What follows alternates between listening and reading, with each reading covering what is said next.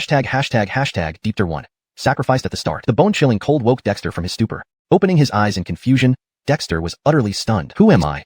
Where am I? At that moment, he lay on a cold, rough rock surface, his limbs splayed out and tightly bound. The setting sun cast an eerie glow across the sky, and around him, a group of people, some wearing bark and leaves, others covered in tattered animal skins, were dancing wildly, their unkempt appearances exuding an air of desperation. They breathed heavily, their movements awkward as they sang a strange hymn. Owen, you neglected your duty, leading to the extinguishing of our settlement's fire. You have jeopardized the survival of our clan. Now, we must sacrifice you to appease the heavens and seek their forgiveness, so they may protect us through the summoning season. Do not blame me. Just as Dexter was struck speechless, a hunched old man, leaning on a pale skull-tipped cane, approached shakily. Clad in worn animal skins, with sparse hair tied in odd knots, the old man's cloudy eyes barely showed any color. He spoke in a sorrowful tone, using words that were unfamiliar yet oddly comprehensible to Dexter. Buck, what are you planning? If you know what's good for you, release me now. This is a society governed by law. What you're doing is illegal. Seeing the person in charge approach, Dexter feigned anger amidst his panic, shouting loudly. But the old man seemed not to understand. He tremblingly pulled out a dark, bone-carved dagger from his waist and raised it slowly. As the old man's dagger descended, Dexter's pupils contracted sharply. His heart raced wildly, his skin tingling, and suddenly, countless images flashed through his mind. Demons roamed the skies, blood rained down, and desperate flight took place under the cover of darkness. In this critical moment, a lean young man abruptly rushed from the crowd, kneeling before the old man and grabbing his leg tightly. Kobe, please spare Owen. He did not do it on purpose. Immediately, another youth punched the lean boy away, veins bulging on his forehead as he screamed hysterically, Baird, why do you still plead for him? Without the fire, how can our entire tribe survive this damned summoning season? How? It felt like time had shifted or memory warped. As those images rapidly flashed through Dexter's mind, he suddenly understood the old man's cryptic words and grasped the grim reality. These people intended to kill him as a sacrifice to the heavens. The lean youth who pleaded for him was dragged away, and everyone resumed their bizarre dance, singing a mournful hymn, the song of sacrifice to the gods. Facing the impending strike of the old man's bone dagger, Dexter reacted instinctively, eyes wide with fury, and roared, wait, I know how to reignite the fire. These cryptic words were new to Dexter, both spoken and heard, but they felt strangely familiar thanks to the sudden visions. The blackened bone dagger halted just 3 inches above Dexter's chest. The old man's bony, withered arm trembled slightly. Kobe, I can reignite the fire and bring warmth to our settlement. Trust me. Dexter gritted his teeth, veins protruding from his forehead. Believe me, by the name of my former kin. Kobe's pale eyes met Dexter's, sending a shiver down his spine. Still, Dexter held his gaze firmly. Finally, Kobe slowly lowered the dagger, a trace of age-old weariness in his eyes. Owen, I hope you can deliver on your promise. Otherwise, Dexter knew all too well what would happen if he failed. Moments later, his bindings were loosened, and he drew deep breaths. Confronted by these hostile yet hopeful strangers, Dexter took a deep breath, standing as tall as he could. Trust me, I will make it work. If not, I'll find a way to make it work. Secretly, Dexter was on the verge of tears. He never imagined he'd end up in such a ridiculous predicament, suddenly transported to this primitive world. Initially, he didn't care where he ended up, given his bleak life back home. But the kicker was that his predecessor, Owen, had been on duty last night to guard the settlement's only flame. In a moment of negligence, Owen fell asleep, knocking over the fire pit, and thus extinguished the precious fire. And in the process, Owen had also died. Though dying might have been fine, Dexter inexplicably became the scapegoat, bound by furious clansmen for sacrifice. A completely unreasonable situation. Now, occupying Owen's body, Dexter had to try everything to save himself. Otherwise, what else was there? Owen, can you really reignite the fire? Back in the chilly cave, the youth named Baird followed him, speaking in a low voice. Maybe you should escape while you can. Jeffering the summoning season, heavy snow blocks all paths. What can you use to start a fire? Baird and the former Owen were hunting partners, both orphans found and raised by Kobe. Baird had also taken a beating trying to help Owen. Dexter smiled bitterly. You said it yourself, the mountain passes are blocked by snow. Where can I run? Besides, if I truly reignite the fire, nothing will happen to me. Baird, go find some food. I'm about to starve. Baird looked at Dexter curiously, shook his head, and left. Dexter rolled his eyes inwardly. What was wrong with this guy? Did he think Dexter was insane? With the fire gone, the cave was pitch black and drafty. Chewing on a small piece of hard-dried meat Baird had somehow procured, Dexter pulled his ragged leaf skirt tighter, curling up to stay warm but unable to sleep. Listening to the night's icy winds, he finally waited for dawn. When rustling sounds echoed through the cave, Dexter rose wearily and woke Baird. Baird, gather some quick hands to help. Today, I'll show you how to ignite a fire, even during the summoning season. Rubbing his eyes, Baird remembered Dexter was still slated for sacrifice. What if he failed? Soon, several other youths were called by Baird. Ned, Gerald, Manny, Eric, and Brandon Hammett. Dexter vaguely recalled some memories of Owen last night, giving him a sense of familiarity despite the strangeness. Ignoring the pity and disbelief in the youth's eyes, Dexter spoke sincerely. For the sake of our past camaraderie, thank you for helping. Once the fire is reignited, I'll treat you to roasted meat. Without waiting for their response, Dexter turned and exited the cave. Though his body trembled in the morning chill, seeing the crimson sun rise again relieved him. He led them to the usual water source, a stream where ice had already formed, trapping small fish beneath. Break this open. I need large ice blocks. Picking up a sharp stone, Dexter calmly outlined a large circle on the ice, then smashed it forcefully. Owen, are you sure? Can I start a fire? Brandon Hammond, always talkative, looked skeptical. Dexter knew explanations were futile. Just trust me. You don't want to keep drinking snow water and eating frozen meat, do you? Damien aw chatter. Follow Owen's lead. Let's get to work. Baird glared at Brandon Hammond and picked up a similar stone. Seeing this, the others exchanged looks and joined in. Though it sounded impossible, what if it worked? This translation maintains the original tone and structure while ensuring clarity and natural flow in Demi English. Deep Tur 2. Fire from the ice mirror. The 7 youths, bending over with effort, took only about 20 minutes to extract a large ice block the size of a table from the stream. Dexter meticulously inspected the ice and found it solidly formed, making it perfect for polishing. Pay attention now. We need to polish this ice block into a shape that's thicker in the middle and thinner at the edges. Dexter picked up a piece of sandstone and demonstrated the motions before swiftly starting to grind the ice surface. Despite finding Dexter's unusual actions perplexing, Baird and the others imitated his movements faithfully. They truly hoped that Dexter could reignite the settlement's fire, or else enduring the harsh winter during this cold season would be nearly impossible. Working together, the group managed to polish a large, convex-centered, thin-edged ice mirror. Dexter examined the mirror again, confirming that the ice was still sturdy. He sighed in relief and said confidently, "All right, let's go carefully carry it back." Heavy snow had sealed off the mountain paths, making travel difficult in the bone-chilling cold. When Dexter and the others brought the ice mirror back to the cave, most of the tribe members were huddled near the cave entrance, warming themselves in the sun. They watched curiously as Dexter and his companions returned with the ice mirror, but many remained silent, seemingly numb. Dexter ignored the onlookers and instructed Baird to gather some wood to build a frame, then placed the ice mirror on it, aligning one side toward the red sun in the sky.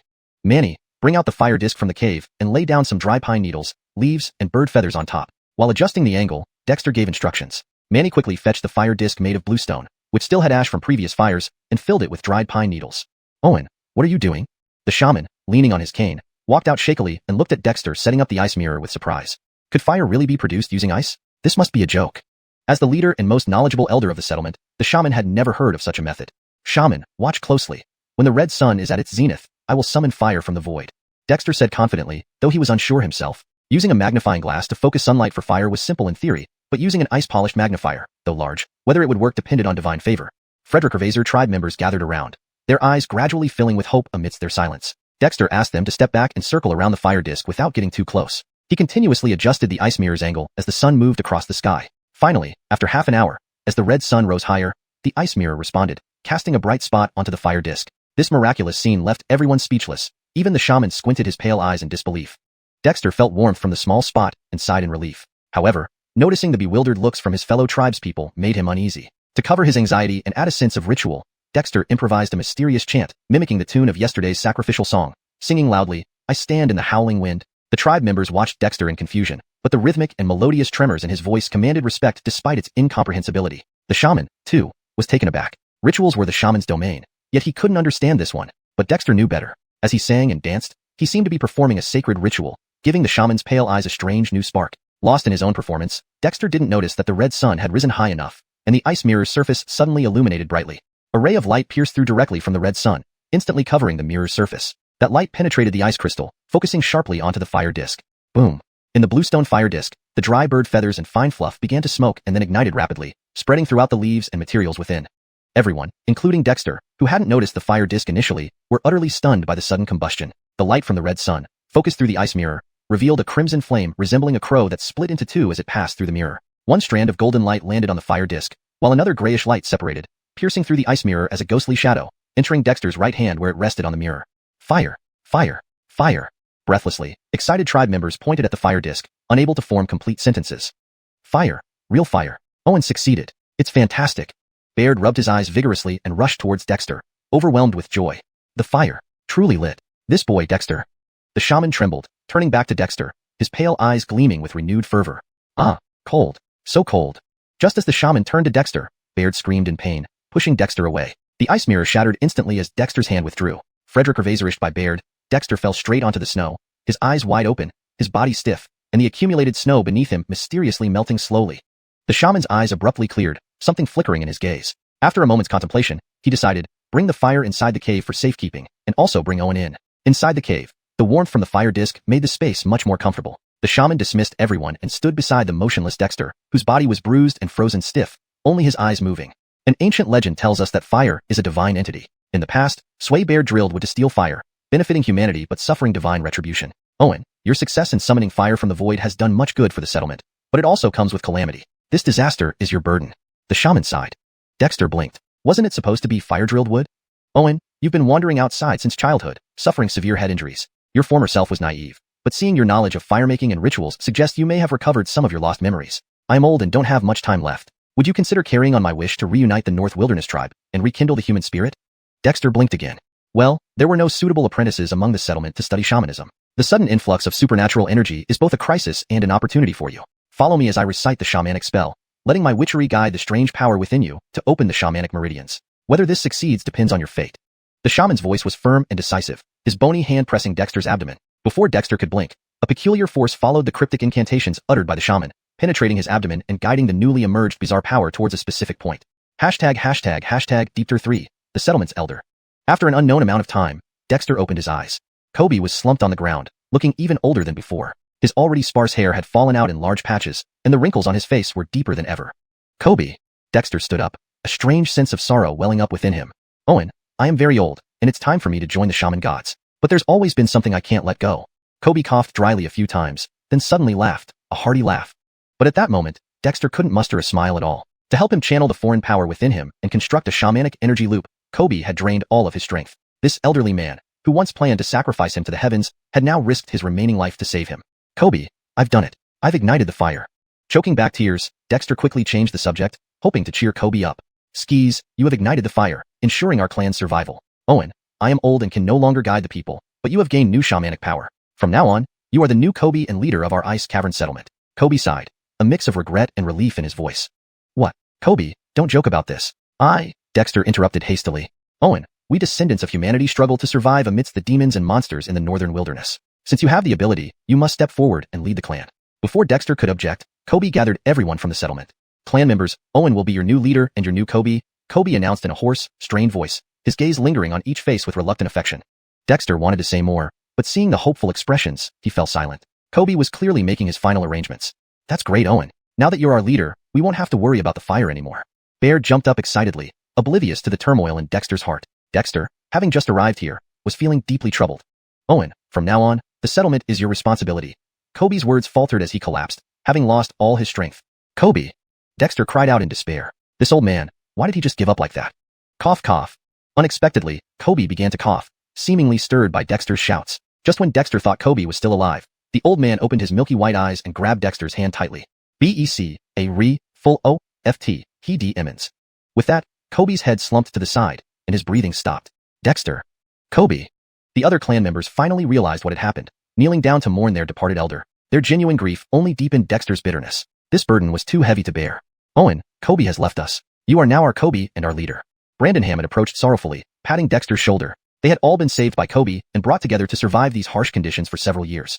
Dexter nodded sadly. What else could he say? He led the others in digging a grave, giving Kobe a simple burial. Sitting by the fire pit, Dexter sighed repeatedly. Owen, now that Kobe is gone and you're the new Kobe, should we call you Kobe, Owen, or leader? Manny pushed closer, curiosity replacing earlier sadness. Clearly, to them, death was a natural part of life. Right, Owen, what should we call you? Others chimed in agreement.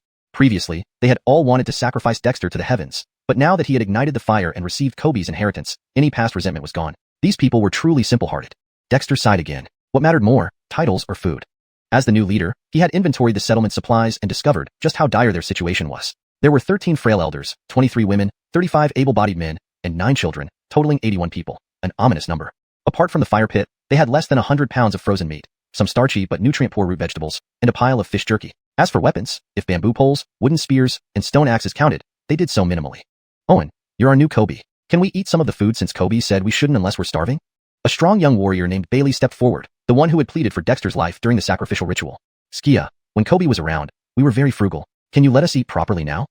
It seemed they finally understood the importance of food, but Dexter felt even more frustrated. It was midwinter, snow covering the mountains. Where would he find food? Kobe was kind and compassionate, but leaving behind such a problematic community weighed heavily on Dexter. All right, stop arguing. Baird, give each person a small portion of food. Remember, just a little as a tribute to Kobe. In the future, call me Heart Dexter. No, Encore Dexter. As your leader, you must listen to me or you'll go hungry. Regarding the title Kobe, it was simply a role. He was Dexter and also the Kobe. What he needed most urgently was finding a way to ensure their survival. Baird happily distributed the dried meat, though only a finger-sized piece per person. Even so, it greatly increased the clan's positive feelings towards Dexter. A few single women even glanced at him flirtatiously. Did anyone say primitive people didn't know how to express interest through looks? Almost choking on the meat, Dexter felt he needed to keep these people busy. Otherwise, who knew what they might do?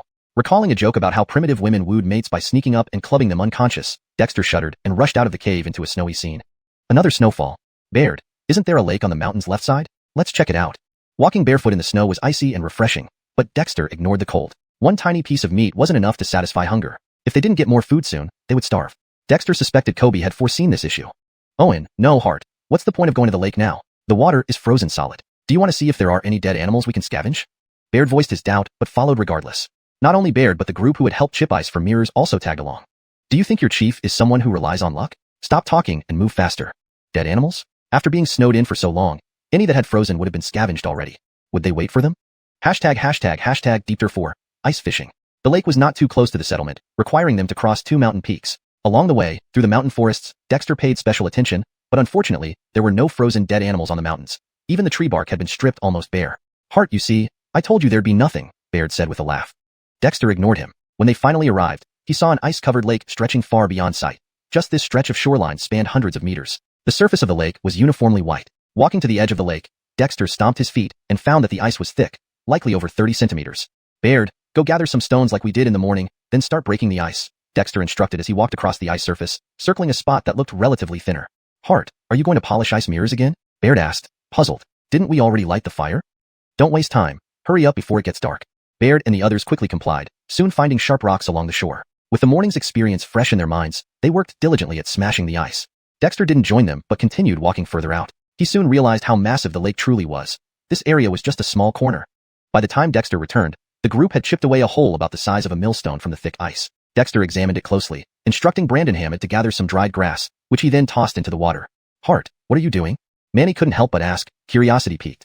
Fishing. Everyone paused. They had no idea how one could fish this way. Could this possibly work?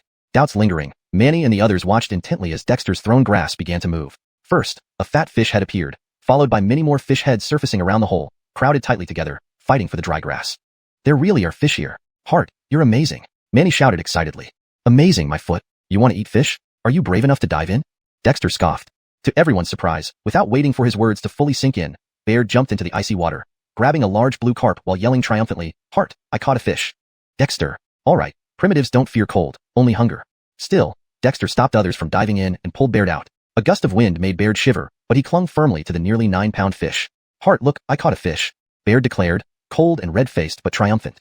Dexter gave him a playful kick, saying, go warm yourself by the fire. I came to fish, not play catch. There's no need for all this trouble. Baird grinned widely and ran off with Brandon Hammond, dragging the fish behind them. Hart, can fish really be fished? Manny and the rest wondered. Fishing? What's that? They didn't understand. Do you see this? These fish have been trapped under ice for so long, starved of oxygen and food. They're not too smart. Dig a hole, they'll come. Toss them some grass, they'll bite on it like their lives depend on it. Do you think you're the only ones who are hungry? Dexter pointed at the grass he threw in, grabbed a stick, and submerged it in the water. Frederick Ervasements later, the stick dragged several large fish up onto the ice. Everyone stared in amazement. Baird is such a fool. Gerald suddenly chuckled. Skia, our fool Baird. Others laughed and started looking for sticks too. Dexter sighed, a big fool laughing at a little fool. Is that fun? Following Gerald's lead, the others imitated Dexter, mastering the simple fishing technique within moments. The ice was now filled with lively fish jumping around. Ah, so many fish, real fish. Soon, a crowd rushed to the shore, led by Brandon Hammond who had gone back with Baird. Seeing Baird drag in a large fish, the other tribe members, who had been huddled in the cave, rushed out excitedly. Hart, fish, fish. The strongest, Aaron, approached Dexter, speechless with excitement. Dexter glanced at the other tribespeople, giving a seemingly gentle smile. Want to eat fish? Want. Almost everyone nodded quickly. Who wouldn't in such cold weather? Want to learn how to fish? Dexter continued with a smile. Frederick Ervaser nods. Want. Will you listen from now on? Skis. And if someone doesn't listen? Beat them. Dexter was satisfied. To control a person's heart, you must first control their stomach, a universal truth. With a wave of his hand, he ordered, Manny, teach the others how to fish. Spread out, and be careful not to go where the ice is thin. After fishing, remember to cover the holes with snow. Excited, Manny and the others dispersed on the ice, breaking it with renewed vigor. Why do we need to cover the holes? Brandon Hammond asked curiously. Feeling cheerful, Dexter explained. We shouldn't pamper these fish too much. If they refuse to come out, why should they get to breathe fresh air? Brandon Hammond understood partly, wanting to ask more, but Dexter slapped the back of his head. Damien, all questions. Go fish, it's getting dark. As night fell, rows of fish were lined up outside the tribal cave. Why bring them inside when you have a natural icebox? Hart, I admit, I'm impressed. From now on, anyone who disobeys, I'll punch them. Drinking the fish soup Dexter directed them to cook, eating sweet fish meat. Aaron admired Dexter, patting his chest. Whoever disobeys will have to gnaw on fish bones, Baird added excitedly. Dexter couldn't help but laugh. Is that supposed to be punishment? All right, drink more hot soup. When you're done, there's still work to do. Dexter sipped his broth slowly. No salt, bland. No ginger or scallions, slightly fishy. But having fish meant a good start, right? Each person ate over a pound of fish meat and drank countless ladles of fish soup, all holding their bloated bellies in satisfaction. Indeed, following the chief meant always having meat to eat. Baird, Aaron, all who can still move, dig holes. After everyone's stomachs settled from overeating, Dexter called them out of the cave. Outside was cold, illuminated by the snow, but not too dark. Dig holes here, here, and here. Others, fetch wood and branches. Erunding the people about 100 meters from the cave, Dexter instructed, dig wider and deeper holes. Just after feasting, strong men like Aaron had plenty of strength. They took turns using the settlement's only stone tools to quickly dig 2-meter deep pits. Dexter personally laid branches and leaves over the holes. Cover with snow and place a fish. Let's see if we can catch some game tomorrow. The tribespeople marveled. Dexter's feat of fishing through ice was already impressive to them. Now, using fish to catch game? Could this really work? Deepter 5, Pale Flame. With the success of fishing during the day, although the Ice Cave Settlement's tribespeople did not fully understand it, they had learned to trust the chief's instructions implicitly. Instead, Bailey complained that there were too few pits and led the remaining capable tribespeople to dig more. As one by one fish were planted back into the snow-covered ground with holes, Baird and others finally gathered around. Hart, will this really work? Dexter looked up at the sky and smiled. Let's see our luck. If the wild beasts in the mountains aren't fools, they should know that in this icy wilderness, where can you find food just lying around? But if they are indeed foolish, then let them fall into the pits. Right? Put the rest of the fish away and find a place with thick ice to bury them. This way, they'll stay fresh and safe. Baird and others stood there stunned. Hart's words were hard to understand. Why are you still standing there? Do as the heart says. Are you as smart as the heart? Eric laughed, scolding them, but his eyes followed Dexter walking towards the cave. Since being chosen for the sky sacrifice ceremony, Dexter has really changed. But if he can lead the tribe to better days, who cares? Fatty fish meat and delicious fish soup. Don't they sound amazing? Back in the cave, Dexter chased off the young girls who came to chat, feeling a headache coming on. It seemed being excellent made one the center of attention. I hope no one tries anything funny with me. Skis, tomorrow I need to set some rules. Otherwise, how am I supposed to live in peace? He hurriedly called Baird back and ordered him to stand guard, which made Dexter feel much more at ease. Skis, I should drag Baird along. The young man is strong and durable. The chill of the cave was somewhat dispelled by the fire basin's flames. Dexter found a relatively clean corner, laid down branches and leaves, and though the conditions were rudimentary, it would have to do. Outside was noisy. Sleep wouldn't come easily tonight. Dexter sat cross-legged, sensing the faint witch power fluctuations near his navel. Witch power was what remained after the witch's power merged with the strange force inside his body. Though it seemed intermittent and almost non-existent, it ultimately formed a small, primitive circulation around his navel.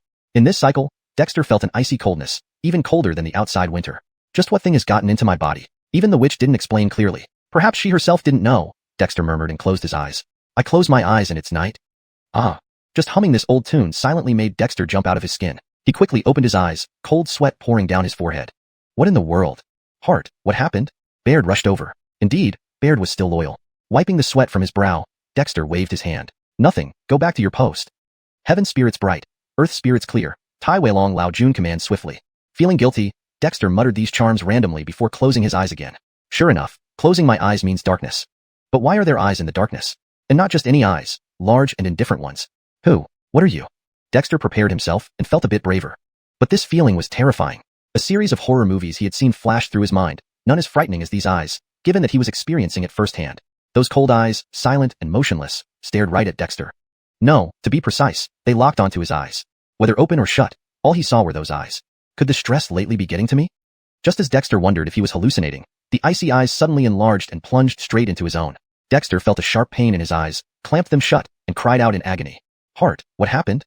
Baird dashed over, hugging Dexter tightly. Others in the cave also gathered around, filled with worry. Their new chief had just brought everyone a good meal. They hoped nothing untoward happened to him. After a moment, Dexter calmed down, but his body was drenched in sweat. Panting heavily, he kept patting his chest. Almost lost my life. Scared the living daylights out of me.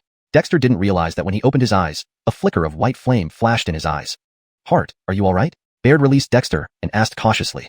Dexter glanced at him gratefully, pondered, then said, I'm fine. I just had a nightmare. The tribespeople were bewildered. What a liar. This chief is. Can you have nightmares while sitting awake? Was he asleep? But since Dexter said so, what could they do?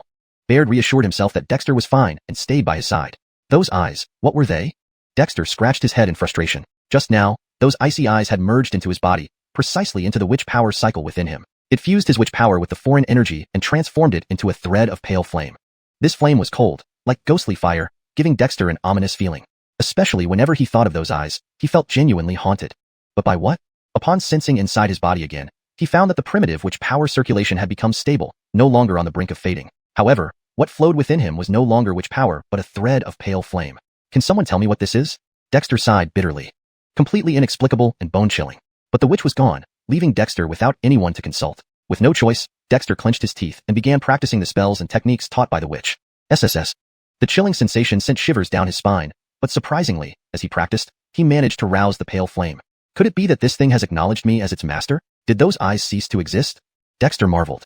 Through continuous trials, Dexter confirmed that he could control this thread of pale flame. Quietly turning around, avoiding everyone's gaze, Dexter raised his right hand. A thread of pale flame slowly appeared in his palm, as fragile as it could be extinguished by a breath. Skyet Dexter sensed immense power within it.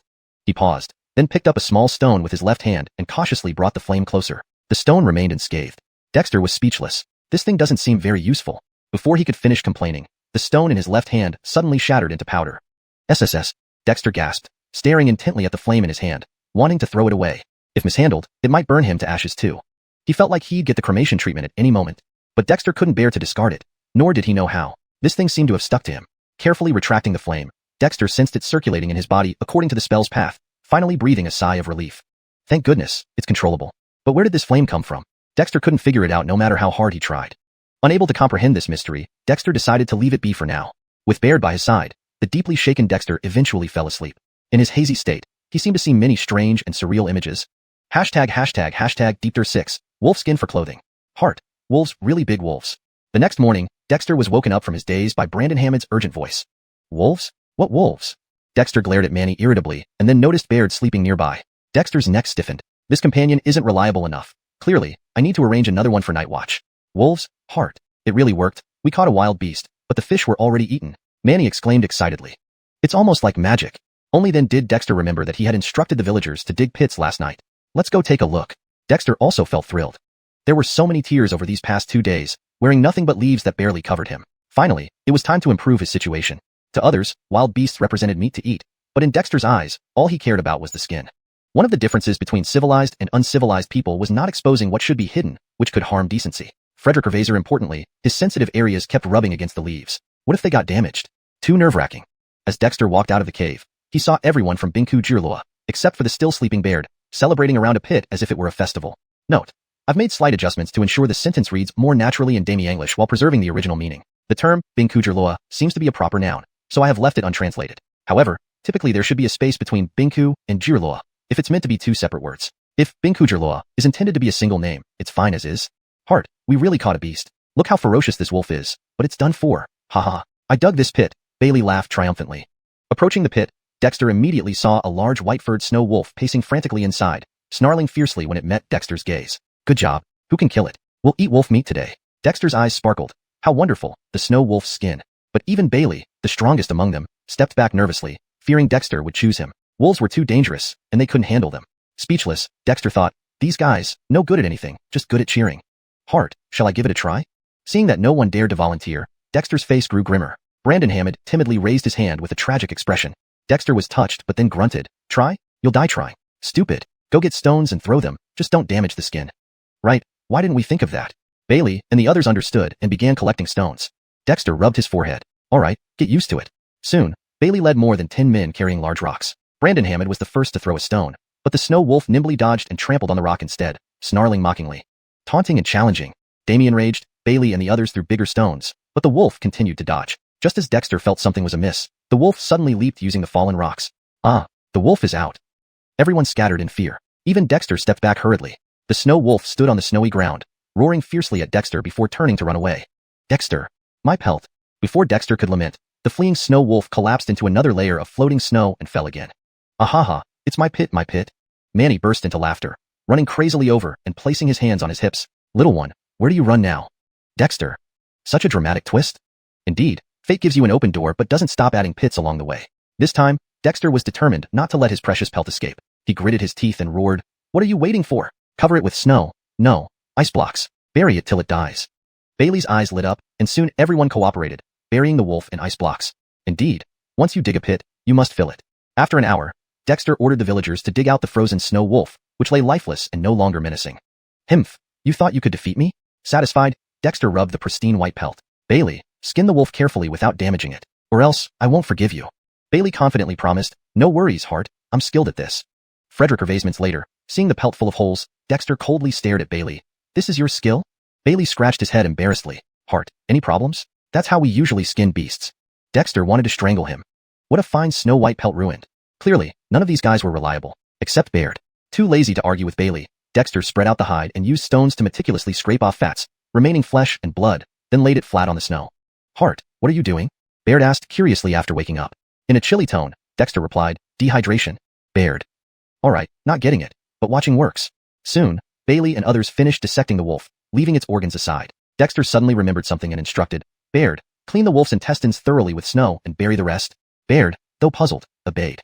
Later in the day, the wolf's skin froze, and Dexter gently shattered the ice while kneading the hide, ensuring it remained supple and free from fats and moisture. After cleaning the intestines similarly, Dexter set up a fire to smoke the hide slowly. The freeze-dried skin became tight and flexible under the heat. Using this treated skin, Dexter crafted a simple yet stylish and functional set of leather clothes, securing it with gut strings. Freed from the worry of leaves chafing, Dexter's new attire made the villagers' eyes gleam. "Hart, it looks amazing. I want a set too," Baird exclaimed eagerly. Compared to Dexter's outfit, the others' makeshift furs were inadequate, smelly, and quick to rot. Dexter's, however, looked clean, neat, and warm. To get fur clothes is simple. Keep digging pits. Scatter the guts tonight to lure more beasts. Don't waste the wolf's blood or fish blood. Freeze them and spread them tonight. Dexter clapped his hands. Help yourself, live well fed. Whoever digs the pit gets priority in making clothes, and whoever catches beasts gets extra meat. A wave of excitement swept through the settlement. Even the elderly found tree branches and leaves to help. Though old and weak, they could still assist. Frederick over, they watched Dexter craft the fur clothes and learned the technique. Translation notes. Pinyin names have been kept as provided. The style and tone of the original text are maintained, conveying a mix of humor and narrative tension. Paragraph structures and line breaks mirror the original for coherence. Deep 7. A strange dragon descends. Ice Cave settlement had never been as bustling since the Great Earth entered the siriming season. Digging pits, fishing, digging pits, trapping beasts, digging pits.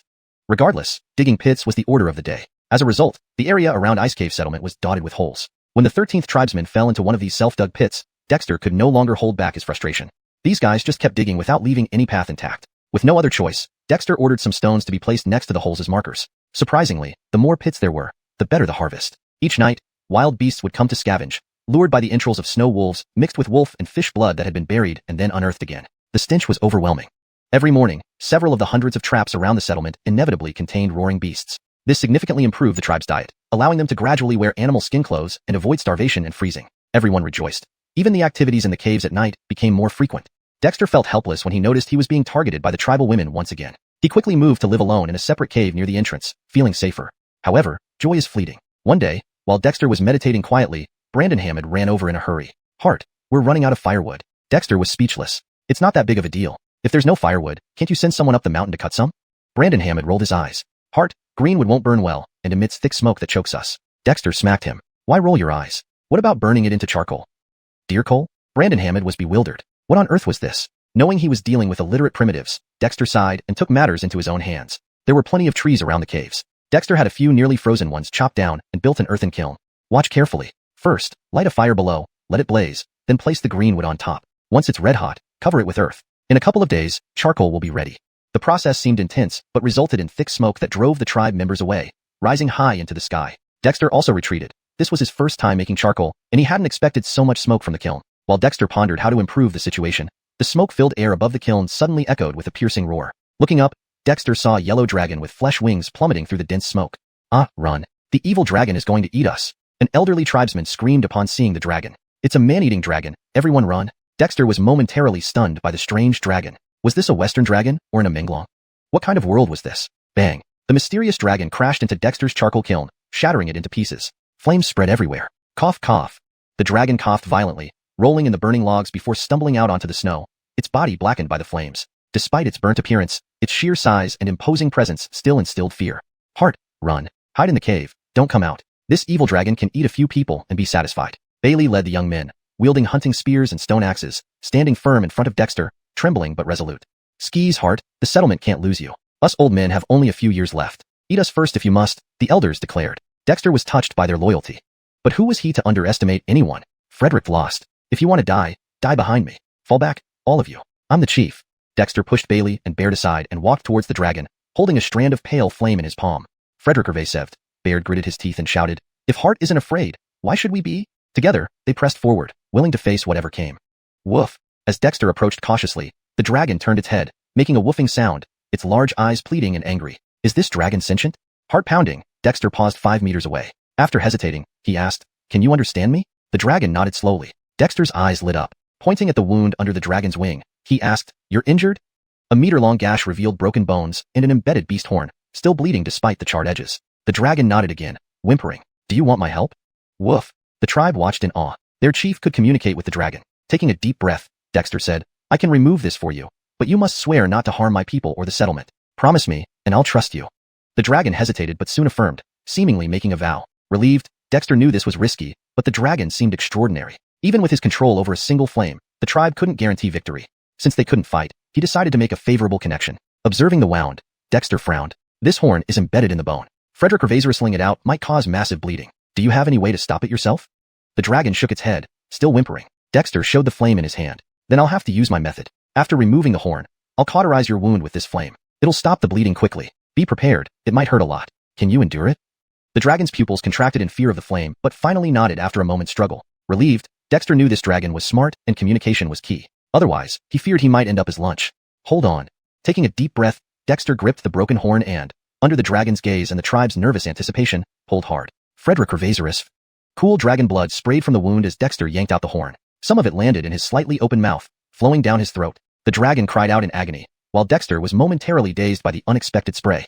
There was no time to waste. Dexter quickly pressed his hand into the wound, using the pale flame to burn and seal the broken bones and the long gash. Breathing heavily, Dexter backed away, holding the broken horn and keeping a wary eye on the dragon. The dragon stared at Dexter with a complex expression, glancing at the others before taking off awkwardly, managing a clumsy flight. Clank, clank. Watching the dragon leave, Dexter collapsed into a seated position, exhausted. The dragon's blood in his belly released terrifying power, and a crystal-clear droplet within the blood ignited the pale flame within him. Ice crystals spread from his feet upwards. Heart. The scene left the tribe awestruck, admiring their fearless leader. Deepter 8. A Minnoing transformation. Watching Xiuxian being instantly encased in ice, everyone in the ice cavern settlement froze in shock. Heart. Giles swiftly lunged towards Xiuxian, but collided with the hard ice crystals, bruising his scalp. Ignoring the pain, his face was filled with worry. Why did he freeze again? Without the witch doctor, what are we going to do? Manny panicked. It wasn't that they had deep affection for Xiuxian, but over these few days, he had genuinely improved their living conditions. Having finally gotten a competent chief, no one wanted Xiuxian to die like this. Ice fire. Yes, fire. Quickly move the chief inside to warm him up. An elderly man suddenly recalled something and shouted urgently. If you're cold, you should warm yourself by the fire. It's the simplest truth. Immediately, Giles and several others hurriedly lifted the frozen Xiuxian, disregarding the biting cold, and carried him as fast as possible to the fire pit. Add more wood, keep the fire blazing, and light bonfires around. It will work. Bailey clenched his fists tightly. Soon, 5 bonfires were lit in the cave, surrounding Xiuxian. Yet the ice crystals on his body showed no signs of melting, which left the settlers utterly despondent. Damn it, why? How could this be? Giles pounded the ground. Xiuxian had just barely survived after igniting the fire seed and teaching the tribe how to fish and dig traps. Now, it's all because of that strange dragon. If it weren't for it, Hart wouldn't be like this. Gerald fumed angrily. We shouldn't have saved that dragon. Amidst the chaos, none of them noticed a faint shadow appearing in the roaring flames of the fire pit, vaguely resembling a bird, extremely indistinct. Indeed, it is primordial water essence. No wonder it can trigger the coldness of ice flames. This complicates things. Once ice flames consume the primordial water, this young man is finished. The shadow waved its hand with a grimace, sending a thin flame that, when the burning would split and sparks flew, landed on the ice crystal containing Xiuxian. The flame burned through the ice at an almost imperceptible speed, entering Xiuxian's body. Suddenly, the ice crystals on his skin began to melt. It's working, it's really working great. Brandon Hammond, who had been watching the ice intently, cheered wildly. What? Oh, really, it's melting. There's hope for Hart, Eric laughed heartily, hugging anyone nearby in his excitement. Glorious, heaven hasn't forsaken our ice cavern settlement. The villagers burst into noise and celebration, eagerly watching Xiuxian. At this moment, Xiuxian was confused. In the instant he was encased in ice, his heart had turned completely cold.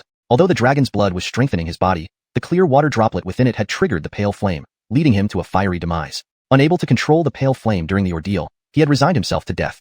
But unexpectedly, a golden flame appeared out of nowhere. Good heavens, that clear water droplet, which had been mischievously provoking the icy coldness of the pale flame, now seemed to confront the golden flame as if it had met an enemy. Meanwhile, Xiuxian finally regained control over the pale flame. How could I be bullied by a single drop of water? Xuanhuan felt full of resentment, especially as that droplet of water and the flame surged chaotically within him, causing intense pain, far worse than before. Do they not recognize me as the master? This is my body, Xiuxian raged. He activated the only witchcraft he knew, making the pale flame circulate rapidly in a small loop. Surprisingly, it created a suction force, drawing both the water droplet and the golden flame towards it. The water droplet and the golden flame, still quarreling, abruptly crashed into the pale flame. Sensing this, Xiuxian found that the pale flame had extinguished. Xuanhuan's face went pale. This is too much. Xiuxian wanted to cry. Just as he thought it was over, white threads inexplicably appeared, separating the water droplet from the golden flame. These threads then reformed into the pale flame, connecting to both the golden flame and the water droplet, forming a small, isolated region. Xuanhuan was bewildered. Was this even possible? Skyet, the water droplet, and the golden flame were still struggling against each other, pressing on the pale flame to catch up to each other. Under Xiuxian's inner vision, the pale flame bent into an S-shape, encapsulating the water droplet on one end and the flame on the other. Gradually, an eerie balance was formed. The Taiji diagram? Xiuxian was thoroughly dumbfounded. How could water and fire, normally incompatible, form such a balance, defined by the pale flame? Inside the fire pit, the faint shadow sensed the witchcraft circulating in Xiuxian's body and trembled slightly, nearly manifesting into a visible form. Witchcraft, detestable witchcraft aura. How could my chosen one practice witchcraft? Silent anger filled the shadow. Clenching its teeth, it sent another spark onto Xiuxian as the sparks from the burning wood scattered. Xiuxian, still baffled by the sudden Taiji diagram inside him, felt something invade his mind. Instantly, it transformed into a glowing golden book with 3 intricate ancient characters inscribed on it. Xiuxian. First, it was the dragon's blood, then the clear water droplet, followed by the golden flame, and now, a book appeared. Xiuxian felt he needed to take stock of everything. Was it because of his recent success in helping the tribe fish and dig pits, feeding everyone, that his luck had skyrocketed? Or was he finally receiving the rewards meant for someone destined for greatness? But clearly, that wasn't possible. So there was only one explanation. Xiuxian took a deep breath and mentally opened the book that had appeared in his mind. Immediately, the book merged into his consciousness, allowing him to understand the previously incomprehensible ancient text. In the beginning, when the cosmos was unformed, yin and yang undifferentiated, a single chaotic qi existed. Croods contains yin and yang, hence having clarity and turbidity. Between clarity and turbidity lies the central qi, which serves as the pivot for the rise and fall of yin and yang, also known as earth. As the pivot moves, clear qi rotates left and rises to become fire, while turbid qi turns right and descends to become water. Halfway rising, it isn't yet fire. It is named wood. Wood has a warm qi, rising ceaselessly until accumulated warmth turns into heat, transforming into fire. Halfway descending, it isn't yet water. It is named metal. Metal has a cool qi, descending incessantly until accumulated coolness becomes cold, turning into water. Amen and owing, clarity and turbidity, the 5 elements. Xiuxian pondered over the cultivation method called amen-owing transformation that had emerged in his mind, feeling it was truly extraordinary. But precisely because of this, he felt even more uncertain. Why would such an amazing technique be given to him, Xiuxian? Is it because I'm handsome? Obviously not. But who cares? Understanding the principles, Xiuxian began following the cultivation method to link the rotating water fire Taiji within his body. Unexpectedly, his dragon's blood boiled, infecting his organs and limbs, with large amounts of new vital energy generated along with the dragon's power, also being influenced by amen-owing transformation, flowing into the witchcraft circulation. Owen was stunned. Deep Tur 9, Tai Chi Pterodactyl. All I want is to practice a cultivation method. Why is it so difficult? As the dust settled, Dexter visualized the small circulation of the witch power where the Tai Chi diagram was spinning. He still felt a bit dazed. This Tai Chi diagram had shrunk considerably, probably down to the size of a grain of rice. The original pale flame had transformed into a strange dragon with colorful scales, 4 legs, and 2 wings. This was due to the amen-owing transformation, absorbing the dragon's blood power and his own 5-organ qi. The forehead of this strange dragon had a touch of paleness, a remnant of the stubbornly persistent pale flame. At both ends of amen and owing, the crystalline water droplet and golden flames had vanished, replaced by 2 qi clusters. One was silvery mist formed from the condensed water droplet, while the other was golden fire qi formed from the golden flame. In the continuous cycle and rotation, just as described in the amen-owing transformation, there emerged clear and turbid qi rotating from the water mist and fire qi, along with the 5 elements of metal, wood, water, fire, and earth being exhaled from the strange dragon's mouth. A perfectly good cultivation method turned out like this because of a series of coincidences. Dexter felt he wasn't cut out for this world. There were too many unexpected twists and turns. Who knows if one day, an accident might end his life. But when he opened his eyes and saw the worried faces of the tribespeople, Dexter fell silent. Harton, are you alright? That's great. Baird was the first to shout out in relief and surprise, rushing over but being held back by Brandon Hammond. Brandon Hammond, what are you doing? Baird shouted. Brandon Hammond laughed heartily. How can you always be the first one? Harton, you're fine. That's wonderful. Before he could act, however, Eric already rushed forward, followed closely by the other tribespeople. Dexter was touched instantly, but being hugged wasn't something he liked, regardless of whether it was by men or those he'd been wary of, the stick-wielding prodigies. So, Dexter slipped away. While running, Dexter patted his chest and exclaimed, "Too scary." But inexplicably, Dexter felt warmth in his heart. Though the ice cave tribe left by the witch was a big hole, it seemed to be not so bad after all. By the time Baird caught up outside the cave, he saw Dexter standing at the kiln site. What are you all waiting for? Build the kiln, light the fire, make charcoal. Do you still want a good life? Dexter teased them playfully. The tribe's people paused for a moment, then burst into cheers. That's great. The chieftain is really okay. Baird quickly ran over and loudly said, Harton, remember this. If there's another strange dragon, you absolutely must not take the lead next time. We have our dignity. Dexter kicked him. Frederick lost. Talk too much? Baird joined the others happily, and soon, a new earthen kiln was built. This time, Dexter, with experience, added more ventilation ports, avoiding the smoky disaster of before. Taking advantage of the tribespeople working around the kiln making charcoal, Dexter quietly returned to the cave and sat cross-legged in front of the brazier. The flames in the brazier danced fiercely. Dexter remained silent for a while before speaking up. Was it you who saved me? What are you? The flames crackled, but did not respond. Dexter waited for a long time, nearly putting his eyeballs into the flames, but they still showed no reaction. He scratched his head. Am I being paranoid? However, the sudden appearance of golden flames and the aminnoing transformation cultivation method made him suspect that perhaps a powerful entity resided in this ice cave. Who was this powerful entity? The most likely candidate was the flame ignited from the red sun focus fire. Unfortunately, this entity ignored him. Well, thank you anyway. Dexter clasped his hands gratefully and walked out happily. After escaping death, Dexter suddenly thought having a tribe wasn't so bad.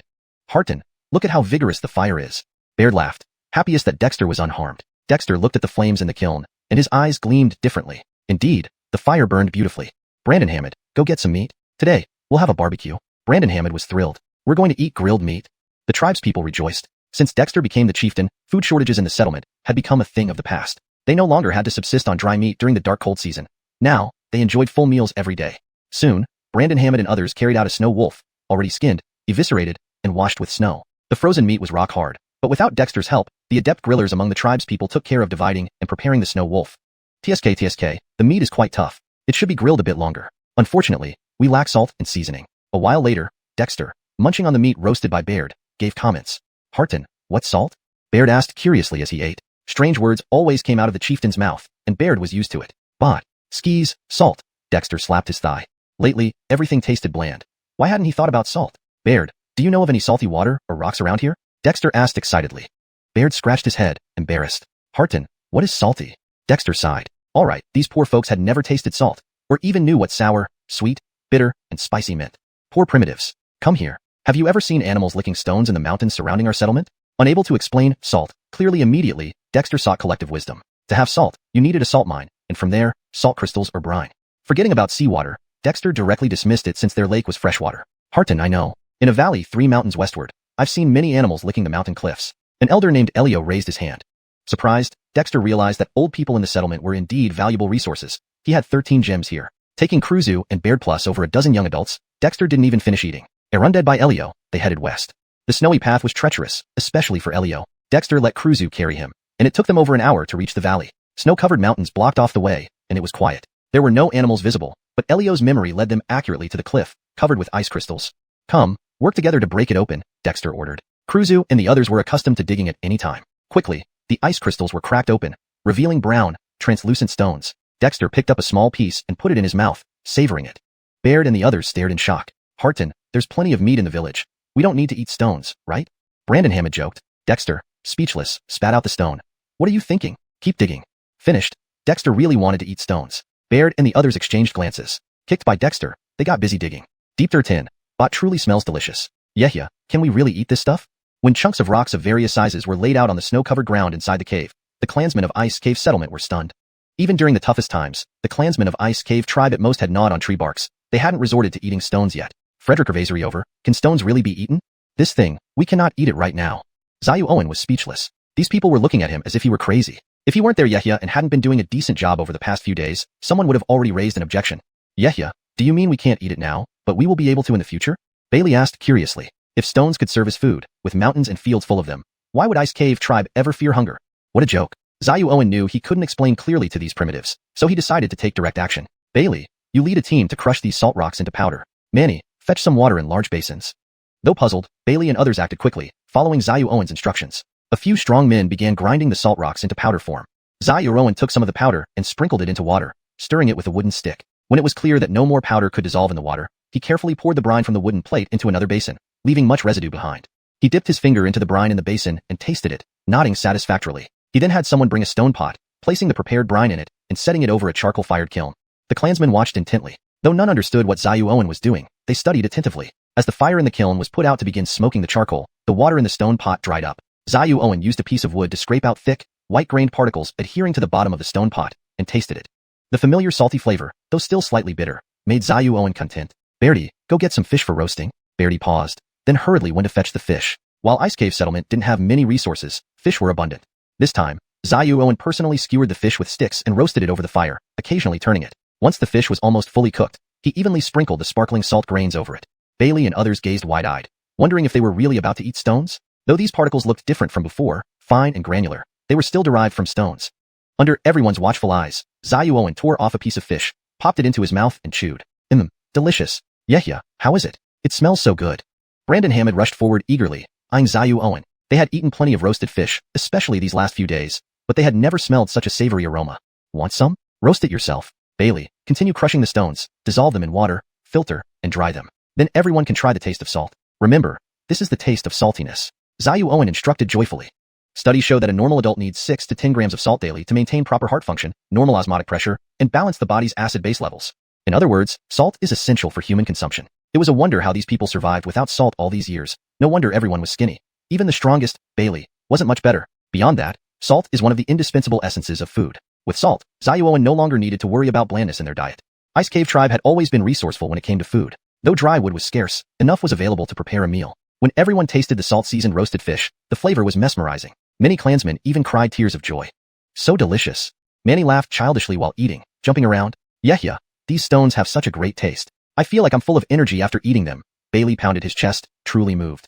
It dawned on them that what they had been eating previously wasn't even worthy of being called food. Bod is a good thing, but don't overeat or consume too much. Elio, select a few people to be specifically responsible for producing salt. In the future, this will be our settlement specialty. No one should teach outsiders, or dare leak it.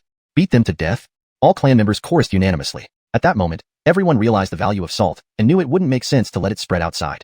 Xuanhuan smirked. Okay, these guys cared more than he did. With salt, the living standard of the settlement improved significantly, especially concerning food. Frederick Gervaisist importantly, Xuanhuan finally got a taste of somewhat palatable food and no longer felt bland. After 2 days, the earthen kiln was cracked open, revealing the finished charcoal sticks, but nobody seemed happy. Instead, they remained silent. What's wrong? Is there a problem? Xuanhuan was confused. The charcoal, though not exceptional, at least looked presentable. Yeah, can this charcoal really burn like regular firewood? It's already burned out. Eric asked cautiously. If it weren't for Xuanhuan's previous impressive feats, the clansmen might have scoffed at him. Can this black charcoal replace firewood? Don't be silly. Deer coal burns better than ordinary wood and produces less smoke. Don't believe me? Try it. Xuanhuan shrugged. Words were less effective than actions, so he immediately ignited a small fire with wood and placed the charcoal on top. The flame of charcoal was not as intense as wood but lasted longer. See? Use charcoal for roasting meat. It's the genuine article. Besides roasting, it can be used for boiling water and even heating once it has cooled. You shouldn't doubt it. Xuanhuan scoffed. Eric and others stared at the gentle flames of the charcoal, dumbfounded but gradually becoming numb. Alright, stop doubting the Yehia. The Yehia's intelligence surpasses ours. Having solved the charcoal issue along with the salt problem, Xuanhuan focused on inspecting the ice cave settlement's daily necessities, only to find them unsatisfactory. If these guys weren't clever, I'd think I'd been transported back to the Stone Age. Now, the basic food and shelter issues are resolved. It's time to improve living standards. Xuanhuan scratched his head. Work must continue. No water storage jars or vases. No problem, gather clay and start firing pottery. No baskets for storage? No worries, use old vines found in the surrounding mountains for weaving. Under Xuanhuan's leadership and instruction, the clansmen of Ice Cave Tribe became fully engaged, and their living standards suddenly entered a new era. They were pulled along by Xuanhuan, moving slowly but steadily away from their primitive and backward lives. Deepter 11. The Shaman's Relics. Inside the cave where Dexter lived alone, Baird mimicked Dexter and sat cross-legged. It had been over a month since Dexter became the chieftain of the Ice Cave settlement. In this period, the snowfall intensified and the weather grew colder, but life for the people in the Ice Cave settlement improved greatly. Since learning how to fish and dig traps, the settlement stored enough food, no longer facing starvation as in previous dark winters. Animal skins obtained from the traps were not sufficient for everyone to have a full suit, but each person did get a piece. With charcoal and abundant firewood, they could now season their food with salt and enjoy various pottery items that made life more convenient. The people of the Ice Cave settlement had never experienced such a warm winter. As a result, whatever Dexter did, many clan members began to imitate him. His meditation, his speech, even his walk. Inside the cave, Dexter sat cross-legged. In his abdomen, a three-dimensional taiji diagram, no bigger than a grain of rice, spun slowly. After more than half a month of practice, Dexter had started to grasp some of the profound mysteries of this inadvertently cultivated taiji diagram. The colorful, four-legged, two-winged strange dragon inside the taiji diagram resembled the one that fell from the sky earlier, but it was more majestic and ancient-looking, as if it had reverted to an ancestral form. This dragon was formed from the essence of the dragon blood. It was five-colored because at the time, the Aim-knowing transformation also absorbed his 5 visceral chi elements. These 5 colors corresponded to the 5 elements, while the dragon's wings connected to silver water mists on one side and golden fire on the other. Clear and turbid energies intersected at the wings' junctions, causing the 5 elemental chi to flow within the dragon's body, being absorbed and expelled. These 5 chi were precisely the 5 elements: metal, wood, water, fire, and earth. As for the silver water mist and golden flames, Dexter speculated that the silver mist was transformed from the crystal water drop within the dragon blood, while the golden flame came from the sudden burst of golden fire, both having extraordinary qualities. Combining this with the amin owing transformation, Dexter deduced that the silver mist represented amin energy, and the golden flame represented owing energy. Although he still couldn't control them, he made progress. His recent study and practice allowed him to preliminarily control the 5 elemental qi that the strange dragon absorbed and expelled, marking a promising start. Unfortunately, the amin owing transformation only described the method of converting amin and owing into the 5 elements, without providing any techniques or methods to control the 5 qi, making Dexter's exploration extremely slow. However, even so, after consuming the dragon blood, his body had become much stronger. The Taiji diagram continued to rotate along the initial shamanic force microcirculation, somehow drawing his internal viscera's 5 qi to interact with the 5 elemental qi in the Taiji diagram. Gradually, this strengthened his internal organs, thus strengthening his entire body. Reaching out his right hand, threads of mist intertwined, eventually coalescing into a small ball of multicolored elemental qi, the maximum amount he could currently control. Then, Dexter spread his palm, causing the elemental qi to differentiate into metal, wood, water, fire, and earth qi, which clung to his fingers. The qi is too weak, not even strong enough for experiments. I need to find a way to obtain cultivation methods. Otherwise, how can I grow stronger? Dexter frowned, feeling helpless. From Owen's fragmented memories, Dexter knew that the primitive world had many powerful entities, demons, monsters, and spirits. When Owen was a child, his tribe was destroyed by flying demons, leading to his eventual rescue by a shaman and relocation to the settlement. But how could he acquire cultivation methods? Dexter had no idea, except he suspected the fire seed. Wait, there's still the shaman. Suddenly, Dexter remembered something and slapped his head. The shaman was gone, but he must have left something behind. These days, Dexter had been busy improving the tribe, and forgot that the shaman was still a shaman. Baird, are the things in the shaman's old cave still intact? Dexter stood up and asked loudly. Baird had already opened his eyes when Dexter suddenly slapped himself. The shaman? Skis, we were never allowed into his cave. Even though he's gone now, the clan respects him too much to dare touch anything he left behind. Baird was puzzled. This was a mutual agreement among all clan members, but the shaman was indeed gone. Let's go see. Dexter was eager. Soon, they returned to the settlement's cave. The cave was extensive, branching in multiple directions, large enough to accommodate hundreds or thousands of people. Clan members mostly scattered around various corners, each having their own space, sometimes using stones and branches to create shelters. The shaman's living area was deeper inside, naturally separated from others by a natural cavern. Dexter entered the cave, noticing the damp and moldy smell.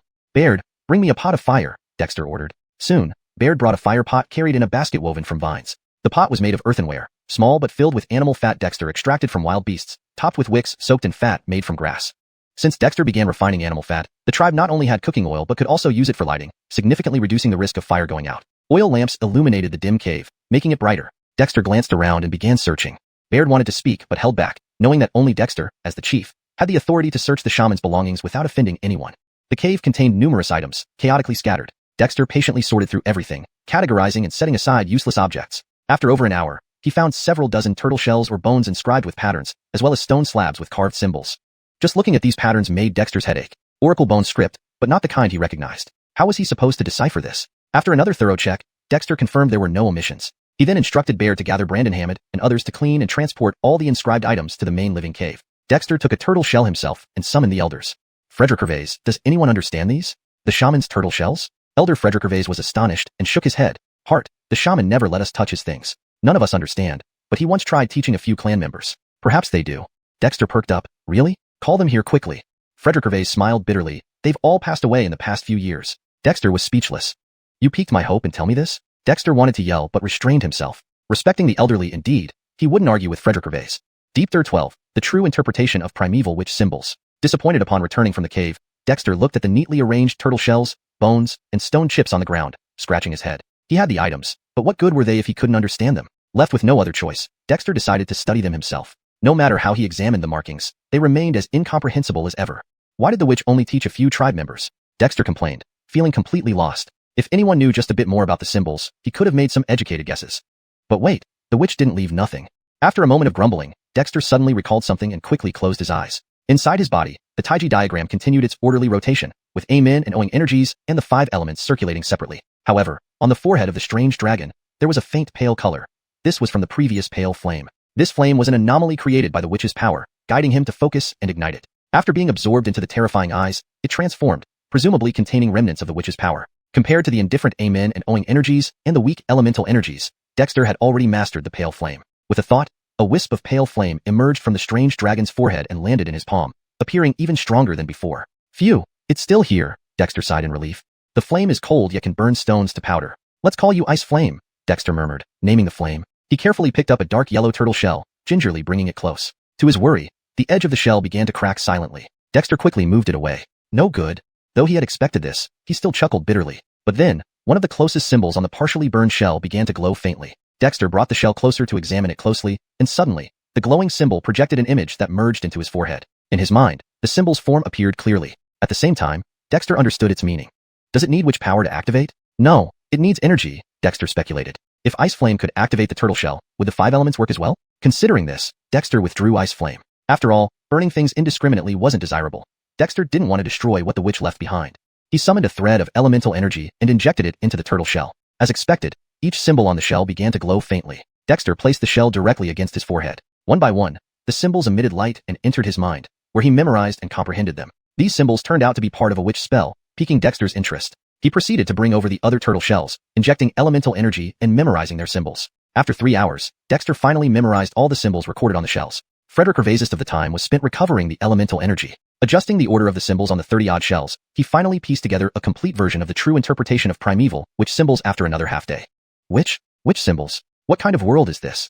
Dexter felt a slight shock as he read through the interpretation. The true interpretation of primeval witch symbols documented 12 primeval witch symbols, each extremely simple but collectively representing metal, wood, water, fire, earth, wind, rain, thunder, lightning, time, space, and poison. The same elements corresponding to the 12 ancestral witches of legend. Dexter wondered if these symbols represented the magic of the legendary witch clan. Was this the world of chaos? For a moment, Dexter felt anxious. If this was indeed the chaotic primordial world, things would be dire. It was a world where all living beings were like ants and the sage Eddings were untouchable. Many humans died in the machinations of the sages. As the chief of a primitive settlement, Dexter wished for a peaceful life, not a grim one. Skyet he had no one to ask since the most knowledgeable witch in his tribe had passed away. With trepidation, Dexter memorized the true interpretation of primeval witch symbols, calmed his nerves, and continued interpreting the other bones and stone chips. Like the symbols on the turtle shells, when infused with elemental energy, they revealed themselves to Dexter. 3 days later, Dexter put down the last stone tablet and gazed outside the cave, lost in thought. "Heart, are you all right?" Baird asked, concerned. These past 3 days, Dexter had neither eaten nor drunk, seemingly entranced by the witch's legacy. "I'm fine, Baird. Do you know what kind of world we live in?" Dexter asked with a bitter smile. Baird. "Skis, our ice cave tribe has never ventured beyond the northern wasteland. Who could know the truth about this world?" Dexter mused, not expecting an answer. From the symbols on the bones and stones left by the witch, Dexter gained some understanding. This was not the world of chaos, but a derivative world based on the primordial chaos, a barbaric world characterized by ignorance and savagery. Over the years, many clans had inadvertently arrived here from the primordial chaos, and deities, demons, and immortals had fled to this realm to avoid calamities. Thus, the barbaric world was one ruled by demons and monsters. Humanity was merely a small clan, numerous in population but weak in power, often reduced to prey for other races. Dexter wasn't sure how the witch learned all this or obtained the turtle shells and bones, but this gave him an initial understanding of the world. Not being in the primordial chaos was a relief. Though chaotic, it was straightforward compared to the scheming and manipulation found in legends. Dexter breathed a sigh of relief, growing even more curious about the witch's origins, though no related records remained. Besides these insights, Dexter also discovered methods to arrange several witch arrays from the stone tablets. No wonder the witch couldn't find a successor in the tribe. It's all about the inheritance of witch symbols. No surprise they couldn't figure it out, Dexter muttered. He then began to study the true interpretation of primeval witch symbols. He already understood the meanings of the symbols, making it easier to comprehend them. Frederick Gervaisist over, Dexter had his own methods for reading and understanding. #Deepter13. Skiing to capture wolves. Primitive witch runes, indeed primitive enough. A few days later, Dexter extended his right hand. In the palm of his hand, a thread of metal Croods was extracted from the 5 elements and formed into a primitive metal rune according to its pattern on his thumb. Next, a strand of water Croods was drawn out, forming a primitive water rune on his index finger. This was followed by the creation of primitive wood, fire, and earth runes. These 5 primitive witch runes were very ethereal and not solidified. However, this still greatly enhanced Dexter's control over the 5 elements Croods circulating within the strange dragon on his internal Taiji diagram. While he couldn't wield them perfectly yet, he could now handle them proficiently. The theory of mutual generation in the 5 elements says that metal generates water, water generates wood generates fire, fire generates earth, and earth generates metal. I wonder if it works. Dexter looked at the 5 runic symbols on his fingers, bringing them together. As the 5 primitive runes neared each other, under Dexter's deliberate manipulation, strands of metal Croods from the primitive metal rune flowed into the primitive water rune on his index finger. Then, threads of water Croods moved from the primitive water rune into the primitive wood rune on his middle finger. As the primitive runes connected one by one, with the 5 elements Croods flowing between them, Dexter experienced a peculiar sensation. Inside his body, the colorful hues on the Amenoing curve depicted by the strange dragon on the Taiji diagram began to blend together. When the 5 primitive runes on Dexter's fingers formed a complete and stable cycle of elemental energy, the dragon opened its mouth and drew in the 5 runic symbols, swallowing them whole. Under Dexter's astonishment, the strange dragon's multicolored body merged, then transformed into an earthy yellow hue, while its 4 legs became tinged with colors representing metal, wood, water, and fire. A primitive earth rune floated at the center of its body, and each leg bore a primitive rune of metal, wood, water, and fire. The entire dragon's form changed, becoming more sleek and majestic. Can it be done this way?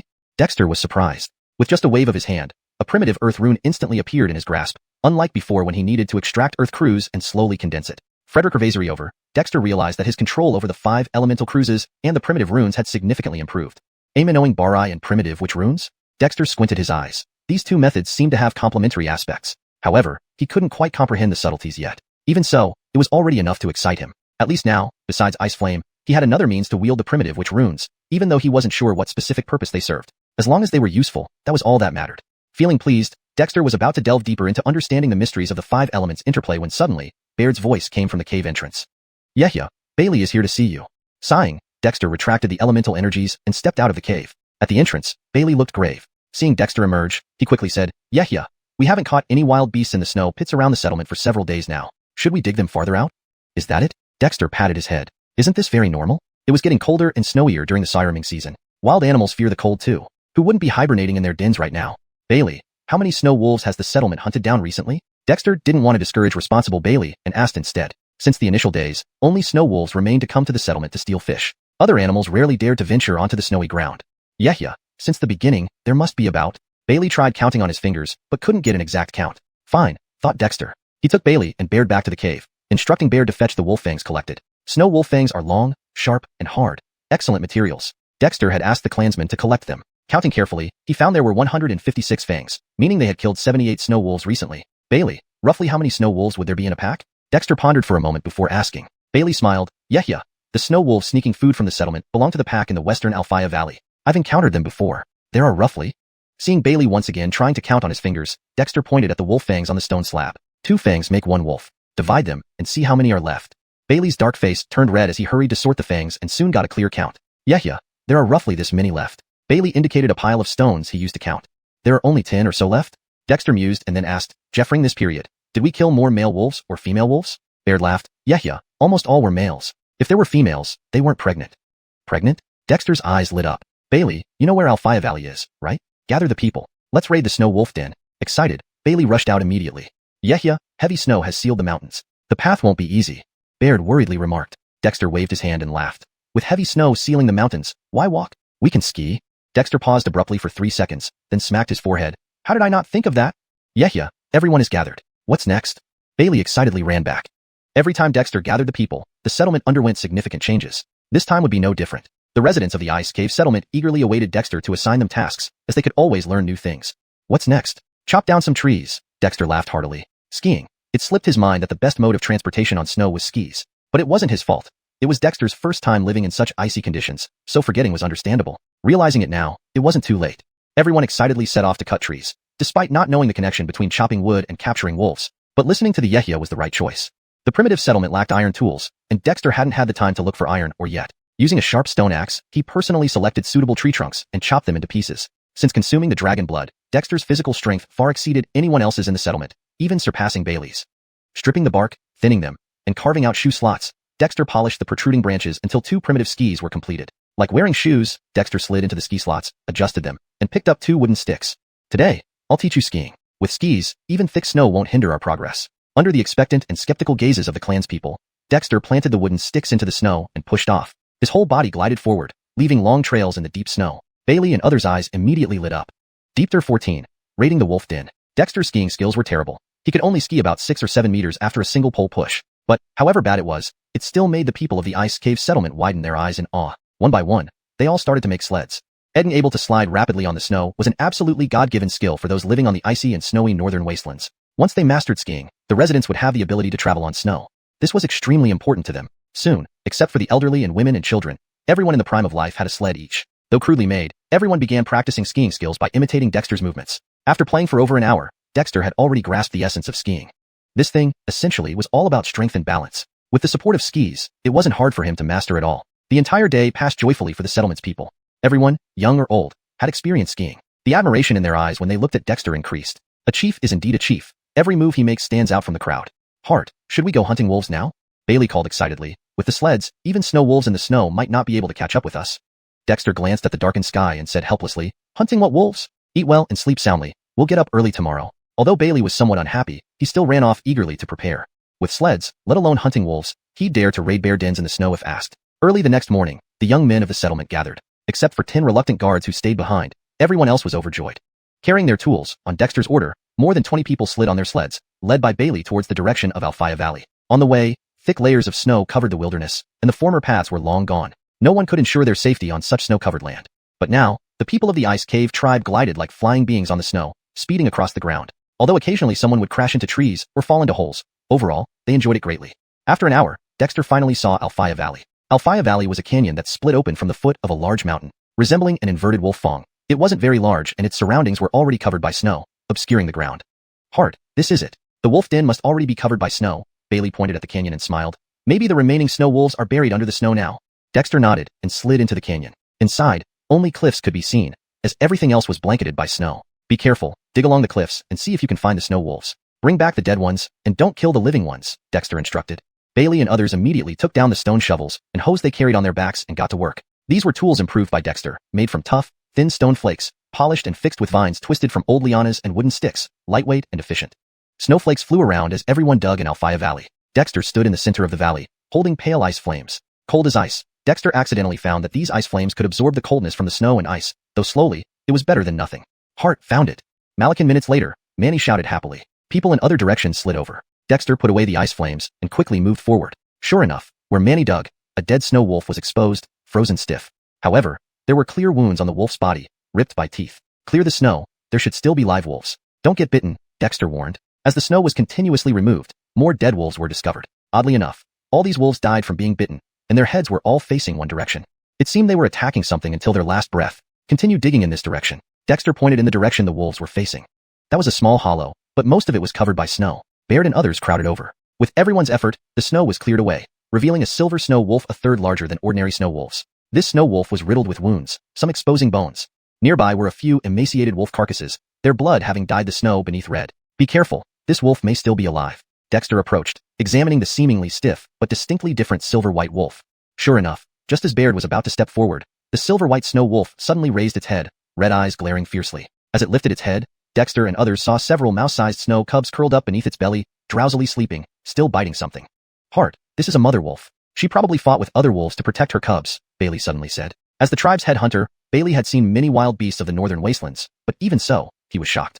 One could imagine, in the bitter cold, the remaining snow wolves in Alfaya Valley lacked food. Wanting to eat the cubs, they were killed by this mother wolf, who also died from severe injuries. Unfortunately for the newly born wolf cubs, looking at the bone-thin mother wolf in her dying moments, Dexter hesitated for a long time before saying, "Don't worry, I won't harm your children as long as they don't bite people when grown up." Seeming to understand Dexter's words or not sensing murderous intent from him, the mother wolf whined softly, looking longingly at her cubs before passing away. Sensing their mother's death, the 7 or 8 little snow cubs stirred restlessly. Dexter went forward, picked up one of the small cubs, and found that it hadn't even opened its eyes yet, clearly only days old. Perhaps too cold, the cub trembled all over. Bailey, Manny, and I will take these little snow cubs back to the settlement first. You stay here to clean up the wolf carcasses. Skis, bury the mother wolf on site and bring the rest back, Dexter instructed. Having said that, Dexter handed the cub to Baird and then took off his thick fur coat, placing the 8 small snow cubs inside it, wrapping them up and carrying them on his back. Hart, wear mine. I'm not afraid of the cold. Manny stepped forward to offer his clothes. Frederick lost. Haven't you bathed for days? Can't you smell yourself? Manny. Baird and others laughed heartily. The return journey was faster than the trip there. Dexter, bare-chested, did not feel any cold with the ice flames. It would be strange if he did. Soon, Dexter returned to the settlement. Seeing Dexter bringing back 8 little wolves on his back, everyone was amazed. Hart, tender wolf meat tastes good when roasted, right? One of the staying settlers came over. Dexter slapped him. Frederick lost. These cubs are not for eating. I want to raise them. Hart, you want to raise wolves? Eric exclaimed in surprise. Earlier, he was wondering why Dexter brought the wolf cubs back alive. He never expected Dexter wanted to raise them. But Hart, wolves eat a lot. Can they be raised? Manny yelled. Dexter shrugged. They don't eat as much as you. Easier to raise, and when well raised, listen better than you. Manny. Raising wolves. This new idea intrigued everyone. Can wolves be raised? Once raised and killed, it seemed like a good idea too. Hashtag Deepter15. The cycle of the 5 elements. Raising wolves is not easy, especially wolves that haven't yet opened their eyes. Dexter personally cooked fish broth and fed the little snow wolf with a spoon made from earthenware. After feeding the little snow wolf, he placed it on a wolf skin near the fire pan. Ned, you are more patient and have a gentler nature. From now on, you will be responsible for raising these little snow wolves. Remember, the first thing they should see when they open their eyes should be you. This way, they will regard you as family. Once they grow bigger, you can start training them to lose their wariness toward our clan while retaining their ferocity towards prey, Dexter instructed in detail. These wolf pups must be nurtured properly from a young age. They need to become loyal hunting dogs for our settlement. So, take meticulous care of them but do not spoil them. Ned listened in confusion. Raising wolves was so complicated? Hart, can I really do this by myself? Ned asked nervously. He had never raised wolves before. Don't worry. Raising wolves is actually simple. Once the little snow wolves are older and can move around on their own, let them hunt for food in the snow. Just give them bones and leftover meat occasionally, and that will be enough, Dexter reassured him. Brandon Hammond, we truly envy you. Easton teased, watching the little snow wolf lick its lips, wishing it could eat too, but Hart didn't allow it. Dexter was quite hopeful after capturing a den of wolf pups. However, whether these wolf pups could be successfully trained into hunting dogs remained uncertain, depending largely on Ned's abilities. Soon after, Reed returned dragging over 20 wolf carcasses. Although there might not be any more snow wolves falling into the pit traps anytime soon, this harvest was enough to excite the clansmen. Hart, why don't we explore the mountains again and see if we can find other beast dens? With heavy snow sealing the mountains, most beasts are hibernating, making hunting much easier than usual, Reed suggested excitedly after handing over the wolf corpses to be processed. I know several beast layers. With sleighs, we shouldn't have trouble transporting them back, Reed added. Dexter felt gratified. Reed, as the leader of our hunting team, you can act on your ideas, but make sure to prioritize safety. With Dexter's approval, Reed immediately gathered over a dozen young, strong clansmen and set off to raid the beast dens. Indeed, within just a few days, Reed and his team brought back numerous beasts, some frozen in their dens, others killed during raids. The harvest was substantial.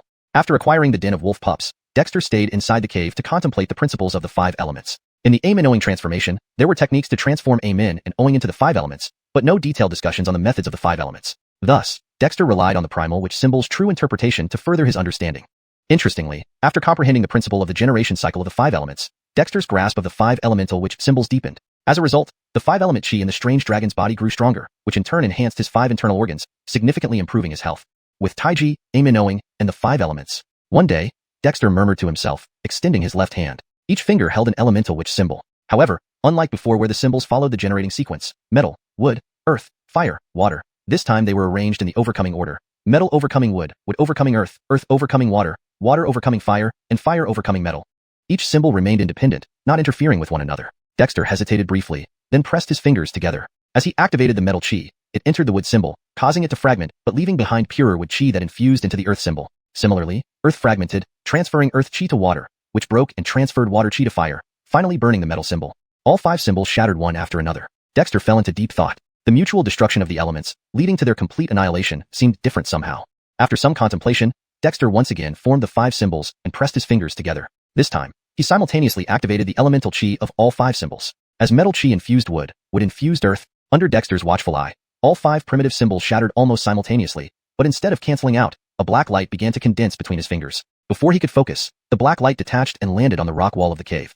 Bang! The black light exploded with a muted roar, shattering the rock where it landed into a fist-sized hole. Wow! Dexter sucked in a breath, but his eyes sparkled with excitement.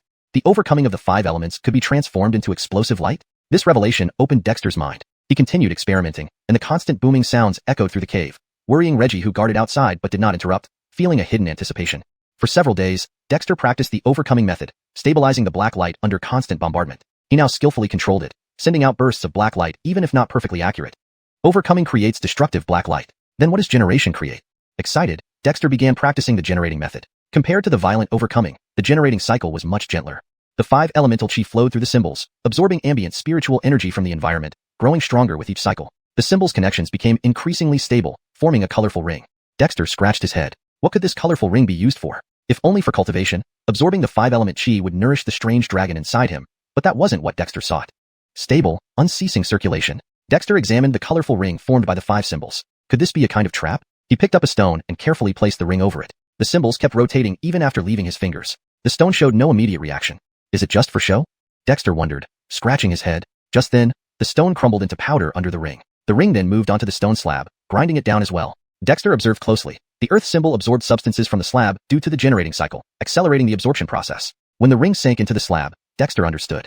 Friedrich narration continues endlessly, absorbing and transforming into the 5 elements. Truly profound, Dexter marveled, displaying 5 overcoming symbols with his left hand and 5 generating symbols with his right. Despite being the same symbols, the differing sequences made a significant difference.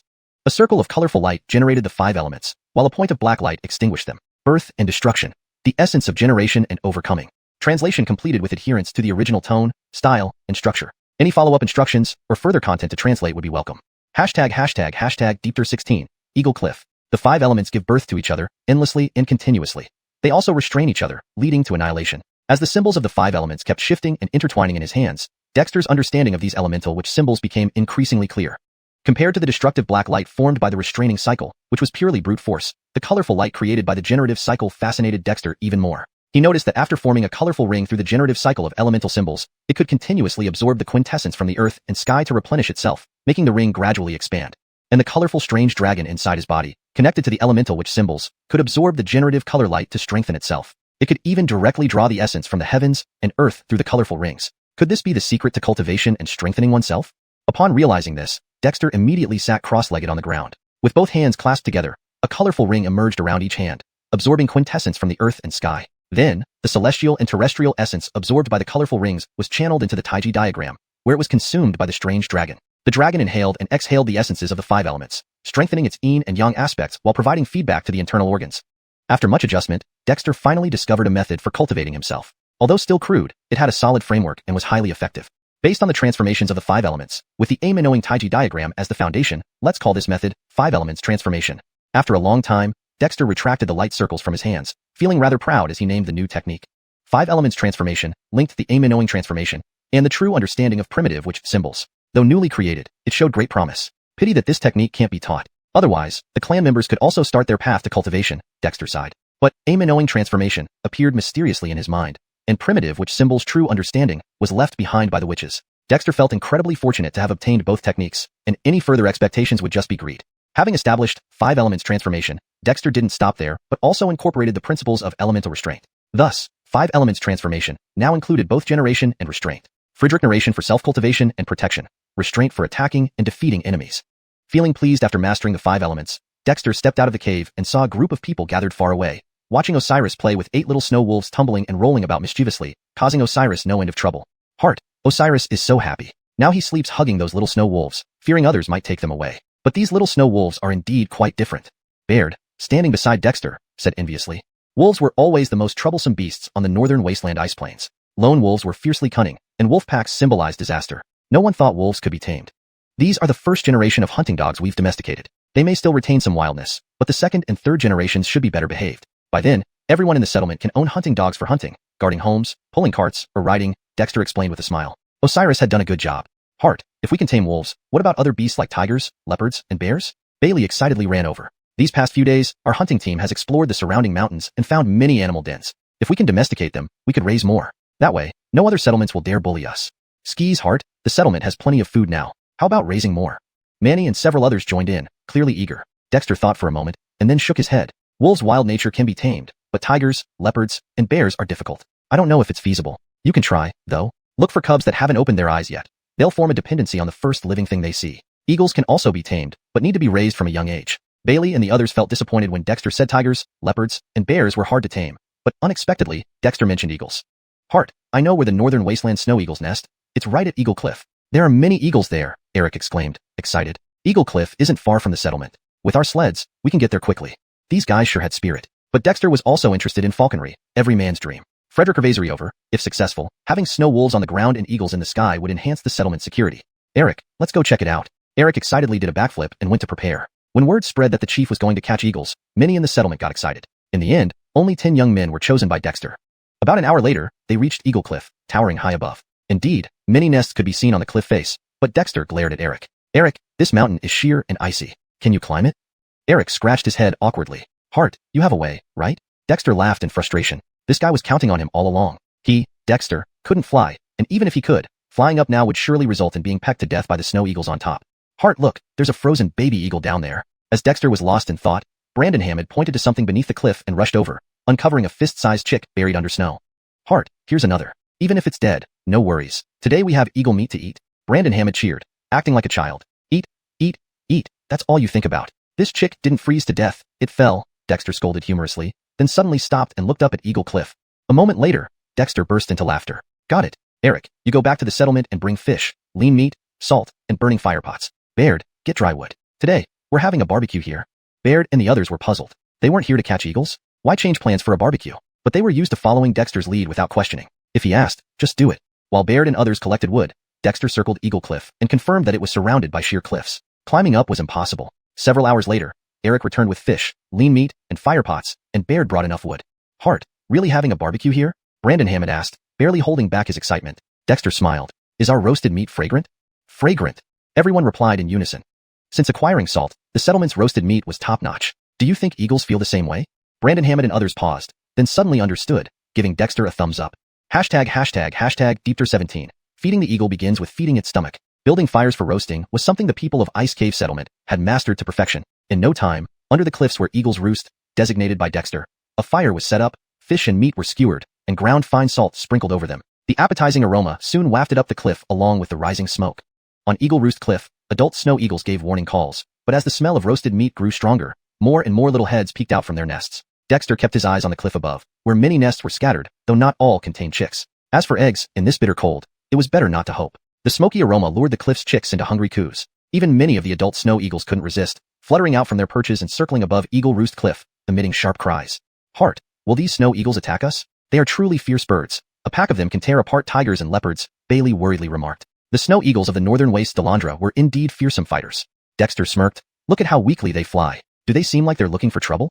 The long winter season in the northern wastes had already lasted over 2 months. Even if these snow eagles had stored food for winter, it would have run out by now. Unlike the people of Ice Cave Settlement, who knew how to dig holes for fishing, just surviving without starving to death was quite an achievement for them. Explanation. Buried Shin Ming to winter, for a more natural and understandable context in Demi English. Used northern wastes instead of northern wastes Delandra to maintain consistency with typical naming conventions. Simplified, just surviving without starving to death was quite an achievement for them, to improve fluency while retaining the original meaning. In this vast snowy expanse, what else could they eat? Keep the fire going. You heard me. Those chicks can't hold on much longer. When they dive down, do not make any sudden moves, Dexter instructed. Without needing to climb the cliff, Manny and others eagerly tended to the fire, making sure it burned brightly. As the aroma grew stronger, not only did the chicks lose control, but even some adult snow eagles swooped down. However, Bailey and others were prepared, waving wooden poles to chase them away. After a few rounds, the adult snow eagles lost energy, while some chicks could no longer bear the hunger. They crawled out of their nests, standing on the cliff's edge, sniffing the meat while being irritated by the smoke, tears streaming from their eyes. Finally, one chick couldn't hold on any longer and plunged down. Its wings weren't fully developed yet, so after a few flaps, it plummeted. The adult snow eagles let out furious cries as the chick neared the ground, but a steady hand caught it just in time. Dexter held the small chick, still covered in downy feathers, and smiled. Baird, get me some strips of meat. Baird quickly tore off a piece of meat and handed it over. Dexter placed the strip near the chick's beak. The chick emitted a baby-like call before gulping down the half-cooked strip. Little guy, does that taste good? Dexter stroked the chick's back. The chick chirped excitedly. Hearing this, more chicks couldn't hold back and dove down, a few barely managing to fly, while most fell. But every single one was caught by Dexter and the others, preventing them from hitting the ground. Dexter had Baird and the others feed each chick pieces of meat before turning his gaze to the anxious adult snow eagles above. That's enough for today. Let's go home. Leaving the roasted fish and meat behind, Dexter and the villagers returned to their settlement via sleds. Why don't we take these chicks back? Aren't we supposed to tame them? Eric asked, puzzled. Dexter narrowed his eyes and laughed. These chicks have opened their eyes and will grow up with the adults, making them hard to domesticate. But we can try to win them over. Once they get used to us and our food, maybe in the future, they'll come find us without us having to seek them. Eric and others exchanged looks, feeling a chill run down their spines. Their chief's thoughts were truly beyond ordinary, but it did make sense. Over the next few days, Dexter led the villagers to Eagle Roost Cliff daily to feed the eagles. Gradually, not only did the chicks come down, but some adult snow eagles also landed, watching Dexter and the others expectantly. Sometimes Dexter fed them, other times he didn't. It depended on his mood. As they became more familiar, when Dexter brought less meat than before, enough only to half-feed the chicks, the familiar faces of the snow eagles looked at him hopefully. Dexter shrugged, spread his hands, pointed to the empty barbecue sticks, and said regretfully, no more meat. If you want to eat, you'll have to catch your own prey. Baird and the others exchanged glances. Was the chief talking to the snow eagles? Were they really that intelligent? Just as they doubted, the adult snow eagles, having regained strength from the few days of meat, took flight, leaving the chicks worry-free. Dexter laughed loudly, pointing at the hopping chicks on the snow. See? Domestication doesn't come faster than persuasion. Once these little ones can fly, we won't come here anymore. We'll wait for them at the settlement. Baird and the others were filled with admiration. Could this actually work? After waiting for a long while, finally, excited eagle calls echoed from the sky. A group of snow eagles flew back, though most returned empty-handed. A few carried prey in their talons. Yeah. Several deer, boars, and rabbits were thrown onto the snow, and then the adult snow eagles watched Dexter and his people expectantly. Dexter laughed heartily and had Baird and the others prepare the food. Soon, the aroma filled the air again, causing the hunting eagles to emit pleased cries. Days passed, and by the time Dexter and his group came back to Eagle Roost Cliff, most of the chicks were learning to fly, while the adult snow eagles waited below, having already hunted prey, calling out excitedly upon seeing Dexter. Dexter was pleasantly surprised, but even more delighted. He picked half of the prey to roast, but the other half, he didn't touch. Instead, he pointed at himself and gestured, saying, this prey is for us. From now on, half for us, half for you. Ignoring whether the snow eagles understood, Dexter had Baird and the others take half of the prey first. Some snow eagles grew anxious, but seeing the half-roasted meat and the taken prey, they ultimately succumbed to the aroma and did not chase after. Done. Dexter clenched his fists. Sharing is a good habit. Once these snow eagles learned and got used to sharing, accepting them as part of the family would not be far off. Even if the adult snow eagles remained cautious, the next generation of chicks had been raised by them. Effort always brings rewards, right? Deepter 18. Qilin blood marrow. While others tame eagles by breaking their ferocity, Dexter tames them by breaking their stomachs. It has to be said, the prospects are promising indeed. Eric and his companions have grown accustomed to this group of snow eagles, so Dexter lets them loose, only occasionally making appearances. Frederick Gervaisist of the time. He remains in the settlement's cave, practicing the 5 elements transformation. Over these days, as Dexter absorbs more and more of the 5 elements spirit Croods using the colorful rings based on the 5 elements, the amount of elemental chi within his body has increased significantly. This connects with the chi of his 5 vital organs, enhancing all internal systems, leading to substantial progress. Frederick Gervaisist over. After consuming a large mouthful of dragon blood, Dexter's physical qualities improved greatly. Apart from cultivation, he also began pondering methods for physical training. In terms of combat skills, the Ice Cave settlement could be described as having virtually nothing. Despite people like Bailey looking fit, they knew little more than brute force. Asking them about techniques or tricks would just confuse them. Still, it was incredible that these people managed to survive well in the perilous northern wasteland. Now, with abundant meat and salt available, Dexter believed it was time to get the settlement's residents physically active. Otherwise, should they just spend their days sliding around in the snow? Or hiding in caves? Harton, what's the purpose of these? The North Wasteland Ice Plateau had an abundance of stones of various kinds. When Dexter had some stones polished into stone locks and stone pillars, and set up wooden single bars, parallel bars, and uneven stumps in front of the caves, the people were amazed, gathering around curiously. Dexter scanned each face and smiled. These are tools for building strength. Let me demonstrate first. The crowd looked puzzled, but figures like Bailey wore expressions of excitement. Dexter must be planning something good. Our tribe members are mostly weak-bodied.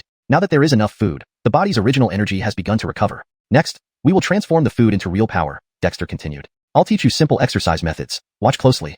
He then got into position in the snow. Before exercising, especially in snow, one needs to warm up. So I'll teach you a set of warming up exercises. Follow my rhythm. A set of basic stretches combined with radio calisthenics left everyone fascinated. The moves Dexter demonstrated were easy to learn, and most picked them up quickly. After warming up, we start with sit-ups, push-ups, squats, bars, followed by lifting stone locks and pillars. Once you're reasonably trained, we move on to standing postures, walking posts, and more. With Dexter demonstrating each step, eyes gleamed with anticipation. What Dexter taught was rudimentary compared to widespread public fitness programs he remembered. Yet to the people here, these methods were profound and achievable. After navigating through haphazardly arranged stumps, Dexter had beads of sweat on his forehead. Did everyone see that? From now on, practice daily when you're free. Let's do this now. 81 people, excluding pregnant women, including the 13 elderly, earnestly imitated his movements. Dexter taught patiently, and everyone learned seriously. Having demonstrated every routine thoroughly, Dexter let out a sigh of relief, overseeing several rounds before letting them continue on their own. He then retrieved a broken horn from the settlement. This horn was crystal clear and dark red, about 1.5 meters long. It was taken from the wound of the strange 2-winged dragon. Recalling that day, Dexter almost died from swallowing a drop of clear liquid mixed with dragon blood. By coincidence, he ended up with the Taiji diagram inside him. Caressing the jade-like horn, Dexter noticed the breakage point where a pinkish hue persisted. Pressing it revealed unexpected softness. Could this broken horn still contain blood marrow? Dexter wondered. Since saving the creature, over a month passed. Yet the severed horn remained intact in the freezing cold. If marrow existed inside, it should still be viable. Dexter licked his lips, uncertain if it was edible, or if it held any benefits similar to dragon blood. A sip of dragon blood had transformed his physique and helped him through a crisis. Even if the immortals barbaric appeared suddenly, Dexter doubted he would have survived without the dragon blood. This horn, from a beast capable of wounding the strange dragon, must possess immense power too, right? Without much hesitation, Dexter took a sharp flint knife, carefully scraping the surface of the broken horn. Frederick Gervaisist later, after breaking through a frozen membrane, a fragrant aroma escaped. He bit his lip, drawing close and inhaling deeply. Gulp. A small bead-like blob slid down his throat. Immediately, a wave of intense heat enveloped him. He quickly sat cross-legged, channeling the cultivation method of the 5 elements transformation. The warmth stemmed from the horn's marrow. As Dexter circulated the technique, the strange dragon within the Taiji diagram came alive, sucking the transformed chi of blood. Half of it was absorbed directly by the dragon. Suddenly, Dexter seemed to hear a muffled moan. The multicolored dragon changed, birthing 2 types of blood chi. Dexter monitored the process internally and was taken aback. Inside the dragon's body, the swallowed blood chi formed into a qilin-like figure, resisting digestion by the dragon despite its ephemeral appearance. Qilin. This broken horn belongs to a qilin, or at least a beast possessing qilin bloodlines. Dexter exclaimed, both stunned and elated. Without thinking, Dexter stopped 5 elements transformation, switching to immortals barbaric. Sure enough, as he channeled the immortals barbaric, the amen and owing streams within the Taiji diagram erased the qilin image, turning it into a thread of blood chi fused into the dragon's bloodline. The dragon, absorbing the qilin's blood chi, underwent changes. New symbols emerged on its body, making it thicker and more tangible. Its horns grew rapidly, resembling the horn in Dexter's hand. Once the internal dragon stabilized, Dexter resumed the 5 elements transformation. The remaining blood marrow energy was drawn out, merging with the dragon's chi, spreading throughout his body. Dexter felt his body strengthen continuously and forming a closer connection with the dragon. Pity, no cultivation techniques for physical training, Dexter sighed. but immediately composing himself, he focused on fully absorbing and refining the blood marrow energy. Deepter 19. Snow eagles deliver a man. When all the blood chi from the blood marrow in the broken horn was absorbed and refined, Dexter felt refreshed. Frederick Ravasery over, by absorbing and fusing the power of the blood marrow, which was suspected to contain Kirin bloodlines, the connection between himself and the strange dragon on his belly's Taiji diagram became even tighter. The strange dragon absorbed the chi of the 5 elements, nourishing Dexter's internal organs in return, while the chi within his organs also fed back. A circulation was formed as if they were exchanging energy, making it feel incredibly mysterious. Unfortunately, Dexter did not understand the methods of body refinement. He only had the Aim-knowing transformation and the 5 elements transformation derived from it. As for the primal shamanic symbols diagram, it only provided cultivation annotations for shamanic symbols and did not leave any cultivation techniques for personal use. But even so, Dexter felt his body growing stronger day by day, especially his internal organs, which were beginning to emit faint glows, truly a wondrous phenomenon. Opening his eyes, Dexter stroked the broken horn. The blood marrow inside had been completely absorbed, leaving only a dark red hue. Dexter examined the hollow horn, noting how sharply pointed its tip was. It must have been what caused that unfortunate quasi-dragon to be gravely injured. However, the horn was generally oval-shaped, making it unsuitable as a weapon without modification. I wonder if this thing is fire-resistant, Dexter murmured. With a gesture, a pale flame appeared in his hand, the ice flame. This was the only flame he could control at present. As for the fire symbol and the 5-element shamanic symbols, it was still superficial and could only produce fiery chi rather than actual flames. He cautiously brought the ice flame close. Although it could turn solid stone into powder, it seemed ineffective against the broken horn. Just as Dexter thought it wouldn't work, the outer layer of the horn began to soften slightly. Overjoyed, Dexter continued burning it with the ice flame. However, before he could melt the tip, the ice flame extinguished with a puff. Dexter was speechless. There was nothing more frustrating than just giving you a glimpse of hope and then snatching it away. Looking at the nearly intact broken horn, Dexter realized it was indeed a good material, but unfortunately, his ice flame was too weak to melt it and reshape it into a weapon. "Leader, come and see." Just as Dexter felt helpless, Hayden's anxious voice called out from a distance. Dexter tossed the broken horn into the cave and rushed out. Reaching the entrance of the cave, Dexter saw over 10 adult snow eagles circling in the sky, while the villagers of Ice Cavern gathered in a circle, pointing and whispering among themselves. "Leader, these northern snow eagles have brought a person." Hayden hurriedly parted the crowd to let Dexter through. Approaching, Dexter discovered a young man in his 20s, wearing tattered animal hides, looking emaciated. Dexter squatted down and checked his breathing, finding it still warm. He immediately shouted, "Everyone, step back and keep the air flowing. Baird, go get a bowl of hot soup." Baird quickly ran into the cave. Since Dexter had started burning charcoal, the cave always had a fire going, with meat soup simmering in case someone needed warming up. Soon, Baird returned with a porcelain bowl, which Dexter took and blew on the soup before carefully feeding it to the man bit by bit. After a moment, the man unconsciously drank about half a bowl of hot soup. Dexter then pinched his philtrum. Whether it was the warmth of the soup or the effectiveness of the pinch, the youth's eyelids fluttered open under Dexter's watchful gaze. "Where am I?" Dexter handed the bowl back to Baird and asked curiously, "This is Ice Cavern. Who are you? Where are you from?" "Ice Cavern? Kobe? I need to find Kobe. Is your leader named Kobe?" The youth grew agitated. "I need to see Kobe. Only Kobe can save our settlement. It's too late if we wait." Dexter pressed his shoulders and frowned. "Calm down first. Malakil me what's happening, and then I'll decide if you can see Kobe." The youth roared angrily. "Frederick, out of my way. I don't have time to explain. I've been out for a day already. If I can't find Kobe soon, everyone in our settlement will die. I need to see Kobe. Only Kobe can save us. Kobe is dead. Are you sure you want to see him?" Dexter released the youth, and his expression turned cold. "What? Kobe, dead?" The youth was stunned. "The person you want to see is no longer here, so you can leave now." Dexter sneered and turned to walk away. What nerve. Trying to save a life only to be yelled at. Dexter had never felt such wronged. "Wait, who are you?" The youth seemed to regain some composure and asked urgently. "I don't have time to chat. I'm busy." Dexter laughed coldly, leaving behind a dismissive figure. The youth stood dumbfounded. "Hey, can't you speak nicely? You cursed our leader. Our leader was generous. Otherwise, we'd bury you right away. Believe it or not." Manny sighed, patted the youth on the shoulder, and walked away, shaking his head. "Skia, our leader saved your life out of kindness, but you treated him like a white-eye wolf. Our settlement doesn't welcome you." Baird was clearly angry, as if personally insulted. "Humph, Kobe is gone. We don't welcome ungrateful people in our settlement." Even elders like Elio berated him. Everyone could see Dexter was in a foul mood. No one would show kindness to an unappreciative person at this moment. I. The youth was at a loss. Seeing the departing villagers of Ice Cavern, the youth stood disheveled in the wind. Suddenly, he slapped himself hard. I didn't mean to. I was in a rush to find Kobe. Only Kobe can save our settlement. So go find him. Kobe is dead. Maybe dying yourself will help you find him. But leader saved you and got cursed for it." Brandon Hammett sneered. "Leave our settlement. We don't welcome ungrateful people." The youth scratched his head fiercely, lowering his head under the curious gazes of the crowd. Then he suddenly knelt down in the direction Dexter left and shouted loudly, "Leader of Ice Cavern, I was wrong. Please save the people of Horn Frederick Ravaseunton settlement.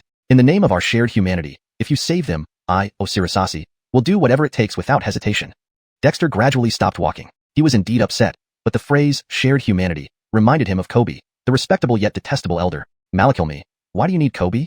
Unable to bear it, Dexter turned around. Osirisasi was elated and explained quickly, our settlement hasn't had food for days. To avoid starving, people ate black soil and got sick. Only Kobe's talisman water can save them. I came to ask for medicine. Unfortunately, Dexter didn't know any methods for body cultivation. All he had was the Aim-Knowing transformation and its derivative, the 5 elements transformation. As for the primitive witch glyph illustration, it only provided annotations for witch glyphs, leaving no cultivation techniques for personal practice. Despite this, Dexter still felt his body becoming stronger day by day, especially his internal organs, which already subtly emitted a faint glow, quite marvelously so.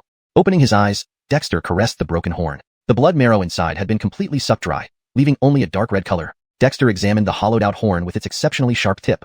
Otherwise, it couldn't have severely wounded that unfortunate dragon-like creature thought to be an Minglong. However, the broken horn was oval-shaped overall, and directly using it to make a weapon clearly wasn't a good choice. I wonder if this thing can withstand fire, Dexter murmured. Reaching out, he summoned a pale white flame into his hand, the ice flame. The ice flame was the only flame he could control now. As for the fire glyph and the 5 elements witch glyph, it was merely superficial, at best only able to generate fiery chi rather than actual flames.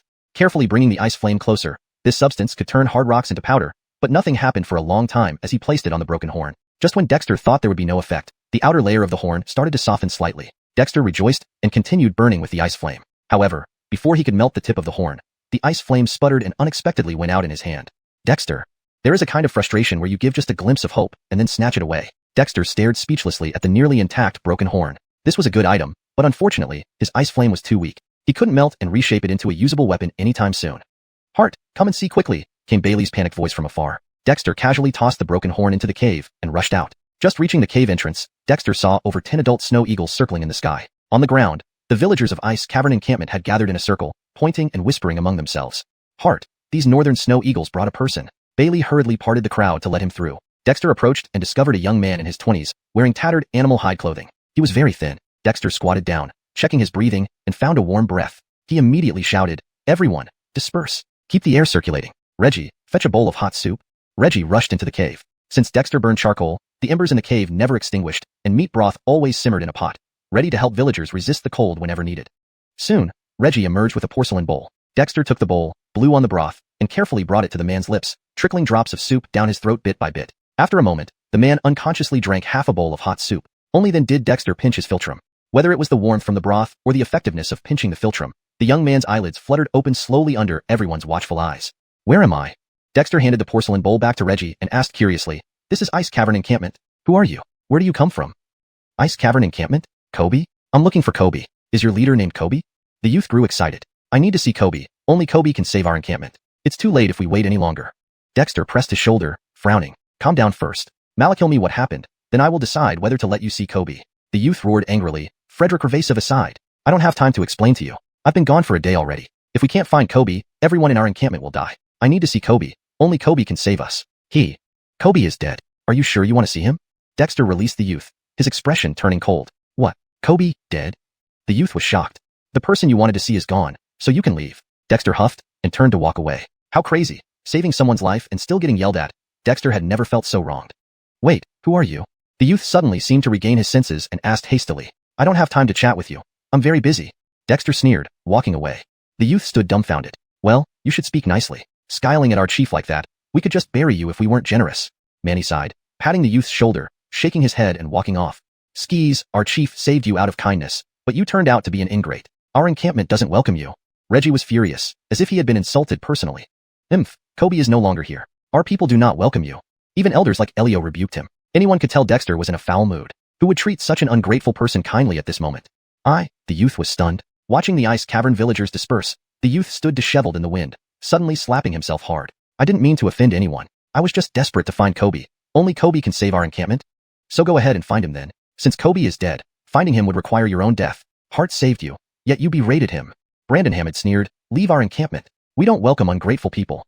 The youth scratched his head fiercely, lowering his head under everyone's scornful gazes, and suddenly knelt in the direction Dexter had left, shouting loudly, "Ice Cavern Encampment's chief, I was wrong. Please, save the people of our Osirisation encampment. For the sake of being fellow descendants of humans, please save us. I, Osiriso Gifford, will submit to any punishment without hesitation if you agree to save our people." Dexter slowed his steps, feeling angry inside but moved by the phrase, human descendants, reminding him of the venerable yet detestable elder Kobe. "Speak. Why are you looking for Kobe?" Unable to bear it anymore, Dexter turned around. Osiriso Gifford was delighted, hastily saying, Our encampment has had no food for days. To avoid starvation, my clan members risked eating black earth and fell ill. Only Kobe's charm water can save them. I came seeking medicine. Translation note, Deepter 19, the person brought by snow eagles. After all the blood essence's vital energy from the broken horn was absorbed and refined, Dexter felt refreshed throughout his body. Simultaneously, the fusion of the blood essence, suspected to contain Croods' bloodline, deepened his connection with the strange dragon on the Amenoing diagram in his abdomen. The strange dragon swallowed and expelled the 5 elements energy, nourishing Dexter's 5 organs. In return, Dexter's 5 organs sent back elemental chi, forming a circulation as if exchanging energy, which was truly miraculous. Unfortunately, Dexter did not know the methods of body refinement. He only had the Amenoing Bari technique and its derivative, 5 elements Bari. As for the primitive shamanistic runes, it merely explained shamanistic rune cultivation and left no specific cultivation techniques. Still, even so, Dexter felt that his body was becoming stronger day by day, especially his 5 organs, which now faintly glowed with an extraordinary aura. Opening his eyes, Dexter stroked the broken horn. All the blood essence inside had been consumed, leaving behind only a dark red hue. Dexter examined the hollowed-out horn, noting how sharply pointed the tip was. It must have severely injured that unfortunate dragon-like creature resembling an Minglong. However, the broken horn was oval-shaped, making it unsuitable as a weapon directly. I wonder if this thing is fire-resistant, Dexter muttered. Summoning with a gesture, a pale flame appeared in his hand, the ice flame.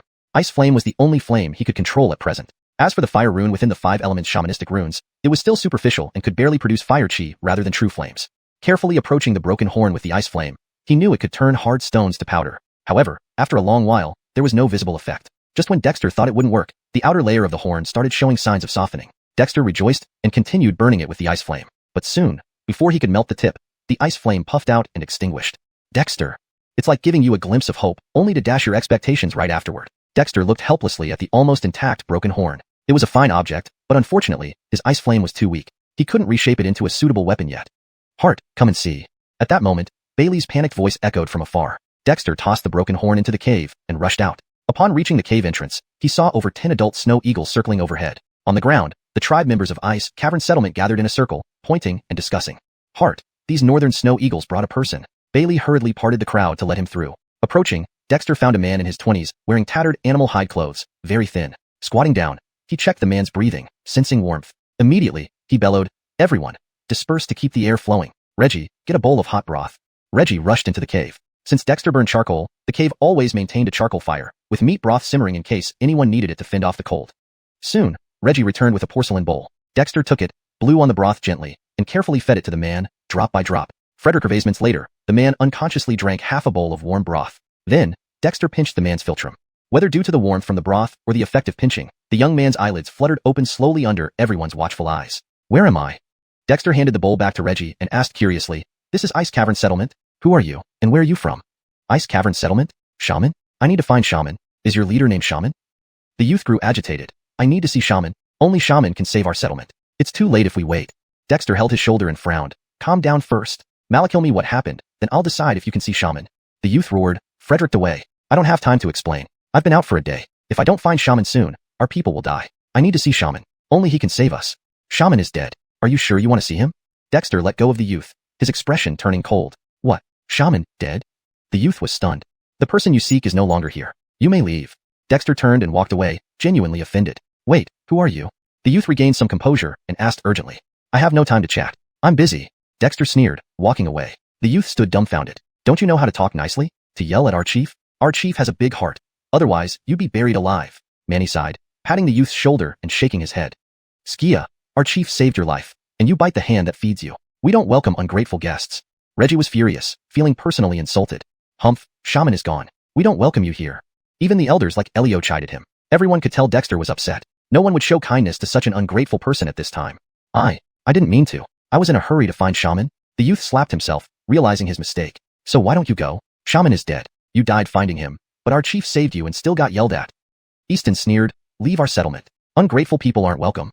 The youth scratched his head furiously, lowering his head under the odd gazes. Suddenly, he knelt in the direction Dexter had left, shouting, "Heart of Ice Cavern Settlement, I was wrong. Please, save the people of Osirisation Settlement for the sake of our shared humanity. If you help us, I, Osiriso Gifford, will accept any punishment without complaint."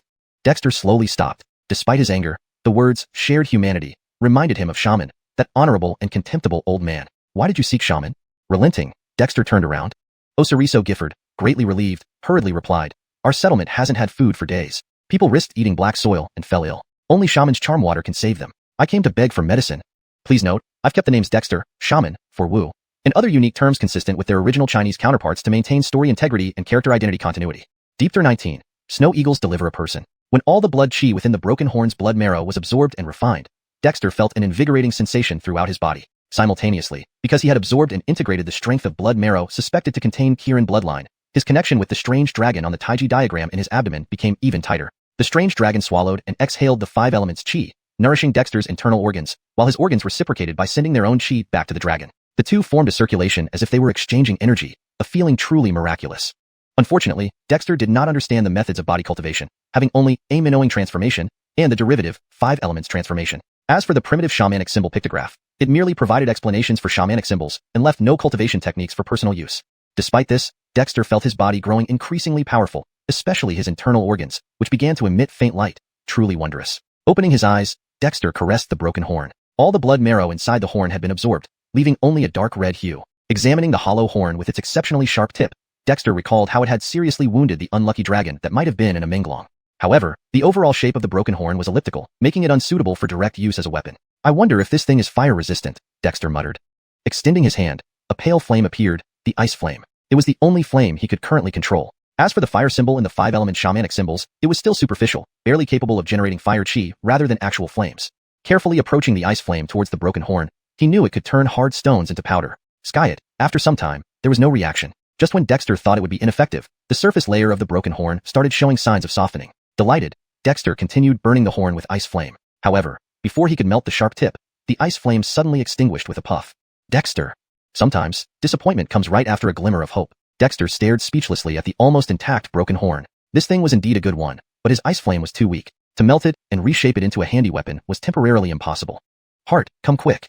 Bailey's panicked voice came from afar. Dexter casually tossed the broken horn into the cave and rushed out. Upon reaching the entrance, Dexter saw over 10 adult snow eagles circling in the sky. On the ground, the villagers of Ice Cave gathered in a circle, pointing and discussing. Hart, these northern snow eagles have delivered a person. Bailey hurriedly parted the crowd to let Dexter through. Dexter approached and found a young man in his 20s, wearing ragged animal skin clothes, his body thin and weak. Dexter squatted down, checking his breath and finding warm breath. He immediately shouted, "Everyone, move aside and keep the air circulating. Reggie, go get a bowl of hot broth." Reggie hurried into the cave. Since Dexter burned charcoal, the cave's coal fire never went out. A pot of hot meat soup always simmered, ready to provide warmth to the tribe members who couldn't endure the cold. Soon, Reggie emerged with a porcelain bowl. Dexter took the bowl, blew on the broth gently, and carefully fed it to the unconscious man, spooning it little by little. After a moment, the man unknowingly drank half a bowl of hot broth. Then, Dexter pinched his philtrum. Whether it was the heat from the broth or the effect of pinching, the young man's eyelids fluttered open under everyone's watchful eyes. "Where am I?" Dexter handed the bowl back to Reggie, asking curiously, "This is Ice Cave Village. Who are you? Where do you come from?" "Ice Cave Village? Witch Doctor. I need to find the Witch Doctor. Is your leader named Witch Doctor?" The youth got agitated. "I must see Witch Doctor. Only he can save our village." "It's already too late." Dexter pressed his shoulder, frowning. "Calm down first. Malakil me what happened, and then I'll decide if you can see him."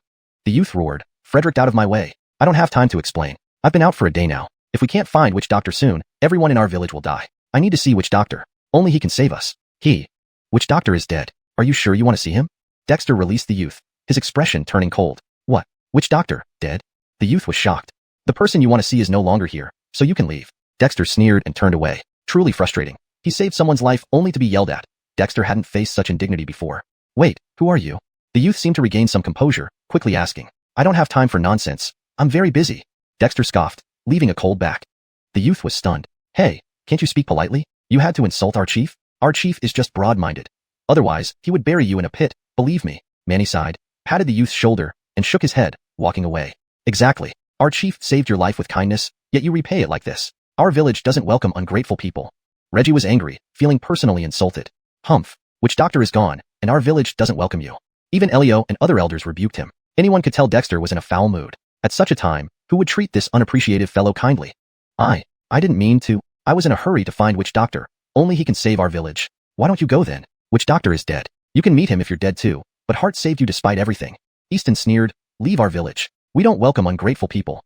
The youth scratched his head fiercely, lowering his head under the peculiar gazes of everyone. Suddenly, he knelt in the direction Dexter had left, shouting loudly, "Heart of Ice Cave Village, I was wrong. Please save the people of Horn Frederick Village. For the sake of human kinship, if you help us, I, Osiriso Gifford, will submit to any punishment without hesitation."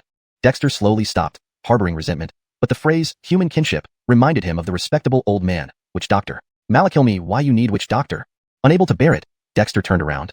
Osiriso Gifford rejoiced, quickly saying, our village hasn't had food for days. People, desperate not to starve, ate black soil and fell ill. Only witch doctor's charm water can save them. I came to seek medicine. In this edited translation, the passage has been refined to ensure natural fluency, accurate meaning conveyance, consistency in terminology, and style coherence.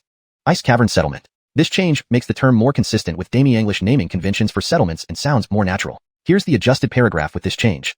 That young man's eyelids started to flutter and, under everyone's gaze, he slowly opened his eyes. Where am I? Wishing to know more, Dexter handed the porcelain bowl back to Baird and asked curiously, this is the Ice Cavern Settlement? Who are you? Where do you come from? In another instance, young man, please calm down and tell me what happened. I will decide whether to let you see Kobe. The youth roared, Frederick, out of my way. I don't have time to explain to you. I have been out for a day now. If I can't find Kobe, everyone in our settlement will die. I need to see Kobe. Only he can save us. Young man, Kobe is no longer with us. Are you sure you want to see him? Looking at the departing Ice Cavern Settlement residents, the young man stood dazed in the wind, suddenly slapping himself hard. I didn't mean to. I was in a hurry to find Kobe because only he can save our settlement. Then go find him. Since Kobe is dead, maybe you dying will help you find him. But our chief saved you, and you still cursed at him. I made a mistake. The young man knelt down toward the direction Dexter left, shouting loudly, heart of the Ice Cavern Settlement, I was wrong. Please save the people of our xiuxian settlement. For the sake of our shared heritage as human descendants, if you agree to save our people, I, Osiriso Gifford, will accept any punishment without complaint. Dexter slowly stopped walking. He was indeed upset, but the mention of human descendants reminded him of Kobe, that detestable yet respectable elder. Malakilme, why you need to find Kobe? Unable to bear it, Dexter turned around. Osiriso Gifford was overjoyed and hurriedly explained. Our settlement hasn't had food for many days. To avoid starvation, some of our people ate black soil and became ill. Only Kobe's charms can cure them. I came here seeking medicine. Osirisean Settlement. In the translation, it's better to use settlement instead of encampment, as it reads more naturally in Demi-English and accurately conveys the meaning of a community or group of people living together in one place. The term encampment can imply a more temporary setup, like a camp, whereas settlement suggests a more established and permanent community. Would you like me to apply this change throughout the text for consistency? Osiriso Gifford, literally, horn thorn. For better readability and natural flow in Demi-English, it's recommended to use Osiriso Gifford as a proper name without translation, unless there's a specific reason to translate it. Here's how you can introduce it. Osiriso Gifford. This ensures consistency and maintains the flavor of the original text. If you want to provide a brief explanation or translation in parentheses for the first mention, that can also work well. Osiriso Gifford, literally, horn thorn. Let me know if you need further adjustments. This translation aims to retain the original tone and style, ensuring a natural flow and grammatical correctness while maintaining the storyline and logical continuity with previous content.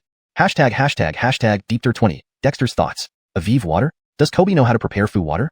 Dexter was surprised. He had already studied the turtle shells and bone fragments left by Kobe, but found no signs of foo water. Elio thought for a moment and said, Heart, I have seen Kobe prepare foo water before. He would draw symbols in the air with his fingers, then touch them to clear water, turning it into foo water. Whenever someone in our settlement was sick, Kobe's foo water was always very effective. However, over the past couple of years, as he got older, he has rarely done so. Dexter recalled for a moment, and indeed remembered something. But could foo symbols really cure diseases? Curious, Dexter stretched out his hand and drew a symbol in the air. A wooden foo symbol condensed at his fingertips. After careful observation, he noticed that it seemed to contain some form of vitality. Baird, bring a bowl of water. Baird quickly went, and soon returned with a bowl of clear water. Dexter placed the wooden foo in the water, and sure enough, it dissolved, infusing the once clear water with a hint of green. You're called Osiriso Gifford? Come here and drink this. Dexter gestured, ordering him. Osiriso Gifford hesitated but, recalling his earlier rudeness, gritted his teeth, took the porcelain bowl, and drank the water in one gulp. Gulping, Osiriso Gifford felt a strange power within the water spread through his body, making him feel refreshed. His previously uncomfortable stomach significantly improved. Aviv water, it's really foo water. There's hope for the settlement. Ice Cave Heart, please? Osiriso Gifford exclaimed with joy, but Dexter only glanced at him and shook his head gently. Osiriso Gifford, emotional, cried out, Ice Cave Heart, save us. Please save my people. Dexter calmly replied, Why should I save your people? You were just insulting me a moment ago. Osiriso Gifford's face turned red, and he slapped himself hard. Dexter raised his hand to stop him. Kobe is Kobe, and I am I. My responsibility is to keep the Ice Cave settlement alive, which is what Kobe entrusted to me on his deathbed. What do the other settlements have to do with me? Osiriso Gifford fell silent for a moment, lowered his head, and sobbed. But my people want to live too. Only you, who understand Kobe's magic, can save them. They shouldn't die like this. Osiriso Gifford, it doesn't work that way. Just because they want to live, I must help. There are many settlements in the northern wastes. Should I go and save everyone who asks? Dexter sneered. Heart. Bailey looked distressed but was silenced by a stern glance from Dexter. I understand. I'll take my leave. Osiriso Gifford clenched his fists tightly and turned away bitterly, looking as if all his spirit had been crushed in that instant. Heart. Baird couldn't hold back any longer, but Dexter watched coldly. Just as Osiriso Gifford was about to walk away, Dexter sighed and said, Osiriso Gifford, My abilities are limited. I can only save the people of the Ice Cave settlement. Don't blame me. Osiriso Gifford nodded numbly. It did make sense. Wait. Osiriso Gifford abruptly turned around and asked urgently, Ice Cave Heart. If my people become part of the Ice Cave settlement, will you save them then? Dexter was taken aback, but after some thought, nodded. If they become part of the Ice Cave settlement, then it becomes my responsibility, and I can save them. Osiriso Gifford fell to his knees and shouted, Ice Cave Heart, my Osirisation settlement is willing to join the Ice Cave settlement entirely. From now on, there will be no more Osirisation settlement. Please accept us. Dexter frowned. Can you make this decision? Osiriso Gifford smiled bitterly. My father was the leader of the Osirisation settlement. He passed away 2 days ago. According to the rules, I am now the new leader. That's why I risked crossing the snowfields to seek help. If not for the Northland Snow Eagle bringing me here for some reason, I would probably have frozen to death outside. Ice Cave Heart, I'm willing to lead the Osirisation settlement and join the Ice Cave settlement. So that's how it is. Bailey, Baird, prepare the sleds. Saving lives is urgent. Since the Osirisation settlement is willing to join us, they are now family, and we must save them. Dexter realized and roared. Bailey and Baird stood in the snow, stunned. At that moment, they understood. Indeed, worthy of being the chief. But without breaking the silence, Bailey immediately shouted, Hunters, get the clear water ready. Pack the charcoal, fish meat, and fire starters. We need to hurry to save lives. Amid Osiriso Gifford's shock, more than a dozen men from the Ice Cave settlement rushed into the cave and quickly emerged, each standing on long wooden boards and carrying bamboo baskets on their backs. Osiriso Gifford, there's no time to teach you how to ski now. The heart here will take you. Let's go to the Osirisation settlement. With Dexter's order, more than 10 people slid on sleds, carrying supplies, swiftly heading towards the Osirisation settlement. Standing on the sled, being led by Dexter, Osiriso Gifford was dumbfounded. Who knew you could travel like this on snow? Suddenly, Osiriso Gifford smiled bitterly. Without witnessing it, how could he ever have imagined such a thing? All of a sudden, Osiriso Gifford became intensely curious about Dexter, who was leading him on skis. Osiriso Gifford, don't blame me. Let me be frank. I indeed wanted your people to join my settlement, which is why I took advantage of the situation earlier. But, my capabilities are also limited, Dexter explained during the ride. Osiriso Gifford's expression was complex, but he laughed bitterly. Ice Cave Heart, I don't blame you. In the northern wastes, anything that keeps my people alive is enough. I only feel gratitude. In fact, if you had asked directly, I wouldn't have refused. A leader who can lead the tribe to survival is truly a good leader, and you clearly are one. Dexter was somewhat surprised, having expected resentment from Osiriso Gifford. After all, his intentions were easy to guess and weren't honorable. But apparently, as long as it kept the people alive, everything else was secondary.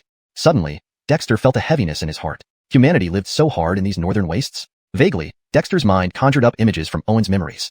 Frederick Gervaisenster's covering the sky, blood-stained heavens. Perhaps, what he was doing was right. Osiriso Gifford, rest assured, you won't regret today's decision. Though my capabilities are limited, I can ensure the survival of my people, Dexter said solemnly. Osiriso Gifford nodded, understanding that much already. Besides, just looking at the sled under his feet, it was evident that the Ice Cave tribe could move freely in the snow and still find food. No one would believe they couldn't find food with these skills. Frederick Gervaisery over, the bamboo baskets on Bailey's back contained charcoal, fish, and a burning fire pot, while Northland Snow Eagles circled overhead. Everything suggested that the Ice Cave settlement was far from simple. Unexpectedly, Osiriso Gifford began to look forward to the future. Perhaps joining such a settlement would be the greatest fortune for his people in Osirisation. Of course, the most important thing was that the people of Osirisation would ultimately survive.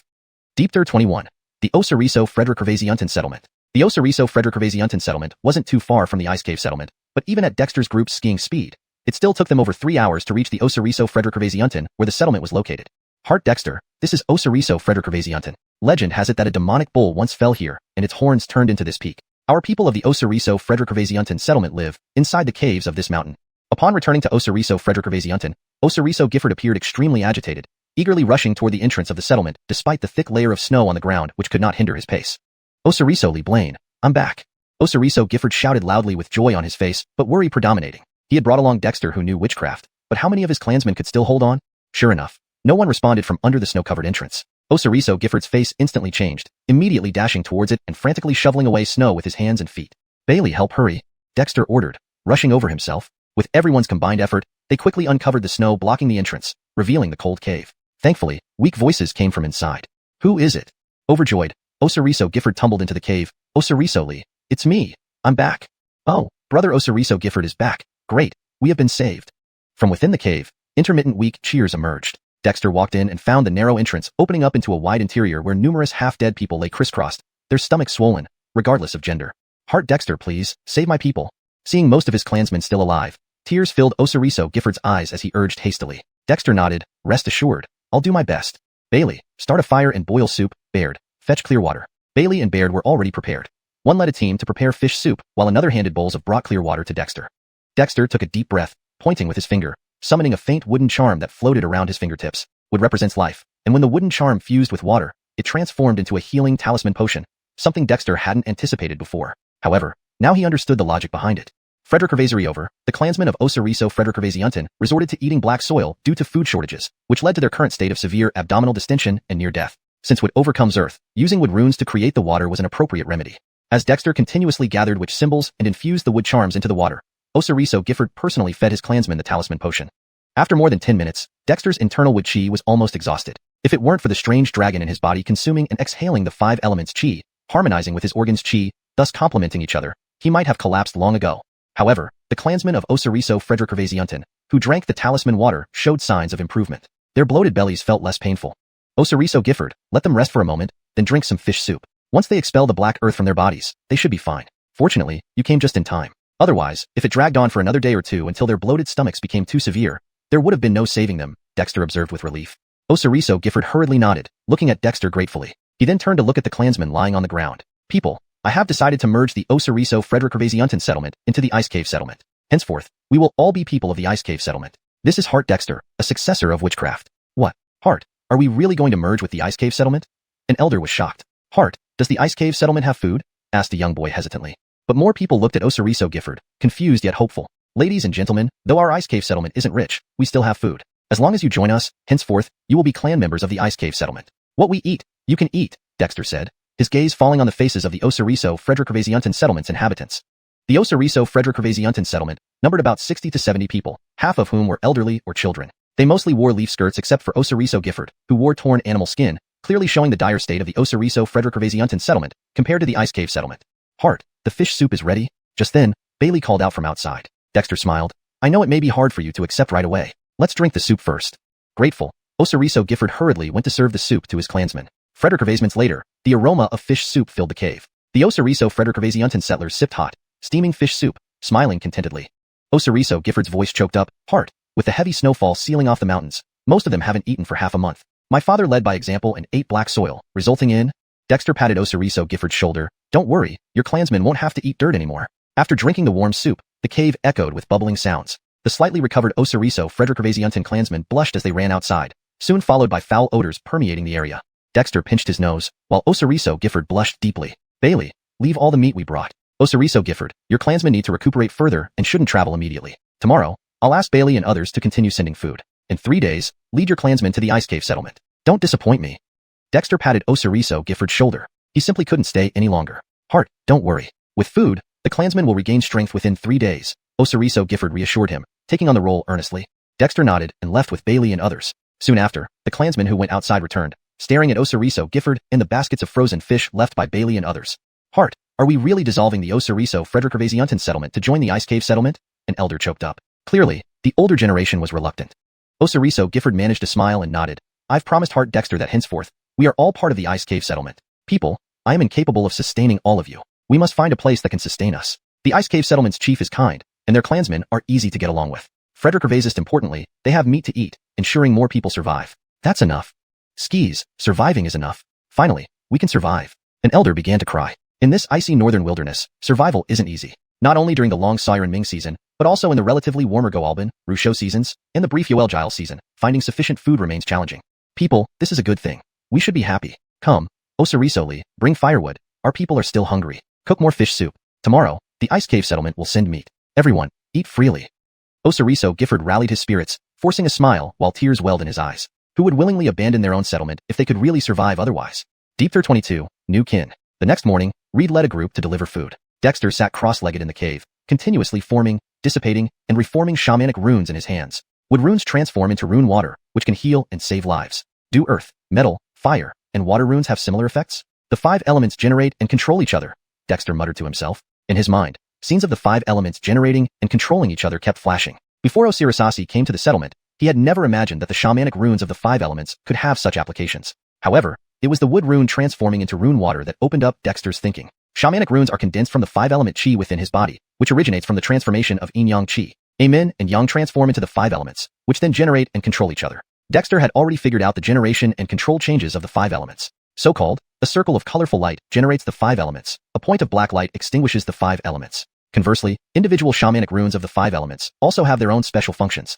Dissipating the shamanic runes that kept forming and vanishing at his fingertips, Dexter picked up a small jade-like stone he had specially asked Bear to collect from the stream side. Taking out a bone dagger, Dexter started engraving on the small stone. Soon, an earth rune was accurately carved onto the stone. Dexter carefully examined the rune, ensuring there were no errors before continuing with the engraving. Before long, Dexter had 15 small stones engraved with the 5-element shamanic runes, grouped into 3 sets. Placed on the ground, these runes on the small stones showed no reaction. Dexter wasn't surprised. Shamanic runes by themselves were just runes, but Dexter had a plan. He selected a wood rune, extracted wood chi from the 5-element chi in his body, and injected it into the rune. Shortly after, a slight energy current began to gather around the wood rune engraved on the stone. Stopping the injection of wood chi, Dexter placed the stone aside and continued injecting the 5-element chi into the runes on the other stones. After finishing one set of 5 stones, Dexter paused and carefully observed. He soon discovered that as the 5-element chi he injected activated the runes on the stones, they began absorbing the stray celestial energy from the surroundings. The runes became more lively, and gradually, faint spiritual light emerged. Indeed, shamanic runes can gather corresponding celestial energy. Dexter's eyes gleamed with excitement. He took another set of stones and, this time, arranged the 5 stones in the order of generation among the 5 elements after activating the runes. As the runes absorbed celestial energy, glowing lights started to flow around the 5 stones, depicting the mystery of generation among the 5 elements. Dexter meticulously observed, comparing it with his understanding of the generation among the 5 elements. He found that the 5-element shamanic runes on the 5 stones seemed even more natural and harmonious. In no time, the runes emitted denser spiritual light than the previous set, with a faint streak of colorful chi beginning to form in the center of the 5-element runes. This is 5-element chi? Dexter was amazed. However, Dexter remained unfazed and picked up the 3rd set of stones. This time, after activating the runes, he arranged them in the order of control among the 5 elements. As expected, once activated, the runes on the 5 stones began absorbing celestial energy. But soon, the celestial energy absorbed by the runes started neutralizing each other. Eventually, the celestial energy disappeared, and the runes returned to their original state. Dexter stroked his chin, his eyes flickering. Fascinating, truly fascinating. Shamanic runes can automatically gather celestial energy once activated. If worn, wouldn't they absorb celestial energy through the runes? What if they were tattooed on the body? Since solving the food problem of the settlement and obtaining the primitive shamanic rune true explanation, Dexter had been thinking about how to guide the people of the settlement onto the path of cultivation. Even if they couldn't achieve much, strengthening their bodies would be beneficial. Unfortunately, he hadn't found a way until now, so he had only made them train physically. While the results were good, it wasn't what Dexter aimed for. On this barren ice plateau, demons and monsters frequently appeared. No matter how strong the tribesmen were, they needed corresponding abilities to protect themselves. Unfortunately, the Taiji diagram in his body was formed under numerous coincidences. Even if Dexter wanted to teach the tribesmen, he had no way to do so. But now, Dexter had an idea. Scientists use 0 and 1 to create sophisticated computer information technology. I don't believe I can't build a framework of shamanic rune technology with the 5-element runes. Dexter clenched his teeth and continued observing the 2 sets of runes still flowing on the ground. As for the 3rd set, he paid no attention after their energy was neutralized. Unconsciously, 3 days passed. One day, loud voices sounded outside the ice cave settlement. Osirisasi led the people of Xiuxian settlement and migrated over with the help of Aaron and others. Upon receiving the news, Dexter immediately went out to greet them. Seeing all the people of Xiuxian settlement accounted for, he sighed in relief. Osirisasi, you've done well. Everyone, from now on, we're one family. Let's celebrate today, with plenty of meat. Dexter happily waved his arm. Wow, great. Another feast. Manny roared in joy. Eric slapped him and laughed. Embarrassing. Like we lack food in the tribe. Heart, the tribe has eaten plenty of fish these past few days. There's no need to waste resources. Sawyerming season is long, Osirisasi quickly said. Jeffering these 3 days, Aaron and others had sent food daily. The people of Osirisation settlement had enjoyed such feasts before, none of them weak anymore, and some even gained weight. Ha ha ha, Osirisasi, you don't know. Our ice cave settlement now has plenty of fish. Brothers, let's welcome our new family members. Aaron laughed heartily. To the shock of the Osirisation settlement people, the ice cave settlers dug out baskets of fish from the snow beside the cave entrance, along with other beast meats, almost making them doubt if they were dreaming. Heart, with heavy snow sealing the mountains and lakes frozen, how did you store so much meat?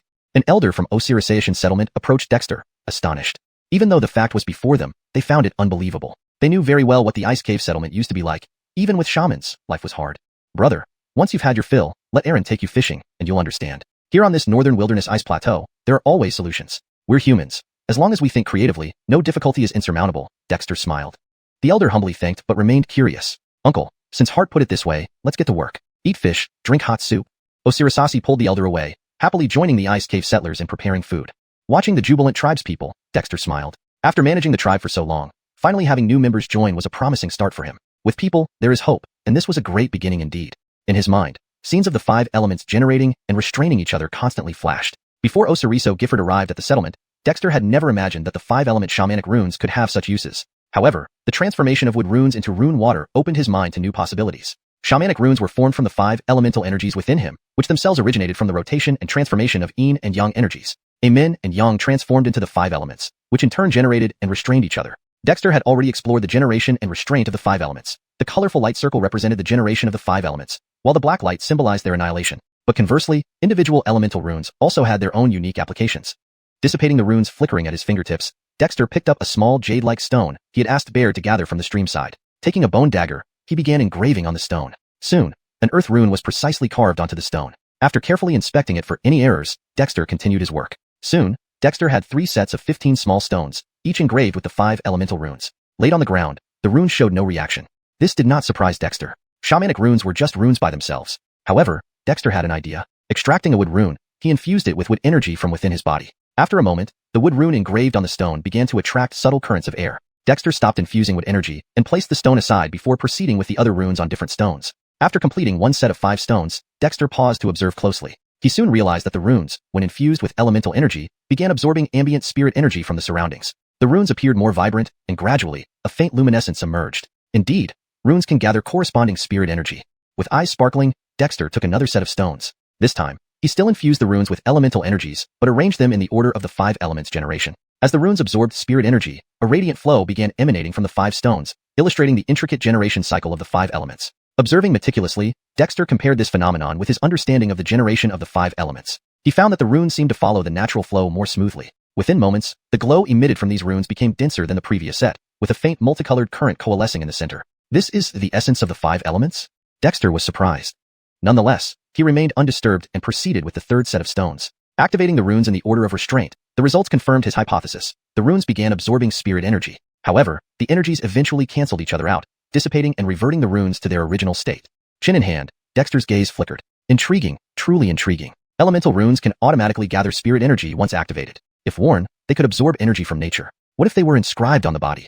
Since resolving the food issue and obtaining the primitive shamanic rune true explanation, Dexter had been contemplating how to guide the tribe towards cultivation. Even if they couldn't achieve much, strengthening their bodies would be beneficial. Unfortunately, he lacked clear direction and could only train their physical strength, which, while effective, wasn't his ideal solution.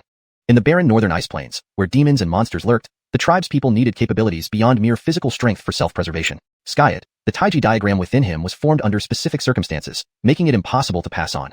But now, Dexter had a plan. Scientists created vast and sophisticated information systems using just zeros and ones. I don't believe I can't establish a framework for shamanic runes with the 5 elements. Biting his lip, Dexter continued observing the 2 sets of runes still emitting radiant flows. As for the 3rd set, having been extinguished, he ignored it. Unnoticed, 3 days passed. On this day, outside the ice cave settlement, a clamor arose. With assistance from Reed and others, Osiriso Gifford led the Osirisation settlement's people to migrate over. Upon receiving notification, Dexter immediately went out to greet them, relieved to see all of Osirisation's people intact. Osiriso Gifford, you've done well. Everyone, from today on, we are family. Today, we celebrate with ample meat. Dexter waved cheerfully. Yeah, great, another feast? Manny shouted excitedly. Eric slapped him and laughed. Don't make a fool of yourself. It's not like we're short of food in the tribe. Leader, the people have eaten plenty of fish these past few days. There's no need to waste resources. The Xiuxian season is long. Osiriso Gifford quickly interjected. Jeffering those 3 days, Reed and others had delivered food daily, providing the Osirisation tribe with a feast each day, nourishing their weakened bodies. Haha, Osiriso Gifford, you don't know this yet. We Ice Cave Settlement now have plenty of fish. Brothers, let's move, welcome our new kin, and become one family. Reed laughed heartily. Amidst the shock of the Osirisation people, the Ice Cave folk dug up baskets of fish and other meats from the snow near the caves, nearly convincing the newcomers they were dreaming. Leader, with snow sealing the mountains and lakes frozen, how did you manage to store so much meat? An elderly man from Osirisation approached Dexter, amazed. Despite the evidence before them, they found it hard to believe. They knew the former Ice Cave settlement struggled even with shamanic aid. Elder, once you're full, let Reed take you fishing. You'll understand. In this barren land, solutions always outnumber difficulties. As humans, we can overcome anything with a bit of ingenuity, Dexter smiled. The elder respectfully declined, but remained curious. Uncle 3, since leader said so, stop asking and join us. Let's enjoy the fish and hot soup together. Osiriso Gifford led the elder away, joining the Ice Cave tribe happily in preparing the meal. Watching the jubilant tribespeople, Dexter smiled, knowing that managing the tribe for so long, adding new members finally felt like a promising start. With people, everything was possible, marking a good beginning for Dexter. Deep Third 23, building an ice hut. Leader, the cave of the settlement is getting too crowded. Should we start digging new caves? After the tribal celebration, Bailey took the newly added young and able-bodied members from the Rostio Frederick Hervasianton settlement to the lake, demonstrating how to fish in icy conditions. Baird rushed over with this query. The Ice Cave settlement's cave was not small. Everyone used to live in it without any specific arrangements. However, since Xiuxian had carved out mountain caves for habitation outside, People started to separate into smaller family units, adding more rules and personal space, especially for nighttime propriety. This led to the caves feeling more cramped. Now, with the sudden addition of 67 people from the Xiuxian settlement, the available space was clearly insufficient. But it will take time to dig new mountain caves. Surely we can't have the newcomers sleep on the snow-covered ground, right? Baird asked, somewhat frustrated. Xuanhuan frowned. Having been busy studying the 5 elements which symbols, he hadn't thought about this yet. However, sleeping on the snow might just work. Xuanhuan slapped his forehead, scolding himself for missing such an obvious solution. Why dig a drafty, cold cave? Baird, gather some people and start cutting ice blocks. Baird looked puzzled. Leader, why are we cutting ice? There's no fire here, and there are no fish in the ground. Don't ask so many questions, just go. Xuanhuan shot him a glare. Baird quickly ran off. Soon, hearing that Xuanhuan wanted to cut ice, all the Ice Cave settlement tribespeople who were free got excited and rushed over. The original members knew that when their leader had new ideas, it usually meant something significant was about to happen. Meanwhile, the newcomers from the Xiuxian tribe were fascinated by everything they saw. Everyone marveled at the animal hide clothing, stone locks, parallel bars, fearless snow wolf pups, and eagles soaring overhead. Everything about the Ice Cave settlement was intriguing but intimidating, making them hesitant to ask questions. Curiosity drew them all together around their young leader. Now, listen carefully. You need to cut ice into bricks like this. Don't break them up. Brandon Hammond, you lead a group to clear the area left of the cave near the mountain. No snow should be left. Xuanhuan demonstrated by chopping a square, large ice block using a stone axe. It was perfect, crystalline and smooth. Leader, what's this ice for? Is it for food? Manny asked curiously. Eat, eat, eat.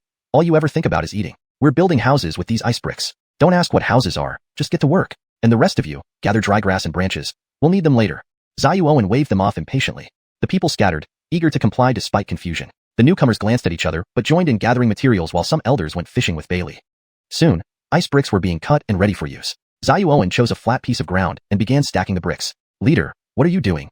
Bailey and others heard the news and abandoned fishing to come back. Within moments, the entire settlement gathered, 140 or so individuals, watching Xuanhuan work. We're building an ice house. In our frozen wasteland, ice is abundant. Watch closely. If you're caught outside during the summer season, you can build one of these to stay warm and sheltered. With his body strengthened by dragon blood and Croods marrow, handling large ice blocks felt effortless to Xuanhuan. He swiftly built the foundation and started reinforcing upwards. Remember, to cap the roof, stack the bricks inward gradually. The door should face away from the wind, and windows can be added, covered by snowboards to prevent burial by snow. Following his instructions, he quickly built a 2-meter-high dome-like ice hut. Leader, can people really live in an ice house? Several elders approached, touching the ice hut, feeling the cold. Not immediately. Ideally, we'd dig deeper into the ground, but this will do for now. Baird, bring a brazier, heat it for a while, then add dry grass inside. Cover the doors and windows with hides or mats for better insulation. Baird prepared as instructed. Once the ice house warmed up, Elio eagerly entered, emerging only moments later with astonishment. Warm, warmer than the caves. Leader, can we build ice houses too? Elio, let us in. Manny shouted. Xuanhuan smiled. Everyone try it out. If it works, build your own. But first, let's prioritize building houses for the newcomers for tonight. Cheers erupted, especially after everyone experienced the warmth inside. Leader, how long can we live in these ice houses? Osirisasi asked curiously. Xuanhuan had already impressed them by turning ice into homes. They should last through the summer season. When the ice melts, we won't need them anymore. Then, we can gather stones to build proper houses. Leader, I know where to find good stone materials, easy to quarry, though these ice houses are a bit small. For real houses, we need larger structures, an elder suggested excitedly. Xuanhuan nodded. We'll plan accordingly once Jumu brings warmer weather. Leader, with ice houses, we can hunt further without worrying about returning before dark. Once everyone has their ice houses, I'll lead a team to test it. Bailey was eager. With sledges, Bailey and others no longer waited for prey to come to them, but actively sought winter nests in the snowy terrain. Though challenging, the harvest was good. Skyet, they always had to return before nightfall to avoid freezing. Now, with ice houses and essential supplies like oil lamps and charcoal, they could survive even in heavy snow. While ice houses are great, their defense is weak. Feel free to try, but avoid confrontations with starving beasts. Always set traps before camping to avoid becoming the hunted, Xuanhuan cautioned. Bailey agreed enthusiastically, leaving Osirisasi and others in awe. It was no wonder the Ice Cave settlement thrived during the summer season with such leadership. A capable leader made all the difference. Deep Third 24, first hearing of the tribal spirit. The construction of the ice houses required no complex skills. By spending a single day, dozens of ice houses of various sizes sprang up near the cliff outside the settlement. Watching the new arrivals joyfully move into their first homes brought much envy to those still living in caves. Having temporarily resolved the housing issue, Dexter gathered Osiriso Gifford and Osiriso Whalen's elderly members to inquire about the situation of the Osiriso Whalen settlement. Though he hadn't expected much, Dexter was still taken aback by the reality that apart from its population, Osiriso Whalen was utterly destitute. There wasn't even a witch doctor, hence no heritage had been passed down. However, one elder caught his attention. Alpha, you said your former tribe had an inheritance? Alpha was an exceptionally old man but physically stronger than the average tribesman, still possessing considerable strength. Elder Alpha replied with a bitter smile, Heart, my former tribe was called by Whalen tribe. Unfortunately, it was annihilated by demons over 2 decades ago. I barely escaped and was taken in by Osiriso Whalen, allowing me to survive. Once again, demons, Dexter thought heavily. The demons of the northern wasteland were indeed terrifying. Fortunately, it was now the sirening season, and even demons rarely ventured out during this time. Alpha, can you remember where your original tribe was located? Perhaps, we can go take a look. Dexter felt a flicker of excitement. Finding a tribe's legacy, regardless of what kind it was, would be a massive gain for him, far better than aimlessly pondering here. I remember, never will I forget. Although my former tribe is far from here, I remember the direction. If we travel on skis, it should take 3 days to reach the place, a warm lake that stays heated year-round. My tribe resided in the canyon beside that lake. Alpha became agitated. Ever since escaping 20 years ago, Alpha had always dreamt of returning home. But the dangers of the northern wasteland ice field were many, and it was incredibly difficult for him to traverse forests and ice fields alone. Even if fellow tribesmen were willing to join him, Alpha did not dare risk it. After calming down, Alpha voiced his concerns. But Heart, over 20 years have passed. Who knows if those demons are still there? Can we really go? Rest assured, we'll just gather information first. As long as we stay cautious, nothing should happen. Dexter decided firmly. At this moment, nothing mattered more than possibly finding a tribal inheritance. Alpha, could you explain the difference between a settlement and a tribe? Dexter continued asking after making up his mind. He had always wondered about this. An ice cave settlement like theirs actually had no witch doctor, which seemed unusual. Heart, a tribe has a totem spirit. A settlement does not, Alpha reminisced wistfully. In the past, our Biwalan tribe worshipped an ancient Baishan tree, which communicated with our witch doctor. The tree enjoyed our offerings and protected us, granting us strength. Sadly, when the demons attacked, the first thing they destroyed was our totem spirit. I was once a totem warrior, but after its destruction, all its granted power vanished. Dexter was surprised, murmuring, "Totem spirit? I understand totems, but what exactly is a spirit?" Alpha shook his head. "I'm not entirely sure. I only know that spirits vary in power. Back then, aside from our Biwalan tribe, there were other tribes like Aaron Liu and Brandon Hamadoing. I don't know if they still exist." Dexter's pupils constricted. "How far away are those tribes?" Alpha shook his head, laughing bitterly. "Heart, I was just a regular totem warrior and never visited other tribes. However, our witch doctor mentioned that they were very far from our area. How far, I do not know." Dexter felt a mix of relief and disappointment. If other tribes existed nearby, it wouldn't be good for the ice cave settlement. Skyet, the absence of other tribes might also not be beneficial. In summary, their own strength was still too weak, lacking resilience against risks. "Alpha, practice skiing first. Once everyone settles down, we'll visit the site of the Biwalan tribe," Dexter reassured him.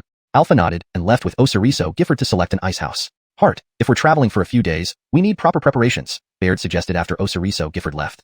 Baird had always supported Dexter's decisions, even when unsure why. "All right, ask Bailey to prepare hunting weapons, tools for building ice houses, food, etc. Once the settlement stabilizes, we'll set out. Hopefully, we'll find something useful," Dexter instructed. Baird promptly left, while Dexter watched the new tribesmen settling in and Manny eagerly starting to build their ice houses. He couldn't help but smile. With more people, the settlement's strength would naturally increase.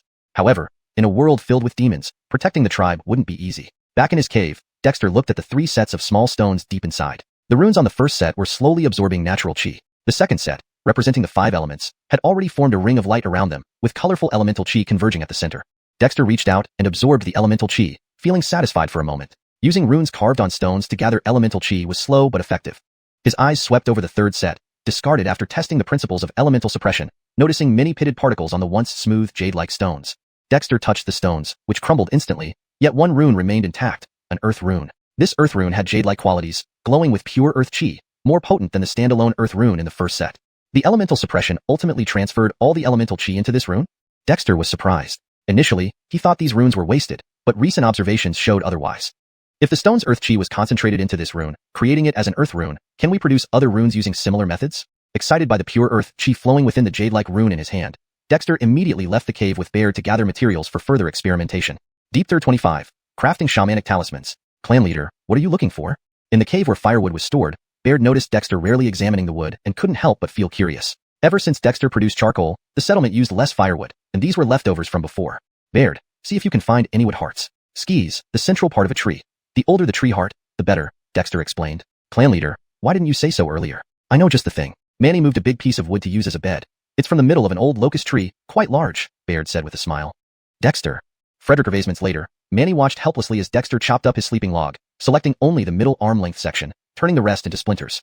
Manny, this is what Yehia wants. Don't blame me. Baird grinned. Since you have time, let's join him. He's probably making something new. Manny immediately forgot his sorrow over losing his bed and followed eagerly. Baird, are there any red, brown, or black stones nearby? Forget it, gather some people and bring back different colored stones and various types of soil you can find around here. Learning from previous experiences, Dexter decided to delegate the task to Baird. While he wasn't clear on what surrounded the settlement, its people were. Sure enough, after half a day, Baird brought back a group who had scoured the mountains, streams, and wilds, returning with samples of stones and soils of all shapes and colors. Based on his memory, Dexter carefully identified a few useful materials.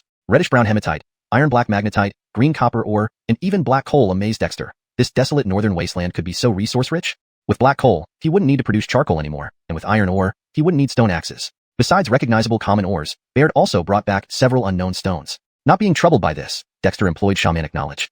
A touch of his finger summoned a thread of elemental energy, infusing a nondescript stone in his hand. Frederick Hervaisments later, a hint of blue appeared, a sign of water elemental properties. Water elemental minerals? This came easily. Dexter was pleasantly surprised. Water and fire elemental materials were usually the hardest to find. Baird, where did you find this? Dexter held up the stone and asked. Baird thought for a moment and replied, Clan leader, these are pebbles from the lakeside. There are many such small stones there. Is this useful? Skis, very useful. Have someone gather all such stones they can find. Dexter instructed. Baird hurried off to relay the message. Dexter's cave was usually restricted to him alone. Although others were curious, they stayed outside. Then Dexter continued experimenting. Frederick Hervais's stones displayed yellow earth elemental energy or white metal energy until finally, one emitted red fire elemental energy. Baird, find more of these, wherever you found them. Dexter stretched lazily, gazing at the neatly categorized pile of materials before him. Metallic ores dominated, but he recognized only copper and iron. However, as long as they were metallic ores, the next steps would be straightforward. After Baird delivered more requested materials, among them, wood hearts were the least plentiful. But Dexter chopped the single block into smaller pieces, making it sufficient. Sending Baird away, Dexter began carving talismans. With experience, he carved quickly, producing elemental talismans. Wood hearts for wood talismans, jade for earth talismans, iron ores for metal talismans, water and fire elemental ores for their respective talismans. He crafted 5 sets of talismans before stopping to arrange them. Previously, his set of counteracting elemental talismans were carved from stone, leaving behind a jade earth talisman. Now using varied materials aimed to produce different physical forms faster. If successful, he could gift talismans to clan members, possibly guiding them towards practicing shamanism. As for the standalone and mutually enhancing talismans, while effective, their efficiency was too low to form tangible talismans, which Dexter found unacceptable. Placing the 5 sets in a counteractive order and activating each with elemental energy, Dexter observed closely. Each set behaved differently. Some had stronger wood energy, others metal energy. As elemental energy circulated, some talismans dimmed while others grew purer and more potent, an effect unseen with uniform stone carvings. Indeed, practice makes perfect. Encouraged by the discovery, Dexter became more patient, gradually understanding the patterns. Within each set, talismans made of superior material, containing the most elemental energy, absorbed and purified other elemental forces to strengthen themselves. Sure enough, after over an hour, each set extinguished, leaving 1 talisman per set radiating pure elemental energy. A wood talisman, 3 metal talismans, and an earth talisman. The water and fire talismans failed to appear. Holding the sole surviving wood talisman, Dexter infused it with wood energy. It glowed faintly, continuously absorbing ambient spiritual energy like the first test talisman. Intriguing. Just the first cycle. Frederick Hervais's cycles might produce true talismans. Dexter inspected the other talismans and found none inferior to the earlier earth talisman.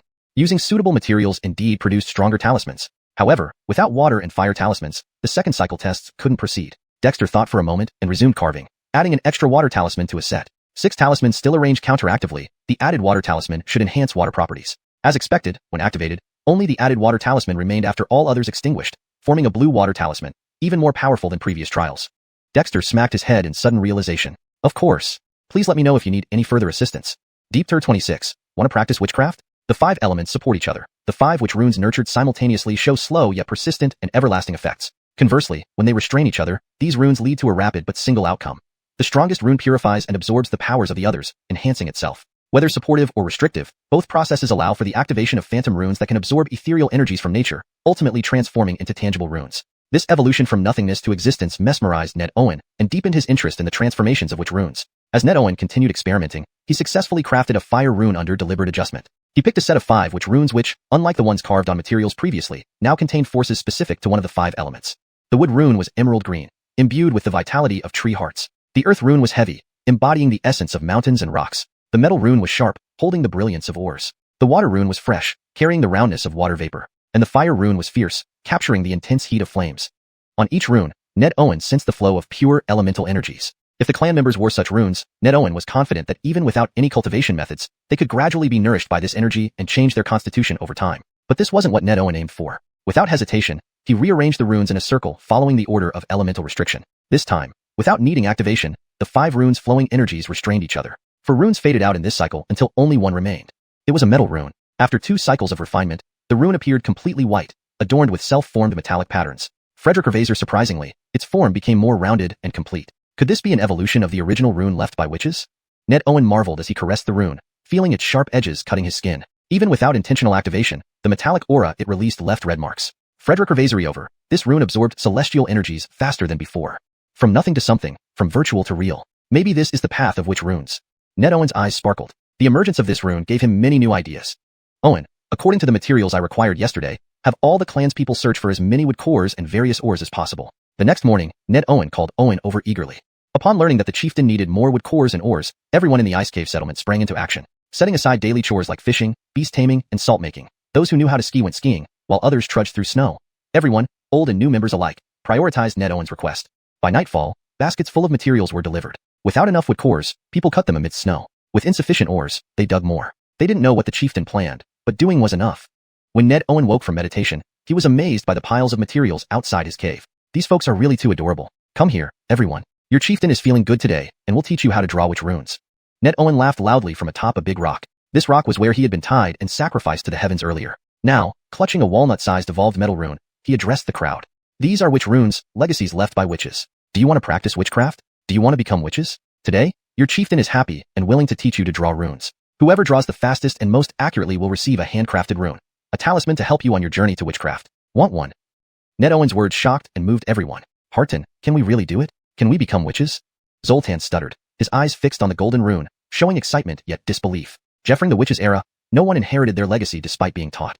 Now, Ned Owen claimed to teach everyone witchcraft? Was that even possible? Why not? As long as you're willing, I can give it a try. Our human descendants face difficulties in surviving on this icy land, but man triumphs over adversity. Solutions outnumber problems. If I'm willing to teach, are you willing to learn? Ned Owen scanned the crowd, shouting loudly. Skis. Why not? We're willing even if it means death. Owen roared fervently. Becoming a witch would better protect the settlement. Becoming a witch meant greater power. Harton, we are willing. In unison, the 140-plus members of Ice Cave echoed, stretching necks in anticipation. Newly joined members like Osiriso Gifford were particularly agitated, faces flushed. A witch. The chieftain offered to teach them, a gift from heaven. Joining Ice Cave was undoubtedly the proudest decision of their lives. Good. Since you're willing to learn, let's start with basics. I'll carve 5 witch runes on this rock, hoping you practice whenever possible until it becomes second nature. These runes will be fundamental to our clan's rise. Can you do that? Ned Owen shouted excitedly. We can. Everyone responded forcefully, voices echoing far away, startling flying snow eagles and causing the 8 small snow wolves to hide in snow. Sky it. Ned Owen was satisfied. Jumping down, Ned Owen swiftly sketched runes, guided by the sharp metal energy within him. On the rock, he carved enormous symbols in a circle. Arranged in the order of element generation, the 5 runes began absorbing celestial energy slowly as Ned Owen activated them, gaining luster. During this process, Ned Owen stood aside, letting the clan's people observe as the runes transformed from simple carvings into glowing witch runes. This scene stirred intense looks among the Ice Cave inhabitants. Despite not understanding, they would replicate the runes carved by the chieftain. Deepter 27. Dexter's ambitions. On this day, the snow-covered ground was dotted with tribespeople squatting down, using their fingers or branches to draw symbols on the snowy earth.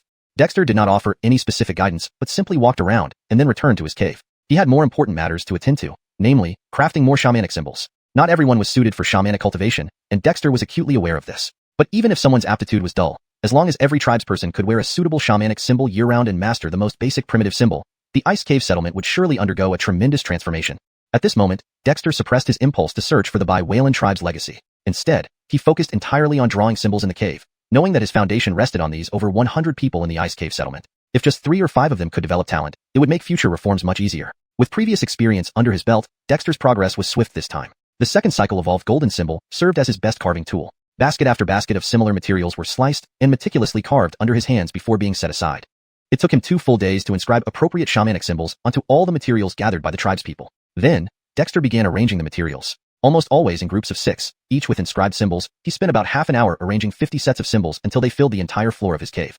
Next, Dexter activated these symbols. As group after group of symbols came to life, the 5 elements cruise within his body was steadily consumed. When he felt drained, Dexter would sit cross-legged on the ground, cultivating to restore his cruise, then inject it back into the symbols. He labored tirelessly for the better part of a day, infusing all 50 sets of symbols with the 5 elements cruise. Finally, he sat cross-legged at the entrance of the cave, focusing on the flow of the 5 elements cruise within him. As Dexter continually expended and replenished the 5 elements cruise, his control over it became more intuitive. Simultaneously, he gained a clearer perception of the strange dragon on the Taiji diagram within him. The strange dragon was born from condensed dragon blood chi and his own internal organs chi, later infused with the Cruzlin chi. Its potential was immense. Sky it. Before now, Dexter had always sensed an indistinct barrier between the dragon and himself. But now, as he continuously consumed the 5 elements cruise, and as the dragon kept absorbing his organ chi to restore the 5 elements cruise, Dexter vaguely felt a unity with the dragon. He was the dragon, and the dragon was him. Of course, this was only a feeling. His body was nurtured by both dragon blood chi and Cruzlin chi, so such a sensation wasn't surprising. It was just that this feeling had become more intense. Once again revitalized, the strange dragon's absorption of the 5 elements Croods grew stronger.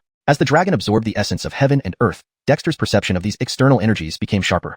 Still, he didn't fully understand the nuances behind this. He only felt that he had grown slightly stronger. What exactly is cultivation in this world? Looks like I'll have to visit the Xuanhuan tribe when the time is right. That night, Dexter opened his eyes, gazing up at the starry sky, lost in thought. Unconsciously, he had been in the northern wasteland ice plain for several months, from surviving by gathering light to becoming the chief of the ice cave settlement. Dexter's heart had become calmer, more adaptable.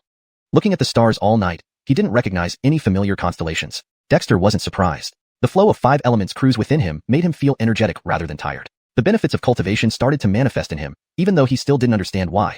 Heart, I can draw 5 shamanic symbols. Just as the crimson sun rose from the east, Brandon Hammond rushed over, his face beaming with excitement, like a child. However, Brandon Hammond was roughly the same age as Dexter, a young teenager indeed. So fast? Show me what you've got. Dexter smiled. Although even primitive shamanic symbols were somewhat complex, the tribespeople should have made some progress in nearly 3 days. Brandon Hammond eagerly grabbed a branch and started carving on the snow outside the cave. Soon, a wooden symbol took shape, albeit a bit crooked. Overall, there were no errors, and Dexter nodded approvingly. Good job, Brandon Hammond. Take your time, continue. Originally nervous, Brandon Hammond grinned widely at Dexter's encouragement. Soon, he completed 5 symbols, following the order of the 5 elements as Dexter had inscribed on the stone. Dexter examined them carefully and said with a smile, well done, but the drawing needs to be smoother, in one continuous stroke. Yours looks patched together, which doesn't count. Keep practicing. Brandon Hammond's face fell, but he quickly brightened up. Heart, I understand. Heart, I can also draw symbols. Not long after Brandon Hammond left, Manny came running over, but was soon guided by Dexter and sent back. Frederick Ravazer tribespeople arrived one after another, and Dexter patiently offered guidance. By the afternoon, every tribesperson had received instructions from Dexter. Returning to the cave, Dexter collected the shamanic symbols he had crafted the previous day. Out of the 50 sets, 45 were successful, a not-so-high failure rate. Dexter carefully examined the 5 failed sets, trying to find out why, but since he hadn't seen them form firsthand, he found nothing conclusive.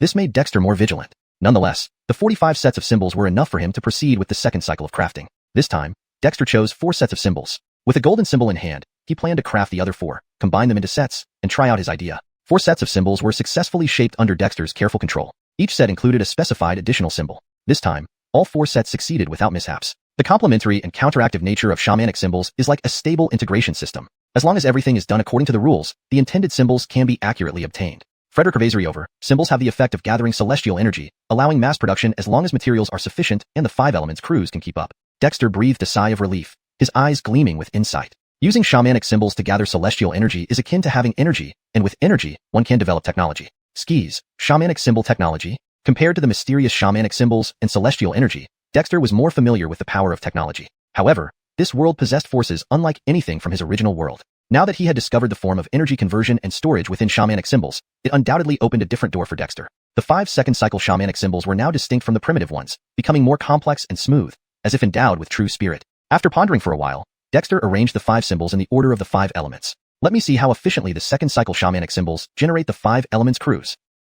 Deep Third 28. The key to practicing witchcraft. Inside the cave, 5 second cycle refined which runes emitted light of their respective attributes and flowed towards the other runes in accordance with the sequence of the 5 elements. Gradually, they formed a colorful ring. Finally, at the center of this circular arrangement of rune lights, wisps of colorful chi of the 5 elements emerged out of thin air under Dexter's watchful eyes. 5 minutes, just 5 minutes for the elemental chi to be generated, and this speed. Even though he saw it with his own eyes, Dexter was astonished beyond measure.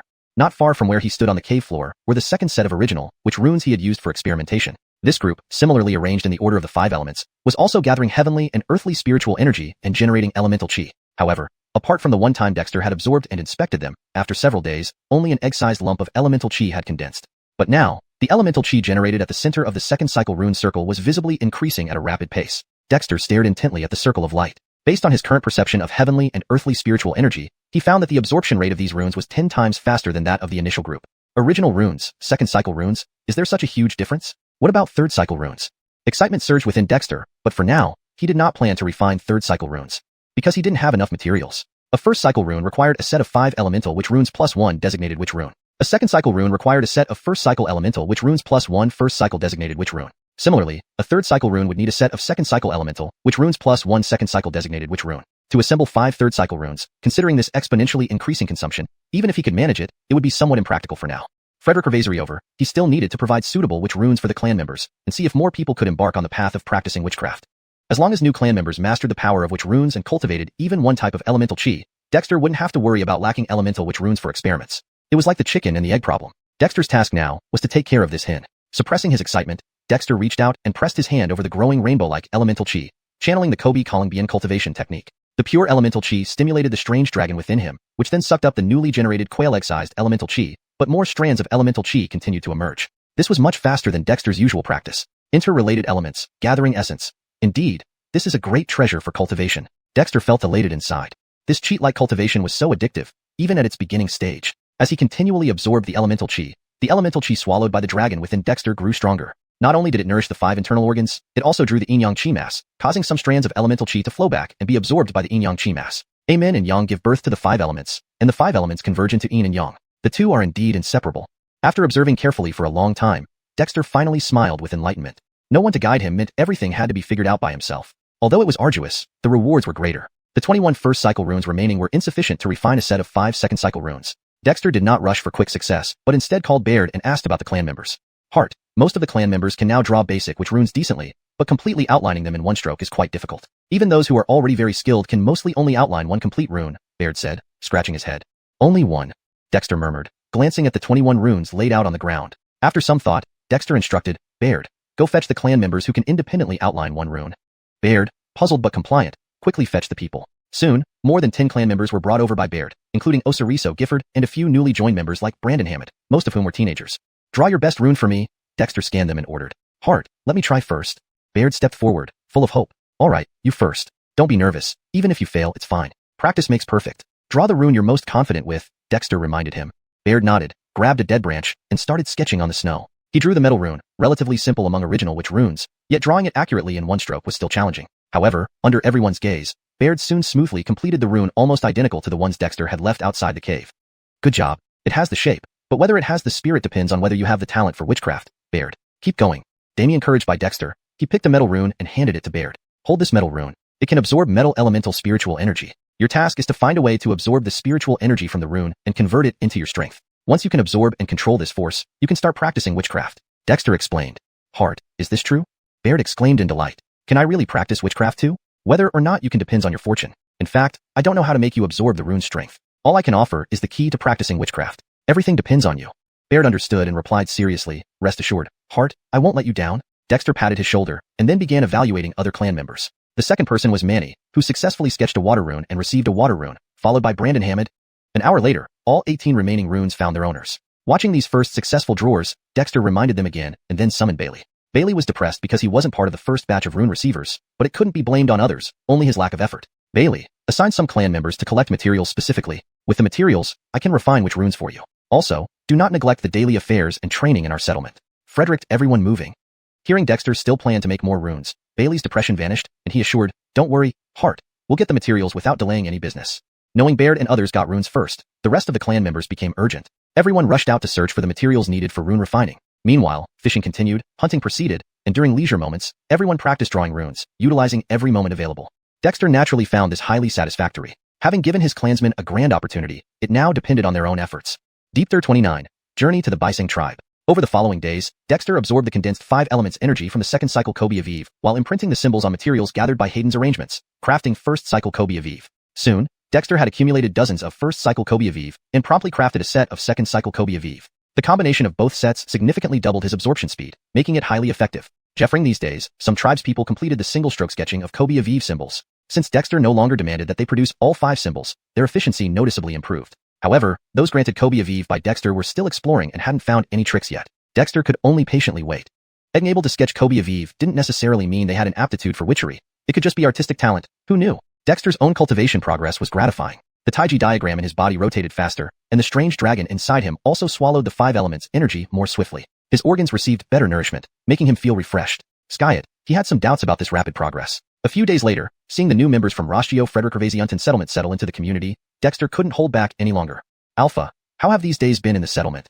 Outside the cave, Dexter asked Alpha, who seemed somewhat reserved, with a smile. Alpha sighed with emotion. Heart, since I fled the tribe 20 years ago, I've never had such a comfortable life. The tribespeople are very considerate of us, providing food, work, and even the chance to practice witchcraft. Heart, Binku settlement will be our home from now on. It's good to hear you can adapt. Alpha, prepare yourself. We leave early tomorrow for a trip to the Bisang tribe. If we find something useful, great. If not, we can pay our respects to the deceased there.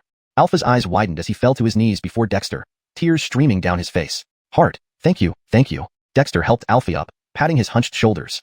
Alpha, don't do this. You're part of the Binku settlement. Your old land is our homeland too. Alpha nodded tearfully. Heart, I understand. Baird, select 20 people who have started practicing and get them ready. Join me tomorrow. Hayden, stay behind with the others. If anything unexpected happens, prioritize your safety. As long as you're alive, everything remains possible. Sitting outside the cave, Baird and the others opened their eyes at the same time, holding the Kobe Aviv symbols in contemplation. Though Hayden wasn't entirely pleased, he nodded. Heart, rest assured, I know what to do. The next morning, those selected by Baird were prepared for the journey, each carrying baskets with simple weapons, and followed Dexter into the snowy wilderness under the watchful eyes of the tribespeople. Half a day later, they arrived at the former location of the Osirisation settlement's caves where Alpha, Osiriso Gifford, and Dienler originated, knowing the area well. Heart, someone must have come here after we left, reported Dienler after circling the area. Dienler, around Osiriso Gifford's age, had grown stronger due to the improved diet at Binku settlement. Heart, Dienler has a keen sensitivity to mountain terrain. He used to guide our hunting teams, easily finding prey and avoiding danger. If he says someone came, it must be true, Osiriso Gifford confirmed. This was the most challenging time of the siring season. Anyone visiting Osirisation settlement might not have good intentions. No worries. We'll rest briefly and won't stay long. Dienler, since you have this ability, go ahead with Osiris. Regardless of who it was, Dexter wanted to check out the Bisang tribe, as long as they avoided encounters. Osiris scratched his head. Others carried frozen fish, oil lamps, and charcoal, but Osiris carried 8 small snow wolves. These wolves now ran effortlessly in the snow, had strong endurance, and understood basic commands, which is why Dexter brought Osiris along. Sure, Heart, I'll scout ahead. With Osiris's snow wolves, it'll be easier. Dienler smiled sincerely, and then looked at Osiris. Osiris, let the snow wolves loose. Though I'm not a trainer, only wolves tested in the snow are truly fit. Dexter was pleasantly surprised. This guy had good instincts. With Dienler and Osiris scouting ahead, Dexter's group took another hour of rest before setting off again, skiing along the trail left by Dienler and Osiris. Heart, traveling to Bisang settlement will take us through vast snowy plains and ice-covered forests. There may be beasts hibernating, so we need to be cautious, warned Alpha with a serious expression. In the Edwang ice plain, snow often hides many dangers beneath it, but colder weather made the plain safer because both beasts and demons feared the cold and rarely left their warm nests. Don't worry. As long as we don't encounter insurmountable problems, we can protect ourselves. Dexter reassured Alpha, gazing at the endless snow-capped mountains. Whatever dangers lay ahead, he needed to try. Finding the Bisang tribe could lead to new cultivation methods and inspiration. Otherwise, should he remain holed up in Binku, trying to reinvent the wheel? Frederick Gervaisist of the siriming season had passed. When warmer Jumang season arrives, the snow melts, and hungry beasts and hidden demons could appear. Should he not take advantage of their current hibernation? Their journey continued, and with Dienler and Osiris leading, they skied faster. What once required careful avoidance of snow traps could now be navigated by following the sled tracks. Unnoticed by Dexter, as they left the Osirisation cave, a burly man dressed in snow wolf fur emerged from the snow near Osirisation's midslope. Eyeing Dexter and his group as they disappeared into the distance, the man's eyes showed surprise. They can actually ski through the snow. Clever. No wonder they vanished with the Osirisation settlement. I need to report this to my elder brother. He exhaled a white mist, mumbled to himself, then sprinted down the mountain, leaving deep footprints in the knee-deep snow, unaffected by its depth. Deep through 30, ice crystal burns with ice flame. The snowy landscape stretched endlessly, with only the mountains and towering trees visible through the heavy snowfall. This was the North Wasteland during the siriming season, a world of silence and whiteness. Starting from Osirisation Frederickavaisiunten, despite the group's efficient skiing pace, they had only covered about 100 miles by the time the red sun hung low on the western horizon. Joining forces with Ned and Blaine, who had been scouting ahead, Dexter chose an open area to set up camp. In the past, spending a night on the snowy plains would have been extremely perilous. Not only was there the constant threat of wild beasts appearing unexpectedly, but the bitter cold could easily claim any traveler with insufficient clothing. However, now, the people of Binku village had become adept at cutting ice blocks, swiftly constructing a cluster of compact igloos that formed a simple yet sturdy campsite, providing shelter from the wind and snow, as well as warmth and protection from the elements. The entrances of the igloos faced inward, while the outer perimeter was fortified with thick walls of ice blocks, making it difficult even for ferocious creatures like the northern snow bear to break through. Furthermore, outside each igloo, pits were dug, connected underground to tunnels within the igloos, allowing for quick escape in case of emergencies. After a simple meal of roasted dried meat and boiled snow water, everyone settled down inside their igloos with their witch talismans, eager not to waste a moment. Dexter's igloo was located in the center. While others were busy meditating with their talismans, he examined a palm-sized ice crystal found accidentally by Manny when cutting ice blocks. It looked like ice but felt more like polished jade, cold and smooth. Initially, the intense cold nearly froze Manny's hands. This seems like ice, yet it's not ordinary ice. It seems to contain some form of heavenly essence. I wonder if it can sustain ice flame, Dexter mused, turning the ice crystal over in his hands, which soon became numb from the cold. He then summoned the ice flame. Despite its appearance as a flame, it emitted no heat, only extreme cold. Dexter had no idea what the pair of eyes that appeared in his mind after focusing his fire earlier signified, nor why they left him with this icy flame. Now, this ice flame adorned the forehead of the strange dragon, looking ordinary but known to Dexter as anything but. Even the yin-yang energies within him, capable of generating elemental forces and purifying even dragon blood and qilin blood marrow, could not affect this ice flame, leaving it untouched on the dragon's forehead. Dexter let the ice flame fall onto the ice crystal, watching intently as it spread across its surface.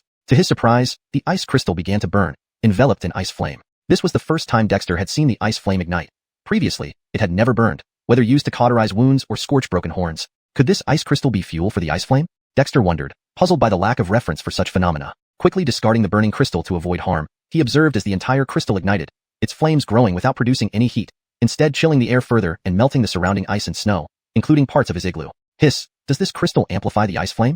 Dexter exhaled sharply, noticing the flame, originally thumb-sized, grow to envelop the whole crystal without diminishing it much. Instead, it melted the snow and ice around it. Amazed, Dexter manipulated the ice flame back into his hand, where it grew significantly larger and gained a white spiritual glow, becoming more vibrant. Dexter picked up the now slightly less cold but still frigid ice crystal, realizing it might hold the key to enhancing the ice flame. This is valuable indeed. Although my current method of strengthening the ice flame is slow, perhaps with enough ice crystals, I can enhance it. In these icy wastes of the North Wasteland, ice flame might surpass even elemental talismans, he marveled. Unfortunately, such ice crystals were rare, having been found only once, embedded within ice. Carefully reabsorbing the ice flame into his body, Dexter noted that the enhancement did not disturb the strange dragon within him, but rather transformed the small pale mark on its forehead into a tiny flame. Summoning the ice flame again and practicing its control, Dexter felt reassured. He remembered the terrifying eyes responsible for its creation, but now saw no adverse changes in the ice flame, easing his concerns. Placing the still cold, though slightly warmed ice crystal back in the igloo, Dexter reasoned it might recover some of its properties if left in the snow. Finally settling down to meditate, Dexter allowed the primordial energy cycle to rotate within him, guided by his understanding of Aminnoing Barai and 5 elements Barai. The yin-yang energies within the dragon slowly released elemental forces, transforming his internal organs subtly over time. Unknown hours later, a beast's howl broke the silence. Opening his eyes, Dexter saw others waking up, including the 8 little snow wolves raised by Ned, trembling inside the igloo. "Heart, something monstrous is coming," Ned whispered, having been awakened earlier by the panicked wolves. "Don't panic. Frederick, ready for battle, and hide in the ice tunnels," Dexter instructed, retrieving the ice crystal before retreating into the tunnel beneath the igloo. Frederick ervasements later, the crunching sound of footsteps echoed around them. Peeking cautiously from the tunnel, Dexter's pupils dilated in alarm. Deepter 31. The Hawlight in the forest. Outside the silent woodland, under the faint light reflected by the accumulated snow, 7 or 8 2-meter tall, robust human-like monsters with thick fur covering their bodies were trudging through the snow toward the igloos. These creatures had snow-white, dense fur all over their bodies, horns on their heads, ghostly faces, and resembled apes, with some unarmed while others wielded thick cudgels. "These are Ghoul Alfred Hardy's heart. What should we do? These beasts are among the most ferocious monsters in the snowy regions, always moving in groups, making them extremely hard to deal with. Why would they come out at such a late hour?" Alpha cautiously crawled over from the interconnected ice caves beneath the igloo, his face turning pale as soon as he saw the monsters. The terror of the Ghoul Alfred Hardys was a nightmare for human settlements. Despite their towering height and muscular build, these creatures moved swiftly and possessed immense strength. A single Ghoul Alfred Hardy could tear apart tigers and leopards, let alone when they acted in packs. In the northern wasteland's icy plains, countless human settlements had evaded demons and endured the cold, only to be raided by Ghoul Alfred Hardys. "So these are Ghoul Alfred Hardys? Indeed, they are quite ugly," Dexter muttered. Alpha was speechless. They were about to be raided, and the chief was still concerned about whether these things were ugly or beautiful. "Don't panic. Everyone hide in the ice caves below. Luckily, I made you dig these caves and leave ventilation holes beforehand. Hide temporarily. Remember not to make any noise," Dexter whispered, his gaze fixed on the approaching Ghoul Alfred Hardys. Was this a coincidence? Or did something happen? Even though it was his first time seeing the true form of Ghoul Alfred Hardys, Dexter knew that these creatures rarely ventured out in such freezing conditions, especially at night. Lying in wait at the entrance of the ice cave, Dexter held his breath. The Ghoul Alfred Hardys had stopped outside the igloo. One of them approached and avoided the pitfall traps, using its cudgel to prod the ice structure. The sturdy igloo was quickly breached by the cudgel, but inside there was no one. Even the cushioning pads were stashed away into the ice caves, with the entrance temporarily sealed off with ice blocks. The Ghoul Alfred Hardy puzzled over this, sniffing intensely and then smashing violently with its cudgel, eventually destroying the entire igloo. "Ayo!" It emitted an unsatisfied howl. Dexter's brows furrowed even deeper. These creatures seemed to have come with a purpose, but their intelligence appeared low. After destroying a few more igloos without finding anything, the group of 7 or 8 Ghoul Alfred Hardys turned and headed back into the forest. "Heart!" From below came Baird's trembling voice. "Hush!" Dexter turned and gestured for silence. After waiting a little longer, indeed, one of the Ghoul Alfred Hardys reappeared under a large tree bowed down by the weight of snow, watching the igloo area until more than 10 minutes passed before finally turning away. Phew! Dexter exhaled deeply, now certain that these Ghoul Alfred Hardys were indeed after them. This realization sent shivers down his spine. When exactly were we targeted, and by whom? Who can command such monsters like Ghoul Alfred Hardys? Demons? Or someone else with ulterior motives? Dexter mumbled to himself. He had long known that the northern wasteland was dangerous, but tonight he truly witnessed just how perilous it was. Even with their 20-plus people, including his preliminary mastery of the 5 elements shamanic symbols and the Jiffer-circulatory symbols he provided to the tribe members, encountering such a pack of Ghoul Alfred Hardys would likely result in total annihilation. At this moment, Dexter acutely felt the importance of strength. If he could, He would follow the ghoul Alfred Hardys to find out more, but he dared not. You stay underground tonight. Baird, go open the ventilation holes for the other igloos. We'll leave early tomorrow morning. In the 2-meter-deep ice cave, Dexter looked at the blurred figures of his tribespeople in the icy glow and gave instructions in a low voice before returning to his own igloo. Hart, let me take the night watch. Baird followed him out. Dexter patted his shoulder. Baird, wanting to do more isn't just about desire. With your stamina, if you don't rest properly, you won't be able to keep up. We still have a journey ahead tomorrow. Baird's expression dimmed, but he clenched his fist. Hart, rest assured, I will get stronger. Without strength, even the qualification to stand watch was lost, which hurt Baird deeply. Similarly, Dexter's words caused Manny and the others below to lower their heads, each holding their shamanic symbols tightly, gritting their teeth. Sitting cross-legged in the igloo, Dexter placed the ice crystals at the entrance again to absorb the cold, then took out the 5 elements shamanic symbols and quietly circulated his cultivation method. The spiritual light flowing from the symbols produced elemental energies that Dexter absorbed, slowly strengthening the elemental energies within his body. That night was far from peaceful. After the ghoul Alfred Hardys left, a pack of unknown beasts emerged from the woods in the dead of the night, luckily passing by the igloos without noticing Dexter's people who had hidden in the underground ice caves.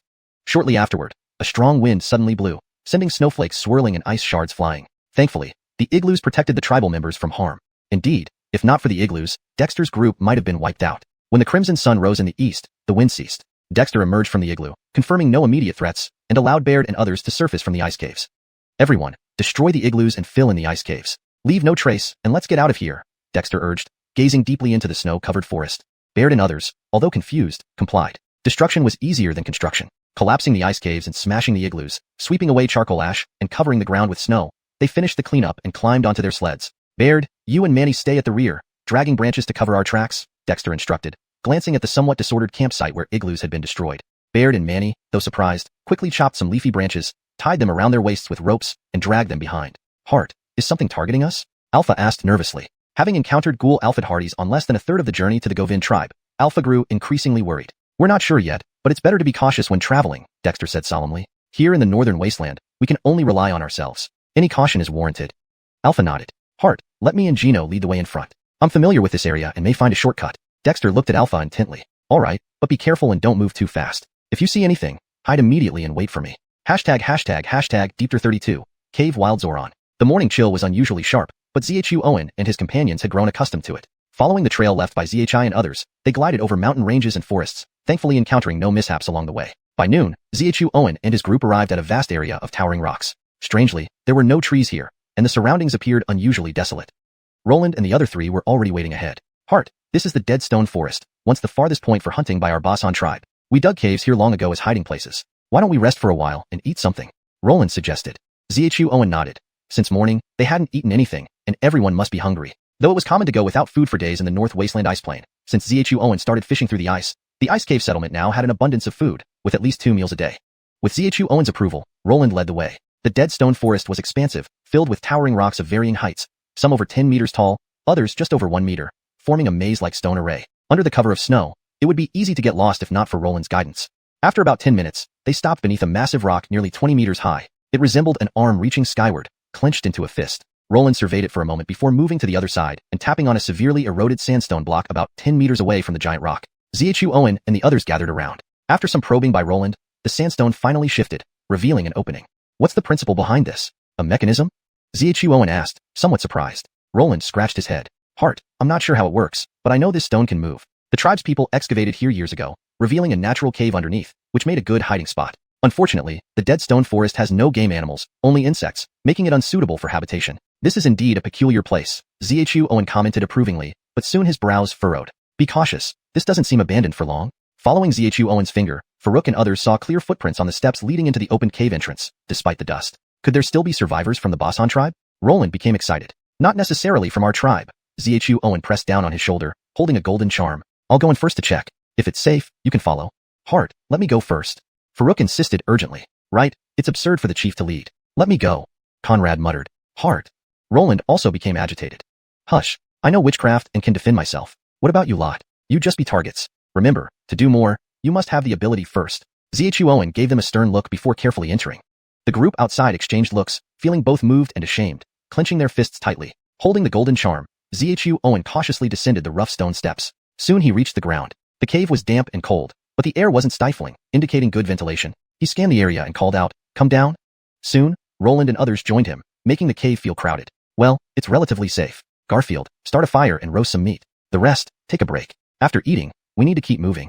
Xuanhuan leaned against a rock. Garfield immediately began working, known for his exceptional fish roasting skills in the settlement. Soon, the cave filled with the aroma of grilled fish. Heart, it's ready. Hey, where did the fish go? As Garfield turned to grab the cooked fish from the fire, a gentle breeze swept through, leaving him stunned. The fish on the wooden rack had vanished. Was it you, Feng? You're always the fastest thief here, Garfield shouted. Feng was speechless. I didn't even move. Everyone was alarmed. Xuanhuan scanned the area. No one held any fish. The freshly cooked fish had seemingly vanished into thin air. Something's not right. Suddenly, Xuanhuan sniffed the air and looked up. In the dim light of the cave ceiling, he saw a figure crouching and quickly gnawing on something. What is that? Garfield gasped, then fumed. Little thief, return my fish. The creature, startled by Garfield's loud voice, hurled the half-eaten fish at Garfield and darted in another direction, disappearing into the shadows. Heart, could that be a ghost or monster? Feng trembled, his voice shaking. Xuanhuan shot him a glare. Cut the nonsense. Have you ever seen a ghost or monster eat fish? Though he said this, Xuanhuan himself hadn't clearly seen what it was, only glimpsing something vaguely human-shaped. Farouk, fetch a torch. Everyone, be cautious. Search for it. It should still be in the cave. After a moment's thought, Xuanhuan gritted his teeth. Although leaving now would be the wisest choice, he wanted to find out what was causing trouble in this cave. Farouk pulled a wooden stick from the fire as a torch and headed toward where the creature disappeared. The torch illuminated the darkness, and Farouk suddenly cried out, Heart! Xuanhuan rushed over to see a small figure curled in a corner. A child of about 10 years, dressed in tattered animal hides, emaciated and shivering under the firelight. But the child suddenly bared its teeth menacingly at Farouk and Xuanhuan. Is this a human? Surprised, Xuanhuan gestured for Farouk to move the torch back. Kid, don't be scared. We're not bad people. Where are your family? Xuanhuan spoke gently. Suddenly, the child let out a guttural cry and lunged at Xuanhuan with surprising speed. Fortunately, Xuanhuan was prepared and dodged. The child grabbed a frozen fish from the ground and eyed Xuanhuan warily. Who are you? At that moment, Roland started trembling, pointing at the child's gaunt face, which looked like a skull. Roland, calm down. Don't scare the child, Xuanhuan urged, restraining Roland.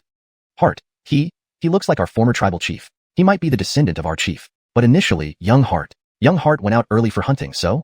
Roland grew even more emotional, staring intently at the child. Suddenly, he clasped his hands together in a strange gesture. The child froze, mumbling hoarsely, Father. Deepter 33, Stonewall Shamanic Patterns. In the cave, Alpha carefully tore off pieces of roasted fish and handed them to the still uneasy child. Dexter and the others leaned against the other side of the cave, trying not to disturb Alpha or startle the obviously insecure child. Poor kid. No one knows how long he's been locked here alone, and he didn't even starve to death. Manny's nose twitched as he gnawed on fish bones, sighing deeply. The others silently watched Alpha and the child, all feeling empathetic. But this was the northern wasteland, where a moment's carelessness could cost you your life. It seems we can't leave just yet. Everyone rest while Alpha comforts the child. We'll see if we can take him with us, Dexter said after a pause. Everyone nodded. Since they encountered the poor child, it was impossible to leave him behind. Once the child had eaten some of the fish, he visibly relaxed. Only then did Dexter cautiously approach him. The child immediately tensed up, but Alpha quickly comforted him. Although the child couldn't speak, he seemed to acknowledge Alpha, gradually relaxing again. Alpha, his body is severely weakened. Let me treat him with a wooden charm first, Dexter said. Alpha gratefully nodded. He was now certain that this was the descendant of the former leader of the Govind tribe. Little one, don't be nervous. Dexter took out a one-use wooden charm, infused it with wood chi from the 5 elements, and the charm emitted a pale green light which fell upon the child.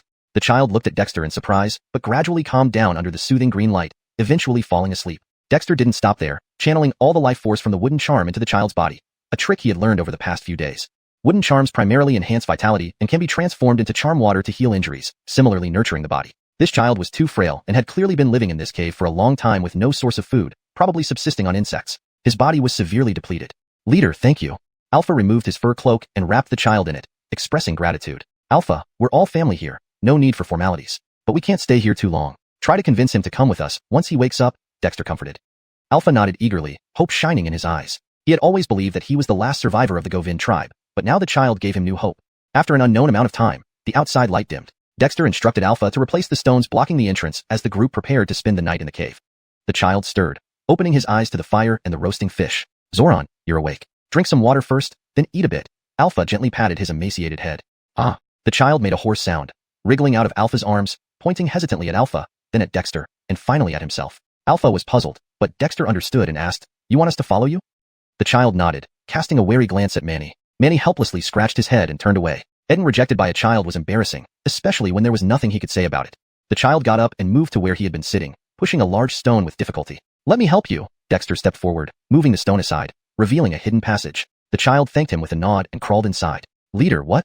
Alpha exclaimed. Let's go. There might be others down there. Dexter patted Alpha's shoulder and followed the child into the passage.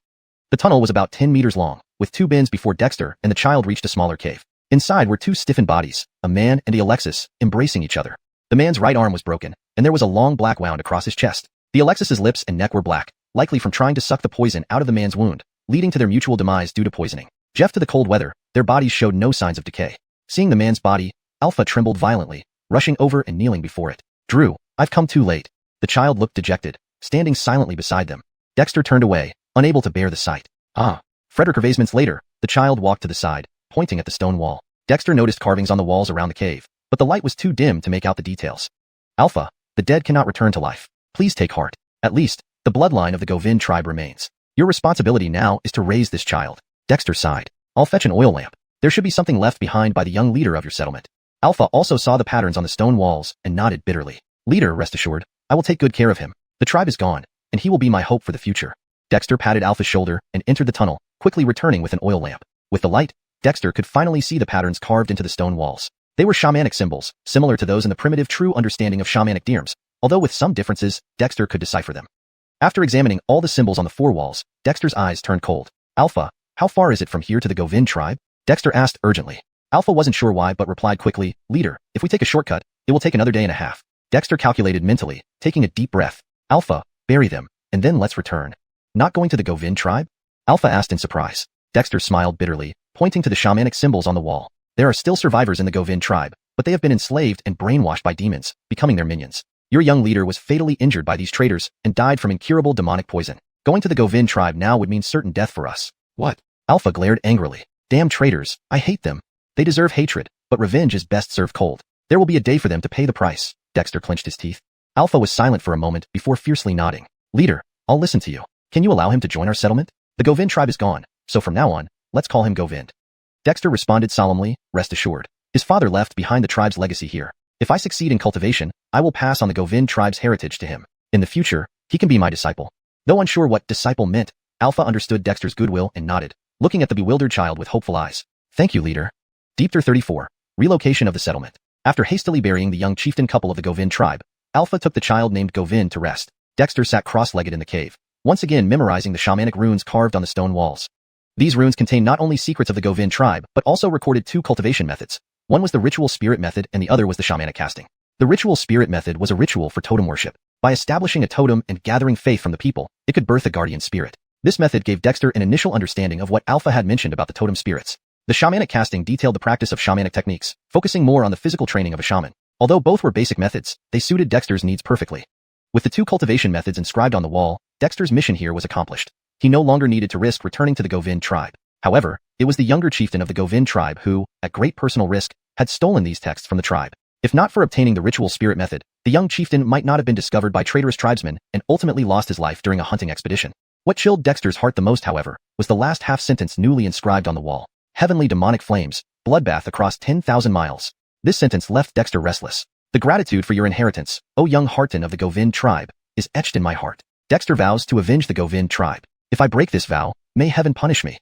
Having memorized all the runes, Dexter erased them with a golden talisman and came to the grave mound, where he solemnly made his vow. The air seemed to hum with thunder as Dexter took a deep breath and turned away. Prepare yourselves. Tomorrow morning, we will take a detour back to the settlement. Manny and the others did not know what Dexter had discovered inside, but no one opposed his decision. Everyone vaguely guessed from Alpha's grief. The entrance to the cave was already covered by sand and stones, though strange noises still echoed through the night in the desolate stone forest. Everyone sat quietly, including the child Govind, holding a wooden charm that Dexter had given him for his health. Curious about the shamanic charms, Govind mimicked others by gripping the charm, closing his eyes, and soon fell asleep. In a corner, Dexter sat cross-legged, reviewing the new ritual spirit method and shamanic casting. Though brief, the texts were difficult to understand, even with his foundation in the primal shamanic Dirm true explanation. However, the primitive shamanic force circulation within shamanic casting made it easier for Dexter to comprehend. Unconsciously, the night passed. When Alpha cleared the sand and stones covering the cave entrance, the outside world was blanketed in white snow. Last night's heavy snowfall raised the ground in the desolate stone forest by over a meter. The ice cave settlement's people, already prepared, emerged one by one. Dexter gave a final glance at the closed sand-covered entrance before sliding out of the stone forest with Govind. Reggie and Manny followed, sweeping away the sled tracks. Govind, dressed in furs provided by the tribe, held onto Dexter's waist tightly, curiously watching everyone slide across the snow, occasionally letting out excited exclamations. Ice cave settlers did not stop him. Instead, they smiled. This poor child would be part of their settlement now, especially as Alpha's kin. Who could bear to scold him? When Dexter and company had left for half a day, A shadow appeared awkwardly sliding a sled outside the stone forest. Seeing the somewhat messy snow trail, it revealed excitement. Jeff to the detour. It took Dexter 3 days to return to the area where the ice cave settlement lay. When they reappeared outside the settlement, Hayden and others were surprised. Wasn't the journey supposed to take 3 days? How did they return so quickly? Hayden, have you noticed any abnormalities in the tribe these past few days? Frederick resting down go vind, Dexter called Hayden and asked seriously. Hayden scratched his head, grinning. Hart, there have been several snowstorms, and everyone has stayed inside the settlement. No one went out, so what could we have found? Dexter frowned. Had he overthought things? However, both the ghost-like snow bear and the half-inscribed runes gave Dexter a sense of urgency. His restlessness on the return journey only added to this feeling, making him change direction multiple times. Notify everyone to gather all essentials and immediately relocate to Eagle Cry Cliff. We must abandon this place for now. After some contemplation, Dexter firmly decided. What? Hart, why? Hayden was puzzled. Living near the lake, fishing on the frozen lake was their main food source. While Eagle Cry Cliff wasn't far, relocation would make it less convenient. Besides, in this icy weather, would they really leave? Damien ought talk, go notify everyone. Also, place sharp stakes in the ice pits we dug earlier. Hopefully, my premonition is wrong, Dexter insisted. Though reluctant, Hayden started organizing the evacuation. Frederick Revasist of the ice cave settlement lived in igloos built on the snow, with only a few remaining in caves. Despite puzzling looks, no one opposed Dexter's orders, thanks to the authority he'd established over a month. Apart from the frozen fish stores, there wasn't much to pack. Frozen fish were loaded into baskets, ice houses dismantled, traces covered, and supplies like charcoal and stone axes taken along. Over 100 ice cave settlers slid towards Eagle Cry Cliff. Hart, are we really leaving the fire pan behind? Reggie hesitated. Dexter nodded. Leave it. You go ahead with the tribe. Reggie hesitated but eventually obeyed, sliding after the tribe while erasing the sled tracks. Standing momentarily in the snow, Dexter entered the cave. Inside, the fire pan burned brightly without added wood. Coming to the pan, Dexter recited the complex runes of the ritual spirit method from the desolate stone forest. The ritual spirit method helped create a tribal totem and birth a guardian spirit. Reciting this ritual, Dexter wanted to discover what, if anything, the fire pan contained. Recalling the sudden appearance of the Aim-knowing transformation when he saved the strange dragon, Dexter suspected the fire pan concealed something significant. Existence in the flames. Respond to me. What are you? A shadow flickered within the flames. Damn shamans, it spat. But then, the shadow vanished, and Dexter saw nothing despite staring into the flames. Deepter 35. The Ellie Dammy enters the body. Not receiving a response was not unexpected for Dexter. You are the flame I summoned from the red sun. Today, it will be me who extinguishes you. Brandon murmuring, Dexter grabbed a handful of sand and threw it toward the fire basin. Frederick resting out this fire would finally give him peace of mind. Fool, how dare you? Suddenly, Dexter heard an angry roar. A phantom golden flame suddenly emerged from the fire basin, flying straight towards Dexter. This golden flame incinerated the sand into nothingness before it even touched him. Startled, Dexter retreated hastily. The golden flame moved with incredible speed. It seemed ready to collide with Dexter when he quickly cast a water charm. The water charm briefly halted the golden flame but was then burned and shattered into pieces. Dexter's pupils contracted sharply as he rapidly pulled out various witch charms from his body and cast them one by one. Each charm was activated by the 5 elemental energies within him, yet none could stop the seemingly fragile golden flame. Just as Dexter reached for his last secondary cycle witch charm, the golden flame flickered and rushed into his body, dispersing inside him. A powerful, scorching energy began flowing systematically within Dexter's body, as if trying to alter his physical structure and reshape his form. Damn it! Cursing, Dexter's face turned deathly pale. He was familiar with this golden flame. Initially, it was this golden flame that had blocked the crystal-like water drop containing dragon blood from entering his body. Under the influence of Aim-knowing Barai, it eventually transformed into the Aim-knowing Taijutsu within him. Now, an even stronger golden flame had flown out of the fire basin, confirming Dexter's suspicion. Something was indeed hidden in this fire basin, and both the golden flame and Aim-knowing Barai originated from it. But why did it act now, just as he attempted to extinguish the fire? As the golden flame entered his body, Dexter felt intense heat spreading through him, like he was being roasted alive. Sweat beads erupted all over his body, each drop tinged with blood and filth, exuding a foul odor. Damn it, I won't believe it. Biting his teeth, Dexter sat cross-legged and began circulating Aim-knowing Barai. The method connected with the Taijutsu within him, and soon after, the Aim and Owing gas clouds on either side of the strange dragon and the Taijutsu began absorbing the essence of the golden flame within him. Damn! An infuriated roar resounded in his mind, but Dexter paid no heed, continuing to focus on circulating Aim-knowing Barai. Though it wasn't a cultivation technique, it described the mysteries of Aim and Owing. Furthermore, the golden Owing gas cloud within his Taijutsu had originally been born from the golden flame. Using the method taught by this prince to counter this prince, you lowly human truly deserve to die. An enraged voice sounded in his mind. Who are you? Dexter demanded once more. This prince. Thunderclap. Suddenly, thunder roared outside the cave, abruptly cutting off the voice as if struck by lightning. In Dexter's confusion, the golden flame burning within his body condensed into a golden fire crow, which darted directly towards the Taijutsu in his abdomen. Before Dexter could react, the fire crow had already plunged into the golden Owing gas cloud. Rumble. Countless bolts of lightning struck outside the cave, shaking the ground. Dexter watched in shock as the thunder gradually subsided, unable to calm down for a long time. Inspecting the Taijutsu within him, he saw a fire crow hiding within the owing gas cloud next to the strange dragon. As the taijutsu rotated, the fire crow was enveloped by the owing gas cloud, causing a surge of owing energy that quickly shifted into a min, expanding the Amin gas cloud and causing the strange dragon to swell, emitting more elemental energies. Within moments, Dexter's taijutsu had expanded several times its original size. Hey, come out. Malakirified, Dexter called out, but the fire crow remained hidden within the owing gas cloud, refusing to emerge. Dexter. He had indeed been possessed by some demonic entity. No matter how slow Dexter usually was, he now realized the gravity of the situation. However, with the fire crow not emerging, there was nothing he could do. He couldn't possibly destroy the taijutsu. Even if he dared, he didn't know how. Thankfully, Dexter noticed that after the fire crow hid within the owing gas cloud and the thunderstorm dissipated, the fire crow remained motionless, as if affected by something. Even so, Dexter remained terrified. Looking at the fire basin, he saw the flames had extinguished. Clearly, the source of the flames he had drawn from the red sun now resided within the fire crow inside him. Could it be that I truly summoned demon fire from the red sun? Am I destined to become blood carnage, slaughtering miles? Dexter was dumbfounded. He had only lit the fire to survive, yet now it had clearly exceeded his expectations. Heavenly demon fire descending, blood carnage across miles.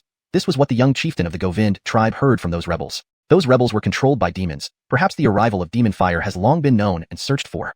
Dexter tugged at his hair, feeling overwhelmed. His premonitions might have been correct, but now the demon fire was inside him. Reassessing the balance of his Amin-owing diagram again, Dexter relaxed slightly as the strange dragon resumed emitting elemental energies as usual. The fire crow had not emerged to cause trouble. Perhaps there was still hope.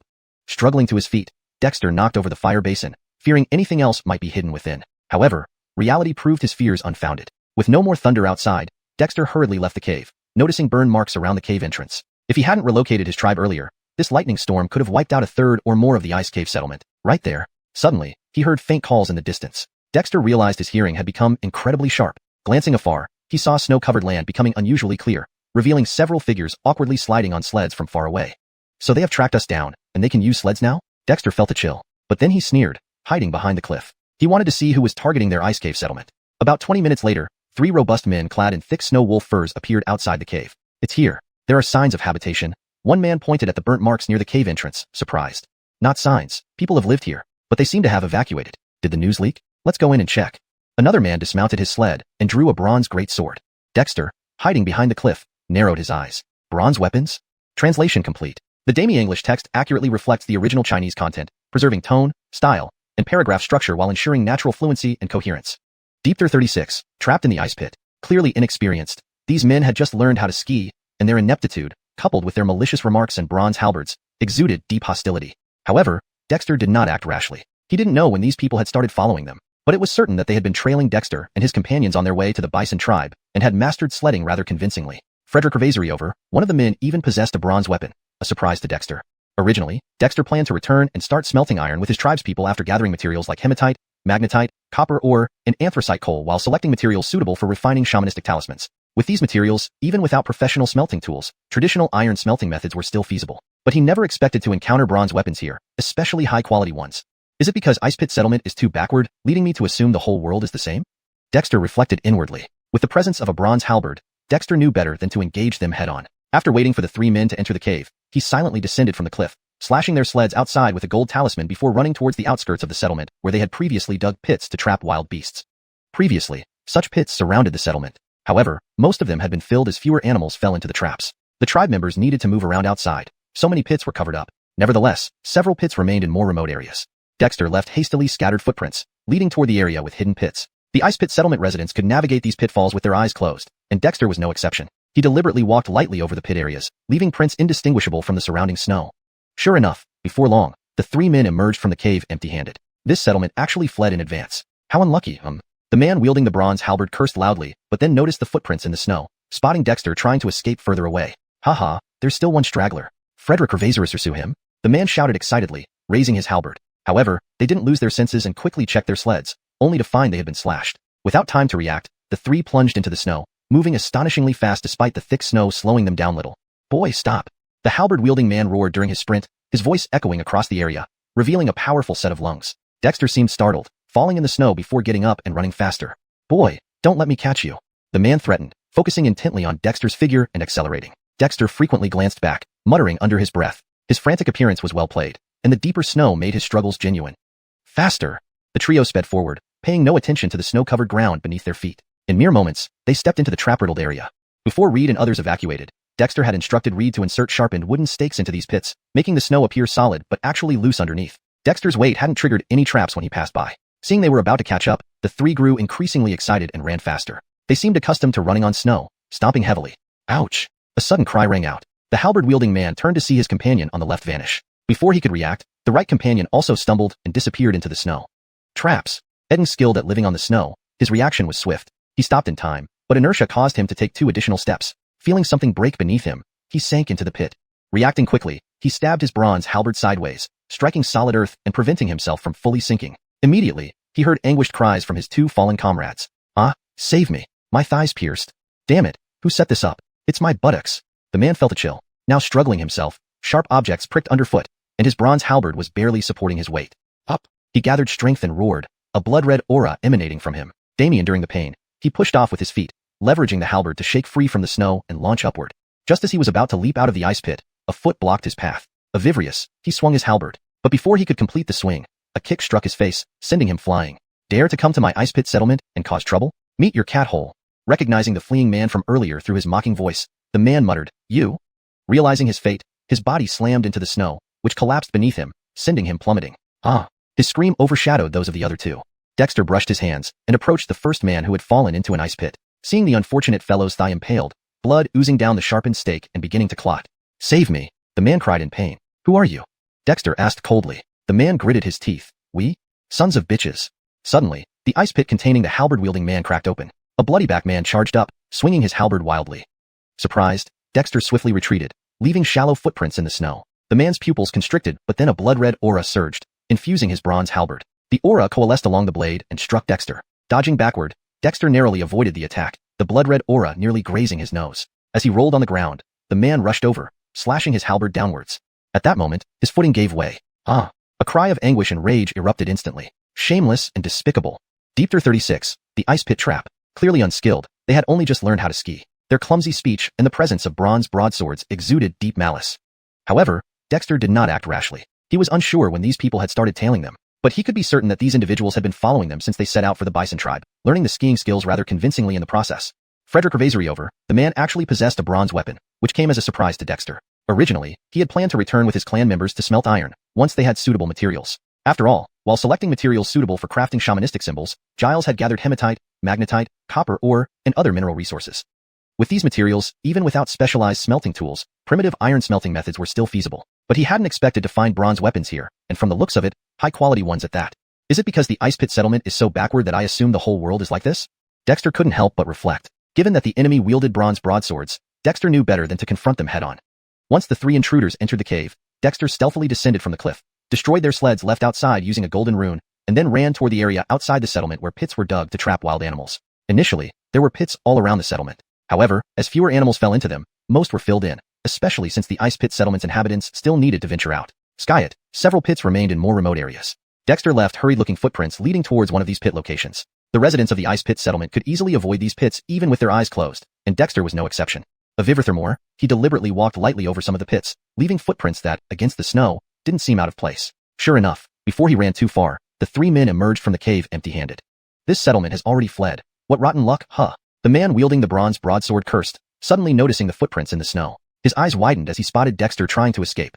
Haha, we've got one left, chase him. The man grew excited, raising his broadsword. They didn't lose their wits, swiftly binding the sleds only to discover they were severed. Without pausing to think, the trio dashed into the snowstorm, moving incredibly fast. Even without sleds, the thick snow didn't significantly impede their progress. Boy, stop right there. Dodging forward, the man brandishing the bronze broadsword roared angrily, his voice carrying across the wilderness, a loudmouth indeed. Seemingly startled, Dexter stumbled on the snow but quickly got back up and ran faster. Boy, don't let me catch you. The man threatened, eyes locked onto Dexter's retreating figure, picking up speed. Dexter occasionally glanced back, mumbling something, perfectly mimicking panic. The deeper snow made his efforts appear genuine. Faster! The trio accelerated without paying attention to the ground beneath them. In moments, they stepped into the area filled with pits. Before evacuating, Dexter had instructed Hayden to insert sharp wooden stakes into these pits. Thus, the snow appeared solid but was actually loose. Even though some had been disturbed by Dexter, his weight wasn't focused on them. As they neared Dexter, excitement surged, pushing them to sprint even faster. Accustomed to running on snow, their strides were heavier than those of an animal. Ah! A sudden cry interrupted the chase. The man with the bronze broadsword turned to see his companion on the left vanish. Before he could react, his right companion stumbled, disappearing into the snow. Trap! An experienced inhabitant of the snow-covered land, the man stopped promptly, but inertia caused him to take 2 more steps. As soon as he felt something break beneath him, he began to sink. Reacting swiftly, he thrust his bronze broadsword sideways, lodging it into firm soil and preventing him from falling further. Suddenly, he heard agonized cries from his companions on either side. "Ah, save me. My thigh has been pierced." A minute. Who did this? My butt. The man felt a chill run down his spine. He now had no choice but to focus on his own predicament. He felt the sharp objects underfoot, and the bronze broadsword barely held his weight, about to be pulled free. Up! With a roar, blood-red energy enveloped the man. Damien, during the pain, he pushed off the ground, using the bronze broadsword's rebound to clear the surrounding snow and rise. Just as he was about to leap out of the ice pit, a foot blocked his path. Damien raged. He swung his broadsword. But before he could strike, he was kicked in the face and sent flying. Daring to wreak havoc in my ice pit settlement? Try the cat hole. Recognizing the earlier fleeing figure, the man tried to respond. You? Realizing his fate, his body slammed into the snow, causing the area to collapse. He plummeted down. Ah! His piercing screams drowned out the other 2. Dexter dusted his hands and approached the first man who had fallen into the pit. The unfortunate soul's leg was skewered, blood trickling down the sharpened stake, but starting to coagulate. "Save me!" The man groaned in agony. "Who are you people?" Dexter asked coldly. The man gritted his teeth. "We? Be *stards." Suddenly, the ice pit containing the bronze broadsword-wielding man cracked open, revealing a bloodied man swinging his blade wildly. Startled, Dexter swiftly retreated, leaving shallow footprints in the snow. The man's pupils constricted but, enveloped in blood-red energy, he channeled it into his bronze broadsword, unleashing a sweeping attack. The energy formed a blade-like shape, slicing toward Dexter. Dexter dodged backwards. The energy blade narrowly missed him. As he rolled to the ground, the man was upon him, delivering swift blows with his broadsword. At that moment, he stumbled unexpectedly. Ah! Errands of anguish and anger rang out. Vile and despicable, utterly shameless. Deepter 37, Black Cliff Camp. Harton. In the distance, Baird's voice called out. Carter turned around and saw Baird and over 10 others sliding on sleds, quickly approaching from Eagle Cry Cliffs. These guys. Carter felt helpless, but also warm inside. Harton, it's so good that you're fine. The thunder earlier scared us to death. Baird and his group rushed forward and stopped outside the icy pit area, all of them visibly relieved. You could hear from so far away? Carter was surprised. By his calculations, with their sledding speed, Baird and company should have already traveled tens of miles. Harton, we didn't actually go too far. We were waiting just up ahead, Baird admitted hesitantly, avoiding eye contact with Carter. Carter was speechless for a moment. You guys, forget it. Come give me a hand. We've caught 3 tongues. Rather than reprimanding these disobedient members, Carter pointed at the 3 snow pits. Baird and the others immediately gathered around, each looking grim. Harton, let's just bury them. Manny sounded displeased. These guys don't seem like any good people. Who would wander around in this freezing weather? Before Carter could speak, the knife-wielding man roared angrily. You dare? We are from Black Cliff Camp. You kill us, and our leader will not let you off. Tisk, what's this Black Cliff Camp or White Cliff Camp? Never heard of it. Harton, Manny is right. We might as well bury them and save time. Brandon Hammett spat on the man's face. You. Carter raised his hand to calm the crowd. These guys were putting on quite a show. What is Black Cliff Camp? Why are you here? Carter scrutinized the man now trapped in the pit again. This time, the man wasn't as lucky. His lower leg had been pierced by a wooden stake, rendering him immobile. Humph, Black Cliff Camp is a large settlement with many clansmen. Our leader is a true warrior. If you dare kill us, he will obliterate your ice cave settlement like he did those monsters. A real man. But Carter was unimpressed. Bury them. Ah. Manny and the others were dumbfounded. Not only them, the 3 men were also stunned and began cursing wildly. Manny and the others didn't care. They followed the chieftain's orders, using their sleds as shovels to rapidly scoop up snow. Wait, you really aren't afraid of my Black Cliff Camp annihilating you? The man pleaded desperately. Carter snorted coldly. After burying you, I'll dig you up and throw you into the lake to feed the fish. No matter how powerful your leader is, can he see through this? You dare to threaten me? Do you even know who Dexter is? The man, now covered with snow, hurriedly shouted. Stop. I don't recognize you. You don't recognize me yet dared to slash at me with a knife? Burying you isn't an overreaction then? The conversation hit a dead end. He was going to be buried regardless. But deep down, he felt bitterly regretful. Initially thinking they had stumbled upon some small fry, easy pickings, it turned out to be a shameless thug who was also the chieftain. Wait, you're the chieftain of this ice cave settlement? The man suddenly realized and asked quickly. So what if I am? Carter waved his hand to stop Brandon Hammond from adding more snow. As for the other 2, they were already buried up to their necks. Our leader is inviting chieftains from various settlements for important discussions. I actually came to invite you, the man hastily explained. Carter scoffed, exposing the man's lie. With a big knife? No, it's a misunderstanding. Carter sneered. What kind of misunderstanding? Did you think I'm blind? That knife looks lethal. An invitation to meet Yama perhaps? Who's Yama? The man looked confused. Yama is a good guy who collects lost souls. But never mind. Tell me what Black Cliff Camp is and why you were following us, Carter sighed. Here, there was probably no Yama. After death, no one collected souls. So he needed to stay alive. You release me first, the man gritted his teeth. Carter's expression darkened. Bury them. Wait, I'll talk. The man panicked, glaring hatefully but not daring to look up. Either spill everything quickly or die quickly and feed the fish. Don't waste my time. I'm very busy and don't have time for small fries, Carter warned. Beside them, Manny and the others were shocked by Carter's actions. They felt uneasy, knowing they shouldn't get on the wrong side of their chieftain. Cough, our leader is the chief of Black Cliff Camp, always helping weaker settlements. However, the northern wilderness is full of demons and savage beasts. We do what we can, taking advantage of the sirening season when demons and beasts hibernate.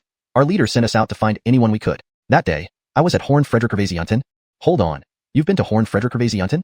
Carter's eyes narrowed sharply. Those ghost alpha hardies, do they have anything to do with you? The man shook his head frantically. No, ghost alpha hardies are creatures bred by demons and are our enemies. We, Black Cliff Camp, are a demon-slaying settlement. When I saw you leave, I reported back to the leader. He then sent us out to find you because he thought you were talented. Carter, did this sound like an insult? Why did you slash at me with a knife? Carter suddenly asked coldly. Can we not talk about this? We initially wanted to scare you and capture you to ask about others' whereabouts. Who knew you guys were so shameless? The man replied indignantly. What kind of logic is this? Is this relevant? Why does he keep harping on this? If you hadn't chased me, would you have fallen into a trap? Carter scorned and then asked, you say you kill demons. What proof do you have? According to what I know, the demons in the northern wilderness are incredibly strong. Can you really do it with just Black Cliff Camp? The man fumed. Why do we need proof for killing demons? Who would keep demonic items here? Aren't you afraid of drawing their attention? Carter pondered. So, you kill them secretly? The man nodded. Who dares to kill openly? Demons are vicious. Worthless. Carter scolded. The man. Forget it. I don't believe you. But releasing you doesn't sit right with me either. Might as well bury you. Carter lost interest. You dare. The man panicked. What? Carter glared. Threatening me again?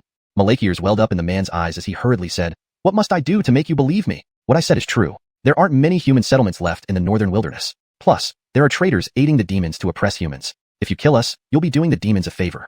Carter stared at the man in surprise. You're threatening me and trying to morally blackmail me? The man. #Deepter38. Relocating to Eagle Cry Cliff. The three men ultimately weren't buried after all. But Yoelbo Owen didn't let them go either. Wielding the bronze broadsword, Yoelbo Owen danced menacingly on the snow-covered ground, eliciting cheers from Baird and others who watched him. However, Yoelbo Owen was merely swinging wildly. This sword is quite good. I'll take it. Yoelbo Owen held the bronze broadsword in his hand effortlessly. The man was already numb. Not mentally, but physically, as he hadn't yet recovered from the cold of being encased in ice. The three were terribly unlucky, for the wooden stakes created by Reed and Company were not ordinary. Even then, it was only because Yoelbo Owen had given them a bowl of rune water that they revived. That very bowl of rune water also made the trio wary of Yoelbo Owen and his companions. It was witchcraft, and any witch capable of such magic was revered in any human settlement on the northern desolate ice plain. Leader Yoelbo Owen, what must we do to earn your mercy? Understanding Yoelbo Owen to be a witch, the man dared not be insolent and instead gazed at him with anticipation. What if you came with us to Black Elmer Camp? We truly fight monsters there, and our leader is a true blood warrior. Since you are a witch, you would surely be treated well by our leader. Yoelbo Owen sneered. Sounds nice, but working for your so-called big brother? Don't get your hopes up. Leader, what should we do with these three? Manny stepped closer. We can't just bring them along. What if they escape? Then break their legs first, Yoelbo Owen said indifferently. The three men shivered simultaneously, feeling that this chieftain of the ice cave settlement lacked humanity. Forget it. Old grudges don't need to escalate. Though they threaten me first, I'm not an easy target either. Let's take them back as laborers. If they try to escape, break their legs. The three men sighed in relief but felt a lingering sense of injustice. Who was bullying whom here? Capturing the three men claiming to be from Black Elmer Camp did not make Yoelbo Owen happy.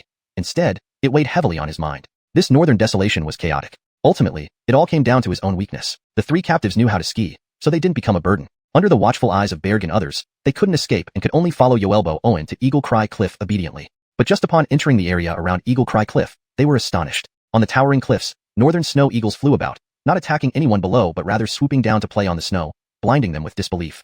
Are these eagles real? One of the men couldn't help but ask. Brandon Hammond sneered. Try provoking them. See what happens. You'll regret it. Though they didn't fully understand, the men sensed deep malice. But they widened their eyes again when they saw 8 small snow wolves running across the snow, frolicking with fledgling eagles without causing harm. Both the snow eagles and wolves played joyfully on the snow. Meanwhile, the ice cave settlement residents were busy building igloos out of ice bricks in the sheltered areas, creating translucent structures reflecting the snow's glow. You! The man was completely astounded. What's so surprising? Remember, you're laborers now. If you want to live and eat, you have to work. Go dig ice blocks before the snow falls. We need to settle everyone. Manny glared at them before joining the others. The people of the ice cave settlement were adept at building igloos, something the 3 laborers found astonishing. Could things built out of ice really be habitable? Before they could process it, Brandon Hammond had already handed them stone hoes. Why are you standing there? Frederick, to work. If you don't want to die, work until you drop. And don't even think of escaping, or our leader will bury you. Back then, Brandon Hammond was about to recount Yoelbo Owen's past deeds of catching snow wolves, but the 3 men started trembling halfway through and began digging ice with their injuries. They understood that this leader wasn't someone kind. That was enough for Yoelbo Owen. He ignored the trio, knowing that while one of them had strange blood power, he was severely injured and barely alive. Using his blood power now would mean courting death. Eric, can you communicate with the northern snow eagles yet? Yuelbo Owen found Eric, responsible for feeding the eagles. Strangely, while Eric wasn't good at much else, he excelled in feeding eagles. The northern snow eagles gathered around him, even the adult ones. Eric scratched his head. Leader, it's not that simple. Right now, I can only have the eagles patrol the snowy areas and alert us if anything unusual happens. But I still can't understand exactly what they want to say. Yuelbo Owen wasn't disappointed. He patted Eric's shoulder comfortingly. This is already good progress. At least the northern snow eagles have accepted our people. Try some designated training while feeding them. How you do it is up to you. Eric pondered, then replied, Leader, maybe we can give it a shot. These eagles are quite smart. Yuelbo Owen smiled. These northern snow eagles were merely common raptors. True communication would require one of them evolving into a wise beast, though if that happened, it might not be beneficial for the ice cave settlement. After all, Yuelbo Owen wasn't sure he could domesticate the entire flock. Work hard. We'll probably stay here through the entire dark season. Don't upset the eagles. Eric laughed and thumped his chest. Leader, no worries. Whether it's 1 season or 10 years, we're good. Yuelbo Owen took this as a reassurance. While the settlement's people busily cut ice blocks and built igloos, Yuelbo Owen surveyed the scene and moved to the other side of Eagle Cry Cliff. Finding a sheltered cliff, he laid down animal hides and sat cross-legged. Inside him, the Amen-Owing diagram rotated in a small cycle of primordial witch energy. Checking the Eli hidden within the Owing aura, he noted it appeared to be in deep slumber. Breathing deeply, he attempted to activate the methods outlined in the witch casting scripture. This was the personal cultivation technique of Baiwalin's young sub-leader, focusing on casting the body with witch energy. It was a body-refining method, and Yuelbo Owen's current small primordial witch cycle aligned perfectly with the beginning steps of witch casting. Thus, Yuelbo Owen found it easier to comprehend witch casting than spirit sacrificial methods. Jeffering his first attempt to practice witch casting, the Amen-Owing diagram responded, increasing its circulation speed. Surprised, Yuelbo Owen wondered if the witch lineage and Baiwalin's tribe shared origins. Deepter 39, casting a shamanic body. The shaman had died, and the Baiwalin tribe was utterly destroyed. The remaining clanspeople either became pawns of the demon race, or were reduced to just Alpha the old man and an orphaned Baiwalin. Dexter had no one to ask and no interest in questioning anyone. He circulated the shamanic casting technique, prompting the Taiji diagram within him to rotate faster along the small primitive shamanic force circuit. As it rotated, the Amen-Owing chi clusters on the Taiji diagram became more active, causing the strange dragon to inhale and exhale the 5 elements chi more frequently. Frederick Ravaser elemental chi fed back into Dexter's 5 internal organs, making them shimmer with vibrant light like precious gems. This was not solely the effect of the shamanic casting technique, but rather the cumulative result of the days since the Amen-Owing transformation had triggered the transformation of his dragon blood and internal organ chi into the strange dragon. Over time, the dragon's continuous inhalation and exhalation of elemental chi had nurtured his organs daily. Now, with the more complete shamanic casting method, it had prompted a resonance among his organs. Jeffering this resonance, Dexter realized he had a deeper understanding of the small primitive shamanic force circuit. This small circuit formed when the shaman used his own shamanic force to guide the anomalous energy that appeared inside Dexter due to focusing light and igniting fire. When Dexter awoke and met those cold eyes, they integrated into the small circuit and transformed into ice flames. Jeff to the crystalline droplet contained within the dragon blood, golden flames emerged. Ultimately, the Amen-Owing transformation created the Taiji diagram now present within him. Dexter's Taiji diagram was entirely a product of various accidents and could not be replicated. As the organs resonated, it also activated the strange dragon within the Taiji diagram, causing it to inhale and exhale elemental chi according to the methods recorded in the shamanic casting. It began to form a stable connection between the organs and itself, moving away from the previous vague and uncertain feedback mechanism. Frederick Ravasery over. During the circulation, the Taiji diagram started widening the path of the original primitive shamanic force circuit, revolving continuously around Dexter's navel, and the elemental chi born from the interaction of Amen and Owing began to influence the surrounding meridians and acupoints. Shamanic casting, using shamanic force to cast the body, divided into 3 stages: Croods condensation and Frederick Ravaser's opening, body refinement and casting, and foundation building and extraordinary transcendence, culminating in the innate shamanic body. Now, I have Amen Owing chi clusters and elemental chi, but these can't yet be considered true shamanic force, merely shamanic chi. In the circulation of the Taiji diagram, Dexter combined his understanding of the shamanic casting method and finally grasped the basics of his cultivation. Though still rudimentary, at least he now understood the path he was walking. Jeff to the transformations within him, what he cultivated might not strictly be shamanism, but it was inevitably related. Without any other cultivation methods for reference, Dexter naturally would not consider anything else. Immersing himself in cultivation, he absorbed continuous flows of elemental essence from the world. After being processed by the strange dragon, part of it nourished the Amen Owing chi clusters, while the rest integrated with the elemental chi, nourishing the organs. The organs are one of the foundations for body refinement and casting. Following the normal cultivation sequence, Dexter should now be in the Croods condensation stage, primarily focused on Frederick Ravaser's opening. Coincidentally, the small primitive shamanic force circuit is the most fundamental shamanic channel. Clarifying this, Dexter gained a clear understanding of cultivation. He immediately arranged 2 sets of secondary circulating elemental shamanic talismans to gather elemental essence, focusing solely on breathing exercises, centered around the Taiji diagram within him, practicing the Croods condensation and Frederick Ravaser's opening method of the shamanic casting. Unconsciously, night fell, and the Ice Cave settlement's clanspeople had built many igloos. Not everyone had one, but they could squeeze in together. Giles, Bailey, Osiriso Gifford, and Manny approached Dexter's location. Just as Manny was about to call out, Giles quickly interrupted him. Giles made a shushing gesture and stationed himself near the cliff where Dexter was meditating. Manny and the others were puzzled, But knowing Giles had his reasons, they waited beside him. At the place where Dexter sat in meditation, faint mist could be seen. The mist wasn't frozen water vapor, but shimmered with colorful light, surprising Manny and the others. However, Giles had become accustomed to this. By midnight, Manny and the others couldn't hold on any longer, but Giles continued standing guard next to Dexter, refusing to leave. Gritting their teeth, they each took out single circulating shamanic talismans and settled nearby in a sitting position. Giles nodded in approval and did the same. Frederick Ravazer and more elemental essence gathered around Dexter. As his practice deepened, he gradually found a rhythm, gathering elemental essence almost as quickly as the talismans. This made the elemental essence around him abundant, and Giles and the others were precisely within this enveloping aura. Unaware, Dexter didn't notice this. Giles and the others, too, didn't feel anything unusual, only sensing the talismans in their hands becoming more intimate. Midnight passed swiftly. The other clanspeople in the Ice Cave settlement had long retired to their igloos. Only the northern snow eagles atop Eagle Cry Cliff occasionally scanned the surroundings. Below the cliff, more and more elemental essence condensed around Dexter. Finally, the elemental chi inside him resonated with the external elemental essence, causing it to flow directly into his organs without passing through the dragon. A set of 5 elemental shamanic talismans placed around him floated up under this influence. With their glowing light, as the elemental essence illuminated his organs, the organ chi within Dexter began to condense, slowly forming talisman-like shapes. Dexter was slightly surprised. Could the organs prematurely condense talismans? This differed from the sequence he understood in the shamanic casting method, but Dexter didn't worry. Instead, he eagerly guided the elemental chi from the Taiji diagram into his organs. Large amounts of elemental chi flowed into the organs, where the 5 talismans began to take shape under the glow. At the moment the 5 talismans fully formed, Dexter's body emitted a radiant elemental light, activating the talismans held by Giles and the others nearby. Suddenly, Giles and the others found their understanding of the talismans clearer. What had once been confusing and unclear now felt very familiar. With this feeling, Giles and the others began absorbing power from the talismans. Unaware, Dexter was focused on refining the 5 organ-related talismans. He had a premonition that if successful, he would gain unimaginable benefits. The night grew deeper, and snowflakes began falling. However, the elemental light emanating from Dexter became even brighter. The 5 floating talismans developed cracks, but the talismans formed within his organs from elemental chi were taking shape. Simultaneously, the talismans in Giles and the others' hands began breaking, but they, too, started exhibiting shamanic force fluctuations.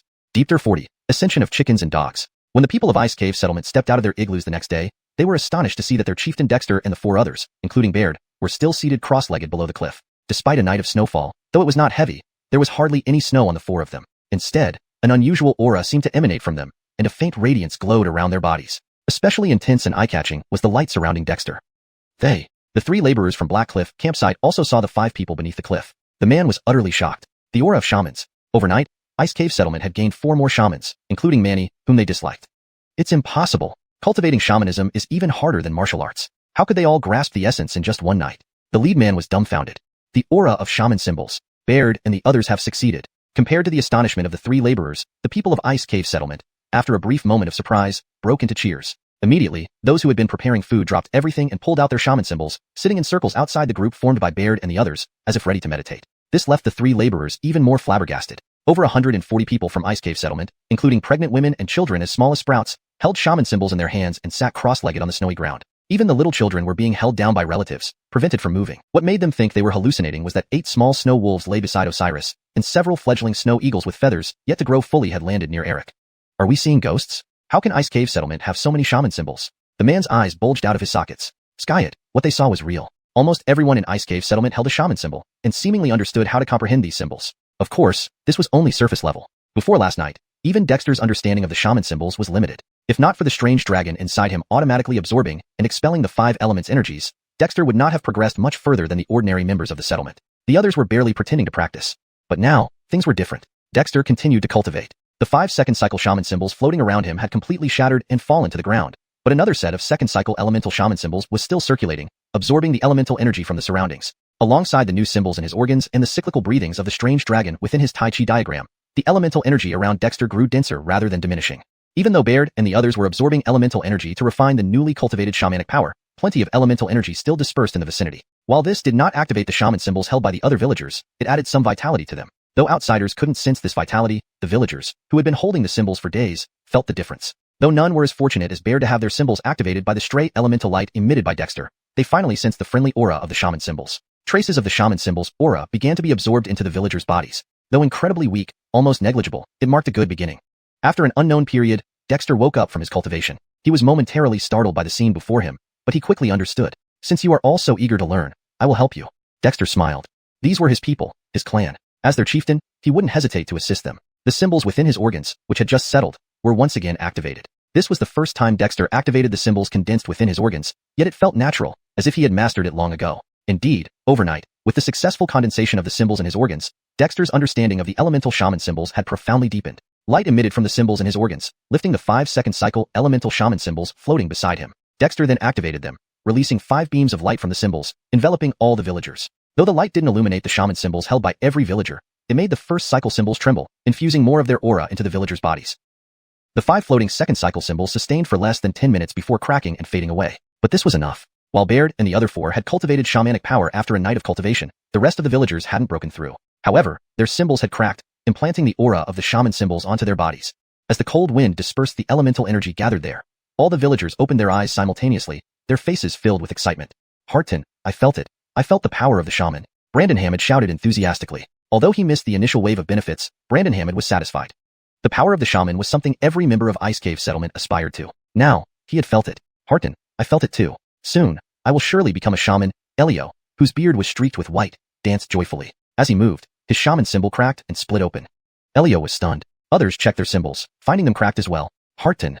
Brandon Hammond wanted to cry. Without the symbols, how could they continue sensing the shaman's power? Don't wail like ghosts. Your symbols couldn't hold up anymore, but it proves you've truly made progress, absorbing the power of the symbols, albeit passively. To get new symbols, find the materials. Your chieftain has the skills. Roar roar. Brandon Hammond and the others roared excitedly, donning backpacks and strapping on sleds, rushing into the snow. Hart and Dexter, what?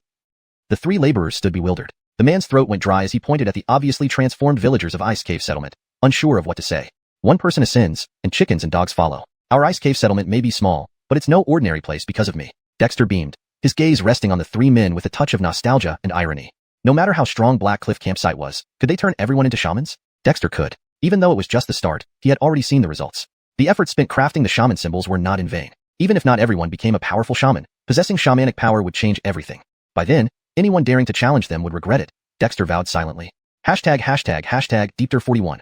Refining cultivation. The Ice Cave Settlement's residents were brimming with excitement, channeling their enthusiasm into productive efforts. In just a few days, they had gathered materials from all directions, filling baskets upon baskets. The 3 laborers from Black Cliff Fort stared in amazement, almost questioning if they were dreaming. Dexter entrusted all settlement matters to Elio and the others. With only about 140 people in the settlement, there wasn't much to do aside from routine activities like fishing at the lake, making salt, or refining their bodies. Now that everyone in the settlement had absorbed varying amounts of shamanic symbols power, though none had yet condensed shamanic force, their vitality was significantly enhanced, allowing them to accomplish tasks more efficiently. Dexter sat cross-legged in a newly carved cave beneath Eagle Cry Cliffs. Outside were the settlement's ice huts. No one was allowed to disturb him without Baird's permission. Meanwhile, Baird, Osirasasi, Bailey, and Manny had already received the shaman casting technique from Dexter and began their formal cultivation. However, they weren't as fortunate as Dexter, who had directly had a shaman help him activate his shamanic force and establish a primitive small cycle. They had to understand the technique themselves, cultivating from scratch. Fortunately, they had already condensed their own shamanic forces, giving them an advantage compared to those starting from nothing. After teaching the shaman casting technique, Dexter had the 4 bring piles of materials into the cave to start engraving shamanic symbols. Though this task could have been delegated, Dexter chose to handle it himself for safety. Materials were meticulously cut into pieces by sharp metal runes, then inscribed with shamanic symbols arranged in a sequence of elemental suppression. After being activated by elemental energies, they were produced in an assembly line fashion as one-cycle shamanic symbols. Within 2 days, Dexter had successfully refined new one-cycle shamanic symbols for the entire settlement. When they saw Dexter redistributing these symbols, the 3 laborers from Black Cliff Fort were utterly amazed. Shamanic symbols weren't mysterious. Most settlements with shamans knew how to create them. But even the renowned Black Cliff Fort, which specialized in slaying beasts, couldn't provide every resident with a shamanic symbol, especially within just 2 days. This left the 3 laborers revering Dexter like a god. With new shamanic symbols, the Ice Cave Settlement residents, aside from daily chores, now focused on practicing with the symbols. Even children wore symbols around their necks, arousing both envy and confusion among the outsiders. Was this still a tiny settlement of merely over 100 people in the northern wasteland? Inside the cave, Baird and the others received new shamanic symbols from Dexter. Upon touching them, the 4 were stunned. Hart, how is this shamanic symbol different? Manny asked curiously. Their previous symbols had been absorbed, allowing them to form their own shamanic force. Now, these symbols had more complex patterns and felt distinctly different upon touch. Obviously, these are advanced shamanic symbols, not your crude ones. You now possess shamanic force, so try activating them yourself and grasp the mysteries of the symbols. Strive to form a primitive small cycle and officially embark on the path of shamanism, Dexter replied matter-of-factly. Though giving out second-cycle shamanic symbols might seem wasteful, Dexter wasn't short of materials. Besides, Baird and the others were longtime residents, while Osirasasi, despite being new, was trustworthy. Dexter naturally nurtured their growth. Hart, rest assured, we won't let you down. Osirasasi responded fervently. He realized that apart from luck, Dexter's care had enabled him to progress faster than Brandon Hammond. He genuinely admired Dexter as chief. Cultivation can't be rushed. Achieving what level isn't unexpected. As the first official cultivators of our settlement, you must share your cultivation experiences with everyone. If all our people can practice shamanism, even demons won't be a threat to us. Dexter raised his arm, his expression energized. So, strive hard. At that moment, Baird and the others were deeply moved by Dexter's words. In the harsh northern wasteland, the frigid environment was only one of many challenges. True difficulties came from powerful beasts and demons, which led to the dwindling number of human settlements. Strive, kill demons.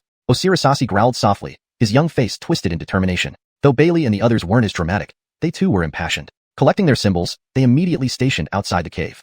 Dexter smiled. This once impoverished ice cave settlement was finally shaping up under his leadership. But killing demons would be no easy feat. Dexter hadn't yet seen demons personally, only possessing vague memories inherited from his predecessor Owen. Skyet, the terror of demons was likely far beyond Owen's recollections.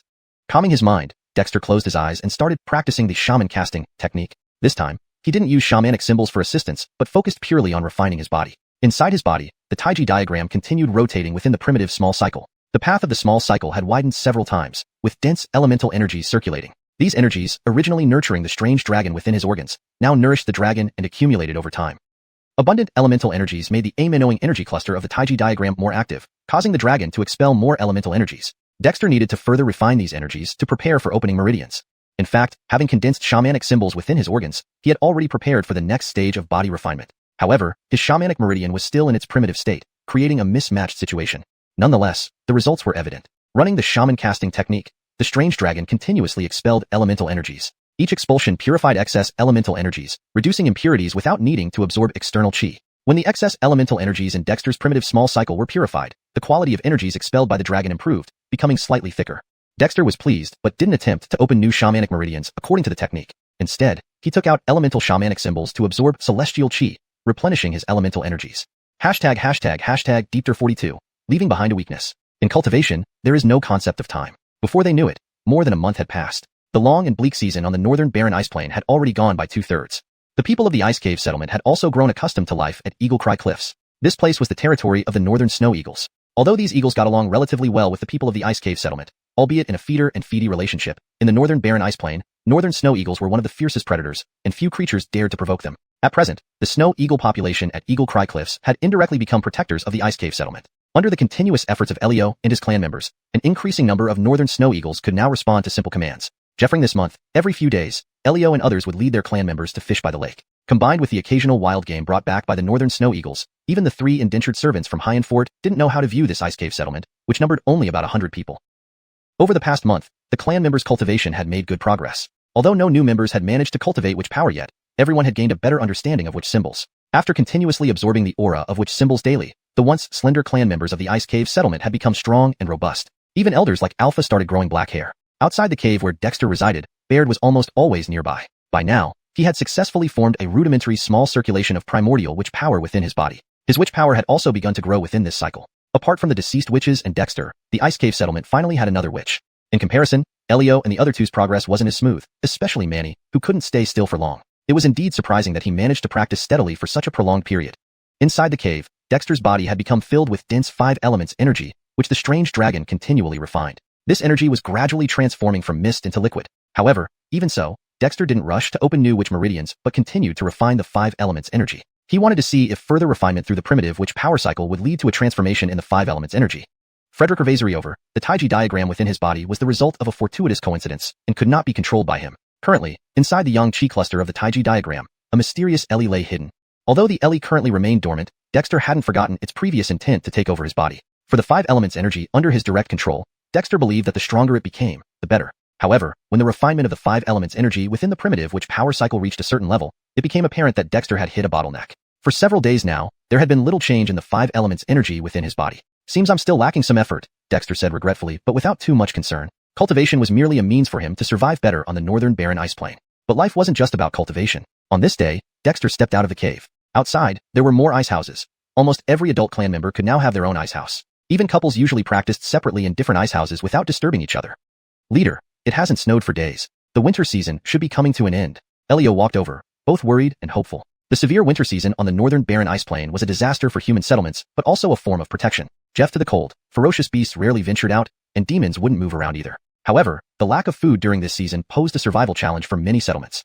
Fortunately, since Dexter demonstrated the method of ice fishing, the ice cave settlement no longer lacked food. Skis, the winter season is almost over. Elio, gather the clan members and collect all the reddish brown, iron black, green, and black ores we previously discovered. Baird, choose a few strong clan members and follow me. Dexter glanced at the much clearer sky. Though it was still bitterly cold, the sun had become warmer. He gave instructions accordingly. Remember, don't let the 3 indentured servants participate. Keep an eye on them. Baird and Elio exchanged glances and excitedly went to gather people. Since Dexter had returned halfway from the Bisong settlement, he hadn't given any active instructions for a long time. Now it seemed that the leader was about to undertake something significant, otherwise, he wouldn't deliberately hide it from those 3 individuals. Leader Dexter, we've been here for more than a month. Can you let us leave? Our disappearance will definitely prompt our elder brother to send people to look for us. If they discover that we're being held here, it will cause unnecessary trouble. Having stayed in the ice cave settlement for over a month, the man named Axel had become increasingly anxious. However, Dexter had been practicing in the cave, with Baird, the newly minted witch, guarding the entrance. They never got the chance to meet Dexter, especially since everyone in the ice cave settlement now understood witch symbols. The man, who had initially been quite capable, now appeared insignificant compared to the other able-bodied men in the ice cave settlement after Dexter confiscated his bronze saber. You want to leave? Dexter squinted his eyes. Leader Dexter, it was a misunderstanding at first. Our elder brother has been trying to strengthen Xiuxian Fort by inviting scattered descendants of humans across the northern barren ice plain, especially those with abilities like yours. We desperately sought talented people. I admit our methods were crude and offended you, but we are not bad people, Axel said bitterly. They had indeed lost more than they gained. Although the meals at the ice cave settlement were excellent and the atmosphere was great, this wasn't their home. You can leave, but since you know so many of our secrets, Axel's expression turned grim. Was this going to turn into a killing spree to cover up their tracks? Don't talk about keeping secrets as if it's a child's promise. No one is foolish. If you want to leave, leave something behind so that it doesn't make things difficult for everyone, Dexter said coldly. Leave something behind? What do you mean? For example, some secrets of Xiuxian Fort that can't be told, or some unknown secrets about your elder brother, the type that can get you killed instantly if revealed. You can tell me these. Then, if you leak our secrets, I can have your elder brother kill you. Axel, what kind of person was this? He'd never seen anyone so shameless. Their previous deceitful actions left their wounds unhealed, and now they were being taunted again. Ultimately, the 3 fell silent. Deepter 43, smelting iron and forging knives. Hart, are you really letting them go? Outside Eagle Cry Cliff, watching the 3 figures grow smaller as they slid away on sledges through the snow, Reed seemed puzzled. They were just watched closely a moment ago, so why were they released now? Do you really want to keep them? Dexter rolled his eyes. If they were women, it would be fine. They could add to the tribe's population. But 3 big men? They're only a mouthful and need to be guarded day and night. Not killing them means letting them go. Why not just kill them or bury them if it comes to that? Manny grinned. Honestly, they found Micah and company quite unpleasant to look at. All you think about is killing. What if their leader really does come looking for them? Can you deal with him? Dexter sighed in exasperation. In the past month, Micah and the others had performed decently enough that Dexter was willing to take a chance and see what this Black Cliff camp was really made of. Frederick Hervazeri over, even if the other party did attack the ice cavern settlement, Dexter wasn't truly afraid. Did he spend over a month training for nothing? Is everything ready? Reed quickly replied, Hart, we have gathered some materials, and the tribe's people are accelerating the process. Frederick Hervazeri materials should be delivered soon. The current ice cavern settlement had become very enthusiastic about mining, or since everyone knew their chief could make valuable things, thus everyone worked energetically.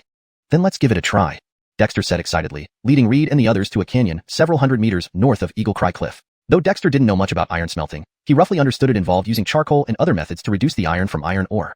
Around the ice cavern settlement, there were reddish-brown hematite, iron-black magnetite, green copper ore, and black soil coal. Almost all the raw materials were readily available. But whether this method would work still required a test. Iron smelting needed a furnace, so Dexter used a gold symbol to carve out a massive rock into a 2-meter high furnace, complete with an inner chamber for ore and a lower heat chamber for burning wood and charcoal. He then mixed iron ore, soil coal, and charcoal to fill the inner chamber and asked Reggie and others to start the fire. Hart, isn't this just for making charcoal? Why burn these stones? Manny questioned. Stones? Once they're burned, they won't be stones anymore. The fire needs to be intense. Brandon Hammond, go get some animal hides. Dexter watched the burning wood and felt something was missing. Frederick Hervazeri later, he slapped his thigh realizing the fire temperature probably wasn't high enough. Although Brandon Hammond didn't understand, the Ice Cavern Settlement tribespeople had already cultivated the habit of following the chief's instructions without question. Soon, Brandon Hammond brought back the animal hides. Dexter made a makeshift air bellows with hemp ropes sewn crudely together, using hollowed-out wooden pipes as air ducts leading into the furnace. After a quick demonstration, Brandon Hammond and the others quickly grasped how to use the bellows. Hart, the fire is getting stronger, Brandon Hammond exclaimed enthusiastically. Even though no one understood what Dexter was trying to achieve, the sight itself was thrilling. The hotter the better. Take turns blowing the bellows. Once the furnace melts the ore, let's see what comes out. Dexter stared at the flames, feeling uncertain himself. Given his method, he was confident he could produce iron, but its quality depended on fate. After all, he wasn't a professional. After more than a day of continuous burning, the stone-made furnace turned red hot. Dexter decided it was time to stop the fire. After the furnace cooled slightly, he knocked it down. Inside, the contents had reduced by half. Clearing out the ash and carbon residue, Dexter found chunks of gray, fist-sized lumps. Using sticks, he picked out the better ones and set them on a flat bluestone while putting the rest back into the furnace. Keep burning them to remove impurities. With that instruction, Dexter took advantage of the hot iron and used a sturdy stone to hammer, chipping off black impurities. These lumps, under his relentless hammering, soon became cube-like shapes, each large enough for a human head. He then inserted a wooden stick into one of the cubes to form a rudimentary iron hammer. Heart, what's the use of this ugly thing? Manny scoffed. Busy all day, this was what they got to see. Dexter plunged the rough iron hammer into the snow, where it hardened and cooled after sizzling sounds. Satisfied, he kept hammering it. You don't understand, this is called a hammer. Dexter tapped the still rough surface and tossed it, satisfied with its weight. By now, the lumps reheated in the furnace were glowing red. Dexter took one out and placed it on a bluestone, hammering it vigorously with his crude hammer. That hammer weighed over 60 pounds, but felt light as a feather in Dexter's hands. Through repeated forging, the lump gradually shaped into a blade. Is that a knife? Reed was excited. Dexter's seized bronze saber had long tempted them. Now, he was actually making a knife. Over an hour later, a rough but formed knife prototype emerged. Dexter had the furnace fired up again, repeatedly heating and forging the knife until it was satisfactorily refined, breaking over 10 pieces of the bluestone beneath. Placing the forged knife in the snow to harden, Dexter then wrapped it in hide and polished it on a bluestone. Malakin minutes later, rough but sharp cutting tool, about the length of an arm, was finally finished. Heart, will this knife work? Reed was visibly moved. Dexter weighed the heavy knife in his hand, testing its sharpness by striking a piece of bluestone which split cleanly in two, yet the blade remained unscathed. Reggie and the others, seeing this somewhat unsightly yet razor-sharp knife, eyes lit up with admiration and desire. These iron ores are of good quality, allowing for such fine ironwork. Dexter was also delighted. He had merely taken a chance without certainty, but this simple iron knife was sufficient for the ice cavern settlement, still reliant on stone tools. Reed, gather the tribespeople for large-scale mining. I'll refine the smelting process further. Let's build more furnaces. Our ice cavern settlement is officially entering the Iron Age. Dexter waved his arms enthusiastically. With adequate weaponry, who could they possibly fear? Deepter 44. Optimization and mass production. Carter's success in smelting iron ignited the enthusiasm of everyone in the ice cave settlement. Despite the freezing temperatures, almost all the able-bodied young adults ran to mine the mountains, delivering various types of ore to the valley. Several blast furnaces had already been constructed by Hayden and others using stones and clay. Having witnessed Carter's iron smelting process firsthand, they were now brimming with confidence. However, Carter had taken a step back. The method of traditional iron smelting was relatively straightforward. As long as one could produce iron, it wasn't too complicated. At this moment, he was seated cross-legged at one end of the valley, fashioning a model of a blast furnace from clay. He hadn't seen an actual blast furnace before, but he had seen pictures. After personally burning a batch of iron ore, Carter gained some sense of how it worked. To smelt iron of better quality, or even molten iron, the temperature inside the blast furnace must be sufficiently high. Regular charcoal burned at around 300 degrees Celsius, but within a sealed bellows-powered blast furnace, it could reach up to 900 or even 1000 degrees. Of Viverthermore, Carter had more than just charcoal. He also had lignite coal. Lignite coal is a type of bituminous coal, which is a valuable fuel material. Although Carter didn't understand advanced technology, he used coal briquettes made from bituminous coal during his childhood, fully capable of replacing wood and charcoal, saving fuel while raising the blast furnace temperature. After designing and refining the model of the blast furnace, Carter began creating models of the bellows. Although animal hide bags for air supply were decent, they paled in comparison to the bellows. Carter had seen such devices before, and they weren't too difficult to make. With a semi-enclosed blast furnace, coal briquettes, and bellows, Carter adjusted these components and combined them into a smaller-scale model. However, it remained a model and required practical testing to determine its effectiveness. Of the ice cave settlement's over 140 inhabitants, about 70 gathered here. Carter called on those not currently mining to teach them how to build the set of 3 essential tools: blast furnace, bellows, and coal briquettes. The blast furnace was no longer built with stones or hollowed out. Instead, it was pre-made from the clay used for ceramics. Only the air intake vents and slag outlet were left open at the bottom. As long as the walls were thick enough, Carter wasn't worried about the high temperature causing the furnace to explode. The bellows were crafted from wooden frames with flexible animal hides for the bladders, connected with clay, which wasn't complex. As for making coal briquettes, it was merely labor-intensive. By drying the coal briquettes directly with charcoal fire, Carter completed his improved blast furnace in just 2 days. At this point, the original blast furnace had become obsolete, and all the tribespeople gathered around. Without much explanation to their curious gazes, Carter demonstrated the new process. The new ceramic blast furnace had a lid with ventilation holes. He lit wood, charcoal, and coal briquettes at the bottom, watching as the villagers cheered when the mud-formed coal briquettes burned as effectively as charcoal. In the frigid tundra, fuel represented warmth. Previously, they used dry wood. Later, Carter introduced charcoal, and now, the clay-formed coal briquettes burned, making everything seem magical. Skyet, with Carter, the tribe had grown accustomed to the marvels. Once the flames stabilized, Carter added charcoal and bituminous coal, then closed the lid. The speed of the bellows was far superior to that of the animal hide airbags. With 3 sets of bellows operating continuously, black smoke began to rise from the blast furnace along with flames. Pay attention. Iron smelting is all about timing and temperature, and of course, the mixture is important. Different materials have different melting points. Forget it. You wouldn't understand. Just know that with strong enough flames, you can produce molten iron. Seeing the blast furnace turn red hot, Carter handed the bellows operation to others and began guiding the tribe members. Iron smelting is essentially heating these ores, different rocks containing different amounts of iron, at high temperatures to melt the ore. If you successfully smelt molten iron, you can pour it into molds to get ingots or even blade shapes, making subsequent shaping easier. Despite explaining the basics of iron smelting as simply as possible, seeing the puzzled faces, Carter realized his efforts might be wasted. How could primitive people grasp chemical displacement? But that didn't matter. Action spoke louder than words. Using the bellows and coal briquettes ensured the blast furnace reached sufficient temperatures. Within hours, Carter observed molten iron flowing from the specially designed outlet. Though only a small amount, it excited him immensely, proving that his optimizations were successful. Both the coal briquettes and bellows played crucial roles. As the molten iron flowed into the stone-carved mold, Carter scooped it up with a clay spoon and poured it into a wooden blade-shaped mold. Hart, is this water? Iron? Once the mold cooled, Baird looked at the solidified blade and gasped. The transformation from or to liquid iron and then into a blade was mystifying. Skis, this water is indeed molten iron. By continuously adding ore and fuel and keeping the wind constant, we can keep producing molten iron. After letting the blade cool and solidify, Carter examined it, thoroughly satisfied. Reggie's forged from solidified molten iron will be of higher quality because they're made from a single block of iron. For now, let's focus on forging the necessary tools. Carter explained while pouring molten iron into other molds, crafting massive anvils, hammers, pliers, and other tools. Anything he knew how to make was fashioned into clay models and cast in molten iron. When the molten iron flow diminished, Carter instructed the tribe members to add more ore and coal, while he began forging various tools. These were tools only he had seen and knew how to forge. With molten iron cast anvils and hammers, Carter's forging became faster. Rough blanks formed under his relentless hammering, astonishing every onlooker. With a steady supply of molten iron, Carter guided the tribe in crafting molds and practicing. Within days, the valley echoed with the sounds of metalworking. Under Carter's guidance, various iron tools were developed. Chopping knives, broad-bladed axes, light swords, heavy swords, iron rods, spear tips, arrowheads, daggers, as well as clamps, pots, shovels, scissors, hammers, spades, hoes, and kitchen knives. While some mined, others smelted, forged, polished, and assembled. Under Carter's direction, nearly all common iron tools were mass-produced by the Ice Cave tribe, albeit initially inexperienced hands. Although the tribe members were covered in soot from the blast furnace's smoke, each wore a content smile. Such extraordinary iron smelting skills filled them with confidence and hope for the future. ###Deepter45, crafting armor. With iron, there were weapons, and with weapons, combat effectiveness could be greatly enhanced. Such a simple truth was understood by everyone. In just 4 or 5 short days, the more than 100 clan members of the Ice Cave settlement, regardless of gender or age, were equipped with iron weapons. Although the smelting process lacked precise ratios and thus produced iron of varying quality, it was still a significant upgrade from their previous stone axes and hoes. Having entrusted the task of forging and shaping iron to the clan members, Dexter began working on armor molds. Armor crafting was even more complex than weapon forging, but Dexter only wanted to increase the clan's defensive capabilities. As long as it looked right, it would do the job. Hart, what are you making? Manny asked curiously as he crouched down beside Dexter, who was fashioning the molds out of clay on the snow-covered ground. These days, Manny had become something of a shadow to Dexter, much chattier than Baird. Armor, for defense. As long as you wear armor, even an attack from a northern bear would likely not be fatal, Dexter explained while refining the armor molds based on his memory. The main components of the armor included helmets, chest plates, back plates, arm guards, hand guards, leg guards, and iron boots. Smaller parts like bracers could be made using iron pieces the size of willow leaves. Compared to crafting swords and knives, this was where true craftsmanship came into play.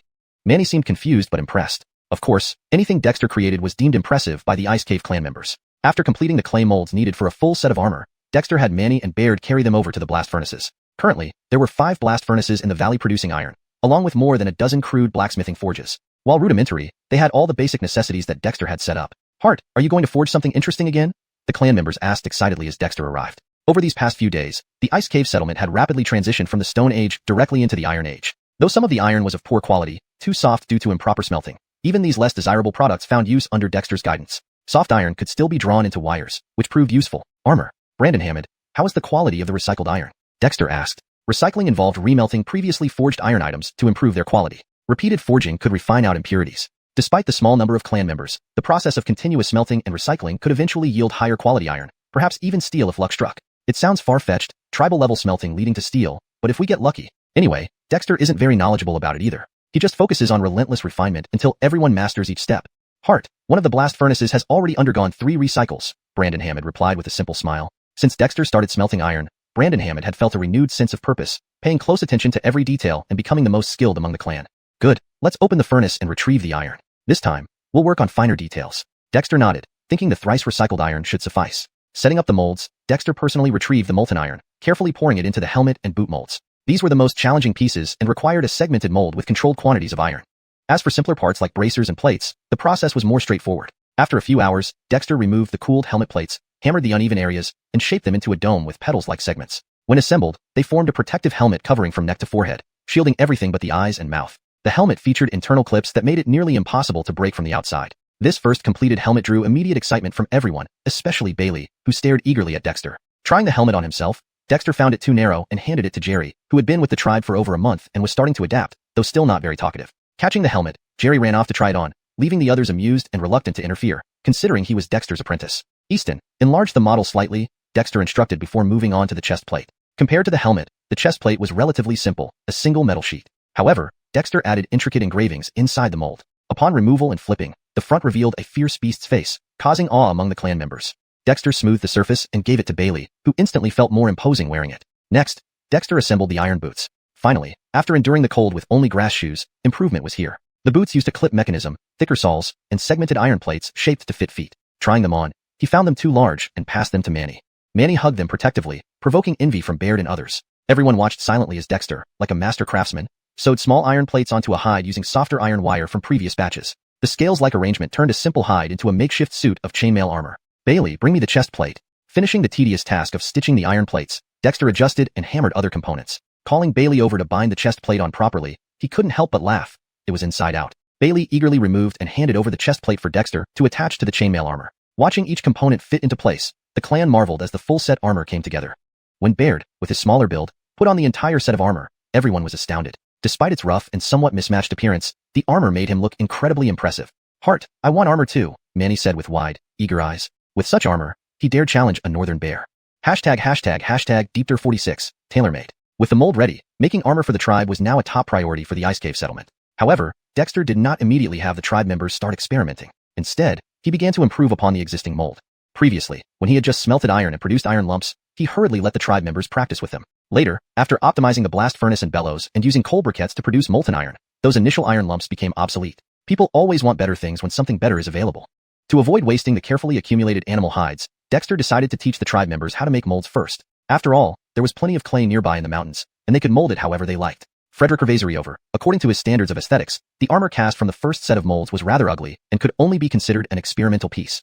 Watch carefully. For the helmet mold, you need to leave space for clasps. These are toggle buckles. The positions must align perfectly, or else they won't lock. The iron plating around the head should be thicker, while the facial area can be slightly thinner. The neck coverage can be shorter, but should have slots for iron plates to adjust easily. Dexter explained while shaping the clay mold and pointed out important details. If you like, you can also add iron spikes or even animal horns to the helmet. If worst comes to worst, you can use your head to attack. Iron headbutt is quite useful. The tribe members listened in stunned silence, but followed the chief's instructions diligently, shaping their clay as if they were meticulous students in school. For the boots, we can design an open style. The sole should be thick, and the iron plating around the foot can have gaps and holes. After wearing them, use iron wire to secure them tightly and adjust according to the foot size. You can also add spikes or blades at the toes, making iron leg techniques viable. The breastplate's beast face is not just for looks, but to intimidate enemies. The fangs should be sharp. The backplate, shoulder guards, arm guards, wrist guards, and leg guards can also have barbs, turning you into walking hedgehogs. If anyone prefers fists, you can make gauntlets and arm shields, along with weapon clips. As Dexter elaborated step by step, a more formidable armor model took shape under his hands. He made special adjustments at the joints, changing the willow leaf iron plates to fish scale iron plates. With meticulous work, full body defense would not be just a concept. Given the small population of the settlement and the abundant iron supply, Dexter was happy to consider everything meticulously for the tribe members. Heart, is there anything else you need to instruct? Can we engrave which symbols on our armor? Manny asked innocently, brimming with curiosity. Damie engrave which symbols? Dexter frowned. He hadn't ignored the idea of engraving symbols on weapons and armor, especially since he intended to develop a witch symbol-based technological system. But now that they'd only just started smelting iron, some wanted to run already? Seeing the eager looks of the tribe members, Dexter knew they never parted with the witch symbols issued to them even during metalworking sessions. How to engrave symbols on armor and ensure their effects, I haven't figured out yet. But if you wish, you can carve familiar symbols inside the armor and include slots within the breastplate to insert your witch symbols, Dexter compromised. He wanted to turn the Ice Cave settlement into a place where everyone practiced witchcraft, but he didn't want outsiders to know too much about their operations. Wow, great. I want to make my own armor. Manny shouted excitedly. That's fine, but wouldn't it be better to focus on cultivation? Only by becoming true witches can our settlement survive better in the North Wasteland Ice Plains. Baird has already surpassed all of you. It's time for you to work harder. Dexter reprimanded. Manny, Osariso Gifford, Bailey, and others lowered their heads in shame, while other tribe members felt even more embarrassed, including young Govind. After sending the tribe members off to their tasks, Dexter picked up the clay again. The previous armor models were for the tribe members, but he couldn't neglect himself. Although Manny's suggestion seemed hasty, it applied more to the tribe members than to Dexter, who already had plans. With his successful cultivation of the 5 elements Croods, he had winnowing chi clusters and ice flames in his body. If the armor was only for protection, it would be too wasteful. So he optimized the new mold, which looked similar externally to the ones for the tribe members, but he carved concave witch symbol grooves inside each major part for the element cycles. Next, he crafted gloves for himself, using animal hide as the inner lining and iron plating outside. He carved concave grooves for elemental generation symbols on the fingertips of his left hand and elemental destruction symbols on the fingertips of his right hand. As for the fish scale plates, he uniformly engraved metal symbols. It took him a whole day to complete this single set of molds. Then, Dexter started casting his personal armor. This time, he used 5-fold refined iron, and as the chief, no one contested his materials, all watching intently instead. Pouring the mold, forging thin sheets, polishing, and soaking in animal oil ensured the armor wouldn't rust soon. Next came embedding primary and secondary cycle witch symbols and sewing together the armor pieces, requiring precise adjustments to fit the carved symbol slots. Heart, why does the beast face on your breastplate look like that strange dragon? Brandon Hammond asked curiously. Indeed, that dragon looked quite intimidating. A memento. That monster owes me a life debt, Dexter casually explained. In reality, the dragon's face on his chest plate matched the one in his body. The rhombus-shaped white mark on the dragon's forehead corresponded to the ice flame, and he left a slot for embedding an ice crystal internally. Having left the ice crystals in the snow for over a month, Dexter now needed to see how well they had recovered once the witch symbols were embedded. Sending the tribe members off to craft their armor, Dexter returned to the cave. Inside, piles of materials for crafting witch symbols awaited him, causing a flash of excitement in his eyes. Would embedding the witch symbols on the armor achieve the expected results? Eagerly, Dexter began refining the witch symbols, customizing them to fit the reserved symbol slots on his armor. ###Deepter47. Auxiliary cultivation. Kobe Owen was already very familiar with the process of refining shamanic talismans. The ones he needed to refine this time were mostly smaller than those he had previously made for his tribesmen, especially the gold talismans on the fish scales, which not only had to be small but also thin. A true test of skill. Thankfully, no one came to disturb him. Various sets of differently sized elemental talismans were carved by Kobe Owen and quickly refined. His method of refining the elements to counteract each other allowed him to obtain the specific talismans he wanted without any trouble. Unfortunately, these elemental talismans could only be used together by Kobe Owen.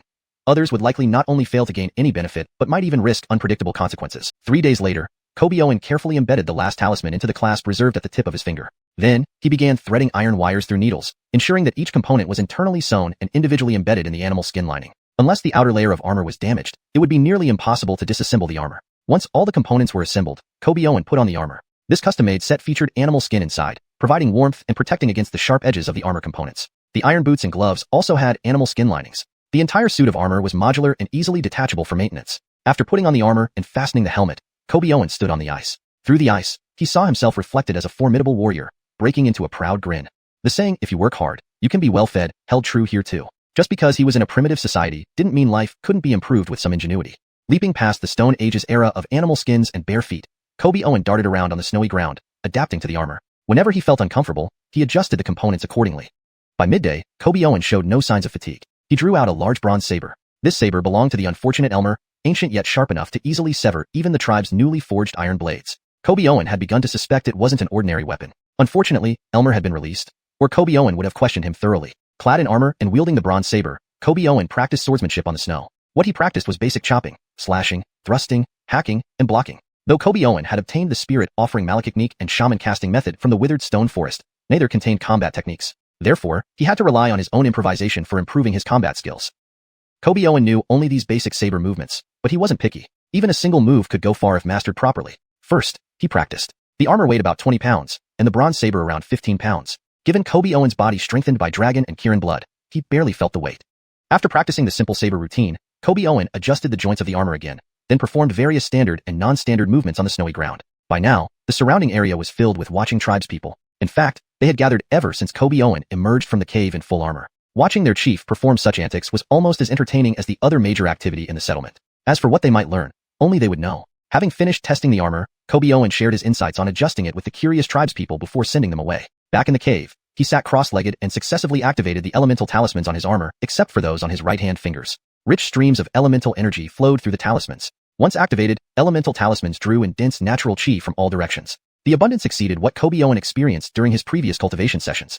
Though unsurprised, Kobe Owen worried whether the shrunken talismans within the armor could handle it. This set of armor included secondary circulation talismans on the backplate, chestplate, and fingers. Among these were 3 sets of interdependent secondary circulation elemental talismans, aside from the primary cycle talismans on the fish scale pieces. Within moments, rich elemental energy, after being converted by the talismans, emerged inside Kobe Owen's armor. The sheer density of the elemental energy almost burst out of the armor. Surprised and delighted, Kobe Owen hurriedly circulated the shaman casting method. The strange dragon inside him let out a pleased roar, greedily swallowing the elemental energy. After gulping and exhaling, the once mist-like elemental energy inside Kobe Owen's primary shamanic force loop became 5-colored liquid. Without knowing how long it took, a single drop of colorful liquid condensed from the thick fog-like elemental energy. As this drop condensed, the yin-yang energies in the Taiji diagram within Kobe Owen's primary shamanic force loop spun faster. The strange dragon swallowed the liquid drop and expelled not mist but colorful liquid.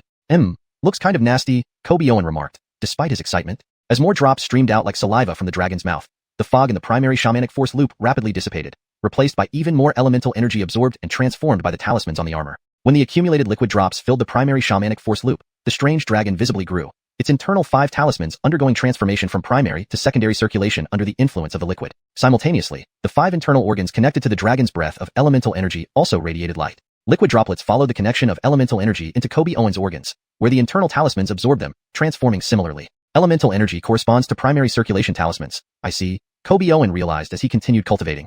The first level of the shaman casting method focused on condensing qi and opening meridians. However, Xuanhuan had only condensed qi, expanding his primary shamanic force loop initially with the help of shamans but not exploring other meridians. Now, with the accumulation of liquid elemental water, Xuanhuan's primary shamanic force loop could no longer contain the pressure. Concerned, he guided the liquid into the barriers of the loop's pathways. Shamanic meridians, though invisible, began to manifest and expand, reinforcing them. Xuanhuan had always refrained from creating new meridians, wanting to push his current loop to its limits to see what it could achieve. Building a skyscraper requires a solid foundation.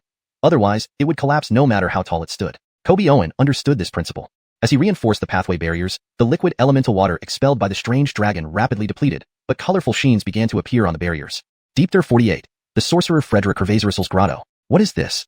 Dexter was astonished. The barriers along the cultivation path, with the flow of the 5-colored luster, actually slowly intertwined into strands of sorcerer patterns. These sorcerer patterns were very dim, almost imperceptible, but at this moment, Dexter sensed and captured some of their true meaning. Incorporating the 5 elements to gather heaven and earth, expanding the sorcerer veins to form a cave heaven. Dexter was astounded. These naturally occurring sorcerer patterns within the sorcerer veins turned out to be an internal cultivation method for strengthening the sorcerer veins, named Sorcerer Vein Cave Heaven Malachiknik. The so-called cave heaven refers to space, a miniature world. Dexter himself didn't expect that after he used the primitive sorcerer force microcirculation expanded and refined by the 5 elements water to a certain extreme, there would actually be such an internal cultivation method for strengthening the sorcerer veins. However, as he continuously pondered over this naturally manifested technique in his sorcerer veins, Dexter gradually understood. Perhaps it was because he cultivated all 5 elements, using the 5 elements energy condensed into 5 elements water, which is referred to as the 5 elements force in this technique, to refine the primitive sorcerer force's microcirculation in the original sorcerer vein. This action matched the principle of gathering the 5 elements to form heaven and earth, and achieving cave heaven through sorcerer veins. Thus, this technique appeared due to Dexter's unique cultivation method. This was simply a pleasant surprise. Indeed, when anything is done to its extreme, it either leads to madness or death. Now, Dexter was practically driven mad. Feeling the pain in his internal sorcerer veins, signaling the possibility of breaking down, Dexter knew his gamble was about to succeed. The primitive sorcerer force's microcirculation originally carried initial sorcerer gas. However, now he had forced it to cultivate sorcerer force without opening new sorcerer veins even after using sorcerer force for refinement. In fact, this already reached the limit of this initial sorcerer vein. But Dexter wasn't at all anxious. Since the sorcerer vein itself presented him with a perfectly fitting Sorcerer Vein Cave Heaven Malachiknik, why wouldn't he use it? Besides, Cave Heaven sounded grand and impressive. Immediately, Dexter started to practice the Sorcerer Vein Cave Heaven Malachiknik, using the 5 elements force to continue refining the barrier of the sorcerer veins. Compared to the previously unstructured refinement, now Dexter refined the barrier using the 5 elements force with a clear method. He only needed to fill the automatically appearing sorcerer patterns on the barrier with the 5 elements force, refining the sorcerer pattern to refine the barrier. Though it looked simple, it actually required a series of coincidences to let the sorcerer patterns appear automatically. As the internal sorcerer force continuously flowed into the sorcerer pattern, Dexter's initial primitive sorcerer force's microcirculation in the sorcerer vein underwent a transformation. The circular path surrounding his abdomen gradually extended inward. When the circle fully expanded to its center, breaking the barrier and forming a complete circle, the cave heaven would manifest. This sorcerer vein would transform into an initial cave heaven. Such a cultivation method was simply unimaginable. External 5 elements spirit energy continuously gathered to Dexter's body via the sorcerer symbols on the armor, transforming into the 5 elements force. Regardless of its temporary defensive performance, Dexter's set of armor was undoubtedly a godly tool for assisting cultivation. However, as the sorcerer patterns in his sorcerer vein gradually filled up and reached a certain extreme, it became increasingly difficult to expand the sorcerer vein purely using the 5 elements force to truly transform it into a cave heaven. Even so, Dexter was satisfied. This technique couldn't be mastered in one day and required gradual effort. But once successful, even if he only practiced the most initial primitive sorcerer force microcirculation in the sorcerer vein, Dexter could become extremely powerful. Originally, Dexter had decided to start cultivating new sorcerer veins after the further transformation of the 5 elements energy. But now, he changed his mind. While new sorcerer veins would provide more options, cultivating them would inevitably distribute his strength. It was better to first cultivate this sorcerer vein cave heaven before moving on to new veins. Who knows, there might be new surprises then. Plus, among the 12 sorcerer symbols in the true explanation of primitive sorcerer symbols, he had only cultivated the 5 elements sorcerer symbol. There was no need to rush. As the sorcerer vein stabilized, the strange dragon rotating within the Tai Chi diagram swallowed and exhaled the 5 elements force, growing larger with visible dragon scales, resembling a real dragon. This strange dragon resembled a Minglong but experienced subtle changes after integrating the true blood of Croods. It had dual wings on its back, a Minoan chi mass on its body, colorful body blending with soil symbol, stepping on goldwood waterfire, growing Croods horns on its head, and pale flames dotted on its forehead, appearing both magnificent and bizarre. After the thorough stabilization of the sorcerer vein, Dexter found that the sorcerer patterns on the sorcerer veins barrier had completely formed but continued absorbing the 5 elements force, reinforcing the barrier while condensing the 5 elements force, complementing the strange dragon swallowing and exhaling the 5 elements force. Opening his eyes, Dexter felt refreshed. Even without deliberate control, the sorcerer symbols on his armor still operated, though the absorption speed of the 5 elements spirit energy slowed down. Nonetheless, this could still provide the 5 elements spirit energy to Dexter's body day by day. Believing that once the accumulated 5 elements force inside reached a certain peak again, there would surely be new surprises, but not for the short term.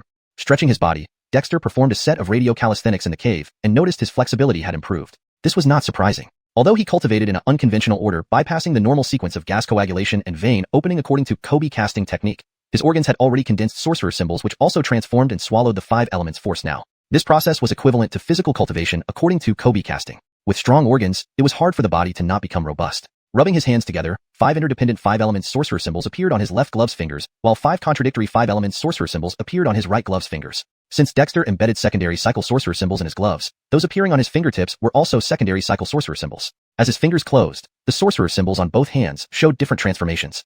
Left hand, 5 elements interdependence with a ring of colored light revolving endlessly. Right hand, 5 elements contradiction with the 5 sorcerer symbols extinguishing sequentially, turning into a single black light. With the assistance of the 5 secondary cycle sorcerer symbols embedded in his gloves compared to Dexter's previous method of summoning sorcerer symbols using the 5 elements force alone, both the current colored light ring and the point of black light were abnormally stable and lively. A flicker of thought came across Dexter's mind, and colorful 5 elements force sprouted from the light circle on his left hand, condensing into a colorful shield. On his right hand, the black light shaped various weapons such as spears and swords, demonstrating the power of sorcerer force enough to support him in exploring sorcerer techniques. 5 elements interdependence, 5 elements transformation, 5 elements contradiction, extinguish 5 elements. Dexter muttered to himself. On his left-hand shield, colors circulated, not only presenting all 5 elements simultaneously but also individually as metal, wood, water, fire, and earth shields. The shield could even change shapes effortlessly. On his right hand, the black light transformed into a black arrow, shot into the depths of the cave, producing a slight boom, leaving a huge pit several meters deep at the landing spot.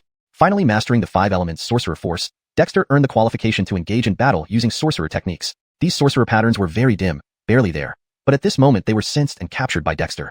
Absorb the 5 elements to gather heaven and earth, expand the sorcerer pulse to form a grotto. Dexter was dumbfounded. These naturally generated sorcerer patterns in the sorcerer pulse turned out to be an inner cultivation method named Sorcerer Frederick Ravasersal's grotto art. By grotto, it means space, a small world. Even Dexter himself did not expect that when he used the 5-element water to expand and refine the primitive sorcerer force's small circulation to a certain extreme, such an inner cultivation method for sorcerer pulses would appear. But as he continuously comprehended this method naturally manifested in the sorcerer pulse, Dexter gradually understood. Perhaps, because he practiced the 5 elements together, using the 5-element water condensed from the 5-element chi, which is referred to as the 5-element force in this method, to refine the initial sorcerer pulse where the primitive sorcerer force small circulation lies. This matched the true meaning of gathering the 5 elements into heaven and earth, forming a grotto through the sorcerer pulse, hence appearing due to Dexter's unique cultivation style. This was simply a pleasant surprise. Indeed, pushing anything to its limit ends up either crazy or dead. Now, Dexter was nearly mad. Feeling his body's sorcerer pulse faintly ache with signs of collapse, Dexter knew he was almost successful in courting death. The primitive sorcerer force's small circulation pulse originally carried initial sorcerer chi, but now, no matter how hard he tried, after cultivating sorcerer force, he was still unwilling to open new sorcerer pulses. Even refining with sorcerer force has reached the limit of this sorcerer pulse. However, Dexter wasn't anxious at all. Since the sorcerer pulse had bestowed him with this tailor-made Sorcerer Frederick Ravasersal's grotto art, how could Dexter not use it? Besides, grotto sounded impressive. Immediately, Dexter circulated the Sorcerer Frederick Ravasersal's grotto art, and continued refining the sorcerer pulse barrier with the 5-element force. Compared to the previous random refinement, Dexter's mobilization of the 5-element force to refine the barrier became highly organized. He only needed to fill the sorcerer patterns automatically appearing on the barrier with the 5-element force, thus refining the patterns and thereby the barrier. Though seemingly simple, it required fortuitous circumstances for the patterns to manifest naturally. As the sorcerer force continuously flowed into the sorcerer patterns within the body, Dexter's primitive sorcerer force small circulation pulse underwent a metamorphosis. The circular path around his abdomen gradually expanded inward. When the circle fully expanded to the center, breaking the barrier and transforming into a complete circle, the grotto would materialize. This sorcerer pulse would become a primitive grotto, making this method incredibly wondrous.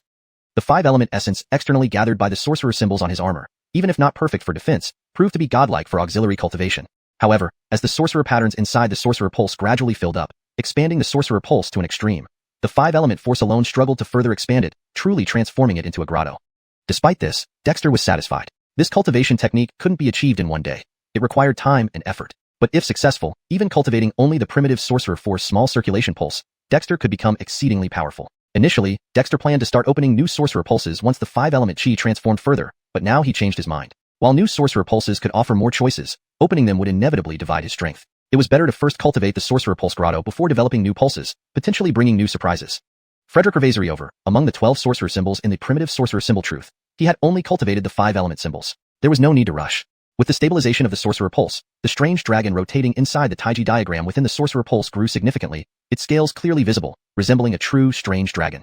This dragon looked like a Minglong, but after integrating the true blood of a qilin, some subtle changes occurred. It had double wings on its back, a Minoan chi mass on its body, its limbs merged with the colors of the 5 elements including earth symbol, its feet trod on metal, wood, water, and fire, a qilin horn on its head, and pale white flames dotted its forehead, looking remarkably divine yet unusually strange.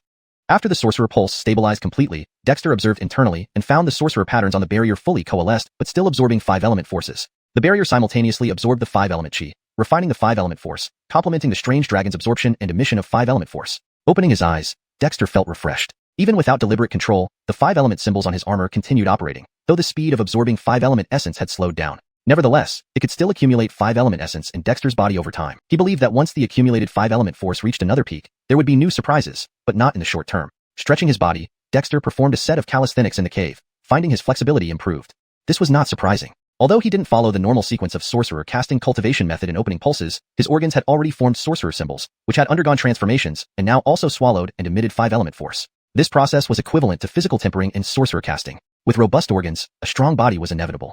Rubbing his hands, the 5 fingers of his left glove revealed 5 intergenerating 5 element symbols, while the 5 fingers of his right glove revealed 5 conflicting 5 element symbols. Because the embedded secondary cycle symbols were used on his gloves, these were the ones now emerging on his fingertips. As he brought his fingers together, the symbols on both hands showed different variations. The left hand showed a circle of colorful light, symbolizing perpetual generation. The right hand displayed the sequential extinction of the 5 symbols, forming a point of black light. With the assistance of the secondary cycle symbols embedded in his gloves, the colorful circle of light and the black light point were exceptionally stable and agile compared to the witch symbols Dexter previously summoned. A thought crossed Dexter's mind, and within the left-hand light circle, a colorful 5-element force condensed into a colorful shield. The black light point in his right hand transformed into various weapons. The power of sorcerer force was enough to support him in casting sorcerer spells. 5 elements generate, 5 elements transform, 5 elements conflict, 5 elements extinguish. Brandishing to himself, Dexter watched the shield on his left hand with its colors flowing, capable of presenting any single color, transforming into shields of gold, wood, water, fire, or earth, and even other forms, with infinite variations. The black light in his right hand transformed into a black arrow, shooting into the depths of the cave, causing a loud boom and creating a several-meter-deep crater at the impact point. Achieving the 5-element sorcerer force finally gave Dexter the qualification to fight using sorcerer spells. Deepter 49. New discovery. Yeah, what happened? The commotion in the cave alarmed Baird, who had been meditating outside. Even as clan members vied to have their personal armors crafted, Baird remained motionless, quietly guarding Dexter to prevent any disturbance. Nothing serious, just experimenting with spells. Dexter retracted the shamanic power that had emerged from his left hand, his expression still somewhat excited.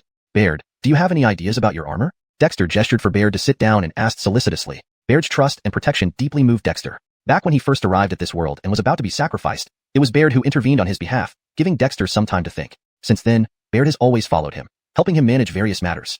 Yeah, I practice the metal symbol, so naturally, I would want to inscribe the metal symbol on my armor. However, the metal symbol is too sharp, and I fear it might hurt me. Let's wait until I thoroughly understand it and control the small cycle of primal shamanic power before customizing the armor to avoid harming myself. Baird scratched his head and laughed. If this were the old Baird, he wouldn't have been able to speak so coherently. But these days, being close to Dexter meant experiencing everything Dexter taught the clansmen. Baird even had the chance to observe Dexter practicing. Although some things seemed magical and Dexter didn't explain them to him, Baird's insight was undoubtedly the best in the settlement after Dexter. Inscribing the metal symbol alone indeed makes it brittle and easy to break, but I have a new idea that I can try on you. Dexter smiled. Baird was still quite clear-headed. Yeah, really? Baird got excited. Only fools like Manny don't realize the benefits of staying by the Yehya side, making a fuss all day. Can their efforts match a single word from the Yehya? Of course, though it will also mean using you as a test subject. Be prepared, Dexter smiled. Baird patted his chest. Yeah, don't worry. Baird isn't afraid.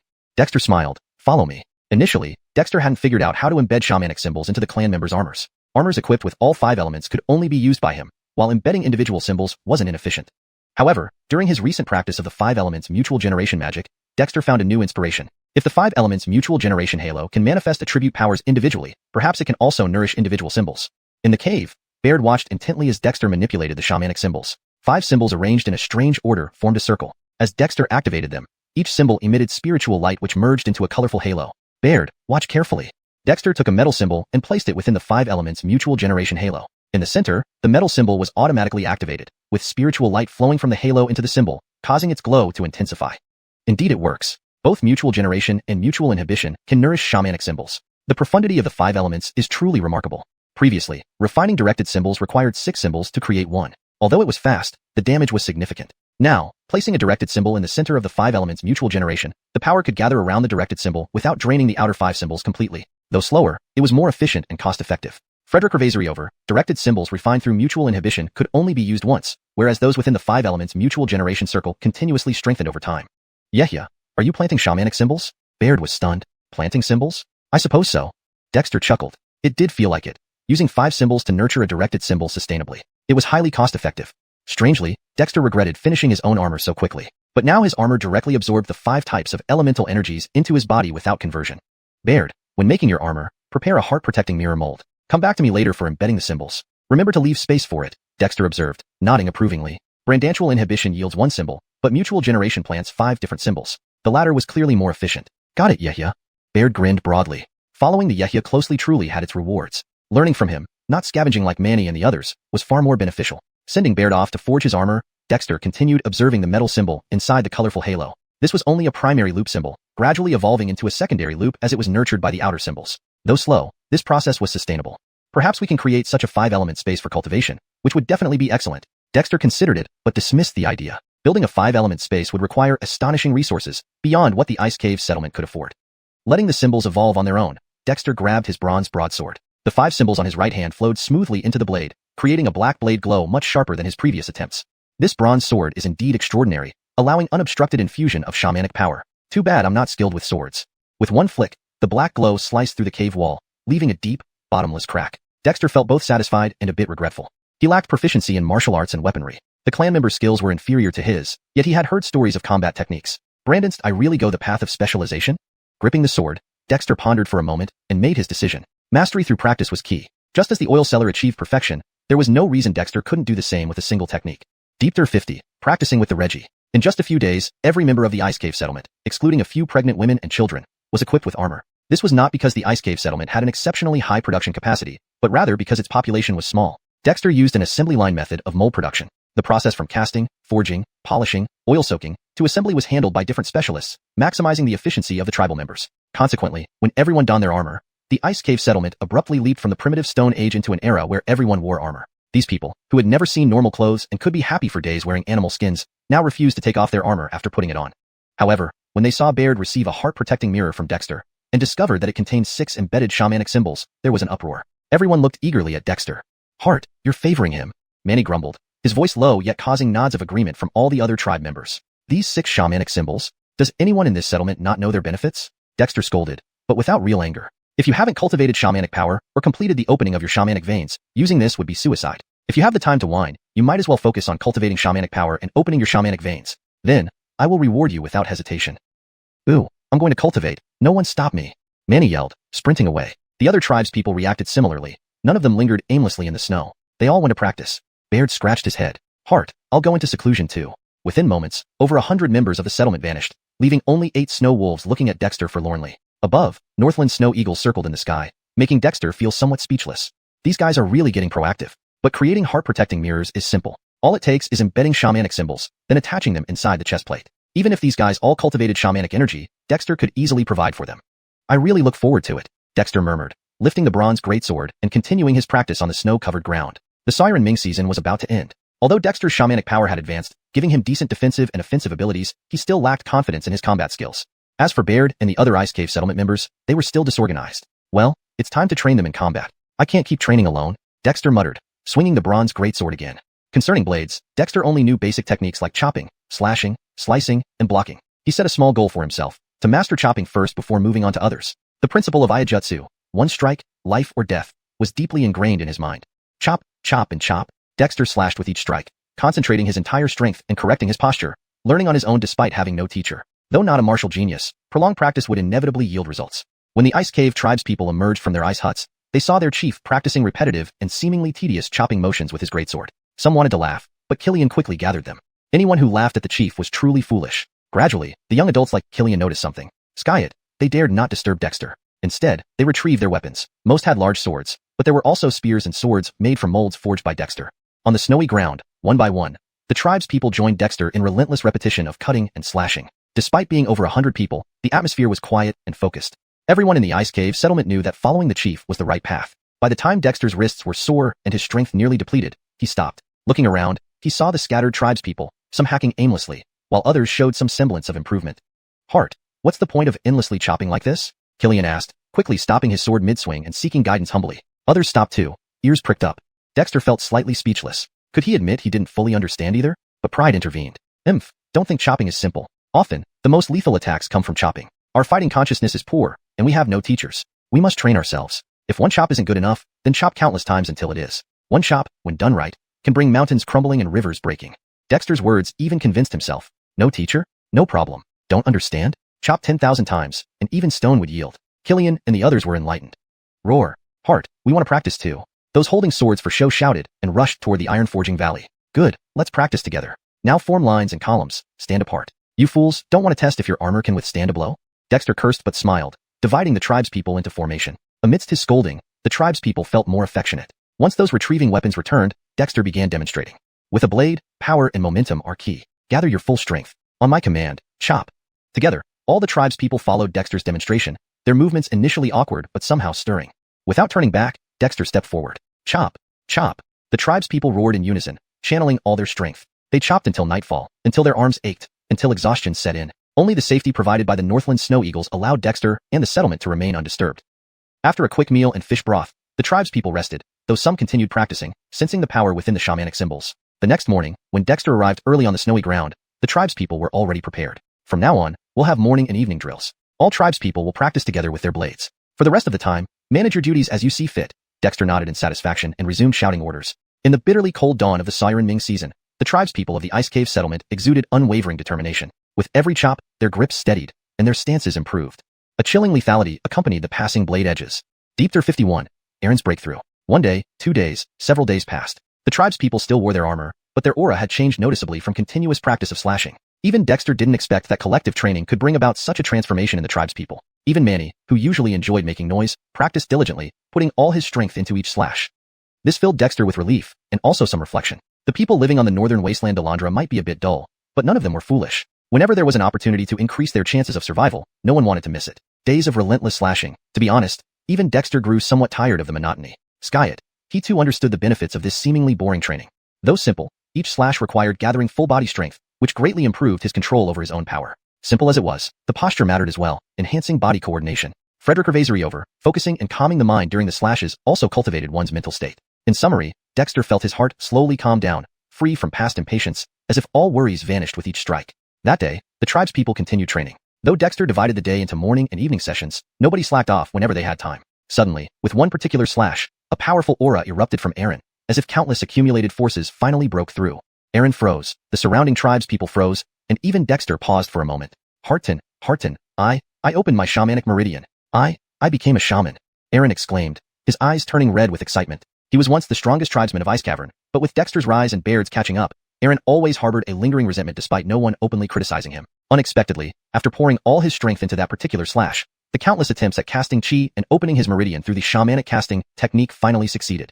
Now, with the shamanic chi finding its path, Aaron sensed the weak yet real presence of the newly opened meridian within him. Breakthrough? Excellent, very excellent. Ha ha ha. Aaron, you are indeed our strongest warrior. Follow me. The rest continue practicing. Dexter laughed heartily. Ever since Baird completed the small cycle of primordial shamanic force, Dexter had been waiting. But neither Aaron, Osiriso Gifford, nor Manny showed any signs of successful meridian opening. Other tribespeople hadn't even absorbed and refined their shamanic symbols into shamanic chi, making Dexter doubt whether his vision of everyone cultivating shamanic powers was just a dream.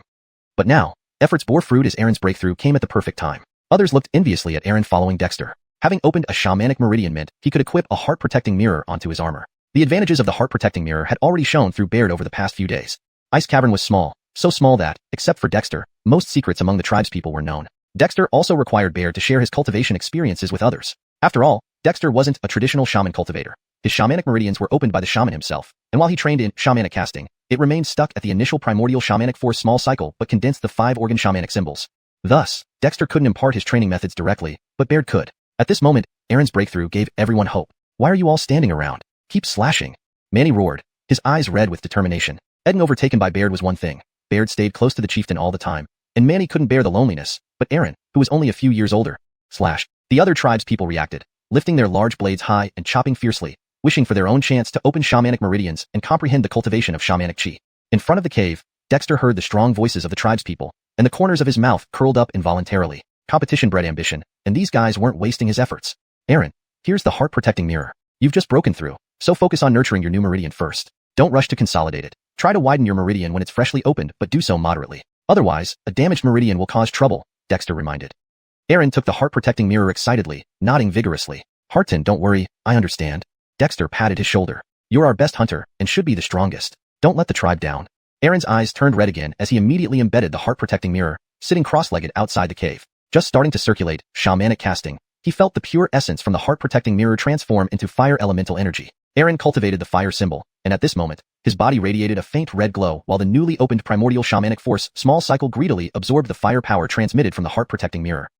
At this instant, Aaron felt incomparably comfortable and admired Dexter's abilities immensely. Watching Aaron settle into the training process, Dexter sighed with relief. Aaron's success reassured Dexter, proving that his idea was feasible. Initially, many chosen by the shaman failed to inherit his techniques, but now, Dexter aimed to lead the entire Ice Cavern tribe into shamanic cultivation. By then, even if the Sawyearming season ended and vicious beasts emerged from caves, Dexter would have the confidence to face them head-on. Returning to the snowfield, Dexter drew his bronze greatsword and resumed training with the tribespeople. Encouraged by Aaron's breakthrough, Dexter clearly felt the tribespeople's intensified focus on their practice. Although slashing seemed simple, simplicity did not mean ineffectiveness. Meanwhile, outside the original cave where Ice Cavern resided, more than 10 figures stood quietly on sleds, including the 3 individuals who had served as laborers in Ice Cavern for over a month, Yadada and his companions. Will, this is where Ice Cavern used to live. They abandoned it and moved to Eagle Cry Cliff where the northern snow eagles reside. This tribe is peculiar. They get along well with northern snow eagles and even tamed 8 snow wolves. They also mastered fishing and salt production techniques, unlike other tribes, Yadada explained in a deep voice. Though revealing some Black Cliff Fort secrets to leave Ice Cavern, Yadada recounted their experiences upon returning. Standing before Yadada was the young leader of Black Cliff Fort, who appeared younger than Yadada despite being in his early 20s. Skis, quite interesting. Malakilme Yadada. Will the chief kill you if he sees you again? The young man chuckled. Yadada was speechless. Will was joking again. Deepther 52. Ingram's return. Yehya, Ingram has returned. In the early morning, Xuanhuan was practicing his sword techniques on the snow-covered ground as usual. While it's called practice, he was essentially hacking and slashing. However, with an increasing mastery of his strength, Xuanhuan adjusted his chopping technique, adding changes in the direction of the strikes. After all, repetitive actions become monotonous and can lead to muscle strain over time. Vertical chops, horizontal chops, diagonal chops, though still simple, they introduced variation. This practice consumed more energy but undeniably improved combat effectiveness. One trick doesn't fit all, but adapting to circumstances is fundamental to winning. On this point, Xuanhuan was not confused. Even upon hearing Eric's voice, Xuanhuan did not stop but completed his preset series of movements before taking a moment to catch his breath and then putting away the bronze greatsword. Did he return alone? Xuanhuan asked calmly, merely wiping the sweat from his forehead. Despite the cold weather, practicing required immense effort and sweating was inevitable. No, there are at least 10 others. They stayed overnight in our cave last night. Early today, Ingram appeared outside Eagle Cry Cliff but didn't enter rashly. I had Snow Eagle fly around to get a closer look, Eric hurriedly explained. These days, the clan members were intensely practicing, but Eric was still responsible for feeding the northern snow eagles. The activities around Eagle Cry Cliff were partially reported back to him via the northern snow eagles. Ingram seems persistent. Good thing you weren't seen by him. Reggie, gather Manny and the others to meet the Blackcliff Camp people. Xuanhuan smiled. He was curious about the so-called leader of Blackcliff Camp. According to Ingram, this person was obsessed with killing demons yet hadn't been killed himself. An oddity indeed. Frederick over, Blackcliff Camp used to be a small settlement that developed only after the leader appeared, somewhat similar to Ice Cave Settlement, though theirs had developed for years. Soon, Reggie brought Manny and over 10 young strong men. Each was clad in armor, carrying large swords and daggers. If only Xuanhuan knew how to make bows and arrows, their equipment would have been complete. Yehya, is it the traitor Ingram? Manny asked excitedly. Days of intense practice had nearly numbed them, but even so, Manny dared not slack off, pushing himself to open his primal witch veins like reed, enhancing his witch chi without relying solely on witch runes. Watch your mouth. A traitor is someone deceitful. When did you see Ingram being deceitful? Xuanhuan smirked. He had just tossed out some new words during casual chat. These vocabulary poor primitives remembered them. Okay, I won't say it. If he tries anything against us, I'll chop him down. Manny touched his helmet, proud that he could now handle Ingram easily. Pretentious. Take off your armor and go meet them as you were. To survive long, staying low-key is key. Bring the iron blades we first made. It'll surprise them. Xuanhuan instructed. Manny and the others were dumbfounded, but dared not disobey. Their animal skin clothes were already sewn into armor. They had no choice but to find some old rags from the settlement's waste pile, looking even more shabby than before Ingram left. No one cared. Pretending to be poor suited them perfectly. Wearing the crudely crafted weapons made of iron, they slid out on sleds, emerging from Eagle Cry Cliff. Just past the hill, they saw Ingram. Ingram looked unchanged except for different furs nearby. Northern snow eagles perched on branches and rocks, while more circled overhead, watching him warily. Had he not previously stayed at Eagle Cry Cliff, they might have attacked. Yehya Xuanhuan, you finally came out. Ingram hurried forward, despite healing from his injuries and facing the imminent end of the freezing season when northern snow eagles would be less restrained. Ingram, your brother didn't kill you? Xuanhuan stopped several meters from Ingram, curiously eyeing him. This man looked well-fed, probably treated better back at Blackcliff Camp compared to his harsh life at Eagle Cry Cliff. Haha, yeah jokes. Ingram inwardly panicked, wondering why leaders always acted this way. However, he dared not offend Xuanhuan, who was clearly a powerful witch. My brother is here, waiting in your previous cave, hoping to meet you. Do you? Ingram tensed. He betrayed secrets about Ice Cave settlement. Your brother also came? That shows sincerity. Let's go meet him. Relieved, Ingram turned to lead the way but paused, noticing the large swords Manny and the others carried. Yeah, your weapons? He remembered leaving Ice Cave settlement with only Xuanhuan's single bronze greatsword. How did they get weapons in just half a month? And the quality looked exceptional, comparable to his bronze sword. These? We made them ourselves, nothing special, Xuanhuan laughed, enjoying Ingram's awe. Iron should have existed long ago, but perhaps not in North Wasteland. Manny, give Ingram a sword. We keep our word. We took his bronze greatsword, so returning one balances it. Manny reluctantly handed a sword to Ingram, warning, take care. This is my sword. Don't break it or else. Ingram caught the heavy sword, finding it unexpectedly well-balanced, feeling both surprised and fearful, not daring to ask further lest Xuanhuan bury him. Hashtag Deepter53. The will of Blackcliff Damian Encampment. In front of the cave where the Ice Cave settlement used to live, the big brother of Blackcliff Damian Encampment was observing the icy pit left behind by the settlement with interest. Will, it's these pits that got us in trouble that day. The chieftain of the Ice Cave settlement has a heart as cold as ice. Not only did they set traps, but they also inserted sharp wooden stakes below. Apparently, this is how they hunt. One of the unfortunate fellows who had suffered alongside Deerlie pointed at the ice pit, his voice filled with grievances. Traps? I didn't expect the people of the Ice Cave settlement to already know how to use traps, and use them so well. This chieftain of theirs is getting more and more interesting, the young man chuckled. Traps were not unfamiliar to humans struggling to survive on the northern barren ice plains. After all, for survival, any useful methods would inevitably be explored. However, setting traps with floating snow above and tree trunks inverted below was indeed different. Remember to have our clan members try it after we return. It might yield good results. If we catch someone unprepared, even those demon spawn wouldn't stand a chance, the big brother instructed. A middle-aged man accompanying him nodded. Leader, do you really intend to recruit this Ice Cave settlement? They may not agree. People I want to recruit will always end up joining. Rest assured, I treat people sincerely, and they will realize the benefits of following me. The middle-aged man rolled his eyes but still nodded. Although this statement sounded a bit boastful, it was true. The Blackcliff Damian Encampment had grown from a small settlement of dozens to a large settlement of hundreds under the leadership of this person who liked to be called Will. Will, they're here. At this moment, a clansman watching from a hilltop shouted excitedly. Everyone observing the ice pit traps immediately perked up, turning around to see a group of over 10 people sliding rapidly towards them from the base of the distant mountain. Leading them was Deerlie. Though the other skiing skills were far superior, their movements more graceful. Ha ha ha, isn't it delightful when friends come from afar? Came a hearty laugh before the big brother of Blackcliff Damian Encampment could respond. Will. What did he say? Someone asked, puzzled. They understood every word individually, but combined, it made no sense. Will rolled his eyes, straightened his fur clothing, and strode forward, though his expression was somewhat grave. This guy was a little difficult to deal with. Will of Blackcliff Damian Encampment, I apologize for coming uninvited, hoping Hart Dexter won't mind. Will clasped his hands and laughed. I heard my subordinates offended Hart Dexter. Please forgive them. Dexter stopped about 10 meters away, smiling at the big brother of Blackcliff Damian Encampment. Not at all. We are all descendants of the North Wilderness humans. Naturally, we should help each other. If you came here to apologize, that's an underestimation of our chiefship. Cruz's face twitched slightly as he smiled. It's great that Hart Dexter doesn't hold a grudge. I've long heard of your talents, and didn't expect you to be so young. Truly remarkable. Dexter sized up Cruz. Brother Cruz is not old either. Young and talented. I've heard Brother Cruz dedicates Blackcliff Damian Encampment to killing demons. That's truly admirable. What brings you to our small settlement? Cruz was speechless. This young chieftain wasn't easy to handle. He called himself chieftain while addressing the other as brother. Who exactly was the boss here? Hart Dexter, don't misunderstand. Hearing about the Ice Cave settlement from Deerlie, I couldn't help but come to visit out of curiosity. Cruz, being the big brother of Blackcliff Damian Encampment, wasn't easily swayed. So, you weren't here for revenge? Guess I was judging you unfairly. Dexter clasped his hands again. Cruz. Why did this person like to speak in sentences that sounded impressive, but hard to understand? It made him, who considered himself eloquent, struggle to respond. Trying to think of something equally impressive to say, he choked momentarily. Why? Does Brother Cruz have something bothering you? Dexter asked curiously. Cruz took a deep breath and laughed. Not at all. Just that Hart Dexter's words are very intriguing. Forget trying to assert dominance as the big brother. Eden Brothers was fine. At least it was advantageous. Dexter realized, hearing from Deerlie, Brother Cruz turned Blackcliff Damian Encampment into a flourishing place within a few years and is generous, often helping weaker settlements. Speaking of which, my Ice Cave settlement is struggling. Since Brother Cruz is here, why not lend a hand? We can strengthen ties and exchange resources. Cruz glanced subtly at the embarrassed Deerlie beside him. He wanted to kill this guy. Hart Dexter jests. Our Blackcliff Damian Encampment struggles too. Occasionally, we help others because we can't bear to see their hardships. I've heard from Deerlie that your settlement eats fish daily and has salt. Much better off than us. I wish for Hart Dexter's assistance. Dexter also glanced at Deerlie, giving him a look almost identical to Cruz's. Deerlie shrunk his neck and hung his head. These two were no good, both bullying honest people. What did he say? The reputation of Blackcliff Damian Encampment was propagated by him, and the matters of Ice Cave settlement were tacitly approved by Dexter. What did he do wrong? Brother Croods jokes. Dexter scoffed. This cruise was quite interesting, not easy to handle. You started the jesting first. Well, let's stop arguing. I heard your settlement knows how to raise wolves and eagles. Can we take a look? Croods said seriously.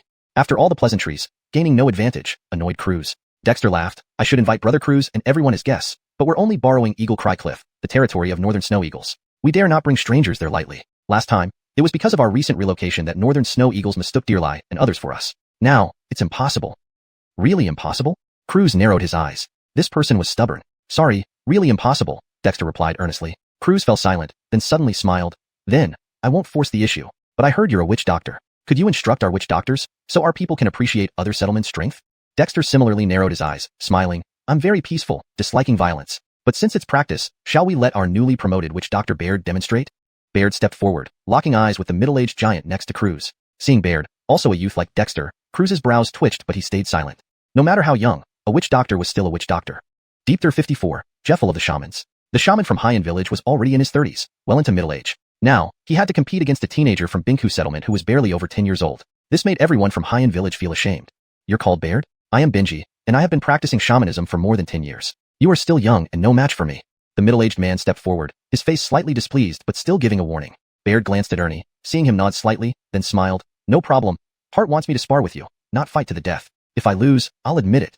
Benji couldn't help but regard Baird more seriously, saying, if that's the case, then be careful. As he spoke, Benji drew out a wooden staff twisted from tree roots, engraved with shamanic symbols. Ernie and others immediately recognized it as a wood rune, indicating that Benji practiced the wood runes. What surprised Benji was that Baird saluted with his fists and then drew out an iron knife from behind his back. The knife was crude, its body pieced together from rough, uneven materials, forged into one piece. Brother Yoel, does your settlement know how to smelt iron? Croods' eyes suddenly lit up, asking eagerly. Ernie wasn't surprised that Croods could identify the iron. He just nodded and said, we just casually smelted some stones from the mountain. Since our settlement is poor, we use what we can get by with. We can't compare to your Xiuxian village's bronze knives. Benji's eyes twitched on the side. He also held an iron knife similar to Baird's, but clearly not as good as his bronze knife. Skyet, the bronze knife had been confiscated by Ernie. It's truly remarkable. Even outside of the northern wastelands, few tribes know how to smelt iron, let alone here in this desolate place. Croods couldn't help but marvel. Do you come from outside the northern wastelands? Ernie subconsciously asked, then paused, staring intently at Croods. Croods hadn't expected his casual comment to be seized upon so quickly. He rubbed his nose and nodded. Skis, I come from outside the northern wastelands, escaping hardship and finding refuge here under the previous leader of Xiuxian village, which saved my life. Does Brother Yoel also know about the world outside? Ernie shook his head. I am a native of the northern wastelands, born and raised here. I wish I could explore beyond these wastelands, but my strength doesn't allow it. Croods. He felt like this guy wasn't being entirely honest. A native of the northern wastelands could speak such refined words? But Croods had already experienced Ernie's stubbornness and knew he wouldn't get much from pressing him further, so he shut up. On the snowy ground, Baird held his iron knife, faint golden light emanating from his palm. Benji, I practiced the metal rune, so be cautious. Baird warned before stepping forward with determination. As he moved, the momentum cultivated from days of practicing with the knife burst forth. This momentum was essentially the result of his whole body strength coalescing into composure. Over these days, Baird had swung his knife thousands, if not tens of thousands, of times, each strike given his all. It wasn't just him. The entire Binku settlement practiced with such dedication. Whether or not they were skilled was debatable, but they had certainly developed their fighting spirit. At the moment Baird took his first step, Benji's expression turned serious. His wooden staff pointed sharply at Baird, emitting a vivid green light. It was hard to imagine that such a burly man practiced the wood rune, and Baird, a skinny teenager, wielded a knife as a shaman. The contrast was stark. But neither Benji, nor Croods and the dozen strong men behind him, underestimated Baird at this moment. Restrain. With Benji's cold command, the green light from the wooden staff rapidly struck at Baird's feet. The light transformed into a seed that quickly sprouted roots, growing wildly in the snow, stretching brown vines with thorns toward Baird's feet and entire body. Ernie was stunned. This was a wood rune spell? It looked more like a Western fantasy magic spell. Just as the brown vines were about to entangle him, Baird's knife moved. From lifting the knife to swinging and cleaving, it happened almost seamlessly. The iron knife, imbued with the sharpness of the metal rune, instantly cut through the encroaching vines from his feet. But more vines broke through the ground. Baird remained calm, slashing away without pause. No vine managed to wrap around him, yet the constant emergence of new vines from the snow prevented him from breaking free. Ernie watched carefully as Baird and Benji engaged in a shamanistic duel. This was the first time he truly observed such a battle, especially Benji's spells, which seemed quite different from what he had encountered. However, Ernie wasn't surprised. His own shamanism couldn't really be called traditional. At best, it was an exploration and application of shamanic symbols, as he hadn't received any orthodox training methods for shamanic spells. Everything was self-taught, so there was nothing embarrassing about it. Thus, Ernie gained insight from how Benji used the wood rune. So this was how shamanic symbols were used. Baird practiced the metal rune, guided by Ernie. Compared to Ernie's innovative 5-element restraining spell, Baird, specializing in the metal rune, had fewer options. Attaching the metal rune aura to his weapon was practically his only method. But Ernie understood Baird's capabilities, while Benji did not. Seeing Baird break through his binding spell with just an iron knife, Benji's expression darkened. He jabbed his wooden staff at Baird again. Shoot! Green light reappeared on the staff, and wooden arrows flew out from the shamanic symbol on it, shooting towards Baird as he chopped the vines. Baird remained unhurried, slashing faster with his iron knife. This was all he knew, what the entire Binku settlement had managed to practice. One chop wasn't enough, so he made two. Two weren't enough, so he made three. With another chop, Baird shattered the vines growing beneath him, forming a series of sword shadows in front of him. Though the wooden arrows imbued with the wood rune were powerful and fast, Baird narrowly deflected each one, causing explosions of metal and wood energy on the snowy ground. Amidst the explosions, Baird, who had been momentarily halted, finally advanced once more. With this step, his presence became sharper. How is this possible? Croods and his clan members retreated several steps, clearing space, watching Baird in disbelief. Even more unbelievable was Benji. Having stayed in Binku settlement for over a month, he knew Baird's strength even after Baird began practicing shamanism. But now, Benji couldn't suppress Baird and might even be suppressed by him? How is this possible? In just over a month, Baird had become so formidable? Benji doubted himself, wondering what he had missed.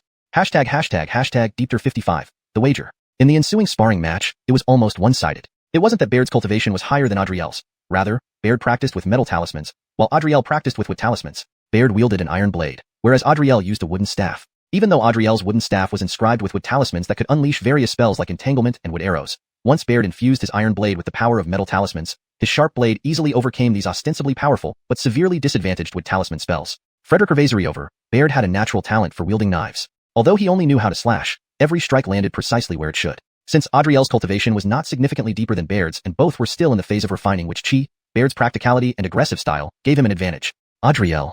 Seeing Baird break through Adriel's magic with each strike, Croods softly called out. Suddenly, Adriel stopped using his wood talisman and pulled out a bronze curved knife from behind his back. This short knife, resembling a child's arm in length and curved like the moon, had an ancient appearance. Held by the burly Adriel, it looked somewhat comical. However, Xiuxian could not laugh because when Adriel drew the bronze curved knife, the momentum around him changed abruptly. Dark green energy appeared on his body, a combination of wood talisman which and his own blood Brother Yoel, Adriel is not only our Black Cliff clan's youngest witch but also used to be a totem warrior. Unfortunately, the totem he previously worshipped vanished, and after joining the Black Cliff clan, he relied on witch talismans to rebuild his strength, Yoel said with a smile. Adriel stood as a benchmark within the Black Cliff clan, embodying both a powerful warrior and a skilled witch. Even without a totem spirit, this former totem warrior had reclaimed his strength in a unique way. Totem warrior? Dexter's expression suddenly turned serious. He knew from Alpha that certain tribes possessed totems, and even totem spirits that granted tribal members their power, turning them into totem warriors. Formerly, Alpha had been one such warrior who, despite losing the power of the totem long ago, still maintained strength comparable to that of young men.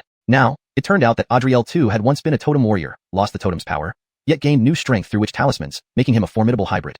Baird, don't hold back. Be careful.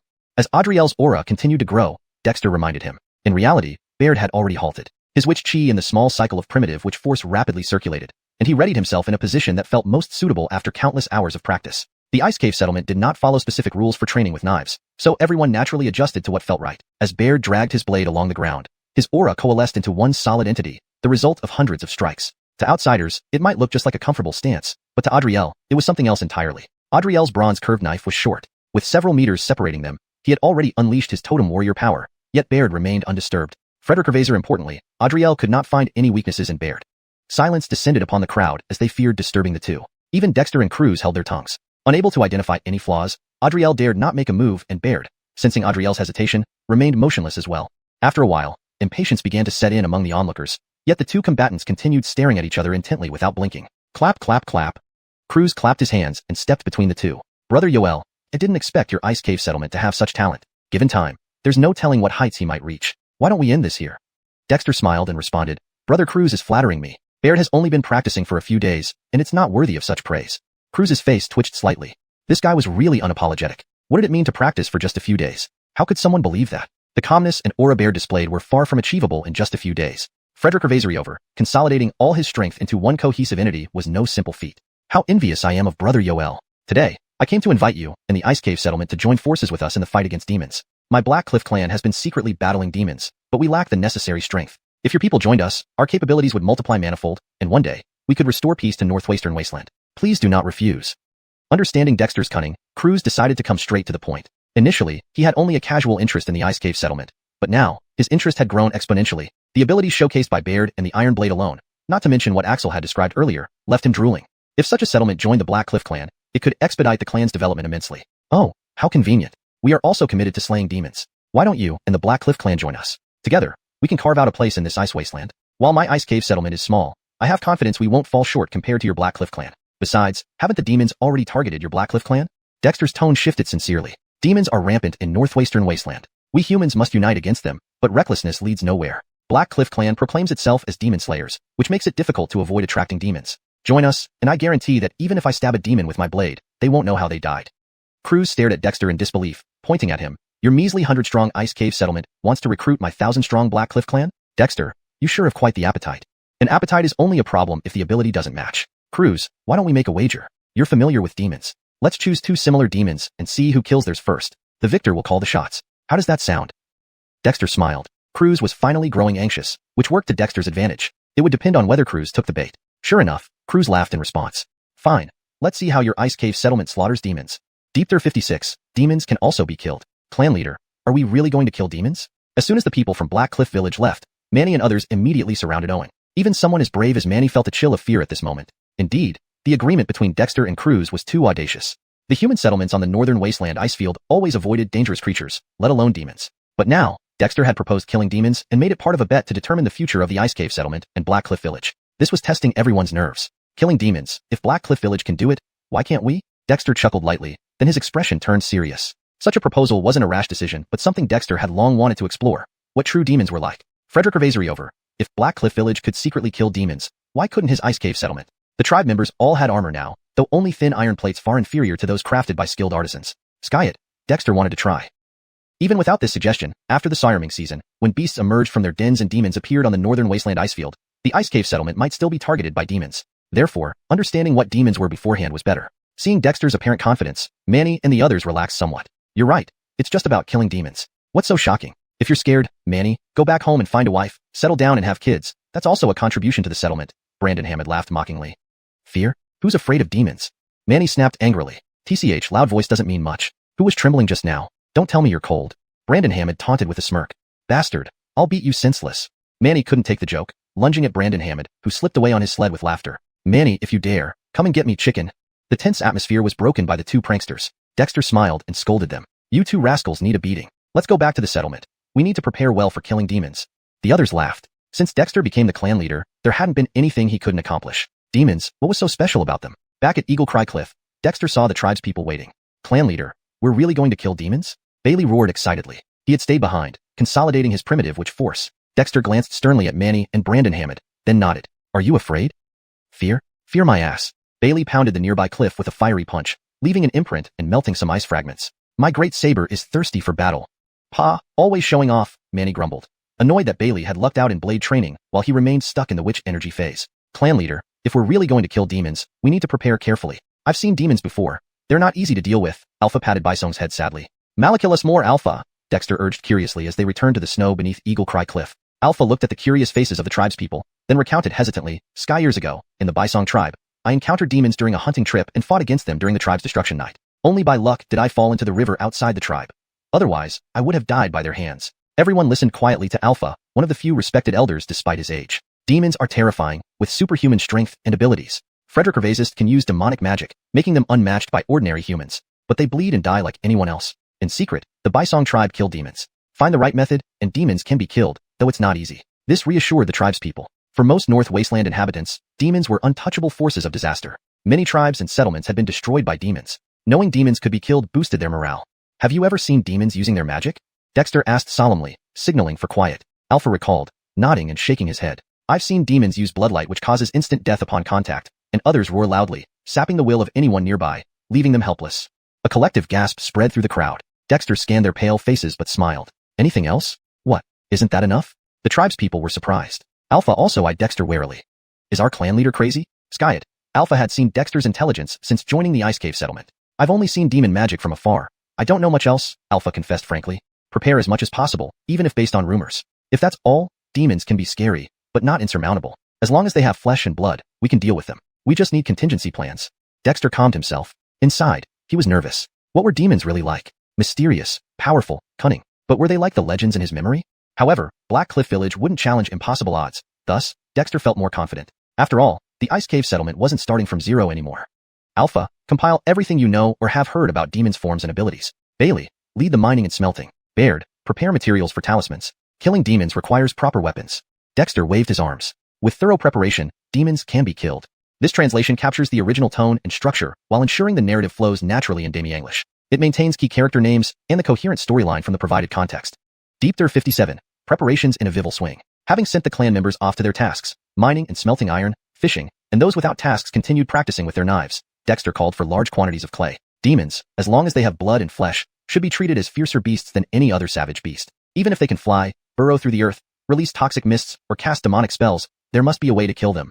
Dexter muttered to himself as he began molding various objects from the clay. The Ice Cave settlement's greatest confidence lay in their mastery of iron smelting techniques. Though rudimentary, the iron or they smelted using coal was sufficient for Dexter to forge whatever tools he desired. If brute strength and skill were lacking, then insight and imagination would compensate. Dexter refused to believe that he couldn't kill a demon. To combat demons, traps were indispensable. Previously, the Ice Cave people used sharpened wooden stakes and ice pit traps. Now, Dexter planned to arm these pits with sharp iron spikes. Since demons could fly, heavy chains with grappling hooks and flying spears were necessary.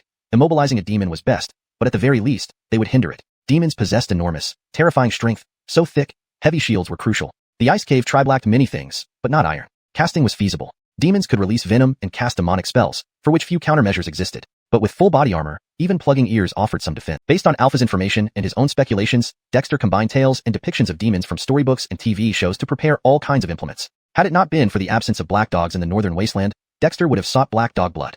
As Dexter crafted molds one by one, guided by him, the clan's people forged various iron implements. Seeing these cold, gleaming weapons, they felt both chilled and filled with hope. Initially fearful and uneasy, their hearts gradually settled.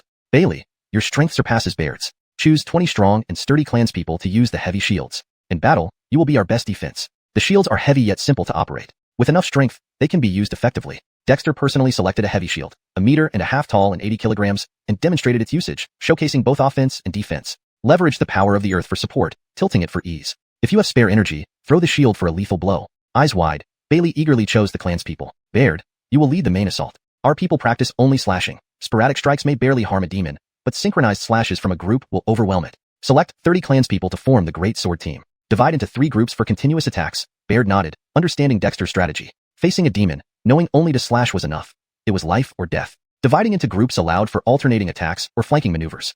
Manny, along with Brandon Hammond, form the spear-throwing team. Long-range attacks rest on you. Provide small axes to Bailey's group. I forgot that. Throwing axes are an excellent choice. Dexter slapped his head and immediately began creating axe molds. When the palm-sized axes were cast, everyone was amazed. Holding and weighing the small axe, they instantly took a liking to it. Heart, I can toss these little axes around easily, Manny exclaimed, marveling at the Heart's ingenuity. These are preliminary attacks. Throwing axes have a limited range, only tens of meters. Sadly, we lack materials for bowstrings. Otherwise, I'd show you what a repeating crossbow can do. With small axes in hand, Manny and others started training. The young men of the Ice Cave settlement were almost entirely mobilized, leaving behind only the elderly, women, and children. Eric, you'll oversee the Northland Snow Eagles to monitor any disturbances. Ned, train the Snow Wolves. We don't need them in combat, but they must track scents. Dexter gave instructions and returned to the cave, where baskets of ingredients for spellcrafting were piled up. Eyes shining, he immediately began crafting numerous talismans. Compared to the iron implements, these were his ultimate weapons. Meanwhile, Croods and others finally returned to Black Cliff Stronghold. Nestled deep within a mountain range, the stronghold consisted of interconnected caves on a cliffside, hidden from view. Leader, you truly plan to bet on Ice Cave Settlement's ability to slay demons? In a vast cave deep within the cliff, the leaders of Black Cliff gathered. An elder spoke disapprovingly. A small settlement of over 100 dared to wager against Black Cliff, putting both settlements at stake. Skyet, Croods had agreed. If they lost, Black Cliff would merge with Ice Cave, an unacceptable outcome. Croods glanced around, seeing most clanspeople indifferent or even displeased. He felt helpless. As an outsider, had it not been for the old leader's kindness, he would have perished. Those calling him leader were elders of Black Cliff, while only those he had subdued called him brother. Sauron, if Ice Cave Settlement excels at demon slaying, merging with them is beneficial. Isn't the goal of all, including the late chief and fallen clanspeople, to strengthen the human race and combat demons? Cruz's gaze was sincere. Black Cliff is already targeted by demons. Despite multiple relocations to avoid annihilation, before the Dark Frost season, demons placed barriers outside, sealing off all exits. You know this. If we cannot break through before the season ends, it might herald a demonic hunt when it concludes. His words silenced everyone, making the cavern eerily quiet. If Ice Cave Settlement can slay demons, combined with our efforts, we can overcome the greatest threat. Even if relocation is necessary, a path would exist. If they fail, we lose nothing, correct? The elders exchanged glances and nodded reluctantly. Leader, since you see potential in Ice Cave Settlement, let's test them. However, demons are hard to locate. We've only identified one so far. How do we find more for Ice Cave? Cruz smiled. Let's offer this one first, and see if they can handle it. Others hesitated, then laughed, agreeing. #Deepter58. Increased training. A few days later, Axel returned to the outskirts of Eagle Cry Cliff. Leader Dexter, this is one of the places our Black Cliff village has scouted where demons might be present. Our leader mentioned that with the sirening season about to end, demons might come out. Please make your plans accordingly, said Axel, presenting a map drawn on animal hide using charcoal. To help you locate the demons sooner, my brother instructed me to accompany Leader Dexter as a witness, Axel continued. Dexter narrowed his eyes and coldly snorted. Isn't this against our agreement? We agreed to choose 2 demons of similar strength and attack simultaneously. The winner would command the other's obedience. How can I be sure that the demon you assign us is comparable in strength to yours? Axel laughed bitterly. This was my brother's decision. I'm just following orders. Leader Dexter. No need to explain. Go back and tell your brother that if it's a wager, we must both uphold our words. You can follow us as a witness, but in return, someone from our ice cave settlement must stay at Black Cliff Village as a witness too. Otherwise, there's no point in having this bet. Dexter cut Axel off. Did they think he was a fool? Sending them after any demon without assurance of fair conditions? Wasn't that a bit too optimistic? Axel opened his mouth, but closed it again, turning away without a word. Leader, Black Cliff Village isn't playing fair, Dio remarked, voicing his concerns. In truth, he didn't see Dexter's bet with Black Cliff Village favorably. With only 140 people, betting against a village of over 1,000 seemed like sending themselves to their doom. Skyet, Dexter's previous feats had earned their trust despite these worries. Now, however, Dexter chuckled. No one's a fool here. They want to get something for nothing. If they don't play by the rules, forget it. We're not the anxious ones.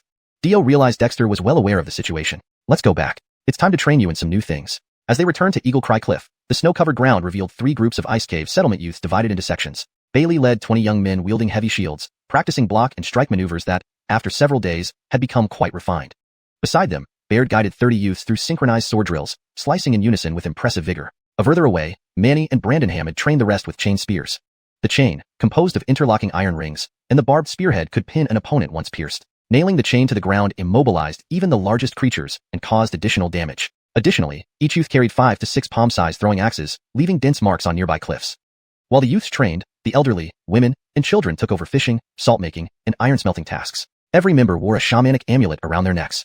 Bailey, Baird, Manny, assemble. Upon returning to the snowy field, Dexter summoned the training groups. They halted and quickly gathered, already disciplined after just a few days.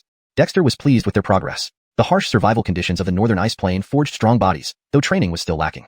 You've mastered the basic shield techniques, but merely that won't suffice for demon hunting. To give you a better chance of surviving, we need to intensify the training. Dexter pointed to the snowy mountains outside Eagle Cry Cliff. To venture outside, you'll have to climb mountains and cross difficult terrains. Wearing armor on snow makes movement challenging. To kill demons, first, you must build endurance and ensure self-protection. Time is short, but prepping now is better than being swallowed by ice pits.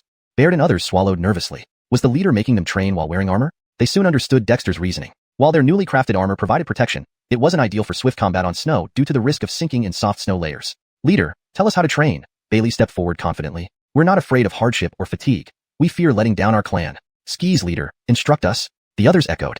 Dexter had already earned their trust through significant changes. Whatever he commanded, they followed. Very well. Since you agree, starting today, we'll include snowfield drills. But before that, we need to practice some fundamental movements. Dexter smiled, thinking this was his first formal training session. He had been pondering and developed a set of exercises to test endurance, judgment, and agility. Demonstrating on the snowy ground, Dexter led warm-up exercises such as waist twists, leg shakes, deep squats, and jumps. Combined with previously taught push-ups, the youths diligently followed despite the awkwardness of their armor. As everyone warmed up and exuded heat, Dexter nodded approvingly. Jeffring drills, always be mindful of the snow conditions. Are you ready? Ready. They responded in unison. Good, let's start. Dexter gestured, leading the charge. Translation note. Pinion names are kept accurate as requested, e.g., Dexter, Axel. Deepter 59, snowfield drill. In the continuous mountain range north of Eagle Cry Cliffs, snow covered everything, and ice that had yet to melt was everywhere. At this moment, on the snow-covered ground, the able-bodied men of Ice Cave Settlement were wearing full body armor and trekking through the snow. Occasionally, someone would sink into a layer of loose snow, but their companions would readily pull them out, continuing onward. Every one of them panted heavily, their sweat soaking through the animal hides beneath their armor, yet not a single person complained, each gritting their teeth determinedly. Because in front of them, Dexter led the way, similarly clad in full body armor and carrying a heavy shield, struggling even more than they did. Hart, put down the heavy shield. The snow cannot bear your weight. Having pulled Dexter from a snow pit for what felt like the umpteenth time, Halyo could not help but remind him again. This was already the second day of the snowfield drill. Skysterday, after familiarizing himself with the basic drill situation, Dexter only made his people run around the forest surrounding Eagle Cry Cliffs. Although it was tiring, everyone felt the benefits of the drill, finding new strength within themselves after enduring constant fatigue. Especially as they continuously pushed themselves, their sensitivity to the witch symbols they wore grew increasingly acute. But today, Dexter dragged them across mountains and valleys, increasing the difficulty exponentially. Skyet here he was, carrying a heavy shield. Heh, if it can't bear my weight, then I'll just find a place where it can. Wanting to practice on snow? There's no need for so many rules. It's only because you guys don't have good enough physical fitness. Otherwise, everyone should carry heavy shields during training. Dexter chuckled despite repeatedly sinking into snow pits. His entire body felt warm, a mixture of sweat generated from exhausting himself and the release of inner strength. Skysterday, running around Eagle Cry Cliffs, Dexter found that simple snowfield drills were too easy for him. Carrying a heavy shield added some challenge. If not for the excessive loose snow, Dexter believed he could leave these guys far behind. Keep running. After circling this mountain, we'll head back. Once we return to the settlement, there will be plenty of fish meat and hot soup, Dexter shouted, charging forward with his heavy shield. Each step required prejudgment, whether the next part was loose snow or solid ice. A wrong judgment meant falling face first into the snow, but Dexter enjoyed it. As he ran tirelessly, the 5 elements chi within his internal organs stirred, quickening his blood circulation. He could sense an inner strength budding, making him secretly anticipate. Even Cliff Village's leader, including Benji, possessed blood cruise power. Dexter was very curious about blood cruise. However, since he practiced witch power and the witch casting method for body refinement, it seemed unrelated to blood cruise. Skyet stimulated by the 5 elements chi from his organs, he indeed felt an emerging power. Dexter vaguely guessed this might be related to the dragon blood and Cruzlan blood essence he once absorbed. But it didn't matter. Carrying the weight forward, especially in the snow, was exhausting. But precisely because it was tough, it held true value in training. With him leading the way under such conditions, the other tribesmen had no complaints despite their exhaustion, instead pushing themselves harder, which pleased Dexter. Ahead of him, 8 snow wolves raced and played joyfully, contrasting sharply with the arduous effort of the tribesmen. Finally returning to Eagle Cry Cliffs, almost everyone collapsed onto the ground, but soon steaming fish broth and fragrant fish meat arrived. Jeff to switching to iron pots, the food of Ice Cave Settlement improved dramatically from the usual roasting or boiling methods that had grown monotonous. Now with iron pots, various cooking techniques were employed. Had there been more ingredients, Dexter could have made the tribesmen relish every bite. Exhausted, the able-bodied men devoured the meal heartily. After eating and drinking their fill, they sat cross-legged to feel the witch power flowing through the witch symbols. Among them, Baird and Bailey had witch power flowing through their bodies, envied by others. Meanwhile, Dexter's body emanated 5 elements witch power with hints of colorful light, causing admiration among the tribespeople. Once everyone regained their energy, Dexter resumed their routine training with knives, shields, and spears. After several days of training, Benji finally returned from Black Cliff Village after navigating through dangerous areas. What? They actually chose to take the challenge? In Black Cliff Village, a middle-aged man wearing bone ornaments slammed his hand on the stone slab angrily. Do they think monsters are everywhere? Finding 2 matching strength monsters to hunt is no easy task. Cruz also looked furious, but quickly calmed down. If the Heart Dexter of Ice Cave Settlement were so easily fooled, he would have lured them over on the spot that day without needing any bets. However, they weren't entirely unprepared these past few days. Osiris, since Heart Dexter insists on honoring the bet, let us fulfill it. Currently, we've confirmed only one monster's location, but there are several suspected places where monsters might be lurking, blocking our exit routes. Why not let them go investigate? Cruz said sternly. To attempt reversing our position and absorbing Black Cliff Village into their fold requires Heart Dexter to show he has what it takes. The middle-aged man grunted coldly, though displeased, he remained silent. Though Cruz joined Black Cliff Village later, he was now the leader and its most powerful blood cruise warrior. Leader, why not send me to Ice Cave Settlement? An elder walked in. It was Siren Leo, the shaman elder of Black Cliff Village, incomparable to shamans like Benji. Siren Leo was also the leader of the Old Guard in Black Cliff Village. Siren Leo, isn't that inappropriate? We still need you to oversee Black Cliff Village. Cruz hesitated. This old guy never quite got along with him, and sending him to Ice Cave Settlement might end badly. Cruz hadn't seen Dexter in action, but sensing something off that day, coupled with Dexter's shrewdness, could spell trouble. Since this concerns the future of over 1,000 clansmen of Black Cliff Village, it is my duty to visit.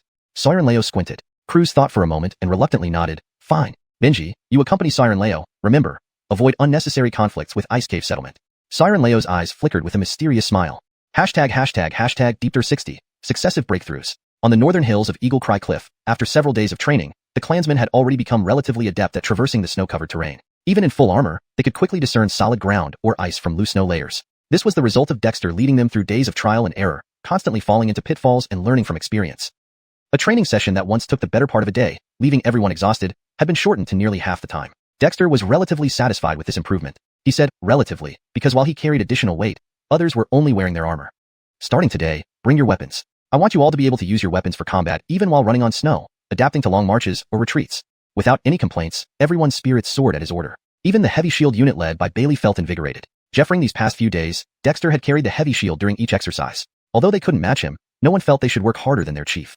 With his command, everyone strapped on their weapons. Even those not carrying shields faced no less burden. A large saber alone weighed about 20 pounds, plus 7 or 8 throwing axes, body armor, and some small contraptions Dexter had made, including sharp iron spikes for setting traps. Each person's load was at least 80 pounds. As for Dexter, besides the heavy shield and bronze saber at his waist, he now carried an additional heavy iron spear. The spear, 2.5 meters long, was forged personally by him using steel that had been remelted 10 times. The tip was razor sharp, and the shaft was incredibly heavy. When swung, it exuded power surpassing that of the saber. However, for now, the movements were basic, only thrusting, like chopping with a saber. With the heavy shield on his back and the iron spear in hand, Dexter still led from the front, first circling around Eagle Cry Cliff to adapt to the weight before leading everyone towards another direction across the mountains. By the end of just one day, the much more intense training left most clansmen bruised and battered. Some even sprained their ankles. Upon returning to Eagle Cry Cliff, everyone collapsed as if made of wet mud. But after the second and third day's exercises, the clansmen discovered they had adapted. To their pleasant surprise, they felt different sensations from their shamanic talismans, which they had been sensing and absorbing all along. Finally, on the fourth day, as Dexter led them over even more challenging terrain and climbed over a hilltop, someone suddenly let out an excited shout. A light began emanating from his body, signaling successful absorption of the shamanic talisman's energy. Great, Caleb succeeded. Baird, stay behind to guide him on the essentials. The rest, follow me. Dexter inspected briefly, confirming the energy from Caleb's talisman was indeed being absorbed. Ecstatic, he gave instructions and continued leading the group forward. Ah, wow. Other clansmen became excited too. Initially, when Dexter distributed the talismans to help them embark on the path of shamanism, only 4, including Baird, succeeded, but that was due to the opportunity provided by Dexter's own cultivation. Now, Caleb had made a breakthrough during the training, indicating there was hope for everyone. Immediately, every originally exhausted clansman seemed rejuvenated, following Dexter eagerly. Perhaps the continuous training had greatly unlocked the potential within them, or maybe the talisman's accumulated earth chi had finally reached its peak. Following Caleb's breakthrough, more clansmen started emitting talismanic lights, boosting everyone's morale even further. Ha ha, I broke through. Heart, I broke through. In the snowy field, Brandon Hammond's shrill voice rang out. He jumped up and down, with a talismanic light appearing on him. Not far away, Dexter smacked him. What are you howling for? Focus on stabilizing the energy. Brandon Hammond stuck out his tongue and immediately sat down cross-legged to stabilize the precious energy he had just absorbed. Compared to Baird and Bailey, who initially needed to be pushed to exhaustion, the newly initiated ones could absorb shamanic energy faster and more efficiently. As Brandon Hammond progressed, more followed suit.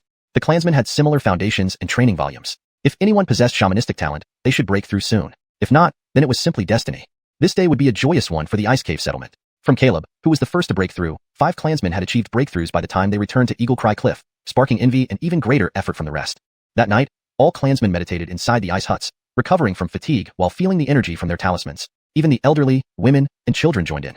Surviving in the North Ice Plains required every bit of strength. Becoming a shaman was especially coveted. As dawn approached, 2 more individuals achieved breakthroughs, converting the witchcraft energy from their talismans into their own. This filled Dexter with hope for the future of the settlement.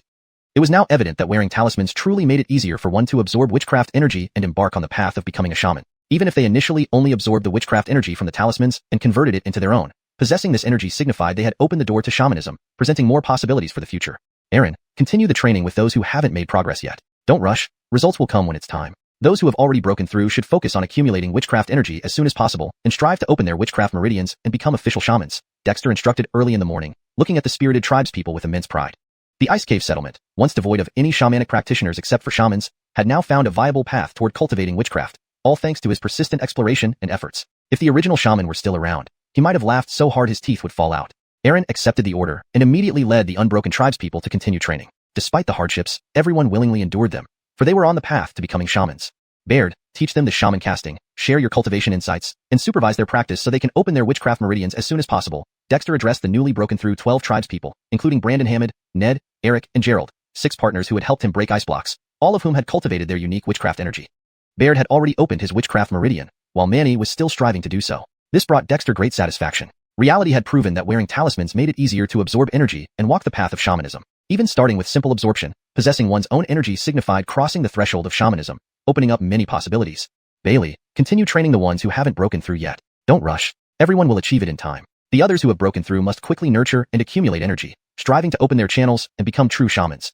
Seeing the energetic clansmen early in the morning, Dexter felt immense pride. Once Baron of Shamans, the Ice Cave settlement had found a path to shamanism through his relentless efforts. If shamans still existed, they would laugh until their teeth fell out. Following orders, Bailey led the remaining clansmen to continue their training. Despite hardships, everyone was content, driven by the prospect of becoming shamans.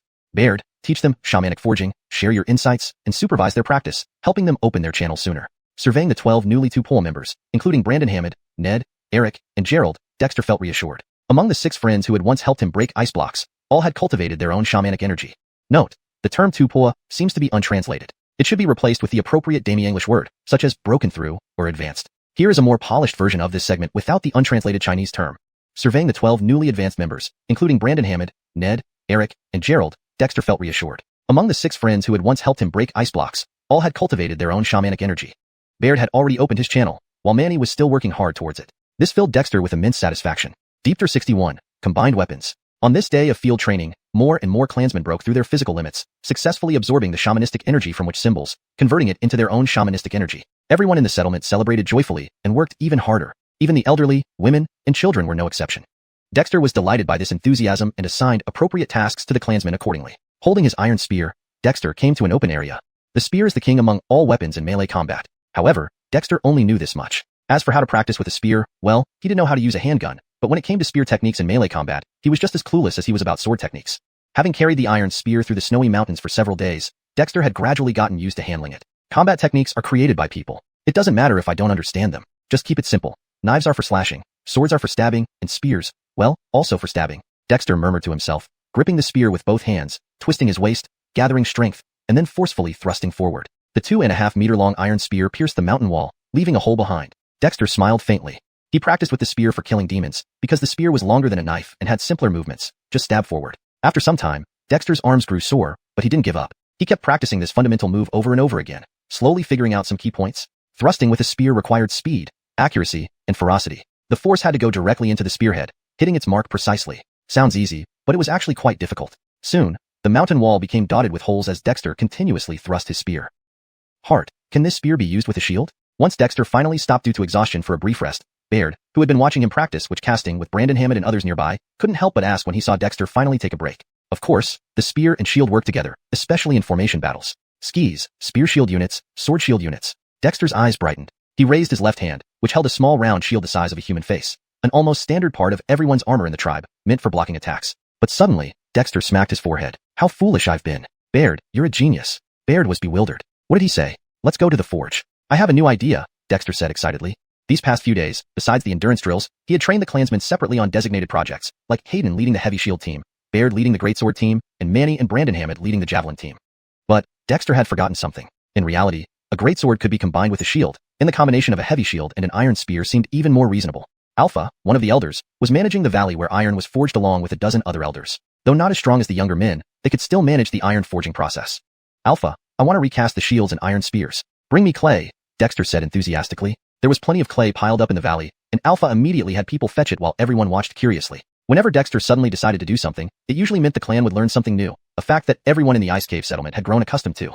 Dexter had long become used to the clansmen watching him. Using the clay, he molded a round shield half the size of the heavy shield but larger than an arm shield. Carved onto its surface was a fierce monster's face with sharp fangs and blade-like horns. On the inside of the shield, there were slots similar to those on the arm shield, and the edges featured razor-sharp, gear-like blades. Alpha, this is the shield designed for greatswords. It should be light, thin at the edges, but thick in the center. It can be attached to an arm shield, or used independently. Watch how I cast it, Dexter explained. After preparing the mold, Dexter personally fetched molten iron to demonstrate casting. Casting the main body was simple enough. Once the molten iron began to cool slightly, Dexter inserted a thick iron bar and added attachments to continue casting. These included a handle attachment that allowed the round shield to clip onto an arm shield or be held individually for combat, enhancing practicality. When the first round shield was completed, Dexter started creating a new mold for the heavy shield. The new heavy shield was slightly smaller than the previous version but had 2 gaps on the top and bottom. Although these gaps were small, they allowed the iron spear to be inserted through them. This modification puzzled Alpha and others, but once Dexter finished the mold for the iron spear with 2 protruding parts, they instantly understood his plan. When the new heavy shield and iron spear were cast, Dexter began testing their combined use. The new heavy shield and iron spear could indeed be used together. By reversing the spear so that its tip was planted in the ground and the shaft passed through the gaps in the heavy shield, the shield could be propped up without needing anyone to hold it, saving effort for the clansmen. If the spear's tip were inserted through the upper gap, the heavy shield would extend an additional meter, turning any attack against it into a trap. Heart, this will save Hayden and the others so much trouble, Baird said excitedly. Originally, the heavy shield needed to be carried by the clansmen throughout. Now, they could easily prop it up on the ground and hide behind it, avoiding external attacks effortlessly. And if formed into a defensive formation, combining spear and shield indeed offers greater convenience, though it does increase the weight burden. Still, the boost in combat effectiveness makes it worthwhile, Dexter laughed. He hadn't thought of this before, simply because of lack of experience. Now, Dexter had many new ideas. Baird, try attaching the round shield. Dexter handed the newly cast round shield to Baird, who quickly attached it to his arm shield. Though his left arm felt heavier, the increased defensive area of the round shield and its sharpened edges provided greater protection and offensive capabilities. Baird swung the round shield in combination with his greatsword, enjoying the feel almost instantly. Heart, with this, we'll have sufficient defense and can do many more things, Baird exclaimed happily. Previously, Hayden and his team focused on defense, while Baird's greatsword team concentrated on offense. Now, Hayden's team equipped with iron spears, and Baird's team with round shields, both could participate in offense and defense, effectively liberating their combat potential. Mastering this combination won't be easy, but it's essentially about blocking and slashing. Simplicity often brings the best results. This task falls to you, Baird. Dexter clapped his hands. Alpha, continue casting the new shields and iron spears. Roughness is fine. Functionality is what matters. Alpha nodded quickly and got back to work with a few elders. Relative simplicity made the integral casting method feasible. With the molds ready, it was now just labor-intensive. As Dexter walked aside to create new molds, Eric hurried over. Gorin is here again, accompanied by Black Cliff Village's witch elder. Hashtag Deepter62, reversal. Are you the chieftain of the Ice Cave settlement? I am Siren, the shaman elder of Black Cliff Demi encampment. In the original cave where the Ice Cave settlement lived, Elder Siren scrutinized Dexter and the few young members beside him with a glance filled with disdain. So young, yet you dare to speak arrogantly about swallowing my Black Cliff Demi encampment? Dexter's eyebrows slightly furrowed. He then laughed coldly. If you have any objections, just have Croods cancel the wager directly. Why come here acting superior because of your age? Who do you think you are? You insolent brat. Elder Siren grew furious as he released powerful shamanic energy from his body, advancing step by step toward Dexter. Bring your settlement into Black Cliff Demi encampment and follow orders. Only then can I forgive your rudeness. Dexter's frown deepened. He glanced at Gorin, who seemed hesitant to speak, then laughed coldly. Gorin, is this the sincerity of your elder brother? Is this the settlement that you mentioned as capable of killing monsters? It wouldn't matter if I beat him, right? Arrogant brat. Elder Siren sneered and suddenly reached out, grabbing towards Dexter. His arm, entwined with black shamanic energy, condensed into a black python, which darted toward Dexter, its tongue flickering ominously. Heart and Dexter, be careful, Gorin cried in alarm, shouting, Elder Siren, stop. But Elder Siren paid no heed. The black python had already opened its mouth and was charging fiercely toward Dexter. Just a mere child dares to mock me. A lesson is due. Elder Siren said coldly. You old man, this is on you. Damien raged, Dexter jabbed forward with his right hand. From each of his fingers, a shamanic symbol emerged, rapidly swirling together into a single point of black light. With precision, Dexter's finger struck the black python's mouth. Just a minor trick, Elder Siren sneered, but his expression abruptly changed. His shamanic energy-formed black python suddenly exploded, and a burst of black light shot towards him. Defend! Elder Siren roared angrily, summoning a palm-sized bone shield that expanded to protect him. Boom! The black light collided with the bone shield, exploding upon impact. The black light dissipated, but the bone shield was blasted away. Dexter stepped forward, black light once again forming in his fingers. Do you, the shaman elder of Black Cliff Demi encampment, want to die? Elder Siren, taken aback, saw black light condensing again in Dexter's right hand. His pupils contracted sharply as he hastily retreated. What kind of shamanic technique is this? My self-created minor technique. It's enough to kill you. Dexter smirked, moving closer. Your Black Cliff Demi encampment goes back on its word regarding the wager. This place doesn't welcome you. You. Elder Siren was startled. Wait, Hart and Dexter, this isn't what my elder brother intended. Gorin was frantic. But I sensed hostility from your Black Cliff Demi encampment. If you can't afford to gamble, don't bet. Dexter responded coldly. Gorin, tell your elder brother this is over. Hart and Dexter. Gorin became truly worried. You boy you. Elder Siren was also flustered. He came here harboring some resentment, but Black Cliff Demi encampment genuinely needed Ice Cave settlement's help, especially now that he witnessed Dexter's strength. If this matter were ruined because of him, Elder Siren would lose face before everyone else in Black Cliff Demi encampment. Buck, stop showing off your age. Our Ice Cave settlement owes no one. Speak again like that, and I'll kill you. Dexter growled in disgust. With his shout, he and others drew their iron knives. Had Dexter not intervened, they would have acted long ago. Attacking our chieftain? Gorin, have you thought about how you'll die? Manny shouted, roaring like an enraged lion. The Ice Cave settlement now had backbone, all thanks to Dexter. Gorin had nothing to say, glaring resentfully at the grim-faced Elder Siren. You. As soon as Manny and the others drew their knives, Elder Siren's face changed drastically. These young people from the Ice Cave settlement actually radiated shamanic energy. How was this possible? Among the thousands in Black Cliff Demi encampment, only about a dozen had embarked on the path of shamanism in recent years due to Croods' continuous efforts. Skyet, these mere 100-odd inhabitants of the Ice Cave settlement. In consideration of our shared humanity, go. Gorin, tell Croods that I admire him personally. If things ever get tough in Black Cliff Demi encampment, let him bring trusted individuals and seek me out. After saying this, Dexter gave Elder Siren a cold look and turned to leave. Hart and Dexter. Gorin hurriedly tried to stop him but met Manny's knife blade. Leave. Our Ice Cave settlement may be small, but we're not for anyone to bully. You old man, after living so many years, you still don't understand basic courtesy. Pa. Manny cursed, turning to follow. Elder Siren's face alternated between red and white. Finally, he stomped his foot and left in humiliation. Harton, are we really giving up? Eric asked, surprised as he followed closely behind Dexter. Previously, the wager with Black Cliff Demi encampment had made the clan anxious, but it also instilled urgency among them, and they had trained intensely over the past days. Let's see. That old fool was too arrogant. Does he really think I'm after Black Cliff Demi encampment? I just wanted to push the clan and find a reason to reject Croods' recruitment, Dexter scoffed.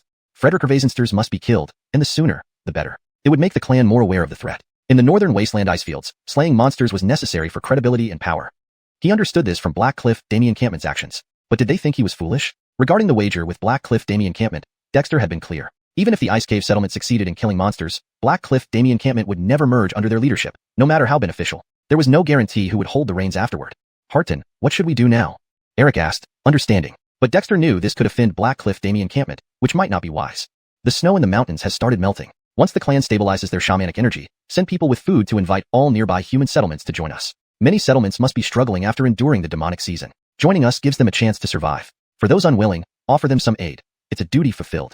After considering, Dexter instructed. Falling out with Black Cliff Demi encampment, Dexter didn't regret it. Elder Siren's arrogance made it clear the Ice Cave settlement would never join Black Cliff Demi encampment. Even if they did, Dexter wouldn't fare well. So, he had to plan differently. With the demonic season not yet over and the clan successfully cultivating shamanic energy, recruiting other struggling human settlements was the long-term strategy. As for Black Cliff Demi encampment, despite Dexter's ambitions, he never seriously considered consuming it whole. #Deepter63, preparations. Black Cliff Fort is truly too overbearing. Yeah, we should teach them a lesson. Back at Eagle's Call Cliff, hearing that the clan leader had been bullied by some elder from Black Cliff Fort, the people of Ice Cave settlement were enraged. Hayden Gang, who had just returned from training with his fellow tribesmen, angrily pounded on his chest armor. Skia, it wasn't even us who sought them out. They came to our doorsteps. Who do they think they are? Yeah, we should give them a taste of their own medicine. The tribespeople spoke righteously, full of indignation and curses. Dexter was not just anyone.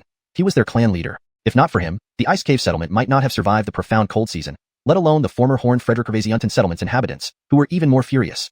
Currently, everyone in the settlement was diligently practicing shaman symbols, eager to embark on the path of shamanism, and each person had their own armor and weapons, something unimaginable before. Skyet, all this effort was disdained by some elder from Black Cliff Fort?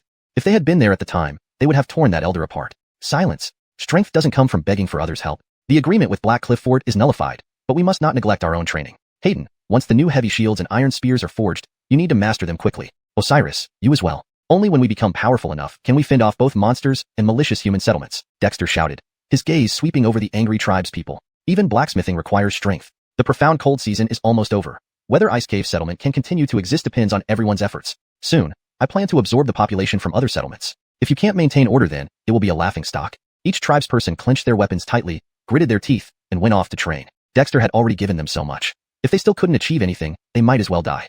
Yeah, I know of several human settlements. Let me visit them. Osiris Gifford stepped forward and reported. When father was alive, he took me to many settlements. Yeah, during my duties assisting Kobishir, I visited other settlements to trade resources. Those settlements have established connections and good relations with ours, said Ike, a middle-aged tribesman, stepping forward. Really?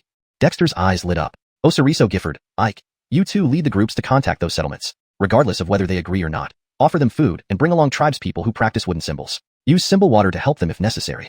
Osiris Gifford and Ike exchanged glances and hurriedly selected their teams. Ned, you take part of the tribespeople to go fishing. After the profound cold season, the lake surface will thaw and fishing will become much harder. Frozen fish can be hung and dried into jerky. Ned nodded and immediately organized the tribespeople without training tasks to head toward the lake. These days, even after moving to Eagle's Call Cliff, the Ice Cave settlement tribespeople continued to fish daily, though production had decreased significantly as almost all able-bodied adults were focused on training. After arranging the tribespeople, Dexter returned to the cave, recalling the scene where Elder Siren performed shaman spells. To condense shaman's chi into strange snakes and attack physically, that's a decent spell. However, Gustav's wood arrows and entanglement spell are more practical. Unfortunately, Dexter didn't obtain any shamanic techniques. The only thing that could be considered a shamanic technique was the sacrificial spirit method, used to honor totem spirits. Ice Cave settlement hadn't established a totem yet. Now, due to the tension with Black Cliff Fort, the monster hunting matters had temporarily ended, allowing Dexter to focus on this issue. A totem was the belief and protector of the tribe, symbolizing its faith and defense. Only with a totem could a human settlement be called a tribe. Otherwise, it remained just a settlement, a place where people lived together. A totem belief? Dexter pondered. In his world, during ancient times, totems also existed, mainly serving as spiritual symbols. But here, Alpha mentioned that totems could bestow power upon tribespeople, turning them into totem warriors like Croods and Gustav from Black Cliff Fort, possessing vital energy. However, Black Cliff Fort was merely a settlement without its own totem. Croods and Gustav had received their powers from an old tribe, which disappeared with the totem spirit. From this perspective, totem spirits and tribes shared a close relationship, but compared to shaman cultivation, they seemed inferior. Shaman cultivation focused on one's inner strength, while totem warriors relied on external power. The fundamentals differed. Perhaps it's time to create a totem for the settlement. Ice Cave settlement currently had only 140-odd residents. With plans to absorb other settlements' populations, mixed backgrounds required a common belief to unite hearts. Creating a totem was no easy task. According to the sacrificial spirit method, first, Dexter needed to choose a totem that would gain the people's approval, whether real or imagined. Maybe I can use the strange dragon within me as a totem. Dexter suddenly thought about something. Examining the primitive shamanic chi circulation inside his body, the original shamanic pulse continued expanding. Once fully unblocked, it would form a circular space, the realm of shamanic Frederick. At this moment, the strange dragon, bearing Amen and Oing, spun within the shamanic pulse, swallowing and exhaling elemental shamanic energies. As these elements grew stronger, the Amen Oing energy cluster shrunk, gradually merging into the dragon's wings, making the original Taiji symbol somewhat unusual. This didn't surprise Dexter. He primarily cultivated elemental shamanic energies. His internal organs were connected to the dragon, and even the primitive shamanic pulse refined elemental shamanic energies. The immortals cluster, while being the origin, lacked a means to grow independently, hence merging into the dragon made sense. Frederick over, Dexter hadn't forgotten the fire crow hidden within the owing energy cluster. Although it had been dormant lately, it would eventually awaken. Thus, he consciously suppressed the growth of the immortals cluster. If I make the strange dragon the totem, gaining the faith of the tribespeople, obtaining the faith power mentioned in the sacrificial spirit method, maybe I can completely suppress or even control the fire crow. After some deliberation, Dexter made his decision. Rather than choosing another image or sacrificing a living creature, using the strange dragon as the totem made sense since the original Ice Cave settlement members had seen it. It had only undergone changes within his body. With a dragon as the totem, the settlement's name might need changing. Dexter pondered, but then chuckled. We're not even close to that stage. We'll see later. Deepter 64, totem named Witch Dragon. At Black Cliff Village, the higher-ups had solemn expressions on their faces. Sawyer and Elder, shouldn't you explain yourself? The oppressive silence in the cave made it incredibly stifling. Croods suppressed his anger and fixed his gaze on the somber-faced Sawyer and Elder. Sawyer and Elder scoffed. That chief of the Ice Cavern settlement is presumptuous and doesn't put us Black Cliff Village in his eyes. What qualification does such a settlement have to make a wager with us? Croods slammed the table fiercely, laughing bitterly. Really? The moment we met, you threatened him and forced Dexter to submit to Black Cliff Village. Now, it's our fault? Sawyer and Elder, if Dexter were so easy to deal with, would I wait for your intervention? Leader, we can't blame Sawyer and Elder, right? If not for his arrogance. An Elder interrupted discontentedly. Humph, arrogant? Sawyer and Elder, be honest. If you had used full strength, could you win against Dexter? Or have you all forgotten that we Black Cliff Village never enforced dominance, nor forced other settlements to join us? At least I, Croods, have never done that. How dare you criticize others now?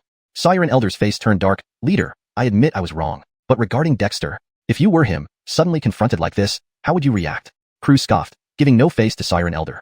Luckily, you didn't really attack him. Otherwise, I can assure you, you wouldn't return. Croods looked extremely unhappy. Let's set aside these matters for now. Now I ask you, without the bet, who will kill the demons? You? The Sawyeranian season is almost over. Aren't you worried about Black Cliff Village's crisis? I finally tricked Dexter into staying. What happened as a result? This statement made Sawyer and Elder and other elders look even worse. Killing demons was necessary and must be done soon to ensure the safety of the villagers. However, Sawyer and Elder had ruined the plan. Originally, Croods thought Sawyer and Elder might just hit a wall at the Ice Cavern settlement. He didn't expect him to be so foolish, directly forcing Dexter, who was not someone to trifle with. Although he didn't fight Dexter then, he sensed the formidable power within Dexter. Axel's report confirmed this. Despite Sawyer and Elder's strength, he was easily stopped by Dexter, ending in humiliation. Frederick over, the Ice Cavern settlement wasn't just Dexter. There were other witchcraft practitioners. This fact made Croods even more cautious. Hart, should we try talking to Dexter again? Benji couldn't help but suggest. Others also looked hopefully at Croods, even the old guard like Sawyer and Elder. Though they were somewhat dissatisfied with Croods, it was undeniable that Croods played a significant role in the village's current success. Croods shook his head. The previous agreement was our best chance. Now, getting Dexter involved would require a huge price. Besides, do you think he's so easily fooled? Benji shook his head. He had met Dexter personally. That youth wasn't simple. Leader, let's talk. If he has conditions, perhaps we can negotiate. A shaman named Croods chuckled bitterly. It wasn't time for stubbornness. Black Cliff Village needed external support. Otherwise, breaking through on their own was almost impossible. Demons weren't blocking one exit. They had fortified every path. Time for Black Cliff Village was running out. Leader, let me go talk to Dexter, Sawyer and Elder said, his face burning with shame. All this could have been avoided.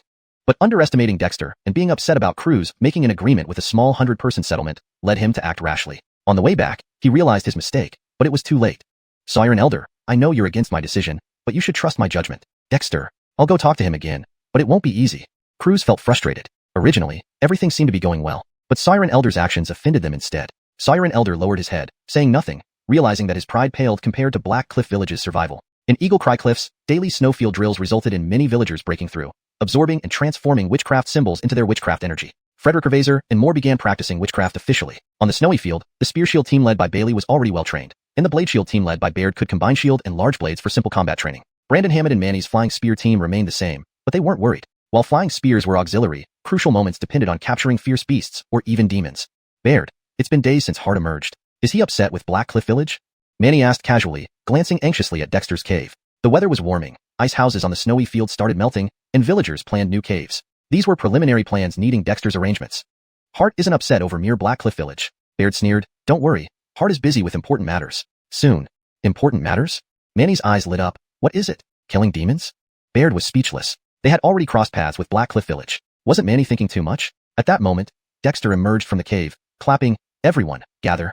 Villagers near Eagle Cry Cliffs quickly arrived, even those tending the furnace in the Ironworks Valley. Dexter glanced around, seeing everyone except Osiriso, Gifford, and Ike leading a team. He then led everyone to the cave entrance. Inside stood a lifelike jade-carved two-winged dragon. Hart, what's this? That strange dragon? Manny asked, visibly startled. Skis, but not exactly. Using the strange dragon as reference, I've carved this totem for our ice cavern settlement. It resembles the strange dragon but incorporates witchcraft symbols, changing its form. This dragon I name Witch Dragon, symbolizing our witchcraft practice. If our settlement uses Witch Dragon as its totem, we should rename ourselves, yes, the Kobe-Yoel tribe. What do you think? Dexter's words stunned everyone. Totem? Tribe? Heavens. Note, the names Croods, Xiuxian, Osiriso Gifford, Ike, Benji, Axel, Brandon Hammond, and Manny are pinyin representations of characters' names. The term, witchcraft refers to shamanistic practices in the context of the story. Deepter 65. Establishing a tribe. Heart, are you really planning to establish a new tribe? Alpha hurriedly walked up to Ned Yen, his expression incredulous. Erecting a tribal totem is no trivial matter. Ned Yen nodded cautiously. I understand, and I've considered this for quite some time. Our ice cavern settlement is already a confluence of different peoples. If we wish to incorporate other human settlements under our banner, it would be difficult to do so under the name of the ice cavern. A Viverthermore, ice cavern, is far too generic. Our settlement is on the verge of becoming a place where everyone practices shamanism. The term, Kobjas, carries this meaning, and it's not because I named myself Ned Yen. Rather, my hope is that every member of our tribe becomes a shaman. I will serve as the first generation's high priest. Do any of you have objections? The translation provided is accurate and conveys the original meaning well. However, to improve fluency and consistency, I would make a minor adjustment. Frederick Cervezeri over, Ice Cavern, is too plain a name. Our settlement is about to become a place where everyone practices shamanism. The term, Kobjas, embodies this idea. It's not because I named myself Ned Yen. Instead, my wish is for every member of our tribe to become a shaman. I will serve as the first generation high priest. Do any of you have objections? The tribe's people were initially silent, then one by one they became excited. Heart, whatever you say, Kobe Long Totem and the Kobjas tribe sound far better than the Ice Cavern settlement. Manny roared. Skia Heart, it's up to you. The others chorused. Many didn't fully understand, but had developed a habit of trusting Ned Yen almost implicitly. If you don't get it, just follow the heart. You can't go wrong. Ned Yen thought. All right, since everyone agrees, let's make it official. Bailey, the offerings for the first ritual are crucial. The more powerful the beast, the better. Ideally, a demon beast should be used. You're the chief hunter. Go find an appropriate target. If not, we can visit Xuanhuan Fort, Ned Yen smiled. The blind trust was comforting indeed. However, establishing a tribe with a sacred totem wasn't a game, as Alpha rightly pointed out. Ned Yen had studied the ritual spirit method and knew the importance of the sacrificial offering. But it wasn't just about the offering. They also needed a shamanic priest. No one in their settlement currently fit that role except Ned Yen himself. So he reluctantly decided to act as the priest, though he wasn't fully prepared. Heart, are we still collaborating with Xuanhuan Fort? Eric asked in surprise. That depends on them. They are besieged by demons while we need to slay these demons to establish our tribe. For now, let's prepare independently, Ned Yen responded with a smile. Initially, the talk of wagers and annexation seemed like a bad joke, especially after Ned Yen obtained the ritual spirit method. Only the elderly Xiuxian from Xuanhuan Fort had complicated matters. Otherwise, Ned Yen wouldn't have foolishly made a bet with Croods. Now plans had changed abruptly. While challenging, they weren't impossible. Killing demonic beasts or even ferocious ones would suffice. The tribe's people unaware of Ned Yen's inner thoughts enthusiastically discussed the Kobe Long Totem and the Kobjas tribe. Clearly, the name resonated with them. 1. They were all transitioning into shamans. 2. Ned Yen was their chief. Hence, Kobjas was fitting and brought by Ned Yen himself. It felt right.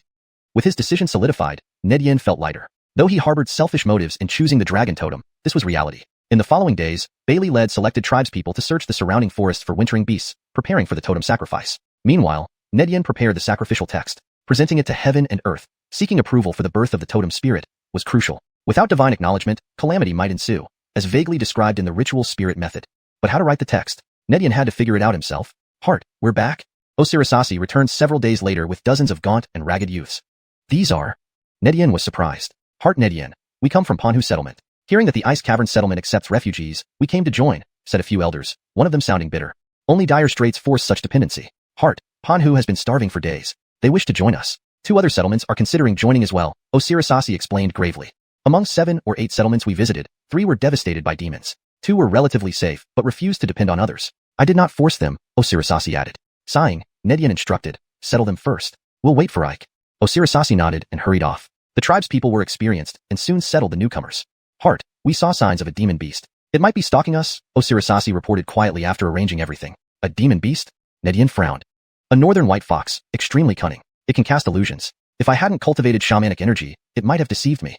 Chrysabil, gather Osiris, Eric, and Baird with the big knife squad. We must rescue Ike. Inform Bailey to secure Eagle Screech Cliff, halt training, and prevent anyone from leaving. Ned Yen's face turned grim. Osiris and Eric quickly joined with Snow Wolves and Snow Eagles, still clad in armor. Eric, expand the patrol area with the Snow Eagles. Find Ike. Osiris, alert the Snow Wolves to unusual scents. Let's hope it's not too late. Frederick Pervasive. Immediately, Ned Yen led the group out of Eagle Screech Cliff. Ike's team was supposed to visit closer settlements than Osirasasi's original mountain village. If Osirasasi was back, why weren't they? Osirasasi's report finally made Ned Yen realize something was amiss. Demons. They aimed to kill demons. Skyat demons had long hunted human settlements. As Owenming's season ends and demons emerge, if Osirasasi's group encountered a demon, then perhaps Ike's group was being watched too. The difference was Osirasasi was among the first to cultivate shamanic energy. But what about Ike's group? Deepter 66, the northern snow bear. In the continuous range of snow-covered mountains, a group of people struggled to trek through the snow. Ike led several tribesmen on sleds, weaving back and forth through the crowd. 3 or 4 tribesmen followed behind to help those who had fallen into snow pits. The caravan's progress was extremely slow. Ike, your settlement has changed so much. I remember during the previous Siraming season, I still went to see the shaman, only to find that he was no longer there, one elder in the crowd sighed. Pierre, our chief has taken up the shaman's legacy and his teachings. He's leading us to carve out a future for ourselves. Look at me. I've started practicing shamanism too. Soon, we'll all be one family, and what we have, you will have as well. Our chief has always been kind to his people, Ike said with pride. This was a friendly settlement to the ice cave settlement named Snow Peak Settlement. The elder before them was the shaman of Snow Peak. However, this Siraming season had been tough for Snow Peak. If not for Ike's timely appearance, many would have starved. Skyat, they didn't bring much meat, having already visited a few settlements before reaching Snow Peak. Only Snow Peak agreed to join their ice cave settlement. Speaking of Pierre, he and the shaman had a long history. You mentioned Owen. I remember him, a simple-minded young man. Who would have thought that after going through trauma, he became your chief? But given the shaman's wisdom, anyone he chose wouldn't be bad. Pierre laughed. That's right, our chief. Ike began to boast. Suddenly, shouts from the front interrupted him. Ike turned and saw 2 scouts sliding quickly toward them. Everyone run. There are northern snow bears ahead. The shout caused immediate panic among the migrating people. Damn it, everyone, stay calm. Ike's face paled, but seeing the chaos, he gritted his teeth and shouted fiercely, Ice Cave tribesmen, follow me. The 2 fleeing scouts were momentarily stunned. Our chief said we don't flee like cowards. How can we escape now? I promised our chief to bring everyone back, dead or alive. Veins bulged on Ike's forehead as he roared to the sky. Skia, let's fight them. A few ice cave tribesmen skied swiftly from the rear, drawing their large knives from their backs. They weren't armored but each carried iron-forged knives, not entirely defenseless. Ike is right. Brothers, we cannot allow northern snow bears to harm the Snow Peak tribesmen. The Snow Peak tribesmen, previously panicked, stood in awe. The ice cave members knew how to ski and could easily escape, yet they chose to stay to protect these outsiders who had just agreed to join their settlement. Was it worth it? Even Pierre watched with complex emotions the mere 10 ice cave warriors. Ike, leave now. Starving northern snow bears aren't something you can handle, especially on the snow. Pierre sounded touched but soon regained composure, speaking bitterly. No, Pierre, take your people around. As long as any of us remain, the northern snow bears won't hurt you.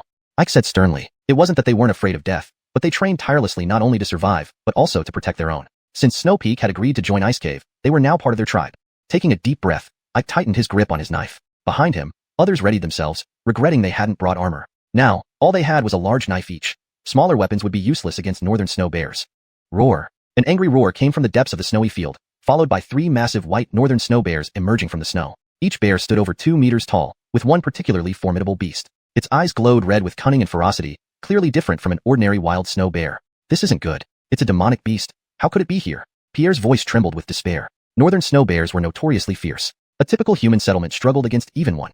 Encountering 3, including a demonic beast, was dire. Demonic beasts were intelligent, possessing abilities far beyond normal animals. Any demonic beast could devastate an ordinary settlement. If it were just ordinary northern snow bears, Ike and his men might have a chance, but a demonic beast changed everything.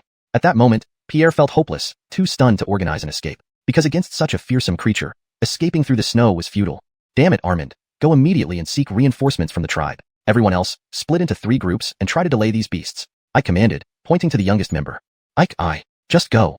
Armand clenched his jaw and turned to leave. Ike, hold on. I'll bring the chief to save you. Brothers, this is our moment. Spread out, don't engage directly, and lead them away. Ike bellowed, leading the charge.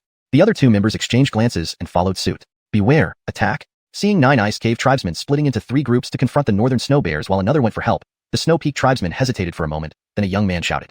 Our chief will come for us. Dirge. Roar. The 3 northern snow bears, seeing Ike and his men not retreating but rushing forward with knives drawn, let out furious roars, pounding their chests as they charged at Ike. Despite their size, the bears moved swiftly, especially the demonic beast which nearly overwhelmed Ike's group within moments. One of their sleds was flung aside by its force. Fight. Seeing the situation worsen, Ike kicked off his sled, mustering the thin flow of witchcraft energy inside him, swinging his knife at the demonic beast. But the northern snow bear deflected his blow and sent both Ike and his knife flying. Snow bears were naturally thick-skinned, and as demonic beasts, they feared no ordinary blade, inspiring terror in human settlements and especially among shamans. Ike! His companions yelled, rushing forward with their knives. The ice cave tribesmen could only slash, trained solely in this method. But against a demonic beast, it was inadequate. The snow bear swatted them away with ease, turning its attention back to Ike, identifying him as the leader. Ike, get out of the way! Pierre cried out, preparing to use his shamanic powers. But it was too late. As Ike was about to be mauled by the bear, suddenly a blood-red arrow streaked from afar. Miscreant, do not be so reckless. Deepter 67. Desperate battle. In a flash, amidst the roar of fury from afar, a blood-red arrow struck the northern snow bear lunging at Ike, causing the massive beast to topple sideways. Ike, still reeling from shock, quickly rolled away to escape the bear's range of attack and immediately slashed at the wounded northern snow bear without sparing a glance at the others. Roar. The injured northern snow bear roared in pain, while the other two ordinary northern snow bears disengaged from the villagers and rushed over. The wounded bear lunged at Ike again, clearly intent on finishing him off. Ike's eyes turned red. At this critical moment, a fiery burst of which energy erupted from him, coursing along his iron blade. This slash seemed to harness all of Ike's strength. However, as expected, Ike was once more flung away by the northern snow bear. But unlike before, Ike's blade managed to break through the bear's tough skin, splattering drops of fresh blood on the snow. Well done. Ike was dazed and bruised, but before he could stand up, he heard a hearty laugh. Looking up, he saw a youth dart past him straight for the injured bear. Everyone retreat. I'll cover the rear. As the youth spoke, his bronze greatsword slashed with a blood-red glow that decapitated an ordinary northern snow bear. He then engaged the beast in combat with his warblade. I gave the youth a startled look before realizing what to do. Pierre, take everyone back. Don't worry about us. The rest, follow me. With that, Ike, who was bleeding in several places, charged at the remaining ordinary snow bear. The bear, now panicked due to the death of its companions, found itself surrounded by 9 people from the ice cave settlement. Faced with 9 iron blades, it was soon overwhelmed, its skin splitting open. Good one. You're from the ice cave settlement? The youth holding back the snow bear complimented them with a smile. I was just looking for you all. Let's kill this beast as a gift for your chieftain. Though surprised, Ike and the others focused on killing the monster. Even ordinary northern snow bears were incredibly fearsome creatures of the northern wastes, requiring their full attention. Fortunately, Ike's group had been trained well. Dividing into 3 teams, they attacked and dodged in rotation. Frederick Ervasements later, the ordinary snow bear was beheaded, its blood spilling on the ground. Roar. Seeing its companions killed one by one, the snow bear flew into a rage, pounding furiously at the youth, who barely held it off. Gradually, bloody auras appeared around the beast. Bad news, this isn't an ordinary beast, retreat now. The youth's face changed dramatically as several figures rapidly skied toward them from the distance. Brother, the beast is about to explode. Get out of the way. But the youth, noticing that Ike and the others hadn't retreated, gritted his teeth. Where can I go? Fight to the death. Boom. The beast's body expanded, and its paws unleashed terrifying force. A single strike blocked the youth's sword and pushed him back violently. Defend. Blood chi emerged around the youth, forming a shield that barely stood against the bear's assault, which shattered it instantly. The youth spat out a mouthful of blood, flying backward. Brother. One of the approaching men swung his iron blade fiercely at the snow bear in a fit of rage. Wallace, is that you? Ike's eyes widened in recognition of the enraged Wallace. Big brother from Black Cliffs? What are you doing here?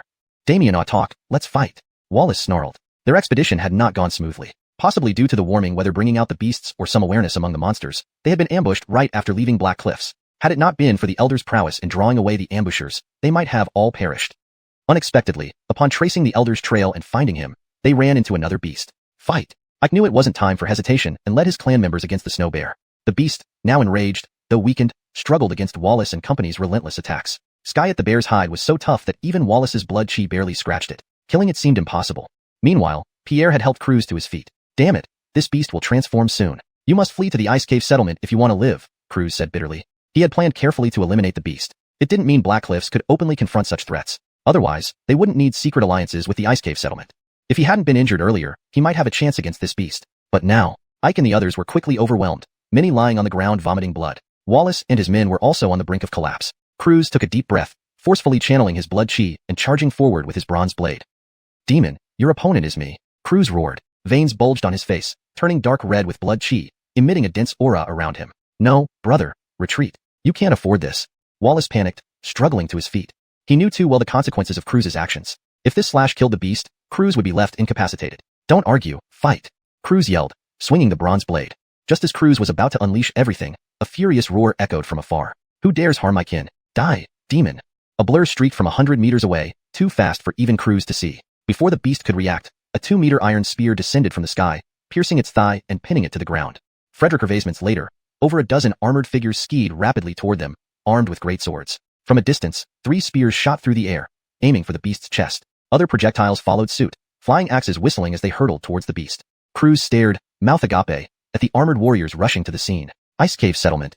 Hashtag Deepter 68, overpowering the beast. These dozen or so people who rushed over in a hurry were none other than Dexter and his group. Although Dexter and the others wore armor, Croods instantly recognized them because there were 8 snow wolves running madly beside them. Besides recognizing Dexter's voice, these 8 snow wolves were precisely what Goran had mentioned to him.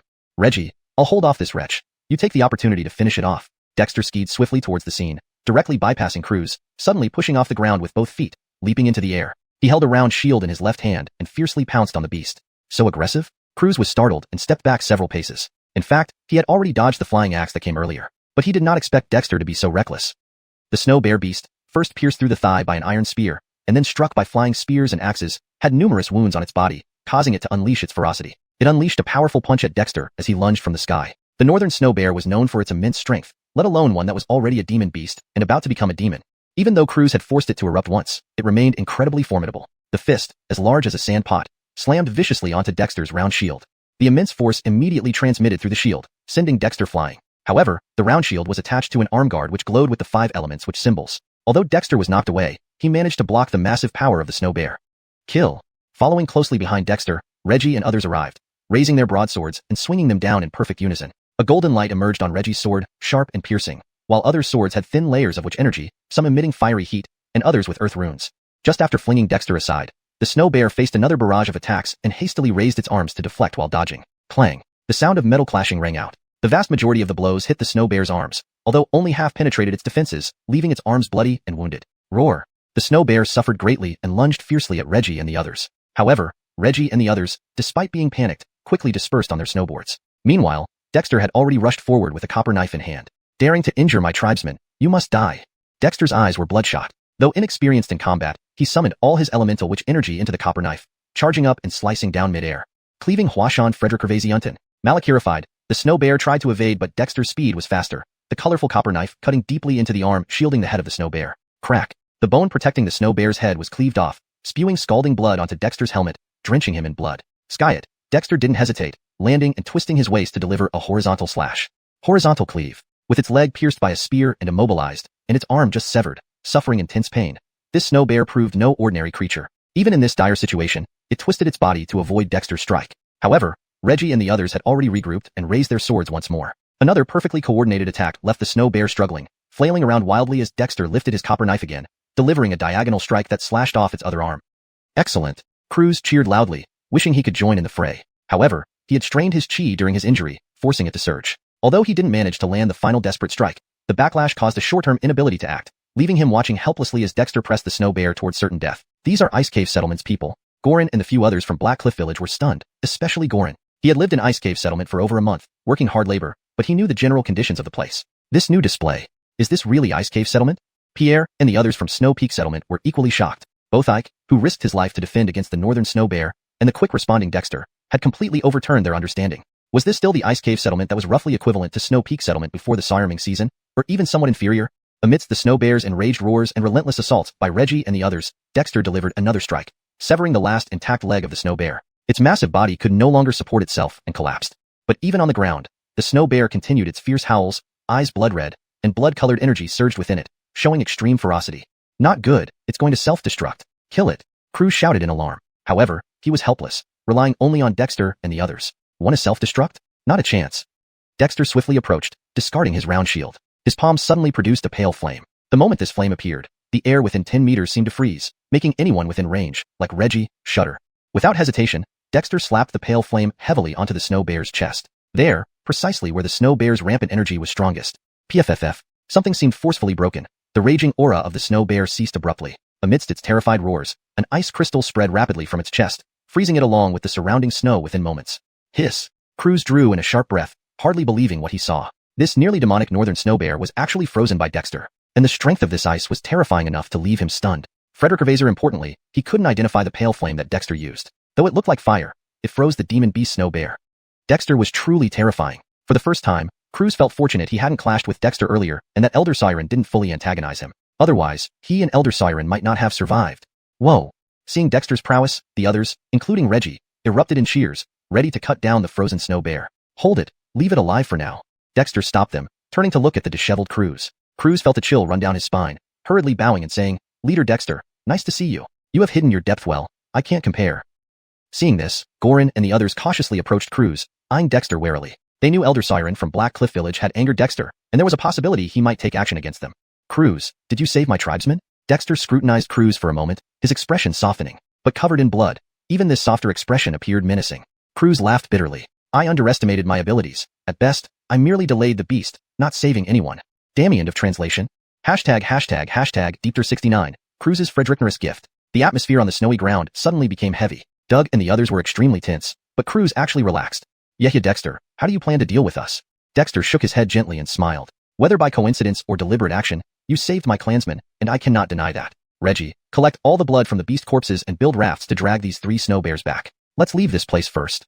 Reggie nodded immediately and led the clan members to chop down trees. Soon, 3 large rafts were constructed. Everyone worked together to place the 3 snow bears on the rafts. Then, Kolia called for northern snow eagles to lift them with hemp ropes, while 8 snow wolves pulled in front. With the combined strength of everyone, they dragged the snow bears away. Pierre walked over and looked at Dexter with emotion. He then straightened up and formally bowed, saying, "From Snow Peak Settlement, Pierre pays respects to Yehia. After today, Snow Peak Settlement will merge with Ice Cavern Settlement. Please accept us." Dexter studied Pierre for a moment before grinning widely. "Elder Pierre, as an elder and brother of Kobe, your assistance is eagerly welcomed by Dexter. Please bear with it for now. We'll host a welcoming feast once we reach Ice Cavern Settlement." The people from Snow Peak Settlement had already been overwhelmed by the power shown by Ice Cavern Settlement. They were excitedly helping each other, following Reggie and the others, with some young men even offering to help pull the ropes, dragging the snow bears across the snow. "Croods, you were injured too. Why don't you come back with us? I have something to discuss with you." Croods, who had been worried all along, finally let out a breath of relief and naturally agreed. It took almost half a day until dusk when everyone returned to the cave where Ice Cavern Settlement originally resided. Alpha and others had already received the news and prepared fish meat and fish soup for them. The clansmen from Snow Peak Settlement enjoyed the fresh fish meat and soup, calming down and starting to chat with Alpha and others. Some of them were already familiar and conversed warmly. Croods watched from the side with Doug and others, feeling a bit envious but then smiled bitterly. Initially, he thought Ice Cavern Settlement was moderately strong, and the agreement to kill beasts was just a joke. His intention was only for Dexter to distract the beasts. But now, he could no longer overlook the small settlement of more than 100 people. Dexter had washed off the bloodstains and arranged for the newly arrived clansmen from Snow Peak to settle in. He then came over to Croods' group. Roasted fish were still being cooked over the fire, but Dexter's arrival made Doug and the others nervous again. "Croods, you weren't just passing by, right?" Glancing at Croods, Dexter's lips curled into a mocking smile. Croods chuckled wryly. "If I say I'm here to apologize, would you believe me?" Dexter sneered. "Do you think I'd believe that? If I were in your shoes, I wouldn't either, but I'm really here to apologize. Elder Siren Yeo has always been part of the old leaders team and wasn't convinced by me. I didn't expect him to be so reckless. Dexter, I hope the agreement to kill beasts still stands, and of course, we won't ask you to fight without reward." Croods was straightforward, reaching into his robe and pulling out a leather pouch, which he respectfully presented with both hands. It wasn't large, but Croods held it very solemnly. "This is a martial technique I brought from outside North Wasteland Icefield. It includes cultivation methods for martial artists and shamans. I hope Yehia Dexter can reconsider helping our Black Cliffs village kill beasts to solve our crisis." Dexter unexpectedly accepted the leather pouch and opened it in front of Croods. Croods twitched his face but did not react. Inside the pouch were 2 old animal skin books and a bone book, all inscribed with dense text. "Croods, I can't read this." Dexter flipped through it, sighing as he handed it back. "These are the common human scripts, haven't you learned them?" Croods asked, his expression peculiar. Dexter was speechless. "I'm a native of North Wasteland Icefield. What do you think?" Croods fell silent, gritting his teeth. "If Yehia Dexter is willing to help, I can teach you how to read." Dexter's eyes lit up, immediately withdrawing the animal skin book and flipping it open. A day chosen later might not be better than now. Start teaching. Croods. Dexter is really not formal about anything. However, since he needed their help, especially after witnessing Dexter's strength and the combat abilities of Ice Caverns members like Reggie, Croods started teaching Dexter how to read by the firelight despite biting his lip. The animal skin books were the best textbooks. Croods taught one character, and Dexter followed by reading and quickly writing it on the snow using a branch. One teacher felt slightly annoyed, while one learner was exceptionally serious.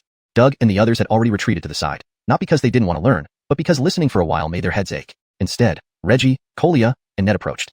Croods couldn't say much. It was the same whether teaching one or a few, and he truly doubted they could learn so quickly. But soon, Croods was amazed. The animal skin book contained only about 1,000 words apart from illustrations. After just one lesson, Dexter could already hold the book and recite, occasionally asking for explanations. Not only Dexter, but Reggie and the others, though not as good at memorizing, also kept up and recognized many characters, making Croods question life. Was he teaching too well? After the Snow Peak clansmen finished eating and entered the caves to rest, Reggie, Kolia, and Ned continued practicing on the snow, while Dexter began studying the second animal skin book. Is this guy really so monstrous? Croods was impressed. Even when Dexter showed unexpected strength earlier, Croods wasn't overly shocked, merely surprised since he had met many capable people outside North Wasteland Icefield. But Dexter's comprehension of written characters was the best he had ever seen. "Dexter, have you learned characters before?" Croods suspected and couldn't help asking. Dexter grinned. "I know some shamanic patterns taught by our village's shaman, but this script is my first time seeing. However, I feel a natural affinity for such square characters, maybe it's talent."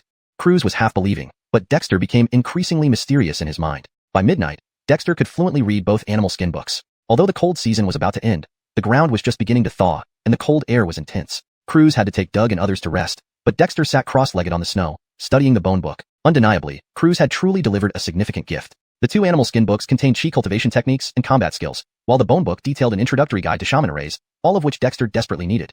Deepter 70, Initial Understanding of Shamanic Arrays. The night grew deeper, and Dexter returned to the cave he had lived in before. Baird and the other two guarded at the entrance of the cave, sitting cross-legged. This place was originally where the Ice Cave settlement used to live. Although Dexter later relocated the settlement to Eagle Screech Cliff, some essentials were still left behind. By the light of the fire, Dexter read through the shamanic inscriptions on the bone pieces. Initial understanding of shamanic arrays detailed the methods for setting up basic shamanic arrays. Among the bone pieces left by shamans, there were a few primary shamanic arrays, but Dexter had never quite grasped them. It was the knowledge of the 5 elements mutual generation and overcoming that helped him develop the methods for using the shamanic symbols of generation and overcoming. Although it was mysterious and wonderful, those were just something Dexter himself had figured out without any specific annotations. Besides nurturing shamanic symbols and achieving a few practical shamanic techniques, Dexter was actually clueless about shamanism. The only thing he could somewhat manage was perhaps using wooden symbols to make healing water for treating people. But now, this initial understanding of shamanic arrays inscribed on the bone pieces brought new insights to Dexter. It proved more useful than the 2 animal skin books. Shamanic symbols borrow the power of heaven and earth, imitating their principles of operation, which can form arrays. An array is a formation. A brief text of no more than 500 words opened a new door for Dexter.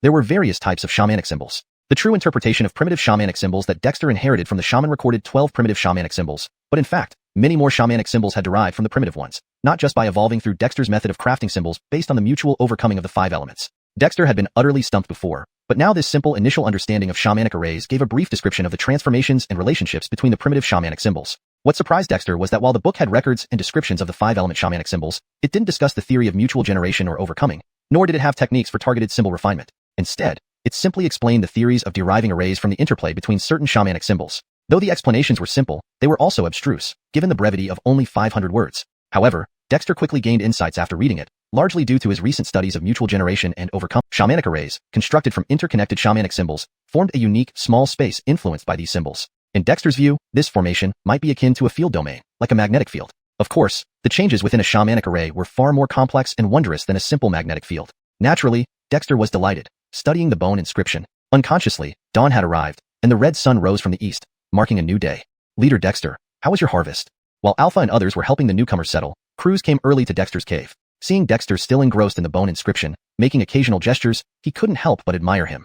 Croods did not practice shamanism but knew some spells and interacted with many shamans. Few people, however, were as dedicated as Dexter. This is very interesting. These shamanic arrays are truly excellent. Thank you for gifting me the book, Brother Croods. Dexter put away the bone inscription and thanked him respectfully. Croods was speechless. Yesterday, he had been called Croods, and now, suddenly, it was brother.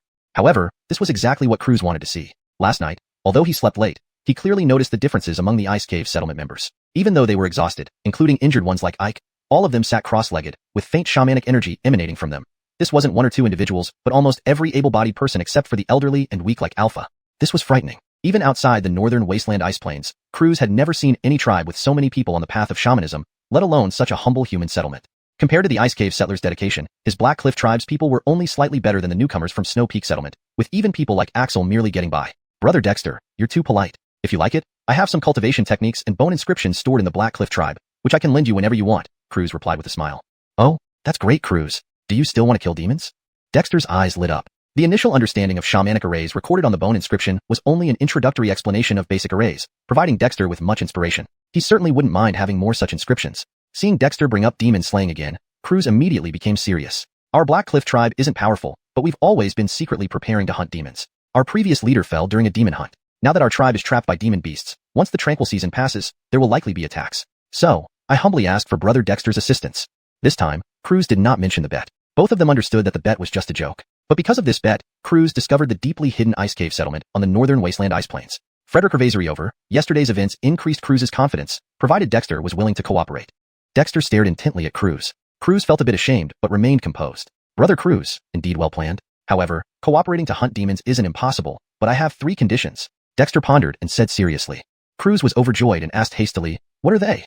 1. I need the blood chi cultivation techniques and shamanic inscriptions stored in Black Cliff tribe. 2. The corpses and blood of hunted demons belong to me.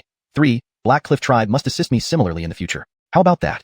Croods carefully considered Dexter's conditions and finally nodded. Agreed. I swear on behalf of the Black Cliff tribe's leader that we will honor this agreement. Violate it, and our tribe shall perish. Dexter smiled. Brother Croods, you don't need such a heavy vow. However, to kill demons, Black Cliff tribe must be the main force. My settlement members can only provide auxiliary support. Also, if Elder Siren dares to sabotage from behind, don't blame me for not considering our shared humanity. Croods' pupils contracted. Then he laughed bitterly. Fine, I guarantee nothing like that will happen again. Brother Dexter, time is tight. I'll return to prepare. I'll leave Axel to guide you. Please hurry. Otherwise, Black Cliff Tribe can't hold out much longer. Dexter nodded. Once I handle matters in my settlement, I'll bring people to join you. Oh, Croods, do you need iron knives? Considering you're a decent person, I can trade some to prevent your people from dying too quickly. Croods' eyes brightened. That was precisely what he wanted, but hesitated to ask. Dexter isn't as stingy as he thought. Deepter 71. Practice is the sole Arantirian for Malakisting truth. Croods left with a batch of iron knives and throwing axes, satisfied, leaving Axel to guard outside Eagle Cry Cliff. Jeff to his previous leak of secrets, Dexter no longer allowed him to enter Eagle Cry Cliff's perimeter. Though slightly unhappy, Axel dared not complain, as he sadly realized that he, once possessing vital energy power and being considered capable in combat, was now insignificant within Ice Cave Settlement. Forget Dexter or Baird. Even ordinary members of Ice Cave Settlement, clad in armor and wielding large knives or heavy shields, could put him back in place at any moment. This left Axel with a strong sense of frustration and disbelief.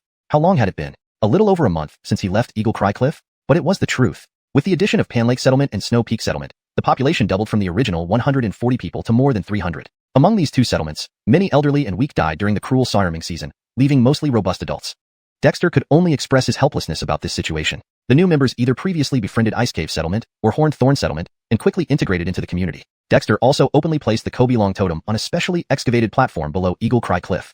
This is a totem? The settlement is totem worshipping and forming a tribe called the Shaman Tribe? The newly joined members were dumbfounded, while those who had ventured out like Ike were extremely excited. It didn't matter what the totem looked like or what the tribe was named, as long as they successfully worshipped the totem, making Ice Cave Settlement officially a tribe. The biggest piece of good news for the settlement? The demon beast Snow Bear, which Dexter had previously frozen, was confined in a cave with its arms and legs severed by Dexter. Now, it could no longer pose a threat. Dexter then got busy with preparations. To establish a tribe through totem worship, having a demon beast as a sacrifice was already sufficient, but Dexter had higher expectations. By choosing the Kobe Long as the totem, he aimed to see if he could directly summon the totem spirit, as Kobe Long resembled the strange dragon inside his body, minus the two-winged Aminoing Chi clouds. If he could summon the totem spirit and it could merge with the strange dragon inside him, Dexter felt confident in dealing with the crow hiding in the Oing Chi cluster within him. If that didn't work, using the corpse or blood of the demon as a sacrifice might also strengthen the totem spirit, benefiting both him and the settlement. Frederick Ervaseriover, fighting the demon Snow Bear gave Dexter some insight into the power of demons. According to Croods, this Snow Bear was close to becoming a demon. After selecting the team for the expedition, Dexter instructed Bailey to bring the members closer to this unlucky demon Snow Bear. Despite its massive body, the Snow Bear could only lie in the cave, being fed fish heads and bones by designated members without ever being fully fed.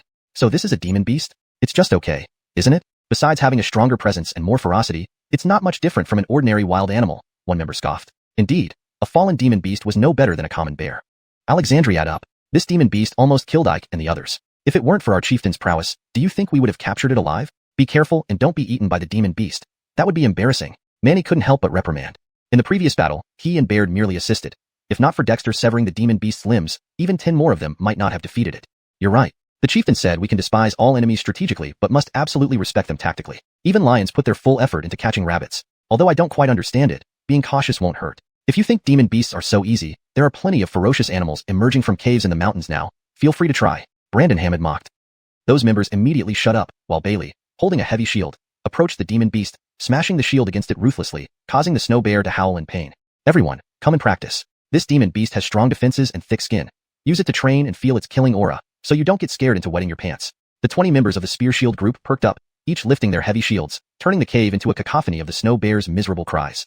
These cries irritated the Snow Eagles on Eagle Cry Cliff. Several flew down but quickly fled upon sensing the Snow Bear's presence. Baird's Knife Shield group was eager to join but eventually refrained, as the poor Snow Bear was almost beaten to death by Bailey and company. Dexter simply watched, using wood charms to give the Snow Bear a simple treatment, before ignoring their cruel antics. After all, practicing with the demon beast to familiarize themselves with its aura was a wise choice as long as they didn't kill it. After the previous battle, Dexter seemed to effortlessly freeze the demon Snow Bear, but only he knew how perilous it was. While others could play with the demon beast, he couldn't afford to underestimate the danger. Currently, Dexter was studying Kobe Formation Basic Explanation on bone fragments. He had read this text repeatedly, memorizing every word. However, despite this, his understanding of Kobe formations remained superficial. With the sirening season nearing its end, Black Cliff Village needed urgent action. For Dexter, it was equally pressing. Post-sirening season, various fierce animals, demon beasts, and demons would emerge from their lairs on the northern wilderness Delandra. Although Dexter did not believe his settlement was destined to encounter demon beasts, they still needed to be prepared. Besides continuing to forge iron weapons for the new members, mastering Kobe formations was his best option. Practice is the sole criterion for testing truth. Instead of aimless thinking here, it's better to take action. Finally, Dexter put down the bone fragments and picked up the tortoise shell, where Kobe had recorded the Kobe formation. Previously, Dexter could not understand it, but now, he could give it a try. The formations on the shell appeared rudimentary yet profound. Without comprehending the interconnections and changes between the Kobe symbols, it was indecipherable gibberish. Previously, Dexter was in this position. Now, Armed with the explanations from Kobe Formation Basic Explanation, Dexter scrutinized the tortoise shell, tracing the patterns with his fingers. Slowly, Dexter began to grasp the essence. The Kobe symbols could harness natural energy, tapping into celestial power. Formations replicated natural principles and combined the Kobe symbols into coherent structures, a skill Dexter excelled at. Deepter 72.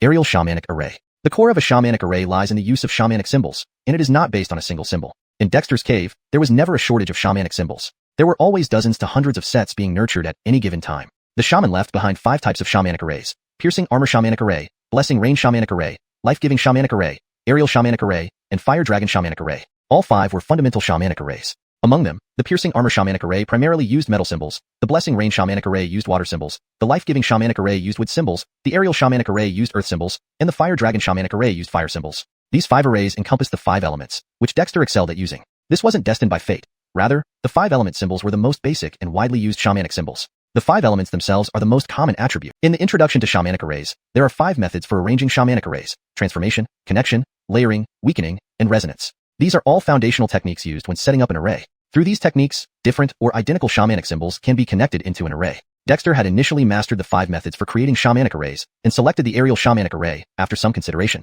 The reason he chose the aerial shamanic array over the piercing armor shamanic array, which enhances combat strength, was that although the tribal members were trained, their capabilities remained limited. Even Baird and Bailey had only developed shamanic meridians. While the aerial shamanic array was only an auxiliary shamanic array, it could reduce the weight of objects like heavy shields and armor, even human bodies. In snowy terrain, mobility difficulties posed the greatest uncertainty. Conserving energy was a crucial issue for his people to overcome. The aerial shamanic array was constructed with earth symbols as its core, forming an initial array through their connection and arrangement. Dexter, skilled in the 5 element symbols, understood that an array differed from individual symbols. It required an orderly combination of symbols. Choosing the aerial shamanic array, Dexter began studying immediately. With earth symbols at its core, the aerial shamanic array formed an initial structure through the connection and layout of the symbols, generating levitation force. To Dexter, this seemed related to the Earth's magnetic field, reversing gravity, similar to magnetic poles repelling or attracting each other. Understanding this, Dexter grasped the principle of how the aerial shamanic array worked. Even if not entirely accurate, he believed it was mostly correct. Gravity involves science, not shamanism. However, Dexter believed science and shamanism should intertwine.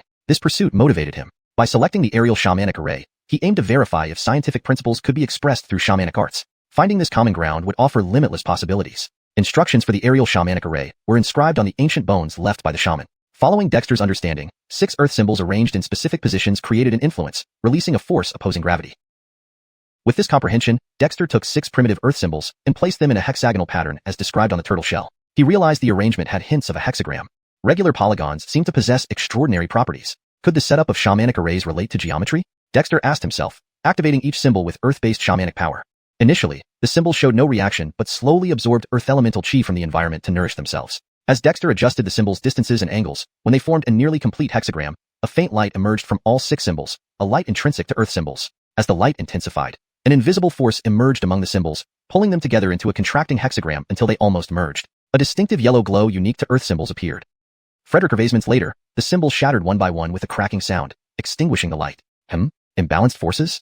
Avivrowing his brows, Dexter reviewed the symbol's behavior, deducing a potential cause. After numerous experiments on the interplay between the 5 elements, he concluded that imbalanced strength among the symbols could lead to failure. For a hexagram, perfect balance was crucial. To achieve this, Dexter needed 6 identical earth symbols, which, while challenging for primitive symbols, was manageable after processing them through the cycle of the 5 elements, reducing discrepancies. Selecting 6 refined earth symbols, Dexter meticulously inspected them before arranging them again. The hexagram reappeared, and once activated, the symbols attracted each other, forming a stable hexagram. A renewed yellow glow emerged, coalescing into a ring and extending light towards alternate symbols. Dexter quickly applied the transformation and connection techniques to integrate the unconnected lights. Within moments, a complete hexagram materialized with a central muddy yellow ring. This ring immediately lifted the entire hexagram into the air. The aerial shamanic array was now visible to Dexter, mesmerizing him with the interplay of light between the symbols. He observed its workings intently. Is it the overlapping resonance between the symbols that creates a simple aerial magnetic field? After a moment, Dexter murmured, his eyes brightening with realization. Deepter 73. Floating witch array disc. Although this floating witch array used 1 cycle witch runes, its appearance had already given Dexter more insights. In the preliminary explanations on witch arrays, there was a simple method for deducing how to link witch runes into an array. Now, Dexter was deducing the floating witch array. The previous failures weren't just due to imbalanced power between the witch runes. They also lacked a central node to integrate the power of all 6 runes, much like the center of gravity in an object. Without a stable center, even immense power would lose control. Dexter felt he was starting to grasp something, so he took out 6 more primitive witch runes. While 1 cycle witch runes weren't overly difficult to craft, it still consumed quite a bit of material. Frederick over. If Dexter couldn't create the floating witch array using the simplest primitive witch runes, then his setup would be mere rote copying without truly mastering the essence of it, a situation he could not accept. However, addressing the imbalance of primitive witch runes posed a challenge. Fortunately, Dexter had understood that the key to the floating witch array lay in the nodes formed between the witch runes, similar to the center of gravity. With this knowledge, Dexter began trying adjustments. The setup of witch runes wasn't rigid, but adhered to fundamental principles. At this moment, Dexter seemed to have grasped these essentials, and what was lacking was merely practice. He reactivated the 6 witch runes, positioning them in a hexagram formation. As the runes started drawing closer together, Dexter's fingers suddenly emitted earth element witch power, pinpointing the center of the hexagram. This small spot left behind a concentrated amount of pure earth element witch power. Using this point as the center, Dexter started linking the light between the 6 witch runes to achieve relative balance. This process was extremely delicate and required great care. Any mishap and the node would become unstable, causing the witch array to collapse. Luckily, Dexter had achieved some proficiency in controlling witch power. Whenever instability occurred, he promptly adjusted the position of the witch power, thereby triggering changes in the light on the witch runes. After over 10 minutes, a new floating witch array formed, hovering before Dexter. Though it didn't float as high as those set up with one cycle witch runes, it was becoming stable. Balance is the foundation and essence of witch arrays. Dexter thought deeply and continued experimenting. He successfully tested multiple hexagram formations, which validated his understanding. However, the hexagram formation was too strict, making practical application challenging. Dexter sought an array that could be carved onto objects anytime, anywhere, not merely a beautiful yet impractical hexagram. When adjusting the distances between the 6 witch runes, he directly scrapped several sets of earth runes, leaving Dexter frustrated. Was it only possible for the floating witch array to exist in a hexagram form? Repeated failures pained Dexter. Although materials for crafting earth runes weren't rare, they weren't common enough to be wasted freely. Time is short. It looks like I'll have to first craft array discs and embed the hexagram formations within. Reluctantly, Dexter changed his plan. If the hexagram couldn't be altered, then changing its size should work. Shortly after, he called Baird in with several clay molds of different sizes and headed straight for the Valley of Iron Forging. The use of witch arrays required embedding them into discs. Otherwise, although Dexter could maintain their existence, other tribesmen wouldn't be able to utilize them, which wasn't ideal. Half a day later, Baird delivered a stack of circular discs of various sizes, ranging from arm shield size to egg-sized. These round discs had clasps on both sides and could open like pocket watches or clip onto items. At the center of each disc was a standard hexagram indentation for embedding witch runes. For such components, Baird and others were no longer surprised. Dexter had crafted various sets of earth runes, with larger ones using one cycle witch runes and smaller ones using primitive runes. Secondary cycle witch runes, being too resource intensive, yielded only 2 sets. As Dexter assembled the earth runes onto the discs and activated them, guiding their light with birth and connection techniques, the points of intersection converged with his witch power, causing the floating witch arrays to rise. Heart, what are these? Baird and others were stunned. Despite their modest size and weight, these iron-cast discs were now floating. Baird, go fetch heavy shields, round shields, large knives, and iron spears. Dexter ordered. Soon, Bailey came running over with heavy shields. Other tribe members, curious but awaiting permission, stayed outside the cave on the snow-covered ground. Heart, this thing is incredible, but how do we use it? Bailey placed his heavy shield before Dexter. His shield, heavier than most, was challenging even for Bailey to wield despite having awakened his witch pulse. You'll see. Smiling, Dexter grabbed the heavy shield and embedded a floating witch array disc made of one cycle witch runes beneath the handle inside the shield. Bailey watched curiously. After Dexter finished installation, Bailey lifted the heavy shield. Immediately upon touching it, Bailey was astonished. It felt completely effortless. Heart, this heavy shield has become at least half its original weight. How did you do it? Bailey's breathing quickened. The largest burden for the spear shield group was the combined weight of the heavy shield and iron spear. Now, the shield felt lighter than a round shield, which shocked him. Fetch the iron spear, and let's try it out. Dexter took the iron spear, fitted a small array disc onto its butt end, and secured it with clasps. After installing a protective heart mirror on his armor for auxiliary cultivation, ice cavern dwellers typically included clips for versatility, perfect for this use. Lifting the significantly lighter iron spear, Bailey charged out, swinging the heavy shield with ease on the snowy ground. 100-pound shield danced in his hands. Strikes and blocks flowed effortlessly. The iron spear in his hand even spun gracefully. Upon seeing this, the spear shield group was astounded. Is this really Bailey? Forrest he become this strong? Heart, our knife shield group needs this configuration too. With this, we're virtually unstoppable. If we could add this to our armor, I believe I could move as lightly as a snow eagle. Baird's eyes sparkled. Indeed, the Heart's creation was truly magical.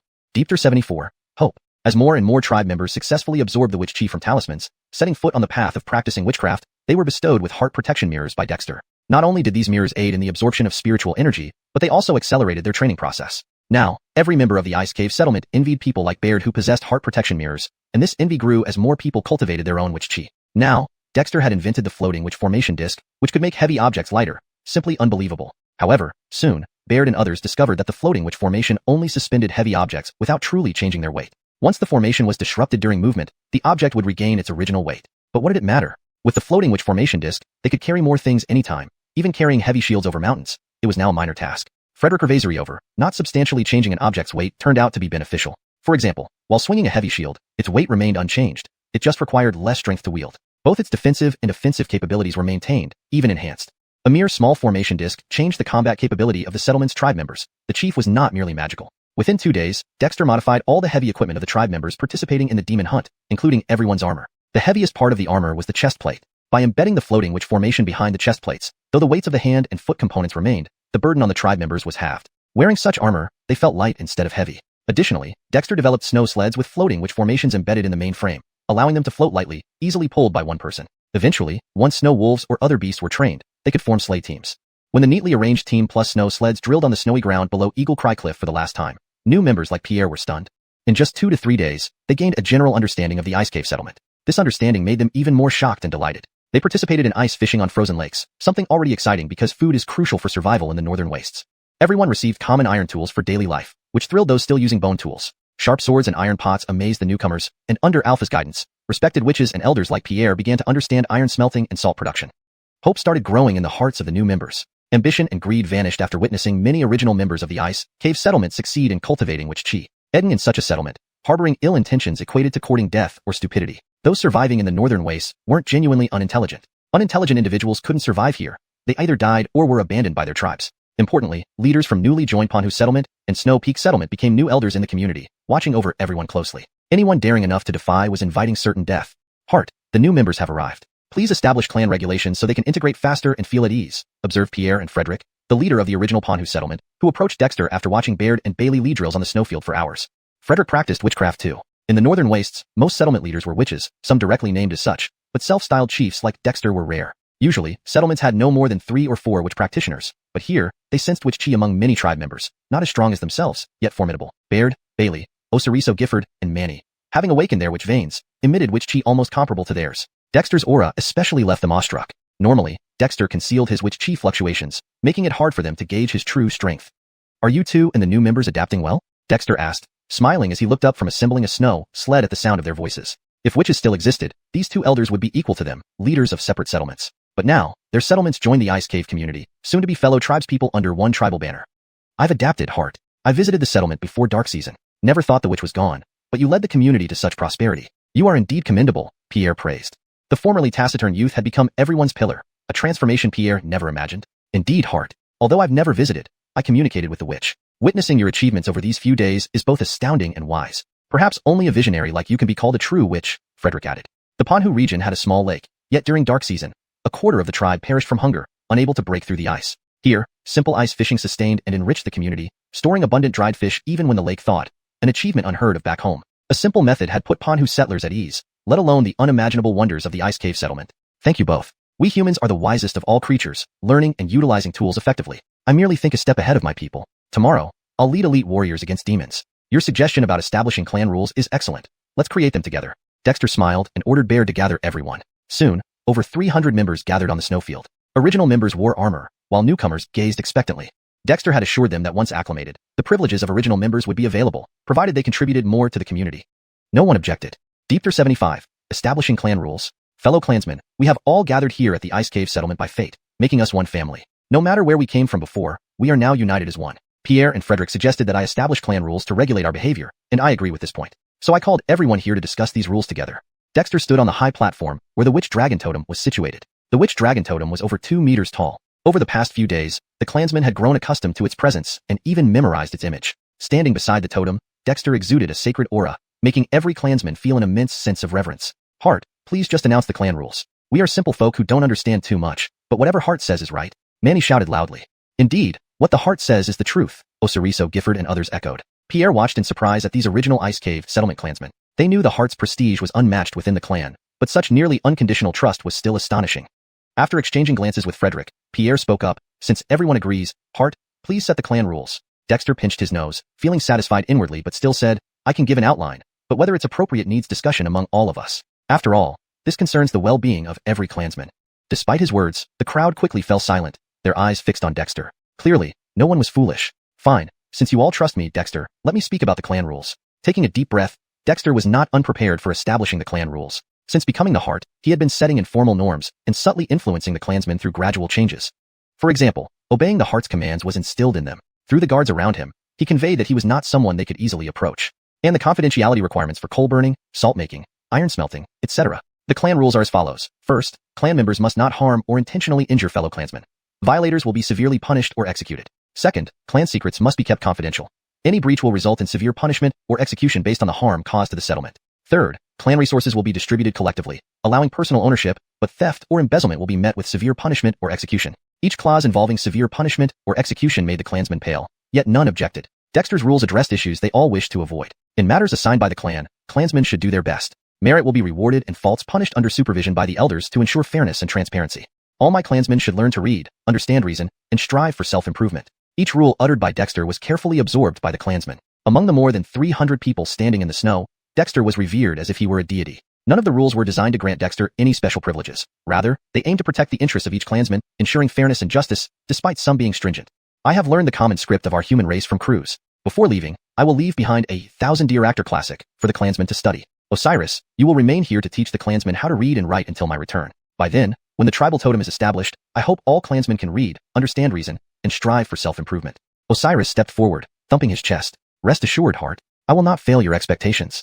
Frederick Hervezu, Alpha, and Frederick, you three will be responsible for consolidating and detailing the clan rules, teaching the clansmen, and forming an elder committee to supervise adherence. When I return, I hope to see a disciplined, strong, and motivated settlement, not a scattered mass. Frederick Hervezu looked surprised but stepped out swiftly to join Alpha and Frederick. We will not fail your expectations, Heart. Ike and Osiriso Gifford, you will stay behind to train the clansmen in using spear shields, sword shields, and other weapons while expanding patrol areas to prevent beasts from attacking. If enemies invade, prioritize the safety of clansmen. Remember to always be prepared. Though somewhat disappointed, Ike and Osiriso Gifford stepped forward and agreed. They wanted to fight beasts, but new clansmen needed guidance, and someone had to guard the settlement. Dexter detailed various tasks and set strict requirements. This time, he would take the entire spear shield group, most of the sword shield group, and the javelin throwers, leaving only a few clansmen behind to train newcomers. However, if the new clansmen were dedicated, after basic training and equipped with iron weapons, their combat capability would be far superior to before. Frederick Hervezu over, the area belonged to the Snow Eagles, though Eric was going with him. There were still several clansmen who could communicate with the Snow Eagles. Pierre, your task is the most important. You need to work with Osiris to teach the clansmen the 1,000-year actor classic, and which runes. Everyone in the settlement must learn to draw runes and find suitable runes for themselves. With your extensive experience in witchcraft, I hope that upon my return, most clansmen will have found their runes and learned to read. Dexter turned to Pierre, surprising and slightly alarming him. Heart, how do we do this? The 1,000-year actor classic would be taught by Dexter, but guiding clansmen to draw which runes was unprecedented. Dexter smiled, pointing to the stone platform beneath the witch dragon totem. Pierre then noticed 12 unique witch runes carved into it. These are ancient witch runes left by the witches. Previously, I had clansmen practice 5 of them, and as you saw, most have learned to draw runes and cultivated witch chi. Stepping down from the platform, Dexter caressed the ancient runes. I hope clansmen can cultivate more of these runes, ideally all of them. This would greatly comfort the spirits of the witches. Pierre felt an intense excitement, shared by the rest of the clansmen. So, this was the secret of the Ice Cave Settlement's universal practice of witchcraft. Now, Dexter had openly shared it and demanded their success. How could they not be moved by this? Hashtag Deepter76, practicing shamanism and studying literature. As the newly joined tribe members, under the guidance of Pierre, began to learn how to draw the primitive shaman symbols beneath the totem platform of the dragon shaman, Dexter came to a nearby cliff face. He took out a secondary cycle earth charm. Infusing earth-type shamanic power into the charm, it emitted a yellowish-brown light. Under Dexter's control, this light condensed into a large broadsword. This broadsword was entirely formed from concentrated earth-type shamanic power, but utilized the generative techniques used in arranging shamanic formations. Dexter had already realized that these formation techniques could be applied effectively to single charms as well, essentially serving as a method for deploying compound charms. After condensing the earth broadsword, Dexter started flattening the cliff face. Under the might of his earth charm blade, the hard cliff surface crumbled like snow on a winter day. Upon closer examination, Dexter discovered that the earth broadsword first assimilated the cliff face before cutting through it with ease. Can shamanic powers of the same attribute also counteract substances of the same attribute? Dexter was surprised but quickly grew intrigued. However, he still had important matters at hand. After flattening a large square section of the cliff face, Dexter began carving characters and phrases. The script he used was taught by Croods, the universal writing system used by the humans outside the northern wilderness ice plain. The sentences, however, were taken from the 1,000-year actor classic, which Dexter had memorized since childhood. Combining both, he created a primitive version of the 1,000-year actor classic. After about half an hour, using his earth charm broadsword, Dexter engraved the primitive 1,000-year actor classic onto the mountain wall. Having finished the engravings, Dexter read through them and found that while some parts seemed awkward, certain historical events did not exist in the wilderness. He only intended to use this text to teach his tribe's people basic literacy and comprehension. As for other details, anyone who wished to delve deeper could pursue them on their own. Leader, is this also a cultivation technique? Eric asked curiously as he approached, having learned the basics of the human writing system from Croods alongside Baird and Ned. That's not a cultivation technique. It's just a piece of text for learning characters. Skis, Baird, Ned, come over. I'll use this text to help you better understand the characters. Everyone else, repeat after me. Baird and Ned, whom Dexter had assigned to teach the written language, immediately gathered around, as did Hayden and others. Dexter had already announced that everyone in the tribe should learn to read. If they didn't start now, they would have to learn later. And since they were to follow Dexter on hunts, any amount they could remember now would help them along the way. Not just Hayden and the others, even the newly joined tribe members showed great interest in reading. Whenever they had spare time, they gathered around the carved words on the cliff face. Between heaven and earth. Dexter recited the Thousand Deer Actor classic, enunciating each word clearly. Baird and the others listened intently. Even those initially focused on practicing shaman symbols were drawn to Dexter's recital, captivated by his voice, which seemed to possess a magical quality, soothing and inspiring. After leading the recitation 3 times and explaining it 3 times, the more intelligent tribespeople could already read the text fluently. Baird and the others could even write the characters in the snow. In the crowd, Govind stared unblinkingly at the carved characters. Since being brought back to the ice cave settlement, Govind had been cared for by Alpha. Dexter, though he had accepted Govind as a disciple, entrusted him to Alpha due to the child's traumatic past, allowing him to adjust to life in the settlement and learn essential skills from Alpha. Thus, Dexter hadn't directly taught Govind anything, not because he didn't want to, but because Govind's mental state wasn't ready. But now, as Govind silently recited the Thousand Deer Actor classic in his heart, something changed. The fear, confusion, and panic that once clouded his eyes gradually disappeared, replaced by clarity and intelligence. Between heaven and earth, amidst cosmic chaos, Govind continued to murmur the words to himself, fully absorbed. Around him, no one noticed Govind's change, but most of the tribe members, like him, were silently reciting the text, striving to memorize and comprehend as much as possible. Dexter was highly satisfied with this outcome. He had long realized that the people of the northern wilderness ice plain were not stupid. In fact, they were quite intelligent. What they lacked was guidance and mentorship. With proper direction, they eagerly learned anything that could increase their knowledge, not just shamanistic techniques and survival skills, but everything else. These were simple yet pragmatic people who sought only to survive in the perilous lands of the northern wilderness. After teaching the Thousand Deer Actor classic, Dexter resumed assembling snow sleighs and preparing various supplies for their journey. Even Dexter couldn't predict the dangers they would face, so thorough preparation was essential. Killing beasts could be deadly. No matter how confident Dexter was, he knew he couldn't guarantee his tribespeople's safety. The best he could do was prepare meticulously. To this end, he visited the ironworks again, ordering additional items. Unfortunately, resources on the northern wilderness ice plain were too scarce.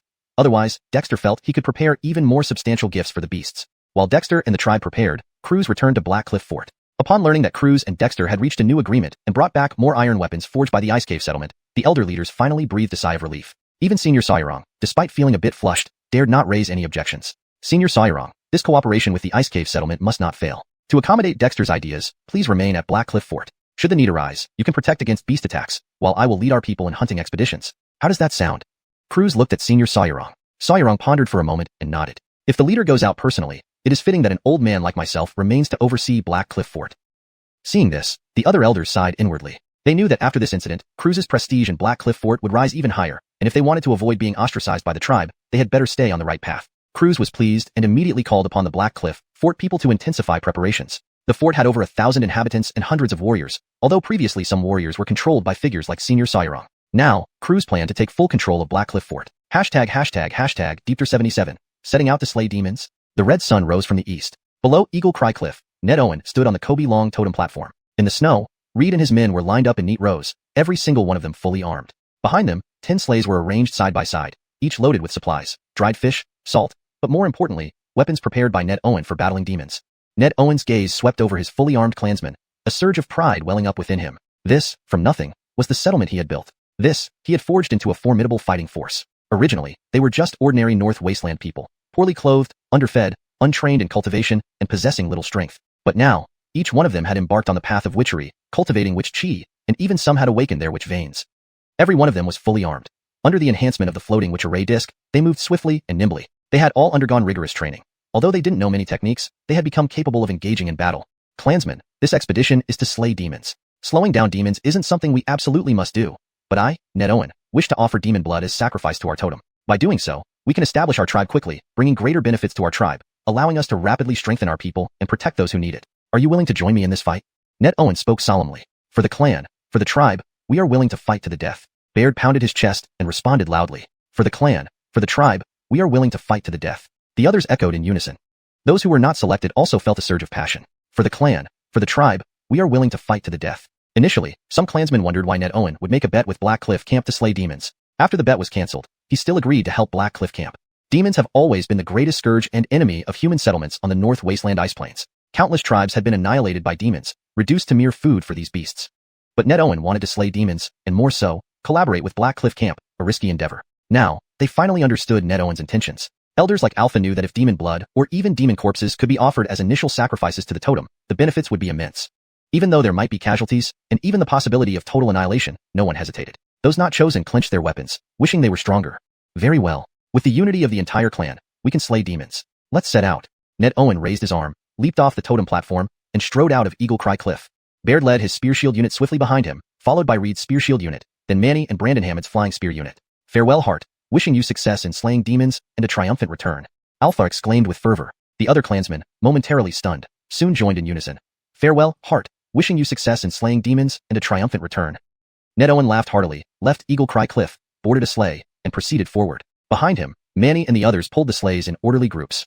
Soon, they arrived at the cave entrance where Goran was already waiting. However, when Goran saw Ned Owen and the fully armed Ice Cave clansmen, he was stunned. He had seen Ice Cave clansmen fully armed before, but these clansmen were gliding effortlessly on the snow as if it were nothing, which was almost unbelievable. What shocked him even more were the 10 fully loaded sleighs. Not only were the styles of these sleighs unfamiliar, but the weight should have made them immobile in the snow. Sky it, they glided smoothly, leaving barely any trace, as if lighter than air.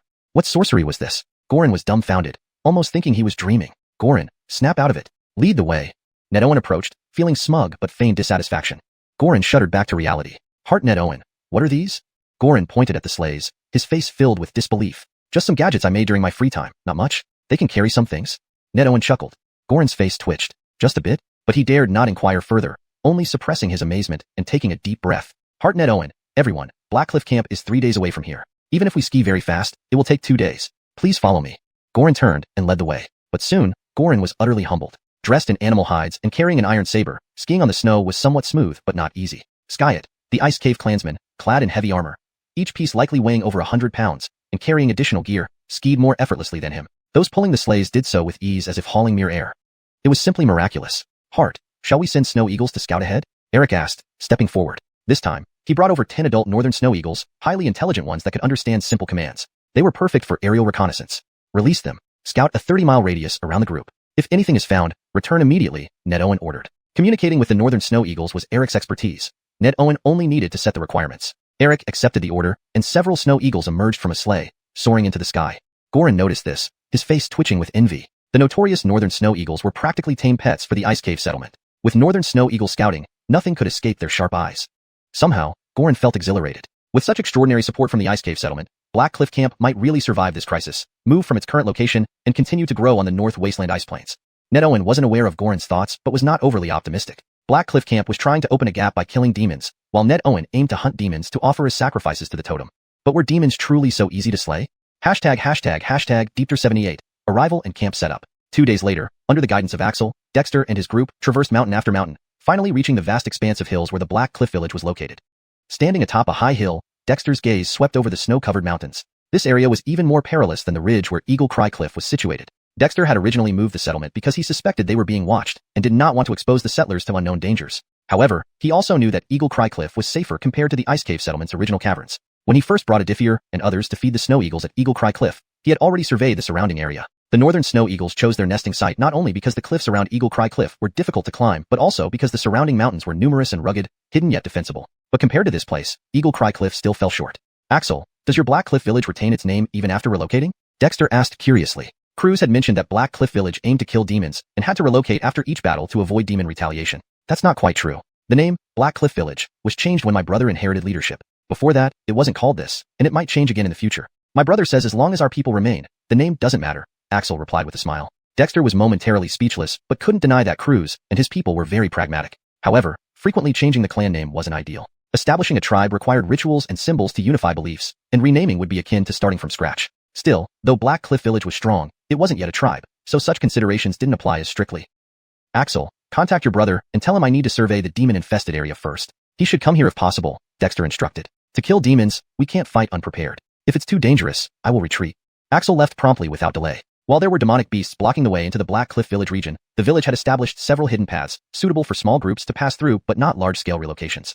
Baird, organize the tribesmen to dig ice and earth caves. It's still early in the sirearming season, so ice caves can be used temporarily. Remember to camouflage them well and ensure an escape route is available, Dexter ordered. Baird nodded and immediately began organizing the work. The ice cave settlers were already proficient at building ice shelters, and choosing thick ice layers to dig into wasn't difficult. Frederick Revasory over, Dexter had crafted many iron tools, including military shovels that combined digging, chiseling, sawing, and scooping, truly versatile travel gear. They chose thick ice layers and started digging enthusiastically, while Dexter began exploring the surrounding terrain. According to Axel, the area was sealed off by demonic beasts, and Dexter didn't want to get trapped in the camp. The forest was covered in deep snow, and Dexter carefully scouted the area. After examining several kilometers, he indeed found traces of demonic beasts. It was a group of tiger-like creatures covered in white fur, fanged and fierce. Dexter hid on a hilltop and observed them closely. There must be over 10 ferocious beasts, and only one among them is likely a demonic beast, the one with 2 tails. Dexter could not sense its aura from afar, but noted the difference between ordinary beasts and demonic ones. For instance, the northern snow bear demonic beast was significantly larger than ordinary bears. This tiger-like creature, although smaller than the northern snow bear, was undoubtedly faster. Dexter kept his distance, continuing to scout and slightly relaxing upon discovering only one demonic beast in the vicinity. Demonic beasts were formidable, but Dexter was not afraid. He needed to eliminate these roadblockers to prevent any interference during their operation. Returning to the chosen temporary residence, Baird and the others had finished digging the ice caves and were finalizing the camouflage. They were experienced in such tasks, and even the northern snow eagles, calmed by a diffier, had burrowed underground. Only the tin sledges were camouflaged with snow outside. Back at Black Cliff Village, Axel returned successfully and found Croods. Hundreds of strong men were undergoing final training before Croods. Black Cliff Village had been killing demons for years and gained much experience, but each time, they suffered heavy casualties. Post-battle, regardless of success, they had to relocate to avoid demon retaliation. Brother, Hart Dexter has arrived and wishes to understand the demon situation. Standing beside Croods, watching the training, Axel felt a sudden sense of insignificance. The villagers were strong and most practiced chi gathering techniques, but few achieved notable success. Even fewer could externalize their chi power. Initially, Axel took pride in the strength of Black Cliff Village, but after seeing the fully armed ice cave settlers and comparing it to the rudimentary weapons here, wooden clubs, stone axes, and only a few bronze weapons, it seemed primitive. Some had iron swords, remnants from the previous trade with Ice Cave Settlement. Skyet, when Axel initially encountered the Ice Cave Settlement, they hadn't even possessed bronze weapons. His bronze broadsword had been confiscated by Dexter, which now seemed absurd. Oh, he came quickly. Croods was surprised. Dexter had arrived within days of his return. Axel hesitated, but eventually said, Brother, Hart Dexter brought many iron tools. Perhaps we can trade. Croods' eyes lit up, but he asked, You traveled fast, but how could you carry so much? In Croods' view, even if the Ice Cave settlers knew skiing, traveling while heavily armored was challenging. I can't say exactly, but you'll see. Hart Dexter has invented new things. Croods looked at Axel thoughtfully, patting his shoulder. Axel, did I put you in a tough spot? Axel shook his head. Brother, Croods interrupted. Forget it. Let me see for myself. I'm sure Hart Dexter won't disappoint. Deepter 79, Ghost Alfred Hardy Demon. The next morning, Croods led several people, including Benji, to the agreed location, but found nothing there. Benji, where are they? A burly man beside Croods asked in confusion. Benji wore a puzzled expression. This was clearly the place from yesterday. Croods looked around and suddenly noticed some snow piles nearby. He had a hunch and started to walk over, when suddenly, cheerful laughter rang out not far away. Croods, you're early. They turned around to see a gap open in the snow, from which an armored Dexter emerged from underground. Behind him followed Baird and others, but most remained hidden. Dexter, did you spend last night underground? Croods was somewhat surprised but also enlightened. Ice Cave Settlement was different from other settlements, a fact he had already experienced firsthand. But wouldn't digging ice caves expose them to freezing temperatures? Skia, it's better to be cautious out here. Croods, I scouted the area yesterday and discovered a long-haired beast resembling a tiger. Are there other demons here? Dexter came straight to the point as the melting ice left them with limited time. That's the Declan. Even ordinary ones are ferocious and more difficult to handle than snow bears. As for demons, only one is a demon, so it's not too threatening. However, 4 kinds of demons are blockading our Black Cliff tribe's exits. There is one confirmed demon, in a valley to the southeast. It's a ghost Alfred Snow Bear, Croods said grimly. The ghost Alfred Snow Bear is extremely difficult to deal with, not just because of its formidable strength, but also because it commands a group of 30 or so ghost Alfred Snow Bears. Each adult bear is powerful, and 3 are demons, he explained. Ghost Alfred Snow Bear? Dexter was surprised. Previously, while traveling with Alpha to the Bising tribe, they had encountered ghost Alfred Snow Bears during a forest camp, but there were only about 7 or 8 back then, none of which were demons. He hadn't expected that the demon here would be a ghost Alfred Snow Bear. This complicated things. Ghost Alfred Snow Bears were incredibly strong and habitually moved in groups. Now, they had to face a demon and at least 3 demonic bears. This situation was nearly unbelievable. Dexter glared at Croods, who knew what he meant. He pinched his nose, embarrassed. If these weren't so powerful, I wouldn't have hesitated to try leading my tribe through. What do you think, Dexter? What do I think? I think it's crazy. Dexter rolled his eyes. He wasn't stupid enough to believe that blindly rushing in was anything but suicidal. Dexter, you can't leave us to die. My tribe relies on you. Croods quickly pleaded. In the past, even encountering demons, the Black Cliff tribe wouldn't have been scared, but against the ghost Alfred Snow Bears, their numbers wouldn't stand a chance. That's why Croods had tried so hard to cultivate ties with the Ice Cave settlement after realizing its potential. Dexter waved his hand. Damien ought talk, let's take a look. Croods was delighted and quickly led the way. Soon, however, he was stunned, just like Benji, watching Dexter and his group glide effortlessly on the snowy ground in full armor.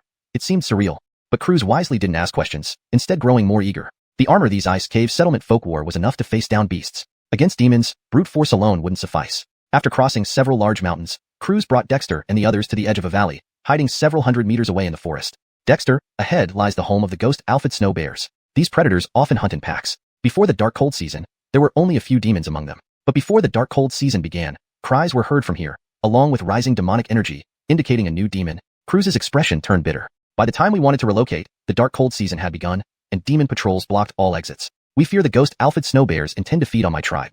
Why doesn't the demon attack directly if it isn't afraid of the cold? Dexter asked. The ordinary ghost alphid snow bears they'd encountered before could move freely in frigid nights. How much more so for a demon? I suspect its demonic transformation might not yet be stable. After becoming a demon, it dare not easily venture out. But a dark cold season should give it time to stabilize its power, Croods guessed. Both humans cultivating and beasts becoming demons defy nature. It's challenging. There are many types of demons, and any animal can become intelligent and eventually a demon. Croods sighed. Humans are inherently weaker compared to demon beasts, making us vulnerable, not just in the North Frost Plain, but everywhere else too. Dexter understood. Before he arrived, the strongest witch in the ice cave settlement had only managed to cultivate witch chi, not even close to his current strength.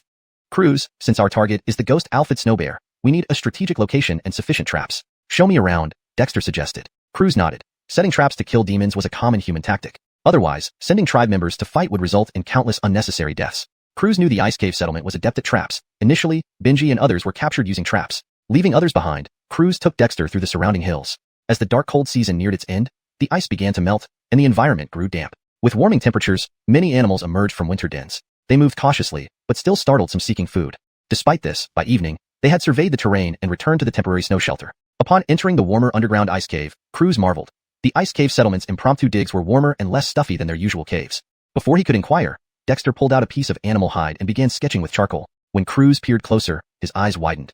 He couldn't understand the drawings at all. Deep 80, division and planning. The winding lines on the paper were a rough sketch of the surrounding terrain. Although he had only walked around the area briefly, Dexter had already memorized the general topography. As he continued to draw, the approximate shapes of the surrounding mountains reappeared in his mind. Croods, to the southeast, that is, 3 mountain ranges away from the valley where the ghost alpha hardys reside. Isn't there a narrow rift? After examining the flat map for a moment, Dexter suddenly pointed at it and asked. Croods looked at the map with astonishment, his eyes brightening. Skis, indeed there is a rift there. Dexter, what is this? A map, a simplified version of the terrain sketch. Tomorrow, let's check out that rift. Croods was still pondering the meaning of map, his eyes practically glued to it, full of questions, but Dexter had stopped, lost in thought. How did this guy learn all these skills? He claims to be a native of the Northern Wastes ice plateau. I don't believe you for a second.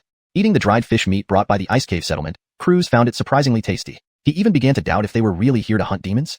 As night fell, the ice cave was pitch black, but each member of the ice cave settlement sat cross-legged in meditation, faint witch energy glowing around them.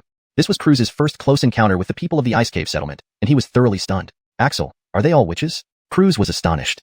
Was this really a small human settlement with only 100 or so residents? Originally, seeing that Dexter had brought only 30-odd people, Croods felt somewhat disappointed. After all, Black Cliff Fort had thousands who were besieged by demon beasts, making migration difficult. What difference could just a few people make? Now, however, Croods felt his mindset was about to collapse. Not entirely, but most have embarked on the path of witchcraft, at least cultivating their own witch energy, Axel replied with a complicated expression. Initially, when Axel worked as a laborer in the ice cave settlement, Dexter was the only witch. Even when he left, only he and a few others like Baird had made breakthroughs. But now, if not for being fully awake, Axel would have doubted whether he was dreaming. Croods remained silent for a long time. Even though he had learned something previously, this was still hard to believe. But then Croods felt an unusual joy. The stronger the people of the ice cave settlement became, the better it was for them. As for how to coexist with the ice cave settlement in the future, they could discuss it after successfully eliminating the ghost alpha hardys and successfully relocating their clansmen. In the ice cave, Dexter didn't meditate. However, the heart guard mirror inside his armor and the ice crystal on his chest continuously absorbed the elemental and icy energies from the world. The ice crystal was highly unique. Since Dexter found it by accident, it had been silently enhancing the ice flame within him. Otherwise, Dexter would not have been able to easily freeze a demon beast before. Without refining the heart guard mirror, Dexter's 5 elements which power from the strange dragon might have been suppressed by the ice flame. After a night passed, the ice cave settlement's members still lay in wait below the ice cave. Dexter, accompanied by Baird and Eric, followed Croods to the rift they discussed last night. The entrance to the rift was wide, but it narrowed inward, flanked by steep cliffs. It was about 500 meters long. Beyond the narrow passage known as a thread of sky, was a snowy plain, as if a massive mountain had been split open. There were animal tracks inside the rift, but the narrow passage beyond only allowed 2 people side by side. Large animals struggled to pass through, keeping the area relatively quiet. Dexter meticulously surveyed the surrounding terrain of the rift, occasionally taking notes. Croods followed behind, also assessing the land. Dexter, if we want to ambush the ghost alpha hardys here, it's indeed a good spot, but they may not come. So we need to prepare more. Croods, besides the shaggy tigers, there should be other demon beasts nearby. If I set up an ambush here, you will deal with these beasts. But do not act rashly. Wait until I'm ready. After a short while, Dexter finished inspecting the terrain and formed a plan. The terrain here was good, but it required some preparation. Croods nodded. No problem. Actually, if we weren't afraid of angering the ghost alpha hardies, those demon beasts blocking the mountain paths would have been cleared long ago. But once we clear the beasts, the ghost alpha hardies would certainly move. We need it to move, but if it heads for your location first, everyone must fend for themselves. Dexter pondered and reminded him. Croods had no objections. After a brief thought, he asked, Dexter, you have so few people. Should I get reinforcements from Black Cliff Fort? Dexter looked at him, silent for a moment, then asked, can you trust them? Croods felt a bit awkward but quickly nodded. They are my people, and now I control most of Black Cliff Fort's forces. The elders either stay to defend the fort or lead groups to fight the demon beasts. Then send me 100 men led by Axel, give me 3 days, and then send people to clear the demon beasts. Next, lure the ghost alpha hardies here in batches. 30+ ghost alpha hardies cannot appear at once. Forget it. Let us handle the luring. Your people aren't fast enough on snow. Croods was speechless, knowing it was true. Even though the Black Cliff Fort clansmen had started practicing skiing, they couldn't match the skill of the ice cave settlement. Frederick over, Dexter's team could glide smoothly across snow even in armor, which defied his understanding. Without needing his people to lure the ghost alpha hardies, Croods breathed a sigh of relief, albeit feeling a bit embarrassed. Dexter, what else can my Black Cliff Fort do? Originally, we agreed that Black Cliff Fort would take the lead, and you would assist. Dexter thought for a moment and said, then send another 100 reinforcements afterward. They must block the exit once the ghost alpha hardies are lured here. If the demons go berserk and attack the exit, most likely none of the 100 will survive. You must be prepared for this and ensure absolute obedience. Otherwise, it's better they don't come. Croods patted his chest. Rest assured, I will swiftly eliminate the demon beasts, then personally lead the Black Cliff Fort elite here. Everyone from me down will absolutely obey orders. By handing over command authority, Croods surprised Dexter, but he did not refuse. In that case, let's each prepare. Axel, return and bring people without getting noticed. Croods, in 3 days, will act separately. Before then, remember not to alert any demon beasts, especially the ghost alpha hardies, Dexter warned. Croods nodded firmly. Despite being curious about Dexter's preparations, he needed to coordinate Black Cliff Fort's forces into 3 divisions. He immediately left with Axel. Hart, can they really be trusted? Baird couldn't help but worry. Dexter smiled. Whether trustworthy or not doesn't matter. As long as we prepare well, we won't fear any betrayal. #Deepter81. Preparations complete. A few hours later, the Ice Cavern Settlement's people arrived at the ravine with their snow sleds. Eric, release the northern snow eagles to monitor a 1-kilometer radius. The rest of you, put down your weapons and take the shovels. I'll show you how to set up a large chain trap, Dexter instructed. Eric immediately released 4 northern snow eagles and left the others on standby. Meanwhile, Dexter started working with the others. The materials for setting up the traps were all prepared by Dexter. 7 out of 10 snow sleds were loaded with various iron tools. After Dexter and his group had been busy for half a day, Ares arrived with over 100 strong youths from Black Cliff Village, carefully bypassing the demon beast surveillance. These more than 100 youths were all robust and full of curiosity. Ares, divide your people into 10 groups. Baird, you and the others will guide them based on my instructions. Remember, be meticulous and cautious, do your best in every step. Dexter had already explained the overall plan for the ravine. Baird and the other 10 people accepted their tasks and led their respective teams to disperse around the area.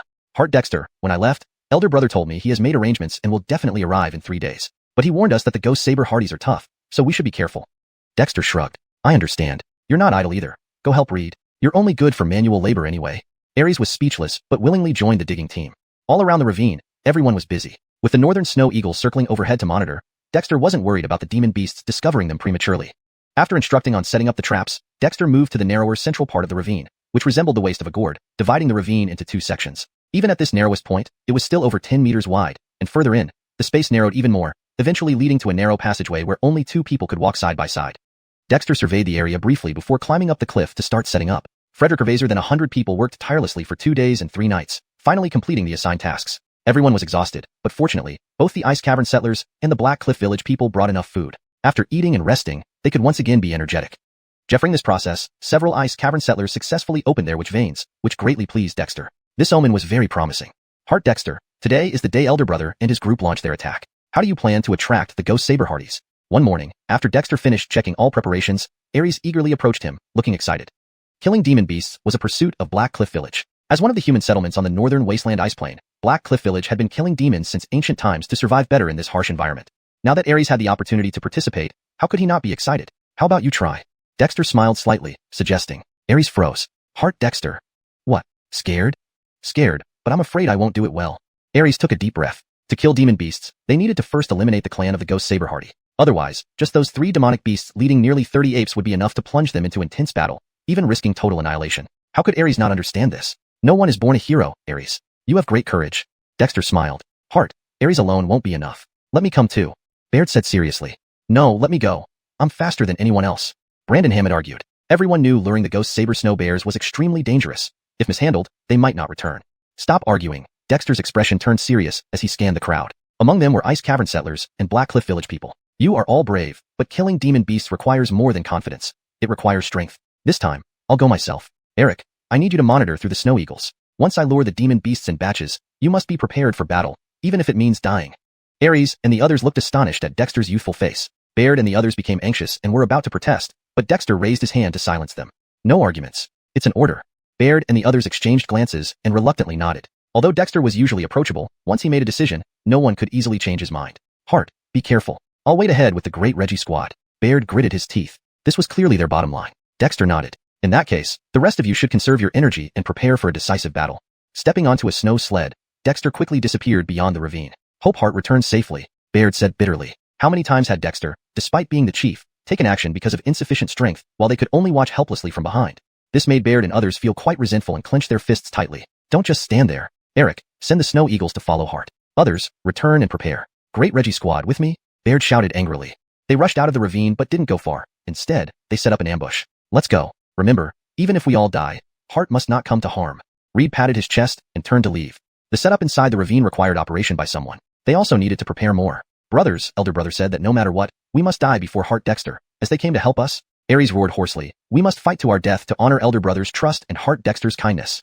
Black Cliff Village people clenched their fists tightly, swiftly separating to take their positions. This ravine would be their battleground. Though no one said anything, everyone knew the odds were against them. Outside the ravine, Dexter slid swiftly across the snow-covered ground, his mind unusually calm. Luring demon beasts was dangerous, but Dexter wasn't overly worried. He wasn't going to die alone. Luring out the demon beasts should be relatively easy. He chose to go himself not only because he was concerned about Baird and others possibly losing their lives, but also because he wanted to personally observe the behavior and attack methods of the Ghost Saber Snow Bear. Demon beasts were not his end goal. Demons were. If he couldn't handle demon beasts, he might as well give up. Meanwhile, as Dexter headed toward the Ghost Saber Hardy's habitat, the Black Cliff Village hunting party was ready at their positions.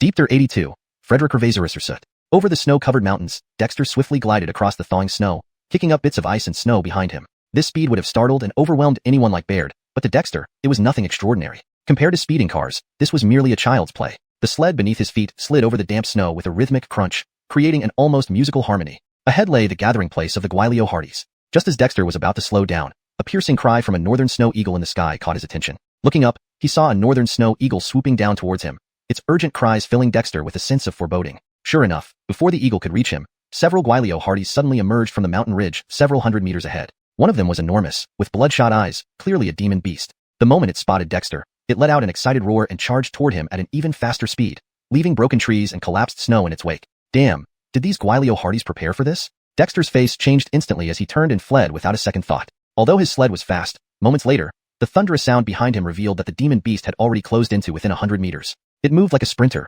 incredibly swift. Snow Eagle, go alert Eric to get ready. Dexter barked an order, sliding faster across the snow. The northern snow eagle took off into the sky with great agility, but the Guilio Hardys immediately hurled stones, some aimed at the eagle and others at Dexter. Damn, are these Guilio Hardys this intelligent? Clutching his teeth, Dexter dodged and accelerated again, causing his sled to creak under the strain. The northern snow eagle screeched loudly, narrowly avoiding all the stones and flying away. Roar! The demon beast roared furiously, its speed increasing once more, charging like a human-shaped tank. Within seconds, it closed the distance by over 10 meters. Dexter could almost hear its labored breathing. Fortunately, I prepared well and didn't bring Baird and the others along. Otherwise, we'd really be sitting ducks. Dexter felt a chill run down his spine. Suddenly, a golden yellow light appeared on his sled, and 2 levitation witch arrays were activated. Propelled by inertia, Dexter was nearly flung forward. Stabilizing himself, he noticed that with the additional levitation power, he could almost float above the snow, only touching it lightly. Aha, let's see how you chase me now. Dexter laughed aloud, alternately sliding his feet as if drifting on the snow, doubling his speed. His passage left no marks except when he pushed off the ground, creating faint impressions. Initially closing the gap, the demon beast prepared for another sprint to intercept Dexter. It emitted a furious roar, and its body swelled slightly as crimson energy burst forth, increasing its speed dramatically. Croods and blood? Dexter glanced back, his eyes lighting up. He had read the 2 Qi and blood cultivation manuals given by Croods, understanding some of the secrets of Qi and blood cultivation without practicing them. Croods and blood stem from the living being's blood, cultivated into strength. For Dricknerly, a totem blessing directly guides the clan members' cultivation of Qi and blood. Without such guidance, forcing oneself to extract blood strength is extremely dangerous. Now, observing the demon beast releasing Qi and blood-like energy piqued Dexter's curiosity. According to Croods, wild beasts lack intelligence, needing wisdom and strength excavation to become demon beasts. The most common manifestation of this strength is Qi and blood, which demons inherently possess.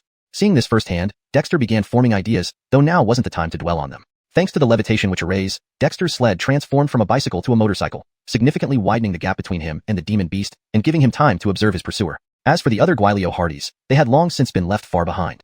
Skyet Dexter knew they were still chasing. After passing several mountain peaks, Dexter heard the demon beast's heavy breathing, like a bellows, echoing from 100 meters behind. The gorge was not far ahead.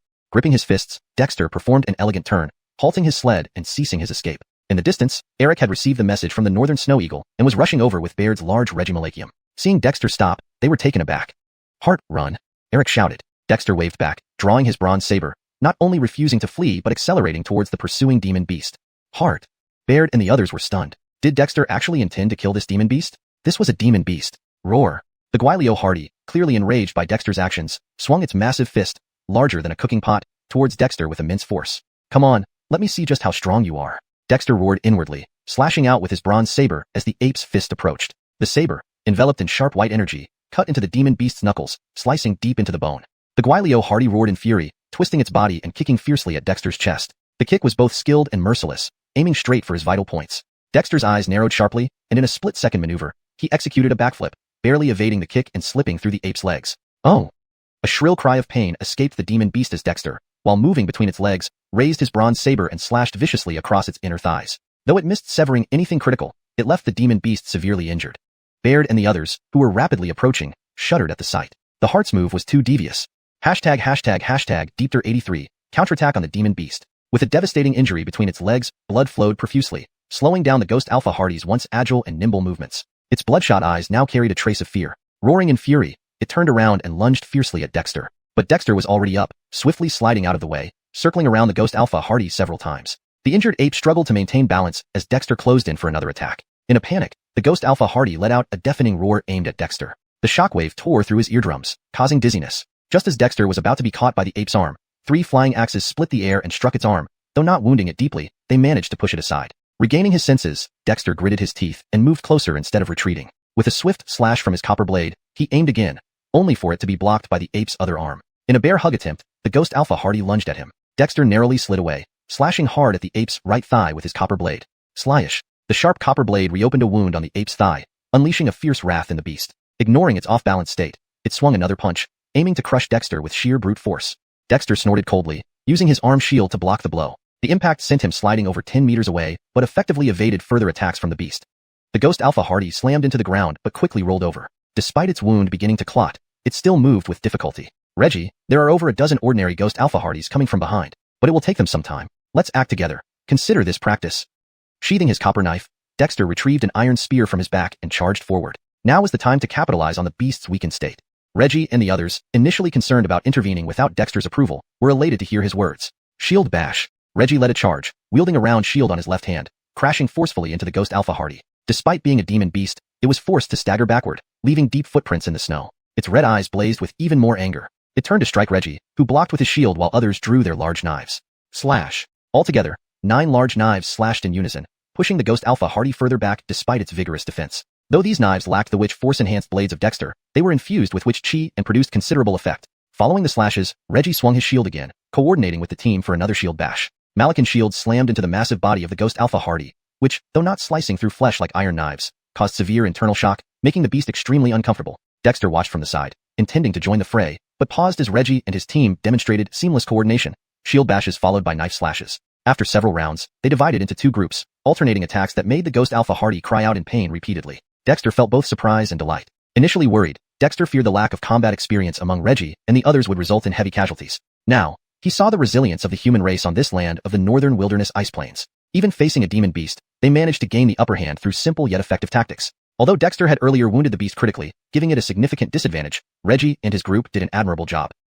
Roar. Suddenly, the distant hill echoed with enraged roars as the ordinary Ghost Alpha Hardys arrived. Seeing their leader under siege, they angrily pounded their chests, charging faster. These regular Ghost Alpha Hardys, though not as robust as the demon beast, still created waves of snow as they rushed forward. "Reggie, finish this quickly. Kill it." Dexter knew time was critical. He pushed off with both feet, speeding toward the demon beast. Seemingly realizing the situation, the Ghost Alpha Hardy took the full brunt of Reggie's knife slashes, then turned and ran. However, the injured area between its thighs burst open as it turned, drenching the snow in fresh blood. Trying to escape? As Reggie missed his slash, he suddenly removed the round shield from his left hand and hurled it. It landed directly under the fleeing Ghost Alpha Snow Bear's foot. Caught off guard, the beast slipped and fell backward. Perfect opportunity. Dexter laughed heartily, hurling his iron spear, which embedded itself into the ground where the bear fell backward. Frederick Gervaiserich, eyes wide open in shock, the ghost alpha snow bear found an iron spear piercing through its chest. It crashed to the ground, convulsing violently before finally lying still. Phew. From afar, Gorin and the others stared in disbelief, gasping. One shield and one spear. Such cunning tactics. Did Dexter and Reggie really just subdue a ghost alpha hardy like that? Gorin, never provoke the people of Ice Cavern Settlement. They're truly formidable. One of the strong men from Black Cliff Village muttered, promptly shutting up upon noticing Manny beside him. Haha, our chief knows how to leverage strengths. Why waste lives? There are 8 or 9 ordinary ghost alpha hardies ahead. Let's go. Manny laughed, leading a few of the Javelin squad members forward. Gorin and his people from Black Cliff Village could only watch helplessly. Although Gorin had a sled too, he swallowed hard, opting not to compete. The arriving 8 or 9 ghost alpha hardies proved challenging, but under the cooperation of Reggie and Manny, though pressured, they managed to eliminate each beast without major issues.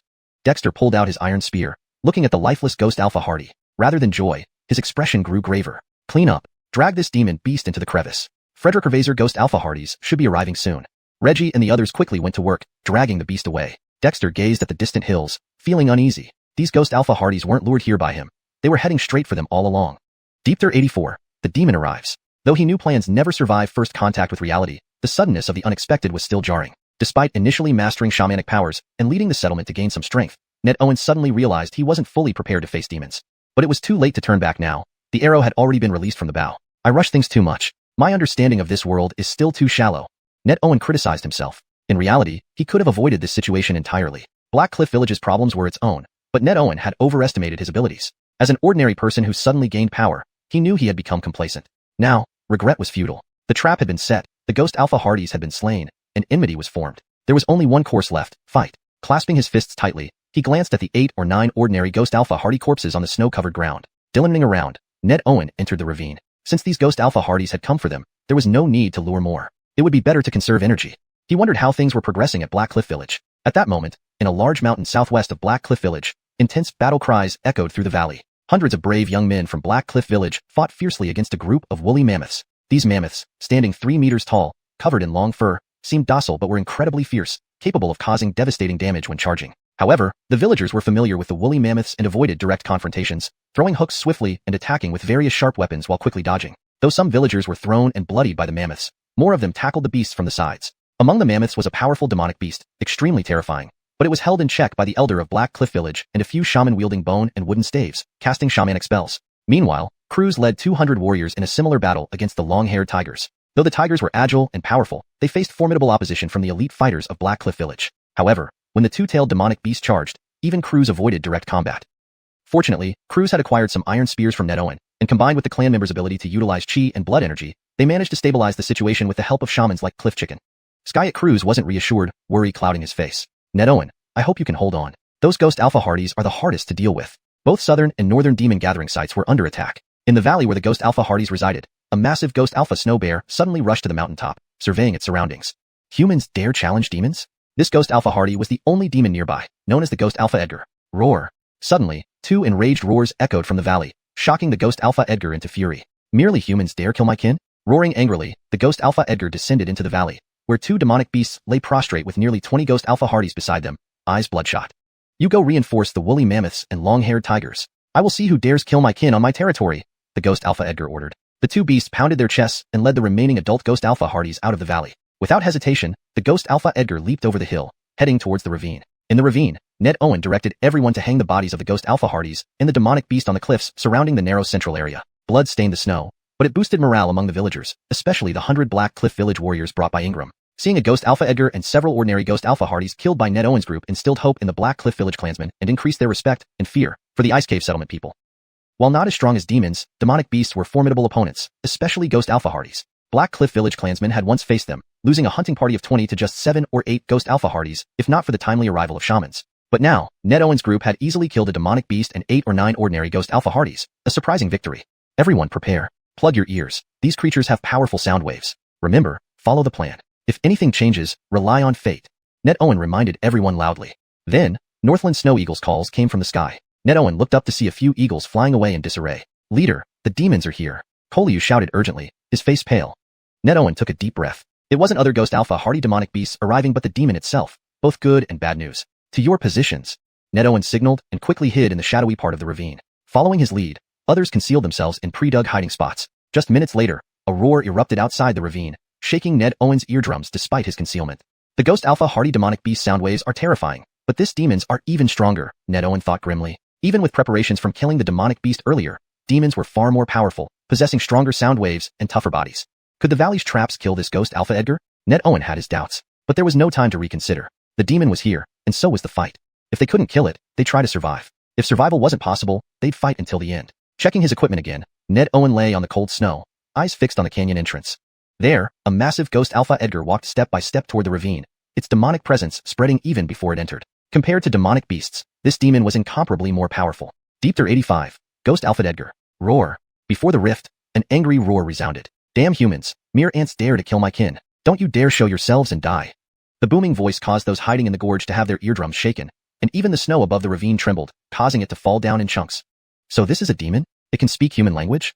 Dexter lay low under the cliff of the rift, not lifting his head but inwardly astonished. He had heard about demons before. According to Alpha's descriptions, demons were extremely powerful, not only physically strong but also knowledgeable in demon arts. But now, this demon was actually speaking. Dexter was both surprised and nervous. Demons, whether in his past life or this one, were legendary beings. Especially the legends about demons from his previous life, they were always terrifying.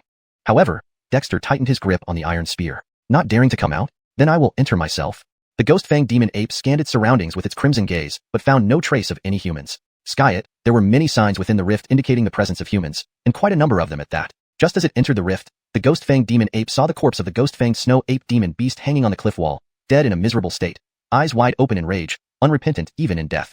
Roar. You have great courage indeed. The ghost-fanged snow ape let out a roar and immediately unleashed a sound wave. Amidst the thunderous boom, some eardrums were directly ruptured. People rushed out from their hiding places, clutching their heads, looking almost mad. They quickly fell to the ground, writhing in pain. Dexter clenched his lips tightly, his gaze turning cold. This demon beast was tough to handle. It had taken the initiative with its sound attack. Fortunately, not too many people had rushed out, only about a dozen, all from Black Cliff Village. These people likely hadn't followed Dexter's advice to cover their ears. But this initial encounter did not go well. Only a few of you pests? The ghost-fanged demon ape grinned mockingly, placing its hands before its mouth and letting out an even louder roar. The shockwave formed by its roar swept through the gorge. Frederick Ervaser then a dozen members of Black Cliff Village, unable to withstand it, rushed out. But they were prepared, gritting their teeth and charging towards the ghost-fanged demon ape. Damn it, come back. Axel couldn't hold back anymore. Wielding an iron saber, he charged out from his hiding place, roaring angrily at those people. But it was already too late. Before they reached the ghost-fanged demon ape, it had already leaped into the air, landing forcefully on the ground, sending the crazed Black Cliff villagers flying with their eardrums shattered. Blood splattered across the snowy ground, staining it red. None of the Black Cliff villagers who appeared could survive. Their bodies even splintered. These cultivators of chi and blood had no resistance against the sheer force of impact created by the ghost-fanged demon ape. Damn it, Axel roared, raising his iron saber towards the ghost-fanged demon ape. Despite being over 100 meters apart, Axel's legs trembled. This was a demon after all, but he couldn't waver or turn tail and run. From the moment he stepped out, Axel knew he had no choice but to press forward. Axel, retreat. Just as Axel prepared to fight to the death to distract the ghost-fanged demon ape, he heard Dexter's voice. Stunned, he turned and fled deeper into the gorge, trying to escape.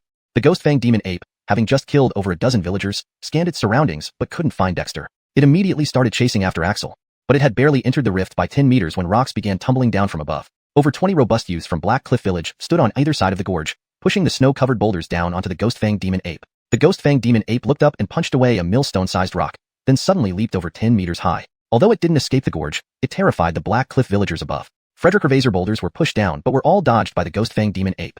Boom. The ghost-fanged demon ape landed and quickly avoided the falling rocks, roaring up at the Black Cliff villagers. You ants of Black Cliff Village, you are indeed hunting demons.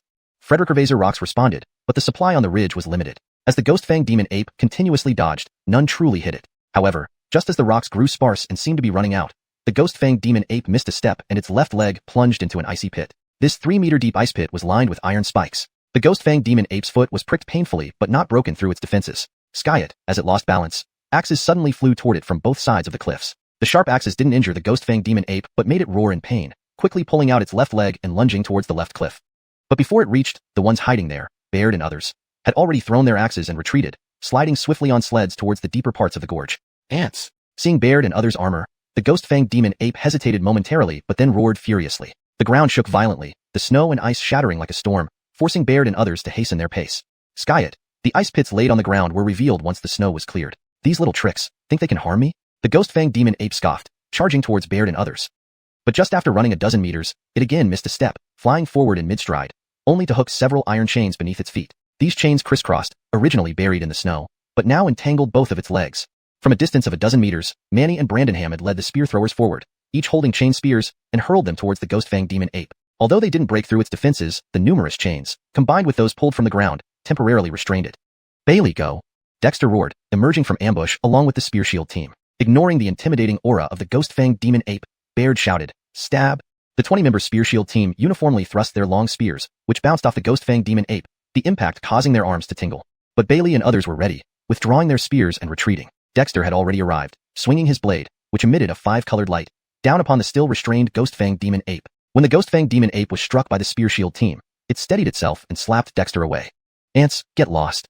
Deepter 86, slaying the demon. The 5-colored copper blade sliced into the palm of the ghost Dylansk Edgar, only to cut a small gash. Dexter was then hurled away by the massive strength of the demon ape, his ears ringing continuously. Even with his ears plugged, the sound waves from the ghost Dylansk Edgar were inescapable at close range. Dexter landed midair and slid away. The ghost Dylansk Edgar glanced at the wound on its palm, sneering sarcastically. A mere ant thinks it can kill a demon with such pitiful skills? But Dexter paid no attention, swiftly rushing towards the depths of the ravine. Annoyed, the ghost Dylansk Edgar ripped off the chain of flying spears wrapped around its body and stomped towards Dexter. It had already identified this young man as the leader of the group, but found him nothing special. In just a few strides, the ghost Dylansk Edgar was about to catch up with Dexter, but the latter's snow sled abruptly accelerated, narrowly avoiding the ice shards stirred by the demon ape. He spun around and hurled a flying axe. The flying axe was batted away by the demon ape. Although not injured, it felt deeply insulted, roaring and charging forward. Dexter reached the narrow center of the ravine where the demon beast's carcass hung. He performed a graceful turn and stopped beside the corpse. Ghost Dylansk Edgar, this will be your fate too. The demon ape roared and pounced at Dexter with incredible leaping ability, like a mountain collapsing overhead, stirring up a gust of wind. Dexter took a deep breath, sliding backwards and countercharging. He sheathed the copper knife and thrust the iron spear towards the demon ape while sliding. The ghost Dylansk Edgar twisted its body midair to dodge the iron spear, landing on the cliff face before turning around and pouncing again, this time faster and not airborne. Young man, you cannot escape. Who said I was trying to run? Dexter pushed off with his feet, narrowly avoiding the demon ape's pounce due to the floating witch array, though he was still pushed away by the shockwave. The demon ape missed and was about to charge again when suddenly, the ground under its feet crunched. It fell into an icy pit as the ground beneath it gave way. Dexter had lured it into a trap. Inside the icy pit, continuous crunches echoed as iron spikes from all directions impaled the demon ape. Despite its tough skin and formidable defenses, it was scraped and bleeding profusely. The 5-meter-deep ice pit unexpectedly trapped most of the demon ape's body, leaving only its arms outside supporting it. Shoot! As soon as the ghost Dylansk Edgar was ensnared, Brandon Hammond and Manny led the flying spear team forward, launching more spears with chains attached. Meanwhile, Bailey led the spear shield team from the left, and Baird led the sword shield team from the right, fearlessly attacking the demon ape. Frederick Doubt? Caught off guard, the demon ape let out a roar that sent a wave of sound sweeping through the area, flinging the spears and chains aside. However, the spear shield and greatsword teams held their shields firm, despite the painful pressure on their eardrums. Stab! Bailey shouted furiously. 20 iron spears stabbed simultaneously at the demon ape, most targeting its arms, while the 5-man squad led by Bailey aimed for its eyes. At the same time, Baird's sword shield team leaped into the air, chopping down with large swords. The demon ape's arms initially prevented further sinking, but it now had to defend against both groups while dodging the spears aimed at its eyes, resulting in disarray. Its body continued to sink deeper, constraining its movements further. Eric, Molten Iron! Dexter turned and roared. From behind the ravine, Eric led the Black Cliff tribe members, pushing a sleigh car loaded with a furnace containing molten iron. Clear the way!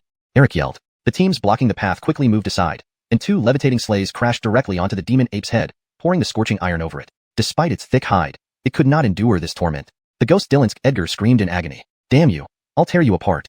Trapped in the ice pit with sharp iron spikes all around and now doused in molten iron, the demon ape desperately rubbed its eyes to clear the burning metal. But Dexter had already arrived, thrusting his long spear with the tip glowing with the power of the 5 elements directly at the demon ape's right eye. Sensing the danger, the demon ape shielded its eye with its palm. Dexter slapped his left hand, releasing 5 elemental witch seals that formed a barrier around the ice pit. Activating the seals, he initiated the elemental flow, generating a colorful light that restrained the demon ape. Feeling the power of the witchcraft, the demon ape hurriedly tore the molten iron and burnt fur off its head, revealing raw red flesh. Though its eyes were injured, they remained dim from the burn. Ah, you will die for this. After continuous attacks, the demon ape sustained only flesh wounds. Damien raged, its vital energy surged, its entire body turning red. Not good, retreat. Dexter yelled, discarding the iron spear. His right hand clenched, summoning 5 elemental witch seals that combined to create a black light directed at the demon ape. However, the demon ape's overwhelming vital energy easily deflected the black light, causing the ice pit to crack. Capitalizing on its protective energy, the demon ape pulled itself out of the pit and charged fiercely at Dexter. Dexter barely managed to raise his round shield in time, and was sent flying. If not for his body's resilience, strengthened by dragon blood and Croods bone marrow, that collision would have killed him. Ants, you will all die. Freeing itself, the ghost Dylansk Edgar, brimming with vital energy, emitted a powerful oppressive aura, sweeping across the area. With one step, it swatted at the spear shield team led by Bailey. Defend! Seeing Dexter knocked back, Bailey's eyes reddened with fury, yet he remained calm, calling out instructions. Instantly, the spear shield team raised a shield wall with spears jutting out to meet the demon ape's attack. Blinded by rage, the demon ape disregarded injuries and slapped forward, piercing its own hands and arms with the spears but flinging the spear shield team away. Bailey! Baird shouted, Dierge! The members of the sword shield team swung their great swords, ready to charge. But Dexter, having gotten back on his feet, quickly yelled, Retreat! Baird gritted his teeth and turned, leading the tribe members away. Trying to run? The ghost Dylansk Edgar snarled, leaping and pouncing at Baird and others. ###Deepter87, Grim. At this critical moment, Manny and his spear Malachium reappeared. Another dozen iron chains crisscrossed in the air, disrupting the ghost Alfred Edgar. Simultaneously, boulders rained down from above the ravine as the Black Cliff tribe members seized the opportunity to roll stones. The combination of boulders and iron chains forced the ghost Alfred Edgar into a defensive scramble. Seizing this chance, Ned Owen quickly led the tribe members to retreat deeper into the rear section of the ravine, where the space became narrower and more perilous. Everyone, be cautious. This beast is already frenzied. Don't resist blindly. If necessary, retreat into the narrow pass. It can't pass through there. Ned Owen reminded them as he turned and dashed towards the cliff face. You won't escape, not one of you. The ghost Alfred Edgar, covered in blood, charged in, sneering upon seeing the shield group and Reggie shield group reorganize their defenses. Now it looked miserable, with multiple parts of its body pierced by iron spikes. Frederick Gervaisis terrifying were its head and upper body, drenched in molten iron that had begun to solidify and emit white smoke. Despite this, for the ghost Alfred Edgar, these were only superficial injuries, not nearly as impactful as its blurred vision. What big words. I will kill you today.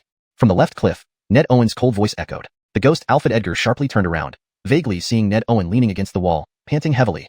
Boy, I will eat you alive, bit by bit, letting you experience despair. It slowly approached Ned Owen, having become more cautious after being tricked by the ice pit. Every step caused the ground to tremble, but no ice pit awaited it here. Boy, are you giving up? The ghost Alfred Edgar laughed maliciously, extending its hand towards Ned Owen. Despite Ned Owen wielding a copper blade and wearing full armor, once caught, it could easily crush him. Giving up? That word doesn't exist in my dictionary. Ned Owen slid out of the way, revealing 5 witch symbols behind him. These activated symbols emitted a black light that struck the ghost Alfred Edgar at close range. These were 1U cyclic witch symbols, combining the 5 elements into black light that exploded on impact, tearing open the ghost Alfred Edgar's palm and leaving bloody gashes. Good. Ned Owen rejoiced, swiftly sliding away. Having been hurt again, the ghost Alfred Edgar seethed with rage toward Ned Owen but instead turned toward Hayden and others. Boy, after I devour these ants, we'll settle accounts. Hearing this, Ned Owen's face changed dramatically. Hayden, retreat? But it was too late. The ghost Alfred Edgar leaped over Hayden and others, blocking the path to the narrow pass. Killing my kin and injuring me, you want to escape? A powerful punch sent waves of energy skyward. The hastily redirected shields of Hayden and others were knocked back, smashing into cliffs and snow. Blood-stained, they collapsed, barely moving. The ghost Alfred Edgar grabbed a member of the spear shield group, crushing his armor with a bite. Blood splattered, and the man screamed, pulling out a flying axe and smashing it into the demon ape's left eye. Splat. Caught off guard by the fierce resistance, the demon ape felt a painful sting and threw the man aside violently. Manny, take the tribe and retreat. Ned Owen roared, charging toward the ghost Alfred Edgar. Manny and his spear Malachium, along with dozens of beleaguered Black Cliff tribe members from the valley, rushed out, struggling to drag the heavily injured away. But with its eyes injured, the ghost Alfred Edgar unleashed a furious roar, a sonic wave engulfing everyone. Black Cliff tribe members' eardrums ruptured. Some from Ice Hollow Settlement were slightly better protected by their helmets and earplugs. Still, Manny and others at the forefront suffered internal damage, vomiting blood and collapsing. Hayden and others sustained further severe injuries, appearing dazed. You should die. Ned Owen sealed his ears with witch power, his eyes turning crimson at the impending annihilation of his people. In an instant, Ned Owen charged at the ghost Alfred Edgar, focusing all his elemental witch power. A terrifying blade extended from the copper knife, slicing down powerfully.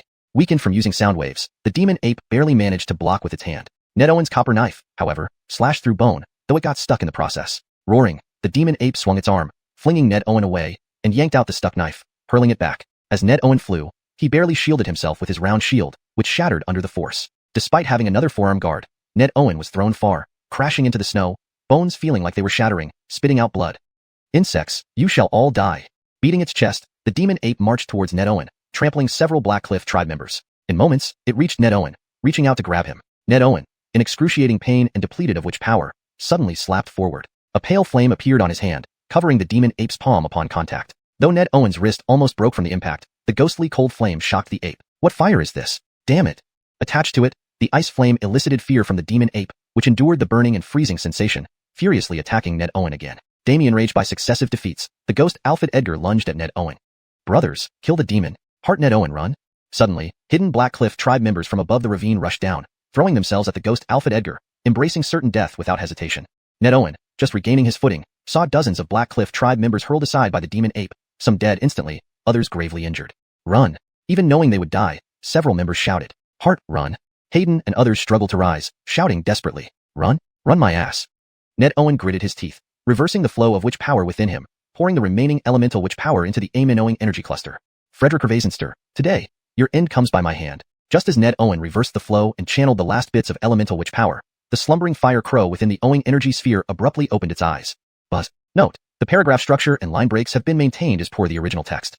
Deepter 88, Demon Life Soul Covenant. In that instant, an unusual fluctuation radiated from Dexter's body, not only halting the reversal of the 5 elements witchcraft power and Amen-Owing chi cluster within him, but also extending outwards. However, before Dexter could react, the demon alpha goblin ape rushed forward, grabbing the Dexter whose witch pulse was reversing, ready to tear him apart. But in that moment, the demon alpha goblin ape suddenly stiffened, its face filled with fear. Just as it was about to exert force, its movements froze, completely immobilized. Who is it? The demon alpha goblin ape was terrified, looking down at Dexter with eyes full of dread. Kid, how about we make a deal? At this point, not only was the demon alpha goblin ape frightened, but Dexter was also shocked. He hadn't expected that by reversing the 5 elements witchcraft power and trying to activate the Amen-Owing chi cluster, he would awaken the fire crow within the Owing chi cluster, who wasn't exactly a friendly fellow. But upon hearing the voice of the fire crow, Dexter hesitated for a moment before firmly thought, you can't take over my body? This fire crow had previously tried to take over his body. Humph, your bloodline is mixed, containing human, dragon, and qilin traits. I, the Jacobin prince, look down on you. In his mind echoed the contemptuous voice of the fire crow. But didn't you? If you hadn't been trying to extinguish the fire plate where I resided, would I have bothered you? Although your body has been modified by my solar true flame, if I really must, I could make do with it, but I find such actions beneath me. The fire crow sneered. Dexter pondered for a moment.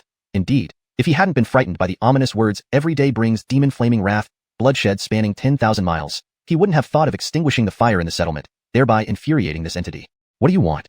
Clearly subdued by the other party, the demon alpha goblin ape allowed Dexter to slightly relax. Otherwise, even if he reversed the witch pulse, he might not have been able to kill this damned beast. I will help you slay this ape. In return, sign a pact with me and recognize me as your master. Dexter gaped. No way. The fire crow grew angry. Human. It's an honor for me to consider you worthy of such a fate. Humph. I, Dexter, live my life uprightly and would rather die than be enslaved. Ellie. Fool. If not for needing you to shield me, damn, this human race infuriates me. Suddenly, thunder rumbled overhead in the ravine. The fire crow quivered, while Dexter's eyes lit up with contemplation. Ellie, you need me to cover something for you, don't you? The fire crow ignored him but retracted some of its power. Dexter sensed the demon alpha goblin ape struggling and quickly cried out mentally. After hesitating, he said, for you to be recognized as my master is out of the question. I'd rather die than be enslaved, but if it's an equal pact, I might consider it. Kid, you dare talk equality with me, the Jacobin prince? The fire crow fumed. They say even a featherless phoenix is worse than a chicken. No matter how powerful you are, you still hide inside me. Wasn't it me who released you from the red sun? Isn't this called ingratitude? How did you know? The fire crow asked, surprised. When I channeled sunlight into the fire, a strange force entered me. Then a cold gaze watched me, identical to yours. Who else could it be? Dexter sneered. Later, when I was frozen by the drop of water in the strange dragon's blood, it was your solar true flame that saved me and taught me the Amen-Owing Barai, right? On the surface, Dexter appeared calm, but inside, he was extremely tense. This fire crow, with every word, seemed like a grand entity. But so what? Damien enslaving him, Dexter, was simply impossible. After a brief silence, the fire crow spoke again. So what if it's true? So what? But Ellie, don't think of enslaving me. At worst, we both perish. After I die, you'll also be eliminated in this world. For me, it's no big deal. I'm just a nobody. As for you, Dexter laughed lightly. Ellie, would you rather perish along with this nobody or agree to an equal pact? Either way, I don't care.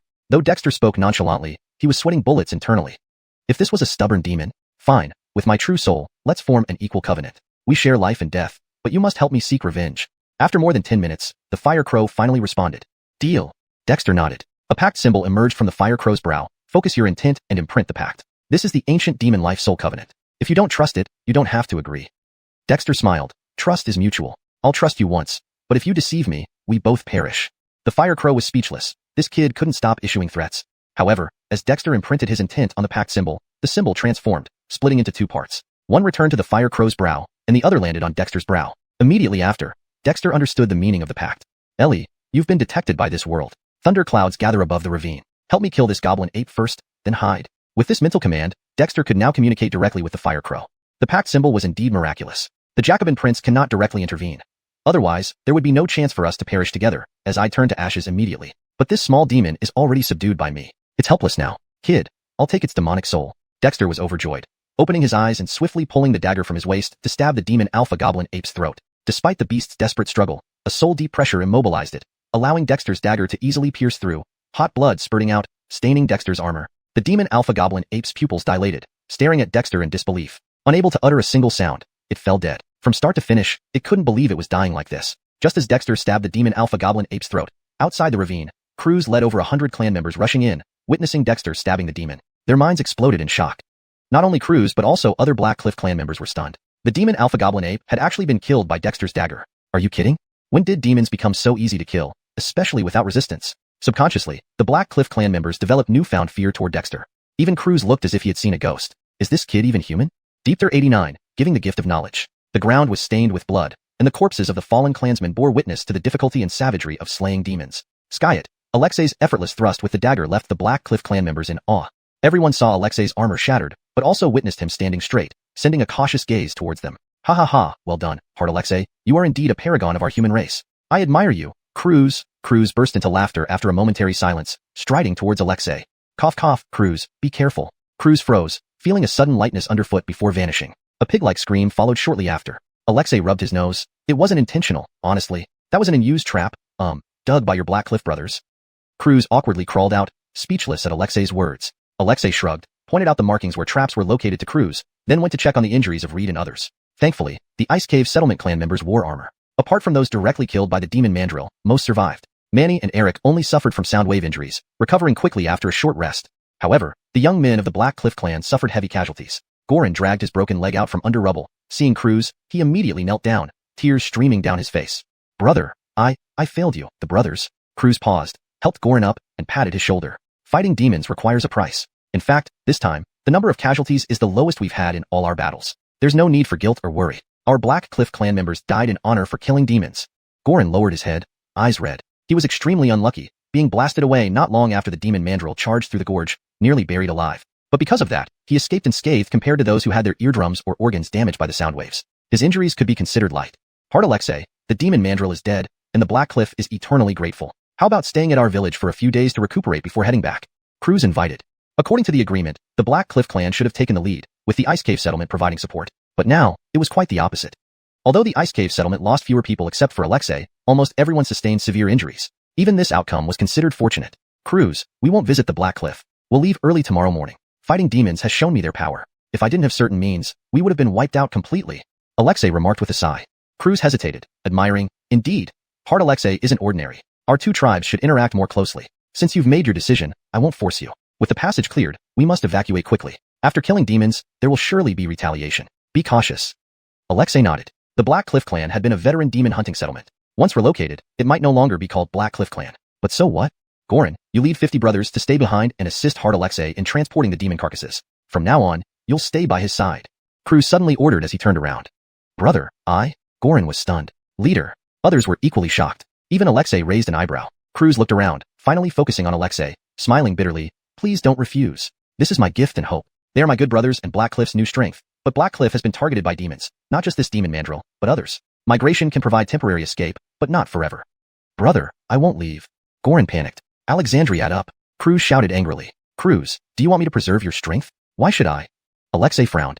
This Croods had made some shrewd calculations. Use Alexei's resources to incubate his own forces? Hollis thought. No, Alexei, Goran, and the others truly follow you. From now on, they won't belong to the Black Cliff clan anymore. I only wish you accept them without prejudice because they once belonged to me. Here's a heritage I brought from outside human settlements as payment for your help in killing the demon. What do you think? Croods untied a small package from his back and handed it over. In the North Ice Plain, the greatest challenge for human settlements is the lack of heritage. Your settlement is the most promising one I've seen. I hope these items can serve a greater purpose in your hands. Croods, do you foresee something? Alexei frowned. Croods was smart, yet giving gifts of men and heritage was off. Just being prepared. Perhaps we will meet again next time. Croods left, leaving Goran and the 50 men behind, departing gracefully. Alexei watched them go, his eyes flickering with emotion. Croods seemed burdened, but since Croods didn't elaborate, Alexei didn't press further. Goran, from today, you are part of the Alexei clan. You might miss the Black Cliff, it's natural, but I believe following me will lead to a better future. I hope you strengthen yourself so that when Croods needs help one day, you'll have the strength to aid him. Goran and the others looked surprised at Alexei. Heart Alexei. Call me Heart. Alexei snorted. After a brief silence, the 50 bowed. Greetings, Heart. Berdii and others, standing behind Alexei, smiled broadly at the scene. With Goran leading these 50 able-bodied men, the Ice Cave Settlement's strength undoubtedly grew. Frederick over, these were men who had successfully cultivated vital energy, complementing the weaknesses of the ice cave settlement perfectly. Let's clean up, gather all scattered iron tools, and head home. Alexei waved his hand, and everyone started working immediately. Iron spikes were dug out of traps, flying axes, and spears collected. Malik and Snow sleds carried the bodies of the demon Mandrill and Snow demon Frederick 5 sleds loaded with tribal remains, and the rest used for the injured. With the addition of the 50 Black Cliff men, Alexei didn't linger in the gorge, swiftly leading the group out towards Eagle Cry Cliffs, leaving behind a bloody battlefield. Shortly after their departure, numerous clan members emerged from caves, carrying supplies, while the elderly led the children. Under Croods' organization, a new migration began. #Deepter90, return and comfort. The journey that took 2 days coming had taken Dexter 7 days to return. This was not only due to transporting the corpses of the Ghostfang Demon Ape and Ghostfang Snow Ape, but also because many, including Baird, were seriously injured. Thankfully, Dexter himself remained unscathed. Each day, he gave his clansmen the symbol water transformed from wooden symbols, and after several days of recuperation, most had recovered well. Only a dozen or so severely injured clansmen who had become disabled still needed to rely on sleds for transportation. Frederick of these clansmen hung their heads in dejection, as disability was worse than death for them. In the northern wasteland icefield, disabled clansmen could only be burdens. Dexter had no good solution for this either. The entire group was somber. Over 10 people had died in the ice cave settlement, and another dozen were now disabled, while the remaining dozen were lightly injured. As for Axel and others, they felt heavy-hearted leaving Black Cliff Village. Hart has returned. Hart has returned. Just as they approached the area where the ice cave settlement was originally located, cheers erupted from the distant mountainside. A group came rushing on sleds, led by Osirisasi, who had been left behind. Hart, you've returned safely. This is wonderful, Osirisasi exclaimed with excitement. However, upon seeing the disabled clansmen sitting on the sleds and the 3 sleds carrying the dead, his expression suddenly turned somber. Skis, we've returned, Dexter said bitterly. On this journey, he had also suffered greatly, feeling deeply remorseful. If it weren't for his overconfidence thinking he could kill demons, this battle wouldn't have happened. Reality taught him a harsh lesson. Despite now cultivating shamanic power and being equipped with weapons, his clansmen were still too inexperienced against demons. If it weren't for the Fire Crow's awakening and subduing the Ghostfang Demon Ape, Dexter was certain he would have been killed before reversing his shamanic pulse. And all the clansmen who went on this expedition would have been wiped out. This lesson weighed heavily on Dexter, making him feel guilty towards those who died and became disabled. Hart, you shouldn't blame yourself. Bailey walked over in large strides. Hart, you've done your best. Deciding to kill demons was yours, but it was also ours. It was you who led our clansmen to better lives, brought us strength through cultivation, and fought at the forefront fearlessly. I believe the fallen brothers wouldn't blame you, nor would the disabled brothers. Hart, really, don't be self-reproachful. Bailey. Dexter looked up, somewhat surprised at Bailey. Skis, Hart, no one blames you. If anyone's to blame, it's us for being too weak. Brothers, isn't that right? Baird stood next to the sleds carrying the injured clansmen and asked in a hoarse voice. Those who spent 7 long days on the sleds seemed to come back to life. They recognized the guilt in Dexter's eyes, and everyone immediately stirred. Hart, what Bailey and Baird said is true. Without you, we would have starved long ago. Following you and killing demons, even if we died, we would have no regrets. Please don't reproach yourself. One clan member, missing a left leg, struggled to stand. Indeed, Hart, you don't need to blame yourself. We regret only being too weak, needing you to lead the charge. We should be the ones feeling guilty. Brothers, get down. Even with disabilities, we can't lose hope. Hart, look, everyone is fine. Voices rose one after another. Dexter saw the previously somber clansmen help each other off the sleds, forming neat lines to face him, causing his eyes to moisten. Everyone. Hart, pull yourself together. The clansmen are counting on you. Manny and Brandonham had approached. Indeed, Hart, we should be happy. After all, we killed demons, proving our efforts weren't in vain. The spirit of the shaman in heaven would be proud. Eric smiled. The Hart was extraordinary but ultimately still just a young boy, younger than most. Fortunately, everyone had confidence in him. Dexter took a deep breath and forced a smile. You're right, we should celebrate. Brothers, I'm sorry for worrying you. Osirisasi, inform the clansmen to prepare food. Let's celebrate our victory over demons. Osirisasi was overjoyed. Don't worry, Hart, I'll go right away. Seeing Dexter gradually regain his composure, the somber mood dissipated from the group. Even the disabled clansmen began jesting with each other. Axel and the others watched quietly, feeling moved and hopeful. Even though they initially felt only goodwill toward the ice cave settlement without a sense of belonging, now they secretly hoped joining such a settlement might truly be different. As the group continued forward and reached Eagle Call Cliff, all the clansmen waiting at the entrance greeted them warmly. Dozens of northern snow eagles flew around in the sky, emitting pleasant calls, clearly celebrating. Hart, we're proud of you. Elio, leading the elders, patted Dexter on the shoulder. Indeed, Hart, when the shaman was alive, we couldn't handle even one demon. Several times we nearly perished. You led us to victory over demons, and we're proud of you. Hart, although we just joined, you are truly admirable. I believe the shaman would be proud of having you as his successor, Pierre said emotionally. Killing demons was taboo in the northern wasteland icefield, yet a daring feat most humans aspired to but dared not attempt. Initially, Pierre didn't think much of Dexter's decision to kill demons. Now, he was moved. Such a settlement was precisely what they were willing to attach themselves to and join wholeheartedly. Everyone, thank you for the praise. Our success this time was purely by chance. Next time, I won't take risks unless I'm fully confident, Dexter said wryly. He knew the clansmen feared he might be discouraged. But Dexter realized he indeed needed to reflect. Thankfully, there was still time. Heart. Bailey looked worried. Dexter waved a hand and smiled. Relax, I'm fine. Osiris, please tend to the bodies of our fallen clansmen. Today, let's celebrate our victory. Tomorrow, we will hold a memorial service and give them a proper burial.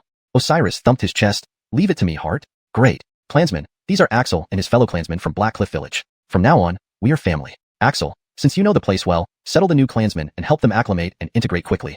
Axel nodded, feeling a bit emotional. He never imagined he would actually become part of the Ice Cave settlement. Translation provided strictly adheres to the instructions given. All character names are accurately transliterated into Pinyin. The original tone and style are preserved. The Demi-English translation is natural and grammatically correct, and it remains coherent with previous content while maintaining paragraph structure and line breaks as in the original text. Deepter 91.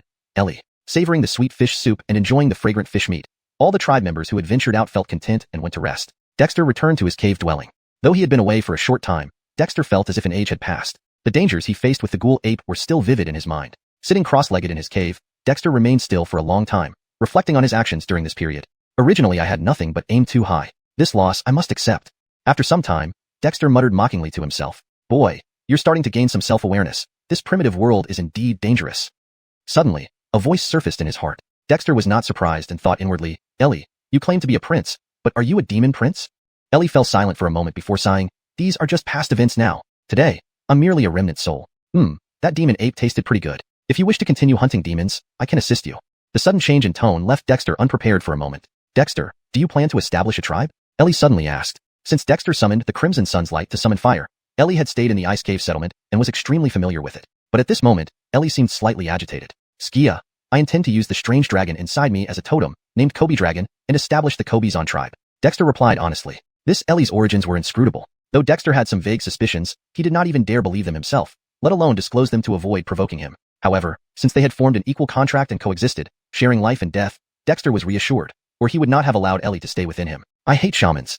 Ellie spat with hatred. If you want to establish a tribe, your totem should be based on my image. You're not afraid of being struck by lightning? Dexter interrupted. Ellie, this guy sure has a knack for talking back. But what Dexter said was true. Since his attempt to possess Dexter had triggered incessant thunderstorms, even the slightest exposure of his aura now could bring about more lightning. It was quite vexing. Ellie, you're a demon, but I'm human. If I use you as a totem, there will likely be no good end. However, Kobe Dragon is different. It isn't real but rather something I accidentally cultivated. By using Kobe Dragon as the totem, perhaps I can gather tribal faith and hide your existence more easily, ensuring your safety, Dexter explained. Ellie had no words to counter that, for it made perfect sense. After a long pause, Ellie grumbled, I still hate shamans. That's not up to you. Currently, besides the Eminowing Barai you taught me, and the self-created 5 elements Barai, my strength lies in shamanistic runes. Since you come from an impressive background, why don't you teach me a supreme cultivation technique? Perhaps then I might consider abandoning shamanism. Dexter teased. Ellie sneered coldly. Indeed, I do have a supreme cultivation technique, but would you dare practice it even if I dared to teach it? Dexter was taken aback. What consequences would it bring? Minor repercussions involve invoking celestial phenomena, demonic beasts fighting over you, and powerful beings becoming envious. Major ones include invoking cosmic causality, leading to obliteration. Dexter gasped. Then why did you still teach me the Eminowing Barai? The Eminowing Barai only covers transformations between Amin and Owing, one of the fundamental changes of Tao. Precisely speaking, it's not a demon technique nor my original clan's technique, so it doesn't implicate my clan's causality. Therefore, you can grasp the basics without issues. However, my own lineage is tied to profound causes you cannot bear. What about other techniques not belonging to your clan? Dexter asked curiously. Ellie held back for a while before saying coldly, I'm just a remnant soul and can only remember the core techniques of my clan. Dexter. So this guy is bluffing. But actually, Dexter didn't expect much from Ellie either. Imprisoned in the Aramson Sun, despite any great origins, he was reduced to a remnant soul, escaping only through Dexter's assistance. What could Dexter rely on? The current situation was ideal. He no longer needed to worry about Ellie wreaking havoc or attempting to possess him. He could chat with someone. How wonderful. After chatting with Ellie, Dexter calmed down and untied the bundle Croods left behind. Previously, Croods had given him 2 cultivation manuals and secret techniques focusing on chi blood cultivation, along with the invaluable introduction to shamanic arrays. It was thanks to Introduction to Shamanic Arrays that Dexter mastered the skill of setting up shamanic arrays, resulting in the floating shamanic array discs. Without these discs, Dexter leading a team to kill demons would surely end in failure. Upon unraveling the bundle, 3 animal skin books and several jade tablets appeared before him. Dexter flipped through the animal skin books and started reading. Fortunately, he had learned the written language used outside the northern wilderness ice plains when Croods was still around, or else understanding them would be impossible. Relying on Croods after slaying demons wasn't practical. The 3 animal skin books recorded 3 techniques. One was chi blood cultivation, and the other 2 involved body tempering martial skills, which piqued Dexter's curiosity. It turned out humans could not only cultivate chi blood, but also temper their bodies. However, the techniques were rudimentary and probably not valuable outside either. After examining the 3 books, Dexter picked up the jade tablets. There were 5 tablets, with 3 inscribed in human script, the tiny characters densely packed, making identification challenging. The remaining 2 tablets used shamanic runes. Dexter's interest was immediately piqued. He began studying shamanic runes earlier than the human script Croods taught him. Clearly, shamanic runes were more mysterious, requiring spiritual energy to fully comprehend. Fortunately, after obtaining the Kobe casting and spirit sacrifice malachik in the dry stone forest, Dexter was already familiar with the runes and could read them directly. However, understanding a rune often required comprehending the surrounding sentences, which took considerable effort. These are cultivation techniques for those detestable shamans? Just as Dexter carefully deciphered each rune, Ellie's voice abruptly echoed. Ellie, you understand shamanic runes? Dexter exclaimed with surprise. Ellie sneered coldly. Shamans are our clan's mortal enemies. Boy, are you sure you want to follow the path of a shaman? Dexter sensed an icy killing intent. Are you willing to teach me your cultivation technique? Dexter smirked. Didn't you say you hoped I'd help you seek revenge? With my current state, if I don't cultivate shamanism, what else can I practice? Ellie fell silent for a moment before saying resentfully, I hate shamans. Ellie, that's where you're wrong. Just because you hate it, you shouldn't reject its use. Cultivating shamanism doesn't make me a shaman. Everything has 2 sides, like amen and owing. Amen owing transform into the 5 elements. A planted tree thrives while a transplanted one dies. Stop being so fussy. Dexter retorted dismissively. Who cares whether it's shamanic techniques or demonic techniques? As long as they make me stronger, they're good techniques. If you don't agree, reality will convince you. Since you understand shamanic runes, hurry up and translate them for me instead of wasting time. Ellie, displeased, retorted, why should I? Please note that this translation aims to maintain the structure and style of the original Chinese text, including the chapter number and the title provided. Deepthir 91, Ellie. Deepthir 92, taking stock. Previously, Dexter had thought of the Ellie as aloof, unpredictable, and even sinister. However, after forming an equal demon soul contract with the Ellie, Dexter discovered that this creature was actually repressed and passionate on the inside. Perhaps it had been imprisoned for countless years in the Aramsan sun. Now being able to converse freely with Dexter, the Ellie would occasionally chat idly about anything but its origins. This left Dexter speechless, but he didn't mind as long as the Ellie didn't cause trouble. Although the Ellie hated shamans, Dexter had already awakened his shaman lineage and cultivated shamanic power, a change that couldn't be altered. The Ellie had no choice but to begrudgingly accept it. After all, Dexter was now its symbiotic host, and the wilderness was indeed perilous. The 5 jade tablets given by Croods, once interpreted by the Ellie, presented themselves more accurately before Dexter's eyes. Among the 5 jade tablets, 3 inscribed with human script recorded 3 shamanic arts created by human tribes: the spirit taming art, the Jeffrey Tuing art, and the shamanic communication art. The spirit taming art was a shamanic art used to raise spirit beasts. Given that there were northern snow eagles and northern snow wolves in the settlement, Dexter thought it fitting to let Osiris and Eric try it out to see what effects it might bring. The Jeffrey Tuing art involved inscribing specific shamanic runes on the body surface to enhance one's strength, requiring special materials for inscription. Though Dexter wasn't particularly interested in this art, it was good for research by the clan members. The shamanic communication art could connect with animals or plants endowed with spirits. Pairing well with the spirit taming art, it made taming wild beasts, or even spirit beasts, easier for the settlement. Skyet compared to the knowledge recorded on the 2 rune jade tablets, these 3 shamanic arts seemed quite ordinary. The 2 rune jade tablets documented 2 shamanic cultivation methods, Kobe Nelieg and Kobe Yoel, where Kobe Yoel was something Dexter had obtained before. However, the Kobe Yoel inscribed on this jade tablet contained more comprehensive techniques with corresponding shamanic secrets. Kobe Yoel focused on cultivating the physical body, while Kobe Nelieg concentrated on the soul, specifically the spiritual will. To this, the Ellie was rather dismissive. A bunch of soulless shamans creating a method to cultivate their souls. Ridiculous. This must be fake, perhaps created by you humans, or those shamanic people. When it comes to soul cultivation, our demon race is unparalleled. Dexter could only listen and chuckle at this comment. This remnant soul of the Ellie had only its sharp tongue left. Still, it possessed a terrifying suppression ability against demons, ensuring Dexter wouldn't have to worry about encountering any demons. Having organized the inheritance given by Croods, Dexter began to take stock of his own resources. He had inherited Amen-owing transformation from the Ellie, developed 5 elements transformation from his own cultivation, received primitive shamanic symbols true interpretation and the shamanic array from the shamans, spirit worship method from the Basan tribe, introduction to shamanic arrays from Croods, and this time acquired Kobe Nelieg and Kobe Yoel. All of these were currently within his repertoire. Additionally, he had 3 secret blood chi cultivation manuals and 2 body strengthening manuals provided by Croods. The 3 blood chi cultivation techniques were named blood refinement, burning blood, and blood seal. The 2 body strengthening techniques were body forging and body malachimpering, both bearing simple and primitive sounding names. But according to the Ellie's assessment, they were mostly foundational techniques, similar to Kobe Yoel, suitable for beginners. Dexter wasn't surprised. If Croods had offered anything astonishing, it would have been odd. Frederick Revasery over, foundational techniques had their benefits. They were suitable for ordinary people to attempt cultivation. In Ice Cave Settlement, ordinary people weren't lacking. With these techniques, Dexter needn't research and develop everything himself. He could openly provide them to the clansmen. As for how far each individual could progress, that depended on their fortune. After a night passed, the settlers gathered on the snow-covered ground early in the morning. During this expedition against demons, 14 Ice Cave Settlement members tragically lost their lives, and 13 were severely injured, a significant loss. But compared to Black Cliff Village, it was relatively minor. Standing on the totem platform, Dexter scanned the surroundings. With 50 able-bodied young men brought by Gorin, the population of the settlement now approached 400, albeit composed of diverse backgrounds. Now, they were all part of the Ice Cave Settlement. Everyone, our brothers and sisters have fallen in battle for the settlement. Today, I, Dexter, as your chieftain, will establish a tribal monument. From now on, any clansman who dies for the tribe will have their name inscribed on the monument, receiving worship and offerings. May their souls rest and protect the tribe. We shall honor them with ancestral rites, never desecrating their memory. Those who violate this rule will be expelled. Dexter's voice trembled slightly, the images of fallen clansmen vivid in his mind. Young lives sacrificed because of his decisions. Dexter felt the weight of responsibility once again. But all this was worth it. All clansmen must strive unceasingly and advance bravely, willing to carve out new territories for our people, undeterred by 100 battles, hoping for the prosperity of our race. On the snowy ground, clansmen listened, stirred to a fever pitch, shouting with renewed vigor. All clansmen must strive unceasingly and advance bravely, upholding justice and eradicating evil, filled with fervent passion and steadfast belief, willing to carve out new territories for our people, undeterred by 100 battles, hoping for the prosperity of our race. The roars lasted long, the wounded and disabled clansmen emotionally moved, and the newly joined clansmen equally exhilarated. Pierre and Frederick gazed at the youthful Dexter and the spirited clansmen, deeply moved. Had the northern ice plains seen such vibrant life in the settlements for too long? Brothers, carry the coffins and send our clansmen to rest in peace. Baird, Manny, Bailey, Brandon Hammond, and other comrades in arms lifted hastily crafted coffins, closely following behind Dexter. There was no mournful music, but the clansmen's sorrow was the best mourning song. No elaborate ceremony was needed. The farewell by comrades and clansmen was the best tribute. Leaving Eagle Cry Cliffs, Dexter led everyone to a mountain cliff. Behind the sheer cliff lay an open valley surrounded by towering cliffs, secluded from the outside world. Dexter chose this place for the burial site and future cemetery of the settlement. After sending the clansmen into the valley for burial, Dexter personally engraved their names on the cliff wall, starting with Shaman. Shaman's remains still lay beneath the cliff outside the cave. Dexter planned to relocate them here. Following that, he inscribed the names of each fallen clansman. As long as the settlement stood, these names would be remembered and venerated. Alpha, select stable elders to guard the cemetery and perform rituals. This place will be sacred territory, not to be entered without the chieftain's permission, Dexter said solemnly.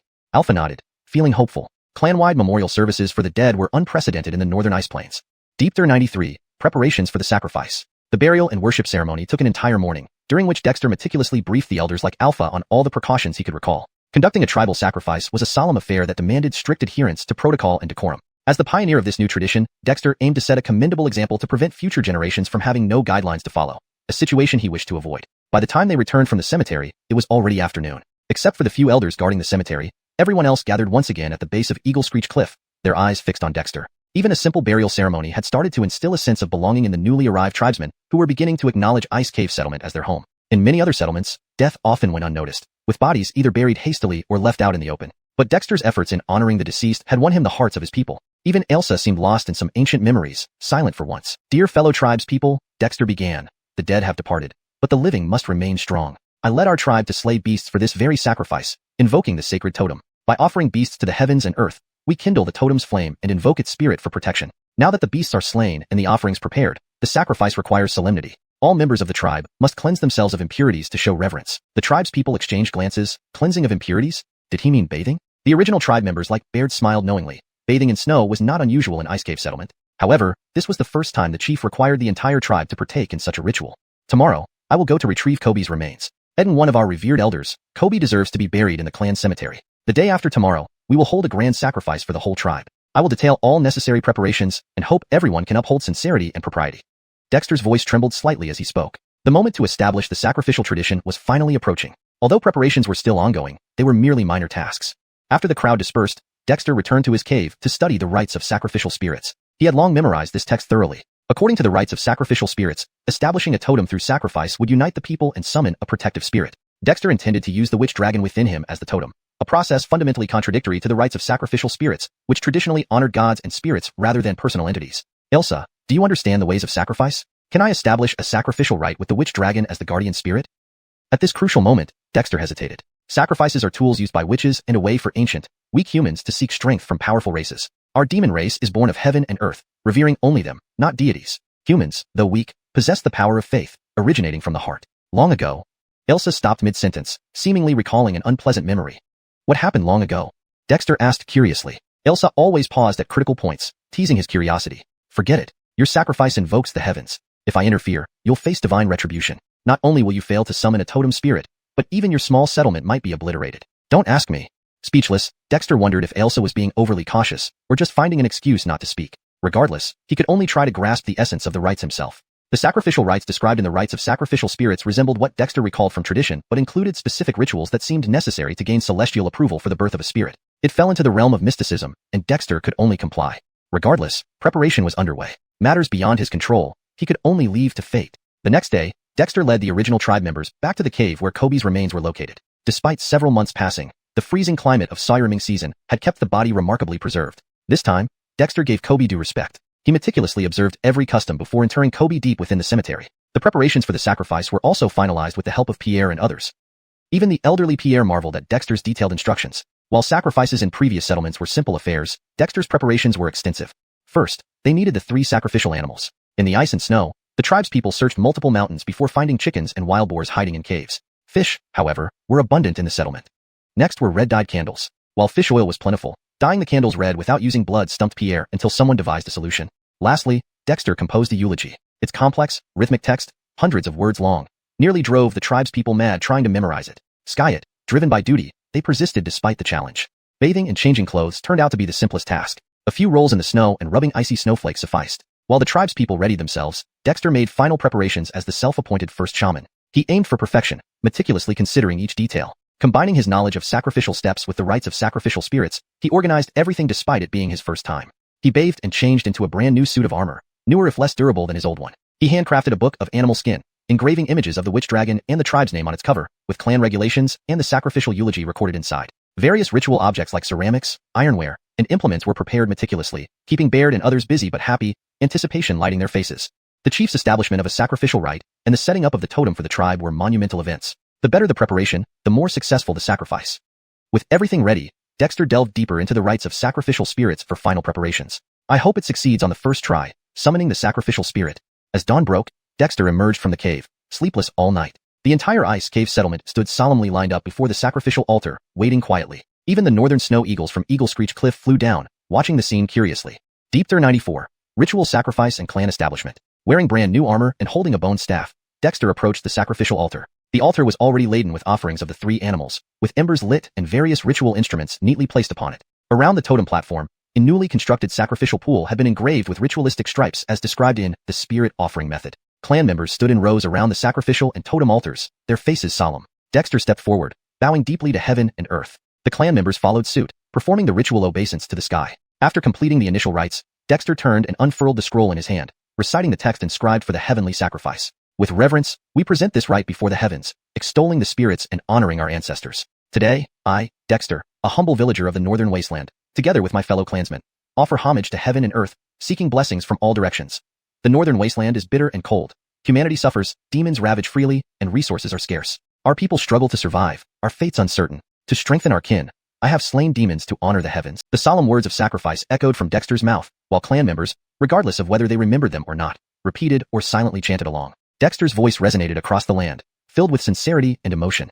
Henceforth, I, Dexter, using the bodies of demons, established the totem shaman dragon, uniting the witch priest tribe, and invoking heavenly blessings. May our people be strong, expanding our territory while upholding righteousness and morality, ensuring the prosperity of humanity. As Dexter continued reciting, a faint spiritual aura gathered over Eagle Cry Cliff, accompanied by the appearance of rosy light, opposing the crimson sun in the sky. Present the offerings and sacrifice to heaven and earth. Upon finishing the final phrase, Dexter led the clansmen in 3 prostrations and 9 bows, respectfully paying homage to the heavens and earth. Then, Bailey and Baird dragged the dead Edgar's corpse, holding the gold talisman for the second loop, slicing open the demon's neck with golden light, releasing thick streams of blood. Though the demon had died days ago, its blood remained active due to its demonic nature. As the demon blood flowed into the sacrificial pool, ripples appeared in the sky, as if unseen figures watched from above. Ignoring these signs, Dexter continued chanting the sacrificial words. Manny and Brandonham had brought the dead Ghostfong Hardy's body, while Ned and Eric dragged the barely breathing northern snow bear. Blood from both was added to the sacrificial pool, where the snow bear struggled weakly but offered no resistance. As more demon blood poured into the sacrificial pool, increasing amounts of ethereal spiritual light coalesced in the sky, as unseen presences gathered. According to the spirit offering method, this was expected, and Dexter felt even more devout. When the sacrificial pool was full of demon blood, Dexter, wielding his bone staff, came to the totem platform where the shaman dragon totem appeared lifelike, contrasting with the bloody scene below, adding an air of mystery. Sacrificing to heaven and earth, honoring the spirits of our ancestors. Today the witch priest tribe stands established in the northern wasteland, embracing the favor of heaven and earth. With the blood of our people, we gather the spirit.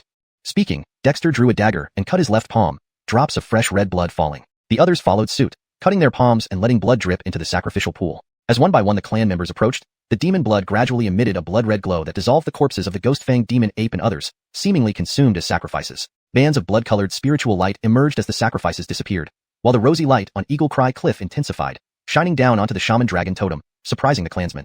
To all my clansmen, hearts sincere and wills steadfast, meditate on the totem, giving birth to the sacrificial spirit. Seeing the rosy light, Dexter felt a glimmer of joy and promptly spoke. The clansmen, having been instructed beforehand, now stood still, silently invoking the name of the shaman dragon and imagining its form. This step, the heart of the spirit offering method, though seemingly simple, was fundamental to the emergence of the sacrificial spirit, establishing a totem for worship, gathering faith, and creating a guardian spirit, which wasn't just empty talk. As the clansmen focused on the totem, colorful lights emanated from the shaman dragon totem, merging with the blood-red spiritual light, slowly absorbing into the jade-carved dragon, causing faint strands of energy to rise. Ecstatic, Dexter resumed reciting the sacrificial text to inform heaven and earth. The rituals of the spirit offering method were nearing completion. Though seemingly crude, Dexter had incorporated known elements of ceremonial rites. Frederick Ervasements later, as more color and bloodlight were absorbed by the shaman dragon totem, the rosy light over Eagle Cry Cliff dimmed, while the corpses in the sacrificial pool vanished, leaving only concentrated blood that evaporated, flowing into the totem. Once the totem fully absorbed the sacrifices, acknowledged by heaven, the ritual would be complete. Whether a true sacrificial spirit would be born depended on luck. But Dexter felt uneasy. The shaman dragon resembled the strange dragon within him. If a sacrificial spirit truly emerged, the outcome was unpredictable.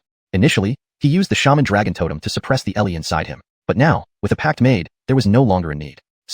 Changing the totem was not easy, so Dexter wanted to see if this path would work. Before the blood could fully drain, dark clouds suddenly gathered in the sky, lightning flashing continuously. Startled, Dexter feared even more what the clansmen might think, their eyes wide with terror. Ellie, don't cause trouble, Dexter inwardly roared, assuming the Ellie had summoned the lightning. This isn't me. It seems your totem is unique, provoking celestial tribulation. Boy, you're about to undergo it, the Ellie taunted. What? Dexter was stunned. Undergo tribulation? This can't be serious. Skis, tribulation. Your shaman dragon totem seems to violate some taboo, and the capricious heavens don't like that. There's a hidden secret within the sacrificial spirit, and you've triggered something. The shaman dragon totem has generated spiritual energy, but whether you can use it depends on your luck. Dexter. Heart. Not far away, Baird trembled, teeth chattering. Everyone, step back, don't make any sudden moves. This is my trial, as well as the totems. Dexter felt bitter, cursing inwardly but quickly gave orders, his tone brooking no argument. A heavenly tribulation? Was this what humans were supposed to face? But now, looking at the sky filled with ominous clouds, Dexter clenched his teeth. Am I getting struck by lightning? Bailey, throw me your iron spears and flying darts. Stunned, Bailey wondered why the chief needed the spears now. Was he trying to stab the sky? Sky it. Without hesitation, Bailey and his spear shield group, along with Manny's flying dart group, hurled the weapons toward Dexter. Swiftly, Dexter planted the spears and darts around the totem platform, then drew his bronze knife. Deepter 95. Heavenly Tribulation Lightning. Clan leader.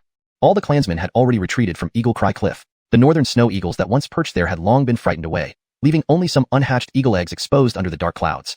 Owen watched Hart Dexter worriedly at the sacrificial altar, his gaze flickering to the almost entirely covered sky above Eagle Cry Cliff. His body trembled slightly. Hart is capable. Nothing will happen to him. Alpha muttered with folded arms. How could this happen? Damned heavens. Manny cursed loudly. If not for Dexter's strict orders, he wouldn't have left. Quiet. Nothing will happen to the Hart.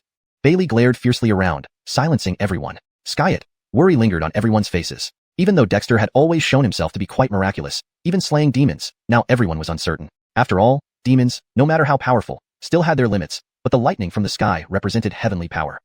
At the sacrificial altar, Dexter cut the ropes binding his armor and tossed it aside. Ellie, how strong will this heavenly tribulation be? Since he couldn't escape, then he would just face it head-on. Dexter forced himself to calm down. The scattered long spears and flying javelins around gave him some sense of security, but he wasn't sure if they would help. The heavenly tribulation is certainly powerful, but I'm not sure what kind of tribulation you've invoked. Frederick Revasery over. The rules in this realm are incomplete. As long as you hold on, you might have a chance. Ellie joked. Feeling somewhat vindictive after forming a contract with Dexter, Ellie was secretly pleased by Dexter's predicament. Humph, if I die, can you survive alone? Dexter retorted, deeply dissatisfied. This Ellie went too far. Amidst mental exchanges, the thunder roared continuously in the sky. Finally, a bolt of lightning, thin as a water snake, struck towards Dexter. Without hesitation, Dexter rolled out of the way. The lightning was attracted by the iron spears around him, dispersing in different directions without hitting him. However, a few tiny electric currents swept past, causing his body to go numb.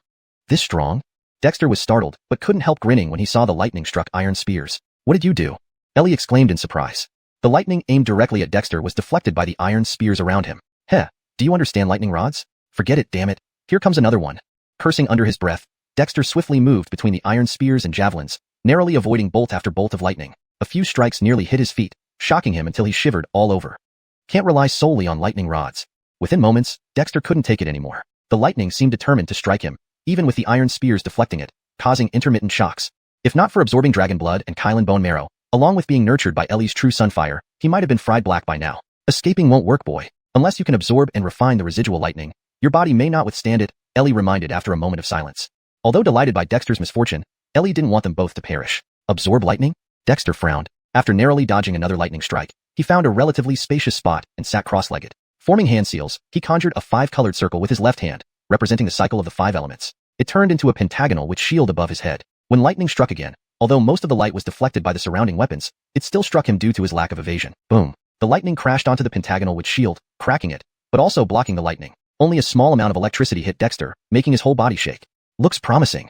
Dexter's eyes lit up. He formed another pentagonal with shield with his right hand, using both hands alternately to defend against successive lightning strikes. However, some electrical force still penetrated his body, making him shiver violently, smoke rising from him. Boy, some lightning has been retained on your pentagonal with shield. Suddenly, Ellie alerted him, sounding surprised. Dexter looked up and indeed, within the damaged and rapidly repaired shield above him, there was a shimmering lightning bolt seemingly trapped by the 5-element force. Really? Dexter felt energized. Retracting the left-hand shield and turning it into a ring of colorful light, he bound the lightning toward him. Another bolt struck but was blocked by the right-hand shield. Can it really be absorbed? Dexter asked. Ellie. Before he could answer, Dexter took action, sending the bound lightning into his body. Immediately, his internal witch veins resonated as the lightning burst through the 5-colored barrier, striking the strange dragon, which caused Ellie to scream in agony. Cursed, I'm a soul fragment that hates lightning, damn you. Ellie fumed. That guy must have done it intentionally. But Dexter paid no attention. Observing the strange dragon internally, he saw that after being struck, it retained some lightning, which was then absorbed during the rotation of yin and yang energy. Lightning electricity? Dexter mused, then formed another shield with his left hand while the right shield captured and retracted another bolt of lightning. This time, using the witch foundry technique, he mentally guided the dragon to swallow the lightning as soon as it entered the witch veins. Another shock wave passed, and Ellie erupted in fury. Boy, are you trying to kill me? Dexter appeared innocent. Didn't you tell me to absorb the lightning? Ellie cursed his loose tongue but was soon astonished. Hiding within the yang qi, he saw the dragon devour the lightning, resulting in the formation of a witch pattern inside it. Lightning pattern? Ellie was taken aback. How did he do that? But Dexter grew interested. With iron spears and javelins as makeshift lightning rods to disperse the lightning, pentagonal shields to block and bind it, he absorbed and refined the electricity. Why miss such an opportunity? He used the pentagonal shields to capture bolts, transforming them into 5-colored light and feeding them into his body, where they were consumed by the dragon. The lightning gradually condensed into a lightning symbol inside the dragon, aligning with the primal witch symbols, described in the original witch symbol true explanation. Good stuff. Lightning means electricity. Dexter completely forgot about the ongoing tribulation, constantly alternating hands to draw lightning into his body. As the dragon kept swallowing lightning, an electric pattern slowly formed, complementing the almost fully shaped lightning symbol. Meanwhile, watching Hart Dexter continue cultivating despite being struck by lightning, the clanspeople were utterly astounded. Deepter 96, the sorcerer vein becomes a grotto heaven. In fact, it wasn't just Reggie who was astonished. Even Tanner, the instigator, was surprised by Dexter's actions. This was heavenly tribulation lightning, not ordinary natural lightning. It contained Thunder's life-extinguishing power. Sky it. Dexter actually absorbed the lightning power and condensed thunder dyrms, and electric dyrms were even growing. It naturally recognized the primitive sorcerer dyrms. Because of this, Tanner felt particularly uncomfortable. It hated sorcerers. But now, Dexter seemed comfortable, while it, trapped in the weird dragon's yang energy cloud, endured lightning strikes, which was simply unreasonable. Boy, have you developed a rudimentary divine skill from the 5 elements sorcerer dyrm? Tanner finally reacted after a moment. Dexter's 5 elements generating light was crucial in blocking residual lightning, not only blocking it but also confining the lightning and incorporating it into his body. This was truly unbelievable. It must be noted that the sorcerer dyrms Dexter mastered were only basic, far from what Tanner loathed, the true sorcerers. Just random experimentation. How can it be considered a divine skill? Dexter had the presence of mind to reply to Tanner. A few minutes later, the electric dyrm inside the weird dragon also successfully condensed. Immediately, the lightning swallowed by the dragon became nourishment for the thunder and electric dyrms, constantly increasing their power. 5 elements sorcerer dyrms, thunder and electric dyrms, TSK. What a windfall. Dexter chuckled. Thanks to his quick thinking and coming up with the idea of a lightning rod, he avoided being struck dead. After all, even residual lightning had nearly been unbearable. Tanner was disheartened, but Dexter's strange dragon generating both charms made the electric current flowing to its yang energy cloud disappear. However, Tanner didn't feel too good about it. Was this kid some kind of freak? As it was speechless, a loud crack of thunder suddenly sounded from the sky, and a bolt of water bucket-thick lightning struck down. Compared to this bolt, the previous ones were like small fry. The iron spear and flying darts diverted part of the lightning, but an arm-thick bolt still struck directly on the 5 elements sorcerer shield Dexter had erected with his right hand. Crack. The 5 elements sorcerer shield shattered instantly, scattering some lightning but allowing a significant amount to penetrate into Dexter's body. Dexter was struck by lightning, smoking from head to toe. Lightning coursed through his body uncontrollably. Damn it. Dexter gritted his teeth and controlled the strange dragon inside him to devour the lightning power frantically. The 5 sorcerer charms in his internal organs glowed brightly, striving to protect his vital organs. However, other parts of his body lacked the protection of these charms. Determined, Dexter roared, expelling the excess lightning, not yet absorbed by the dual charms, onto the barriers of his sorcerer vein. Sizzling. An indescribable pain shot through Dexter as the lightning almost shattered his sorcerer vein. The inner barriers of the vein cracked open in multiple places, but Dexter endured this inhuman pain, forcing the dragon to devour the lightning again and again, releasing and impacting the internal barriers of the sorcerer vein. In immense pain, Dexter practiced the sorcerer vein grotto heaven malachtechnique. This unique cultivation method described by the sorcerer patterns within the vein allowed Dexter to collapse the inner barriers of the vein as he continued practicing the technique. The sensation was akin to bone scraping and flesh tearing, something most people could not endure. Sky it. Dexter endured it, continuously absorbing lightning into his sorcerer vein with the help of the strange dragon. Blood and flesh flew around inside his sorcerer vein as it expanded inwardly, gradually becoming wider. What is this cultivation method? Tanner was stunned. In fact, when Dexter controlled the dragon to devour the lightning crazily, it had already been electrocuted until smoking. Even though Sun True Fire protected its true soul, it still found it hard to endure. Dexter was physically injured, but it suffered spiritually. However, what did it witness now? Dexter used lightning to strike his own sorcerer vein and succeeded. For the first time, it discerned the sorcerer patterns flowing inside the vein. Sorcerer patterns self-generating, sorcerer vein grotto heaven, SSS. Upon comprehending the meaning of those patterns, Tanner was utterly shocked. Although it knew much about sorcerers and could be called their mortal enemy, it had never heard that such transformations existed in primitive sorcerer veins. Born after conception, existing before birth, this sorcerer vein grotto heaven is remarkable. Tanner trembled, partly due to the lightning strikes and partly out of genuine awe. What kind of freak is this boy? As Tanner was speechless, Dexter clenched his teeth. The previously fallen lightning had been mostly consumed, but without the 5-element sorcerer shield, another series of arm-thick lightning bolts struck down. Although not as terrifying as the previous one, they still caused Dexter considerable discomfort. Unknown to him, the internal and external pains counteracted each other, reducing the overall agony, enabling him to endure. With a thunderous boom, the last inner barrier of Dexter's sorcerer vein crumbled under the force of the dragon-spewed lightning. Dexter's sorcerer vein underwent a complete transformation. All the sorcerer power gathered to open a small circulation of primal sorcerer power in his abdomen, transforming into a complete spherical space known as the sorcerer vein grotto heaven. This grotto heaven resembled a spherical space, with the dragon originally needing to orbit the sorcerer vein now standing in the center, its yin-yang chi cloud rotating, guiding the sorcerer dragon in circles. Dexter felt entirely different now, as if he had broken through a threshold and gained new understanding. Lightning still raged in the sky, but as it struck him, it was quickly absorbed by the sorcerer vein grotto heaven, the violent energy turning mild, instead getting absorbed by the surrounding barriers and changing the sorcerer patterns on them. This created an inner space? Tanner was stunned again. The sorcerer vein grotto heaven had indeed become its own space. External violent lightning lost its strength here and transformed into energy absorbed by the grotto heaven. What exactly did Dexter cultivate? So it's like this. As Tanner wondered, Dexter murmured, waking from the enlightenment of creating the sorcerer vein grotto heaven. The sorcerer vein grotto heaven created a small, isolated space within his body, untouched by external influences, making it his personal domain.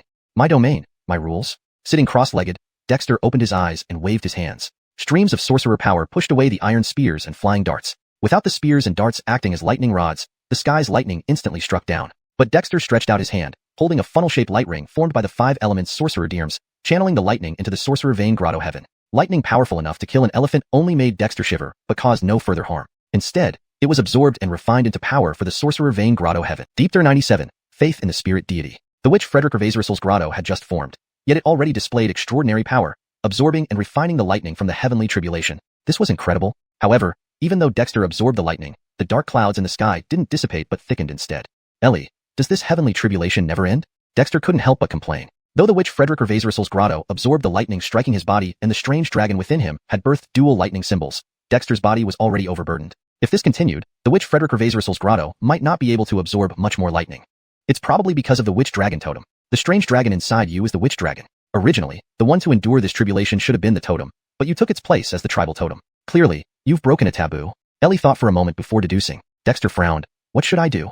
Now that it had come to this, Dexter was unwilling to give up. And finding something else at short notice to replace the witch dragon totem, like Ellie, was out of the question. Perhaps you can go through the tribulation with the witch dragon totem. True fusion might bring different results. Ellie explained, in the past, your human race was a weak clan, needing to rely on stronger clans for survival, especially those detestable witch clans. Humans were once vassals of the witches, and totem worship started as witchcraft during that time. Witch clans? Dexter pondered. Skis, for humans, totems are both protection and reliance. By using your own strange dragon, the witch dragon, as the tribal totem, you seem to have triggered something. But your worship was successful. The witch dragon totem has generated spiritual aura, which is the prerequisite for the birth of a spirit deity. However, the true totem is still the witch dragon inside you. Hence the tribulation targets you. Ellie analyzed. Maybe you can try diverting the lightning to the witch dragon totem, undergoing the tribulation together. If the heavens acknowledge your connection, you should pass this trial.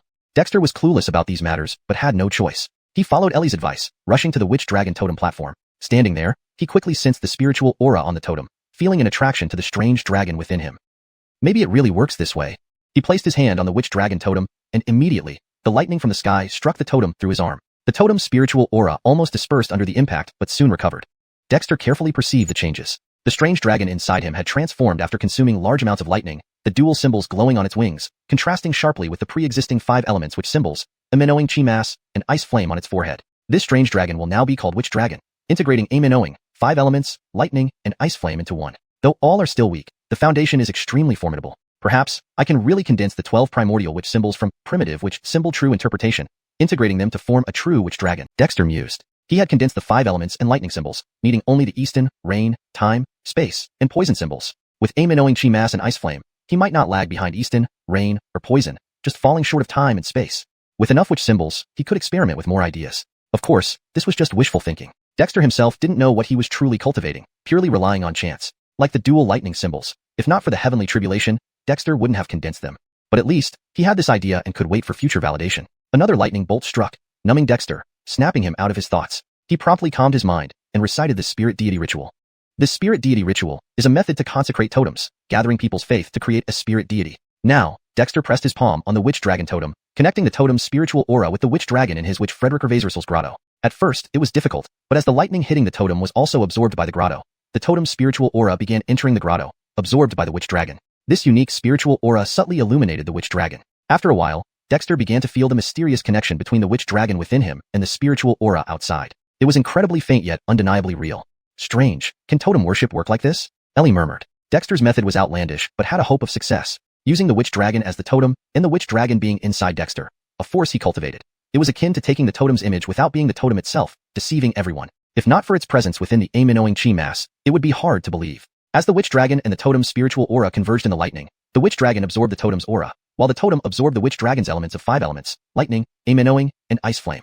Gradually, they became indistinguishable, like twin siblings. Of course, the witch dragon totem only slightly absorbed the witch dragon's aura, but the witch dragon absorbed most of the totem's spiritual aura. Dexter, let your consciousness dominate the witch dragon. You might receive divine blessings. Ellie suddenly reminded when the witch dragon's spiritual aura intensified. Dexter paused, then shifted his focus to the witch dragon, feeling an intimate force enveloping his consciousness, making him feel safe and warm, as if returning to the womb. Spirit deity ritual. Divide your consciousness to become a spirit deity aspect. Ellie transmitted. Jolted awake from the warmth, Dexter silently recited the spirit deity ritual. Soon, the witch dragon's spiritual aura gathered at Dexter's consciousness on its forehead, wrapping around it. Dexter instantly felt rejuvenated, his thoughts becoming hundreds of times sharper. Divine wisdom aura. So this is it. Humans gather faith to condense a spirit deity, creating a spirit god. Ellie muttered, looking at the light where Dexter's consciousness resided, with envy and disdain. Although a faith-based spirit deity is good, it borrows strength with limited potential. Sky at Dexter forming such a spirit deity aspect at this stage was truly unbelievable, but only to this extent.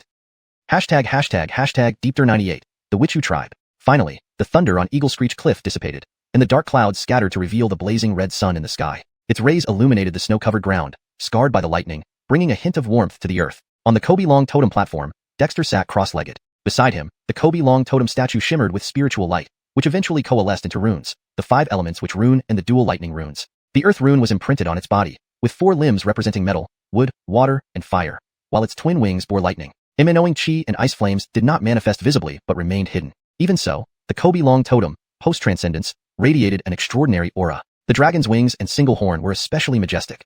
Inside Dexter's body, within the witch cave heaven, the Kobe Long also underwent changes. Initially, the Kobe Long only comprised the immortals lines that separated the immortals qi mass. However, as it absorbed the 5 elements which power, lightning, and most importantly, the divine wisdom from the spirit deity, the immortals qi mass, which was originally the main component, now became subordinate to the Kobe Long. The Kobe Long formed a tangible shape, with rotating taiji symbols on its back. Inside the immortals qi mass, the fire crow remained silent. The Kobe Long no longer rotated along with the immortals qi mass, but hovered with spread wings inside the witch vein cave heaven. The pale flame on its forehead burned fiercely, and its formerly dull eyes sparkled with wisdom. Ellie, what is this? What exactly is a faith spirit deity, sacrificial subspirit? The Kobe Long suddenly spoke, transmitting Dexter's voice. At this moment, Dexter's experience was incredibly mystical. He was the Kobe Long, and the Kobe Long was him. Frederick Gervaiser. He could sense another self within the Kobe Long totem on the platform. A faith spirit deity is naturally a spirit deity. There are innate and acquired spirit deities. Yours is merely formed from faith and born from sacrifices that generate wisdom. Your present self has replaced the sacrificial spirit's consciousness within the Kobe Long totem. The sacrificial spirit is you, but you are more than just the sacrificial spirit. Thus, it is called a sacrificial subspirit. Try returning your consciousness to your body, the Ellie explained. Dexter willed his consciousness to separate from the Kobe Long and return to his body. Without opening his eyes, he felt an unprecedented clarity. He had always been smart and quick thinking, but now, his mind's acuteness multiplied several times over. You feel it, right? The wisdom-enhancing power of the spirit deity's divine wisdom comes from the sacrificial spirit. For you, this has tremendous benefits. Once you cultivate your primary spirit, it can split into true sub-spirits to control the Kobe Long, even taking residence within the Kobe Long totem, equivalent to a sacrificial spirit body. The Ellie's voice carried a hint of envy. If I had cultivated sub-spirits back then, how could I have fallen to such a state? Dexter felt sympathetic towards the Ellie. This guy had indeed gone through much hardship. However, he didn't even know what a primary spirit was, so talking about sub-spirits was premature. Carefully sensing the Kobe Long totem, Dexter discovered a cluster of spiritual light within it, containing divine wisdom as well as chi, blood, and which rune elements similar to the Kobe Long inside him. Though less potent, the foundation had been laid. This hinted at greater possibilities for the Kobe Long totem in the future. Sacrificing totems to birth sacrificial spirits. This means gathering faith to form a spirit deity. Is this considered the path of divinity?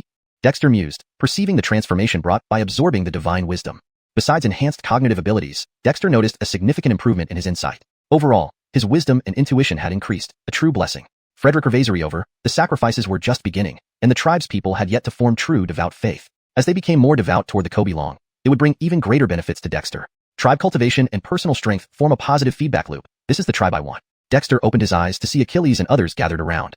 Seeing Dexter awake, Achilles couldn't wait to ask, "Leader, did the sacrifice succeed?" Not just him, the other tribespeople looked on curiously. Thunder and heavy clouds were ominous signs, and anyone else might have faced deadly consequences, but they trusted Dexter. It succeeded. From today onward, our ice cave settlement will officially be renamed the Witchu tribe, with the Kobe Long as our totem. Achilles, prepare the sacrificial offerings. The people must worship the totem. Dexter rose, his gaze filled with hope as he looked at the tribespeople. Achilles was initially stunned, but quickly grew excited, immediately organizing new offerings. Fortunately, while Dexter hunted monsters, the remaining tribespeople had trapped numerous wild beasts, enough for the totem sacrifice despite lacking beast spirits. Soon, beasts were brought forward. As Dexter recited the sacrifice incantation, the beasts visibly dissolved into the sacrificial pool, absorbed by the Kobe Long totem. The spiritual light within the Kobe Long totem grew stronger. Dexter led the ceremony, with the tribespeople kneeling, hands clasped, chanting the name of the Kobe Long, imagining its form. Initially, there was little effect, but as their chants grew more devout, Dexter clearly sensed the spiritual light within the Kobe Long totem growing. This is the power of faith. Humans truly are wondrous, capable of harnessing sincerity. The Ellie murmured, a hint of amazement in its voice. Clearly, the creation of the Witchu tribe's sacrificial process impressed it, especially how Dexter's use of the Kobe Long as a totem attracted heavenly tribulation, forming dual lightning runes during transcendence, a bizarre occurrence. However, since it shared a body with Dexter, the stronger Dexter became, the more benefits it gained. At the very least, the Witch Vein Cave heaven allowed it to conceal its presence without attracting cosmic attention. Half a day later, the sacrificial offerings in the pool were exhausted. A bright light emerged from the Kobe Long totem's single horn, shining upon the devoted tribespeople who seemed to gain something subtle as they bowed in worship. One by one, the tribespeople opened their eyes, all smiling happily. Our totem seems different, Jethro exclaimed. He had once been a totem warrior in the Bisong tribe and encountered totem sacrificial spirits. Now, the Kobe Long totem's capabilities were remarkably unique. Jethro, whose previous totem power had dwindled, felt a renewed, unique chi force. Although weak, it felt powerful. Not just Jethro, but other tribespeople also sensed changes and looked at Dexter in surprise. Dexter smiled. Tribespeople sacrifice to the totem, and the totem bestows chi and witch rune insights. Our Kobe Long totem is naturally different from other totems.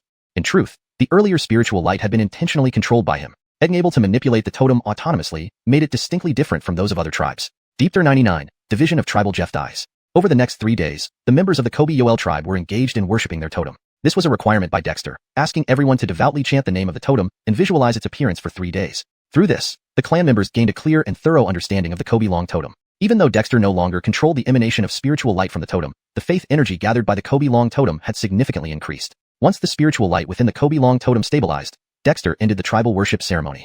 Every clansman, henceforth, whenever you are free, regardless of where you are, remember to frequently chant the name of our totem and meditate on its image. With our sincere devotion, I believe our Kobe Yoel tribe's totem will grow stronger day by day and ultimately give birth to a powerful sacrificial spirit, Dexter stated. The clansmen nodded unanimously. The establishment of the totem and the shared belief united them, which was undoubtedly a good thing for the Kobe Yoel tribe. With over 300 people now forming the tribe from various origins, they would now be fused into one entity, the Kobe Yoel tribe. Heart, now that the tribe is formed, please assign tasks accordingly. The clansmen also need more detailed arrangements. Frederick stepped forward and said with a bow, if not for witnessing it firsthand, he would never have believed that a young man like Dexter could truly establish a tribe, let alone successfully worship the totem. Totem worship was not something that could be easily accomplished. Especially the arrival of heavenly tribulation was utterly astonishing. Frederick's suggestion is sound. Since this is a tribe, we can no longer manage it loosely. All clansmen who have achieved success in witchcraft training, please step forward. Dexter nodded, his gaze sweeping over the clansmen. Immediately, Pierre, Frederick, Baird, Bailey, and others stepped out. Among the over 300 members of the Yoel tribe, aside from Pierre and Frederick, 38 others had already embarked on the path of witchcraft, all originally from the Ice Cave settlement. Among them, over 10 had physical disabilities but now stood with pride. This impressive scene left newcomers like Keaton wide-eyed in surprise. Our Yoel tribe primarily focuses on witchcraft, with chi blood cultivation and body refinement as secondary pursuits. Now, we established the Witchery Division, integrating all witchcraft practitioners into this division. The Witchery Division has two subdivisions, sacrifice and combat witchcraft. Pierre and Frederick will lead as elders, responsible for sacrificial affairs and teaching clansmen how to read and practice witchcraft. Baird will lead the combat witchcraft, assisted by Bailey, responsible for tribal battles and hunts. Pierre and Frederick exchanged glances and responded respectfully, "We shall follow Heart's orders." Baird and Bailey also bowed, displaying excitement on their faces. As the two strongest witches besides Dexter, leading the combat witches was well-deserved. All clansmen cultivating chi blood, please step forward. Keaton led the 50 men from Black Cliff Village, along with over a dozen others who had received chi blood enhancements during the totem worship, such as Alpha, stepping forward. You cultivate chi blood strength and serve as the tribe's totem warriors. Establishing the combat division, Alpha leads as chief, assisted by Keaton. Other clansmen, including the combat witches, form the tribal combat team, responsible for hunting and battles. Alpha nodded and accepted the command along with Keaton. The other clansmen, who hadn't yet embarked on witchcraft or chi blood cultivation, looked at them enviously. The remaining clansmen will form the Giffordvik division, responsible for planting, production, and management of the tribe. Led by Gerald, Elio, and Osiriso Huai, select experienced clansmen to manage salt production, iron smelting, planting, fishing, animal taming, storage, and distribution. Dexter surveyed the many clansmen who hadn't yet mastered witchcraft or chi blood cultivation and smiled. Don't lose heart. I will equip you with witchcraft talismans and teach you chi blood cultivation methods and even body refinement techniques. There must be something suitable for each of you. Even if you cannot embark on the path of cultivation, you can still contribute to the tribe. Those who had been worried were immediately reassured. Especially the original Ice Cave settlement clansmen, who had seen Baird and others take up the path of witchcraft, knew that with enough effort, even if they couldn't pursue witchcraft, they now had the opportunity to become totem warriors given the tribe's new totem. After roughly assigning duties, Dexter delegated specific responsibilities to designated leaders, and then sat in meditation below the Kobe Long totem platform to comprehend the Witchery Frederick Ervasersol's Cave Heaven Malekithnik. The Witchery Frederick Ervasersol's Cave Heaven Malekithnik was specifically designed for the cultivation of the Witchery Frederick Ervasersol's Cave Heaven, manifesting from the Witchery Pulse. As Dexter transformed the Witchery Pulse into a Cave Heaven, this technique evolved. The witchery runes engraved around the Cave Heaven had changed, but remained consistent with the original Witchery Frederick Ervasersol's Cave Heaven Malekithnik. Cultivating the Witchery Pulse to form a Cave Heaven realm. This is actually a technique for Cave Heaven cultivation? Just a moment of comprehension brought Dexter some surprising insights. Having absorbed the spiritual wisdom chi from the birth of the sacrificial spirit, his wisdom and mental agility had increased. His comprehension of techniques had accelerated rapidly, quickly unveiling the mysteries of this new Witchery Frederick Ervasersol's Cave Heaven Malekithnik. The new technique focused on refining the Cave Heaven, requiring the incorporation of natural essence chi to nurture the Witchery Pulse Cave Heaven, transforming it into a miniature personal world. A concept so unconventional it was astounding. What delighted Dexter even more was that his internal Kobe Long possessed Aminoing chi clusters, 5 elements Witchery Force, Thunderbolt Witchery Force, and Ice Flame Power. The Kobe Long itself was condensed from his vital organ chi, Dragon Blood chi, and Kirin Blood Marrow, laying a solid foundation despite its current weakness. The variety of powers complemented the new Witchery Frederick Ervasersol's Cave Heaven Malekithnik perfectly. However, the Witchery Pulse that had transformed into the Cave Heaven was only an initial primitive pulse in the small circulation system in witch casting. The true method for witchcraft cultivation, witch casting, required continuously opening witchery pulses and condensing more witchery power. Dexter's original plan wasn't solely to cultivate the Witchery Pulse Cave Heaven, but to continue opening more pulses after achieving it. Achieving the Witchery Pulse Cave Heaven through primitive pulses. If we continue opening witchery pulses, can it further develop the Witchery Pulse Cave Heaven? My internal witchery powers are diverse, all gathered within the Kobe Long. If I open more witchery pulses, I should focus on single attribute witchery powers. After pondering briefly, Dexter made a decision. He must cultivate the Witchery Pulse Cave Heaven while continuing to open witchery pulses. The existing Cave Heaven derived from the primitive Witchery Pulse was the foundational start, but to control more power, he needed to keep opening more pulses. With this decision made, Dexter first practiced the Witchery Frederick Ervasersol's Cave Heaven Malekithnik to stabilize the Witchery Cave Heaven. Once stabilized, Dexter began practicing the witch casting technique. This time, he didn't limit himself to the primitive Witchery Pulse, but tried to use witchery power to open new witchery pulses. As Dexter sat in meditation below the totem platform, starting to attempt opening new witchery pulses, the newly formed Kobe Yoel tribe's clansmen, led by the appointed leaders, began adapting to their new tribal life. The cold season was nearly over, and the frozen lake was thawing. Led by Bailey, the newly formed hunting team began entering the mountains for hunts. Everything was orderly and efficient. ###Deepther100, clan affairs distribution. A few days later, Dexter successfully opened a second witch vein using his witch force. In reality, he could have created new witch veins when he was cultivating witch energy before. However, he had been holding back, converting all his witch energy into witch force and waiting until his witch veins formed a grotto. Now that his grotto had stabilized, creating new witch veins became much simpler. The original witch vein grotto existed around the dantian in his abdomen. The new witch vein extended upward, connecting to his heart, forming a more complex structure with many branching pathways. But from Dexter's perspective, this new witch vein seemed to be extending toward the heart. Using the heart as its foundation simplified it, Dexter decided to call this new witch vein the heart vein. Dexter's 5 organs had long ago condensed the 5 elements which symbols. The symbol in his heart was a fire symbol. Therefore, the witch force flowing through the heart vein was precisely the fire attribute which force of the 5 elements, and other types of witch forces could not enter this. This did not surprise Dexter. The witch force cultivated from the original witch veins often determined a person's witch attribute. Like Baird, who absorbed metal symbol witch energy and cultivated the metal symbol, it would be almost impossible for him to change in the future. Dexter, however, was different. By chance, due to the aim-knowing Demi energy ball during the formation of his primitive witch vein, an odd dragon was created. This dragon absorbed the energy from his 5 organs, allowing him to cultivate the 5 elements witch energy. Later on, he condensed corresponding symbols in each organ. Thus, the newly opened witch vein should correspond to these elements. There were just many such veins. After opening the heart vein, the connection between the fire symbol in his heart and the witch dragon inside the witch vein grotto became noticeably more active compared to the other 4 organ symbols. This gave Dexter greater control over the fire attribute witch force. The witch foundry cultivates witch force, forging one's foundation with it. But my cultivation has clearly taken a different path. Perhaps I can open witch veins for the 5 organs, if they all transform into witch vein grottos. Dexter felt elated, lost in thought. For him, cultivating the witch foundry might offer more options. Opening the heart vein indicated the formation of the witch vein grotto without interfering with his normal cultivation, which reassured Dexter. Standing up, Dexter observed the witch dragon totem, noticing that the spiritual light within was slowly increasing. He was immediately relieved. The clan's totem had stabilized, and daily sacrifices would follow. Naturally, Pierre and other clan members would handle this. Baird, are the clan's people adjusting well to their new lives? Baird smiled and replied, yeah, everyone has adapted quite well, especially since we now have totem warriors aiding our hunting teams. Their yields have increased significantly. However, the ice lake has thawed, making fishing more challenging. These past few days, Baird had guarded Dexter diligently, ensuring no one disturbed him. The season of darkness is coming to an end. Dexter sighed. When he first arrived in this world, the season of darkness had just begun. Now, nearly 5 months later, as it concluded, Dexter knew that new challenges were approaching. Skyet, the Kobe Yoel tribe was no longer the same as the ice cave settlement it once was. Baird, go fetch Pierre, Frederick, Bailey, Alpha, Axel, Frederick Hervezu, and Elio. With the tribe just established, we need to clarify management procedures. I have some ideas but need to discuss them with everyone. Excitedly nodding, Baird summoned a few clan members to notify the others. Soon, Pierre and other tribal administrators gathered in the cave where Dexter lived. With the passing of the season of darkness, the ice huts had melted, but the Eagle Cry Cliff offered plenty of cliffs and caves where clanspeople could live comfortably. Pierre, do you have a population count? Dexter asked after inviting everyone to sit. Pierre pondered for a moment and answered, yeah, our current population stands at 379 people. Among them, 41 are witches, 67 are totem warriors cultivating blood chi power. Additionally, there are 63 elders, 205 young adults, and the rest are women and children. You've done well. Population is the foundation of the tribe. Next, focus on expanding the population. Gather data on unmarried females over 16 years old, encouraging free marriage within the tribe. If matches cannot be found, assist in matchmaking but avoid forced unions. Favor pregnant women and the education of young tribesmen. After 5 years of age, all must begin cultivation. Pierre looked at Dexter in surprise, but quickly nodded. Yeah, rest assured, I know what needs to be done. Frederick Hervezu, we have salt making, iron smelting, charcoal burning, and coal production techniques that require various materials. You must lead and select personnel for a survey team to investigate nearby mineral deposits, plants, herbs, wild beasts, and so on, categorizing and registering them. Dexter paused to think, then continued, based on our clan affairs, we should establish dedicated logistics, mining, farming, guard, hunting, and fishing teams. Additionally, we need a research institute focusing on specific subjects, and this selection will fall on you. Frederick Hervezu stroked his beard and asked, yeah, no problem, but how should we proceed? We need your guidance. Dexter nodded and smiled, don't worry, I'll guide you on the specifics.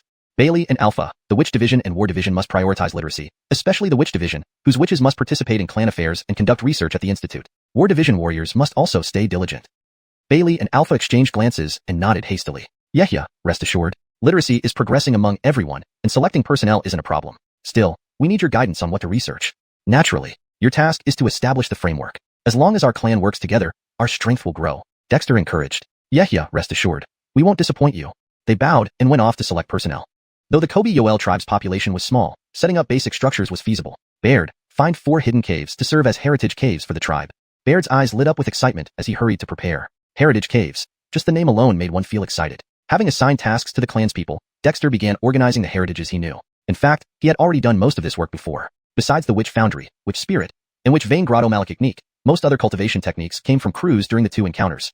However, besides cultivation techniques, the tribe needed skill-based heritages. Skills like salt making and iron smelting were crucial for the tribe's survival and development, perhaps even more important than the witch foundry and other cultivation methods. These skills, which included aspects beyond salt and iron production, were vital for the tribe's survival and progress. These skills formed the foundation for the tribe's survival and advancement. Deep Through 101, The Inheritance Cave. With the tribe newly established, everything was a fresh start. Furthermore, given the limited knowledge of the tribal members, Dexter didn't expect them to achieve much on their own, so he had to take charge. Fortunately, the people of the North Wilderness Ice Plain were simple and earnest learners. While Hui waited to screen suitable candidates, Dexter came to the location of Bearcheo's inheritance cave. This was a small fissure beneath Eagle Worry Cliff, with an entrance just wide enough for 2 people. Inside, 5 natural passages branched out underground, all dry and naturally separated by rocks. Originally intended as storage for fish meat and other supplies, it had now been requisitioned for a new purpose. This place is perfect, Dexter nodded in satisfaction. Baird was as reliable as ever. Located beneath Eagle Cry Cliff, this area was part of the core region of the tribe, but rarely visited by others, making it ideal for inscribing tribal cultivation techniques.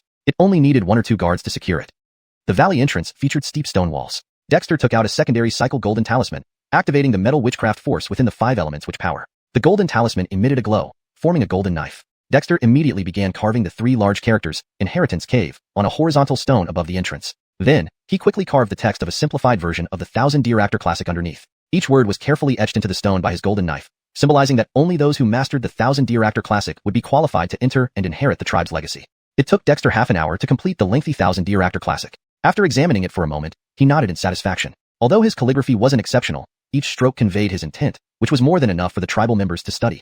Inside the fissure, the space wasn't large but also not too small. The mountain rocks naturally divided it into 5 paths. After some contemplation, Dexter carved the words witchcraft, combat, martial, skill, and miscellaneous at the entrances of the 5 passages, categorizing them accordingly. At the witchcraft passage entrance, Dexter inscribed commonly used witch symbols, along with annotations from the Thousand Year Actor classic. On either side, he carved the primitive witch symbol true interpretation and the small gifferdiculation diagram of primitive witch Frederick Revazersal's, followed by witch casting, basic witch array explanation, and 5 types of witch arrays. He also included 3 witchcrafts founded by human tribes, soul taming malachicnique, Jeffrey II Dami engraving malachicnique, and spirit communication witchcraft, and finally witch spirit and ritual spirit method. He did not carve witch Frederick Revazersal's celestial malachicnique, however, as it was extremely special and could only be cultivated by a select few. Still, he left some explanatory notes as guidance without detailing the specific technique. In the combat passage, Dexter carved 3 vital energy cultivation techniques: blood refining, blood igniting, and blood seal. At the martial passage, he inscribed 2 cultivation methods, body forging and body cultivation. Martial path essentially focused on physical refinement, while combat emphasized vital energy cultivation. A rough distinction Dexter made between the 2 paths. In the skill passage, Dexter recorded practical skills like salt making, iron smelting, charcoal burning, and pottery making, which the tribe already utilized. Not wanting to overwhelm the tribe with untested knowledge, he kept other advanced techniques stored in his mind. In the miscellaneous passage, Dexter documented basic mathematical concepts to address the tribal custom of using landmarks to measure distances. Creating the inheritance cave alone took Dexter 3 days to finish everything he wanted to inscribe. Despite having more valuable knowledge, he chose to withhold it for now, avoiding any overexposure. Even so, Ellie was somewhat surprised. Dexter, you intend to guide the entire tribe onto the path of cultivation? Such ambition must drive him to undertake such a feat. People in the North Wilderness Ice Plain faced tremendous survival pressure, yet Dexter still found time for this? Ellie, the tribe's people are the foundation of the tribe, and the tribe is my foundation. Only when the tribe's people grow stronger can I become stronger. Therefore, I will educate the tribe to read, understand principles, and cultivate themselves, strengthening both the individual and the clan. Only then can our Witch-Yoel tribe survive in the North Wilderness Ice Plain and no longer fear threats from demons. Dexter smiled. Even if our Witch-Yoel tribe were someday destroyed, as long as this inheritance cave remains, there will always be another human settlement that can rise again, continuing to fight against monsters. Ellie remained speechless for a long while before sighing. You never cease to surprise me, but this knowledge is too basic to fulfill your hopes. But it's the seed of hope, isn't it? Dexter laughed. The power of hope is immense, Ellie. Watch and see. Stepping out of the inheritance cave with confidence, he found a crowd of about 20 people waiting outside. Hui and the chosen tribesmen for various roles. Come in. This is the inheritance cave. I hope the tribe will collect or create more inheritances in the future. For now, find what suits you as a reward. To enter here in the future, tribesmen will need achievements to exchange. Reaping and others were overjoyed and rushed inside, reading and memorizing relevant techniques based on their needs. Meanwhile, Dexter sat cross-legged outside the inheritance cave, contemplating the techniques he had inscribed. His primary practice was witch casting and witch Frederick Revazersal's celestial malachicnique, supplemented by witch spirit due to the influence of the witch dragon totem. Although he had also absorbed dragon blood chi and Croods bone marrow, he knew better than to overextend himself. Without rushing into cultivation, he focused on understanding these techniques. The ones passed down by Croods were basic entry-level methods, far less complex than witch Frederick Revazersal's celestial malachicnique, but precisely because they were foundational, they were easier to comprehend. When Reaping and the others emerged after a day, one of them asked, Heart, can we carve the most basic entry techniques outside for everyone to choose from? Pierre suggested, we can hide deeper legacies within the cave, but release some basic entry methods publicly. Those who make progress in their cultivation should be allowed to explore deeper techniques within. Dexter considered this and said, Pierre, you and Frederick oversee the tribe's heritage. If you find it feasible, proceed, but remember, techniques cannot be shared lightly. Damien Tri methods can be spread, but deeper knowledge requires tests. An orderly process ensures fairness. Pierre was delighted. This would benefit the many tribespeople still struggling on their cultivation journey. Deepter 102. Fishing Malachium Skills. Outside the Inheritance Cave, at Osiris Pierre's request, Dexter erected 3 stone tablets for different cultivation methods. They were respectively the common witchcraft runes and the introductory technique, witch casting, small circulation diagram for the witch way, the introductory combat technique, blood refinement, for the warrior way, and the introductory martial arts technique, body malachimpering, for the martial way. These 3 stone tablets would be open to all members of the tribe. What they could gain from them would depend on their personal luck. Heart. We have preliminarily selected people for organizing logistics, mining, gathering, planting, guarding, hunting, fishing teams, and research as you wanted. Please give us your instructions. Pierre felt satisfied with his wish, making him excited. It was evident that though young, Dexter was capable and willing to listen to suggestions. This reassured the newly added tribe members greatly.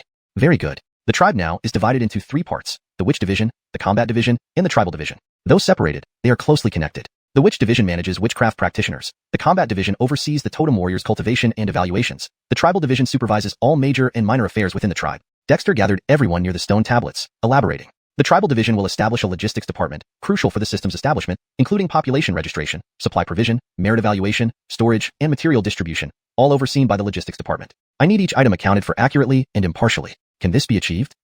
The 2 elders in charge of logistics were Barry and Harrison from the former Ice Cave settlement. They nodded. Rest assured, Hart, no single resource shall be misused. Dexter nodded, advising, there's no need to be overly strict, but everything must be fair and reasonable to ensure compliance. The 2 elders patted their chests. Don't worry, Hart. We understand. The logistics department should oversee fishing, hunting, and agricultural harvests. The fishing team primarily handles fishing. With the ice lake thawing, we need boats and nets for better catches. The hunting team must know formations, traps, and ambush tactics for hunts. The planting and gathering teams should cultivate valuable crops and medicinal plants in the mountains. You're vital pillars for the tribe's food sources, so please summarize experiences diligently. Manny, who specialized in water runes, was responsible for the fishing team. Reed managed the hunting team while Baird mostly stayed beside Dexter as his guard. Osirisasi took charge of the planting team, specializing in wood runes, suitable for cultivation. The trio had many questions, especially Manny and Osirisasi. Neither knew much about shipbuilding or fishing or agriculture. However, they didn't ask further. If the chief said there was a way, then it must exist.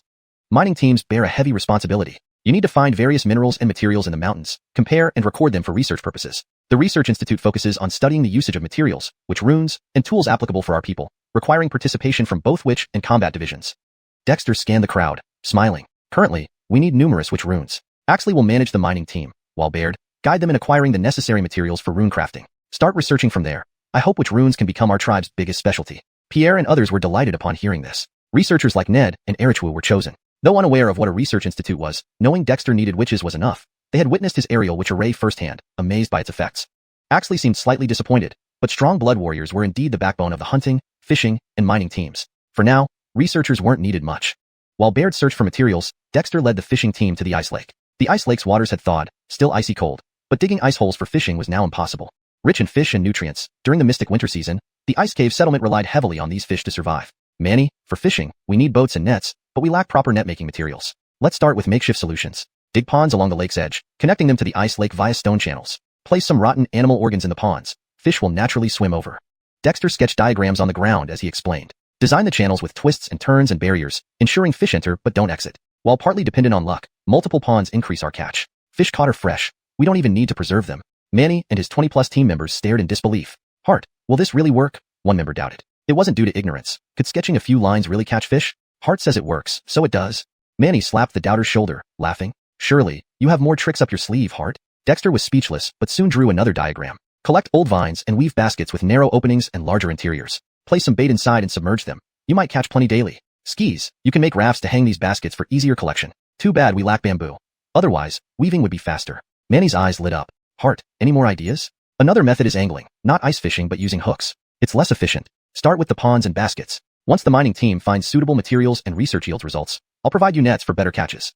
Manny rubbed his hands excitedly. Hart, remember your promise, brothers. Let's do this and not embarrass ourselves. Just as the fishing team was about to collect tools, Dexter halted them, eyeing the ice lake. Brothers, to excel in fishing, an essential skill is swimming. Let me demonstrate. Manny, as you practice water runes, swimming might enhance your cultivation. Staring in amazement, Dexter stripped off his armor and dove in. The just-thawed water was bone-chilling, yet Dexter swam gracefully, demonstrating freestyle, breaststroke, and backstroke effortlessly. Can humans really swim like fish?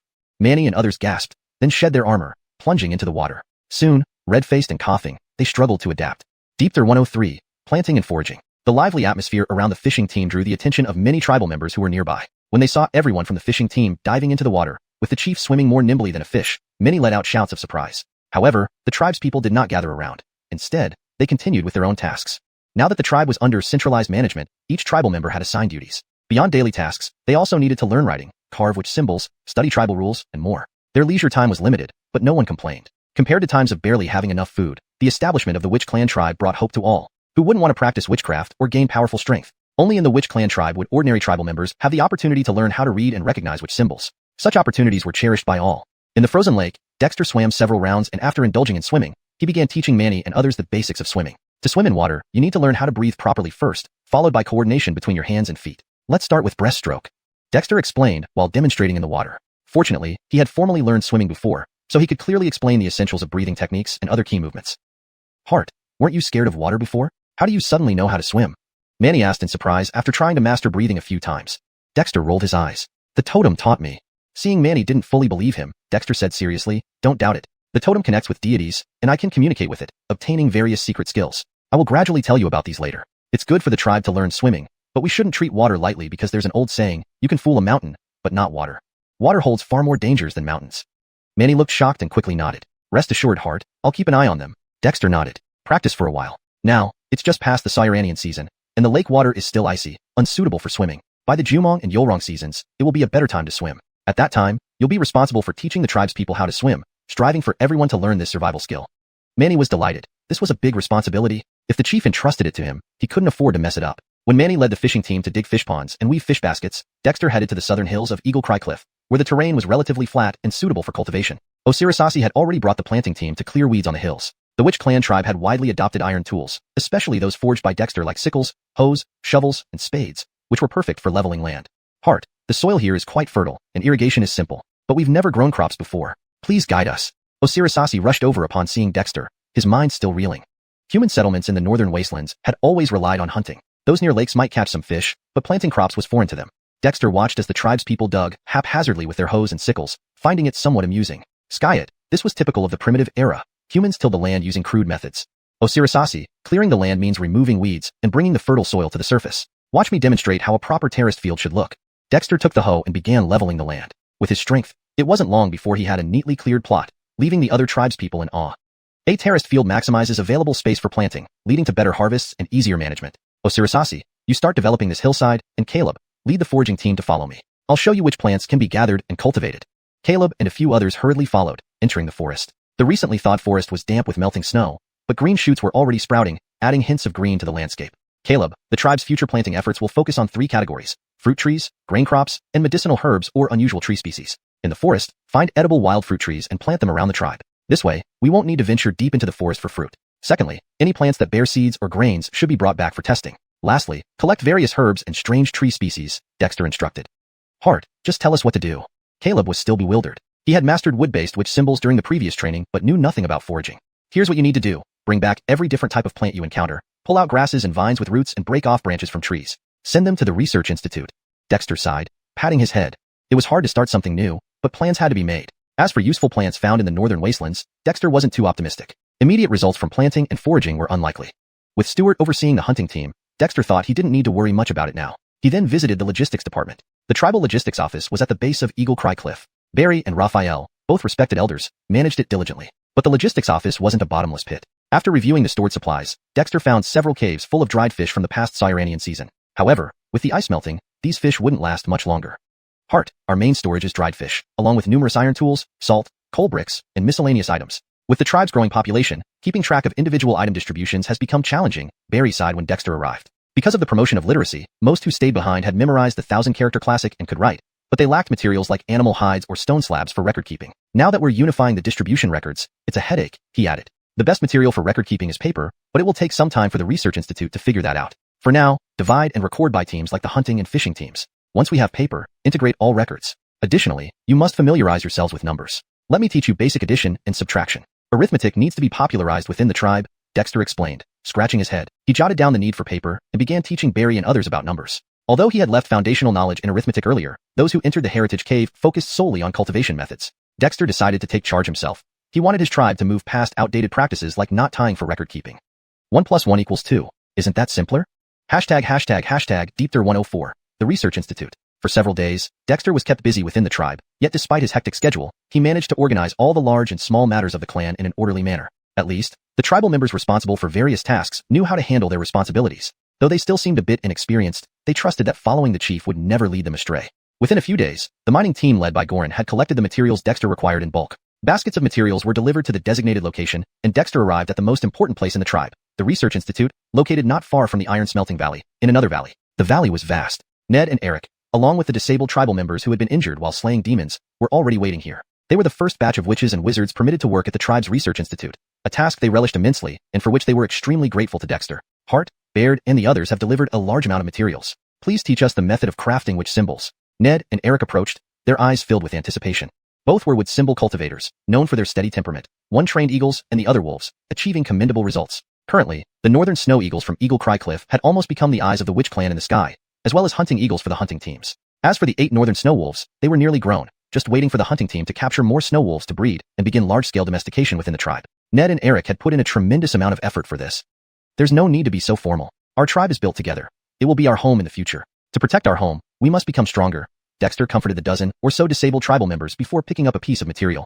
Crafting witch symbols isn't difficult. First, one must select appropriate materials. Here, among those cultivating the 5 types of witch symbols, metal, wood, water, fire, and earth, are the fundamental attributes constituting all things in the world. Thus, everything has its attributes, including materials. As Dexter spoke, a metallic luster appeared on the iron ore in his hand as he channeled metal witch power into it. With our witch chi and witch power, we can determine the properties of materials. Some materials may contain multiple attributes. When encountering such materials, they should be divided. If too complex, it's better to discard them rather than use them for refining symbols. Dexter explained as he casually selected 5 different types of materials. You have all started cultivating witch chi, some have even opened their primitive witch veins. Carving witch symbols onto materials is not difficult, but my requirement is that there should be minimal variation in the symbols you carve. Let me show you. Dexter, having no secrets from his old comrades in arms, quickly divided the materials and carved witch symbols. In just a few minutes, he completed 5 primal witch symbols. Ned and Eric watched in awe as Dexter carved the witch symbols, hardly daring to breathe. These are primal witch symbols. Any tribal member who has cultivated witch chi can carve them. However, to make usable witch symbols, they need to be refined. I've created 2 methods for refinement, the emergency use 5 elements contradiction method and the long-term cultivation 5 elements harmony method. As Dexter explained, he demonstrated by arranging the 5 witch symbols according to the 5 elements contradiction order. With his witch power activating the symbols, the 5 symbols lit up sequentially, and after a moment, 4 symbols shattered, leaving only one intact, a soil symbol. Did you see clearly? This is the single cycle witch symbol you are currently using, named a level 1 witch symbol. He then began carving again, this time producing 6 witch symbols. 5 of these 6 symbols were arranged in the 5 elements harmony order, with the last one placed in the center. This is the second method for refining witch symbols. Using the 5 elements harmony method to cultivate the central witch symbol takes longer, but allows for prolonged use. This will be our primary method for producing witch symbols in the future. As Dexter activated the witch symbols, the 5 symbols formed a colorful halo, stunning Ned and Eric, and when the colored halo concentrated its witch power on the central symbol, that symbol gradually began to transform. This. Ned excitedly rushed over. Hart, why is this happening? The previous 5 elements contradiction method and now the 5 elements harmony method. Originally, the witch symbols Dexter gave them were refined like this, explaining why they could be mass-produced. The 5 elements are divided into metal, wood, water, fire, and earth. Metal generates water, water nourishes wood, wood fuels fire, fire produces earth, and earth yields metal. This is the 5 elements harmony. Just like smelting iron in the tribe, iron ore is of the metal type. It melts into water, which nourishes and grows wood, which burns into fire, which turns into earth ash, and within earth lie metal ores. This is the natural principle, as well as the principle of witchcraft. Dexter explained fluently, in the 5 elements contradiction, metal overcomes wood overcomes earth overcomes water overcomes fire, and fire overcomes metal, like how swords cut wood, trees root in the earth, dams stop water, water extinguishes fire, and fire melts metal. It's both a natural and witchcraft principle. Ned and Eric, along with the others, were dumbfounded. The Hart's theory of 5 elements harmony and contradiction was actually derived this way? It sounded a bit far-fetched, but it was true. Hart, can we refine witch symbols using the 5 elements harmony and contradiction methods just by following this instantaneously? A disabled tribal member asked excitedly. In theory, yes, but as you've seen, the witch symbols I carve are all the same size. Additionally, unlike you, I cultivate all 5 types of witch symbols, while you specialize in one. Therefore, you'll need to form groups of 5, each corresponding to a different element, or set standards for assembly line operations, similar to smelting iron, where each person focuses on one aspect, enabling mass production. Dexter reminded them. Ned and Eric exchanged glances and said in unison, rest assured, Hart, we'll set the standards and operate on an assembly line. Skis, I hope that the research projects at the Institute will all be based on witch symbols. In the future, the refinement, combination, arrangement, and application of witch symbols, as well as their integration into daily life, agriculture, fishing, hunting, and combat, are all your research areas. You must familiarize yourselves with every aspect of the tribe. Remember that meeting the tribe's needs is the purpose of your research. After instructing on the methods of refining witch symbols, Dexter stood with his hands behind his back. I hope that starting from our generation, we can pave a unique path for our witch clan. Witch symbols should not only be a source of great individual strength, but also a driving force for the development and prosperity of our tribe, and even the human race, like the floating witch array. All of this depends on your efforts. Ned and Eric were stirred emotionally and exclaimed in unison, "We dare not disobey." Translation complete. #Deepter105. For drifting on track. The Siraming season had finally passed, and the earth was beginning to come back to life. The snow and ice that once covered everything were now receding, replaced by a fresh green landscape. Traditionally, the period just after the Siraming season was one of the most difficult times for human settlements. New prey hadn't yet been captured, and the tribe members, weakened from hunger during the harsh winter, were vulnerable. Daily encountering equally starving wild animals, fierce beasts, or even demonic beasts could easily turn hunters into prey. Every year in the northern wilderness ice plain, there were settlements that survived the Siraming season but couldn't endure the attacks of frenzied wildlife as spring began, leading to their annihilation. However, the Kabizu tribe's members didn't need to worry about this at all. Firstly, the Kabizu tribe had an abundant food supply. Even the new arrivals had lived in the tribe for over a month, eating fish, which, although tiring, was seasoned with salt and very nutritious. Both men and women, young and old, were in good health. Secondly, the tribe had an iron smelting workshop. Although heavy weapons like heavy shields and iron spears weren't distributed to everyone, ensuring that each member had a knife or dagger wasn't difficult. Add to this the spear shield group, the great swordsmen, and the blood chi warriors brought by Axel, and the Kabizu tribe's combat strength was impressive and reassuring.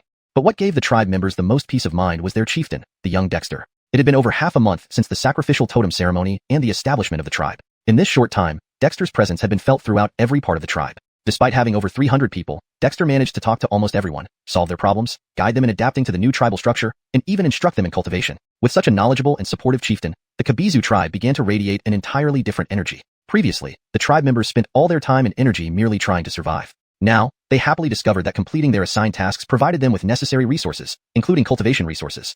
Especially after the Research Institute started distributing witch symbols to new tribe members, those who once envied the original Ice Cavern settlement inhabitants now eagerly embraced integration into the Kabizu tribe's development. The entire tribe began to enter a stable path of growth. Meanwhile, the Research Institute also began recruiting more witches to participate in various research projects. These included shipbuilding and net weaving for the fishing teams, crop selection for the planting teams, and essential supplies like paper for writing, which were urgently needed by both the logistics department and the institute itself. All these required dedicated study, with Dexter becoming the advisor for all research projects, sometimes even proposing concepts and directions for his people to explore, to the point where the tribe's witches wished they could clone themselves because, according to Dexter's requirements, witches needed to be involved in virtually every aspect of the tribe. Even providing the totem warriors led by Axel with daily wood rune water to alleviate the fatigue caused by cultivating blood chi power. Harton, now all tribe members above 5 years old, can recite the Thousand Deer Actor Classic and write simple characters. One day, Pierre came excitedly to the Research Institute, finding Dexter, who was busy managing numerous tasks. What? The literacy program is finished? Dexter was delighted. He had made Pierre oversee the education closely, not letting anyone pass without mastering the Thousand Deer Actor Classic. Skyet he never expected it to be completed so quickly. Harton, it's indeed finished. After the tribe members learn to read, they've become much more sensible and smarter. I discussed with Frederick, and we plan to popularize arithmetic among the tribe based on what you taught the logistics department. Otherwise, how can they research witchcraft if they don't even know basic math? Pierre said seriously. In the past half-month, the logistics personnel like Barry and Raphael were nearly driven mad by Dexter. Simple addition and subtraction were manageable, but when multiplication and division were introduced, a group of primitive people who had only just learned to read were buried in numbers. However, as the numerical system spread through the logistics department, Dexter began promoting arithmetic in the Research Institute. Osiris and others were now suffering, yet Pierre, with his sharp eye, targeted arithmetic. Popularizing basic arithmetic is excellent. I support it fully. The best method is to integrate it into daily life. For instance, when you're tallying and distributing supplies, guide the tribe members to use arithmetic. The more they use it, the better they'll learn, Dexter smiled. Pierre and Frederick were now the tribe's totem priests, holding significant influence. Apart from the original Ice Cavern settlement and Black Cliff Fort members, they represented two major settlements. With them overseeing daily learning, Dexter felt secure and fully supported this initiative. A group of literate tribe members, though physically strong, would be far less valuable than someone who could read, write, and calculate. Tribal-wide literacy was Dexter's goal. 100% literacy rate. Just imagine what fear it could instill in the wilderness. After advising Pierre, Dexter returned to the Research Institute, watching with interest as witches, naive but willing to try anything, conducted various bizarre studies. As the distribution of witch symbols became routine, the witches began specializing in different research areas. For example, a few witches led by Brendan, under Dexter's guidance, had already made several improvements to paper pulp production, seemingly close to success. Yoel, another tribe member, was fascinated by the ice huts they had used previously. He formed a project team aimed at building houses for the tribe. Dexter was naturally pleased with this. Osiris and Eric, as Dexter's companions, focused on the Institute's various projects while simultaneously researching spirit binding and soul communication techniques, two witchcraft methods created by outside human tribes in the northern wilderness, perfectly suited for their needs. Jeffrey Tuing magic patterns were also being studied by some tribe members, along with witch arrays and symbol combinations, which interested many. This collaborative effort surpassed Dexter working alone. He even imagined that, under his guidance, the Kabizu tribe might create a unique witchcraft technology, promising a brighter future. Just then, Baird rushed into the valley where the research institute was located. Harton, the northern snow eagles have warned us of demonic beast activity to the northeast of the tribe. A herd of migrating animals is approaching from the southeast. Should we have the hunting teams avoid them? Demonic beasts? Dexter paused, his expression turning serious. The Xiuxian season brings life back to nature.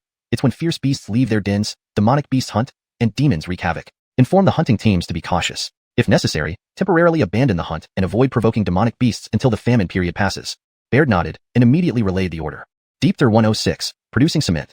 The discovery of a beastly creature's tracks northeast of the tribe had put everyone on edge. However, this was only temporary concern since the snow eagles patrolled the skies, and the hunting teams could simply avoid the areas where the creatures were active. If they did encounter one, with their current equipment and strength, they wouldn't be too worried. After all, the Kobe-Yoel tribe had even killed demons before. Why would they fear beastly creatures? Nonetheless, upon discovering the creatures, Dexter became more cautious. Jumuosarisi is the season when all things revive, but it's also an extremely dangerous time in the northern wilderness. Originally, because the tribespeople were still adjusting to various tribal duties, certain tasks weren't included in the plan, but now Dexter brought them forward. Hart, we're going to build a city? What is a city?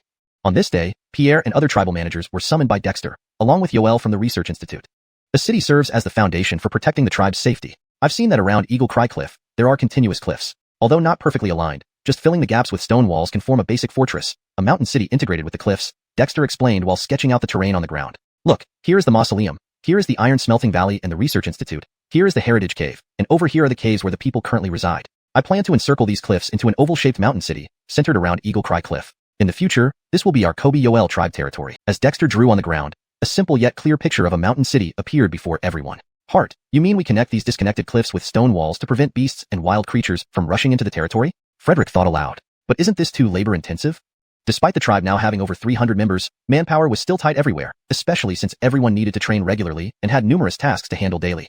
Not really labor-intensive. Don't the tribesmen practice with knives and spears regularly? Let those who train cleave the cliffs, straighten them out, and use the cliffs as city walls. Don't waste the carved stones. Use them for building walls. We'll also level these 3 small mountains. I'll have the Research Institute develop floating carts for transporting stones and mud conveniently. Dexter clapped his hands. A few days ago, the exploration team didn't bring back a gray stone? That's limestone. Excellent material. Just process it, and it can make cement. So, you need to allocate available manpower and start laying the foundations. Yoel, I've already taught you the basics of construction. You'll guide the tribesmen on laying the foundations, following my design closely. Listening excitedly, Yoel nodded. He was a practitioner of earth runes and was particularly interested in construction. Dexter's mention of cement further intrigued him, and he was eager to get started. Seeing Dexter had made up his mind, Pierre and others promptly went back to arrange personnel. Despite the busy tribal affairs, allocating some manpower was feasible. After arranging the matters with the tribesmen, Dexter headed to the valley where the Research Institute was located. The valley was now filled with all sorts of items, ranging from strange stones brought back by the exploration team, plant samples collected by gatherers, to unidentified stones dug up by miners. Anything mysterious or unclear would be sent to the Research Institute for examination. Inside the Research Institute, more than 20 shamans were hard at work, some crafting shamanic symbols, some sorting and testing minerals, others constructing shamanic arrays, and a few forming various tool models. Everyone was highly focused. For the shamans in the Research Institute, Dexter didn't specifically direct their research areas. Instead, he assigned rough divisions of labor. Except for the projects he specifically requested, others followed the tribesmen's interests. After all, apart from knowledge of the 5 elements interactions and broad experience surpassing that of the tribesmen, Dexter had limited expertise to teach. Interest, however, was the best teacher. Hart, the limestone, clay, and iron or powder you mentioned are ready, said Dexter as he approached a corner where 3 tribesmen were fiddling with a blast furnace. This experimental furnace stood only a little over a meter tall, but was of high quality. Since the tribe began iron smelting, the tools in the Iron Smell Valley had continually improved, perhaps due to Dexter's constant encouragement for better designs. Thus, the tribesmen in the Iron Smelting Valley had developed the mindset of never settling for the status quo. This blast furnace was a product of the Iron Smell Valley, crafted entirely from molten iron, with its inner wall lined with high-quality clay-fired ceramics. It featured 3 improved bellows and modified air vents at the top, with a 3-layer structure for sequential burning, improvements thought up by the experienced elders in the Iron Smelting Valley.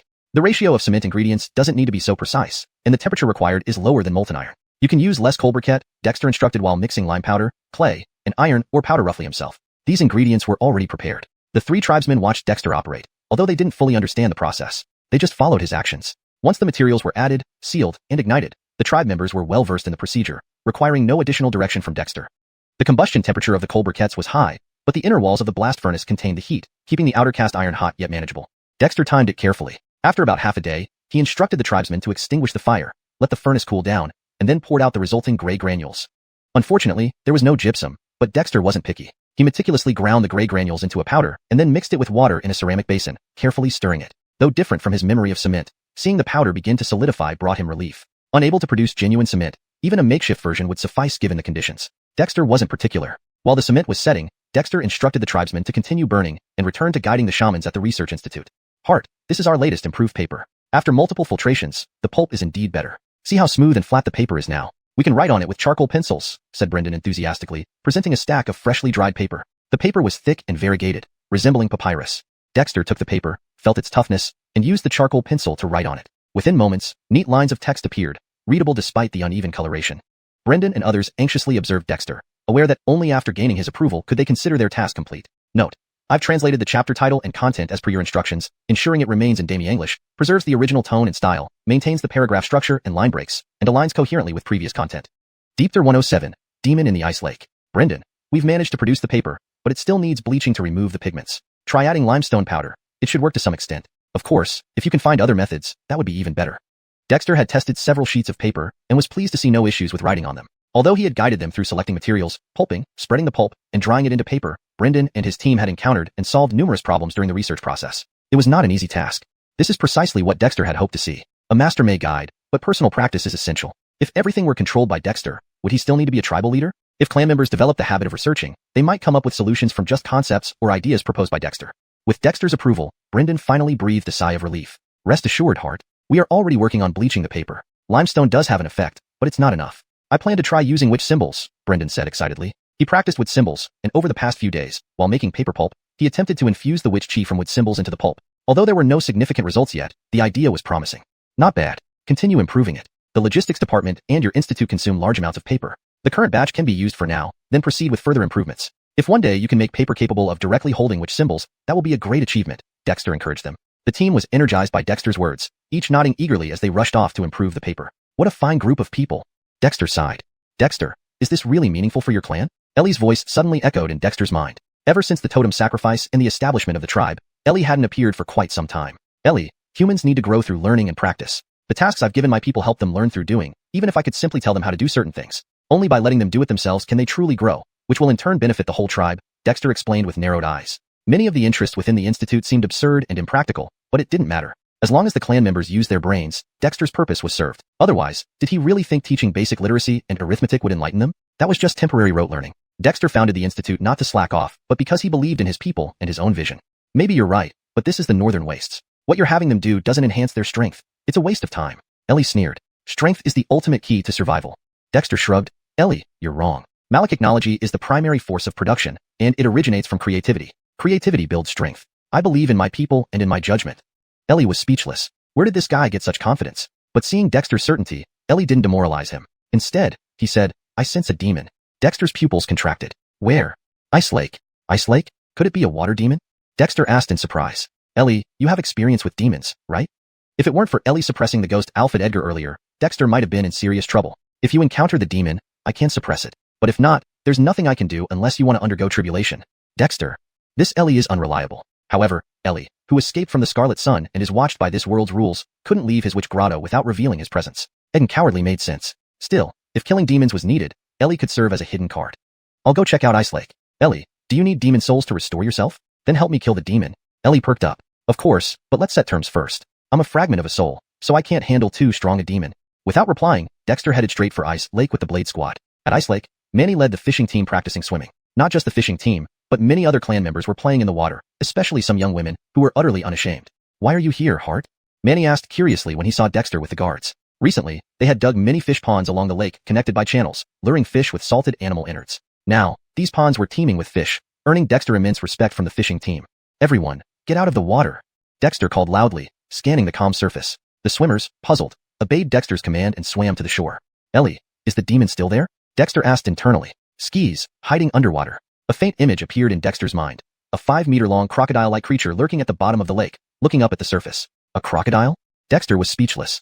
In this primitive land, anything could become a demon, right? It leaks thick, demonic aura, comparable to the ghost Alfred Edgar, and very cunning. If not for my sensitivity to demonic aura, I wouldn't have detected it, Ellie boasted. Within 30 miles, I can sense any demon that appears. You're like a demon radar, Dexter exclaimed. What's a radar? How do you know such strange things? Ellie was astonished. Sometimes, it wondered if Dexter wasn't a reincarnation of some ancient being. His knowledge was almost innate. Radar allows early detection of surroundings. Your sensitivity to demonic aura is a great skill. Together, we can hunt down these northern wasteland demons. Dexter licked his lips. That thing seems cautious. We need to lure it out. Hart, what's happening? Reggie asked anxiously. Dexter wouldn't summon the guards for no reason. They were the tribe's elite warriors, ready for emergencies, training regularly, and only called upon for critical matters. There's a demon here, Dexter said coldly. The newly arrived clansman paled upon hearing this. ####Deepther108. Slaying the water demon. What are demons? They are undoubtedly the nightmare of the northern wasteland humans. When Dexter hunted down the ghoul Alfred Edgar and brought back the totem for the tribe, it was indeed exciting, but the cost was immense. Over 10 warriors dead and another 10 severely injured or disabled. And now, just as they entered the season of Jumong, a demon appeared in this frozen lake. Hart, shall we slay the demon? Manny licked his lips, not frightened at all but rather secretly excited. Slaying demons could bring calamity to the settlement. Even large settlements like Black Cliff Village with over 1,000 people had to migrate and change names after slaying a demon. But slaying demons was almost every human settlement's wish on the northern wasteland ice fields. Unfortunately, most settlements were too weak and could only survive under the tyranny of demons. Demon must be slain, but we can't act rashly. We need to lure it out, Dexter said solemnly, ordering the ordinary clan members of the fishing team to leave. He then walked towards the shore where the demon resided. This area was already close to where Manny and others practiced swimming. The water was clear but deep, making it impossible to see the bottom. Without Ellie, Dexter wouldn't have detected the demon at all. Ellie, do you have a way to lure it out? Dexter asked. Diving into the water was definitely not an option. Battling a waterborne demon underwater was beyond Dexter's confidence, even with Ellie as backup. This crocodile demon is a water demon. You have dragon blood in you. Try dropping a drop of your blood. Maybe it will take the bait, Ellie suggested after some thought. Dragon blood might work? Dexter pondered. The dragon blood in him was faint, but still present. With Ellie around, he decided to give it a try and see if Ellie was reliable. Owen, get ready.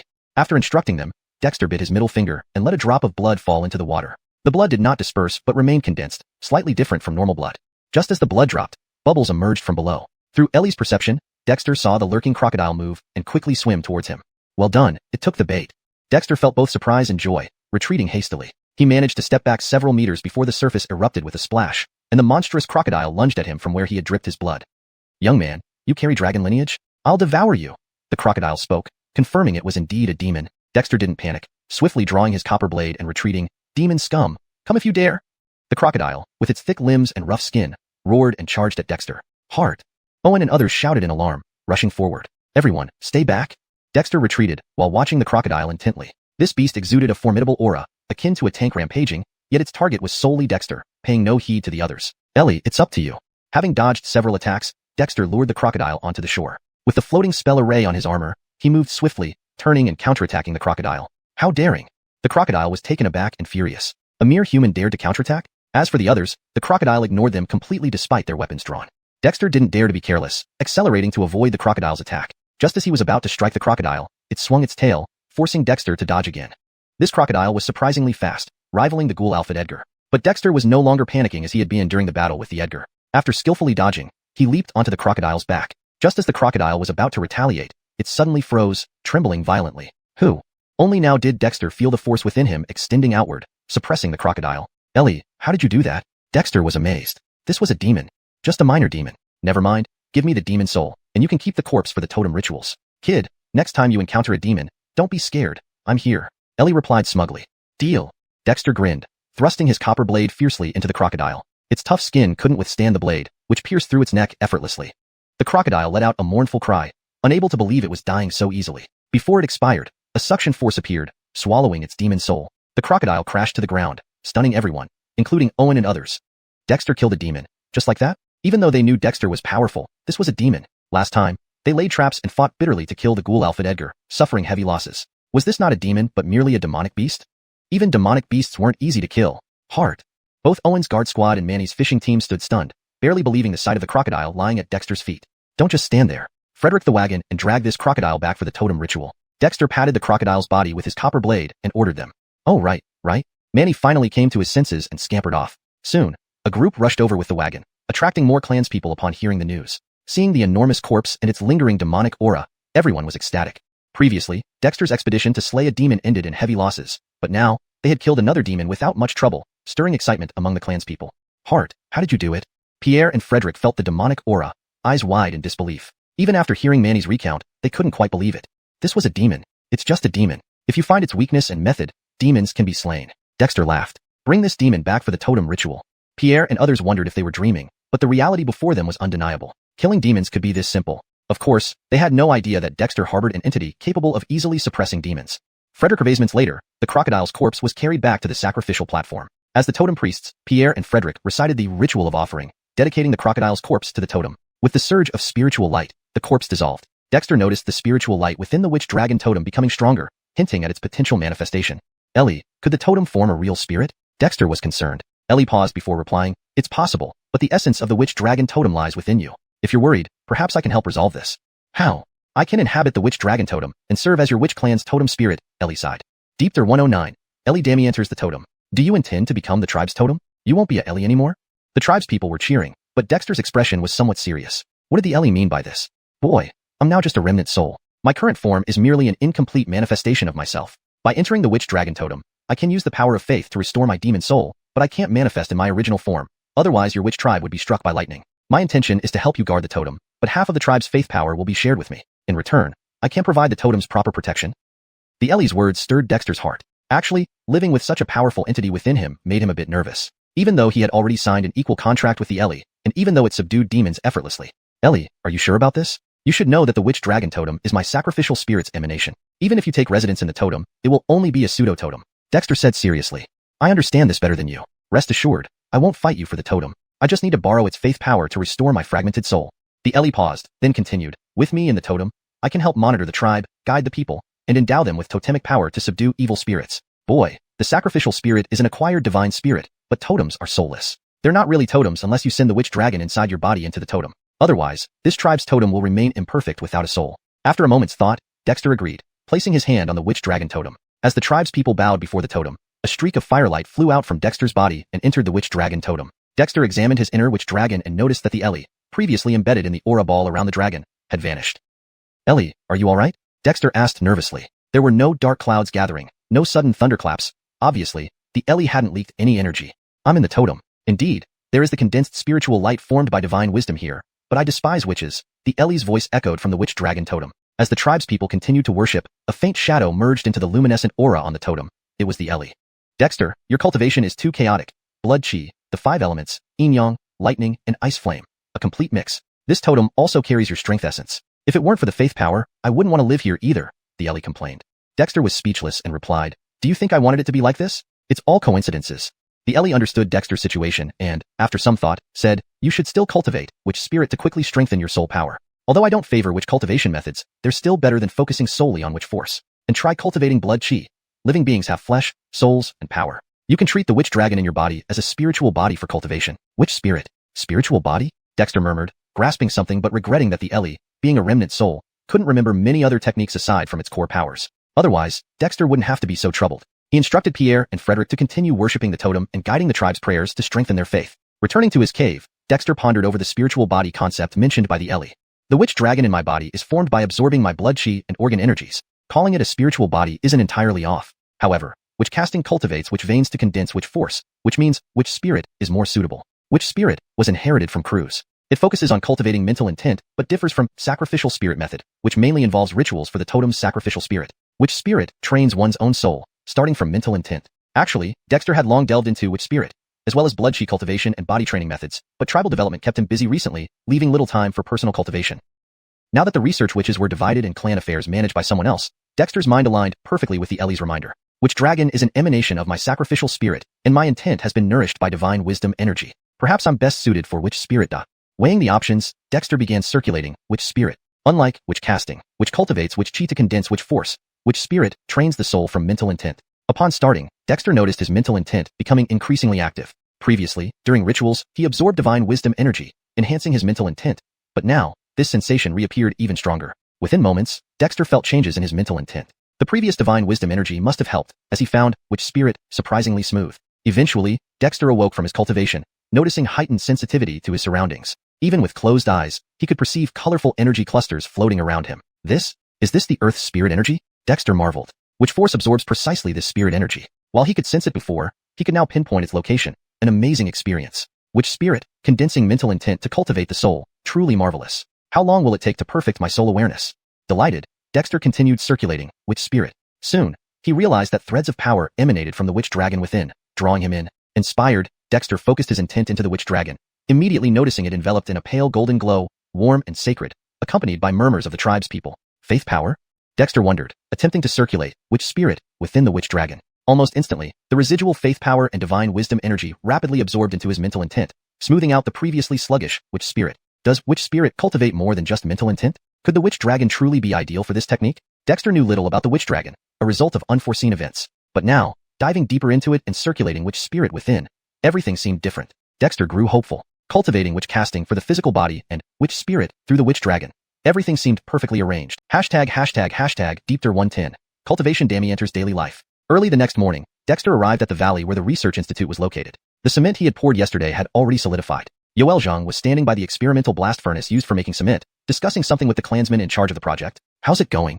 Dexter walked up, squatted down, and pinched the cement cast. Yeah, I've been watching it since yesterday. This cement is truly amazing. It's already as hard as stone, although it's still a bit damp. Once it dries completely, it might be even harder than stone. Yosef, the clansman responsible, replied excitedly. Yosef cultivated fire runes, and in fact, quite a few members of the witch doctor tribe specialized in fire runes. It will indeed be harder than ordinary stone, Dexter said with a smile. He forcefully crushed a corner of the cement cast and examined the rough break before continuing. The ratio of materials seems about right, though we can continue to improve it by adding other mineral powders. Yosef, you should find a valley outside and prepare to mass-produce cement, giving priority to building our tribe's walls. Yosef nodded eagerly. Being entrusted with such a task felt like a significant promotion. Of course, in the research institute, almost everyone had their own specific research project, so this wasn't unusual. Zhang, this cement can be used directly to build city walls, or to lay stones, or even reinforced with gravel and iron bars. Wait, let me draw you a construction plan so you can follow it accordingly. After giving these instructions, Dexter realized that although Zhang was smart, he had probably never seen cement construction in action. So, he stopped and took Zhang to Brendan, who had already set up a paper-making workshop outside, producing paper for the tribe. Yeah, look at this paper whitened with lime powder. As soon as they reached the workshop, Brendan ran up enthusiastically, holding a stack of freshly dried paper. Dexter was pleasantly surprised. He picked up the paper and felt its smooth surface. Although it still had some impurities, it was much better than the grass paper from yesterday. Not bad, but there's still room for improvement. The materials for papermaking aren't limited to plant fragments. You should experiment more and try to create different types of paper suitable for tribal use, Dexter encouraged him. Brendan nodded excitedly and hurried off to work. Having casually instructed Brendan, Dexter fetched a charcoal pencil, glanced at Zhang, and began sketching the construction plan. Dexter wasn't an expert in architecture, but hadn't he at least seen blueprints before? A simple sketch emerged under his pen, and he explained as he drew. Zhang, where the wall meets the cliff, it must be embedded into the mountain and secured with thick iron beams. Horizontal beams should be poured every 10 meters with cement piers, and the rest can be built with stones. The wall should be 6 meters high and 3 meters thick, with internal passageways and gun ports, and external rows of spikes. In no time, Dexter had sketched out a simple city wall. The wall must have battlements and protective screens, with forts every 5 meters connected to internal stairways. I observed that using Eagle Cry Cliff as the center and connecting the surrounding 6 cliffs, the city walls could form a hexagram array layout, a perfect hexagonal mountain city. Yeah, what's a hexagram array? What's a hexagon? Zhang was confused. He had tried his best but couldn't keep up with the Yehia's pace. A hexagram array is within the domain of witchcraft runes. Don't worry too much about it now. Let's just establish the framework first and refine it step by step. Building a city isn't that simple. Even with enough manpower, it takes time. Forget it. I'll do the marking myself to avoid any mishaps. The hexagram array was discovered by Dexter during his research on floating witchcraft runes. For a perfect floating rune field, the hexagram array had to be strictly followed, which would be part of his future research. However, for now, using it to design the tribe's mountain city seemed appropriate. But the tribe's people wouldn't understand it. Dexter planned to introduce basic geometric shapes once the tribe became familiar with calculations to expand their spatial thinking. Handing over simple tasks to Zhang, Dexter headed to a cliff near Eagle Cry Cliff. A dozen tribespeople were already digging the foundation, and they did quite a good job. Yeah, can we call in the earth rune cultivators? Dexter had just arrived when Osirisali, the overseer, asked hopefully. Osirisali was Kruzzy's younger brother, also cultivating earth runes, but only having recently condensed his witch chi without opening his pulse meridians yet. Yeah, I found that using earth rune witch chi makes it easier to dig through hard ground. But my witch chi is weak. If we bring in my brother and others who have opened their pulse meridians, we might finish this foundation and even level the cliff quickly, Osirisali scratched his head. And I noticed that each time I deplete my witch chi, it recovers faster and increases slightly. Working while practicing is much easier than my usual practice. Is that so? Dexter's eyes lit up. He grabbed an iron shovel, infused it with earth-type witch force, and effortlessly broke through the hard rock, shattering nearby stones as well. Wow, Yehia is so powerful. I can only soften the rock to soil, but it's much faster than anyone else, Osirisali admired. Ignoring the praise, Dexter continued expending his earth witch force, widening the nearly completed foundation by over 3 meters. He also noticed that his expended witch force was indeed recovering steadily, partly due to the inner dragon's ability to circulate elemental witch forces, but also thanks to the method Osirisali described. Osirisali, go find Pierre and mobilize a few earth rune cultivators to test this out. After pondering for a moment, Dexter instructed. Osirisali beamed and rushed off. Exhausting one's witch chi and then letting it recover repeatedly might be an excellent training method. Whether it's witch chi or blood chi, constant use and expenditure lead to mastery. If we integrate cultivation into daily life, we can develop skill through familiarity. Dexter muttered, his eyes growing brighter. Though the tribe had foundational cultivation techniques, neither Dexter nor the other tribespeople were adept at applying strength. Even Dexter, despite cultivating all 5 elemental witch forces, couldn't use any perfectly due to lacking proper technique and methods. Although the complete version of witchcraft casting provided by Croods included some skills for using witch force, mastering them required significant effort. But integrating witch force use into daily labor could make it second nature, possibly leading to great results. This translation adheres to the structure and style of the original Chinese text, ensuring natural flow and coherent narrative continuity. It includes accurate pinyin names and maintains paragraph breaks as in the original. ###Deepter111, Advisor Dexter. Frederick months later, Pierre personally led Osirisali and 6 or 7 other clansmen who practiced earth runes over. Among them were Osirisasi and Yoel. Yehia, do you really believe that continuously consuming witch crews and then restoring it can speed up the cultivation of witchcraft? Pierre's expression was serious. We used to be afraid of exhausting our witch crews when cultivating witchcraft. This is no laughing matter. Dexter thought for a moment and smiled. Pierre, now all clan members are equipped with witch runes. Even if their witch crews inside the body is depleted, what's there to fear? There are still witch runes available. If they open their witch meridians, they will have heart guard mirrors, so there's even less to worry about in terms of witch crews recovery. I think Osirisali's method is feasible. Break before establishing, practice makes perfect. Incorporating witchcraft cultivation into daily life is worth trying. If the Yehia says it's good, then we'll give it a try. Osirisasi couldn't wait any longer and immediately picked up a spade. After injecting witch crews, he started digging at the mountain rock. However, although he had already opened his witch meridian, his witch crews was not abundant. After just a few swings, it was completely exhausted, leaving Osirisasi speechless. But he didn't say much, quickly sitting cross-legged to recover his witch crews. Everyone watched him, not rushing to act. Osirisasi possessed a heart guard mirror, and after about 10 minutes, he opened his eyes with a trace of joy. Yehia, it really works. I feel my witch crews has become purer and slightly stronger. Since that's the case, start assisting here to dig the foundation. Pierre, gather the witches of the Kobe department later, and pass on the same requirements to the tribe's witches. Each day, they must exhaust their witch crews at least once, integrating witchcraft cultivation into daily tribal life. As for methods, let them figure it out themselves, Dexter demanded. Pierre nodded. Rest assured, Yehia, I'll make the arrangements. Dexter thought for a moment and reminded, Osirisasi, go find Axel and let them try too. Osirisasi's eyes lit up. Yehia, I'll go right away. Dexter was somewhat surprised. Why was this guy getting excited? Yoel, since you're here, come with me first. Draw out the perimeter of the clan city walls. In the future, construction should follow the boundaries I draw to avoid any discrepancies. The hexagram array is very strict and cannot afford mistakes. Yoel was delighted and quickly followed Dexter. As for the others, though they also wanted to follow, everyone had their own tasks. Even Baird was sent by Dexter to lead the guard team for training exercises.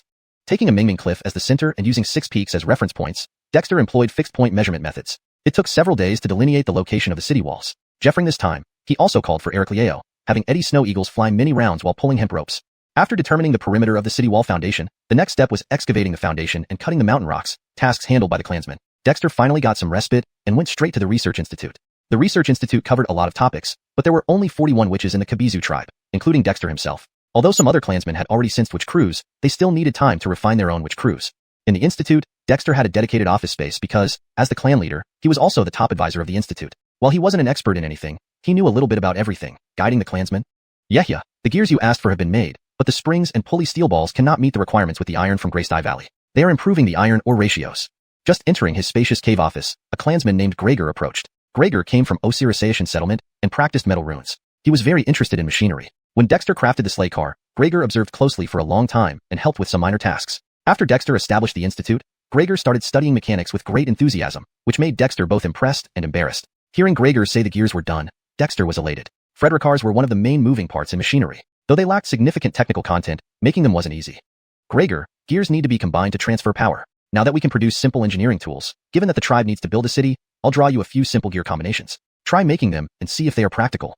Dexter quickly drew out some gear combinations. Though these mechanisms were precise, they could be simply applied. Dexter didn't expect the clansmen to immediately create something advanced. He wanted them to apply practical knowledge first. Now that the tribe had a floating witch array, they would need simple machinery like levers, pulleys, and gears for both city construction and future improvements to daily tools, none of which required high technical skills. Gregor stared at Dexter's charcoal pencil with surprise. As the Institute studied more, the Kabizu tribe truly felt that the Yehia was a genius. Not only did he guide the direction of research, but also often provided simple yet practical solutions, which seemed unbelievable. Regarding this, Dexter had found the perfect excuse, attributing it to the totem. After sketching a few simple gear combinations for Gregor, Dexter moved to a secluded cave where Osiris and Ericleo were manipulating witch runes. Yehia, the hexagram array you mentioned does have some uses. However, apart from the floating witch array, we've only managed to get a response from the rainfall witch array. But the hexagram diagram of the rainfall witch array differs from the floating witch array. We don't know why.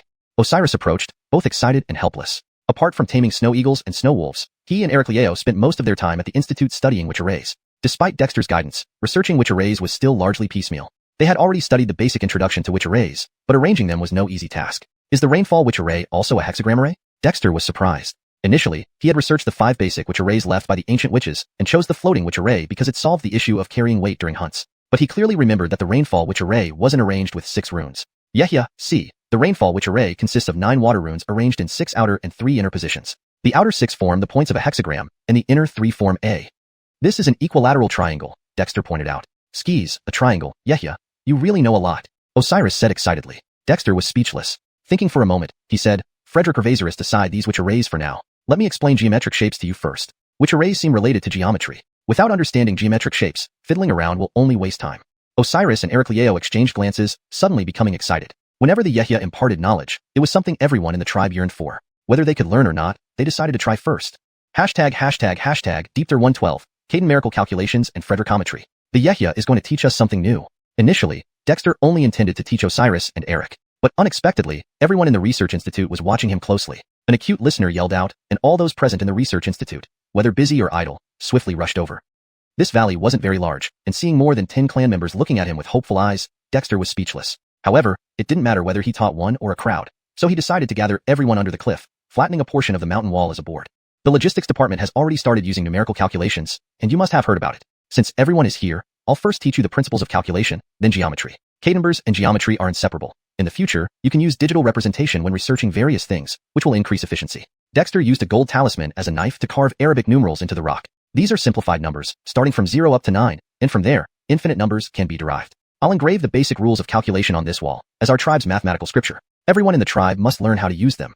As he explained, Dexter carved basic digits and fundamental arithmetic operations like addition, subtraction, multiplication, and division, along with mnemonic devices onto the mountain wall and explained them. Although these were merely elementary school level mathematics, they were enough for the clan members to digest for a long time. Once we understand numbers, we need to know about units of measurement. What are units of measurement? For instance, humans have weight and height, which means we have weight units and length units. So today, I'll start with these 2 types.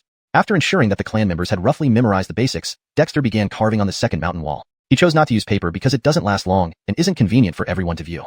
For weight, we use tons, kilograms, and grams. For length, we use meters, decimeters, centimeters, and millimeters. Later, I'll go to the Iron Forging Valley to create standardized weights and rulers. In the future, the tribe's research will use these unified measurement units. Dexter engraved the conversion of weight and length units on the wall, extending further to capacity units, area, and volume units based on these, but without detailed explanations. Nevertheless, Osiris and others were thrilled. Previously, the tribe didn't have such precise measurements, and many times, even counting fish was problematic. Now, Dexter solved this problem directly, and any issues regarding its practicality were overlooked by the clan members. What the Yehya said was right. Both the original Ice Cave settlement residents and the current Kobe-OL tribe members trusted Dexter implicitly. Alright, now that we've covered numbers and units, let's discuss geometric shapes.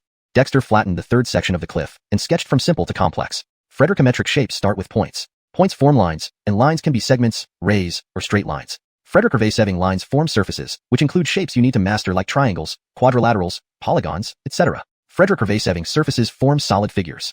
Dexter skillfully explained from point to line, surface, and solid, focusing on regular polygons and polyhedra while skipping advanced concepts like trigonometry.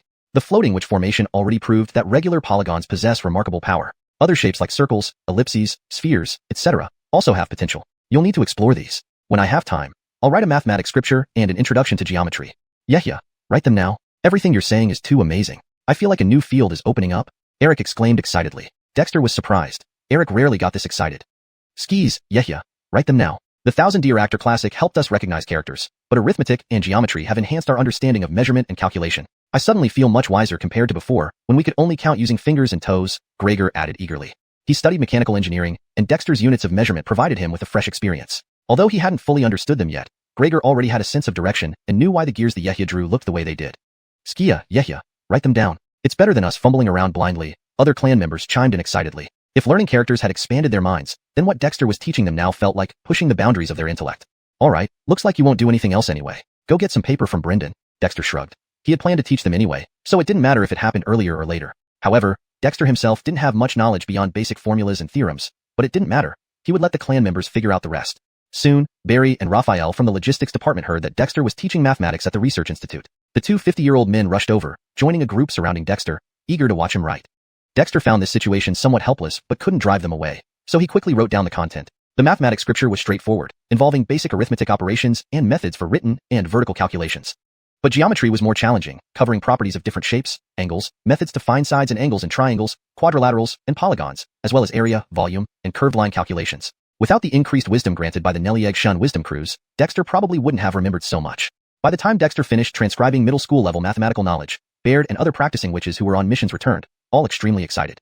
A few days ago, Pierre had convened a meeting in the witch department, requiring all practicing witches to exhaust their witch chi at least once daily, integrating cultivation with daily tribal labor and life. Now, Dexter's teachings on calculations and geometry seemed tailor-made for the Research Institute's witches. For other clan members, while the knowledge was still useful, it wasn't nearly as practical for the practicing witches working on projects.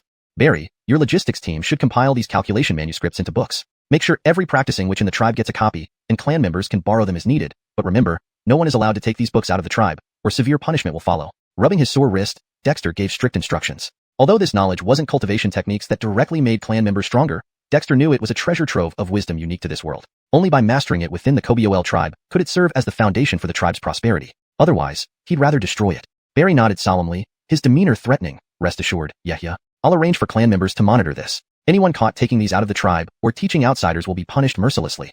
Deepter 113, Brandon-tated eagle eggs. It turned out that Dexter had underestimated the people of the northern wilderness ice plains' thirst for knowledge. Although all the clan members had only recently learned to read through rote memorization, and their writing was messy, their attitude towards knowledge was rigorous, far surpassing ordinary beginners. This was because Dexter had once said that knowledge could change one's fate, and the tribe's people wanted to change not just their own but the entire tribe's fate as well. Frederick Ravasery over, Dexter also underestimated the people's defense of knowledge. Within the clan, mutual discussions and learning were fine. But on that day, Pierre and others held a tribal council meeting in front of the totem platform. In the presence of all the clan's people, they set down rules.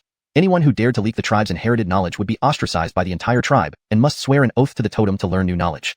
This made Colton and other members of Black Cliff Village look grim but dare not speak. After all, no one was stupid.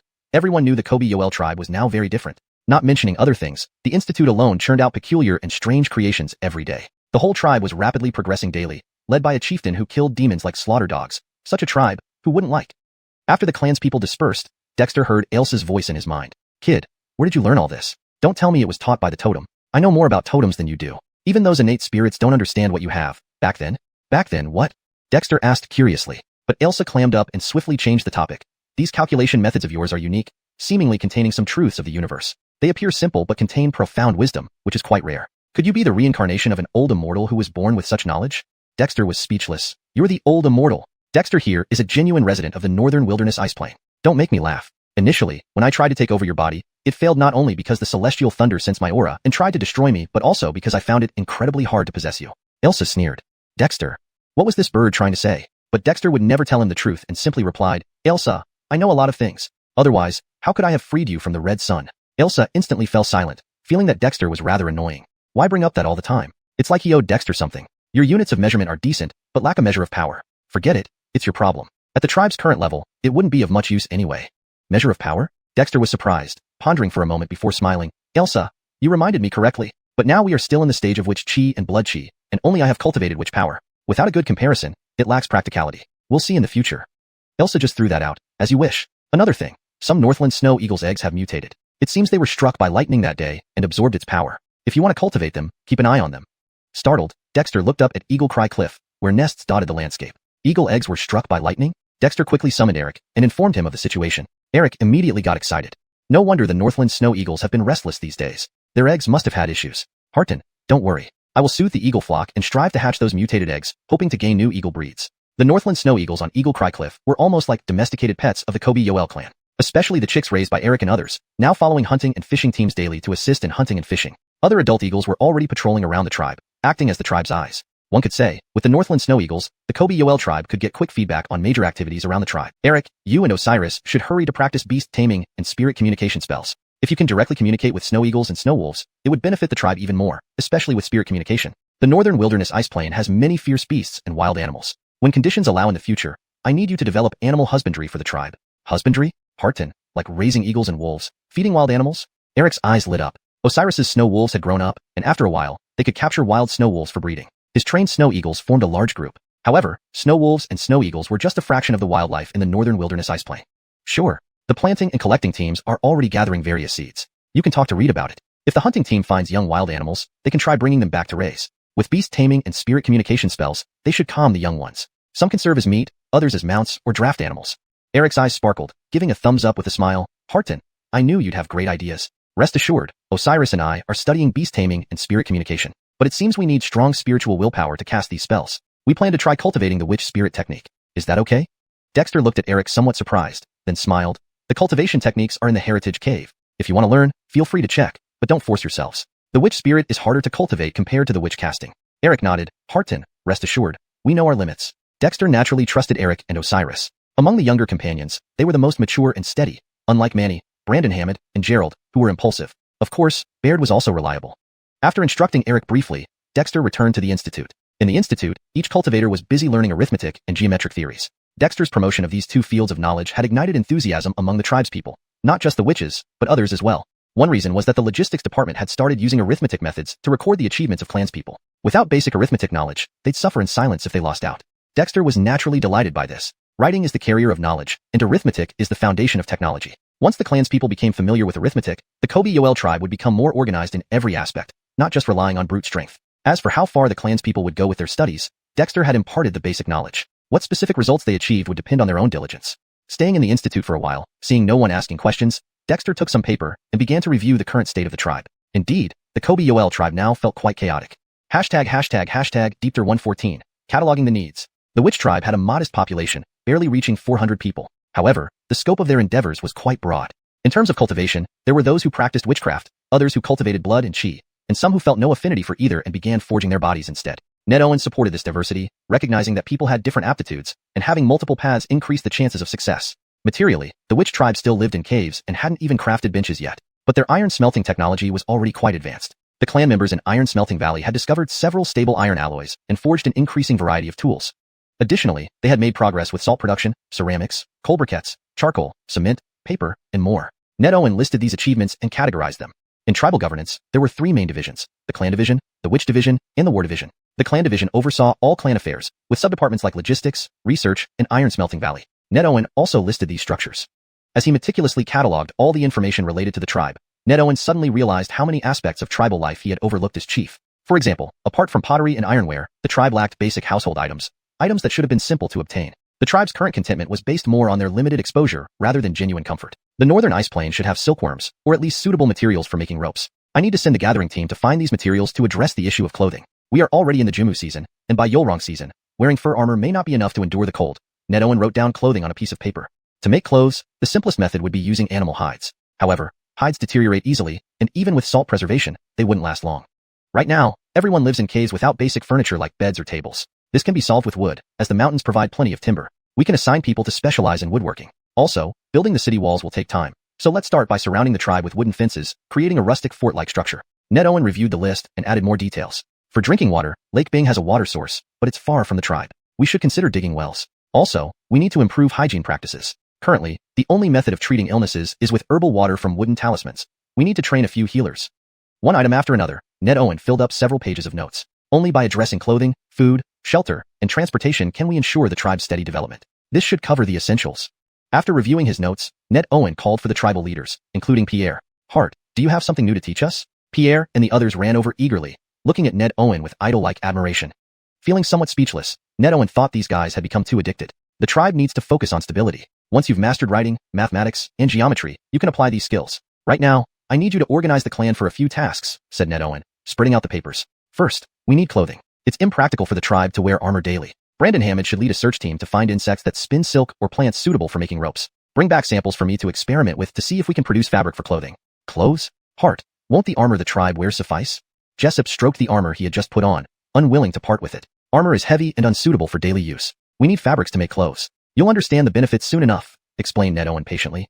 Besides clothing, I need 1 or 2 clan members skilled in wooden talismans to study woodworking and create various wooden tools. I have preliminary designs, and you can choose the candidates. Additionally, I need someone skilled in water talismans to scout for water sources and dig wells for easier access to water. Lastly, we need to cultivate herbal knowledge for medical use.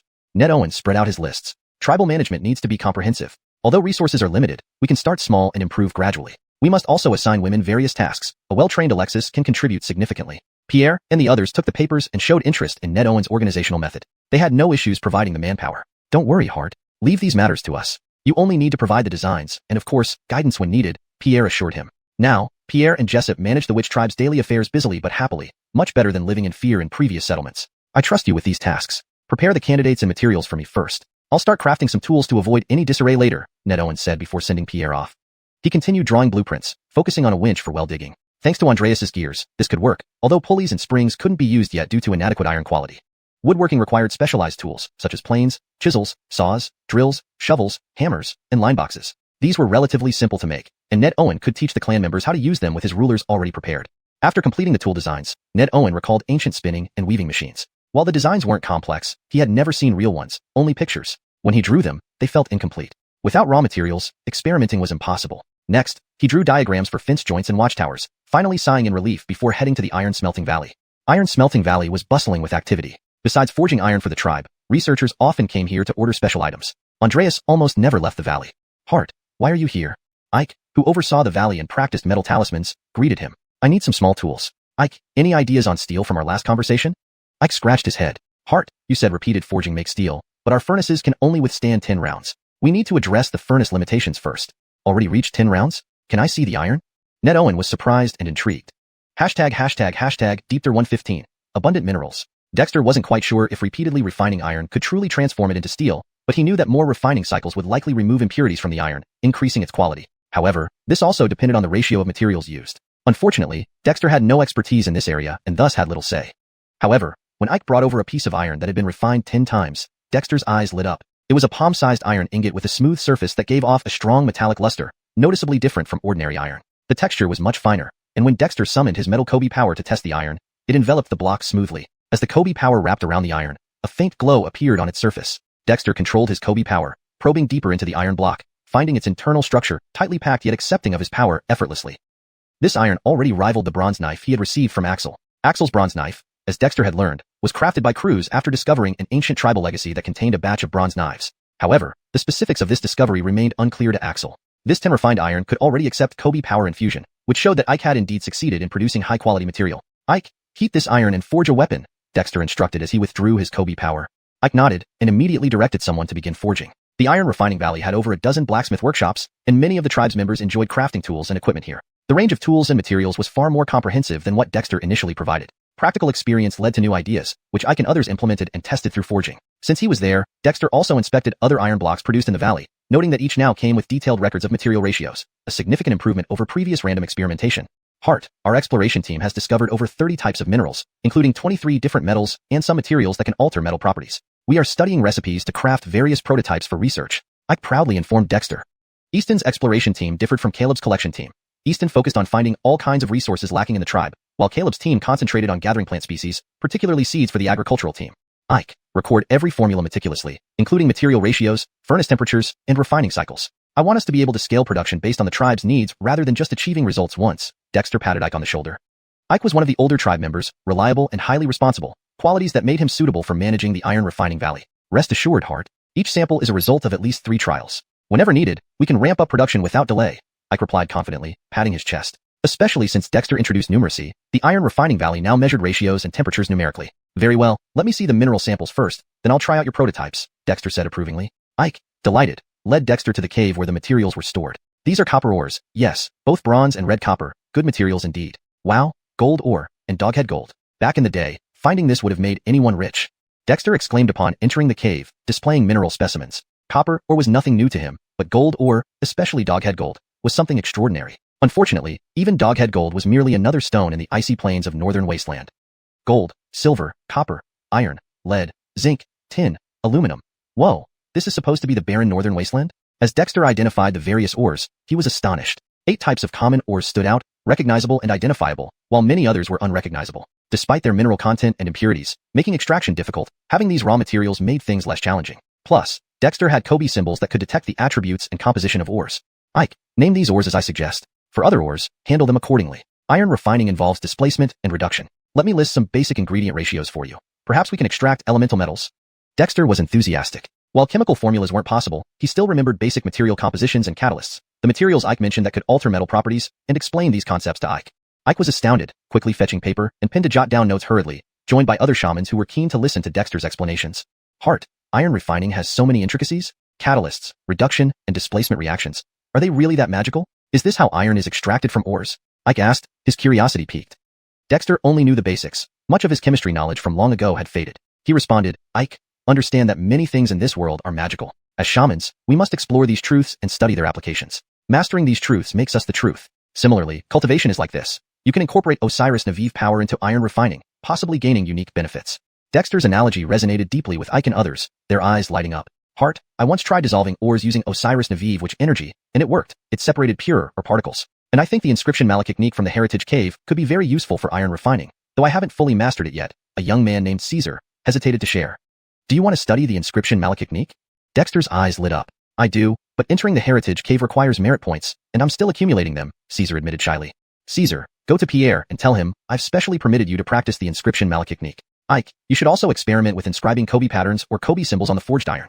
It might yield promising results. Dexter praised. He appreciated proactive tribe members who took initiative, fearing only those who required constant direction. Heart, really? I'll go right now. Caesar exclaimed, dashing out of the iron refining valley excitedly. Heart, this is special treatment, but Caesar does show potential, Ike commented enviously. Gaining such permission from Dexter was an honor, but naturally, taking such opportunities also meant shouldering greater responsibilities. A consensus among the Kobija tribe. #Deepter116, burying the tribe's ways. After exiting the cave where materials were stored, Dexter instructed Ike and his team to prepare molds for various tools. Concerning the casting and forging, he didn't need to worry thanks to the blueprints. Ike and his people were far more experienced than him in this area. Brendan's invention of paper had undeniably greatly facilitated record-keeping and research within the tribe. After producing basic writing paper, under Dexter's guidance, Brendan was now experimenting with creating parchment suitable for inscribing symbols. If they could also produce talisman paper, it would be an absolute revelation for the Kobol tribe. However, Dexter did not set his hopes too high, merely giving Brendan a goal to strive towards without much expectation. After waiting for over an hour at Iron Refining Valley, the tenfold refined iron had been forged into a dagger. Although somewhat crude, it was sufficient for Dexter's experiments. Grasping the dagger, Dexter infused it with metal Kobe power. Even though it wasn't yet sharpened, white edges instantly appeared. Though there was some resistance within the blade, it did not impede the flow of Kobe power. Good work, Ike. Aim to refine more tenfold iron into spearheads and blades. If fully crafted into weapons, they can almost pass as Kobe treasures. If we can engrave them with Kobe patterns, or even Kobe symbols, they might become true Kobe treasures, Dexter marveled. Kobe treasures were weapons that could channel Kobe power, a concept he learned from Pierre. Legend had it that some tribes in the northern wasteland once possessed such treasures, lethal against monsters. Sadly, the technique had long since been lost. Rest assured, Yehya, we have mastered the formula for tenfold iron. However, mass production will require a lot of, or in coordination with the mining teams, Ike assured, patting his chest confidently. Iron refining was now his specialty. If the tribe needed it, his Iron Refining Valley would produce whatever it took. You tell Benji to prioritize supplying the miners with tenfold iron tools first. He won't refuse, Dexter chuckled. Benji's mining team included over a dozen totem warriors from Black Cliff Village, along with clanspeople who specialized in Croods and blood cultivation. These strong individuals saw mining as part of their daily training. Understood, Yehya. I'll send someone to find Benji right away. With Dexter's approval, Ike was elated. The success of tenfold iron would affirm the value of Iron Refining Valley. After all the woodworking tools were made, Dexter returned to the Research Institute with the equipment. The Research Institute bustled with activity. Researchers delved deep into various projects, solving mathematical and geometrical problems, many working tirelessly day and night. This filled Dexter with joy. Although the clan's people lacked a solid foundation, their dedication would undoubtedly yield results. His role was now that of an advisor, quietly awaiting progress. Who's interested in woodworking? A few clan members should come forward who specialize in wood or metal symbols. Immediately, several people approached. Yehya, what is woodworking? Is it a new project? Damien, one of the clan's people, asked enthusiastically. Woodworking is a skilled craft. Are you interested, Damien? Fetch some logs first. Damien quickly organized a group and dragged in several large logs, drawing many curious gazes, but most people soon returned to their tasks. The tribe was busy learning many things. There was no time for distractions. Damien, watch me demonstrate. Woodworking involves crafting wooden tools and structures. Since constructing walls takes too much time, we will first use wood to fence the open areas around the tribe. Woodworking impacts every aspect of tribal life, Dexter explained. He demonstrated with a freshly forged saw. Though lacking a handle, it still worked well after Dexter fashioned a grip and sliced through a log into smaller pieces. Despite being physically demanding, this task was nothing for Dexter's current physical condition. Quickly, he assembled other tools like hammers and chisels, then demonstrated how to use a plane to smoothen rough wood. As he expertly planed the blocks smooth, Damien and the others' eyes lit up with admiration. Woodworking requires expertise in mortise and tenon joints, which I will show you. Using the newly created tools, Dexter quickly constructed various joint structures and eventually a master chair, demonstrating fundamental woodworking techniques. Damien, this is woodworking. You must focus on mastering these skills. I've already drawn numerous diagrams. First, construct barriers, towers, and ladders for the tribe. Since you specialize in wood symbols, you can sense the grain of the wood. Once the fences are built, create furniture to prevent the clanspeople from catching cold by sitting on the ground. Inspired by Dexter's demonstration, Damien and the others eagerly started practicing, initially clumsy but improving rapidly. Yehya, can we make more tools? This isn't enough to share. Soon, a clansman complained. If you need anything, find Ike. I left molds at Iron Refining Valley. Also, feel free to customize any necessary tools or designs while working on woodworking. Focus on what the tribe needs first. Dexter said with a smile. Yeah, don't worry. We'll do our best, Damien replied, rubbing his hands like a child with a new toy. The research institute had many fields to explore, each person finding their own interest. Like Brendan, Yoel, Gregor, and others discovering their specialties, many Kobe practitioners found their niche. Skis, woodworking allows you to apply geometric and numerical skills flexibly. Once proficient, you can delve into mechanisms, like gears studied by Gregor. My previous sleigh was a product of woodworking. The tribe will need many woodworkers. Dexter patted Damien on the shoulder. Work hard. Your efforts will transform the tribe. Damien and the others nodded excitedly, energized and ready. Unbeknownst to them, each initiative Dexter introduced was reshaping the Kobe tribe. Dexter aimed to build the tribe's foundation rapidly using a comprehensive approach. #Deepter117. Deepening the water well. Heart, can we really find water in the tribe? Barry and a few young men curiously followed beside Dexter. In Dexter's hand was a second loop water rune, also known as a second-grade water rune. The water rune pulsed with aqueous shamanic power. Water sources are everywhere. Some are exposed on the surface, like Ice Lake, while others are buried underground, requiring exploration and well digging to access, Dexter explained as he continued to sense the status of the shamanic rune. Using a water rune to detect water sources was just an attempt. In reality, Dexter believed that given the lush vegetation around the tribe, they could dig almost anywhere and, if dug deep enough, they would surely strike water. However, he wanted to test the water rune. Dexter primarily specialized in 5-element shamanic runes, but used gold runes more frequently in daily life for combat purposes. He didn't use the other 4 elements runes or shamanic powers as much, which wasn't ideal for him. Considering our current situation, 3 wells within the tribal territory should be sufficient. Once the planting team starts farming, we will dig a few more outside for irrigation so that we won't have to travel far to Ice Lake for water, ensuring safety and efficiency, Dexter said with a smile. A secure water source was vital for any tribe's survival. Previously, during heavy snowfall, the tribe had simply melted snow for fresh water, so Dexter hadn't paid it much attention. But now things were different. The season of xuanhuan had arrived, and there were wild beasts, even ferocious and demonic creatures roaming outside. Venturing out with just a few tribespeople posed significant risks, especially for routine water collection. Dexter had already instructed the exploration team to search for bamboo. If found, it would not be difficult to divert natural spring water from the perennially ice-covered mountains into the tribe. But at the very least, they needed to have wells. After circling the area, Dexter's water rune occasionally emitted varying shades of blue light. Dexter surmised this indicated the rune's response to water sources. He immediately identified 3 locations around Eagle Cry Cliff. Blaine, start digging here. You can make the top a bit wider. I've already asked Roman to make pulleys for lifting water. Digging 10 meters down shouldn't be a problem. Hart, digging a pit isn't too complicated. Blaine chuckled. Born in the Hornspike settlement and raised alongside Hornspike, Blaine lacked shamanic talent and physical strength cultivation but discovered a knack for body training, possessing immense brute strength. He swung the iron shovel to break through the hard ground, then used a hoe and spade to remove soil. The young men worked up a sweat, while Dexter and Barry observed. Hart, all the tribal members' information has been registered. The logistics department has compiled the tribal records, assigning clear duties to each member daily. Distribution of supplies is now linked to merit points. Is there anything you need us to add? Barry reported while Blaine and the others diligently worked. Currently, the logistics department was the busiest part of the tribe, overseeing all aspects of clan affairs, performance evaluations, and rewards. This kept Barry and Carrie busy around the clock, hiring several women to join the logistics department. As for young men, they were indispensable in their respective roles. You've done a great job. Maintain this for now. When you encounter issues, discuss them with Carrie and make adjustments. Barry, though our tribe is new and lacks resources, I believe our Kabizu tribe will flourish if we persist, Dexter praised. Lately, Dexter had been running tirelessly, present in every corner of the tribe, even reducing his own practice time to quickly establish order and provide a stable environment for the tribe's growth and adaptation. Judging by current results, it was quite effective, not because Dexter did exceptionally well, but because the tribe's people worked incredibly hard. Each one who nearly starved to death during the siring season seized the opportunity to change their fate, which motivated Dexter to do more for them. Otherwise, leading ineffective people would be futile. Heart, water. There's really water. Just as Dexter felt gratified, Blaine, who had already dug a large hole, excitedly shouted. Dexter and Barry rushed over to see a small spring gushing out from just over 3 meters deep, quickly forming a small puddle. Blaine, this amount isn't enough. Keep digging deeper, Dexter instructed. He then called the young men to fetch stones.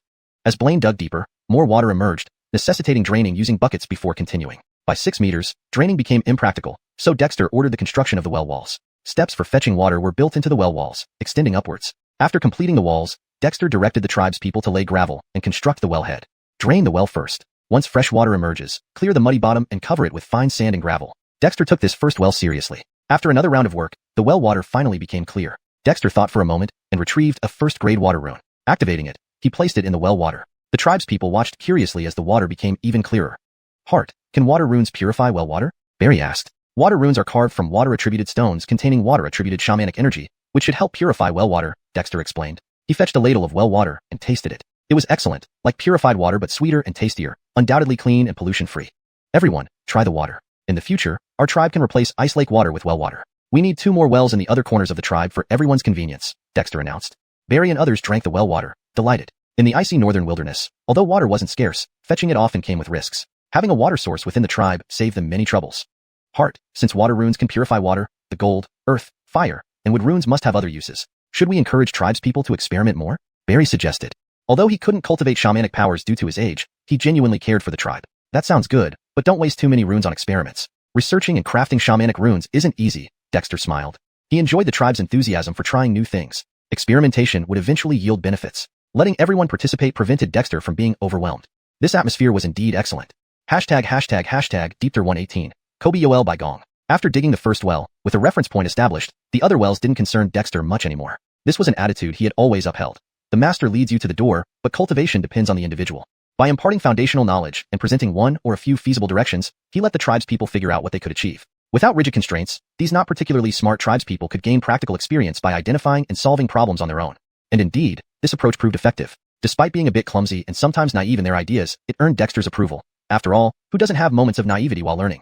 With water sources secured, Dexter went to the research institute to check on Ross and his carpentry work. He found that these guys had their own methods. They weren't making actual items but experimenting with models and testing with structures. Ross, how did you think of making models first? Dexter asked curiously. He hadn't reminded them to do this. Jeff to various tasks, he had only demonstrated once how to use woodworking tools.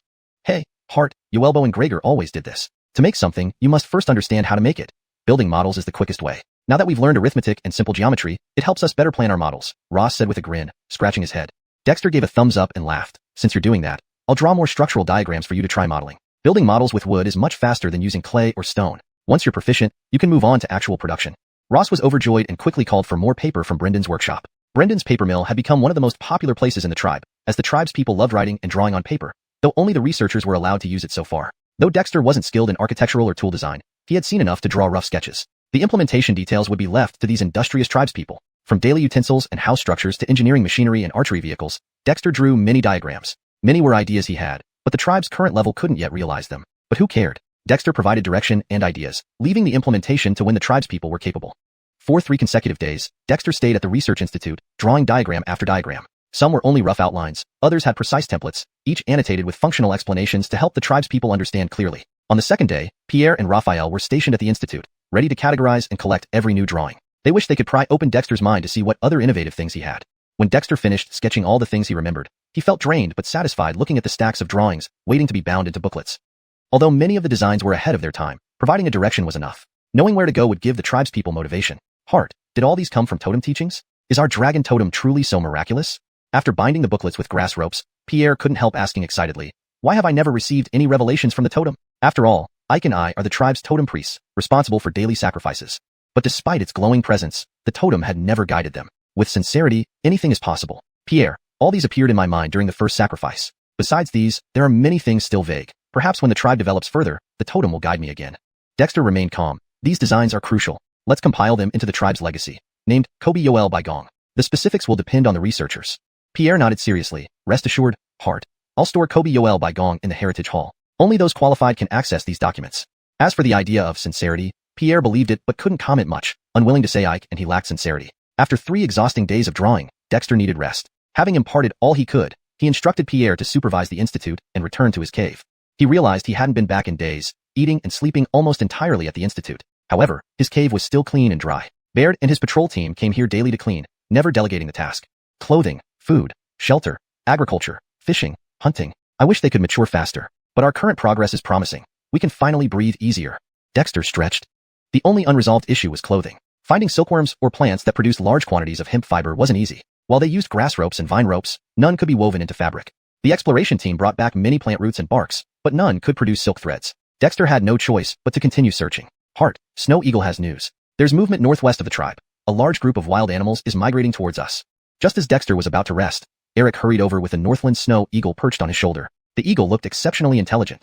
A migration of wild beasts? Send messages via Snow Eagles to alert all tribespeople outside to return quickly. If they encounter the migrating herd, prioritize self-protection. Gather the able-bodied youth. A beast migration means meat delivery. Let's set traps to capture this herd. Revitalized, Dexter rushed out of the cave. In the thawing north, beast migrations were common. Previously, human settlements would hide in caves, wary of predators. But now, the Kobe tribe had nothing to fear. Deepter119. Beast herd approaches. With the Northern Snow Eagle delivering a paper message with clear instructions, the hunting teams, foraging teams, exploration teams, mining teams, fishing teams, and farming teams who were out received orders to immediately abandon their pursuits. Whether it be prey or gathering items, and raced back to the tribe at full speed. The invention of paper combined with the taming of the northern snow eagle allowed the Wichu tribe to advance several levels ahead of other tribes and settlements in terms of communication. By the time the remaining members of the Wichu tribe finished preparing, all the Waichu de Doiwu Yijing Chen Bu Fanhui, thanks to the tribe's regular physical training regimen. Even the shamans from the research institute participated, with only those who had mobility issues or were too old or young being exempt. Everyone else underwent training every few days. The Wichu tribe's endurance and stamina accumulated over time through this orderly system of rotation training. Note: there seems to be a mix of Chinese and Dami English in your provided text. I've adjusted it for better flow and consistency. Here is a revised version focusing on fluency and accuracy. By the time the remaining members of the Wichu tribe finished preparing, all the external teams had already returned, thanks to the tribe's rigorous physical training regimen. Even the shamans from the research institute participated in these exercises, with only those who had mobility issues or were too old or young being exempt. Everyone else underwent training every few days. This systematic rotation helped build up the tribe's endurance and stamina over time. Leader, what should we do? Asked Bailey, stepping up to Ned Owen as the leader of the hunting team. The migration of beast herds would certainly include fierce beasts, perhaps even demonic beasts. Otherwise, large groups of wild animals wouldn't remain together. This was a well-known fact among the human tribes on the northern wasteland Delandra. But compared to before, the tribe members were not panicked this time. Instead, they were eager and ready for action. Let the hunting team lead the people in setting traps. Digging pits is the simplest method. Along the path of the beast herd's movement, dig as many pits as possible. Eric, you will be responsible for using the snow eagles to monitor the movements of the herd. If necessary, mobilize the eagle group to drive away the herd. All tribe members should form teams as per routine training, prioritizing their safety. We'll see how many beasts we can capture. Ned Owen instructed. Haha, leader, just watch. The young men laughed as they set about their tasks in an orderly manner. Frederick Hervazist picked up their usual tools to start digging pits. The Wichu tribe excelled at digging, nearly every person possessing some kind of digging tool. The farmers were especially skilled, being experts at tilling the land. Leader, this is unprecedented, Pierre sighed, walking up to him, filled with emotion. Pierre, this is just the beginning. The northern wasteland Delandra has numerous beast herds. Now that Jimu season has just started, the herds are still in a famine period. By Yorong season, there will be even more herds. That's when the tribe's real hunting will begin, Ned Owen said with a smile. With the Ellie stationed in the tribe, capable of even slaying demons, what could mere beast herds do? However, Ned Owen wasn't careless. With the Ellie now residing in the totem, if they encountered a demon, he wouldn't be able to fight. He didn't want to put the Ellie back inside him. Being monitored by the Ellie every day wasn't pleasant. As the tribe members worked, the hills a kilometer northwest of the tribe were soon filled with people digging pits. Besides digging, Bailey and his hunting team also set up simple traps throughout the mountains, preparing a warm welcome for the incoming beast herd. In just half a day, the pits were almost done. Not only were the tribe members physically strong and tireless, but they had the iron tools from the Iron Smelting Valley and earth spell users who used witch power to soften the hard soil. Leader, the beast herd is 3 kilometers away, reported Eric, who was communicating with the snow eagles, his expression grave. According to spirit communication, this herd numbers in the thousands, including fierce and demonic beasts, all mixed together, seemingly driven here. Per Ned Owen's requirements, Eric and Ned had been practicing spirit communication. Although they were still novices, Eric, who could already communicate simply with the northern snow eagles, managed to understand the message conveyed. Driven? Could there be demons? Ned Owen's expression grew serious. Notify everyone to return to the tribe and set up barriers at the entrances. No one is allowed to rush out to hunt without my order. Unfortunately, we haven't found suitable materials for bowstrings. Otherwise, making a batch of bows would be perfect. Leader, I remember that the Govin tribe once used animal tendons for bowstrings. We've lacked beasts before, so we never thought of it. But if we get many beasts this time, we might try it, Alpha suggested, surprised. The Wichu tribe had never seen bows or arrows. Thinking of the unprecedented things Ned Owen created, Alpha understood. Their leader was indeed a man of great wisdom. Animal tendons? Ned Owen's eyes lit up, then he remembered something. Malachindons, animal skin, even hemp rope seem usable for binding bows. And bamboo? He hadn't considered bow making before, but now he realized that the materials weren't too hard to obtain. After the beast hunt, we'll try. Not just bows, but crossbows as well. Among the diagrams he drew for them earlier, there were even catapults. He hadn't thought of bows until now. Leader, bows and crossbows. Are they really that powerful? Pierre and the elders asked, surprised. Just the names suggest they're extraordinary. They are indeed powerful. Bows are the kings of ranged cold weapons, and crossbows are even stronger. Right now, we lack bowstring material. As for the bow body, Ike's iron has sufficient flexibility to be used. With gears, huh? Ned Owen was already imagining compound bows, although this would have to wait until after dealing with the herd. Given the Wichu tribe's relatively primitive manufacturing capabilities, it was worth a try. If they had bows and crossbows, the tribe's defensive and offensive capabilities would improve significantly. Whether defending the tribe or hunting, the tribe members would have better means. Thinking this, Ned Owen wished the incoming herd was even stronger. He felt regretful for not preserving the 2 demons killed earlier for bow material before offering them to the totem. As they waited, they could see birds flying high in the distance, clouds of dust rising. The northern snow eagles were returning to the tribe, lifting everyone's spirits. To your positions. Each group must cooperate and cover each other. Only if the herd breaches the tribe do we need to pursue vigorously. There will be plenty of opportunities to hunt more beasts later. Ned Owen gathered his witch power, his voice spreading across the area. To your positions. Each group must cooperate and cover each other. Only if the herd breaches the tribe do we need to pursue vigorously. There will be plenty of opportunities to hunt more beasts later. Ned Owen gathered his witch power, his voice spreading across the area. Some initially tense tribe members relaxed and moved toward their designated spots. 2 mountain passes leading into the Hawk Cry Cliffs were already blocked by obstacles built by Yoel and Roman with cement, rocks, and fences. Vively armored and armed with spear shields and sword shields, the tribe members were prepared. A grand hunt was about to begin. Deep through 120, things have buried. Boom. Frederick Hervasements later, a large herd of wild beasts surged out from the northwest hills. There were all sorts of animals, but generally they could be divided into several groups. When Dexter took a closer look, he couldn't help but smile. Among these beasts were long-haired wild boars with pointed snouts, black-furred cattle with black skin and horns, pythons, wolves, leopards, horses, and sheep. Although most were much thinner than the ones he had seen before, their overall appearances were still recognizable. Of course, apart from these familiar creatures, there were other animals mixed in as well. Some moved together as herds, rushing toward the Kobiol tribe. Hart, look, behind the herd are 3 monster beasts. They appear to be driving this group of wild beasts somewhere. The monster beasts and herds we previously spotted in the southeast and northeast were also doing the same, though they didn't come near our tribe. Eric stood beside Dexter, pointing to 3 larger beasts that had just emerged. From a distance, it was clear these 3 were different from the rest. Dexter only recognized one as a white tiger. Let's try to capture these 3 monster beasts alive and take them to the totem ceremony to find out what they're up to. Dexter narrowed his eyes sharply. The northern wasteland's ice plains had many beast populations, but seeing different herds being driven together toward one location was indeed unusual. But with just 3 monster beasts, he wasn't going to let them off easily. Just as he spoke, a group of wild boars leading the charge reached the pits dug by the Kobiol tribe. These pits were everywhere without any specific pattern, deep enough to be troublesome yet not too deep. Almost every corner had traps. Instantly, the leading wild boars fell into the pits, tumbling inside. Before they could get up, the following herd trampled over them, quickly resulting in agonized cries of pain from the wounded animals. The sudden appearance of traps caused even more panic among the herd. Dexter noticed clearly that while the herds traveled together, they were essentially an undisciplined mass, running chaotically in one general direction. Roar! The 3 monster beasts driving from the rear let out growls, and surprisingly, the originally panicked herd reformed, charging straight towards the Kobiol tribe. These guys are targeting our tribe? Dexter's eyes narrowed. Humans in the northern wasteland ice plains feared monsters, but in reality, they encountered monster beasts far more often than true monsters. Clearly, these 3 monster beasts were driving the herds to attack the Kobiol tribe. Imph, you chose the wrong target, Dexter said coldly, calmly waiting. Though 1,000 beasts seemed like a lot, compared to the sprawling mountains and numerous traps, how many would actually reach the tribe? Indeed, after crossing the trap zone, more than half the beasts were already dead or injured. But the remaining herd, even the normally gentle horses and sheep, now had red, bloodshot eyes. These were wild beasts after all, untamed and fierce. Any herd capable of surviving in the northern wasteland ice plains wasn't to be underestimated. Prepare. Bailey, holding a heavy shield and iron spear, led the spear shield unit forward. Now the fully staffed spear shield unit consisted of 50 people, most of whom hadn't yet cultivated witch crews or vital energy, but that didn't matter. Shield wall. Guard.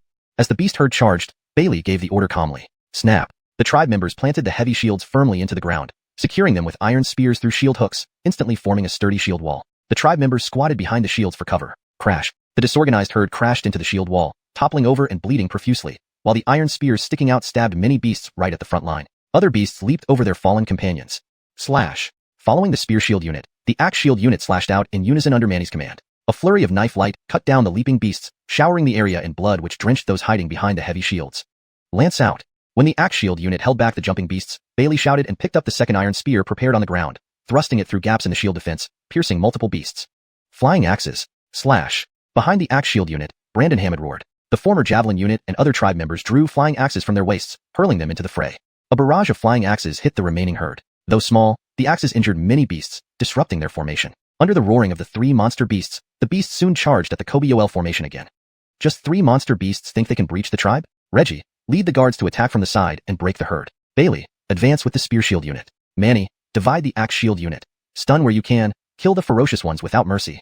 Seeing only about 200 beasts remained yet still insisted on attacking, Dexter looked at the 3 monster beasts, drawing his iron spear. Do they really think our Kobiol tribe is still the same as before?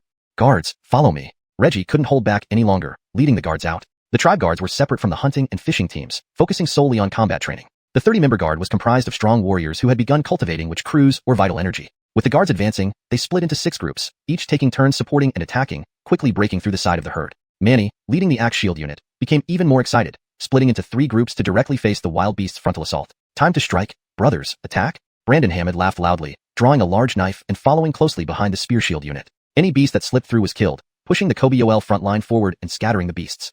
At that moment, the 3 monster beasts roared simultaneously, charging at the quickest moving guards from 3 directions. That's what we've been waiting for. Form the anti-monster formation. Reggie licked his lips, raising his arm shield as the guards quickly formed a triangular defense. Reggie, don't hog the action. Bailey roared, stabbing a robust beast through with his spear and immediately ordering the spear shield unit to engage a monster beast. Don't underestimate us. Axe shield, assemble. Manny laughed and gathered his team to attack another monster beast. This left Brandon Hammond feeling quite frustrated. Brothers, quickly clean up the battlefield. The chapter maintains the original tone and style, ensuring fluency and coherence with previous content while translating Chinese names and terms accurately. Deepther 121, 5 Elements Reggie Malakiknik. In the northwest corner of the tribe, the ground was littered with dead beasts. Easton, leading his tribesmen, had driven the remaining fleeing and panicked animals away from the territory of the 3 demon beasts. Any beast attempting to escape faced swarms of northern snow eagles diving from the sky.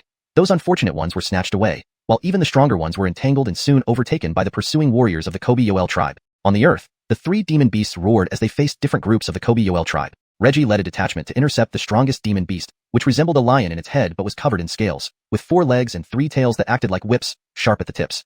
Reggie's guard consisted of only 30 people, forming 3 formations surrounding the demon beast, spears and shields in front, swords and shields in the middle, and long spears at the back. Under Reggie's direction, they attacked the demon beast in rotation. This demon beast was indeed powerful, wielding immense strength, especially with its 3 flexible tails that swung unpredictably. However, it faced the Kobe Yoel tribe's elite guards, the most combat-trained group within the tribe, who underwent daily rigorous training. After several probing attacks and defenses, Reggie found a way to handle its tails. When one tail lashed out, he sidestepped and used a clasp on the heavy shield designed for piercing iron spears to catch the barbed tail, immobilizing it. As the demon beast lunged forward, it was met by a forest of iron spears. When all 3 tails were locked by heavy shields, the monster's body was almost completely immobilized. Behind the heavy shields, the warrior's iron spears continuously stabbed through its protective armor, forcing it to emit waves of demonic energy. However, the tribal members wore full body armor, and the guards' armor was superior, with floating witch arrays allowing them to move freely despite the weight, perfectly coordinated in their attacks and retreats.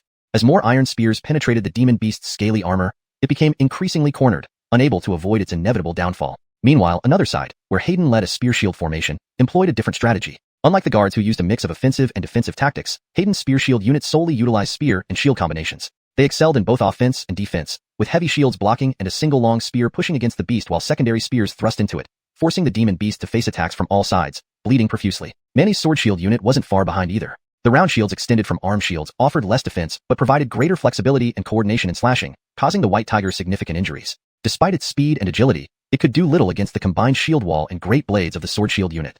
Manny, force it this way. Xiuxian approached, holding an iron spear, blocking the white tiger's path. He pointed the spear straight at the white tiger. Manny immediately commanded, shield strike. The 20 or so sword shield warriors simultaneously slammed their left arm shields toward the white tiger, compelling it to retreat despite its speed. Suddenly, it turned and lunged at Xiuxian. Heart, be careful. Manny warned loudly. The Kobe Yoel tribe had great confidence in Xiuxian. Previously, at the ice lake, Xiuxian effortlessly slew a water demon. What they didn't know was that at the time, Ellie was aiding him, making that demon vulnerable. Now, however, Ellie was still absorbing faith power from the Kobe Long totem to restore its fragmented soul. Xiuxian had to rely solely on himself. But Xiuxian remained calm, twirling the iron spear to block the white tiger's attack. Despite its agility, the white tiger jumped back and charged again. Xiuxian chuckled coldly, abandoning the spear to draw the copper blade from his waist, delivering a fierce slash. Compared to the spear, he was more skilled with the copper blade, whose blade glow surged with metal runes appearing along its edge, channeling witch power into the blade. The white tiger was also strong, batting fiercely with its claws, colliding directly with Xiuxian's blade and forcing him back, the impact stinging his wrist. Good one. Is this truly a white tiger? Xiuxian marveled, yet remained unperturbed, continuing to slash relentlessly. Though his blade techniques were simple, each strike now carried more power than before, leaving numerous cuts on the white tiger's paws. Roar! The white tiger let out an angry roar, emitting sound waves. Compared to the ghostly Out Edgar's sonic waves, this beast's were weaker, and Xiuxian easily blocked them with his witch power. Stop roaring. I'll test my blade on you today. Xiuxian called out, horizontally slicing the copper blade. This time, the blade transformed into a fiery red hue, using fire attribute witch power. Frederick Gervaiser aggressive than the previous metal attribute, the white tiger dared not collide with him and swiftly dodged, but Xiuxian maintained his momentum, combining 2 strikes seamlessly. Interesting, Xiuxian exclaimed, astonished at this discovery. After another dodge by the white tiger, he delivered a third slash, stacking all 3 strikes into one, producing a blade aura over a foot long that left no room for evasion. The white tiger had no choice but to meet the attack with both claws. With a loud crash, Xiuxian's blade aura shattered, sending him reeling 3 steps back, but the white tiger suffered grievous injuries as its claws exploded in blood. Intriguing, can witch power be stacked too? Licking his lips, Xiuxian slashed again, this time with metal attribute witch power, creating a white blade aura. Infuriated, the white tiger once more attempted to evade but Xiuxian quickly followed with a second slash, this time with water attribute witch power. The first metal attribute blade aura fused with the second, forming a single forceful strike. Frightened, the white tiger dared not let Xiuxian deliver a third strike and lashed out with its tail like a whip towards Xiuxian's lower half. Unflustered, Xiuxian countered with an angled slash infused with wood attribute witch power, which combined with the previous water attribute aura to intercept the tiger's tail, forcing it to rapidly retreat, although its tail was still sliced. Ayuyuyuyu. The white tiger screamed as its tail was severed, but Xiuxian sensed something. With another swift slash, he channeled fire attribute which power into the wood attribute blade aura, merging the two. The cumulative force left the white tiger terrified, turning to flee, but Manny was ready, slamming the shield wall towards it. 5 elements interact. 5 elements Regimaleknik, Xiuxian murmured as he unleashed the 5th strike, with soil attribute which power enveloping the flame-colored blade aura. Instantly, 5 blade auras merged into a colorful beam. Deepther 122. The Ellie subdues the demon beast. The thick, colorful blade aura was already more than 3 feet long. The overwhelming momentum of the blade condensed into one at this moment, and wherever the blade aura passed, it brought a piercing pressure that made Haddon shudder instantly. Without any reserve, its demonic aura concentrated on its front paws with a roar, striking fiercely. Boom. An explosion occurred at the spot, sending sandstones flying in all directions. Haddon screamed as it was smashed away, while Dexter's mouth dripped with blood, but he still held onto the bronze saber. On the blade, a finger-length colorful blade aura continued to flow, slightly dimmer now. The method of the 5 elements is truly wondrous. I've been chasing after powerful battle techniques, unaware that what's most suitable for me is best, Dexter murmured, his eyes unusually bright. The saber technique remained simple, yet this time, Dexter had an entirely new experience. Dylan's out. I've already understood the subtlety of using witchcraft power. I just didn't know how to utilize it, which is ridiculous. Dexter chuckled softly, his gaze falling on the wounded Haddon. That Haddon's front paw was broken, its body slashed with countless wounds, heavily smashing into the shield wall erected by Manny and others, gasping its last breaths. Manny, tie up this Haddon. Dexter retracted the colorful blade aura from the bronze saber. The blade aura entered his body, purely intense and sharp, swallowed in one gulp by the internal witch dragon, making it tremble before calming down shortly after. Not only did the consumed 5 elements witchcraft power replenish a significant portion of his loss, Dexter even discovered that this stream of colorful blade aura seemed stronger than the simple fusion of the 5 elements. Ade, Bailey, stop playing around. Looking towards Ade and Bailey's battlefield, Dexter coldly shouted. Ade and others immediately changed their pace. Though the 2 demon beasts trapped in the formation were somewhat stronger than Haddon, they could not withstand the top-notch guards and spear shield unit of the Witchu tribe. With several long spear thrusts, both demons fell, and only about 10 or so Witchu members were injured, the worst having broken bones. Roar! Cheers echoed from the northwest corner as the Witchu tribespeople charged out from behind cover, leaping and shouting in excitement. These 3 demon beasts had driven thousands of wild animals, and they were defeated like this, a result hard to believe but completely justified. Heart, what a great victory and harvest. Pierre and Frederick grinned widely. Only they knew how thin the resources of the Witchu tribe truly were. They had been extremely frugal since the tribe's founding, not because they were stingy, but because there simply wasn't much left. Now, even if disregarding the 3 demon beasts, nearly 1,000 wild animals would be enough for the people to feast for a long time. Pierre, stay calm. Send out orders for everyone to quickly clean up the battlefield. Dead beasts should be dealt with uniformly. Living ones shouldn't be killed right away, keep them for now. Ade, Bailey, Manny, carry these 3 demon beasts with me to the sacrificial totem, and see if we can understand their origins. Dexter put away the bronze saber, feeling happy but not letting joy cloud his judgment. Young and capable, truly worthy of being Heart. Watching Dexter leave with the 3 demon beasts, Pierre couldn't help but marvel. How else could he be our Heart? Too bad Kobe didn't live to see this day, otherwise. Frederick also felt deeply moved. The Witchu tribe had truly risen. Although many deficiencies remained, everything was heading in a better direction. We're old too. Joining the tribe and watching it grow. What more could we ask for? Old buddy, let's get to work. Pierre laughed heartily and began directing the tribe to handle the beasts. With such a variety of beasts and large numbers, now being Gumu season, quick action was needed to avoid attracting other fierce or demon beasts. Although the Witchu tribe wasn't afraid, avoiding unnecessary trouble was wise. As Pierre and Frederick directed the cleanup, Dexter brought the 3 barely alive demon beasts to the foot of the witch dragon totem, where stable spiritual light flowed over it. The difference between the witch dragon totem with and without the Ellie was evident. Witchu tribespeople normally paid respects when passing by the totem, praying devoutly. Besides Heart Dexter, the witch dragon totem was the most popular thing in the tribe. Naturally pleased, Dexter had the 3 demon beasts secured next to the sacrificial pool and started intoning a chant audible only to him. Ellie, I bring you something good. 3 demon beasts driving a beast army to attack our tribe. Would you like to eat them? Frederick Ervasements later, Ellie's voice resonated in Dexter's mind. Dexter, sacrifice them directly. Even small gains add up. These 3 demon beasts have vigorous life force, especially that Haddon. It has traces of Western Shan bloodline. Western Shan lineage? One of the 4 divine beasts. Dexter was surprised. Ellie was even more shocked. How do you know about the 4 divine beasts? That's ancient history. Dexter smirked, born knowing it. Ellie snorted. Trying to fool who? Not anyone knows the 4 divine beasts. Dexter shrugged. What about the 4 divine beasts, 5 directional deities, 6 celestial spirits, 7 stars, and Halloween constellations? Am I boasting? Ellie fell silent. He'd heard of the 5 directional deities, but not the 6 celestial spirits or 7 stars and Halloween constellations. Alright, no need to joke anymore. These 3 demon beasts are likely driven by demons to attack human settlements. Can you access their memories? If yes, feel free to devour them, though it's a pity. Demon beasts can be more useful tamed for the tribe. Dexter swiftly shifted the topic, uneasy about revealing too much. The more Ellie spoke, the less secure Dexter felt. Maintaining some suspense was acceptable. Sacrificing them directly makes retrieving memories difficult. But if you want to tame them, it's easy. However, if you don't sacrifice these 3 beasts, you'll need to sacrifice at least 100 wild animals to make up for my loss. Dexter was stunned. really can tame them? He thought he was just talking. Demon beasts were demon reserves, extremely ferocious and unlikely to submit to humans. Humans, of course, cannot. Regular tribal spirits may lack the capability. But who am I? Those demons are mere lesser demons to me, let alone demon beasts. Ellie sneered, and the witch dragon totem glowed, emitting 3 bloody runes onto the foreheads of the 3 near-dead demon beasts. They roared wildly, struggling fiercely but soon calmed down, fear dominating their eyes. Kid, these 3 demon beasts are tamed. Wait a moment while I review their memories. Ellie's voice was weak, but triumphantly smug. Dexter gaped. So easy? #Deepter123, Guardian Spirit Beasts. Heart, what's wrong with these 3 fiend beasts? Baird asked cautiously, his grip tight on the iron spear as he observed the 3 fiend beasts that had suddenly come to life and appeared docile. Although no one knew exactly what happened, their injuries were gradually healing. Relax. The Kobe Long Totem has subdued these 3 fiend beasts. From now on, they are no longer fiend beasts but the tribe's guardian spirit beasts. Dexter patted Baird on the shoulder, still a bit surprised himself. The Ellie truly lived up to being an old demon. It had so easily tamed these 3 beasts. But thinking about it, this seemed almost natural. Baird and the others gaped in disbelief at the 3 fiend beasts. Though they had been beaten badly by everyone earlier, with the Sean taken down by Dexter, it took all their combined strength. Sky it now. These same fiend beasts had been subdued?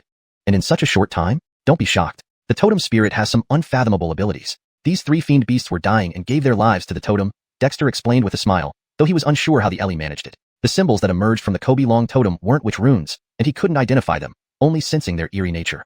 Nonsense. I used fiend runes of the fiend race. Not just ordinary fiend beasts. Even lesser demons can't escape the bindings of my fiend runes. Dexter, if you don't understand, don't spout nonsense. Ellie retorted disdainfully in Dexter's mind. Dexter felt speechless. This guy was quite proud. Still, compared to before when he wanted to fight, it was already much better. Ellie, did you figure it out? Dexter didn't argue further. Just a minor issue. There are fiends calling on other fiend beasts and driving animal herds to search for human settlements. Seems related to me. They are looking for the demon flame, Ellie sneered. Some wild fiends also have their eyes on me, dreaming of capturing me. The demon flame has descended, bringing bloodshed over 10,000 miles. Sigh. Dexter drew a cold breath. What he feared had come true. Back in the withered stone forest, the text left by the Bising tribe's young chief mentioned the demon flame, which led him to try extinguishing the communal fire pit, attracting the Ellie instead, nearly leading to possession. Bloodshed over 10,000 miles? Ellie muttered. Chilled to the bone, Dexter hurriedly asked, Ellie, what do you plan to do? This guy wasn't someone to take lightly. Although they had a pact, Dexter had little control over Ellie. What are you thinking? I'm just a remnant soul. Showing up would get me struck by lightning. Ellie sounded exasperated. Why is this kid so timid, usually so clever? Sky it. Ellie seemed to understand Dexter's concerns and added thoughtfully, Dexter, those wild fiends aren't entirely ignorant. They sensed my dissent. To stop them, the best way is to increase the population of your tribe. Frederick Ravaser people mean stronger faith, and my power will recover, making me harder to detect.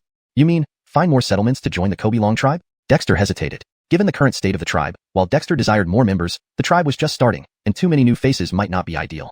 This is inevitable. Totems thrive on faith, which grows with population. Tribal strength depends on numbers. Frederick Ravasery over, unity among humans is a significant advantage. Will you let fiend-driven beast hordes massacre for miles, or gather together for self-protection? Remember to send 100 animals for sacrifice. As Ellie spoke, a luminous light appeared on the Kobe Long totem, touching Dexter's forehead. He instantly sensed 3 faint threads of consciousness coming from the 3 fiend beasts. What is this? Dexter wondered aloud. These are wisps of the fiend beast souls. Controlling these threads means controlling their lives. The Sean is worth nurturing, while the other 2 are hybrids. Slaying them wouldn't matter. As soon as Ellie said this, the 3 fiend beasts shivered, their eyes pleading toward Dexter. Unruly ones die. Obedient ones serve as our guardians. Not bad. Dexter smiled. Ellie indeed meant well. Since Ellie hid within the Kobe Long totem, transferring control was reasonable. Aaron, bring 100 strong beasts for sacrifice to the totem. Notify the tribe. These fiend beasts are now subdued by the totem spirit, and will serve as our guardian spirit beasts. The white one is the Sean. The strange lion-like one shall be called Cohen, and the one with a sharp snout and tusks, like a pig, will be named Alpha Frederick. Dexter assigned names casually. Aaron beamed. Rest assured, Hart. I'll select suitable sacrifices right away. With these 3 guardian spirit beasts, hunting will be easier. As the leader of the tribal hunt team, Aaron was delighted. Fiend beasts driving away beasts made hunting a non-issue. Don't scheme too much, go handle it. Dexter chuckled. He was both pleased and surprised. If Ellie could tame 3 fiend beasts, more could follow. Though weaker than fiends, fiend beasts were still terrifying to human settlements. Perhaps attracting more to form a fiend beast squad was a fun idea? The plan was appealing, but for now, the 3 beasts were severely injured, so Dexter held back. Soon, Aaron returned with over 100 robust animals, accompanied by Pierre and Frederick. Hearing Dexter had tamed the fiend beasts via the totem, they couldn't stay away. Hart, are these 3 fiend beasts safe? Pierre worried. Dexter's actions were bold and bewildering. Pierre, rest assured, the totem spirit has tamed them. Unless they wish to die, they won't disobey orders. Also, fiend beasts possess intelligence and understand human speech. As long as the tribe's people don't provoke them, they won't misbehave, Dexter reassured the elders. When healed, the Sean will accompany me as a mount and guard. Cohen will herd wild beasts for the tribe's blood food supply. Alpha Frederick will assist in constructing walls, digging pits, and filling soil for tribal construction. Any harm to humans, and I'll flay them. The three fiend beasts shivered again, Alpha Frederick hanging his head in dejection. Seeing the beast's demeanor, Pierre and Frederick felt relieved in joy. Heart, with snow eagles patrolling the skies and fiend beasts guarding below, our people will be safer, Pierre marveled. These were fiend beasts, and there were 3 of them. Who would dare be unruly in the tribe now? ###Deepter124. Awakening to the creation of new spells. The news that the tribal totem had subdued 3 beast demons quickly spread throughout the entire tribe, causing a mixture of excitement and trepidation among the people. However, upon seeing the 3 beast demons docilely lying beside the totem platform to recover from their wounds, and not showing any aggressive behavior as they were observed by the tribespeople, everyone became slightly more reassured. It took the whole tribe 3 days just to clear away the dead beasts. Apart from the over 100 beasts sacrificed for the totem ceremony, the rest, once killed, were skinned and stripped of their tendons, providing the tribe with a substantial amount of meat, fur, and animal bones and sinews. Meanwhile, nearly 100 fortunate beasts that did not die or lose limbs were gathered in a forest northwest of the tribe. Under the supervision of the wounded scaled lion, these ordinary beasts became unusually tame, forming the first batch of experimental livestock for the tribe. After dealing with the beasts, the shaman at the research institute began experimenting with the bowstrings that Dexter had entrusted them to improve. Items that could catch the chief's attention were always valuable, and every shaman who was not actively working on other projects took it seriously. To this end, Dexter left some bow designs for them to study. He wasn't too concerned about whether they would succeed, knowing that bowstrings could be made from ox hide, ox tendons, or even hemp ropes, let alone the abundance of animal hides and tendons available now, coupled with the tribe's iron production capability. Using iron wire was also an option. Undoubtedly, the shamans at the research institute were already accustomed to Dexter's hands-off management style. Once a concept was proposed, many were eager to explore and research it further. Dexter, on the other hand, returned to his cave to organize the gains from his battle with the Shaman. Before that battle, even when facing the ghostly beast ape, Dexter had only ever attached metal witch power to his blade to form a blade aura but had never achieved a full-blown blade momentum, let alone transformed his witch power through the 5 elements. This recent battle had unintentionally opened a door for him, offering insight into new possibilities. 5 elements generate and control each other. The subtlety of cultivation indeed has no end. Dexter reached out, and 5 witch runes appeared in his palm, revolving and changing as he sighed deeply. While he had long understood the essence of the generating and controlling cycles of the 5 elements, his application remained rudimentary. His expertise lay mainly in crafting elemental witch runes. However, the battle with the Shaman had brought new insights. The 5 elements transformation was not only a cultivation method but also a combat technique, which Dexter had long realized. The phrases, "a circle of colorful light generates the 5 elements," and "a point of black light extinguishes the 5 elements," had been well within his grasp. Skyet, practical application during battles was lacking until now. With one chop of the bronze knife, the elemental witch power flowed, releasing 5 blade auras. These overlapping and transforming auras created a compounded effect, increasing his damage significantly. A mere impromptu attempt had such results.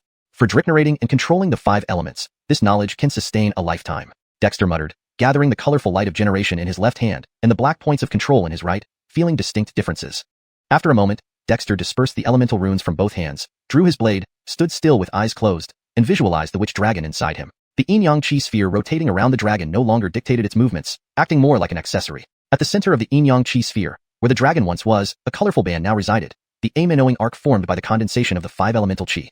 From yin and yang arises the 5 elements, and from the 5 elements come generation and control. Dexter immersed himself, re-examining the aim-innowing transformation and 5 elements transformation. The aim-innowing transformation, imparted by the Eli, explained the changes in Taoist principles, while the 5 elements transformation, he deduced himself was in line with the former. Now, Dexter delved deeper into understanding the yin-yang chi sphere and the transformations it entailed. Undifferentiated in the beginning, the chi splits into yin and yang, with clear ascending and turbid descending. Ascending becomes yang, descending becomes yin. The separation leads to duality. Between clear and turbid lies the central chi, the pivot of yin-yang transformation, called earth. As yin and yang transform, earth acts as the central axis. Clear chi rises and turns into fire. Turbid chi descends and turns into water. When it's halfway up, it is named wood, and when halfway down, it is named metal. Croods divides into yin and yang, and between them lies earth. The 4 elements, metal, wood, water, and fire, revolve and transform around the central earth of yin-yang, forming the yin-yang 5 elements. At this moment, Dexter gradually comprehended the changes in yin-yang and the 5 elements, all stemming from chi transformations. The chi here refers to the primordial chaos, the origin of all things. Croods differentiates into yin and yang. Yin and yang generate the 5 elements, and these elements interact. With my witch power encompassing yin-yang chi spheres and elemental witch power, perhaps I can create a set of techniques that integrate yin-yang and derive the 5 elements, aligning with my own strength. Dexter mused, rotating his bronze knife according to yin-yang changes, mimicking the motions. However, he soon had to stop, realizing it was meaningless without solid foundational skills. My foundation is too weak. Attempting to create new spells is merely wishful thinking. But my approach seems correct. What I lack are basic combat techniques. Without a solid base, any attempt at creation is like building a house on sand. Dexter opened his eyes, focusing on his bronze knife. His current fighting techniques were limited to basic cuts, slashes, stabs, and thrusts, far from impressive. Frederick Cervasery over, the tribe lacked any formal blade usage techniques, making self-creation impractical. He knew his limits. Xiuxian, while the tribe lacked weapon techniques, the blood chi and body training methods given by Croods included corresponding techniques and practices. Dexter had only studied the cultivation methods, but paid little attention to the supporting techniques. Perhaps I should start with physical techniques and gradually develop combat skills. Given my options, this is better than blindly creating, Dexter decided, sheathing his bronze knife. He retrieved a wooden box from deep within the cave, containing the original sealed inheritance granted by Croods. Opening the box, he carefully read the beast skin scrolls, focusing on the techniques. However, he soon realized that to master the blood chi techniques, one must cultivate blood chi power first, and the same applied to body training techniques. They were meant to be used together. Is this suggesting I should cultivate both blood chi and body training? Dexter frowned. He was already practicing yin yang, the 5 elements, ice flame, witch casting, and witch spirit. So venturing into blood chi and body training would make his practice extremely diverse, almost haphazard. Uncertain, Dexter thought for a moment, and decided to consult the Ellie. Despite the old fiend pretending to have lost his memory, his vast experience could provide valuable advice. #Deepter125, Croods and Blood Dammy entering the Chong Frederick Cervasery. Kid, are you stupid? From the Kobe Long Totem platform, Ellie's disdainful voice echoed in Dexter's heart. The Kobe power you cultivate is called strength? At best, it's just a low-grade thing. As for the Kobe casting and Kobe spirit, they are merely basic techniques. Practicing them is just a starting point. There's nothing to be taboo about. On the contrary, your body looks strong on the surface, but is actually just that much. You don't cultivate your physical body now. Do you plan to wait until your Kobe power grows so powerful that it bursts your physical body apart? Dexter was a bit dazed. Ellie, what do you mean? Refining chi and blood to strengthen the physique is the fundamental of cultivation. I was lazy to mention this before because, after all, His Highness detests Kobe practitioners to avoid misleading you. But kid, human bodies are inherently weak from birth. Without cultivating your physical body, how far can you go? Only when your physical body becomes strong can you contain more powers you wish to cultivate. Then, regardless of aim and knowing, 5 elements, ice flames, or even true solar fire, they will not harm you. Ellie ranted on, leaving Dexter looking disheveled. Human bodies are like the earth. Have you ever seen an earth without depth nurturing towering trees? If a human body is compared to a small world, then the powers you talk about are just part of that small world. Container theory? Dexter asked, surprised. What nonsense? Ellie was puzzled. Ellie, I think I understand your meaning. My body is like a container. The amount of power it can hold depends on its size and sturdiness. If my container is too small, no matter how powerful the force, it cannot fit inside. Is that the logic? Dexter earnestly sought advice. How chaotic. But those words aren't wrong either. And as for the chi and blood and body refinement techniques you mentioned, they are just basic techniques, foundational stuff. It's best if you can achieve something, but if you can't, it doesn't matter. Ellie sneered. Even if you complete all these practices, will you dare defy the heavens? Dexter understood. To Ellie, these were all garbage. But this guy wasn't wrong. Laying a foundation wasn't something set in stone. Having practiced, it had its purpose. Ellie, have you thought of any good cultivation techniques? Don't keep it to yourself. It's better for both of us. Dexter probed. Ellie sneered. Do you want lightning to strike? All right, the conversation ended here. Dexter retreated, but he let go of his concerns. As Ellie said, cultivating his physical body wasn't his main focus. It was just for practicing basic techniques. Why overthink it? Returning to the cave, Dexter immediately began selecting techniques. Croods and blood techniques given by Croods included blood refinement, burning blood, and blood imprint. 2 body refining techniques were body malachimpering and body refinement. Blood refinement was the most basic chi and blood technique, and body malachimpering was the most basic body refinement technique. Dexter's body had been reinforced with dragon blood and xuanhuan marrow, so he naturally started with blood refinement. Blood refinement was a fundamental method to condense chi and blood from one's own blood, starting with circulating the blood. Dexter adjusted his breathing, following the secrets of blood refinement. He used breathing to change the heartbeat frequency, accelerating blood circulation within the body. Shortly after, Dexter found that with his inner vision, he easily mastered the heart pressure secret technique in blood refinement, making his blood circulate faster according to his will. Gradually, as the technique operated, the speed of Dexter's blood flow increased, and his skin took on an eerie pale red color. When this reddish hue intensified, Dexter noticed wisps of chi and blood condensing out from his blood. Is this chi and blood? So simple? Dexter was dazed. In the tribe, many who failed at Kobe cultivation chose to switch to chi and blood cultivation. But aside from the 50 Black Cliff Village clansmen brought by Gorin, few others managed to enter this path. Xiuxian Dexter managed to extract chi and blood from his blood in such a short time. Am I a genius at cultivating chi and blood? Dexter wondered. But soon, Dexter realized this must be due to absorbing dragon blood and xuanhuan marrow. His body had also been preliminarily tempered by Ellie using true solar fire. In other words, his foundation was solid. Having condensed chi and blood from the blood, Dexter began guiding the still scarce chi and blood energy through his body. However, while the heart-pumped blood circulation was a natural physiological function, the gathered chi and blood energy needed to follow specific meridians from head to toe, throughout the entire body, flowing continuously. These meridians were only briefly described in blood refinement, but Dexter soon discovered that the pathways described seemed familiar. After personally guiding the faint chi and blood energy once, he gradually recognized the route. This is the Chong pulse?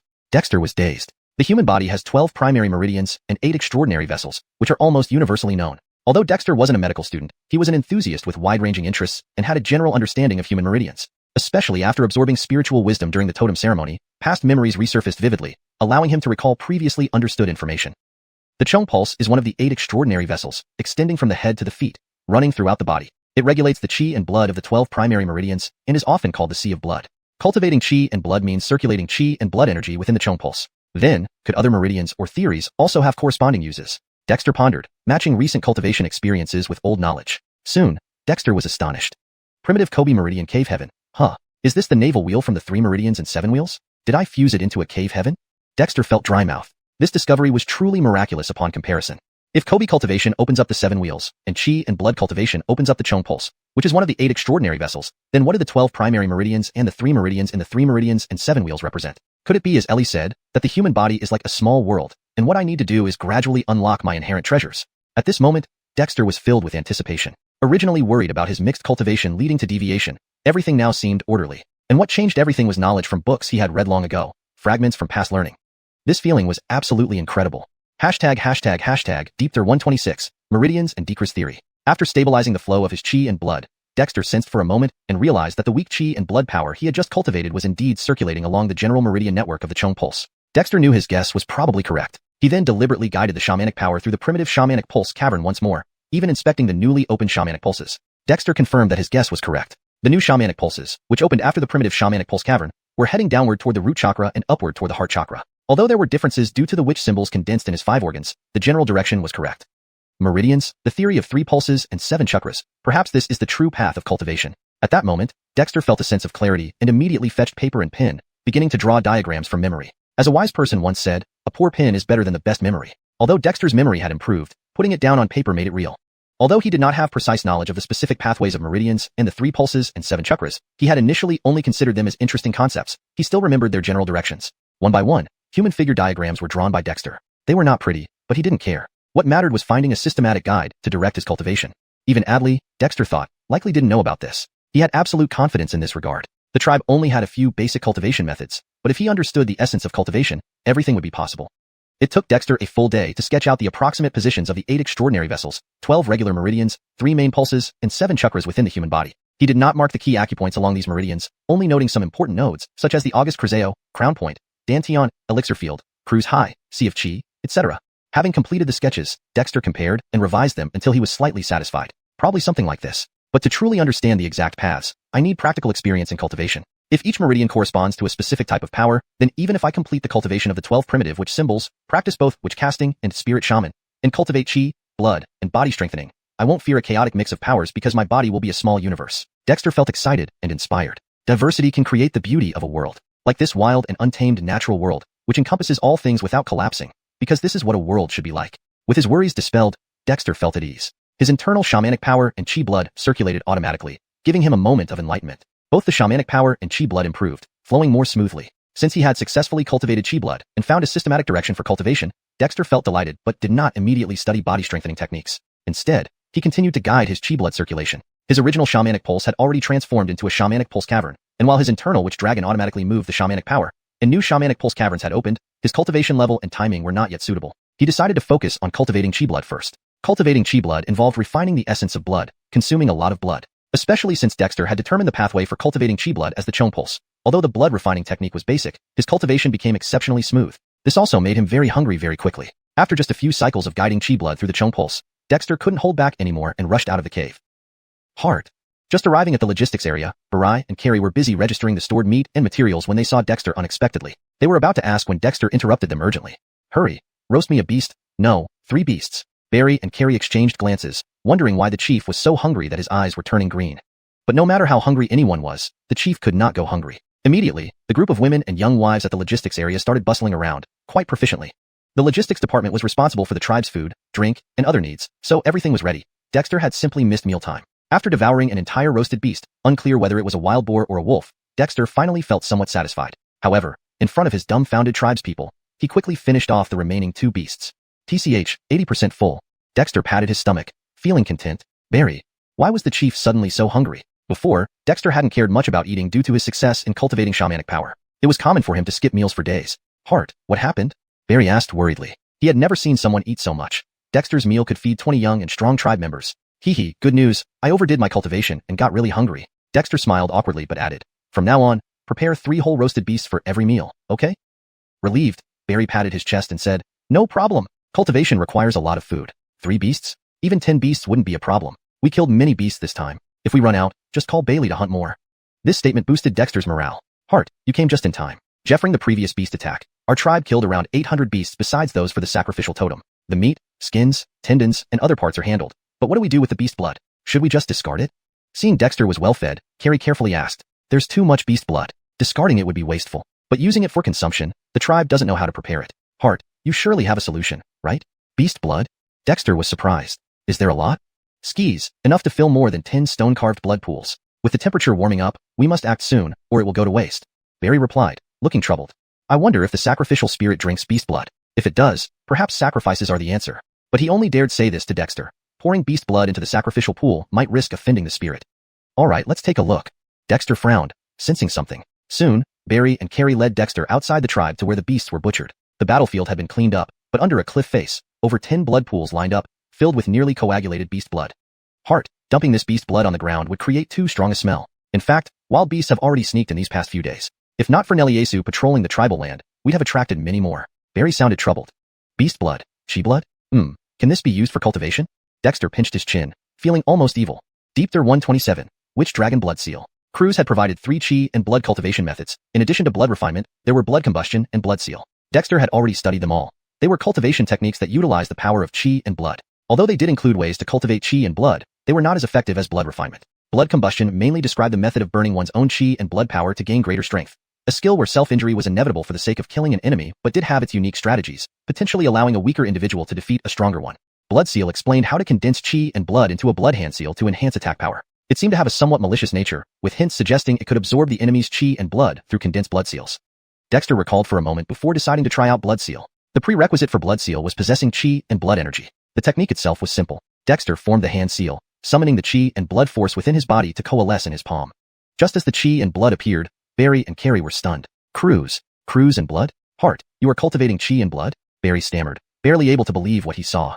Everyone knew that Hart Dexter was the successor of the witch tradition. He practiced witchcraft, not chi and blood cultivation. What happened in just a few days? But then, Barry came to realize something. No wonder the Hart looked like he hadn't eaten in ages. Apparently, it was because he was cultivating chi and blood. Those who cultivated chi and blood often became heavy eaters, such as the 50-odd people in the group, who consumed vast resources from the tribe.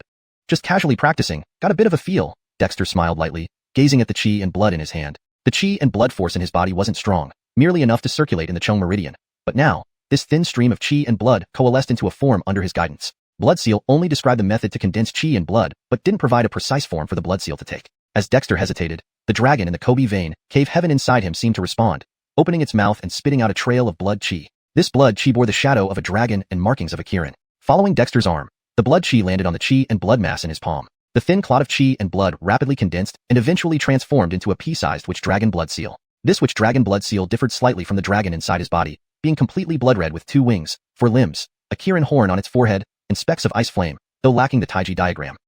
"What is this?" Dexter was surprised. Was the witch dragon even involved in his cultivation of chi and blood? But soon, Dexter realized that the witch dragon within him was originally formed by fusing the chi of his 5 organs, dragon blood chi, and later refined with qilin blood marrow. Besides inhaling and exhaling the 5 elements which chi, it also harbored chi and blood energy. Intriguing. What can this blood seal be used for? Dexter marveled, looking at the thick beast blood in the pool. He placed the tiny witch dragon blood seal on top of it. The crimson witch dragon blood seal began emitting a reddish glow upon contact with the beast blood. Dexter strangely heard gurgling sounds as if it was swallowing. When he realized it, the witch dragon blood seal in his hand seemed to grow larger. Is it not choosy at all? Dexter wondered. As the witch dragon blood seal continued gulping down the beast blood, Dexter's witch dragon blood seal gradually expanded until his hand could barely grasp it. Half of the beast blood in the pool was already gone by then, and the witch dragon blood seal had fully formed. "What is this, kid? What are you doing?" A voice suddenly entered Dexter's mind. It was Elsa. Perhaps due to distance, Elsa's voice was somewhat weak but still clear. "I've cultivated chi and blood force and used it to form a blood seal, but the witch dragon went rogue. Now the witch dragon blood seal is swallowing beast blood. It seems to be capable of refining and absorbing it." "Elsa, why is this happening?" Dexter asked hastily. "Swallowing beast blood?"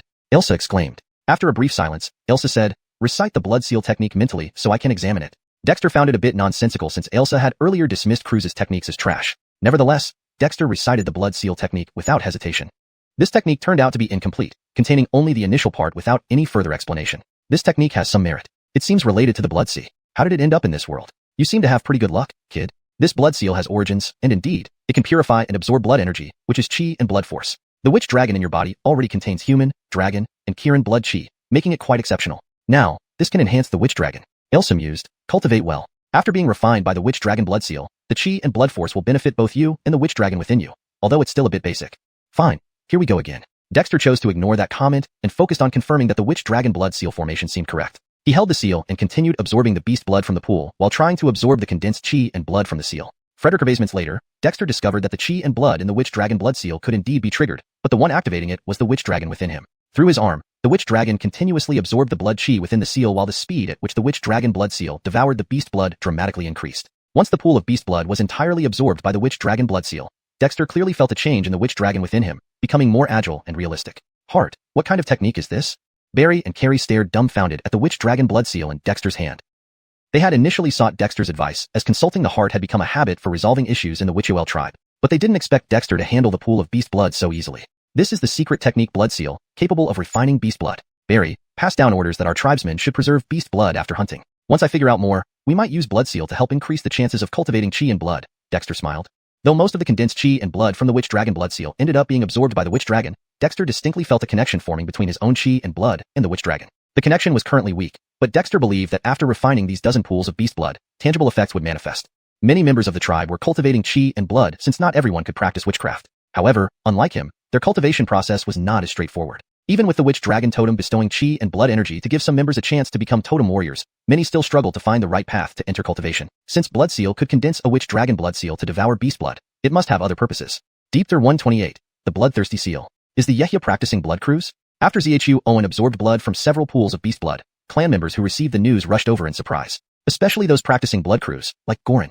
Gorin had originally been a totem warrior but lost his blood cruise when the totem he served was destroyed. It was only after regaining blood cruise in Black Cliff Village that he became one again. When the Kobe-Yoel tribe was established and they worshipped their totem, he, along with 50 others from Black Cliff Village and a few from the Kobe-Yoel tribe such as Alpha, received the blessings of the Kobe-Long totem. As a result, Gorin once more became a totem warrior, primarily cultivating blood cruise, and his power was even stronger than before. However, watching xuanhuan hold the Kobe-Long blood seal and absorb the beast blood from the pools left him dumbfounded.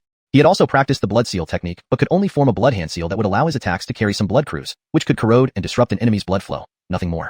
What was xuanhuan doing? Gorin couldn't understand it, yet it seemed incredibly powerful. Yehia, you're truly a genius. Not only have you mastered shamanistic magic and created shaman seals, guiding our people onto the path of shamanism, but now with blood cruise, you've managed to develop new secret techniques. With this blood seal, everything is completely different. Alpha admired.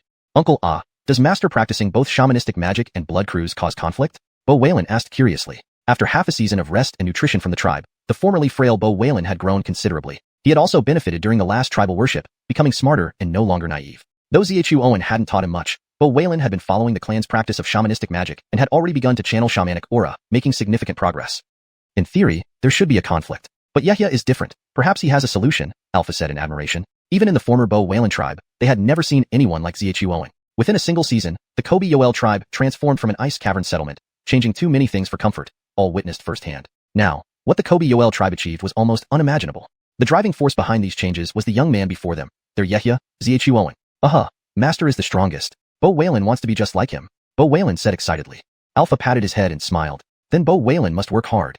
Bo Whalen grinned, his eyes filled with determination. xuanhuan was used to being watched by the clan members. At this moment, the continuous absorption of blood cruise had finally formed a slight connection between the Kobe-Long within him and his own blood cruise. This connection, though weak, seemed to exist because of the shared origin between xuanhuan's blood cruise and the Kobe-Long's internal blood cruise. The Kobe-Long's previous blood cruise had always been dormant until now, having been activated. As the Kobe-Long absorbed more blood cruise, xuanhuan's ability to control the Kobe-Long blood seal and absorb and refine the beast blood from the pools grew faster. After refining over 10 pools of beast blood, the Kobe-Long blood seal in his hand solidified like jade, glowing with a bloody luster. Just as xuanhuan felt a sense of loss, the Kobe-Long inside him suddenly opened its mouth and drew the Kobe-Long blood seal. The seal turned into a stream of blood, disappearing from xuanhuan's hand, reappearing in the witch cave paradise, swallowed whole by the Kobe-Long. Roar. The Kobe-Long emitted a joyful dragon roar as its body began to change. A layer of bloodlight appeared on its witchcraft-constructed body, with flesh beginning to coalesce within the light. Although still somewhat ethereal, it now resembled a true living creature.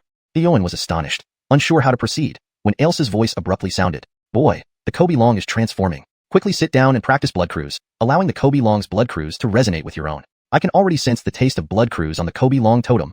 xuanhuan immediately sat cross-legged and ran through the blood refinement technique, channeling his blood cruise. Soon, xuanhuan noticed that the movement of his own blood cruise was drawing the Kobe-Long inside him, the first time since he began practicing blood cruise.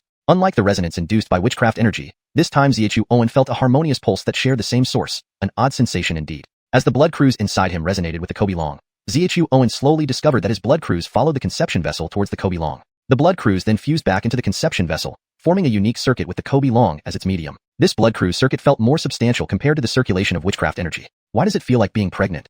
Xiuxian mused, not knowing what pregnancy felt like, but finding it fascinating. After absorbing the Kobe-long blood seal, the Kobe-long's internal blood cruise blended with Xiuxian's own, causing a rapid growth in his blood cruise. His blood cruise no longer relied solely on his blood, but was also generated by the Kobe-long itself, leaving Xiuxian astounded. The Kobe-long was starting to resemble a real living entity. Boy, your Kobe-long is getting interesting. Xiuxian was surprised. What do you mean by interesting? Just that, it's interesting. Boy, strengthening your body with blood cruise is beneficial to you, especially now, as you are still building a foundation. The stronger the foundation, the higher your future achievements will be. A foundation? Huh? Xiuxian smiled. With blood cruise now fused within him, he understood Ailsa's point. Regardless of whether he practiced witchcraft energy or something else, his body was his foundation, like the earth supporting all life or the sea embracing rivers. With the connection between the Kobe-long and his blood cruise firmly established, Xiuxian felt an inexhaustible surge of strength and gained a clearer understanding and perception of his body. This was different from the effects of witchcraft energy. Yehia, have you really cultivated blood cruise? When Xiuxian opened his eyes, Gorin rushed forward eagerly.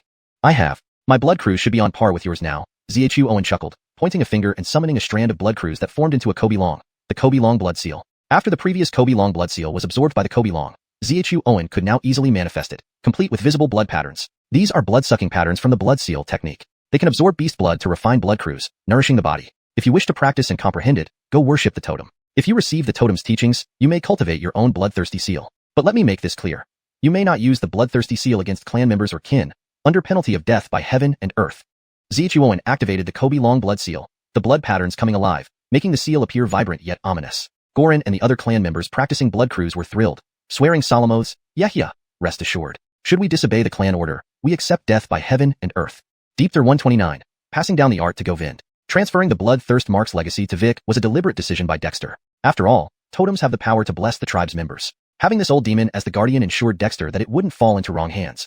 As for the bloodthirst mark itself, it originated from the blood seal, merely being transformed under the influence of the Kobe-long's blood and chi. This small artifact held no secrets for Vic. Watching his fellow tribesmen who practiced blood and chi cultivation eagerly head towards the Kobe-long totem platform, Dexter looked at the over 10 blood pools which had been completely absorbed and felt somewhat astounded. He hadn't expected the Kobe-long blood seal to be such a heavy consumer. Obtaining more blood pools for cultivation might not be so easy in the future. However, since Dexter's blood and chi cultivation was already accomplished, and he wasn't primarily focused on blood and chi, he didn't worry too much about it. Master! Just as he was about to return to his cave, a timid voice called out. Dexter turned around and saw Govind standing beside him, looking slightly shy. Surprised for a moment, Dexter then smiled. Govind, have you learned to recognize characters and understand calculations? Govind nodded hastily. Master, Govind has already learned how to write and calculate. Dexter walked over, gently stroking Govind's head, feeling somewhat nostalgic. Since you came to the tribe, I've been negligent towards you. Do you blame me? Govind shook his head. Master is leading the tribe to rise. Govind only regrets being so foolish before and unable to share your burdens. Haha, that old guy Alpha must have taught you that. There's no need to be so formal with me. Speaking of which, it's time I taught you some cultivation. Follow me. Govind was delighted and hurriedly followed. Not far away, Alpha watched with satisfaction. Govind had integrated into the tribal life and wasn't as isolated anymore. This was a good start. He hoped Govind would learn real skills from Dexter. The chief was an able person, a fact acknowledged by everyone in the tribe. Back in the cave, Dexter asked Govind to sit down. Govind, although nervous, complied obediently. Don't be nervous. Since I recognized you as my disciple before your father's remains, you are my successor. I swore to teach you the art your father established. However, Govind, do you really want to become a shaman? Govind was both surprised and grateful. Master, I don't know if I'm suited for the path of shamanism, but whatever Master teaches me, Govind will dedicate himself to learning it and never let you down. Dexter laughed. The boy had grown a bit clever. Sky it. He could see that Govind's words were sincere. I can't be sure if you're suitable for shamanism either, especially since you haven't cultivated witch chi yet, and our tribe lacks methods to test suitability. But first, I'll help you activate the blood and chi within your body. Let's cultivate blood and chi to strengthen your foundation. Once you cultivate your own witch chi, we can determine if you're fit for shamanism, Dexter explained with a smile. Master, does cultivating blood and chi conflict with shamanism? Govind asked curiously. Hadn't he seen Dexter cultivate blood and chi and absorb multiple pools of beast blood? Govind would never believe someone could practice both simultaneously. Foolish child, blood and chi are the foundations of the human body. Everyone possesses them. How can they conflict? It's just a matter of focus. Your body has suffered greatly since childhood, and though you've recuperated in the tribe for months, there's still room for improvement. Cultivating blood and chi will help you recover faster, benefiting any path you choose later. Dexter caressed Govind's head. Even if you cannot become a shaman, cultivating blood and chi will make you physically strong and prevent premature death. A solid foundation ensures a better future. Govind thought for a moment and nodded seriously. Master, I'll follow your instructions.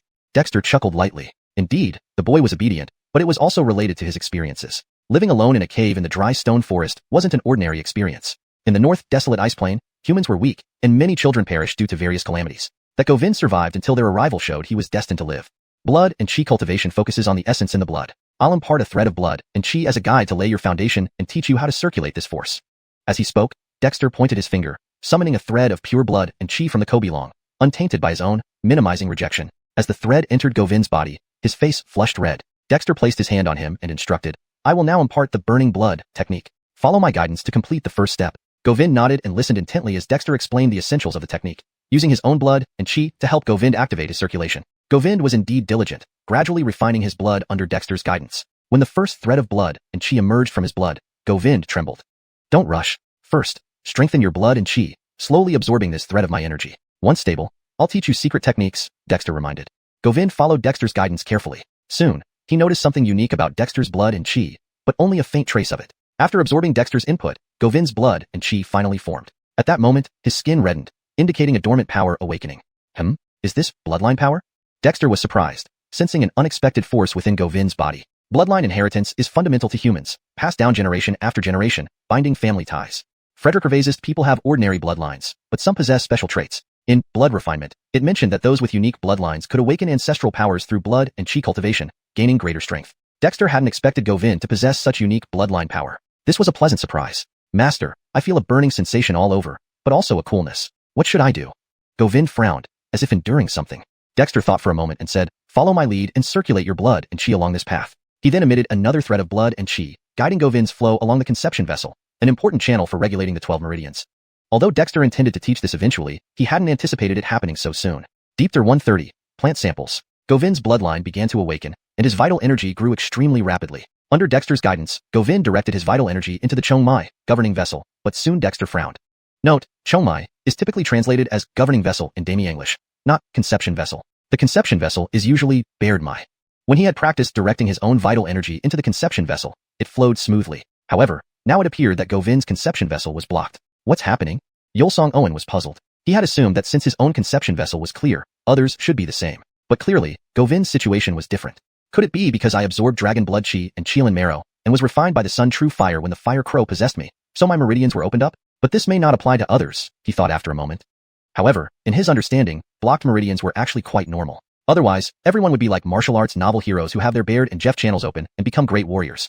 But the reality is that the people in the North Icefield are just ordinary folks. Note, I've removed Huang, as it doesn't have an appropriate translation in this context, and seems to be a remnant from the Chinese text. The term, North Icefield, is more fluid and natural in Dami English. Govind, you must remember the route. When you can use your vital energy to unblock this meridian within you, it means you've succeeded in cultivating vital energy. With your bloodline power, you'll gain a tremendous advantage then.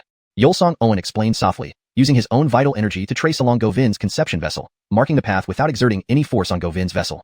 Remember, blood is the foundation of human life, and vital energy is the essence of blood. You have an extraordinary talent, and your ancestors must have been remarkable, which is why they left you with this bloodline power. But the path ahead still requires your own effort. Clenching his teeth, Govind nodded. The awakening bloodline power inside him was impacting him, and if not for Xuanhuan guiding him to focus on the conception vessel, he might not have endured it. Xuanhuan could do no more than encourage him. This trial was something Govind had to face alone. After over an hour, Govind's bloodline power subsided, and the redness in his face gradually faded, although his vital energy had grown significantly. Master, I have successfully cultivated vital energy, Govind couldn't help but exclaim excitedly. As a child barely 10 years old, he already understood the hardships of survival and cherished any form of power. Govind, this is just the beginning. Like our tribe, which now has hope, we need to become stronger if we wish to protect our people better, Xuanhuan encouraged him. Skis, Master, I understand. Govind will work hard. The vital energy circulation method I've taught you, don't mention it to anyone yet because it's still incomplete. Once I perfect the method, we'll see if it can be promoted within the tribe. For now, focus on unblocking this route and building a solid foundation. Do you understand? Xuanhuan reminded him. Govind nodded hastily. Don't worry, Master. I understand. Allowing Govind to leave, Xuanhuan patted his belly. He felt hungry again. Previously, he didn't mind going without food for a few days, but now he truly had a big appetite. Fortunately, the tribe had just survived a beast attack, and meat was plentiful. I wonder when we can eat something like millet rice. Well, the exploration team should have collected some valuable plant samples from all over the place. Eating the roasted meat delivered by the logistics department, Xuanhuan muttered under his breath. Eating nothing but meat was getting boring. The tribe really needed to diversify its diet. Otherwise, how could they go on? The exploration team placed the collected plant samples in a small valley beside the research institute's main valley. There were specialists responsible for organizing, selecting, and documenting the samples. Since Brendan created paper, the research projects at the institute had become more systematic. Although the witches and shamans of the witch tribe were still newly literate, learning basic arithmetic and knowledge, whenever Xuanhuan requested something, it was always done thoroughly. So when Xuanhuan came to the small valley, he found neatly arranged piles of grasses, stones, etc., each marked simply. The person in charge here was named Jiningyao, a teenage girl around 15 or 16. She was also one of the few female tribe members who could summon witch symbols and cultivate witch qi. Harton, why are you here? Jiningyao looked at Xuanhuan with delight. Her cheeks flushed. She had watched Xuanhuan lead their settlement from nothing and grow stronger, so it wasn't surprising that every young Alexis admired him. Xuanhuan nodded and smiled. Jiningyao, I've come to see if there are any plants suitable for cultivation by our people. The farmland outside the tribe is mostly leveled, and now we just need the crops. What have you discovered?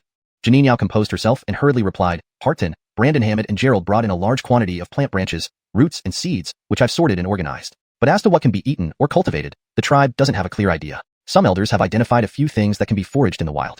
Jiningyao led Xuanhuan to a cave, separately set up in the small valley. Other tribe members working there followed curiously, their eyes sparkling. This made Xuanhuan feel a bit uneasy. He remembered fearing being dragged into caves back then, and wished he called Bergover. However, the tribe members seemed to have developed some decorum and only stared affectionately without action. Adjusting his mindset, Xuanhuan reminded himself that the young women weren't bad, like Jiningyao, who was simple and generous, but he wasn't interested, so it was best to stick to business. Harton, these are plants our people have eaten in the wild. Now, everything is recovering, and the wilds are full of tender shoots. If we can cultivate them, we need to gather them early, Jiningyao explained, sneaking a glance at Xuanhuan. Carter approached and closely examined the various samples. Frederick Hervazist were unfamiliar to him, which was understandable given that the North Icefield was not his original home. Note, Xuanhuan seems to be a mistranslation or misinterpretation of the name Duyan, which should be Carter. Also, North Huang Icefield is corrected to North Icefield, as Huang typically means wasteland, which does not fit naturally in Demi English here. But suddenly, his pupils contracted, and he quickly picked up a dried grass head resembling foxtail. Is this millet? Harton, this wild grass's seeds are edible, but they're very small and difficult to dehusk. Is this called millet? Jiningyao was surprised. Among the many plants tribe members had eaten, this grass head wasn't particularly notable, yet the chieftain had picked it out. Xuanhuan rubbed the grass head's plump grains, dehusking them to reveal familiar tiny yellow grains gathered in his palm. He couldn't help but get excited. Skis. This is it, Jiningyao. This is a good thing. Hashtag Deepter131. Jacobs of the Northern Wilderness. Millet, one of the oldest food crops, is both edible and medicinal. Ned Owen used to enjoy cooking millet porridge, savoring its unique sweet fragrance. To his surprise, this icy expanse of the northern wilderness actually had wild millet growing, a pleasant discovery for him. Although the grains were small, it was only wild millet. If the tribe could cultivate and selectively breed them, they would surely become a supplementary food source. Upon finding the millet, Ned Owen's worries eased. He began searching for other plants, but most were unfamiliar to him. Just as he felt a bit disheartened, a cracked yellow fruit pod caught his attention. Inside, there were fibers resembling cotton. Ned Owen quickly peeled open the pod, revealing the inner fibers indeed looked like cotton but were thicker and more tangled than the ones he remembered. His eyes lit up as he handled the fibers. This wasn't the type of cotton he knew, but that didn't matter. He needed natural plant fibers suitable for making cloth. The cotton inside these pods was truly a gift from the heavens. Hart, the seeds inside can be eaten but are quite dry and bitter. Some tribes people once ground the seeds into flour and mixed it with water to make a paste, which reportedly tasted good, Janine explained. Janine, this isn't meant to be eaten. Ned Owen was elated and swiftly peeled open more pods, gathering the coarse fibers. These fibers were elastic and perfect for spinning into thread. If they could harvest and plant these in bulk, the tribe's clothing problem would be solved. Janine, remember to instruct Caleb's collection team to prioritize collecting all these pods. Also, dig up as many of these plants from the wild as possible and plant them around the tribe. Once we have enough seeds, we can designate a hillside for cotton cultivation. Janine jotted down the instructions, her eyes filled with admiration. Despite the numerous samples sent by the exploration and collection teams, Ned Owen effortlessly identified potential crops, leaving Janine impressed. Next, he inspected the remaining plant samples. Unfortunately, most were unrecognizable wild fruits or roots, some of which tribespeople had eaten before, but whether they could be cultivated remained uncertain. Besides millet and cotton, experiment with the other plants. Assign each planting team a test plot, and see how they grow. Meanwhile, gather more wild specimens to try boiling, and see if they're edible. Finding no other familiar plants didn't disappoint Ned Owen. Frederick Hervazist plants in the northern wilderness were cold-resistant, so discovering millet and cotton was already fortunate. Wait, shouldn't there be pine trees here? Pine nuts are also great ingredients. Ned Owen left the cave and headed to where the plant samples were piled. After examining them carefully, he found pine cones and a dried, dark green pod resembling tiny peppers. Picking one up and breaking it open, he smelled the spiciness immediately. Intrigued, he chewed on the crushed bits, tasting a bitter heat. SSS, are these peppers? Aren't they supposed to grow in warm climates? Ned Owen was puzzled. But every region nurtures different plants. While the northern wilderness had long, harsh winters, it still experienced spring-like, juemong, summer-like, zhurong, and autumn-like, rushou, seasons, though winter dominated. Plants may differ, but I need to find crops suitable for the tribe without relying on previous knowledge. Janine, didn't you cultivate the wood talisman? Staring blankly at Ned Owen, Janine finally nodded. Hart, I did. What for? Have you ever tried using your wood talisman spirit energy to examine these plant samples? Janine's mouth gaped open. Realizing she hadn't tried, Ned Owen took out a first-grade wood talisman. Now that there were designated members refining elemental witch symbols, the tribe had achieved mass production, giving him plenty of talismans. Activating the wood spirit dami energy, Ned Owen's talisman emitted an emerald glow, which he directed at the pepper-like pod. Previously, he used spirit energy to analyze mineral properties when seeking materials for talisman refinement, never realizing this method could be extended to plants. The glowing pod revealed hints of green with dark red undertones. Repeating the process with pine cones showed green with white specks. Various samples displayed green mixed with other colors, yet their meanings eluded Ned Owen. I still need to conduct experiments, but testing on tribespeople isn't practical. He sighed internally. In the northern wilderness, nothing could serve as reference beyond his own cognition. As for the tribespeople, primitive as they were, he couldn't expect much expertise. Finding edible plant samples was already a commendable achievement. Janine, do you remember the cold rats here? Those small, furry creatures with long tails. Janine nodded. Skis. Wherever there are caves, there are these little critters. They're skilled diggers and hard to catch, but hungry tribespeople will hunt them. Perfect. Call Bailey, Brandon Hammond, Caleb, Osirasasi, and even Giover. We have immediate tasks for planting. Originally believing the northern wilderness offered nothing useful, now it seemed he just hadn't explored this treasure trove enough. Janine called several helping tribal girls to notify Bailey and the others, but remained standing, curious. Hart, can all these be planted? She asked, pointing to the selected samples. Some have value, others don't, but we need trials. Since wood talismans can detect plant components, maybe they can help solve our cultivation issues. Ned Owen's eyes sparkled with new ideas. ###Deepter132. Women can hold up half the sky. Yehia, did you call us here because you've made some good discoveries? Frederick Gervaisments later, Reed rushed into the valley with excitement, especially Brandon Hammond, who was in charge of the exploration team, and Caleb, who managed the gathering team. Both looked eagerly at Zoe Owen. Since the establishment of the tribe and division of labor, the exploration team had been collecting various plants, minerals, and more, while the gathering team focused on collecting crops needed by the farming teams. Though each team operated independently, they occasionally brought back items they hadn't seen before. Skis, there have been discoveries. Here we have millet, cotton, pine cones, and pepper. Brandon Hammond, Caleb, your task is to gather as much of these 4 items as possible. Osiriso Gifford, you lead the clan members to develop more terrace fields for planting millet, cotton, and pepper. Reed, go and catch more cold rats. These little creatures have sharp teeth. Custom make iron traps and use smoke to flush them out once you find their burrows. They won't be able to hide. Zoe Owen pointed to the 4 plant samples he had set aside and gave instructions. Reed didn't know why Zoe Owen needed cold rats but said nothing and immediately went to get the iron traps made. As for Osiriso Gifford and the others, they already knew that these were the things the Yehia wanted to grow, so they felt even more excited. Yehia, what do I do? Ned scratched his head. He was studying spirit taming techniques and communicating with spirits, practicing the Kobe Nelly egg scripture, and raising snow wolves, all of which kept him extremely busy. Ned, choose 2 Kobe who specialize in wood runes to specifically research the properties of plants. Come, let's take a look. Zoe Owen held up a wood rune and used its light to illuminate the plant samples again. All plants have their own properties. Green represents the vitality of the plant, but other colors may indicate different uses. I need you to explore this method with your team. For example, this root has hints of black, red, and blue, suggesting it might have 3 different uses. Once Reed catches the cold rats, use them to test for toxicity and efficacy.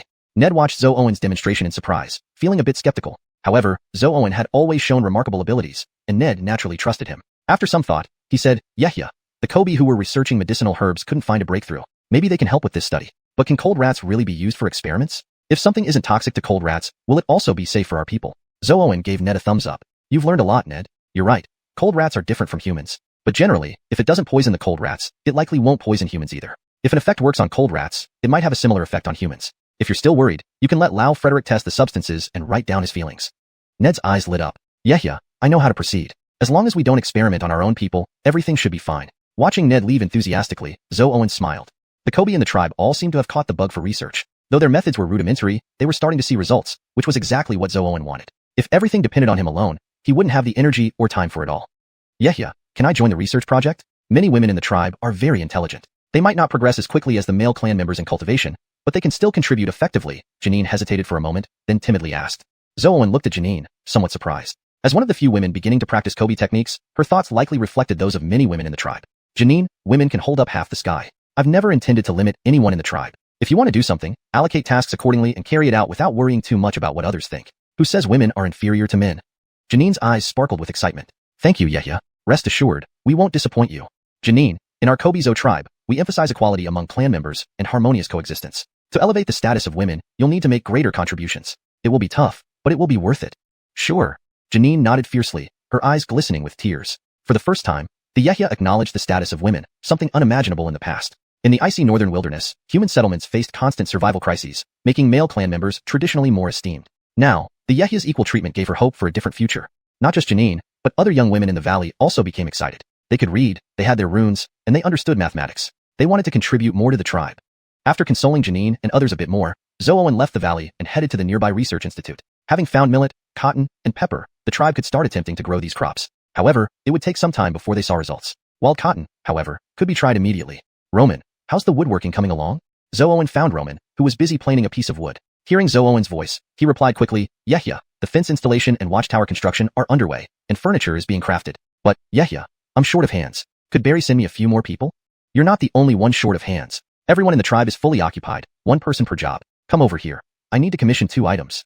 Roman immediately hurried over. Xuanhuan picked up a charcoal pencil and started sketching on paper. Previously, he had drawn many diagrams and compiled them into the book of Kobe-zo Dami Engineering. At that time, he hadn't found suitable materials for spinning, so he hadn't included the designs for spinning machines or looms. Now, with cotton, even though it wasn't the cotton he remembered, they had the material.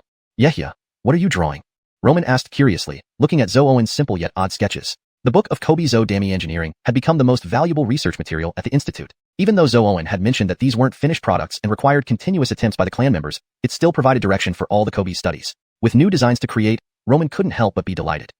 These are spinning machines for spinning yarn and looms for weaving cloth. I only remember the rough shapes, so let's start with the spinning machine. This contraption is mainly for spinning cotton and hemp threads.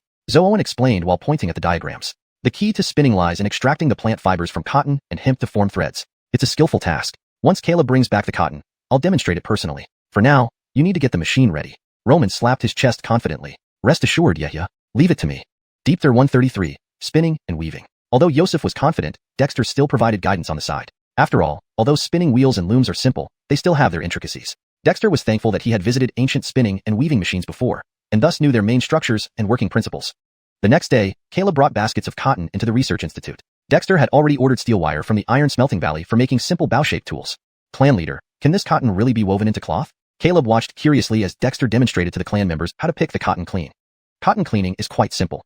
It involves removing seeds and impurities from the cotton, leaving only the fluffy fibers. Of course it can, but weaving cloth isn't so simple, Dexter smiled. Initially, he wanted to find hemp, but if this unknown cotton could grow in the northern wilderness, why bother with hemp? After collecting tufts of clean cotton, Dexter gathered them on a wooden board made by Yosef, which was roughly the size of a common bed. He then began beating the cotton using the bow. Once the cotton was beaten into finer, softer fluff, Dexter began twisting and stretching the cotton threads, pressing them down, spinning them, and threading them onto the spindle. As he fixed the cotton bundle at one end of the spinning wheel and manually turned the wheel, extracting endless threads from the cotton, the watching clan members were amazed. The beaten cotton, indeed, could be spun into yarn. Although the thread was uneven, it was continuous until almost all the cotton was used up. When Dexter added more cotton, the thread never broke. Clan leader, is this cotton yarn? Janine, along with several tribal girls, asked eagerly as they observed Dexter's graceful spinning motions. Skis, this is yarn. Not just cotton, but some plant leaves, like those of hemp, can also be processed through steaming, washing, pulping, and drying, resulting in fibrous material similar to cotton fluff, which can likewise be spun into yarn. You should experiment with different types of leaves. The process is similar to papermaking. Brendan listened with a brightening expression. Clan leader, I recall some grass leaves produce pulp very much like this cotton fluff. Try it out and see if you can spin yarn. Dexter chuckled. If we can find silkworms, extracting silk would be even simpler, but unfortunately, we haven't found any yet. Clan leader, those cocoons you mentioned, we did find some. However, the cocoons from these bugs are black and poisonous, so we didn't dare bring them back to the tribe. Caleb scratched his head. Bring some back here. If they can be used to extract silk, we can try to remove the toxins. It would be a great natural resource. Dexter frowned, realizing that the exploration and collection teams had already found the cocoons. Caleb immediately left. Don't worry, clan leader. I'll fetch them right away. Clan leader, let us try to. This spinning seems like something more suited for women, Janine pleaded. Dexter smiled.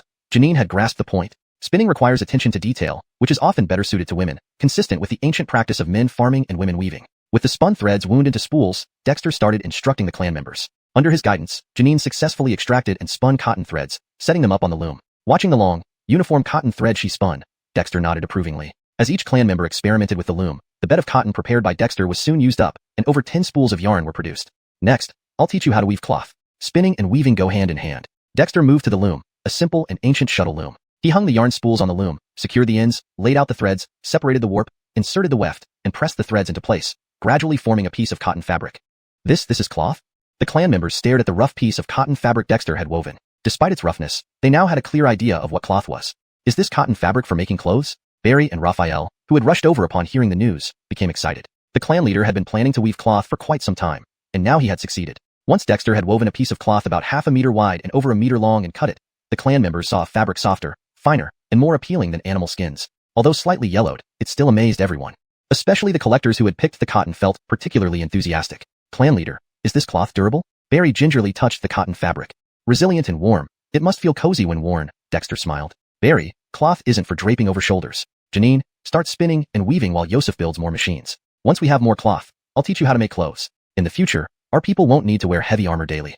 I'll get right on it, Yosef promised, leading the carpentry team to work. Janine took over the loom, weaving fabric even finer than Dexter's, earning his approval. Dexter was merely guiding and demonstrating. He wasn't an expert in textiles. With the tribe producing cloth, the only remaining issue regarding daily life would be transportation, which they had already addressed by making sleds. Adding wheels wouldn't be difficult. As more spinning wheels and looms were produced by Yosef's carpentry team, the clan members eagerly tried them out, enjoying these new toys. The delicate fabrics woven by the clever young women made everyone envious. Dexter had already started sketching clothing designs. For the tribe's attire, Dexter discarded complex styles, focusing on simple shorts and shirts suitable for the growing season. As for winter, with cotton fabric, they wouldn't lack warm clothing. Soon, Dexter had sketched over 10 styles of men's and women's clothing, including outerwear, pants, undershirts, trousers, jackets, robes, hats, scarves, backpacks, shoes, and various items made from fabric. The clan members were dazzled. Even without seeing the finished products, these sketches alone were thrilling. Originally, wearing armor was considered a luxury by the clan. But now, with the ability to weave cloth, the clan leader knew how to make clothes. To make clothes, we need scissors and needles. We have yarn now, and I can forge some large-eyed needles, Dexter instructed. Immediately, clan members rushed to the iron smelting valley. Deepter 134, transforming the tribe. The creation of needles was extremely simple, but achieving a size similar to animal hair took some effort. Once Janine and the tribe's people wove a sufficient amount of fabric, Dexter began to sew clothes for himself. Unlike the previous leather garments made from animal skins, this time Dexter was meticulously patient since he would be wearing these himself. Cutting, threading the needle, stitching. One simple set of handmade short shirt, underwear, and shorts soon came to life in his hands. The sewing finished with neat knots and a belt around the waist that could be adjusted for size. When Dexter emerged in his new outfit of short shirt and shorts, the tribe members let out exclamations of admiration. It wasn't because the outfit looked exceptionally beautiful but rather because it was simple, practical, and very modest and elegant. Hart, is this what you call clothing? Baird couldn't help but ask.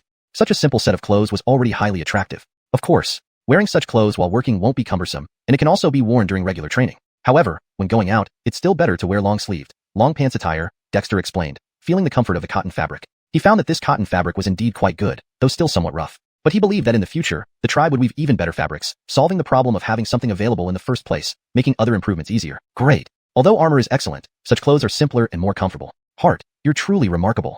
Barry marveled. If he hadn't seen it with his own eyes, he wouldn't have believed there could be such wonderful things. And to think they were made from wild cotton gathered from the fields, a process which was labor-intensive but manageable with the diligent efforts of the tribe's people. The wild cotton might not be enough to make a set of clothes for every member, but we can explore other materials suitable for spinning. Brendan, put your paper improvement project on hold for now, and focus on finding materials that can be used for spinning threads. Dexter instructed. Brendan nodded eagerly. If the materials required for spinning were similar to those used in papermaking, he was confident in his abilities. In fact, his paper workshop had accumulated plenty of leftover pulp residues. Following Dexter's method for processing cotton, these could likely be turned into fabric-like materials.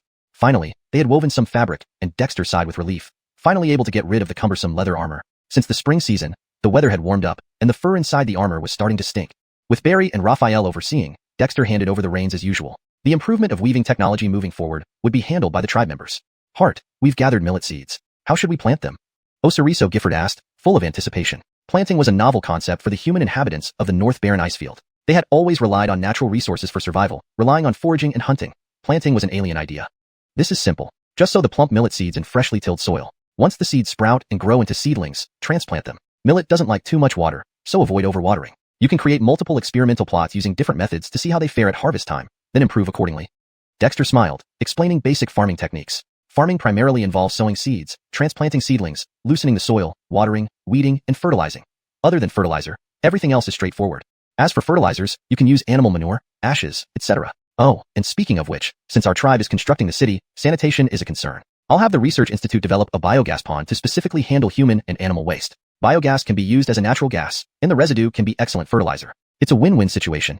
Dexter excitedly described the functions of the biogas pond, leaving Osiriso Gifford astounded. Human waste, animal feces, straw, and even wood can be used to produce biogas? A flammable gas? How many new ideas does Hart have stored in his mind? Besides the biogas pond, you can find some tribe members who practice earth and wood dierms to study cultivation methods. For instance, see if using earth and wood dierms to nourish the seedlings makes any difference. Also, research the rain spell array and life-bearing spell array that the Institute is working on. Would they yield different results if placed in the fields? These need to be tried out. Osiriso Gifford was stunned. From discussing farming to biogas ponds, and then spell arrays, Dexter's suggestion seemed entirely logical, even to him. To say nothing of the researchers studying the spell arrays at the Institute who had nearly perfected the rain spell array. This wooden spell array sounded ideal for farming just from its name.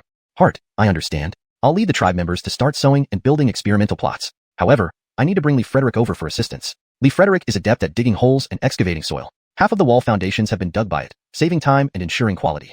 Liao Frederick? Dexter was slightly surprised. But Lee Frederick was similar to a wild boar, which are also good at digging. There might be a bloodline connection between the two. Alright, have Lee Frederick recruit more of its kind from the mountains. Since they excel at digging, we can save manpower. We can also try domesticating them. Additionally, since Nellie Sure is managing the herds, have it select some beasts skilled at digging. With it around, the beasts won't dare disobey. With such resources, we should make the most of them. Osiriso Gifford nodded repeatedly, giving a thumbs up. Hart really thinks it through. The tribe members are very busy. Relying solely on manpower to dig would be a waste of effort. I'll go find Lee Frederick and Nellie Sure immediately. Clearly, over time, the tribe members had become accustomed to the presence of the three guardian beasts. Nellie Sure managed the herds, Lee Frederick excavated, and Brandon Ray followed close by, serving as Dexter's guard and mount, though it hadn't been needed within the tribe yet, enjoying its leisure. With planting about to begin, Dexter returned to the research institute and called Xiuxian back. Hearing about building a biogas pond, Xiuxian became highly interested, as Dexter's projects always brought significant benefits to the tribe and introduced new knowledge.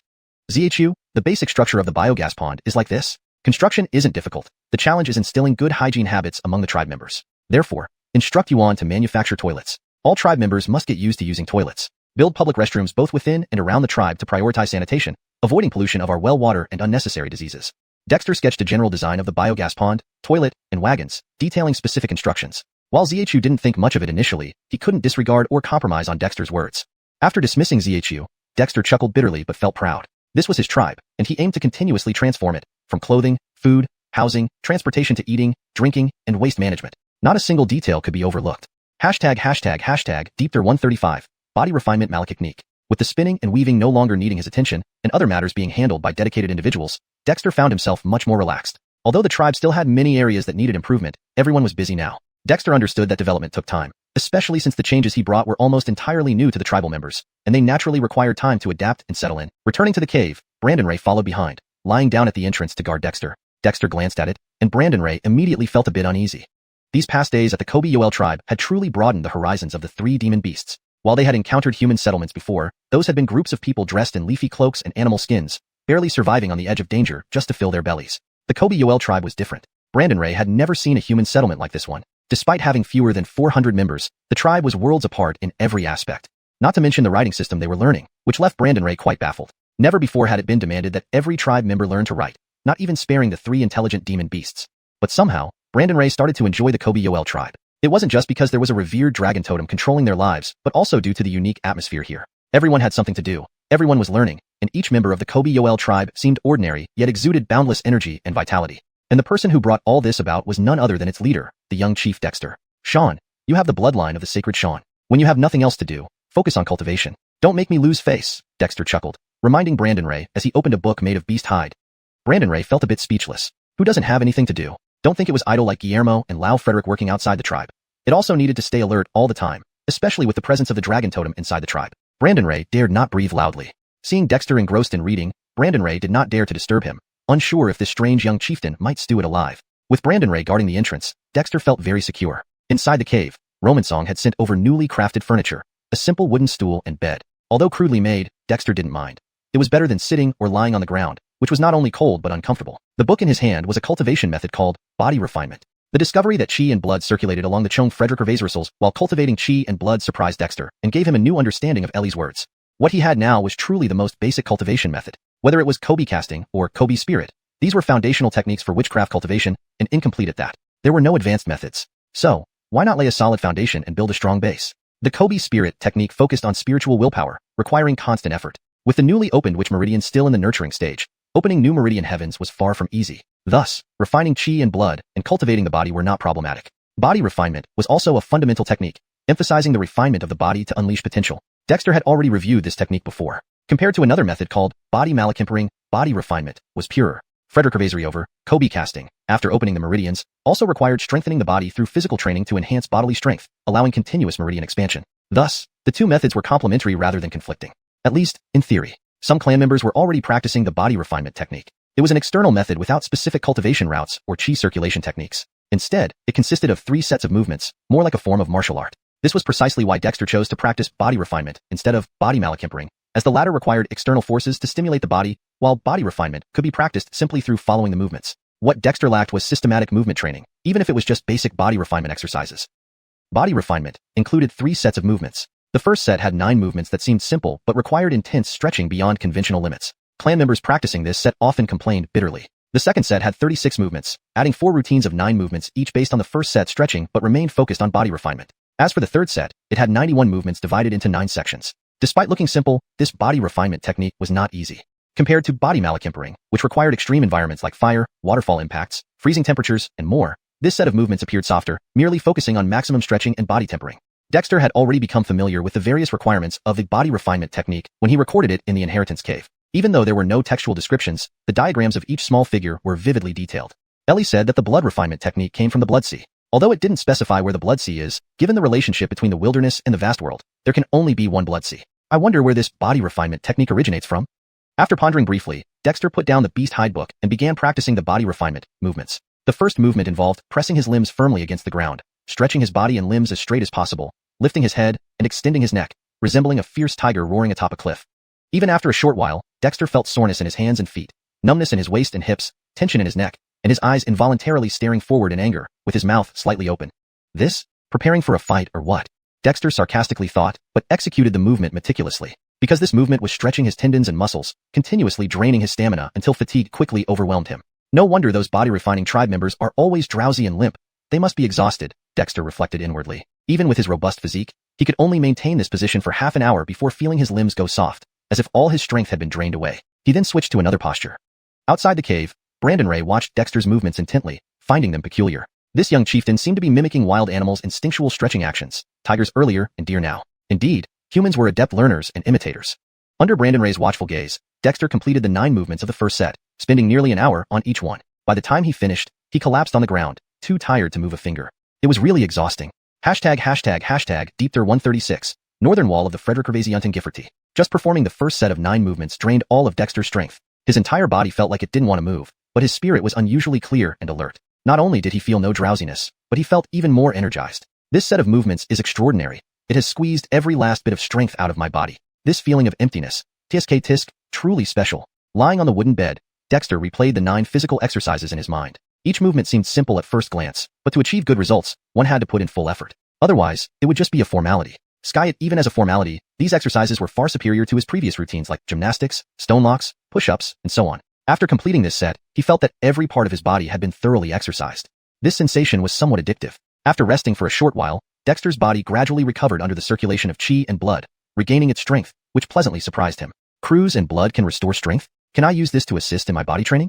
Once the fatigue subsided, Dexter began again from the first movement. Compared to his earlier clumsy attempts, his motions were now smoother due to experience. He still waited until each movement reached its limit before transitioning to the next, meticulously performing each one. Dexter noticed that although his body was extremely tired, his mental state was unusually vigorous. Could it be because I have practiced the Kobe Nelly egg cultivation technique, and these movements require me to concentrate fully? Dexter wondered. This was the only explanation for his current condition. Despite being physically exhausted, with every ounce of strength wrung out, his spirit remained highly invigorated, as if charged by an adrenaline rush. What concerned Dexter more was that during the practice of these movements, his body needed to maintain a fixed posture while stretched out. In other words, his body was relatively stationary, yet his consciousness, or spirit, was free. Why not try practicing Kobe Nelly egg?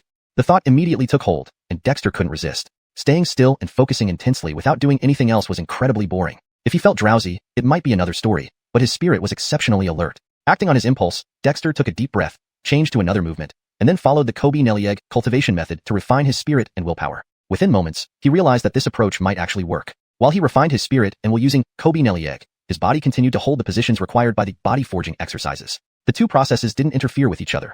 Rather, as he cultivated Kobe Nelly egg, the fatigue in his body seemed to diminish slightly. Intriguing, very intriguing. Croods and blood can restore physical exhaustion, and Kobe Nelly egg can be cultivated without hindrance while practicing body forging. Does this mean I can practice both simultaneously? Although he wasn't actively running the blood refinement, cultivation method, or deliberately moving chi and blood, after communicating with the Kobe Long, his chi and blood had formed a complete cycle through the Chong meridian. Even without deliberate effort, his internal chi and blood flowed naturally. Frederikervasary over, blood itself flows naturally, and chi and blood are condensed from blood.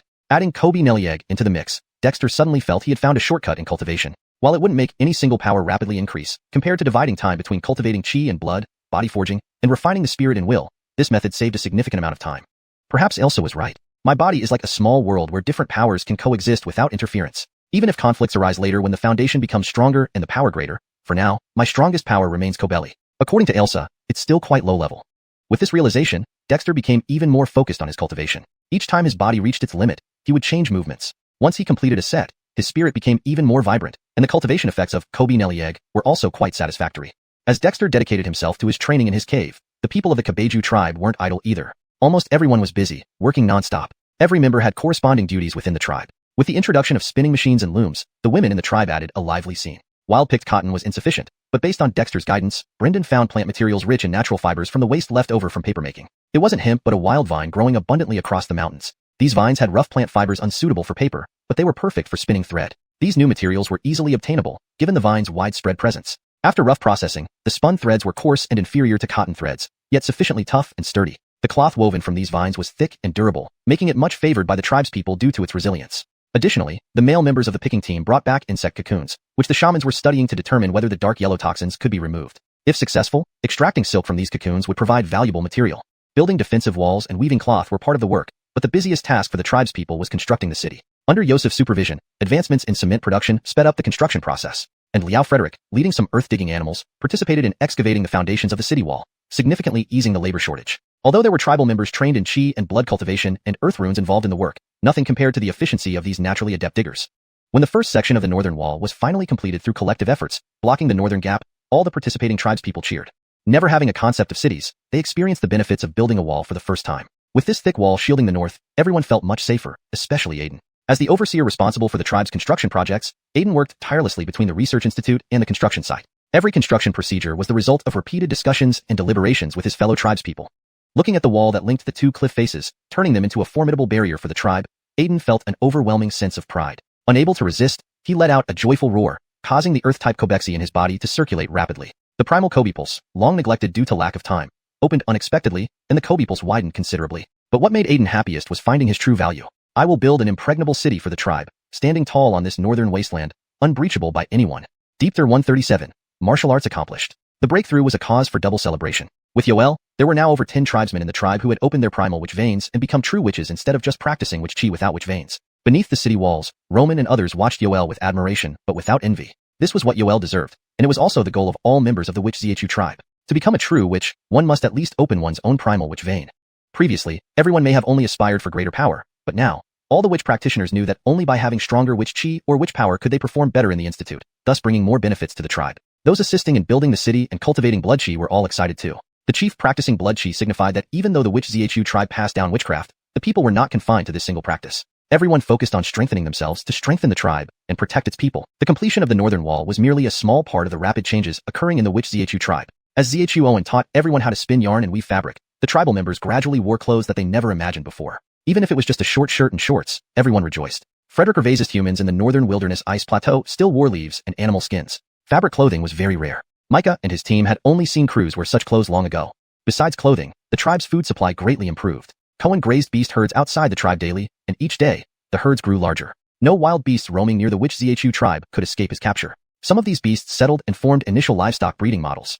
The planting team already planted crops like foxtail millet and pepper. Apart from those chosen by xuanhuan, other plants that tribal members tested and found edible were also harvested on a large scale. For this reason, Liao Frederick became the most welcome guardian beast of the tribe. Although he looked ugly, he was capable and easy to raise.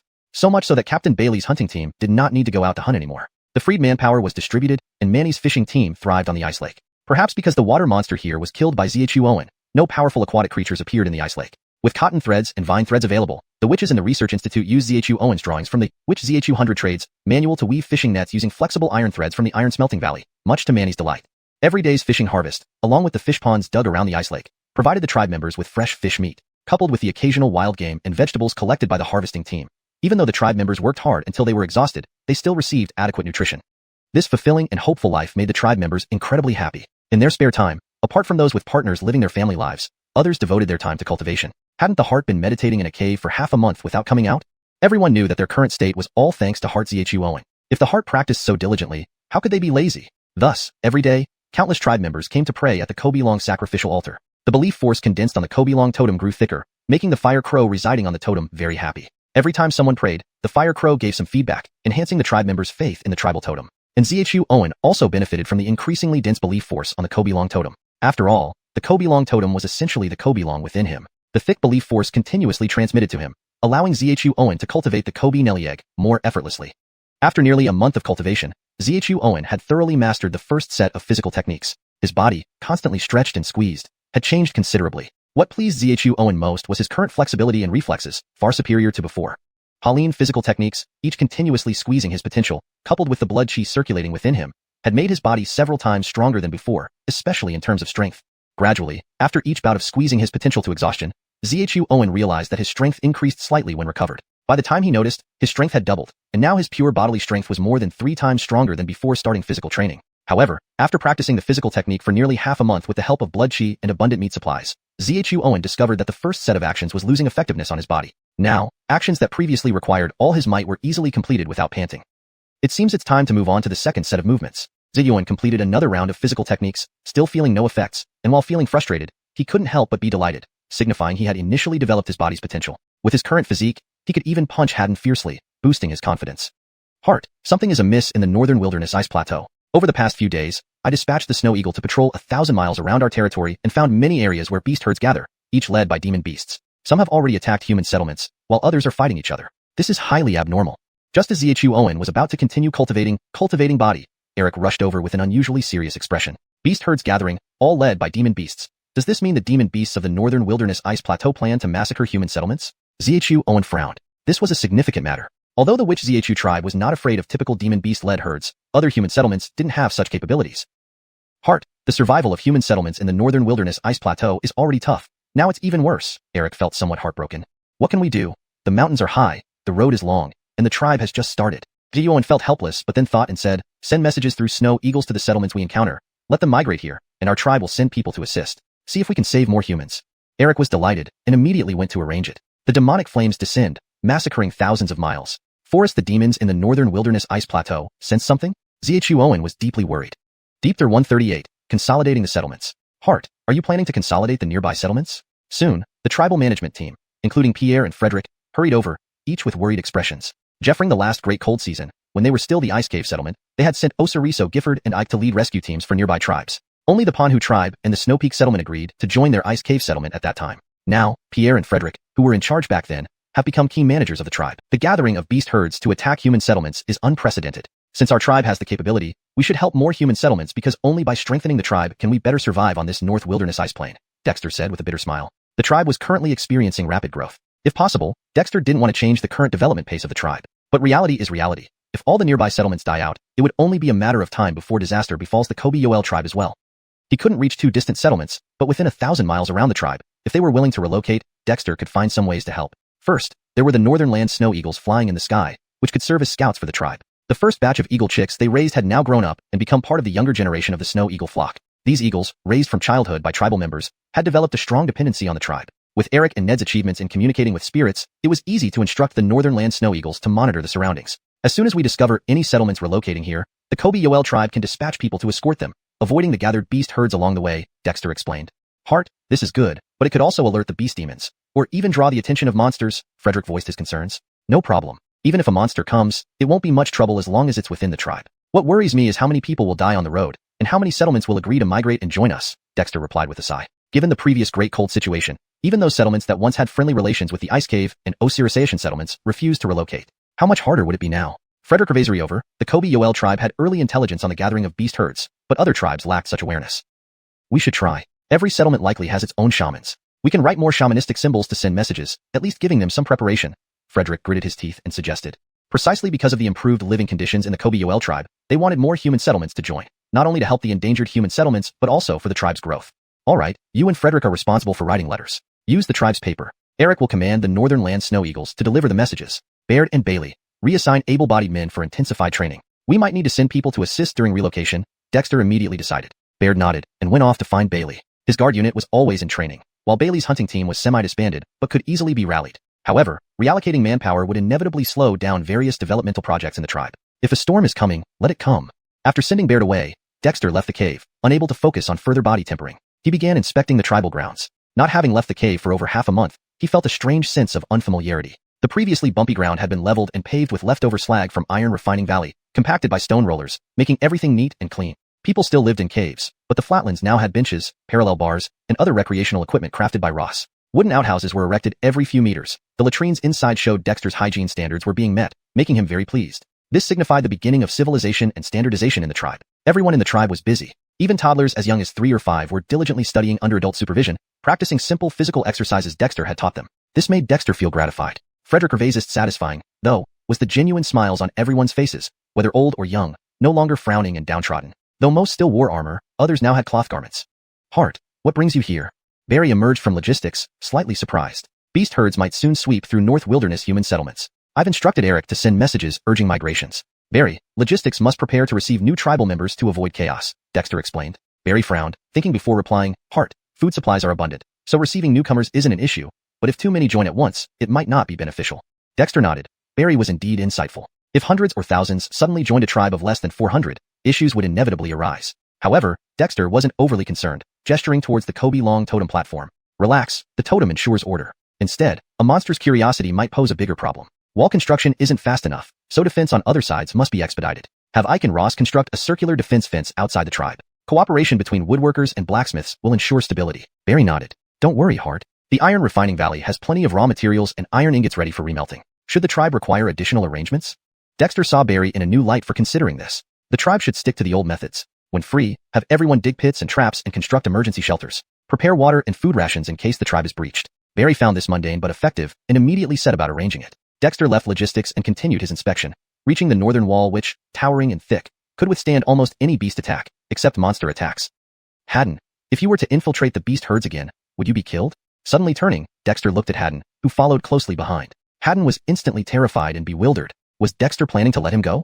#Deepter139, the bloodbath in the northern wastes. After sending Brandon Ray away, Dexter continued his journey through the tribal lands, the iron smelting valley, the terraced fields, the ice lake, and the beast grazing forest. Dexter saw a Witchu tribe that was drastically different from what it had been before. Though the population was still small, everything was orderly and organized. While the tribe's methods were still crude, they now had structure. Frederick Gervaisist importantly, every member of the tribe carried a hopeful expression for a better life, working diligently and tirelessly to improve their lives. This progress deeply comforted Dexter. An individual's strength could never compare to the power of an entire tribe. The Witchu tribe was developing exactly as Dexter had hoped. About 10,000 meters away from the Witchu tribe, at the base of a large mountain, more than a dozen humans, dressed in animal skins and leaves, clung tightly to the cliff wall, hardly daring to breathe. On the cliff above, several leopard-like beasts prowled about, while further away, large groups of wild beasts scattered in all directions. Father, what are we going to do? These beasts must be considering us as prey. Now that the ground has thawed, there is no snow to hide us. If the herd discovers us, a young boy in the group whispered anxiously, his face full of worry. Even though the cliff was over 10 meters high, climbing down wouldn't be too difficult. They didn't dare move, fearing they would alert the beasts above. Even without encountering any demonic beasts, these wild animals were enough to annihilate their hiding hunting party. Don't speak. The herds are searching for something. We can only wait. A strong-built middle-aged man gently shook his head. He was the leader of the Xiuxian settlement's hunting party, yet he felt as if disaster loomed over them. As humans, surviving on the icy plains of the northern wastes was incredibly difficult. But what could they do? After waiting for half a day, the wild beasts finally dispersed. Once the sounds of their roars and breathing faded, the group breathed a sigh of relief but dared not make any noise. Only after one brave tribesman climbed up the cliff to confirm the beasts were gone did everyone truly relax. We cannot stay here long. We must return to the settlement as quickly as possible, the middle-aged man said with concern. They had come out to hunt, but found no signs of game. Before they could hunt any animals, they encountered the herd and had to flee. Otherwise, the dozen or so people would barely suffice as a single meal for the beast herd. After the group left the cliff and cautiously made their way back to the settlement, a wild beast suddenly appeared near the base of the cliff, sniffing the air eagerly and roaring loudly. Soon, a multitude of wild beasts emerged from all directions. After some time, the hunters from the Xiuxian settlement finally returned to the cave where their settlement was located. However, they found bloodstains and scattered limbs outside the caves. Oh no! The middle-aged man, leading the group, turned pale and rushed into the cave only to see the wind-blocking stone at the entrance half overturned, smeared with blood. No! He roared in fury, rushing madly into the cave. The cave was not large but was chaotic, filled with marks left by the wild beasts and bodies of tribespeople. Damn it! How could this happen? The muscular man's eyes welled with tears as he yelled in frustration. Their Xiuxian settlement had survived here for over a decade, evading countless disasters, but they never expected. Wah, father! Where are you, father? Suddenly, a child's voice echoed from deep within the cave, jolting the muscular man to rush toward it. Deep inside the cave was a hidden chamber used to store food, sealed with stones. Inside, crying children were heard. The muscular man quickly rallied the survivors to remove the large stone. In the small cave, more than a dozen children huddled together, trembling with fear. Caliber, you're safe. You all. The man's voice trembled as he embraced a sobbing little girl. Uncle Brandan, Uncor, Auntly, they're all dead. Wah, they led the beasts away and hid us here. The oldest boy, around 12 years old, cried uncontrollably upon seeing the adults. Cursed beasts! Cursed beasts! Uncle Brandan roared in anger, veins popping out. What could he do? This was the northern wastes. That the adults managed to hide the children and youths was already a great effort. After all, most of the able-bodied men had gone hunting, leaving the Xiaoyao settlement with just a few. Uncle Brandan, Uncor told us to find a chance to go to the Wichu tribe before he left. It's safer there. Suddenly, the oldest boy spoke through his tears. Uncle, what should we do? What? Wichu tribe? Brandan asked in confusion. The ice cave settlement that visited us earlier, now they've established a tribe. The boy explained hastily. During the Siraming season, Ike from the ice cave settlement had once brought people to visit, leaving some fish jerky and inviting them to join the ice cave settlement, which Brandan had refused. He didn't think it was better than the Xiaoyao settlement, but now, the ice cave settlement had formed a tribe. Brandan couldn't help but regret it deeply. Uncle, before he left, a northern snow eagle dropped a scroll, and Uncor said the plane would be in chaos. Demonic beasts are hunting humans, and he wanted to take us to the Wichu tribe, but the beasts came too fast. The boy said bitterly. Brandan clenched his fists tightly. If only he hadn't refused, the settlement wouldn't have fallen into such despair. The Wichu tribe. Since it's Uncor's order, let's go. Brandan stopped being stubborn. The cave was already attacked by the beasts, and he had seen the size of the beast herds in the wild. Staying longer would only mean certain death for the remaining members of the Xiaoyao settlement. Immediately, the hunting party who returned brought the remaining dozen children and youths, rapidly leaving the bloody cave. But Brandan didn't know that some wild beasts were already tracking their scent. Elsewhere, other settlements also faced attacks from wild beast herds. Some relied on cave defenses to withstand the attacks, while others were completely wiped out. Similarly, some settlements received messages sent by northern snow eagles from the Wichu tribe. Settlements with shamans understood the severity of the situation through shamanistic patterns and guided their tribes toward the former ice cave settlement.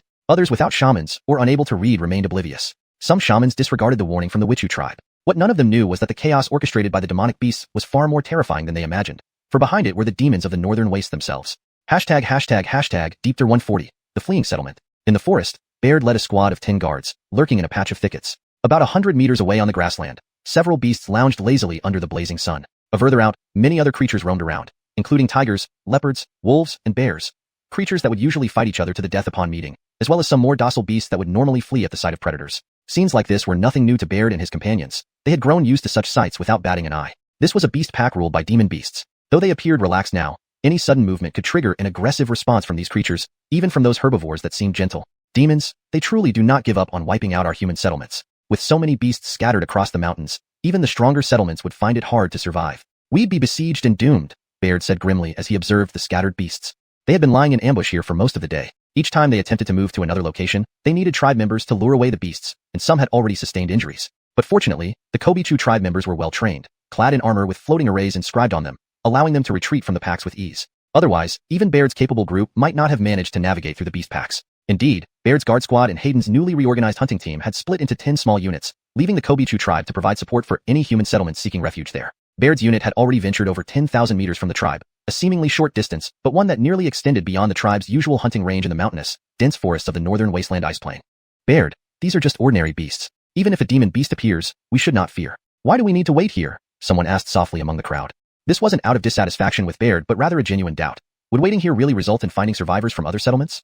This is the tribal leader's order. Our manpower is limited, and we can't stray too far from the tribe. If we get surrounded by beast packs, the tribe would need time to send help. Though the sky is patrolled by snow eagles, we must remain cautious. The northern wasteland ice plain has both demon beasts and demons, the latter being our true enemies, Baird replied solemnly. Baird, who commanded the strongest fighting force of the tribe, was trusted not only because he was the closest companion to Dexter, but also because he was the strongest shaman after the tribal leader Dexter. Frederick Revazeriover, Baird's meticulous planning and strict adherence to detail earned him the respect of all the tribe's people. Since taking charge of the guards after the tribe's establishment, Baird had never disappointed. Every member of the 30-strong guard team, selected by Baird, had shown marked improvement, despite some initially lacking special abilities like advanced witchcraft or robust physical strength. Baird's guard was the only team within the tribe exempt from participating in construction, planting, and hunting, their sole responsibility being slaughter and protection. Demons? The young tribesman asked, sounding almost wistful. I wish I could slay a demon one day. Baird smiled and patted the young man's shoulder, exuding the bearing of a squad leader even though he was still young himself. That day will come, but only if we grow strong enough. While Baird and his team lurked in the woods, 2 hills away, a group of over 30 people cautiously moved through the area, evading wild beasts as they headed towards the remembered location of the ice cave settlement. Throughout their journey, not even the children complained about fatigue or made unnecessary noise. Growing up in the northern wasteland ice plain, even the youngest members were always vigilant. Father, are we nearly there? A young boy asked warily, having joined the hunting teams from a young age, making him unusually alert for his age. We'll reach the ice cave settlement after a few more hills, but the beasts along the way are increasing in number, making the journey treacherous. Leading the group was Brandan from the Xiuxian settlement. Brandan was exhausted, but remained undeterred. Missing the ice cave settlement's personal escort during the Siramanian season left him deeply regretful. Now, with their settlement's caves breached by beasts and many tribespeople dead, Brandan was determined to lead the remaining members to safety, even if it cost him his life. Though he did not know the current state of the ice cave settlement after its transformation into the Kobichu tribe, Completing the final wish of the settlement's last shaman was paramount. Simultaneously, it was their last hope for survival. Brandan, there are beast packs blocking the path ahead. Someone needs to draw them away. A man called out from the front. Can't we find another route? Brandan frowned, knowing anyone sent to divert the beasts faced certain death. There's no way. Beasts patrol everywhere, as if being commanded. Brandan, let me go, the man declared resolutely. The remaining young men were few, and Brandan, as their leader, couldn't risk his life. Uncle Frederick, you'll die. The boy choked back tears. The man grinned. Stupid child, life in the northern wasteland means facing death every day. As long as you reach the Kobichu tribe safely, my sacrifice will be worthwhile. But, no buts. Brandan, take care of the tribe's people. Uncle Frederick glanced lovingly at the group before turning to leave. The boy clenched his lips, filled with sorrow. But this was harsh reality. Soon, sounds of beast commotion echoed from afar, followed by chaotic footsteps rushing in one direction. Let's go. Don't let Uncle Frederick's sacrifice be in vain. Live, and only then can you seek revenge against the demons. Brandan patted the boy's shoulder and quickly led the tribespeople towards the ice cave settlement. But after barely crossing one hill, savage roars erupted from the front, and suddenly 7 or 8 beasts charged out of the woods. Clearly, Frederick had only lured some of the beasts away, while others lay in ambush. Damn it, able-bodied men, follow me to hold off the beasts. Ericer, lead the tribespeople through, Brandan roared, brandishing his bone knife and charging forward with several young men. He faced a large creature resembling a mix between a tiger and a lion. A tiger lion. A fearsome beast from the northern wasteland ice plain with the power to tear apart tigers and leopards. But for his people, Brandan did not hesitate. Father, the boy cried out, but then gritted his teeth. Go. #Deepther141. The guard saves the day. The youth had barely led the remaining clansmen more than 10 meters when 3 more beasts emerged from the mountain forest, blocking their path. The youth gritted his teeth and brandished the bone knife in his hand. Malachi, you take the clansmen and go ahead. I'll hold them off. The fierce youth charged straight at the fastest arriving wild boar. This boar was unusually robust, its tusks like 2 sharp bone daggers gleaming black, charging viciously toward the youth with immense force. Its momentum was no less formidable than that of a regular tiger or wolf. Kill. Without any hesitation, he roared and sidestepped just in time to avoid the boar's charge, then slashed hard with his bone knife at its neck. But it only left a bloody scratch on the rough hide of the boar, which only further enraged it. It turned and charged again as the other 2 beasts also closed in. Eric. The 2 remaining able-bodied youths were taken aback by the sudden turn of events and hurriedly rushed forward, but they were quickly overwhelmed. They usually hunted in groups of over 10 people surrounding a single beast. Now, they were almost fighting one-on-one. How could they not be overwhelmed? Without the able-bodied youths clearing the way, the remaining women and children panicked, trying to flee, but other beasts were already gathering at the sounds. Damn it! Brandan, who was already wounded, roared repeatedly, slashing his bone knife furiously. Relying on his innate bravery, he managed to force back the tiger bear. But the other able-bodied youths weren't so lucky. They were on the verge of collapse. If it weren't for their familiarity with hunting and knowledge of beast attack patterns, they would have already been killed. Eric, you must go ahead. Brandan fiercely pushed back the tiger bear and turned to rush towards Eric's direction. But the tiger bear was enraged as well, pouncing and knocking Brandan to the ground. Thanks to Brandan's experience, it didn't tear his throat open immediately, but his body was already drenched in blood. In the northern wasteland ice plain, while humans hunted beasts, beasts often hunted lone humans too. This was a world of survival of the fittest. Father.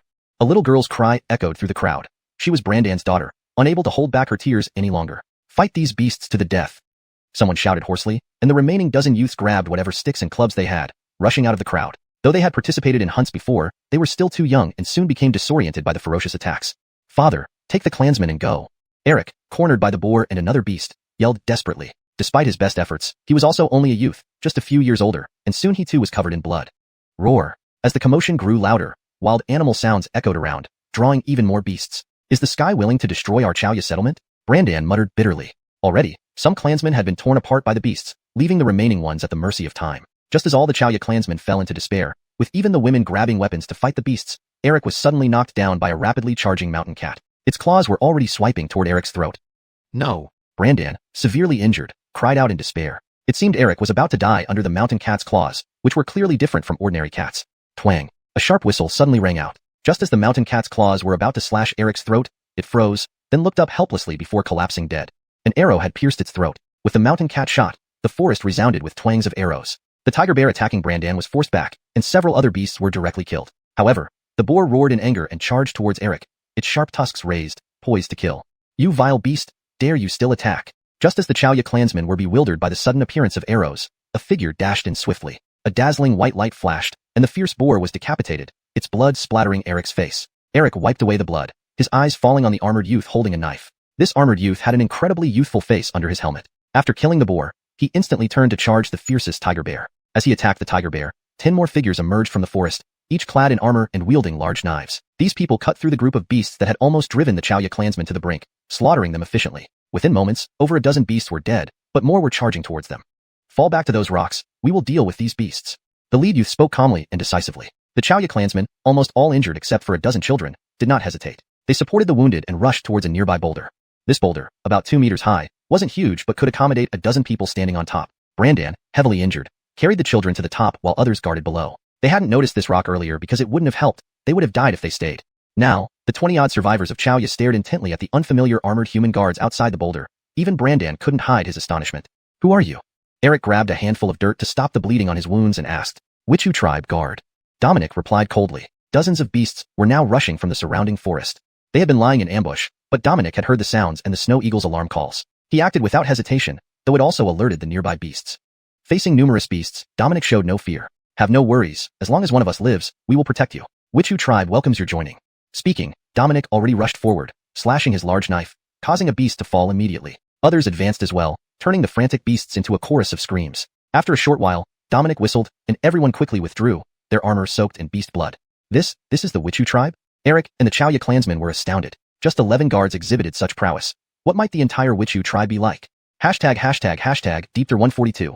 Hunter squad battles the beast. To the southwest of the Qoyil tribe, Bailey led a small hunter squad stationed outside a cave. Inside the cave, dozens of people from a settlement who had come to seek refuge in the Qoyil tribe were trembling with fear. Outside, a large group of wild beasts had gathered, and an ominous beast was watching them menacingly.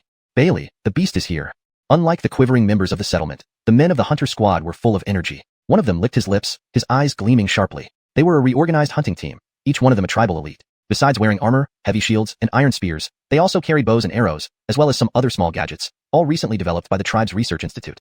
Set up the airborne vehicle and create a simple defense line. The rest should prepare for a sudden attack from the wild beasts. Destin, you three will cooperate with me to take down this beast first, Bailey said composedly. Destin was the man whose eyes gleamed sharply. He hailed from Xiuxian village and possessed qi blood power far exceeding that of ordinary totem warriors. Ever since joining the Qoyil tribe, these people, who had already made initial progress in cultivating qi blood power, received totem qi blood granted by the Qobilong totem during the totem dedication ceremony. After becoming totem warriors of the Qoyil tribe, their cultivation of qi blood power became much smoother than it had been in Xiuxian village.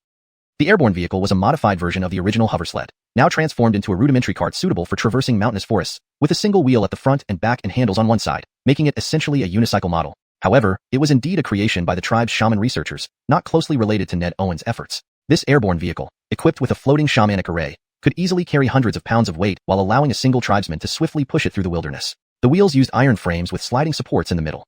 The development of such airborne vehicles had taken considerable effort from the Research Institute, but had already been put into use while still being improved. Bailey, can you give us some weapons? We can join the fight too. At this moment, a robust man stepped out from among the 60 or so people who had just been saved and relocated by Bailey and his team. He spoke sincerely. Ed, are you sure your people still have the strength? Bailey turned his head, his eyes reflecting a hint of joy. These people came from Qihu settlement, once a settlement of 100 people. Only 60 of them had managed to escape here, with the others falling victim to the occasional attacks by wild beasts along the way. If not for Bailey and his hunting team arriving in time, they might have met the same fate. However, the people of Qihu settlement were physically strong. Among these 50-odd individuals, over 20 were able-bodied adults. We're men of Edwang, we still have strength, Ed said enviously, eyeing the armor worn by Bailey and the others, thumping his chest. We're not cowards. We may not be able to handle the beast, but we can handle regular wild animals. All right, brothers, hand over our secondary weapons and spare arm shields. Ed, I've heard Osirasasi speak about your settlement. You're tough men. Follow us and finish off these damn beasts.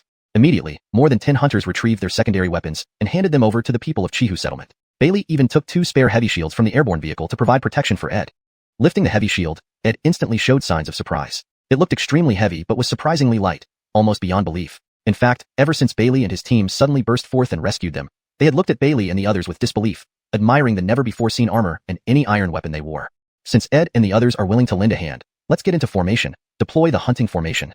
Bailey shouted. Instantly, over 10 hunters formed a hunting formation with Bailey leading, a routine drill for the tribe's hunting teams. Ever since Ned Owen established hunting and guard teams, the tribe had studied formations, which he guided the people in perfecting basic tactics. Roar. Seeing the armored humans not retreat into the cave, but instead form a battle line and charge out, the beast behind the pack of wild beasts roared in fury. It was a muscular creature, with fangs like a leopard-tiger hybrid, looking quite bizarre. With the beast's roar, dozens of wild animals, including tigers and leopards, rushed toward the cave. In the icy plains of Edwang, various ferocious beasts constantly appeared, many of which couldn't even be named. What's all this roaring? Flying axes. Bailey licked his lips, excited all over. At his command, the Qoyil tribe's hunting team, including himself, pulled out palm-sized flying axes and threw them fiercely. Compared to the early flying axes, the current ones had been optimized by the shamans, smaller but sharper, with a unique design featuring curved blades capable of spinning in the air like boomerangs and finely serrated edges. Now a standard weapon for the Yoel tribe, the flying axe was a necessary skill for every member, surpassing even the newly created bows within a range of 20 meters. The first wave of flying axes killed over a dozen fierce wild animals, each axe piercing the forehead of a beast with incredible accuracy. This sharpness and aim were mandatory training for all members, vastly improving efficiency. Ed and the Chihu settlement members were stunned by what they saw. Before they could react, the second wave of flying axes flew out, taking down another dozen fierce beasts. Just 2 waves of flying axes had slaughtered nearly 20 fierce wild animals, stunning the attacking beasts. Even animals had begun to feel fear. Seeing this, the beast roared even more furiously, charging toward Bailey and his team without further hesitation.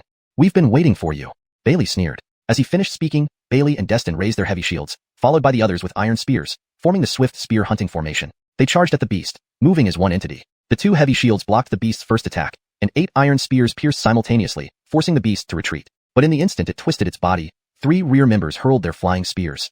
The flying spears had also been improved by the Institute, shorter spears with hooks on the blades and a handle and stabilizer wings at the tail. They rotated in the air, with fine but tougher chains attached. The 3 spears flew over the beast's body, then as Bailey and Destin pushed forward with their shields, the chains snapped taut, pulling the spear blades backward to hook into the beast's body. A roar tore through the air. Deepter 143, Sean protects the human race. Ahead, the heavy shields were used for impact attacks, accompanied by 7 or 8 iron spears stabbing forward. Behind, flying spears pierced through the body of the beasts. The monsters that had just pounced upon them fell into a disastrous disadvantage in an instant under the cooperation of the hunting formation. The flying spear's barbs hooked onto its body, directly nullifying its dodging movements, and Hayden's shield strike along with the following iron spears penetrated its body. The people of Chia settlement were directly stunned. One encounter, and this monster was finished? Although the monster wasn't dead yet, being hooked by the flying spears, its furious strikes against the heavy shield were futile. Even though it had tough skin, it couldn't withstand the sharp iron spear's attack. After a moment, the monster emitted mournful wails, already lying on the ground, covered in horrifying blood holes, blood trickling out. "Hurry up, don't waste time." Hayden suddenly roared and immediately withdrew the heavy shield. The tribesmen who had pierced the beast's body with the iron spear didn't hesitate, using the iron spear and flying spears to lift the still-alive monster and quickly placed it on the hovercart. The planks of the hovercart were assembled from wooden blocks, but padded with thick oil paper underneath. This oil paper was something Brendan created based on Yomoan's idea, soaked in beast fat for several days, and dried to become more resilient, used for sealing items. Now, it was applied to the hovercart to prevent the beast's blood from spilling out. Ediu and others from the Chia settlement held the auxiliary weapons given by the hunting team, their throats dry as they swallowed hard. A monster, solved like this, it was simply inconceivable. But Hayden's smooth cooperation opened their eyes widely. By the time the hunting team's flyers used iron chains to bind the still-living beast to the hovercart, the surrounding beasts had long fled in fright, leaving behind only the corpses of those killed by flying axes. "Hayden, how did you do it?" Even though Ediu saw it firsthand, he still couldn't believe it. This was a monster after all. If it came to their Chia settlement, just one would be enough to destroy them. Heh, this monster is ferocious but incredibly stupid. Not cunning at all, charging straight in. We love such dumb monsters. Ediu, you still have strength, right? Drag these beasts over. Let's head back to the tribe. Though prepared before setting out, capturing a live monster still made Hayden abnormally excited. "We need to hurry. If this monster dies halfway, we'll lose big." Ediu didn't understand, but still led his clansmen out quickly, picking up the flying axes and reluctantly returning them to the hunting team members. He then dragged over those dozen-odd beasts, leading his clansmen, and followed behind the hover cart, still half dreaming. Is this the Yoel tribe? It's simply too strong. On the other side, more than a dozen sturdy men used wooden clubs and bone knives to fend off the beast swarm's attack frantically. Behind them, down the mountain cliff, were dozens of elderly, weak, and women, each face marked with despair. On the ground, there were already more than a dozen clansmen gnawed down to white bones by the beasts, but the beasts continued to increase, already surrounding this mountain cliff. Damn it, why are there so many beasts? Could it be that my Xiuxian settlement will disappear here in the northern wilderness icefield? Who can save us? In the crowd, an elder cried out in anguish, a faint power of witchcraft appearing in his palm before quickly dimming. Through this escape, he had exhausted all his witchcraft power, killing many fierce beasts, but ultimately, one person's power was limited. Fight to the death with them. Youths protected below the cliff turned red-eyed, grabbing anything usable around them. Stones, wooden sticks, even stone tools brought from the settlement, and rushed towards the beasts. Though small and weak, lacking proper weapons, they understood. Charging out might mean death, but staying put meant certain death. The youth's surge slightly relieved the pressure on the remaining men. As this wave seemed about to succeed, beasts were already dying under the youth's random beatings. Suddenly, a monster walked over from afar, emitting a baleful roar even before arriving. This roar plunged the hopeful Xiuxian settlement clan members back into despair. Frederick Ervasenster, how could there be a monster? The shaman of Xiuxian collapsed on the ground, face full of bitterness. Just dealing with these beasts was nearly impossible for Xiuxian settlement, let alone a monster. As everyone fell into despair, even those still fighting lost their strength. The monster had already charged over, a massive white tiger. It's over, really over now. Xiuxian clan members all went pale, even the strong ones retreated. Further resistance was meaningless. Just as everyone showed fear and despair, all thoughts vanished. The white tiger suddenly knocked away a fierce beast lunging forward, tearing it apart with its claws. Roar. The white tiger's roar made the beasts still intending to attack the Xiuxian clan fall to the ground, trembling all over. What is this? The Xiuxian clan members were stunned. Was this white tiger so dominant? Was it going to personally kill everyone in their settlement? But just moments later, everyone was bewildered. That mighty white tiger turned around and roared at the beasts. In their trembling rise, they formed lines and retreated into the woods, while the white tiger just glanced at the Xiuxian clan, revealing an indescribable expression, driving the beasts away and walking off. What happened? The Xiuxian people stared at the white tiger's departing silhouette, momentarily frozen. This appearing white tiger not only didn't kill them, but also drove away all the beasts. It was not here to kill but to save. But it was the first time the Xiuxian people saw this white tiger monster. Aviv, that monster. The leading youth hurriedly looked at the settlement shaman, but the old man was equally baffled. He didn't recognize this monster either, and even if he did, it wouldn't help much. In the northern wilderness icefield, didn't beasts charge humans and hunt them down? Could this be a vegetarian beast? But this was a white tiger. Everyone from Xiuxian was bewildered. Why are you standing there? Regardless of what's going on with this monster, run fast. Once we reach the Yoel tribe, we'll be safe. Hope that Yoel tribe can really hold off this inexplicable flood of beasts. A moment later, the elder named Aviv snapped back to reality, softly shouting, prompting the Xiuxian clansmen to react and hastily took their injured and headed towards the predetermined direction.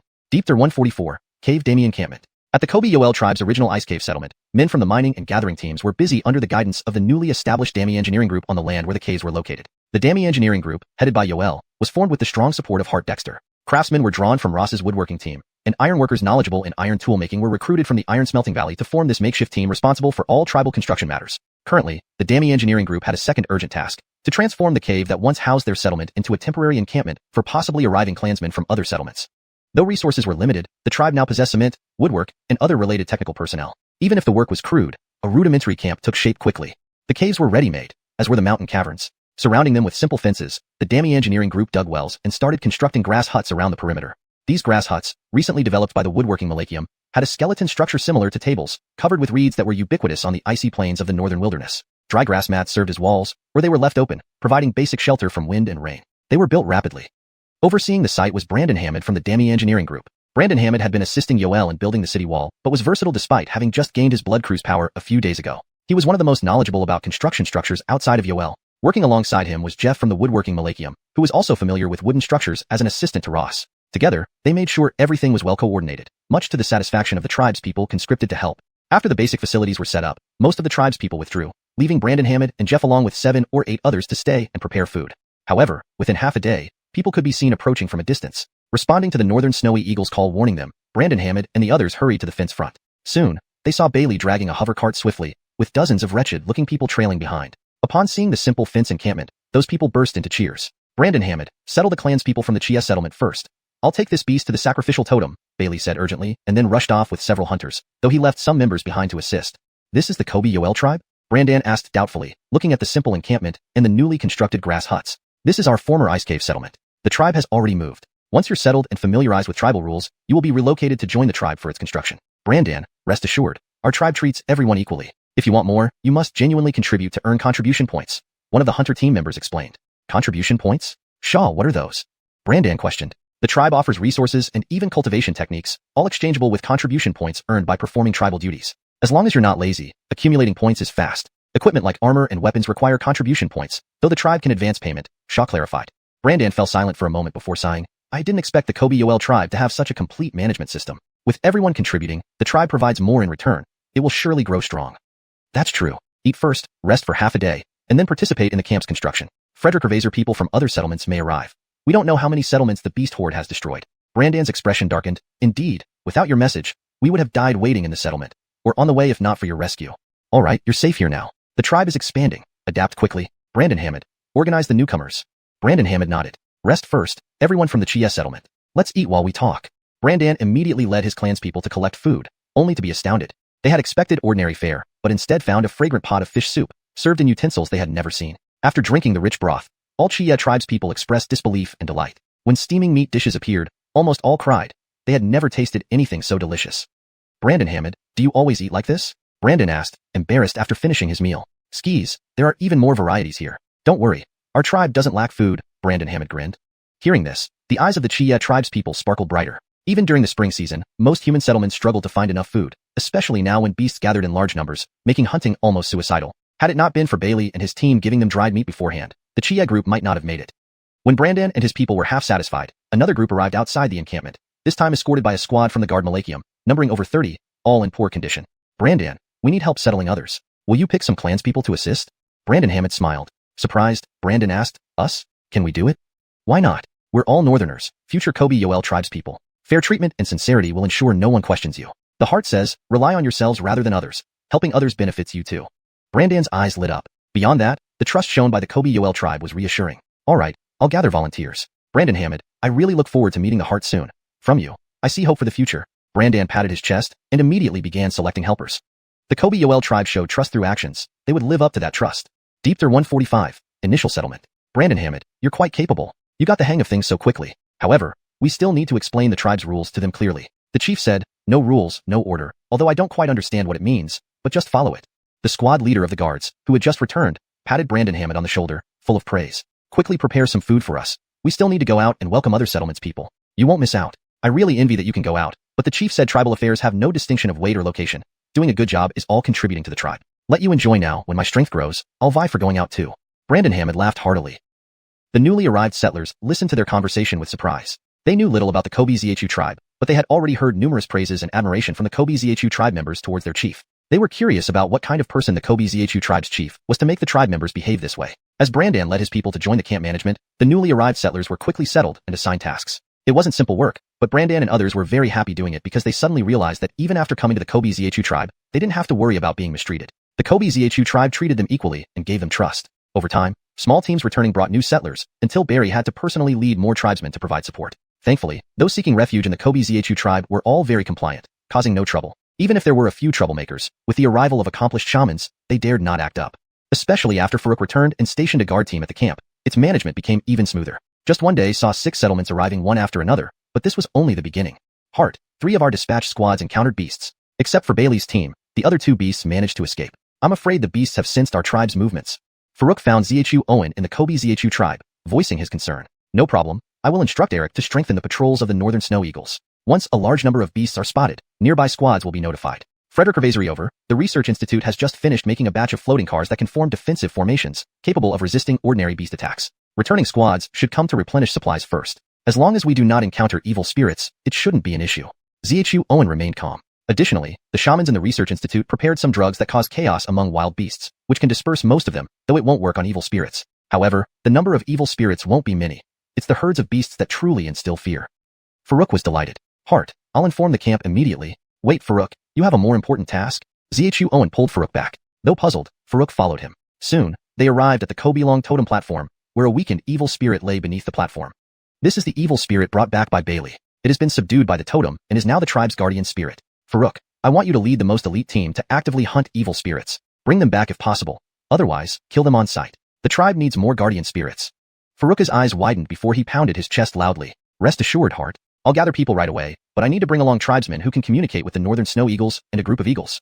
Xuanhuan looked at Farouk approvingly. Don't worry, I have both personnel and supplies ready. This time, your mission is crucial. Besides hunting evil spirits, you must also spread the beast-repelling medicine in certain areas to keep wild beasts away from our tribe. Be cautious. You may face attacks by evil spirits.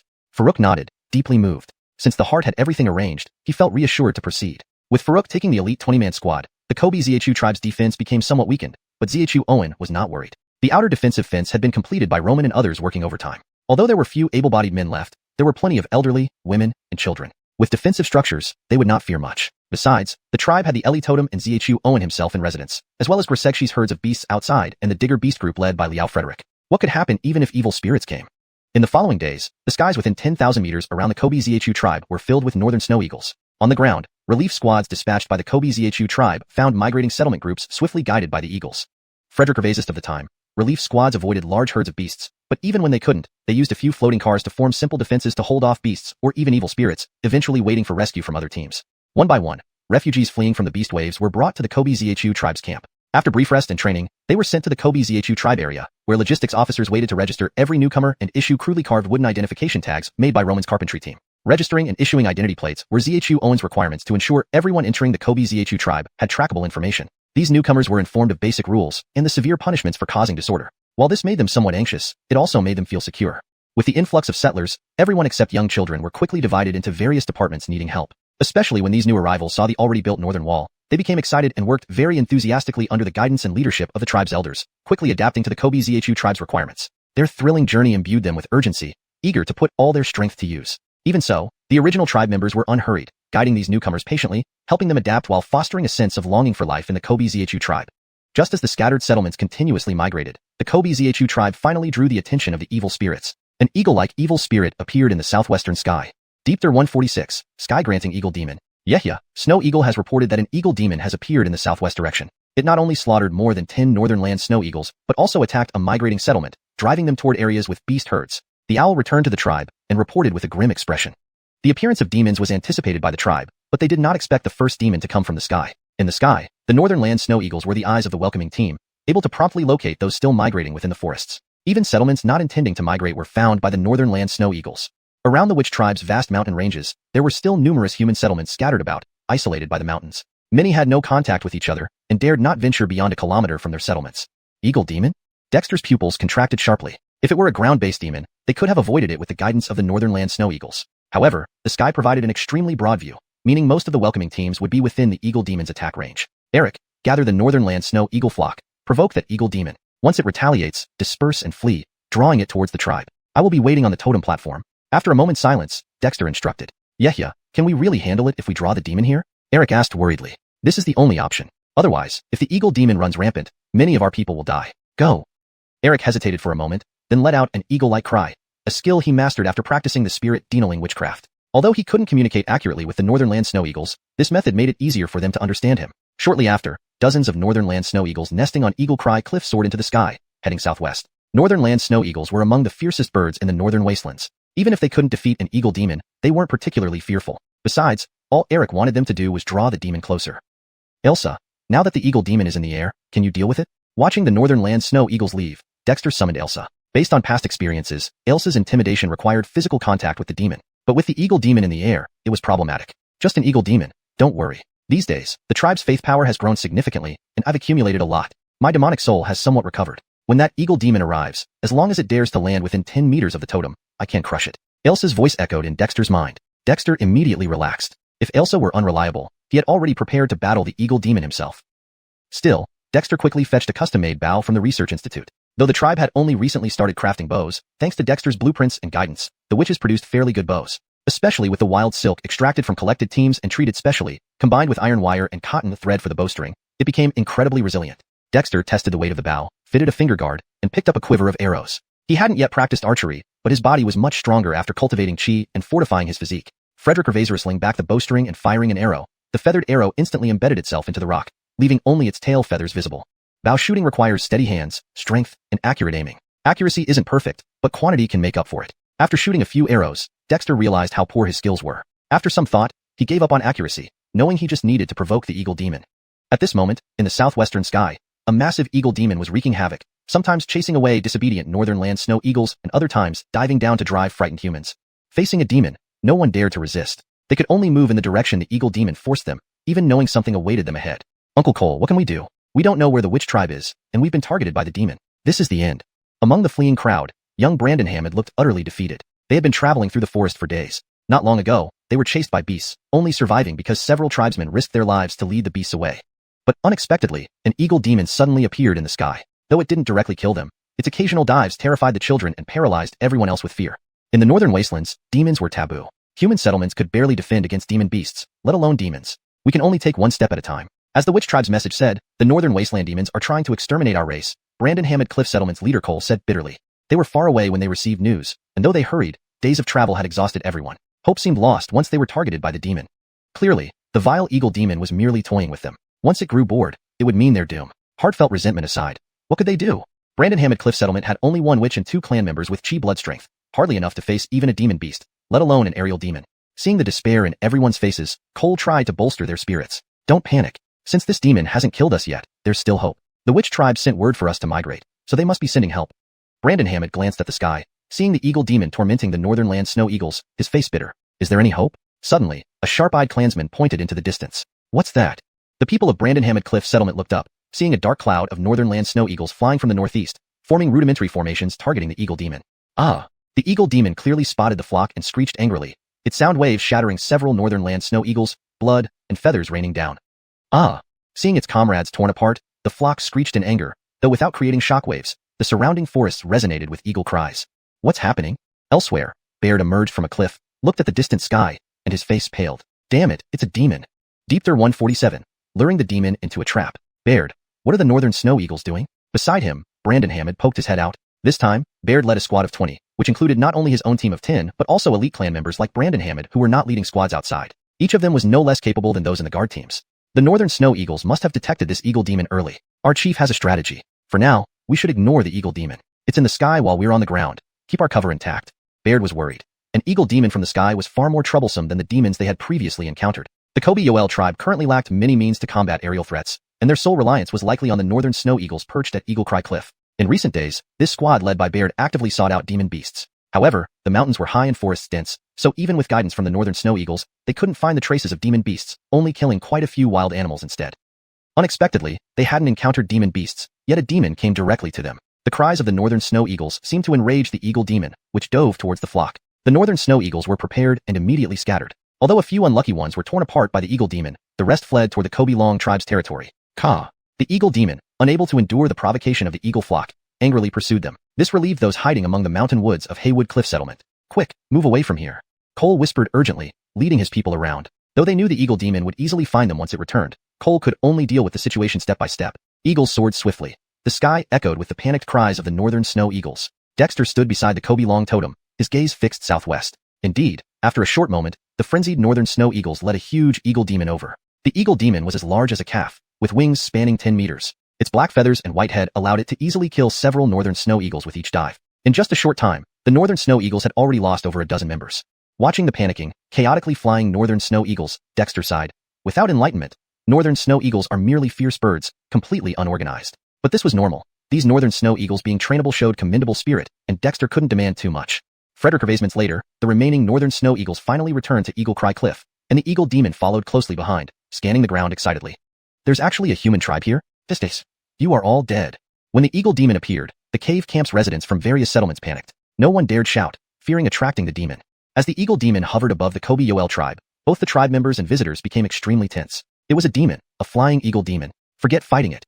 Its mere presence made people tremble instinctively. Facing the eagle demon, the Kobe-Yoel tribe members left to defend drew their weapons and found cover without being told. The newly arrived visitors, despite some being tall and strong, could hardly suppress their fear. Uncle Manny, aren't you afraid? Under a thatched hut in the tribal grounds, Eric looked amazed at Manny gripping his iron spear, ready to charge out, and asked in a low voice. Manny had just returned with his squad. After the hunting and guard teams went to assist other tribes, Manny's fishing team became the main source of food for the tribe.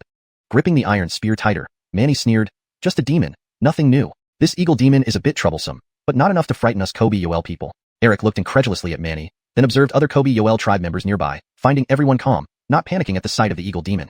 Can demons be killed? Eric clenched his fists, his eyes burning intensely. He would never forget how his settlement was attacked by herds driven by demon beasts. To ensure the survival of the young, tribe members rushed out to divert the beasts. The bloodstains and remains were forever etched in his memory. Eric, demons can be killed, but only if you are strong enough. Joining our tribe offers possibilities. Hart said so. Manny grinned and held his breath like a lurking leopard, ready to strike at any moment. Want to wipe out my tribe? You're not nearly powerful enough. At this moment, Dexter, standing next to the Kobe-Long totem platform, bent his bow and shot an arrow. The eagle demon raged and dived straight down at Dexter. Boy, you ask for death.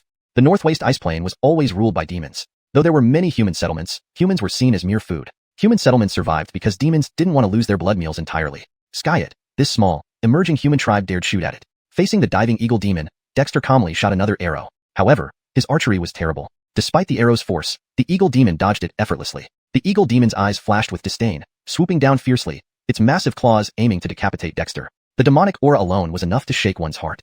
Suddenly, Dexter smirked, smashing the bow aside and drawing the iron spear planted in the ground, thrusting it upward forcefully. The eagle demon knocked Dexter's bow away and collided with the iron spear without hesitation. Buzz! Dexter's iron spear was struck away, forcing him to retreat several steps, his throat tingling. He swallowed the spitting blood and drew a copper blade from his waist. The eagle demon lunged, its wings slicing toward Dexter. Dexter's copper blade meant nothing to it, but as its wings cut down, Dexter suddenly squatted, dodging the feathers, which landed behind him on the Kobe-Long totem. Before the eagle demon's appearance, the Kobe-Long totem had suppressed all its energies, appearing like stone. But the moment the eagle demon's wings struck the totem, a blood-red force emerged, locking the demon's wings. Then, a cold voice resounded in the eagle demon's mind. A mere little demon dares act recklessly before this prince? The eagle demon shuddered in terror, struggling futilely against the restraining force. Deepther 148, Guardian Demon Protector. On the Witch Dragon totem, the streak of crimson energy transformed into a chain of blood-red light, wrapping around the eagle demon's wings and binding its body. It pulled the eagle demon toward the witch dragon totem. This eerie scene left the new tribal members in shock, but the residents of the Kabeju tribe were not surprised at all. Earlier, when demons had driven wild beasts to attack the Kabeju tribe, the witch dragon totem had subdued 3 nearly defeated demon creatures, turning them into the tribe's guardian demons. Now, this eagle demon was indeed stronger, yet it foolishly dared to attack the witch dragon totem. Wasn't it asking for trouble? The tribe's people held a sincere faith in the witch dragon totem, genuinely believing that it could handle this eagle demon. Didn't they see that Heart Adiel was standing calmly aside, filled with excitement? However, no one dared to rush forward, fearing that they might disturb the witch dragon totem. Yeah, locked by the witch dragon totem, the eagle demon struggled fiercely, emitting frightened and shrill cries. Damn it, you dare to lock me? A mere totem dares to slay demons. The eagle demon roared in fury. Hey, this eagle demon can actually speak? The tribe's people who had never seen demons before were astonished. Only those like Adiel, who had previously gone out to hunt demons, knew that after evolving into demons, demon beasts could speak. They weren't surprised at all. The witch dragon totem did not respond. The blood-red chains locking the eagle demon suddenly tightened, dragging the eagle demon without any resistance beneath the witch dragon totem as if it were a dead dog. The eagle demon's entire body trembled as the thick demonic aura surrounding it clashed against the blood-red chains. However, its demonic aura quickly dissipated and was absorbed by the blood-red chains, which even dug into its flesh. Ah! Screamed the eagle demon. Adiel, shall I eat this demon? Said Adley's voice in Adiel's mind, accompanied by the sound of swallowing saliva. Adley, it's a demon. Do you really want to eat it? What a waste. Adiel replied speechlessly, then thought for a moment. I was hoping to subdue this demon and catch more demon beasts. If we encounter an unwise demon later, then eating it won't be too late. This is called setting a long-term trap. If you eat this demon now, it may not be so coincidental to lure demons here again. What do you think I am? Adley was also speechless, but somewhat tempted. It understood the difference between having a feast once versus having meals every day. It was just reluctant to part with it. After a moment, the eagle demon's demonic aura was almost entirely absorbed by the blood-red chains. Even its blood energy was significantly drained, causing it to tremble and collapse on the ground, continuously pleading for mercy. Spirit Master, little demon made a mistake. Please spare me. I dare not do it again. Was this a demon? The Kabeju tribal members stared wide-eyed, finding it hard to believe what they saw. The eagle demon prostrating itself, begging for mercy on the ground. Was this demon fake? Could it surrender so easily? Sky it. No one rushed forward immediately. They merely peered out cautiously, observing this bizarre scene. I will spare you if you become the tribe's guardian demon protector and serve under my command. Suddenly, a cold voice resonated in the eagle demon's mind, undoubtedly from Adley. Clearly, Adley wasn't too pleased. You. The eagle demon hesitated. Just as it paused, the blood-red chains suddenly constricted, tightly squeezing the eagle demon's body until it seemed about to tear apart. Ah, little demon agrees. I agree to become the tribe's guardian demon protector. Please forgive me. The eagle demon's words left the Kabeju tribe utterly dumbfounded. This demon was going to surrender and seemed to have been subdued by the spirit of the witch dragon totem. Before they could react, a blood-red rune appeared at the end of the blood-red chains. The intricate rune landed on the eagle demon's forehead, causing it to roll on the ground in agony, uprooting the compacted earth around the totem altar but unable to escape the chains. After more than 10 minutes, the eagle demon lay still as if dead. Soon, its feathers began to quiver, and as its eyes opened, they revealed sheer terror at the sight of the witch dragon totem. Eagle demon, it is your fortune to become the guardian demon protector of the Kabeju tribe. Otherwise, you would only meet death. Adiel approached, deeply impressed by Adley's actions. He knew Adley was formidable, but he hadn't expected that subduing a demon wouldn't take much more effort than subduing a demon beast. This old fellow's original strength must have been terrifyingly high. The eagle demon glared fiercely at Adiel, but before it could act, its mind exploded in pain, making it scream and roll on the ground. Adiel smiled satisfactorily, warning, since you've become the guardian demon protector, you should respect and fear the authority of Spirit Master, who has given me the power over your life and death. If you dare disobey or misbehave in the tribe, I will make sure your soul perishes and never finds peace. Having forged a demon soul pact with Adley, Adiel could control the runes stamped by Adley, giving him command over this eagle demon as well as the 3 demon beasts, Kirin, Davian, and Sean. Their lives were in his hands. The eagle demon looked at Adiel in disbelief, no longer daring to disrespect him. Its expression grew darker, regretful beyond measure. Why did it choose to come looking for death instead of living freely in heaven and earth? It had thought attacking a human tribe would ensure a good meal, but now it had lost everything. Adiel, this eagle demon has potential and can be trained, but it needs to endure some trials first. Adley, somewhat displeased, reminded, then retracted the blood-red chains from the eagle demon. The chains, having absorbed the eagle demon's demonic aura and some of its vital energy, brought significant benefits to Adley upon returning to the witch dragon totem. Still, compared to eating a demon directly, it was far less satisfying. Adiel watched the bewildered eagle demon, feeling joy as he pulled out a second-grade wood rune, infusing it with wood-type witch power. You're injured, don't move. Let me help you recover. Amidst the eagle demon's anxiety and caution, the wood rune released cool green light onto the bloody marks caused by the chains, instantly easing the searing pain and gradually healing the wounds. Who are you? After a brief pause, the eagle demon finally spoke, its tone tinged with melancholy. From now on, it would no longer soar freely over the northern wasteland, but become a guardian demon protector for this Kabeju tribe, losing its freedom forever. Just thinking about it brought tears to its eyes. I am Adiel, the chief of the Kabeju tribe. Henceforth, address me as Heart. As a guardian demon protector, your duty is to guard the tribe. Do you have a name? Adiel asked calmly as he approached the eagle demon. This eagle demon had arrived at the right time. The northern wasteland was in turmoil, and Adiel desperately needed to know the intentions and plans of these demons. How many were involved? Such information was crucial for the Kabeju tribe. ###Deepther149, the demon hunting plan. Demonic flame descends upon the world, bloodshed stretching for thousands of miles. Before the Kobe Long totem platform, Dexter invited the elders Barry, Raphael, Pierre, and Frederick, forbidding all other tribe members from approaching. After hesitating for a long time, the eagle demon finally spoke. My name is Gregory, originally from the northern wilderness outside. I entered the northern ice plains to search for the demonic flame. The slightly melancholic tone of eagle demon Gregory left elders Pierre and the others confused. What did searching for the demonic flame have to do with the human settlements in the northern ice plains? But Dexter's pupils suddenly contracted before quickly returning to normal as he asked, demonic flame? What is it? And why would it cause bloodshed for thousands of miles?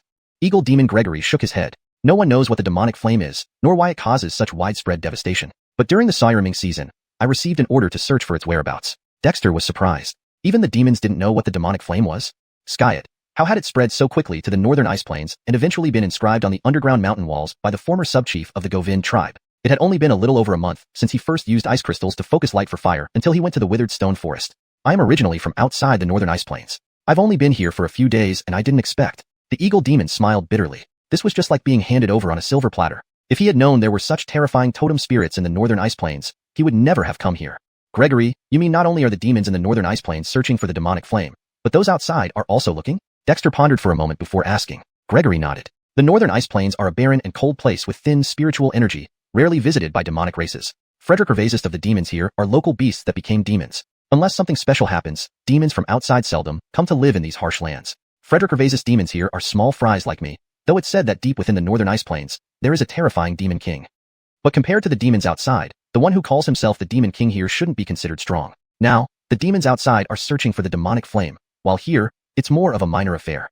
Dexter was speechless. Just minor affairs? It had nearly wiped out the human settlements in the northern ice plains. However, the mention of the barren and cold land piqued Dexter's interest. Upon inquiry, he learned that the northern ice plains truly were a barren and cold region with sparse heavenly chi and a prolonged xiuxian season. Even demons disliked staying here. As for the demon king mentioned by Gregory, even he knew nothing concrete. Dexter remained wary, but it was what it was. If it weren't for Ellie guarding the Kobe Ned tribe, they might not have been able to hold back even a minor demon like Gregory. Don't let the fact that he killed 2 demons fool you. It was mainly Ellie's doing, with Dexter merely wielding the weapon. We need to accelerate the development of our tribe, Dexter muttered, a sense of urgency welling up inside him. Originally, he thought the tribe was developing well, starting to shake off its primitive backwardness. With a solid foundation laid, the future looked promising. But now, that future seemed uncertain. Not only were the demons in the northern ice plains searching for the demonic flame, but those outside as well. And compared to the demons outside, the ones here were mere children. How could anyone survive under such conditions? Dexter understood this. This so-called demonic flame was very likely the Ellie nesting in their Kobe Long totem, whose solar true fire still lingered within his body's yang chi cluster. Heart, what do you plan to do? Dexter's murmuring, though low, was heard by Pierre and Frederick, both proficient in shamanistic practices. They exchanged glances, and Pierre spoke up. Over these days, they had seen the tribe's rapid development. As totem priests, they had handled various matters despite not directly managing the tribe's affairs, especially focusing on the research institute.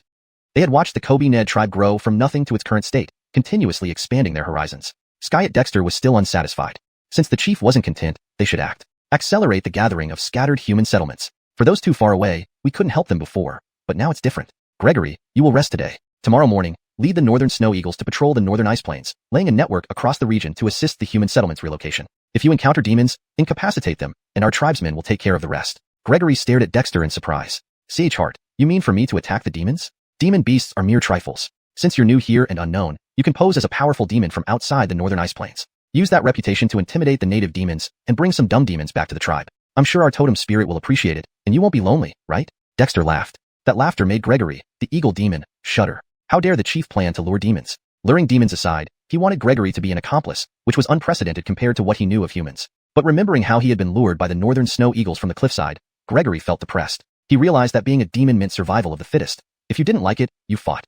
You don't need to feel awkward. Sharing is caring. The tribe has 3 guardian demon beasts, but only you as a guardian demon warrior. We can't rely solely on you.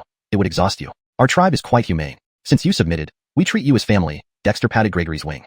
This made Gregory even more uncomfortable, feeling as if he were being tricked. Could he refuse? Reluctantly, Gregory accepted Dexter's arrangements. Eating roasted beasts provided by the tribe, one full belly later, he started contemplating the feasibility of Dexter's plan, forgetting his earlier grievances.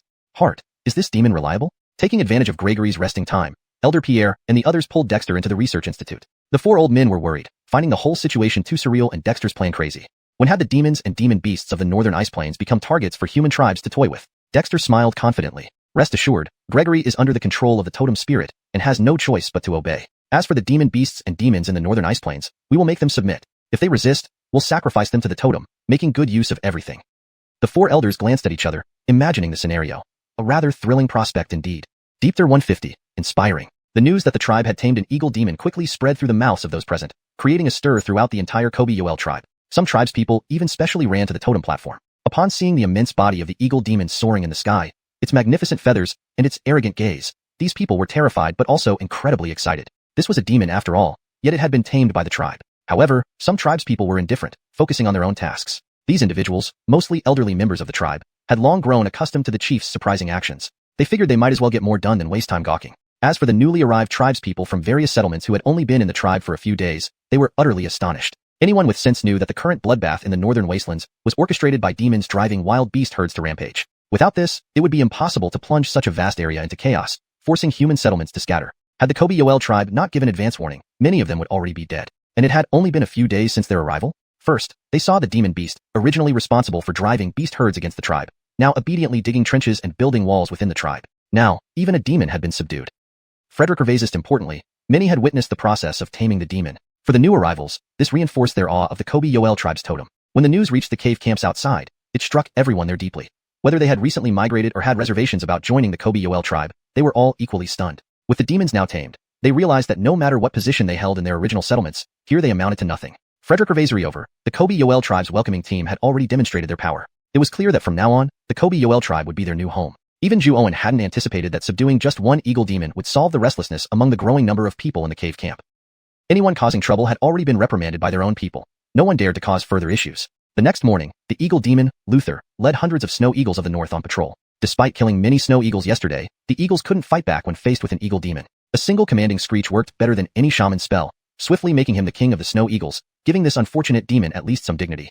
After Luther left with the snow eagles to patrol the northern wastelands, Xuanhuan wasn't idle either. In a small valley near the research institute, he summoned the leaders, chiefs, and shamans from the 13 settlements that had come to the Kobe-Yoel tribe over the past few days. The population had increased several times, though each settlement contributed fewer than 100 people, some as little as 10. Everyone, please don't be too formal. My name is Xuanhuan, the chief of the Kobe-Yoel tribe. I'm sure you've heard of me over these past days, said Xuanhuan without pretense. Thank you all for choosing to relocate to our Kobe-Yoel tribe, helping us fight off demon beasts. On behalf of the Kobe-Yoel tribe, I welcome your arrival. Rest assured, once you're here, you're home. From now on, we're family, so there's no need to be formal.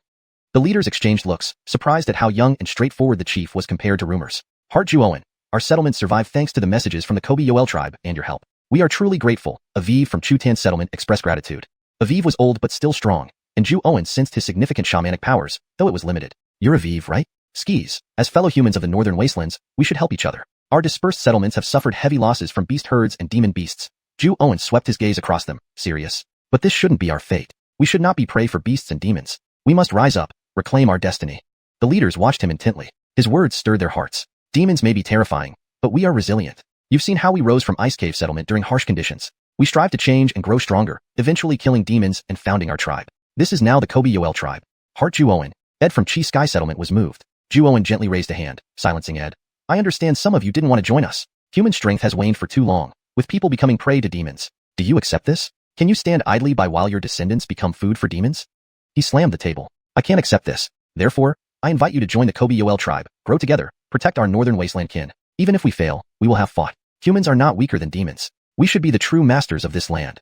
Heart Xuanhuan. The leaders were fired up by Xuanhuan's passionate speech. Never before had anyone spoken such inspiring words. Some might have thought about resistance, but never dared to act. Sky at Xuanhuan aimed higher, aiming for human dominance. In that moment, all lingering doubts turned to shame. They felt inadequate compared to this young chief. Humans must unite. Together, we can move mountains. Will you join us, Kobe-Yoel tribe, to face this crisis? The ground shook as Xuanhuan spoke. Hearts raced, fists pounded the air, voices roared in unison. We dare not disobey. Deepther 150. Uplifting news. The news that the tribe had subdued a hawk demon quickly spread through the mouths of those present to every corner of the tribe, causing an uproar throughout the wishful tribe. Some tribe members even specially ran to the totem platform. Upon seeing the immense body, magnificent feathers, and proud eyes of the hawk demon Luther, these members were both terrified and exhilarated. This was a demon, after all. It had been subdued by the tribe. But some tribe members were indifferent, simply focusing on their own tasks. Frederick Gervaisist of them were elders who had long become accustomed to the heart's astonishing feats. To them, it was better to do practical things than waste time on spectacles. As for the newcomers from various settlements who had only just arrived, they were completely awestruck. Anyone with half a brain knew that the chaos in the northern wastelands, where demons drove beasts to ravage forests, was orchestrated by demons. If not for the early warning from the wishful tribe, they would have been annihilated. Skyet, they had only just arrived. First, they saw the beast that once attacked the tribe now obediently digging and building walls under the command of the wishful tribe. Now, even a demon was subdued. Frederick Revazist importantly, many witnessed how the wishful tribe tamed the demon, instilling a mysterious reverence for the tribe's totem among newcomers who managed to participate in even one totem ceremony. Even at the cave camp outside, whether it was the newly arrived settlers or those who had hesitated to join the wishful tribe, all were stunned. Those with ulterior motives or without, all submitted entirely to the tribe's arrangements. If even demons could be subdued, what did these people matter? Some were even leaders of their former settlements, but meant nothing here. Especially after witnessing the wishful tribe's strength during the welcoming, everyone knew their future lay with this tribe. Even Xuanhuan didn't expect subduing one hawk demon would quell the unrest among the increasingly large number of people in the cave camp. Those who dared cause trouble were quickly disciplined by their own settlement members and no longer dared to create problems. Early the next morning, Luther led dozens of Northland snow hawks out. Despite killing many snow hawks the previous day, the Northland snow hawks had no way to resist the hawk demon. One domineering hawk call was more effective than a shaman's spell, quickly establishing Luther as their king, giving the formerly unlucky hawk demon some dignity. Xuanhuan didn't stay idle either. In a small valley near the research institute, he gathered the chiefs, leaders, and shamans from the various settlements that had arrived. He found there were already 13 such settlements in the wishful tribe, adding hundreds of people, tripling the tribe's population. Everyone, don't be formal. Let me introduce myself. I'm Xuanhuan, heart of the wishful tribe. I believe you've heard about me over the past days. Facing the uneasy leaders, Xuanhuan was very informal. Thank you all for migrating to our wishful tribe to face the beast attacks together. On behalf of our tribe, I welcome your arrival. Please know, you are now family. There's no need to be distant. The 13 settlement leaders exchanged glances, surprised by Xuanhuan's youth and straightforwardness. Heart Xuanhuan, we owe our survival from the beast herds to your message and help. We are very grateful, said Aviv from Qilin settlement, bowing. Aviv was old but still strong. Xuanhuan sensed significant shamanic power in him, though it wasn't overwhelming. You're Aviv, right? Our tribes should assist each other. In the past, scattered as we were, even a minor animal herd devastated us. Encountering demons often meant extinction. Xuanhuan scanned the crowd, his expression stern. This shouldn't be our fate. We humans should not be prey for beasts and demons. We must rise and take control of our destiny. The leaders stared at the serious young chief. His resolute voice and unwavering spirit pierced their hearts. Demons are fearsome, but we humans won't be pushed around. You know our story. Our tribe rose from the ice caves, facing worse conditions than yours during the season of sirening. But we didn't give up. We fought hard to change and strengthen ourselves, eventually slaying demons, founding our clan, and becoming today's wishful tribe. Heart Xuanhuan, Ediang settlements Ed was moved. Xuanhuan raised a hand to stop him. You migrated here unwillingly, and some are hesitant to join. But humans have suffered too long. Seeing our people turned into blood meals and hunting targets is normal in the northern wastelands. Can you accept this for your descendants?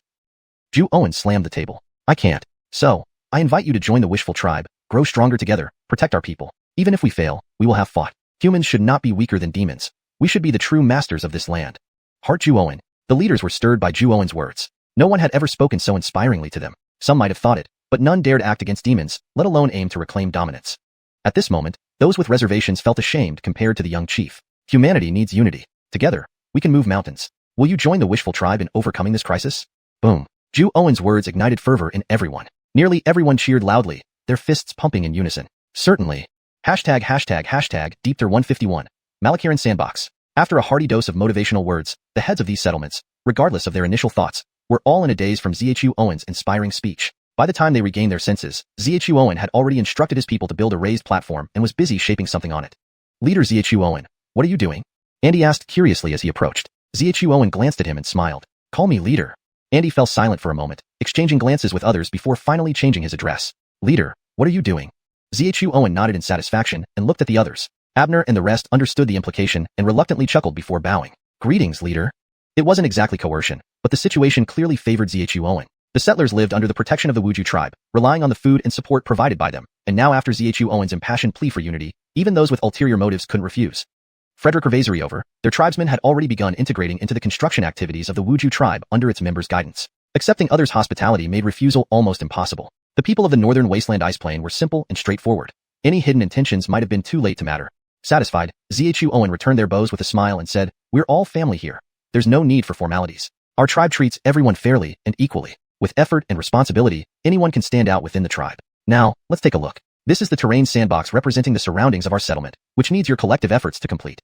Malakiran Sandbox? Andy and others were taken aback. Was this young leader just fooling around? With beast swarms ravaging the forests, should the leader be playing in the mud? But soon, they watched in amazement as the Wuju tribe members skillfully shaped the surrounding mountains and hills, creating a rudimentary but recognizable landscape. Leader, what's the purpose of this terrain sandbox? Abner, sensing something deeper, couldn't help but ask. The others gathered around, curiosity piqued but unsure. The terrain sandbox helps us understand the geography around our settlement. Through this model, we can see the topography clearly, aiding quick strategic planning during actions. With beast-driven animal swarms and demons wreaking havoc in the northern wasteland ice plain, we must be prepared. Xuanhuan spoke sternly. Our reach is limited, so today, I've called everyone here to help recreate familiar areas of the land. By doing so, our people will know where to seek refuge or travel safely when necessary. He looked around at them. Here in the northern wasteland ice plain, we humans are at a disadvantage against beasts and demons, but that doesn't mean we can't act. We must study this land as if it's ours, fully utilizing its advantages. With human ingenuity, there's no reason we can't outsmart wild beasts, and even demons. Leader, you mean to say we'll create the sandbox first, then make our people familiar with the geography to gain an advantage? Abner's eyes lit up. As the chief hunter of Qil, he knew the benefits of knowing the terrain well. Even if faced with unstoppable predators or demon beasts, advantageous terrain could turn the tide. Skis, exactly that. Let's get started. Xuanhuan smiled. These tribal people weren't fools. They grasped the significance quickly, especially Andy and Abner, who were already beginning to integrate, which was encouraging. Immediately, under Xuanhuan's direction, the 13 leaders began adding their familiar regions to the sandbox using fine clay, collaborating closely to share knowledge. By mid-afternoon, a large-scale terrain sandbox had been created in the small valley. Based on the Wuju tribe's measurement system, the topography of the 10,000-meter radius around the tribe was crudely but accurately recreated. While some areas remained unexplored, more tribes would surely come in the future to fill the gaps. When needed, Xuanhuan could dispatch a team to map out the remaining blank spots using this sandbox as a guide. Great work, everyone. Now, let's refine the information for each area. These are recorders from the tribe's research institute, responsible for documenting and analyzing research data. Please share the detailed information about your respective areas with them. Without realizing, over a dozen young men and women had gathered outside the valley. They wore matching short-sleeved shirts and shorts with charcoal pin symbols, the emblem of the research institute established by Xuanhuan. Originally tasked with recording ongoing research, they were now assisting with this project. Research Institute? Leader, most of the tribe's changes reportedly come from it. Can we visit? Andy couldn't contain his curiosity. Of course. Once you learn the tribe's writing system and basic mathematics, and pass the Research Institute's tests, you can join as researchers. Xuanhuan smiled. It seemed these outsiders were delving deeper into the tribe's workings, a development Xuanhuan had anticipated and encouraged. Understanding the Wuju tribe would naturally attract these new arrivals, making their integration smoother. For instance, Andy showed promise with his significant aura, second only to Xuanhuan himself. The others also knew of the Research Institute, eagerly asking questions while providing detailed information about their regions to the recorders. The recorders efficiently noted down every detail and marked the sand model accordingly, refining it further. In no time, the terrain sandbox became more precise and lifelike. #Deepter152, Skyward Demon Hunting. Outside the Kobe Ned tribe, as the eagle demon Gregory soared through the sky with the northern snow eagles patrolling the mountains, the speed at which the northern snow eagles transmitted messages increased significantly. Some human settlements that were migrating in the mountains received considerable assistance, and the small teams responsible for reception suddenly found that the directions given by the northern snow eagles were more accurate. These reception teams that had not yet returned to the tribe naturally did not know what had happened. As one team after another successfully received the migrating human settlements, the cave camp expanded again and again. The people from the earlier arrivals became new guides, helping to settle and allocate resources for the newcomers.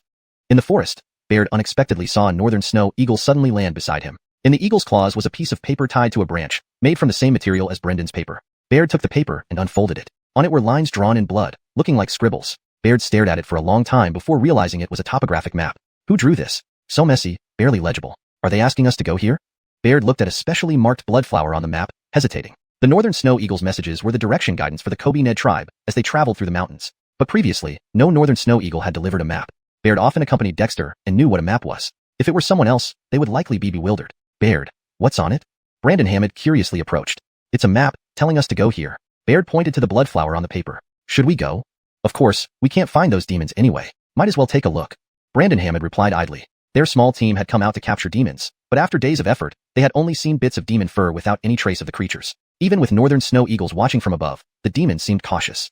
We should go. It's too bad we haven't practiced the spirit Neliek technique. Otherwise, we could just have the northern snow eagles lead the way. Baird sighed. Many tribe members practiced the spirit Neliek technique, but only Eric and Ned had made progress. However, these two were stationed at the tribe, acting as central nodes for the northern snow eagles communication system and were not dispatched out. Having made their decision, Baird immediately led the team towards the direction indicated on the paper at high speed. Their small team brought out 3 levitating vehicles, which moved surprisingly fast. Frederick Ravaser then half an hour later, Baird and his companions arrived at the designated cliffside. As soon as they got there, Baird's pupils contracted sharply, and he hastily arranged them into a defensive formation, shields up front, tightly organized and ready to act. At the bottom of the cliff, a huge eagle demon was mockingly watching them. Beside the eagle demon lay 2 demons, bloodied and mangled but still breathing. There are quite a few of you. Are you Baird? Just as Baird and the others felt their scalps tingling, the eagle demon spoke, sounding slightly impatient. How do you know my name? Baird was surprised. This is a demon. Could demons be so powerful? Nonsense. The chief sent me. Do you think I wouldn't know? Gregory rolled his eyes. Don't be afraid. I am the tribe's guardian demon guard, here on the chief's orders. These two idiots are for you. Take them back and offer them to the totem. Baird and the others were dumbfounded. They knew the tribe had guardian demons, but when did they get a guardian demon guard? This was a demon. You mean it? Brandon Hammond stammered. It wasn't that he was timid, but this was too unbelievable. Believe it or not, you'll see once you return to the tribe. I still need to find some demons. Remember to tell the chief that I took down these two. I want credit. Gregory snorted and soared away. Baird and Brandon Hammond exchanged glances, stunned for a moment, then burst into laughter. Our chief is amazing. He can even tame demons. Guardian demon guard. Ha, now what do we have to fear from demons? Brandon Hammond grinned. Baird nodded. The chief is indeed the chief. Whatever he accomplishes seems natural. Let's work hard and take these two back. After days of no results, they finally caught two. Baird was in a good mood. Though the credit belonged to the eagle demon, they at least put in the effort. As Baird and Brandon Hammond waited for the demons to leave, a figure suddenly appeared in the sky. It was Gregory again. These Kobe Ned humans have guts. They're really hunting demons. Perhaps the chief is right. Alone I'm not having much fun, so why not bring a few unlucky ones along? Even if there are no fool demons, getting more demons will still do. Eventually, I'll have a horde of followers. Gregory smiled, turned around, and went off to find other demons or beasts. Eagles have great speed, especially eagle demons, and their sharp eyesight made it easy for Gregory to spot a demon sleeping under a cliff. Around this demon were many wild animals lazing about. With most human settlements evacuated, these animals had lost their targets and were less active. According to the tribe's merit system, taking down a demon earns quite a bit of credit. If I accumulate enough points, maybe the spirit can grant me rewards. Gregory chuckled and dived straight down. Under the cliff, the demon woke abruptly. Just as its eyes opened, it saw massive claws reaching for it. This unfortunate demon didn't get to resist before being severely injured, screaming loudly. The surrounding wild animals and beasts, already terrified, fell silent at Gregory's roar, trembling and prostrating themselves on the ground. The demon was quickly rendered unconscious. Facing a demon, even demon beasts weren't much of a match, let alone one from beyond the Northwaste. Without that strength, how could it dare venture deep into the Northwaste? I wonder if there are any tribal teams nearby. Dense forests make things difficult. Maybe I should try something else. Gregory felt a headache. Heading a demon doing human work. If other demons saw him, they'd probably sneer. When did demons start needing brains? Frederick Hervasements later, Gregory had an idea. He called out, and several strong beasts came trembling, kneeling on the ground. Gregory roared a few times, and the beasts submitted obediently. Then, Gregory picked up the injured demon and had the beasts carry it. After issuing more instructions, other animal herds gathered, forming a convoy with the injured demon on the backs of the beasts, following a few northern snow eagles towards the edge of the forest, delivering goods directly to the door. Heart should reward me for this. Skia, I'll ask for it next time, Gregory muttered, soaring into the sky again. Deepther 153, delivering a demon. In circumstances that Ned Owen did not expect, the eagle demon Peer Edge Jarrett was having quite a thrilling time. It turned out to be a mischievous yet intelligent eagle demon.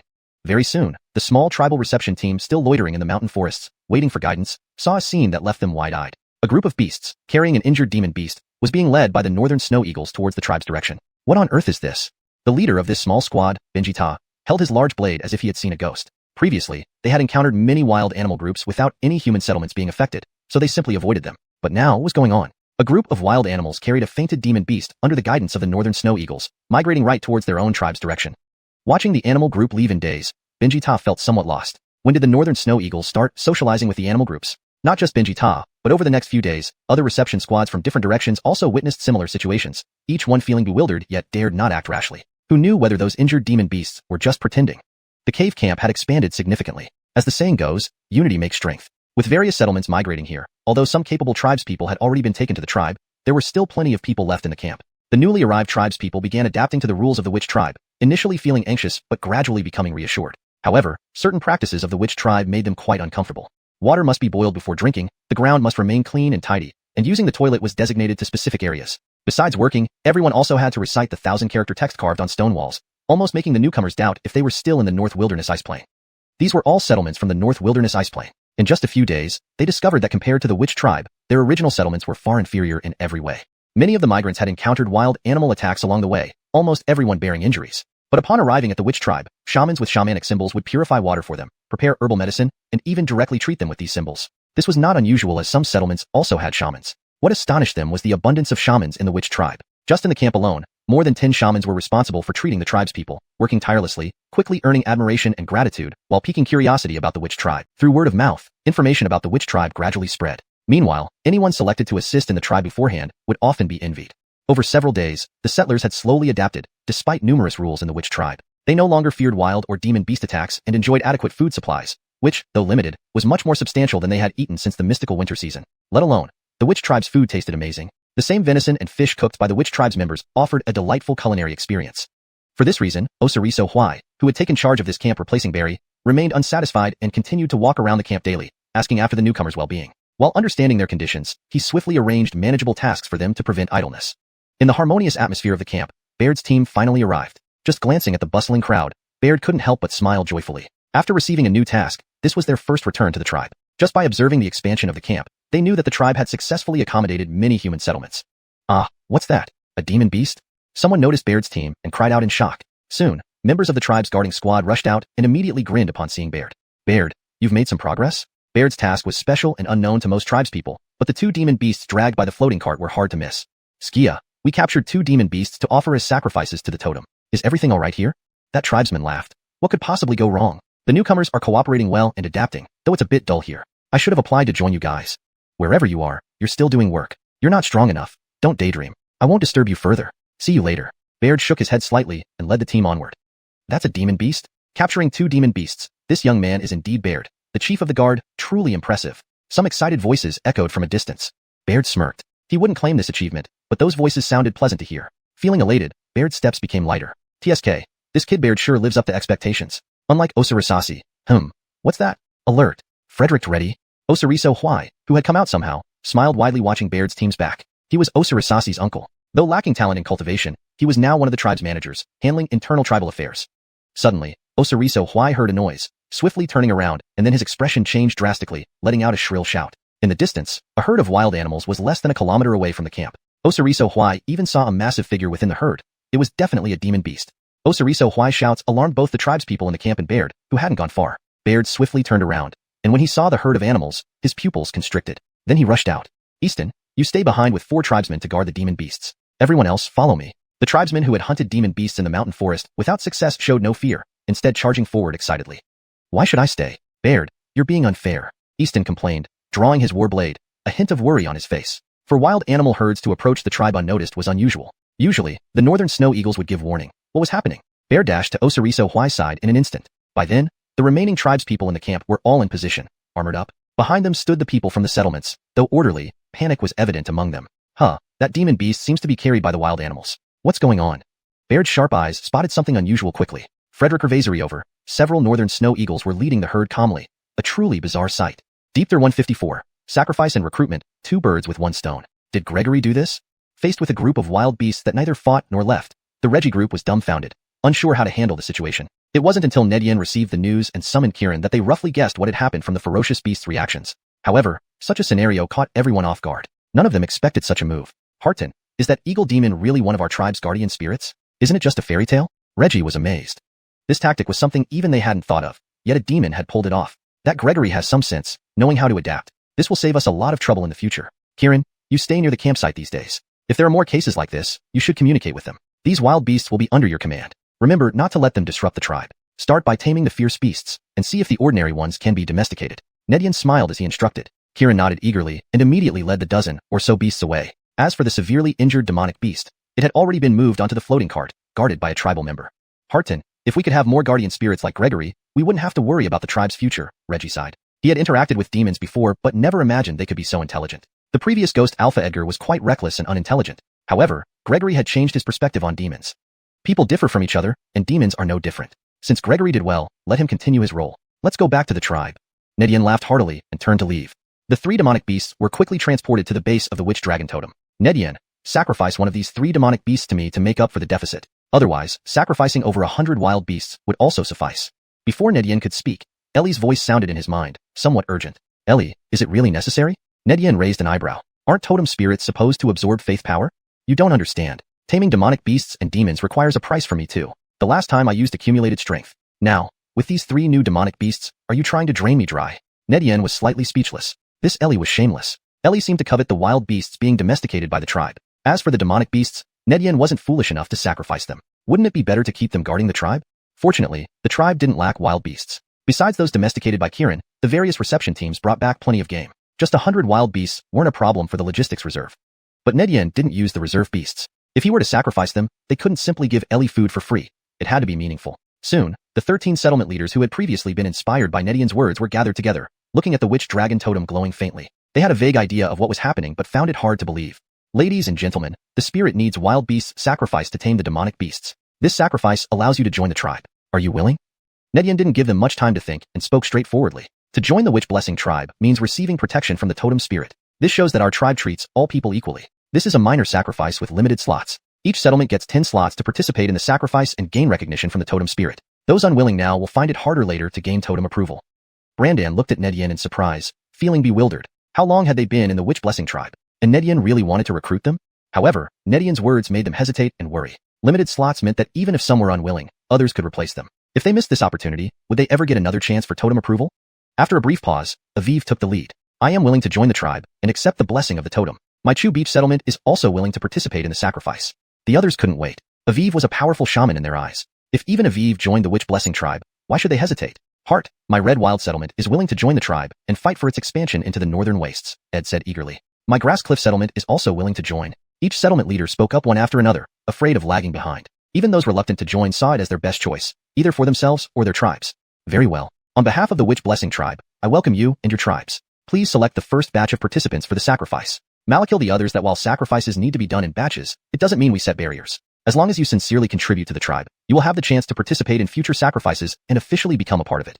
Nedian spoke sincerely. I hope all those who wish to contribute to the human race of the Northern Wastes can become part of our tribe. Only then can we unite everyone's strength to change the current state, starting from joining the tribe, strengthening it, until it becomes strong enough to achieve real change. The settlement leaders were filled with excitement, respectfully bowing and selecting the first batch of tribal members to participate in the sacrifice. Some were already involved in building the tribe, while others remained in the camp. Human hearts varied. Despite some reservations, Nedian didn't mind. As long as they formally joined the tribe, once they received the Witch Dragon Totem's imprint through the sacrifice, it would be hard for them to regret it. The totem sacrifice was not merely an act of worship. Tribal members' faith tied them to the totem. Could Eli, with his abilities, not control any dissenters? Within half an hour, 130 people from the 13 settlements gathered before the Witch Dragon altar. Kolhi and Frederick presided over the sacrifice, both excited. These new additions signaled that more tribespeople from the 13 settlements would likely join in the future. The tribe's population would continuously grow, which it desperately needed. There were no complicated ceremonies. Brandan and the rest personally slaughtered the wild beasts chosen by Kirin in the sacrificial pool. Each participant offered a wild beast as a sacrifice to the totem, and all received the Witch Dragon Totem's blessings. With this wave of actions, the Witch Blessing tribe gained 130 new formal members. Many more eagerly awaited the next totem sacrifice. #Deepter155, population surge. With eagle demons causing trouble in the sky and reception teams welcoming the human settlers from various relocated settlements, while figures like Barry and Pierre managed tribal affairs and helped integrate the newcomers into the tribe. Alexian conducted a thorough inspection of the arrangements before retreating into seclusion. The beast spirits driving herds of wild animals to attack human settlements was a long-term problem that would not change because of the Kobe tribe's actions. It would only cease if the beast spirits' backers were eliminated. Yoel Eminyen was fully aware of this. Instead of spending his energy on tribal matters, he believed it was more practical to enhance his own strength. By now, he had completed the 9 movements of the first stage of body forging, significantly improving his physical capabilities. Consequently, his progress in cultivating witch power had become almost effortless. As for his blood chi force, it was already circulating automatically within his chung pulse. Even without deliberate practice, its potency grew alongside his enhanced physique. Additionally, during his previous body forging practice, Yoel Eminyen made strides in practicing witch spirit, with his initial mental focus able to navigate his body internally, though not yet capable of projecting outward. Even so, this allowed him to perceive his bodily conditions more clearly, such as tracking the path of his blood chi force along the chung pulse or guiding witch power to open new witch channels. Regarding body forging, the benefits became even more apparent under the keen perception of his mental intent. While Yoel Eminyen's practices may seem diverse and numerous, they were now harmonized to support each other without interference. This reinforced his confidence in his chosen path. Human bodies are inherently weak. How could one achieve greatness by focusing solely on witchcraft and blood chi cultivation? Conversely, having a robust foundation through rigorous body training would make any endeavor easier. Tasting the early fruits of his efforts, Yoel Eminyen secluded himself in a cave to start learning the second set of body forging's movements. This second set built upon the first 9 movements, either extending or refining them. Using the initial 9 movements as a framework, each movement now included 4 variations, totaling 36 new forms. These moves still lacked specific techniques, but Yoel Eminyen knew they aimed to further tap into the body's potential. Each movement remained awkwardly unnatural, yet he had grown accustomed to it.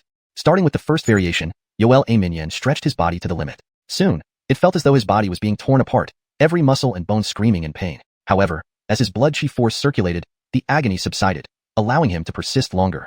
Still, after just over 10 minutes, he was drenched in sweat, panting heavily, and collapsed on the ground.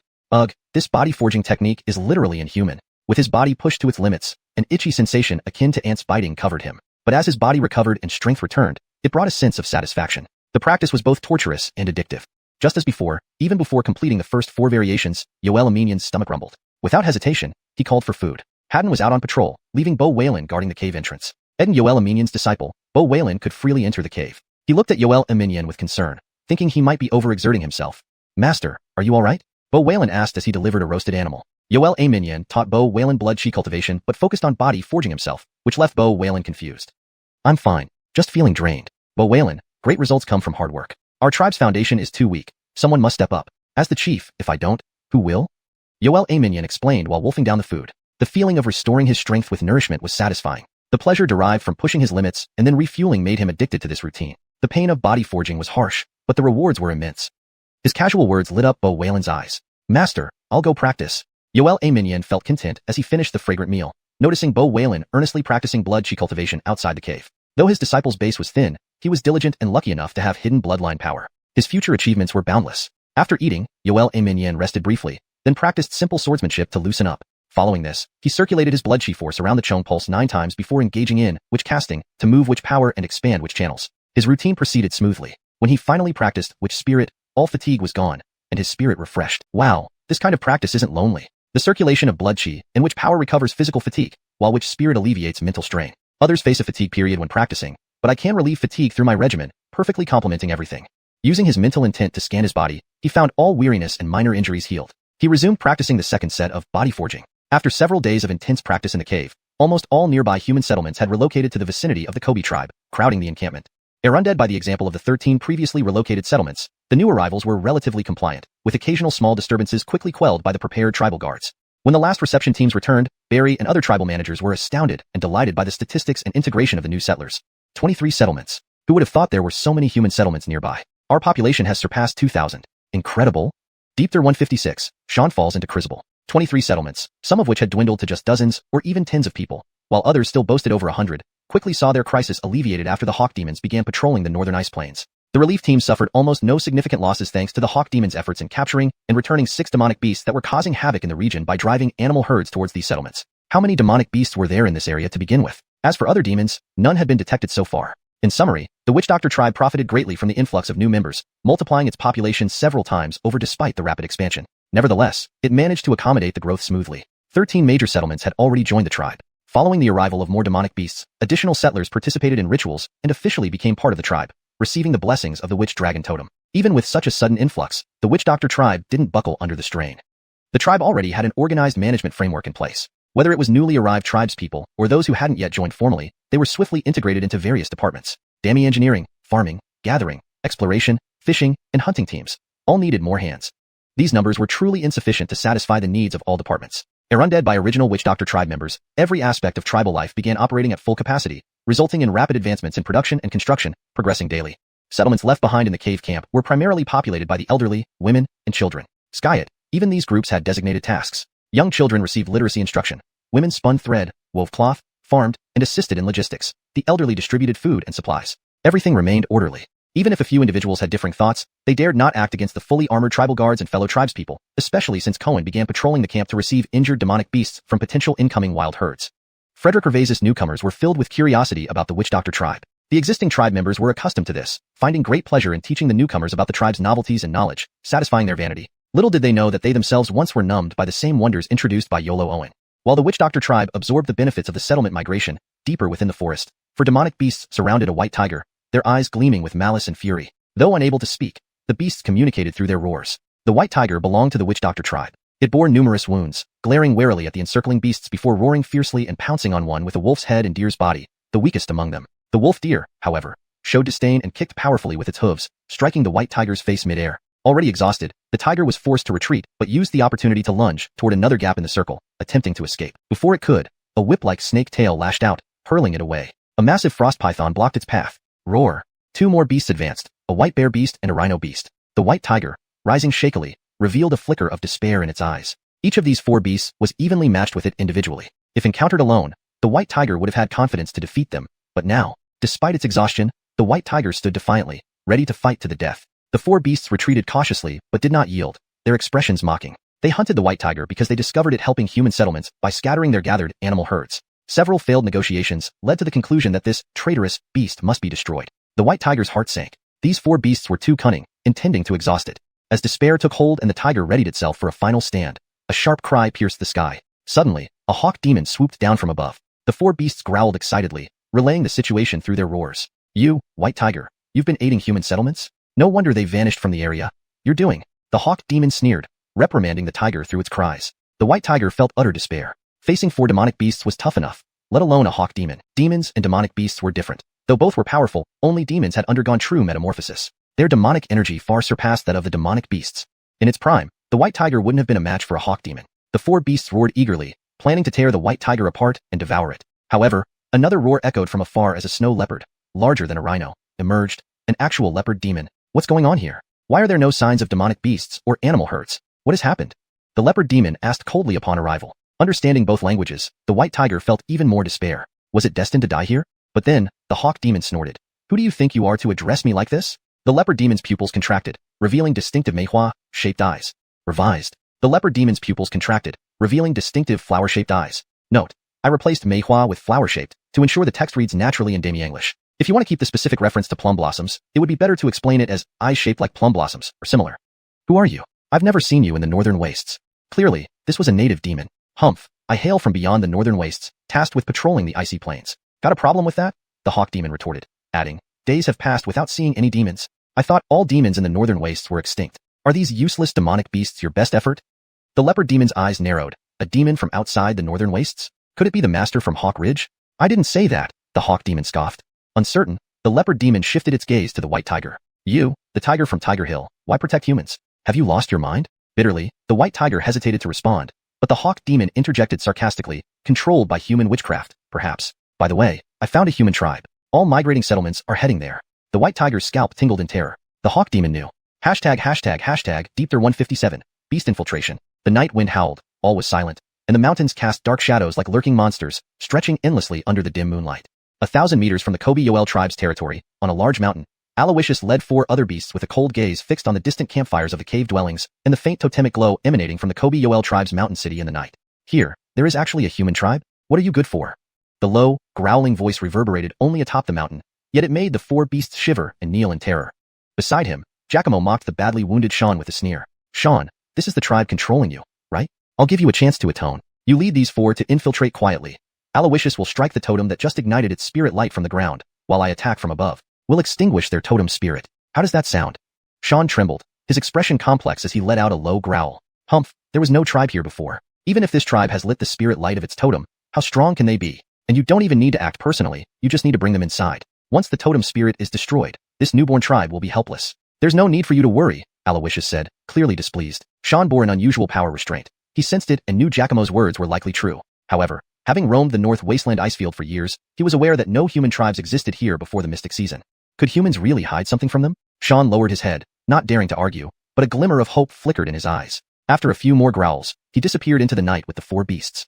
Darren, when did you discover this tribe? Aloysius glanced at the distant fires and asked. I found them 2 days ago. Since arriving in the North Wasteland, I've patrolled the skies. As you know, our elders yearned for that thing, but unexpectedly, instead of finding it, I saw many human settlements migrating here. Israel Wind, this is your failure.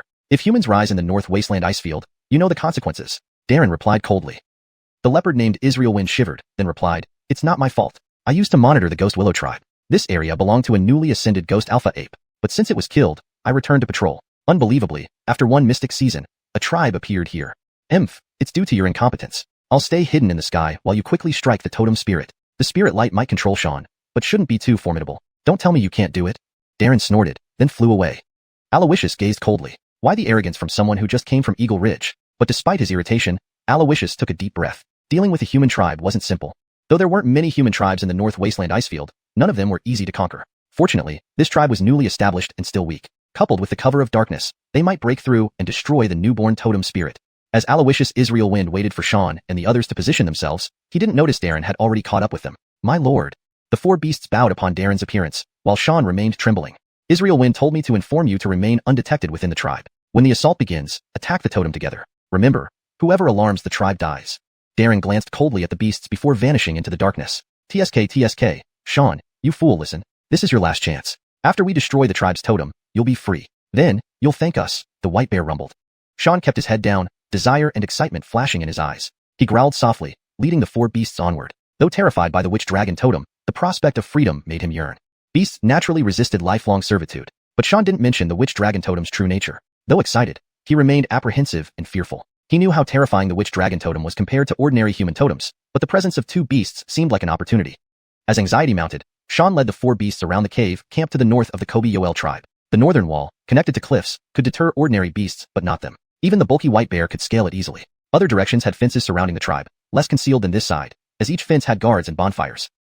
Something's off. Sean frowned. Usually, Liao Alvarog guarded this spot, but now he sensed no Liao Alvarog, and the guards on the wall were sparse. Though dispatched early, Sean felt uneasy about the Yoel tribe's current state. Fool, hurry. Frost Python hissed from the ground. Though the fire was sparse and darkness pervasive, they couldn't linger long. Sean knew the 4 beasts' eyes were on him. Leading them stealthily, he avoided patrol teams and moved towards Eagle Cry Cliff. The closer they got to Eagle Cry Cliff, the more Sean felt heart-pounding dread. The mark branded by the witch dragon totem glowed faintly, chilling him, but he dared not move rashly. The feeling was unbearable. Sean felt trapped, tormented on both sides. Everywhere, the air smelled of humans, exciting the beasts, yet they remained restrained by Darren's warning, eagerly awaiting the final carnage. No matter, I'm forced. If, hesitating, Sean steeled himself, avoiding crowded areas and silently moving towards Eagle Cry Cliff. Deep there 158, the leopard demon's sudden attack. Not long after Haddon infiltrated the tribe with 4 demon beasts, the leopard demon Kevin had already arrived outside the Yoel tribe. Unlike Haddon, who moved cautiously, Kevin possessed incredible land speed and slipped through the tribal fence like a shadow without alerting anyone. Just upon entering the Yoel tribe, Kevin felt excited. This new human tribe was densely populated. All he needed to do was extinguish their totem spirit, and then it would be time for his feast. In the northern wasteland ice plains, there were many scattered human settlements, but humans were always cautious. They often burrowed into mountains like cold mice, easily escaping danger unless encountered directly. Such tribes teeming with human presence were rare. Besides, Kevin could sense that this tribe did not have any threats to him, indicating a lack of formidable warriors in this new human settlement. Today, I'll taste the totem spirit of a human tribe. It's said that human tribes' totem spirits carry unimaginable spiritual wisdom. If I can devour the totem spirit, I will gain significant power.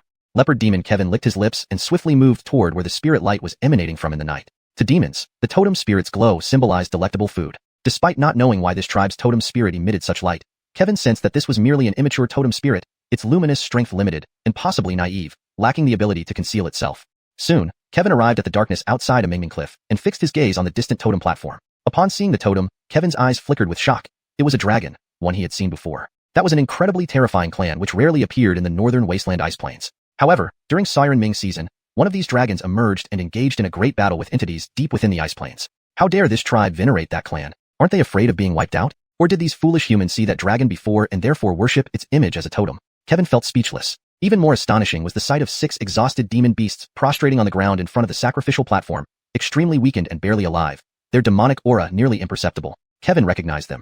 These were precisely the missing demon beasts, now controlled by this tribe, just like Haddon. This was simply unforgivable.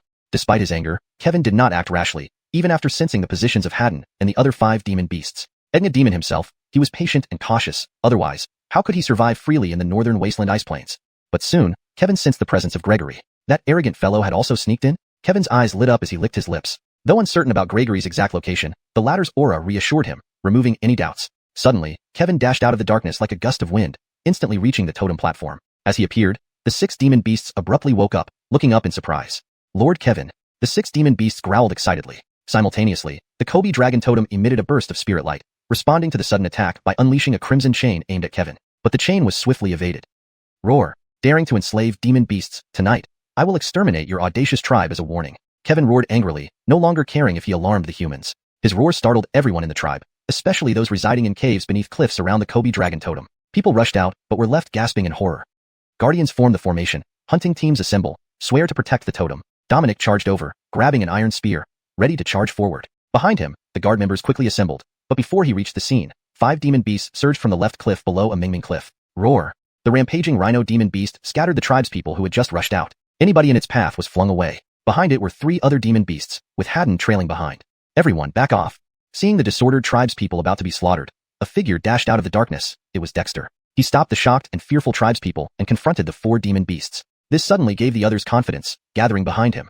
Daring to launch a night attack on our Yoel tribe, you have courage. Dexter's face was grim, especially when he noticed Haddon hesitating. His gaze turned icy. This Haddon was traitorous, daring to join forces with demons to attack the tribe, deserving death. Haddon lowered his head, avoiding eye contact with Dexter, but the other 4 demon beasts sneered mockingly, focusing on the trembling humans. Haddon, you worthless beings, the totem spirit is tied up by me, so what are you waiting for? Kevin bellowed angrily. The blood-red chain extending from the Kobe dragon totem made him wary. The 6 demon beasts on the ground suddenly convulsed in pain due to a demonic rune on their foreheads, writhing on the ground.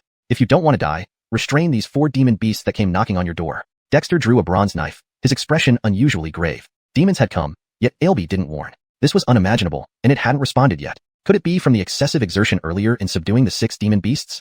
As Dexter speculated, Haddon and the 6 demon beasts struggled under the backlash of the demon runes, ignoring his commands. Those 4 demon beasts sneered and attacked Dexter. They were certain that this detestable human was the chief. Once he was eliminated, unexpectedly, Haddon ceased resistance and shielded Dexter, emitting a pleading roar. Others couldn't understand, but Dexter did. Heart, there's an eagle demon here, forcing me to join this leopard demon. Dexter, who was initially worried, suddenly became hopeful upon hearing Haddon's words. Haddon, you deserve death. Kevin roared angrily, while the other 4 demon beasts looked at Haddon incredulously. The bastard dared to betray them now? But unexpectedly, not only did Haddon turn against them, but the 6 weak demon beasts also ceased struggling and attacked the 4 from all sides, leaving the latter besieged. Kevin was stunned. Deepther 159, subduing the leopard demon. Around the sacrificial altar, the warriors, hunters, and fishermen of the Kobe Ned tribe's war division were fully armed, forming battle formations to seal off the area. Behind them were newly joined elite tribe members who hadn't donned full armor but held heavy shields or round shields and wielded iron spears or large knives. Many more robust tribespeople had taken up bows and arrows, encircling the sacrificial platform so tightly that not even water could seep through. Only the elderly, women, and children remained on the outer perimeter, watching the ensuing battle with tense excitement.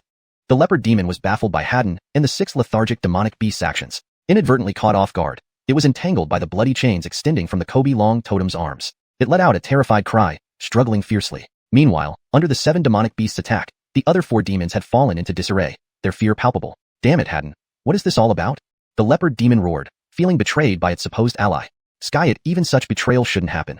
This defied its understanding of demonic beasts. Haddon remained silent, alone restraining the strongest beast, a white bear. Despite its ferocity, the bear seemed intimidated and was thus suppressed by Haddon. As for the other 3 demonic beasts, they were each overwhelmed 2-on-1, creating chaotic confusion. Amidst roars, the leopard demon suddenly unleashed potent demonic aura which, brushing against the blood-red chains, managed to break free somewhat. Acting ruthlessly, it snapped its front paw off, its entire body bursting with demonic energy as it leaped mid-air towards Eagle Crying Cliff. For it had already confirmed Gregory's location to be atop this towering cliff. Flying spears, flying axes, mass volley. Seeing the leopard demon attempting escape, and the Kobe long totem's chains having been thwarted by the broken claws, Ned Owen immediately gave orders. Prepared, the flying spear team launched their spears attached to chains which cut through the night sky, intertwining into a web in midair. Following them, the guards hurled palm-sized flying axes. The sudden barrage of axes and falling spears momentarily halted the leopard demon's movement midair. But leopards are agile. It landed on the steep cliffs of Eagle Crying Cliff, swiftly dodging despite the broken front paw. Is this the Kobe Ned tribe? I will return and obliterate your entire tribe. The leopard demon was about to ascend Eagle Crying Cliff, seeing the ubiquitous eagle nests, excitedly roaring. Just then, a figure appeared above it. It was the eagle demon Gregory, who with pity in its eyes, sliced downward with wings like blades. Gregory, you dare? The leopard demon roared angrily, unsurprisingly getting flung away by Gregory's wings, plummeting towards the Kobe long totem. A blood-red chain instantly shot upwards, binding the helpless leopard demon. Strange blood-red patterns emerged along the chains, tightening around its body, draining its vitality and demonic aura. No, Gregory, you should die. Roaring in desperation, the leopard demon crashed heavily onto the ground, stunning the 4 still resisting demonic beasts nearby. You 4, won't you give up? Gregory descended, casting a glance at the 4 demonic beasts, causing immediate trembles. They reluctantly surrendered, looking at Gregory with incomprehension. Sir, aren't you one of us? Haddon was bewildered. Foolish tiger, I'm the tribe's guardian demon, Gregory mocked, feeling somewhat melancholic inside. The heart strategy to lure demons was shamelessly ingenious, but who could blame him for failing? What, are you part of this tribe? The leopard demon Balbrandonhammett, initially enraged, abruptly froze, dumbstruck, looking between Balbrandonhammett and Haddon among others. A mere human tribe could subdue demons? At that moment, the end of the iron chain locking Balbrandonhammett transformed into complex demonic symbols appearing on its forehead. Balbrandonhammett instantly stiffened, roaring repeatedly but unable to struggle. New tribe members watched in awe, some recalling Gregory's submission to the totem spirit earlier, others witnessing demonic beasts subduing. Sky at many saw it for the first time. Observing these once powerful demons rendered powerless by the totem spirit's chains instilled them with immense security. Some had seen these demonic beasts during migration, driving animal herds, nearly leading to deaths if not for tribal reinforcements. Now, both demons and demonic beasts submitted to the tribe. Could anything be more miraculous? Within 10 minutes, Balbrandonhammett ceased struggling, the blood-red imprint disappearing, and the chains released back into the Kobe long totem. Balbrandonhammett stared dully at the Kobe long totem, sensing imminent evil thoughts burning its soul. Balbrandonhammett, accept it. The totem spirit's power is beyond our resistance, Gregory advised kindly. Balbrandonhammett glared fiercely before submitting, fearing further defiance. Baird, bring those 4 demonic beasts here. Ned Owen sighed, approaching Balbrandonhammett. Baird promptly led the guards, dragging the 4 demonic beasts to the sacrificial pool. Shivering, they dared not resist, submitting as their blood was drawn and marked with symbols. From now on, you 4 will serve as the Kobe Ned tribe's guardian demons. And you, Balbrandonhammett, you too are our guardian. Defy and you will die. Ned Owen's words sent renewed pain to Balbrandonhammett's forehead, his fearful gaze fixed on Ned Owen. Now, heart, spare me, Brandonhamid submits. Ned Owen nodded approvingly, picking up Brandonhamid's broken claw. Retrieving a second rank witch symbol, he personally reattached it, rejuvenating light healing Brandonhamid's limb, although complete recovery required rest. Gregory, you did well. Next time, warn the tribe first or I'll skin you. Ned Owen sternly glanced at Gregory. Had Haddon not warned them, Ned Owen might have thought they faced a real demonic assault. Gregory laughed awkwardly. Hart, can't blame me. Pre-notice would have spoiled the plan. Ned Owen paused, then laughed heartily. This Gregory was quite interesting. Hashtag Deepter160, Beast Flock. Ellie, what happened just now? Why didn't you give a warning? After calming Israel and dispersing the tribespeople, Ned Owen arrived at the sacrificial altar and asked with some worry. Although it was understandable that Brigham wanted to lure beasts, it was strange that Ellie hadn't issued a warning. It's just a small beast. What's there to talk about? When Brigham came, I was restoring my damaged soul. Otherwise, that little leopard wouldn't have had a chance of breaking free. Ned Owen, your technique for luring beasts is quite good. Bring a few more small beasts here. Their demonic aura can be useful to me. Ellie chuckled eerily. And besides, the people in the tribe are too varied. If they don't see the power of our sacrificial spirit, how will they respect and sincerely worship our totem? Ned Owen was speechless, finding Ellie somewhat cunning. He understood that with too many newcomers, such hidden worries were inevitable. But as tonight's event spread, these new tribespeople, assuming they aren't too foolish, would realize that the Witchu tribe offered them the best choice, discouraging any inappropriate thoughts. Ellie, Brigham mentioned that almost all human settlements around the North Wilderness Ice Plains have already gathered here. While there are still some settlements further away, the beasts in this area have been mostly wiped out, including the subjugation of Israel. So it's unlikely that any more human settlements will come here. To lure more beasts, we'd need to go farther. That's not a problem. With Israel on the ground and Brigham in the air, they can take care of lone beasts and perhaps lead a group of beast warriors, even battling other minor beast forces, Ellie replied disdainfully. In those days, such small beasts were everywhere, just cannon fodder. Ned Owen was surprised. Your memories have returned? Ellie went silent for a moment before finally responding, I've regained some, but let's not discuss it. Sensing Ellie's subdued mood, possibly tinged with sorrow, Ned Owen wisely decided not to press further. At the foot of the altar, Cohen and Alpha Frederick arrived, observing the 2 beasts and 13 demon beasts obediently lying on the ground. Ned Owen couldn't help but marvel. Though this was largely thanks to Ellie, these demons and demon beasts were now his Witchu tribe's guardians. Brigham, you did well. Continue with the luring mission. Israel, rest for 2 days. Afterward, take a few demon beasts out to hunt, ensuring the safety of the tribe. Our strength is still weak, and our tribe's people need time to grow stronger. Israel nodded solemnly, feeling incredibly uncomfortable. Before tonight, it viewed human settlements as mere prey. It never imagined it would become a part of the Witchu tribe, an idea it found deeply unsettling. Hart, do I have to go outside? Brigham suddenly asked. Why? Ned Owen was surprised. This eagle beast had been very responsible, having brought back most of these demon beasts. What was it planning? Hart, I discovered 4 mutated eagle eggs earlier, imbued with lightning. I want to use my demonic aura to hatch them. If successful, we might have 4 thunder eagles, Brigham said excitedly. Ned Owen then remembered that when forming the tribe, thunder had nearly struck him dead. Ellie had reminded him later that the eagle eggs had undergone some mutation. Do you think those 4 eggs can grow into demons? Ned Owen asked, hopeful. There's a high chance, at least becoming demon birds, if nurtured by my demonic aura. The potential could be greater. Ned Owen, Brigham is right. Those 4 eggs indeed have this potential. Although I've nurtured them with blood essence, Brigham's demonic aura is more suitable for hatching eagles, Ellie's voice suddenly interjected.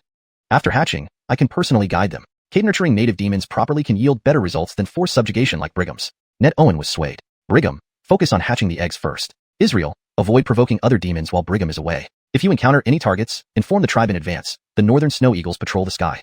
Israel felt oddly helpless, but had no desire to argue after being lured by Brigham. Dead beast friends were better than dead self-beast. Assigning tasks to the 2 guardian demons, Ned Owen turned to the 13 demon beasts. These 13 covered nearly every powerful species in the North Wilderness Ice Plains, including Sean, Cohen, Alpha Frederick, Josue, Frost Python, White Bear, Rhinoceros, Snow Wolves, Melindas, Frederick Curvaceous Martins, Ghost Apes, Ironback Lizards, and Mammoth Foals. Sean and Frederick Curvaceous Martin were known for speed. Ghost Apes were snow ghost apes, and Mammoth Foals were furry wild horses with fierce temperaments, excellent choices for mounts. Both Frost Pythons and Ironback Lizards were amphibious, ideal for guarding ice lakes and aiding fishing teams. Meanwhile, White Bears, Rhinos, and Ghost Apes were robust, while Josue, though seemingly gentle, were far from simple once transformed. As Ned Owen's gaze swept over them, Sean and others felt familiar, but the rest grew tense. This young human was their chief, an idea beyond their comprehension. As the tribe's guardian demon beasts, you possess intelligence. Therefore, you must understand our tribe's laws and learn our writing system to communicate better with the tribe's people. Sean, teach them the rules. Any violations warrant immediate execution. With that, Ned Owen invoked Ellie's secret technique, causing intense pain in the souls of the 10 newly joined demon beasts, who cried out in agony. Even Israel flinched, let alone the others. Frederick Curvaceous later, Ned Owen ceased the technique, leaving the demon beasts sprawled on the ground, their eyes filled with fear. As guardian demon beasts, harming any tribe's people is forbidden and punishable by death. However, if oppressed unreasonably, report it to me or tribal elders for justice. White Bear, Rhino, and Ghost Ape, assist Alpha Frederick in building the wall. Others await further instructions. Having intimidated the demon beasts, Ned Owen turned to Israel, who immediately tensed up. Israel, follow me. As a native North Wilderness Ice Plains demon, I need detailed information about this region. Conceal nothing. Punishment for withholding information will be severe. Israel quickly nodded. Rest assured, Heart. I know much and will not hide anything. Translation notes. Maintained character names in Pinyin for consistency. Kept paragraph structures intact for natural flow. Damien ensured the tone and style remained consistent with the original text. Adjusted dialogue tags and punctuation for fluent Damien English reading. Deepther 161. Cade nurturing demons for strength. The small valley beside the research institute. As soon as Israel followed Dexter into the valley, he saw an intricately detailed topographical sandbox model. At that moment, Israel's eyes widened in disbelief, as if he had seen a ghost. Israel, this is just a sandbox model. Our tribe has marked all places we've explored with simple indications. Since you're a demon from the Northern Waste Ice Plains, you should have traveled to more places. Taking the tribe as the center, I need you to verify carefully and then provide additional information. Dexter pointed to the sandbox that already covered a region of tens of thousands of meters around the Witch Doctor tribe. The scale used was 1 to 1,000. Of course, it was only an approximate representation. Whether it was accurate or not wasn't within the current scope of consideration.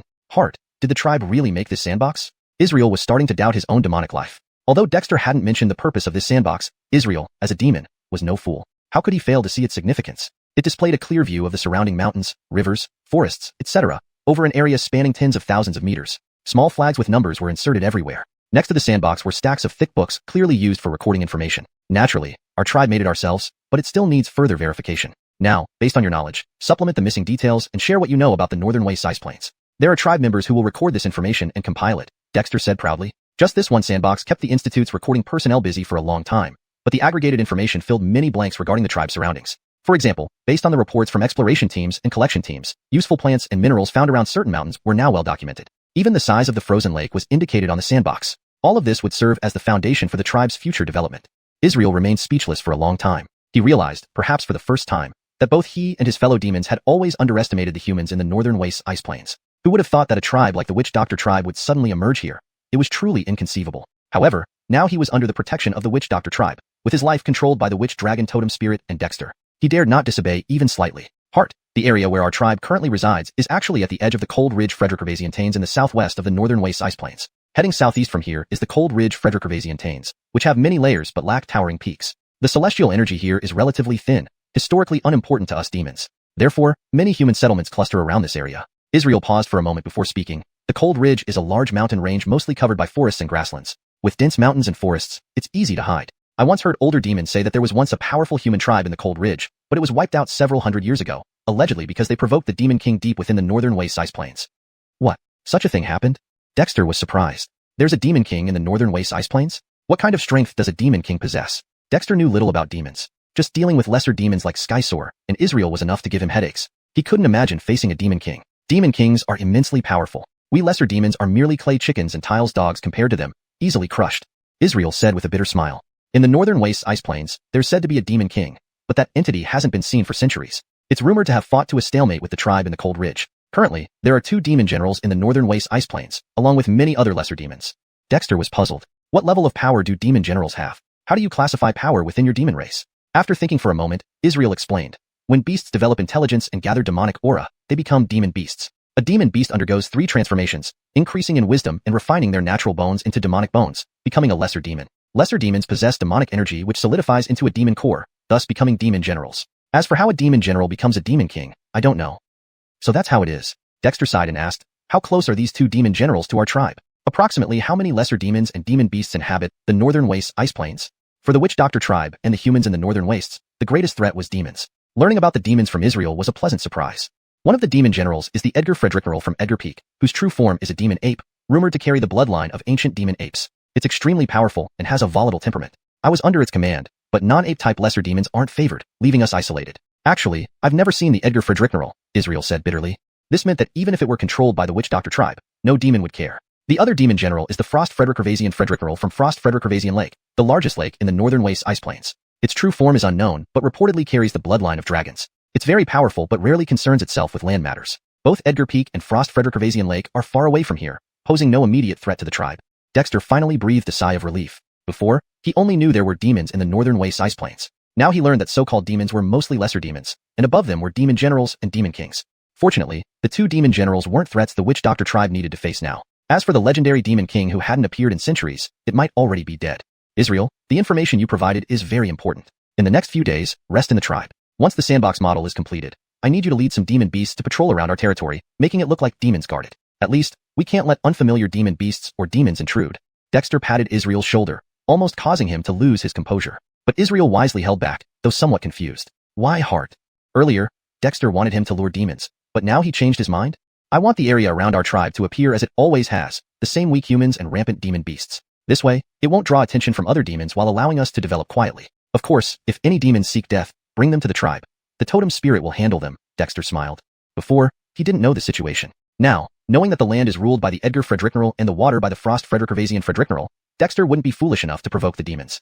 Instead of inviting attacks from demons, nurturing demons discreetly while developing the tribe and strengthening its own power was a much better strategy. Why not enjoy the peace until the tribe gained enough strength to confront the demons? Once the tribe's members grew stronger and acquired sufficient power, it would be wise to challenge the demons then. Deep Thur 162, Northern Wilderness Tribe. The news brought by Israel greatly expanded Dexter's understanding of the northern ice wastes, especially concerning the threat posed by demons. Originally, the tribe had absorbed a large population, practically encompassing all the human settlements around them, believing that this significantly bolstered their strength. However, it now seemed prudent to remain cautious. Since Israel indicated that this area was not highly valued by demons, it made sense to develop quietly and steadily. Israel, are there any other human tribes on the northern ice wastes? After digesting the information provided by Israel, Dexter inquired further, showing more concern for the human situation than for demons. The humans of the northern wastes had given him an unimaginable shock since his arrival. Dexter never imagined that humanity could be in such a miserable state, primitive and ignorant. Even though he was already doing his best to lead his people to change, what he knew still felt like just the tip of the iceberg, almost making him doubt life itself. Humans? There are two major tribes and a few minor ones in the northern ice wastes. The two major tribes are Brandon Hamidiang and Iranian. Their sacrificial spirits are incredibly powerful, almost comparable to demon generals, which is why they can protect the human settlements from total annihilation. As for the smaller tribes, they are weak and rely on the protection of the two major tribes, but are generally not much of a concern, Israel said with a look of disdain. The number of these small tribes is unstable. Their sacrificial spirits aren't strong enough. For instance, the Basha tribe near here was attacked by demons decades ago, with its sacrificial spirit turned demonic. Although it appears as a human tribe on the surface, the entire clan has been demonized. Dexter's pupils suddenly constricted. Basha tribe? He had known about the existence of the Basha tribe and the incident of it turning to demons for protection, but he hadn't expected the entire tribe, including its sacrificial spirit, to be completely demonized. The Basha tribe wasn't far from the Witchu tribe. When Alpha led them to find the Basha tribe, they only walked for 2 or 3 days before reaching the Dead Stone Forest, which was the farthest hunting ground of the Basha tribe. That's right. The Basha tribe has recovered some population recently, but it's entirely demonized. In the future, we must be vigilant as there is a demon, almost as powerful as a demon general, stationed there permanently. This demon comes from outside and is said to be refining the sacrificial spirit of the Basha tribe. Once fully refined, it could become the third demon general of the northern ice wastes. We cannot ignore this threat, Israel explained. Dexter was stunned and filled with dread. Had they not encountered Basha in the Dead Stone Forest and seen his father's carvings, they might have rushed into the Basha tribe, a death trap. In the midst of his dread, Dexter probed for more details about the Basha tribe, but Israel didn't know much beyond knowing that a powerful demon from outside occupied the Basha tribe and rarely left its territory. This northern ice wastes truly brims with danger at every step, but since we have this information, there will be ways to deal with it. Continue. Israel, I want to know how chaotic the northern ice wastes really are. Dexter's gaze hardened. He had long known the difficulties of survival, no matter how harsh the situation. So what? Even though the Witchu tribe had only just been established, Dexter was confident that, given time, he could change this cruel reality. True to its nature as a native demon, Israel possessed much knowledge about the northern ice wastes. Answering Dexter's questions systematically, Israel provided crucial information. Meanwhile, several tribal members furiously scribbled down notes, even though their handwriting was rough. After organization, this information would become one of the tribe's valuable assets. It was indeed very important. It took half a day for Dexter to extract all the information Israel knew, covering everything from demon and human situations to regional details. With Israel's descriptions, the terrain map expanded considerably, covering nearly a third of the northern ice wastes. This area already exceeded the Witchu tribe's operational range, sufficient for immediate use. Israel, continue refining your knowledge of certain places here, and rest well. Though you are a demon, as long as you genuinely serve the tribe, it won't treat you poorly, Dexter comforted Israel before leaving the small valley. He needed time to digest the information Israel had brought. This local demon caught by Peer Edge Jarrett filled Dexter's previously blank knowledge of the outside world, but also brought considerable pressure. Unconsciously, Dexter arrived at the totem platform of the Witch Dragon Totem. Below the platform, wounded demon beasts like White Bear lay on the ground, licking their wounds. They instinctively moved aside upon seeing Dexter approach. Dexter wasn't in the mood to attend to these newly subdued demon beasts, even though they were now guardians of the tribe. Elsa, got a minute?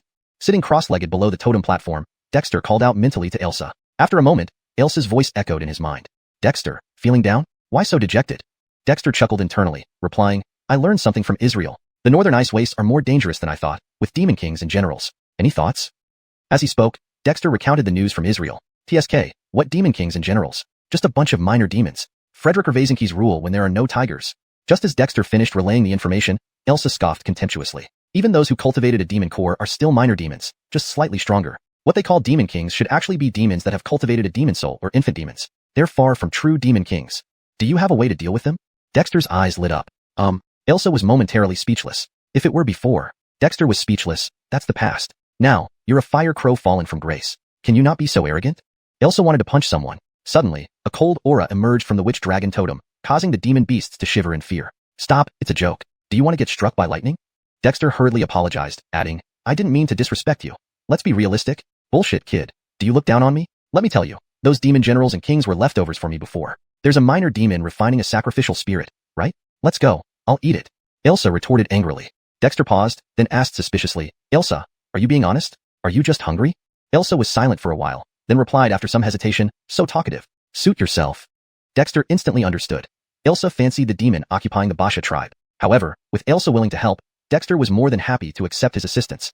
#Deepter163. Good news and bad news. With the Elis as a reliable backup, Dexter felt much more at ease. The oppressive feeling caused by the potential birth of a demon general from the Govind tribe had finally lessened somewhat. Jeff to Alpha and Govind, and because the Govind tribe was not too far from the Kobe Yoel tribe, the demons nesting in the Govind tribe posed the greatest current threat to the Kobe Yoel tribe. Frederick Revazariover, Dexter had promised, before the remains of the former sub-chieftain of the Govind tribe, to take revenge for the Govind tribe. Promises made were promises to be kept, and Dexter never broke his word. However, even if the Elis decided to act, whether out of greed or other reasons, Dexter still needed to make adequate preparations. The Kobe Yoel tribe was like an overfed fat man who needed time to digest and improve internally before it could grow stronger and achieve its goals. Therefore, after determining the next steps, Dexter summoned the tribal management, along with the leaders of the guard teams, hunting teams, and other departments. Hart, are there any new plans? Bailey couldn't help but ask excitedly as soon as he arrived at Dexter's cave, his voice filled with excitement. Over the past half-month, the Kobe Yoel tribe had undergone dramatic changes. What began as a tragedy, with demon beasts attacking human settlements, turned into a remarkable success due to the tribe's timely warnings and interventions. Nearly all nearby settlements that would have suffered heavy casualties were evacuated to the Kobe Yoel tribe, except for a few unfortunate ones. As a result, the population of the Kobe Yoel tribe skyrocketed to over 2,000. Previously, it had only numbered fewer than 400 people. With so many new members joining, various aspects of the tribe's development received a significant boost in manpower. Despite some initial chaos, the tribe now exhibited a fresh and promising outlook. Frederick Revazariover, the tribe had subdued 2 demons and 13 demon beasts, and numerous wild animal herds were being managed around them, practically turning the Kobe Yoel tribe into an untouchable force. A sight almost unbelievable. Indeed, Hart, are we going for something big? Even Frederick Revaz, typically a composed elder, grew excited. It was unprecedented for the scattered settlements of the northern ice wasteland to see such strength. Cough, sit down everyone, don't get too worked up. I have both good news and bad news. Which do you want to hear first? Dexter cleared his throat. While he understood their excitement, he knew now wasn't the time to celebrate. Hart, let's start with the good news, Osiris Aota smiled. Fine, then let's start with the good news. Based on Israel's updates, the tribe has mapped out the surrounding terrain thoroughly. Frederick Revazariover, our region is relatively safe, free from the focus of demons, giving us some time to develop and grow stronger without worrying too much about external threats. Dexter explained with a smile. The eyes of elders like Barry instantly lit up. Steady development in the northern ice wasteland was rare and precious. Before, every time the demonic season ended and demons emerged, it was extremely dangerous. Now, the tribe no longer needed to worry about these threats and could even handle a single demon. Hart, what's the bad news? Pierre asked anxiously, more concerned about potential dangers. After all, danger was everywhere in the northern ice wasteland. The bad news is that the northern ice wasteland is still dominated by demons. There might be a demon king, 2 demon Fredricknerals, and many small demons like Israel. In addition, the demon in the Govind tribe where Alpha came from is suspected to become the 3rd demon Fredrickneral. This will be our tribe's greatest future threat and must be dealt with quickly, or it will cause endless trouble. What? A demon Fredrickneral?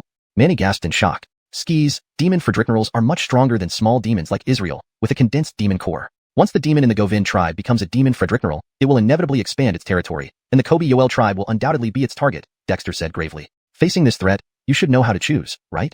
Kill it first. Baird, Bailey, and Manny said in unison. Dexter was satisfied. Compared to elders like Barry, the younger generation like Bailey and Baird were brimming with enthusiasm. Skis, we need to kill it, but here's the problem. Although the Govind tribe once faced annihilation, according to Israel, they have regained strength and become more powerful after complete demonization. Not to mention, they have a near-demon Fredrickneral and several small demons. Can we defeat them alone? Dexter scanned the room, seeing everyone's expressions turn serious, their previous excitement vanishing. This was exactly what he hoped to see. Hart, what do we do? Manny gave up thinking and looked at Dexter expectantly. Dexter was speechless. Wasn't this guy thinking at all? I'm assigning this task to you. Don't rely on me for everything.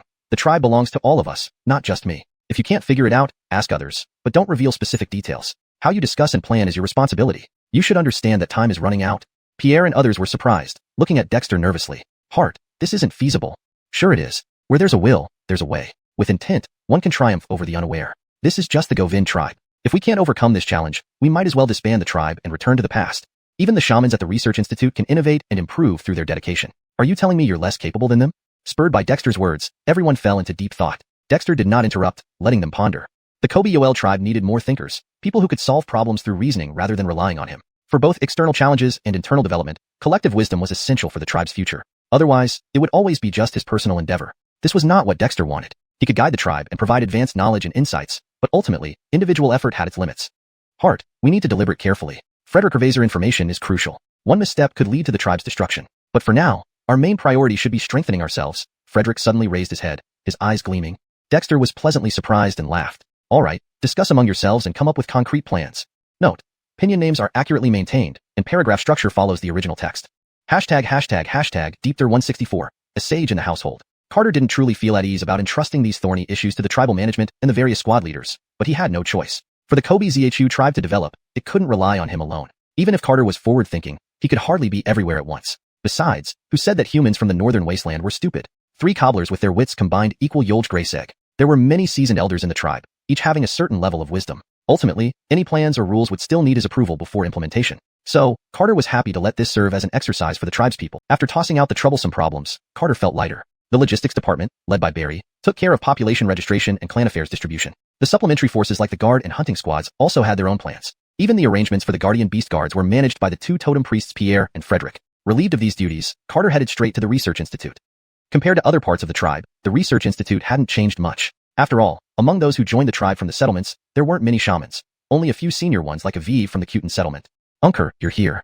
As soon as Carter entered the large valley where the Research Institute was located, Osiris came out to greet him. Since the tribe had subdued 2 demon beasts and 13 magical beasts, Osiris and Eric found themselves in somewhat awkward positions. Previously, Osiris was responsible for training snow wolves, while Eric trained northern snow eagles. Both had already established communication with the creatures. However, with the arrival of the eagle demon Gregory and a snow wolf demon, their roles became redundant. Eric still had a role since Gregory was busy hatching mutated eggs and needed Eric to relay messages from the northern snow eagles. But Osiris's 8 northern snow wolves were now under the command of the snow wolf demon, which planned to gather more wolves into the tribe's snow wolf pack. Though Osiris felt some reluctance, he understood the necessity of such a move. After all, the snow wolf demon could better control the northern snow wolves as it was akin to a wolf king among the snow wolves.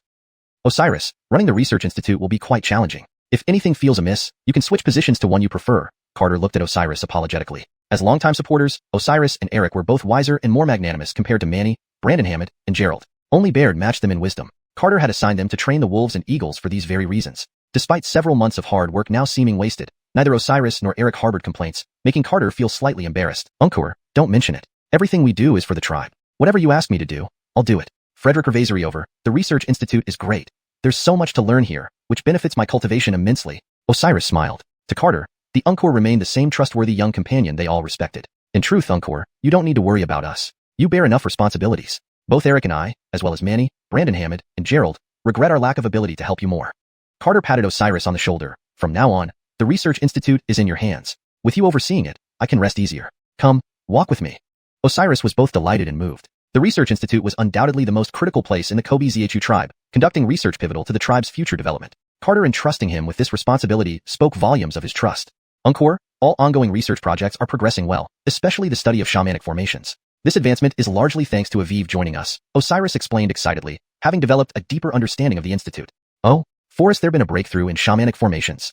Skis, Aviv is a veteran in shamanic symbols and has dedicated his life to studying them. Since his arrival, he's taken charge of the shamanic symbol research, making it one of the hottest projects at the Institute. Osiris grinned. Carter, pleasantly surprised, hurried toward the shamanic symbol research area. Soon, Carter arrived at a massive cave. Outside, several clansmen were engraving beginner-level shamanic symbols. Among them was an elderly man. Aviv, elder, why are you doing this yourself when these clansmen can handle it? Carter immediately recognized the elder as Aviv. While they hadn't conversed deeply, Aviv was part of the first group of clansmen to join the tribe from the 13 settlements and one of the few veteran witch doctors. Ah, greetings, Uncle. Aviv stood up hurriedly, having just finished carving a soil symbol. He greeted Carter with evident excitement. Aviv, elder, you're a senior. Are you accustomed to life in the tribe? Very much so. If I had known about this wonderful place earlier, I would have come sooner. Uncle, after wasting most of my life, I finally found purpose here. Shamanic symbols hold so many secrets, truly eye-opening. Aviv sighed with deep sentiment. If you had come earlier, it wouldn't have mattered much. Our tribe is still new, but going forward, the research on shamanic symbols will depend on you. Carter joked. Aviv paused, then laughed. Uncle, indeed. From now on, this old man will dedicate his life here. I hear the shamanic symbols and formations used in the tribe were all passed down by you. Truly impressive. Aviv gave a thumbs up. The primitive true interpretation of shamanic symbols and beginner-level shamanic formations aren't profound traditions, but in your hands, they have undergone a miraculous transformation. Especially the method for crafting elemental shamanic symbols. It's incredible. Unkur, you must be the tribe's greatest shaman. Carter blushed slightly. Frederick Revaiserizer Luck, Aviv Elder. Why are you personally carving beginner-level shamanic symbols? Given Aviv's expertise, such basic tasks could easily be handled by newly initiated witch doctors. Unkur, I need to start from the beginning to understand your thoughts on crafting shamanic symbols. Only then can I fully grasp the tribe's tradition and integrate it with what I know. I have a feeling that the transformations in your shamanic symbols will play a crucial role. Once I master these changes, understanding shamanic formations will be much simpler, Aviv replied earnestly. Carter couldn't help but give Aviv a thumbs up. If so, I look forward to seeing what you accomplish. Let me explain my original ideas and show you what you've brought to the tribe.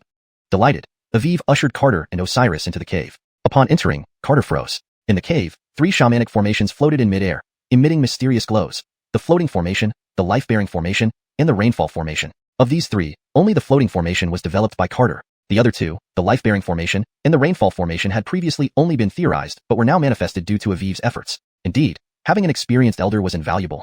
Deepter 165. Aviv's astonishment. Master Aviv, how did you perfect these 2 shamanic arrays? Dexter carefully observed the operational patterns of the xiuxian shamanic array and the qilin shamanic array and was greatly astonished. Although they were only basic shamanic arrays, they were a legacy of shamans. If it weren't for his busy schedule, Dexter would have done it himself. Now, with Aviv's involvement, the tribe's research into shamanic symbols and arrays had made significant progress. Just because of this, Dexter could maintain enough respect for Aviv. Heart, rather than saying it's my credit, I should say it's the heart's contribution. Before this, I never thought that shamanic symbols and arrays could be calculated. The arithmetic and geometric knowledge you taught is simply inconceivable. Who would have thought there was such learning in the world? So awe-inspiring. Aviv marveled. These 2 shamanic symbols were built based on the 6-pointed star array. Though there are some changes, they haven't deviated from the basic framework of the 6-pointed star array. Truly, you are divine. Dexter blushed slightly and hurriedly said, it also requires someone like you, an experienced shamanic symbolist, to easily pull it off. If I did it myself, I might not do as well. Aviv laughed. Heart, we northern wasteland people don't value modesty. What's yours is yours. No one can take it away. Frederick Revaiserizer, your geometric theories and methods of calculation are truly beneficial for the study of shamanic symbols and arrays. This can't be denied. It's as if this field of study was tailored for us. Please accept my respects. As he spoke, Aviv bowed more devoutly and earnestly than when he first joined the Kobija tribe. Dexter wanted to avoid it but thought for a moment, accepted the bow, and quickly helped him up, saying, Aviv, the future study of shamanic symbols and arrays in the tribe will depend on you. No, Heart, what I know is just the tip of the iceberg. You should be the master. It's said that the Heart practices 5 elemental shamanic symbols simultaneously. Could an old man witness it? Aviv shook his head, his eyes suddenly burning with enthusiasm.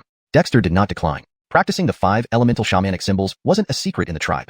It was a known fact since the Ice Cave settlement. With a wave of his left hand, as Dexter channeled shamanic power, 5 shamanic symbols emerged from his fingers, forming according to the order of the 5 elements. They then transformed into a colorful halo of the 5 elements generating each other. Compared to before, Dexter's control over the 5 elemental shamanic symbols had become more refined, thanks to his practice of Kobe Nelieg, which strengthened his mental power. Even though he hadn't officially mastered it yet, it had already shown effects. Phew. So this is practicing the 5 elements together? Indeed, the Heart is a natural-born talent. Dexter smiled, thinking for a moment, and then said, Aviv, Osiris, you are both insiders. Aviv, you will be responsible for researching shamanic symbols and arrays. Osiris will manage the Research Institute. Today, I will demonstrate the concepts of generation and overcoming within the 5 elements. This is a theory I've pondered. I hope you can make good use of it. One should trust those who use without doubt, and doubt those who cannot use. In this small tribe of 2,000, there's no need for too many formalities. Dexter indeed needed someone dedicated to researching shamanic symbols and arrays. Immediately, the colorful glow of the 5 elemental shamanic symbols dissipated and returned to their original form. These shamanic symbols are formed by the shamanic power within me. Metal, wood, water, fire, earth.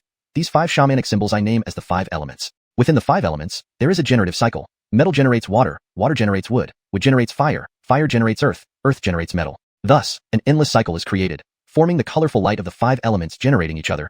Endlessly useful, like turning into shields or light blades. Dexter began demonstrating the intricacies of the 5 elements generating each other, using shamanic symbols condensed from his elemental powers, much quicker and smoother than those carved from materials. The intricacies of the generative cycle were accurately presented before Aviv and Osiris's eyes. Aviv and Osiris watched with wide eyes, captivated by the multicolored symbol light. Next, Dexter demonstrated changes in the colorful light of the 5 elements generating each other. When the light turned into a shield, both emitted exclamations of surprise. Then, the light formed large knives, long swords, and spears, moving almost as effectively as real weapons under Dexter's control. This is the generative cycle of the 5 elements. If a stronger shamanic symbol is added to a generative shamanic array, it can produce even stronger symbols. I name the material carved symbols as basic symbols. Symbols refined from these basics are classified as first stage symbols, followed by second stage symbols, and even higher levels.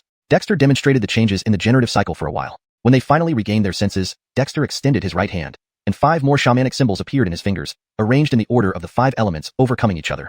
The 5 elements not only generate but also overcome. Metal overcomes wood, wood overcomes earth, earth overcomes water, water overcomes fire, fire overcomes metal. Through the overcoming cycle, a powerful destructive force is formed, resulting in the black light of destruction, a means of combat and one of my main methods for refining shamanic symbols. Unlike the gentle and orderly generative cycle, the overcoming cycle is about destruction, and deeper study has great potential.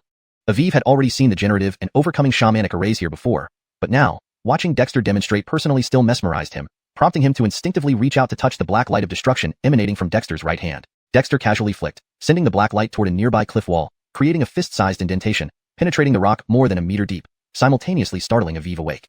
Aviv looked at the hole in shock, then blushed and said apologetically, "Heart, I?" Dexter laughed, retracting the shamanic symbols in his left hand, and said humorously, "Old Master Aviv, research on shamanic symbols and arrays must not be taken lightly. That was black light from a first-stage shamanic symbol. A second-stage symbol's black light would likely cost you your hand if you touched it." Aviv nodded hurriedly, a mixture of fear and excitement in his eyes. "Heart, the true interpretation of original shamanic symbols mentions 12 original symbols. Since the 5 elemental symbols have such wondrous transformations, do other symbols have similar generative and overcoming properties?" It was a good question, but one Dexter couldn't answer immediately. After thinking for a moment, he said, "Everything needs exploration. Perhaps start with the 5 elemental symbols as a foundation. Easton, rain, thunder, and lightning are forces of nature. Time and space are supreme laws. Poison is feared by all things. They should all have marvelous applications. But everything needs research." Aviv sighed in admiration. "Heart, rest assured. There are many shaman practitioners in the tribe now, and there will be more in the future. Someone will eventually cultivate these symbols and shamanic powers. At that time, I won't let you down." Dexter smiled. "Then I look forward to it. For now, focus on mastering the 5 fundamental shamanic arrays. Making shamanic symbols and arrays practical for daily use and benefiting the tribe is my goal. This is the most important thing." Aviv was deeply impressed by Dexter's words. Reflecting on them, he couldn't help but give a thumbs up and praised, "Heart indeed has foresight. Impressive." Deepter 166, the initial explanation of witch symbols. Aviv is a witch symbol master. Witch symbol masters primarily study witch symbols, harnessing their power to unleash the full potential of their own witch energy. This specialized category of witch practitioners was something Dexter hadn't fully grasped before. But when Dexter demonstrated the evolutionary changes and interactions of the 5 elemental witch symbols, it deeply moved Aviv. Clan leader, my witchcraft originates from a text called The Initial Explanation of Witch Symbols, which describes the wonders and uses of witch symbol transformations. Only after seeing your mastery of the elemental witch symbols did I realize what true genius means. I will now submit this initial explanation of witch symbols to the tribe. It said there's a heritage cave within our tribe. Please allow me to leave this knowledge behind." Aviv sighed, pulling out a wrinkled, old animal skin from his chest. Dense witch patterns were inscribed on the skin, some almost worn away, clearly having been weathered by time. "Clan leader, please accept this. I found it many years ago among the remains in a cave in the southeast mountains. Thanks to this initial explanation of witch symbols, I achieved my current level of skill. But compared to you, I am still far behind. I mainly focus on witch symbols, supplemented by earth and fire symbols. However, I have yet to achieve the simultaneous cultivation of all 5 elements."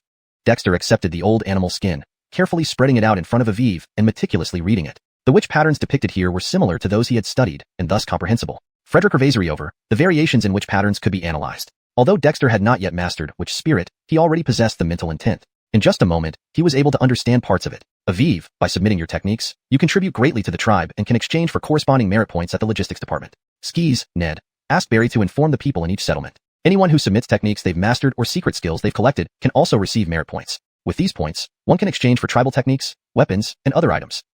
Dexter pondered for a moment and gave instructions. "Clan leader, Barry has already implemented this system within the tribe. However, regarding the valuation of techniques and secret skills, there's still some ambiguity, but I believe we will soon establish clear criteria. This gathering includes more than 20 settlements, each with its unique specialties. Perhaps clan leader should take a look," Ned said with a smile.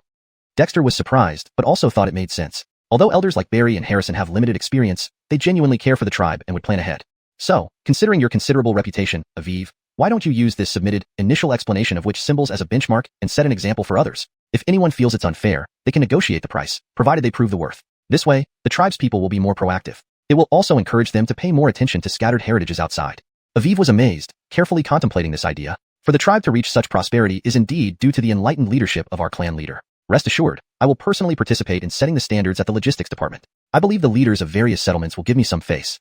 With Aviv's agreement, Dexter felt relieved. After observing the operation of the 3 witch arrays for a while, he left the research institute and returned to his cave. Aviv's submission of the initial explanation of witch symbols piqued Dexter's interest. Over these days, he had been cultivating chi and blood first, and then refining his body, not neglecting his witch practice. Indeed, his new witch meridians were already being developed. However, since opening his original witch meridian cavern, the process of establishing new witch meridians differed from what was simply described in the witch casting technique. Thus, he proceeded cautiously, exploring as he went along. Even so, Dexter managed to open several minor witch meridians during his cultivation of qi and blood and body refinement. Whether the main witch meridians would follow the internal organs or meridian pathways, Dexter had not yet decided. Nevertheless, his witch energy steadily grew because the witch dragon inside him continuously absorbed the 5 elemental witch energies. This enabled Dexter to cultivate qi and blood and refine his body without worry.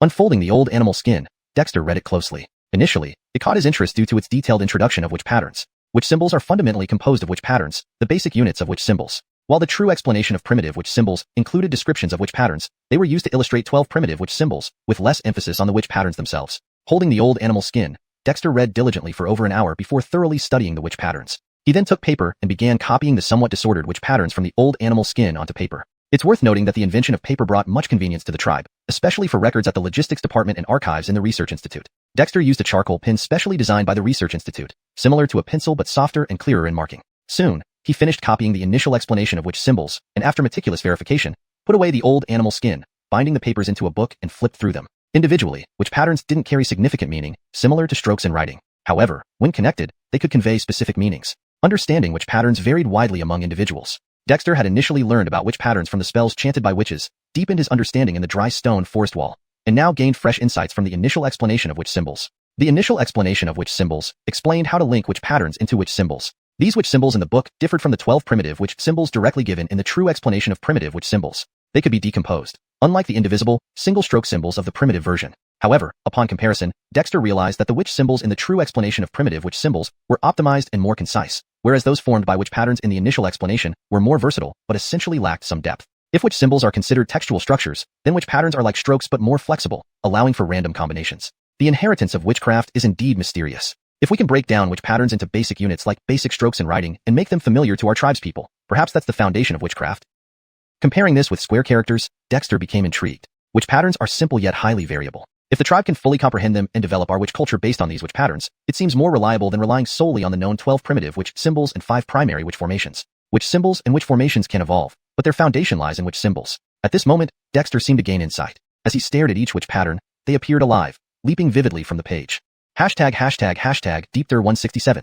Organizing and simplifying. If the characters used by humans outside the northern wasteland ice plain, as taught by Croods, are considered complex script, then I need to organize the witch patterns in a simpler way. The connections between witch patterns are already diverse and intricate. Perhaps it's time for some simplification and categorization? Witch patterns danced vividly on paper, captivating Dexter's attention. After a long while, Dexter recalled the characters that Croods had taught him from outside the northern wasteland ice plain. These characters were compiled into a barbaric 1000-year actor classic by Dexter, serving as an essential textbook for the tribe. However, compared to the simplified characters he knew, these were far more complex. Now, faced with even more complicated witch patterns, Dexter felt a headache coming on. It wasn't that he couldn't understand them. The critical issue was whether the tribe's people could grasp them. If they couldn't, there would be no means of promoting and inheriting the knowledge, making it impossible for Dexter to develop his intended path of witch symbols. Without using witch symbols to transform the tribe, did he have to resort to pure technology? Regardless of how much knowledge he had about technology, it would still take years of dedication to cultivate new talent. Perhaps no one has ever thought of categorizing witch patterns, but so what? If predecessors didn't do it because of limited vision, I won't let rigid frameworks limit my imagination. Let's try.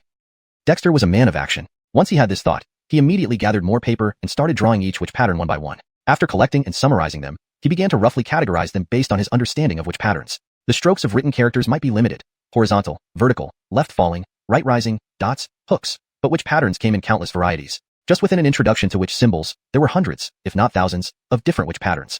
Categorizing them all would be a massive undertaking.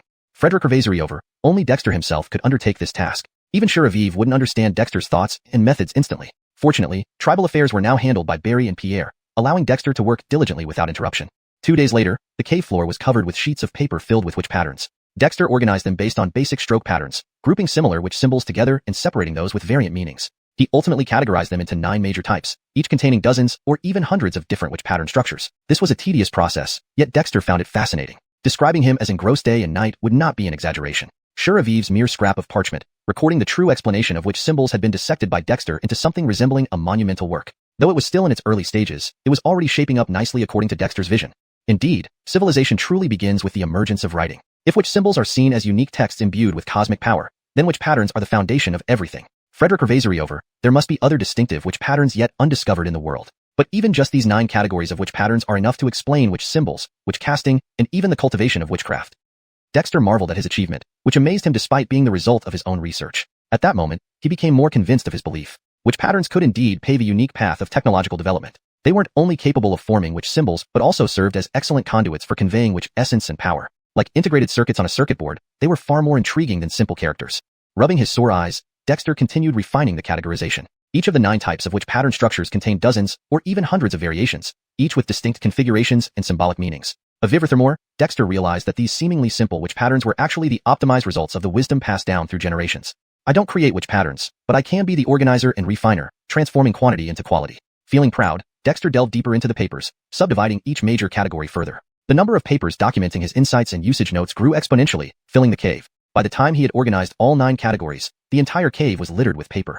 Outside the cave, Brendan had been pacing back and forth for hours. With Brandon Ray guarding the entrance and even Baird present, no one dared step inside. Even when the cave needed more paper, Brandon Ray or Baird would relay the command to fetch it. Baird, what is the chieftain doing? The amount of paper here rivals the daily output of a paper workshop. Brendan, unable to contain his curiosity, asked Baird. Baird shot him a look, imagining the cave floor covered in paper. Do you think I can tell what he's doing? It wasn't that Baird was dense. Rather, everyone had their specialized skills. Even Baird, who knew the chieftain best, couldn't decipher what Dexter was doing. The witch patterns and annotations on those papers intrigued him, but Baird wouldn't reveal anything to Brendan. It was a fundamental principle of confidentiality. Baird asked Brendan to bring the special animal hide paper used for bookmaking, bound into volumes. The thicker, the better. Just as Brendan was about to ask another question, Dexter's weary voice called out from the cave. Baird looked at Brendan, who shivered, finally realizing what was happening. Don't worry, Harton. I'll personally go bind the books. So, you're publishing a book. That's fantastic. Baird couldn't help but smile as Brendan darted off. Actually, Brendan wasn't the only one curious. He managed to linger at the cave's entrance under the pretext of delivering paper. Otherwise, Baird would have chased him away long ago. Is the chieftain publishing a book? When the tribespeople heard this, they were stunned, including Frederick, who had come to see what was going on during his break. Forrest the chieftain discovered new knowledge? Isn't Shuraviv saying that he's researching witch symbols? Frederick wondered aloud. While they were familiar with witch symbols, why did it suddenly lead to publishing a book? The tribe had no concept of books until Brendan produced paper, after which Dexter had the researchers compile records from the tribe's legacy caves into volumes. These books were far more refined than Croods' animal skin manuscripts. As Brendan fetched the specialized paper and bound the volumes, Dexter had just pinned the final draft and closed his eyes wearily. Several days and nights of relentless work had exhausted him mentally. However, this allowed him to form a clear system for organizing and understanding witch patterns. Next, he needed to compile all this information into a dedicated book introducing witch patterns, establishing the tribe's unique heritage. All the hard work was worth it. Deepter 168, the comprehensive explanation of witch patterns. Using the witch spirit cultivation technique, Dexter's extremely exhausted spirit was restored. After completing several grand cycles, Dexter opened his eyes to find Achilles had already placed most of the thick parchment-bound volumes on the table. He dared not touch the scattered drafts, fearing they would disturb Dexter's arrangement. Next to the table, steaming hot fish soup and fragrant dishes were laid out. Achilles, go outside and guard the entrance. Do not let anyone disturb me, Dexter instructed as he began drinking the soup. After days and nights without rest, even his robust body felt strained. Achilles' preparations were indeed considerate. After eating and drinking to his heart's content, Dexter opened one of the volumes and picked up a sharpened charcoal pencil. After a brief moment of reflection, Dexter wrote 4 bold characters on the cover of the volume, comprehensive explanation of witch patterns. His handwriting was strong and powerful, piercing through the paper. Witch patterns are diverse and infinitely variable. All things related to witchcraft can be decomposed, integrated, and evolved using witch patterns. His pen seemed divinely guided as Dexter quickly transcribed the contents of the witch pattern system that he had long mastered. After summarizing, Dexter began explaining how to deconstruct witch runes and extract witch patterns, sharing his own insights and practical experiences with their use. Each stroke, each character, each sentence flowed seamlessly from Dexter's mind onto the pages without pause. It was as if the well-formed will within him was being poured directly onto the paper. There are 9 categories of witch patterns, each capable of evolving through the transformation, linkage, superposition, weakening, and resonance techniques used in witch arrays. Through these methods, witch patterns can be transformed into witch runes, combined into witch arrays, and so on. These varied paths all lead back to the core of witchcraft, with witch patterns serving as its foundation and essence. Page after page, chapter after chapter, Dexter continued writing vigorously until the first volume was filled. He then immediately switched to a new one, continuing his work. Outside the cave, Achilles stood at the entrance, while Colian, Alvaro, and Aiden waited further out, quietly observing the young tribal chief who was engrossed in writing. Their eyes gleamed with anticipation and awe. Especially for Aiden, who had recently joined the tribe, it was beyond his imagination that Dexter's study of the elementary explanation of witch runes would yield such significant results. Although he hadn't yet had time to examine what Dexter had written, just seeing the papers spread across the cave was enough to show that Dexter's insights were profound. Behind them, other witches from the Research Institute gathered spontaneously upon hearing that the chief planned to compile a book about witch runes. Almost every witch who could set aside their tasks came to witness this historic event, fully understanding that if their chief truly made breakthroughs, it would drastically change the current state of the tribe. None of them dared to make a sound, even suppressing their breathing to avoid disturbing Dexter, who was writing fervently inside the cave. After half a day, when Dexter finished the last line of the Cave Heaven Malachiknik of which Frederick Revazerissels, inscribed on the last page of the 3rd volume, he suddenly felt an immense burden lifted. Mentally and physically, he experienced a sense of relief as if the arduous task of compiling this comprehensive guide had freed him. A lightheaded feeling enveloped him, bringing clarity to his mind. At that moment, the witch spirit cultivation technique automatically activated, connecting to the belief force within the primitive witch dragon in the cave heaven. This connection caused the method to emit a unique luster. With his mind clear, inspiration struck, and Dexter sat cross-legged, integrating his entire consciousness into the witch dragon. Using the witch dragon's body, he harnessed the belief power of the tribe to drive the witch spirit technique. 1 cycle, 2 cycles, 3 cycles. When the witch spirit completed 9 major cycles, Dexter felt a jolt throughout his body. Crack. Something within him seemed to shatter, and Dexter abruptly opened his eyes within the witch dragon. As the witch spirit circulated within the witch dragon's body, more intention converged around him, gradually condensing into a single entity. He crossed the threshold of witch spirit cultivation, successfully condensing his soul's intent. In that instant, Dexter sensed his soul taking form within the witch dragon, realizing that he was now inseparable from it, much like the Tao body Ellie mentioned earlier. Is this the manifestation of my soul's intent? Although I still need to rely on the witch dragon's body to condense it and can't materialize independently, I truly feel it. From now on, my soul's intent will be unified, marking the beginning of witch spirit cultivation. Leading my practice with intent will surely make everything easier. Dexter murmured, his voice echoing within the cave heaven, something previously unimaginable. Dexter, have you achieved the manifestation of your soul's intent? Suddenly, an unexpected voice broke the silence. Ellie's voice. Ellie, I've succeeded. Jacob seeing the initial threshold of witch spirit, I finally understand what cultivation is. Whether it's witch power, blood chi, or body tempering, they all contribute to enhancing myself. Although different systems, they are all my strength. Frederick Revasery over. The way of witch runes is incredibly profound. Look, Dexter said joyfully, controlling the witch dragon's claw to manifest a fire rune. Though simple, the rune felt different, as if alive, glowing uniquely. You kid, you've disassembled and recombined the witch runes. There's a hint of a witch array here, but I despise witches, Ellie remarked, seemingly both surprised and displeased. Dexter chuckled and continued experimenting with elemental witch runes, even lightning runes, within the primitive witch Frederick Revasery's cave heaven. For a moment, the cave heaven buzzed with the elements and thunderclaps, an impressive spectacle. Each rune moved fluidly under Dexter's control, displaying endless variations as they adapted to the changes in witch patterns.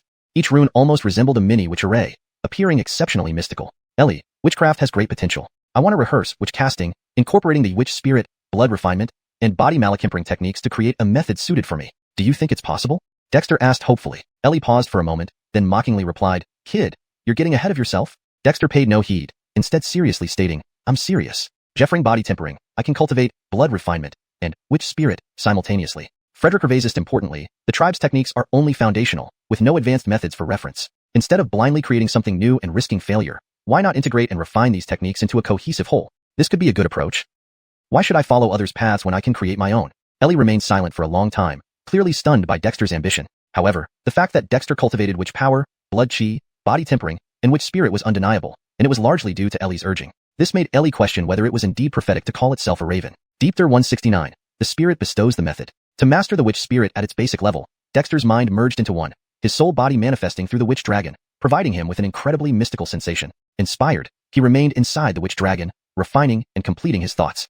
Outside the cave, Pierre and the others waited impatiently. However, seeing Dexter seated in meditation within the cave, enveloped in a rich aura of witch power, occasionally interspersed with surges of life force, everyone held their breaths, confirming that Dexter had entered deep cultivation mode. Unable to resist, Pierre exchanged glances with Baird. Baird hesitated but eventually approached cautiously and took the 3 thick parchment notebooks Dexter had just placed on the table. He respectfully handed them over to Pierre. Pierre's hands trembled as he bowed deeply towards Dexter before retreating cautiously. Once outside the cave, Pierre glanced at the expectant tribesmen and said, Head to the totem altar to pay tribute to the spirit for inspection. Only those who sincerely dedicate themselves to the tribe will be bestowed the chief's legacy. No one is exempt. Frederick and Aviv looked at each other and nodded. Although they didn't know what was written in the 3 books, from observing the chief's serious writing demeanor, they understood these books were significant. Despite the chief's youth, that didn't change the gravity of the moment. None of the researchers objected. They had all been vetted by the spirit. Even Aviv was not an exception. As the group marched to the totem altar, other tribesmen noticed but dared not intervene, including elders like Barry and Carrie. Osiris, offer the beasts as sacrifice. Frederick presided over the ritual, his eyes on Osiris leading other researchers. Osiris nodded and led the researchers to bring forth the beasts reserved for rituals. Jeff to creatures like the scaled lion tending the herds, the tribe had no shortage of excellent offerings. Since the beasts lacked intelligence, even creatures like the scaled lions wouldn't object. The tribe ensured the survival of the herds.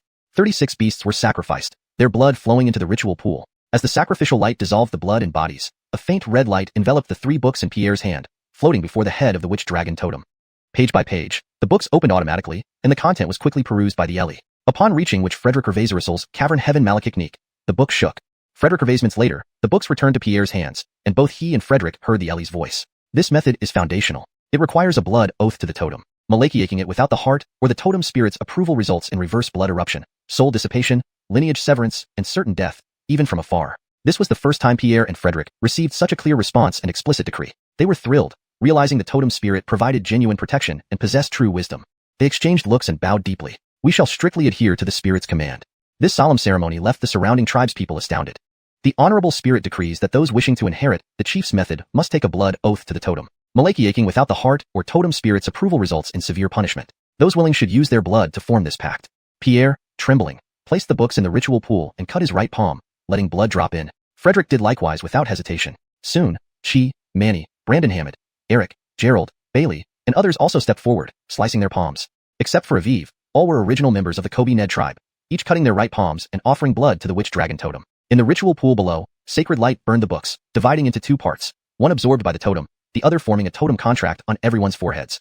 Instantly, everyone felt a shock, then saw the books unfold in their minds, revealing their contents clearly. This wondrous method astonished and delighted everyone. Eden directly taught by the spirit far surpassed personal research. The straightforward content brought immediate understanding. Outside the altar, untested witches from various settlements envied the chosen few. Though unaware of the book's contents, they knew these teachings must be remarkable for the spirit to personally bestow them. They are so lucky. I must learn tribal writing and witch runes faster, enhancing my witch symbols sensing abilities, aiming to gain this legacy and carve my path. Among the crowd, newcomers like Brandon Hammond and Eric clenched their fists. Having joined the Kobe Ned tribe, they realized how small and limited their previous lives were, both in living space and worldview. The witches in their former settlements were merely beginners compared to the advanced practitioners here. In this superior tribe, almost a third of the original members achieved what others only dreamt of. How could they not be impressed? Amidst envy, those receiving the spirit's teachings opened their eyes, each reflecting newfound excitement. Some immediately sat to cultivate, breaking through primitive witch veins, becoming true witches with their own witch chi. Others hurried back to the Institute Valley, sealing the entrance, eager to study. Such transformations intrigued and excited the tribespeople. Deepter 170, Compendium of Witch Symbols. Outside the cave, Reggie and Haddon guarded it from inside and out, protecting Dexter who was inside. It had been 2 days since Lee Pierre and others took away the manuscripts. Jeffering this time, unusual auras often emerged in the valley where the research institute was located. This indicated that members of the tribe had thoroughly refined their witch energy, breaking through their primal witch meridians. Such changes happened almost every 1 or 2 hours. Even Reggie became curious about what Dexter had written that could rapidly enhance the witchcraft practitioners of the tribe so remarkably. It was almost like divine scriptures. However, despite his curiosity, Reggie didn't leave. Instead, he called for the guard unit to seal off the area outside the cave, ensuring no one could disturb Dexter. Inside the cave, a luster of witch power flowed over Dexter's body. Inside him, the chi and blood forces circulated along the Chong pulse, contrasting sharply with the sheen of witch power. At this moment, within the primal witch meridian cave heaven, the witch dragon in which Dexter's soul resided seemed fully alive. The witch dragon bore a striking resemblance to the legendary Amenglong. Dexter even suspected that the strange dragon that landed on the tribe's bonfire was actually an Amenglong. The witch dragon, entirely blackish yellow, possessed flesh, organs, tendons, and bones, with chi and blood circulating and witch power flowing through its veins. It carried a Minoing on its back, had 4 feet and 2 wings, with each foot displaying second-rank witch symbols of metal, wood, water, and fire, while its wings bore lightning and thunder symbols, also at the second rank. On its forehead, there was a pale spot emitting fierce ice flames. This was the witch dragon that Dexter inadvertently cultivated. Now, with Dexter's intent and soul residing within, it moved gracefully and intelligently in the primal witch meridian cave heaven, practicing various movements. Dexter practiced blood refinement and body malachimpering with the witch dragon, intertwining the chi and blood forces with witch power, all under the guidance of the witch spirit's intent. Using this method, Dexter sought to fuse the 4 different cultivation techniques he had mastered. Despite practicing as a witch dragon, although it seemed he had found the right path, it couldn't be so easy and simple in reality. After a moment, Dexter stopped and floated in the primal witch meridian cave heaven, carefully sensing his condition. The witch dragon originated from Dexter himself. Initially, it was formed by the Minoing transformation, absorbing his 5 internal organ energies, blood essence, and blending with yang energy from the true fire of the sun and yin energy from the innate Bailey Shui essence. It was an accidental mutation. But as Dexter continued cultivating, the witch dragon essentially became indistinguishable from his own body except for the appearance. Especially as he achieved success in refining chi and blood, these forces intertwined within the witch dragon, reinforcing this connection. Mentally, however, the witch dragon remained an energy entity. Cultivating methods with the witch dragon's body was the basis of Dexter's confidence in integrating and creating new cultivation techniques. Sky it now, he felt unsure and hesitant. Kid, you are truly ambitious, but indeed possess a clever mind. To be able to dissect compendium of witch symbols is astonishing. You shouldn't be capable of such feats as a mere mortal. As Dexter stopped practicing, the Ellie's praise echoed within the primal witch meridian cave heaven. Even this being, which detested witches, had to admit that Dexter's compendium of witch symbols was truly commendable. Not because it was profound or incomprehensibly deep, but because it was rooted in fundamentals, simplifying complexity, which was remarkable. Foundations were the core of everything, whether it was tribal development or personal cultivation. However, witch symbols are merely one type of Dao symbol in the world, belonging to the witch race. Witches have limitations, especially the witch symbols you've encountered, which are postnatal Dao symbols likely derived from human studies of witch techniques and passed down to this realm. Since you're ambitious, this crown prince will teach you the technique of demon symbols, another type of Dao symbol, emphasizing profound applications to compensate for the limitations of witch symbols. What? Ellie, aren't you afraid of being struck by lightning? Dexter was astonished. Didn't this guy say before that his clan suffered heavenly retribution and that teaching his clan's techniques would trigger celestial phenomena, leading to intense competition among powerful beings? Frederick Revasery over. He pretended to lose his memory just to avoid teaching Dexter. Why did he change his tune? This is your witch meridian heaven, completely isolated from the outside world. What do you fear about lightning? Besides, I'm not teaching you my clan's technique. I'm only imparting a compendium of demon symbols based on your compendium of witch symbols. It's common knowledge here. You can take it or leave it, the Ellie retorted irritably. Dexter was getting bolder. I'll take it, why not?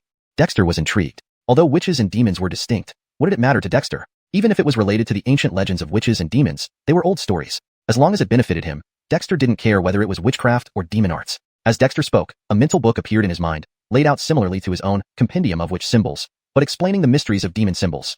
Frederick Revasements later, after finishing the book, Dexter had doubts. Ellie, are you jealous that I wrote compendium of witch symbols, so you made up this compendium of demon symbols? Why do they seem complimentary?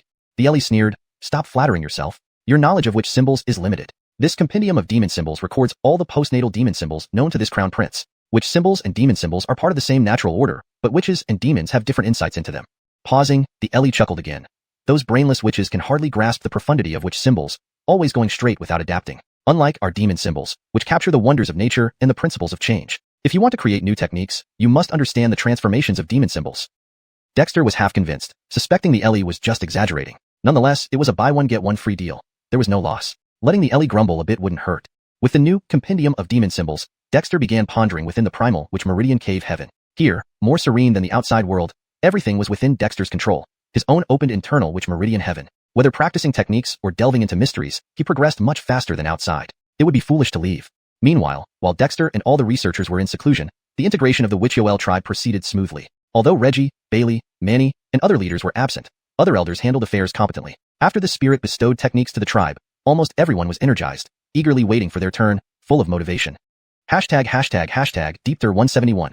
Combination experiment. In the Kobe Zhu tribe, after the northern city wall was completed, with the influx of a large population, the construction of the other three walls began almost simultaneously. There were magical beasts and wild animals assisting in transporting stones and moving soil. The engineering team only needed to follow the construction blueprints, stacking the stones under the bonding effect of cement, which greatly accelerated the construction speed. Although the main heads of the engineering team were in seclusion at the Research Institute, the basic procedures and techniques had long been mastered by other tribal members. They just followed the steps and built accordingly.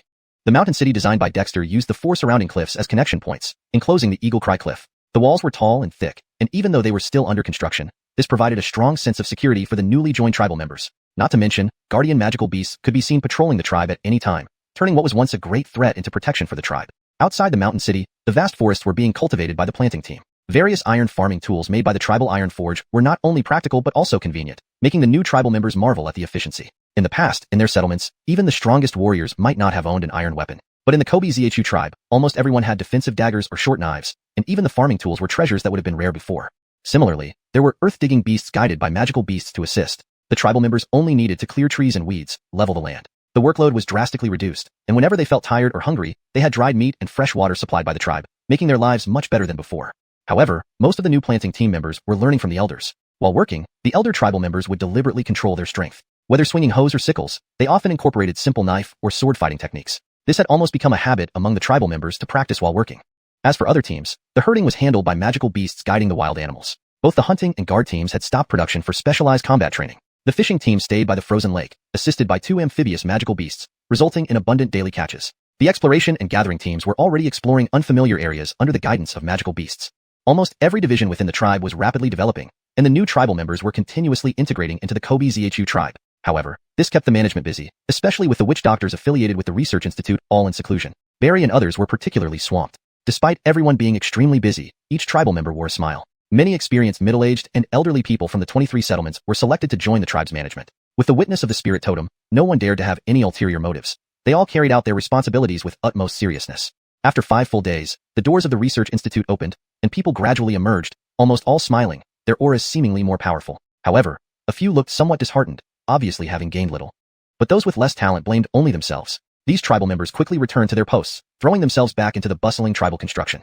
At the Kobe Zhu Research Institute's Witch Symbols Research Division, Aviv was experimenting on witch symbol combinations with several witch doctors. Aviv never expected that his contribution of an introduction to witch symbols would be deconstructed by the young tribal chief into a comprehensive erunda to witch symbols. The innovative thoughts, organization, and classification in this work stunned him far more than when Dexter demonstrated the 5 elements theory. To his knowledge, no witch doctor had ever studied witch symbols so deeply. After all, witch symbols were merely accessories to witch runes. Although witch doctors did use witch symbols to compile cultivation techniques and secrets, it was just a medium. But what did Dexter do? He organized and classified witch symbols into 9 major categories, systematizing the study and application of witch symbols. Even those without witch doctor talent could gain sufficient understanding and mastery of witch symbols through this comprehensive erunda. Though it seemed insignificant, Aviv knew this was the foundation for witch doctors. Ironically, no one had ever thought about this issue or specifically studied the structure and evolution of witch symbols before. Our tribal heart is truly a genius. You all have mastered comprehensive erunda to witch symbols. Even if we ignore the content of the later volumes, just the explanations in the first volume can solidify the foundation of our witch doctors. However, although the heart has categorized the witch symbols, there are countless variations, and we need to re-experiment with combinations to apply them in reality. Aviv sighed, his gaze falling on the few young people beside him. Each was relatively inexperienced and clumsy, but represented the tribe's formidable potential. New witch doctors were being born almost every day, terrifying.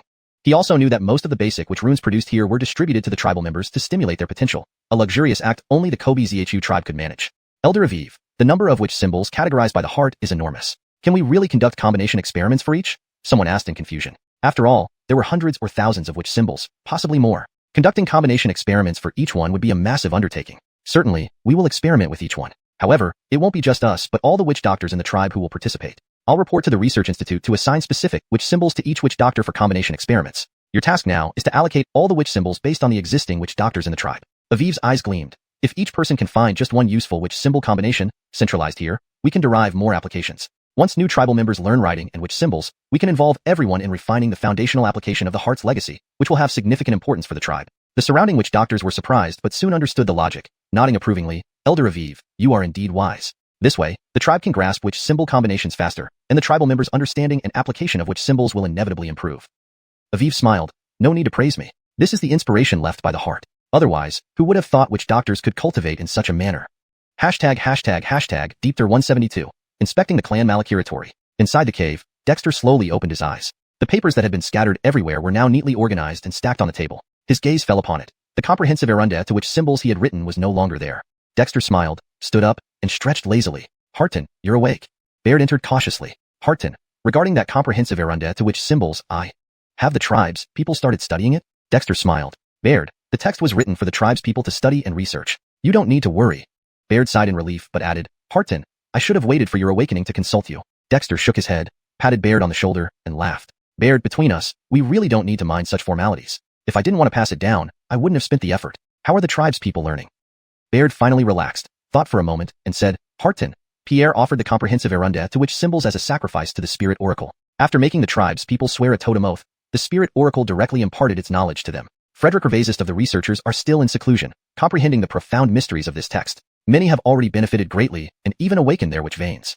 Dexter was surprised. It turned out Pierre had offered the comprehensive erunda to which symbols to the spirit oracle. No wonder Elsa had felt so competitive, gifting him with a similar comprehensive erunda to demon symbols. After all, since Elsa taught him knowing berries at the beginning, nothing else had followed. Since that's the case, go accept the teachings too. Understanding which symbols will greatly benefit your cultivation. Regardless of what you cultivate, the foundation is most important. Though which symbols may be small, they are vital. Baird nodded. In truth, if not for needing to guard Dexter, he would have gone to receive the teachings long ago. Even with Brandon Ray guarding outside, Baird hadn't left. This naturally included waiting to explain things as soon as Dexter awoke. Harton, I'll be off then. Seeing Baird leave with a smile and in high spirits, Dexter couldn't help but chuckle. This kid has matured quite a bit. Brandon Ray, tell the tribes, people to bring some food. Dexter called out. The Shan immediately roared, and shortly after, several young women arrived carrying hot soup and cooked food. They had been prepared and ready to serve the chieftain whenever he awoke.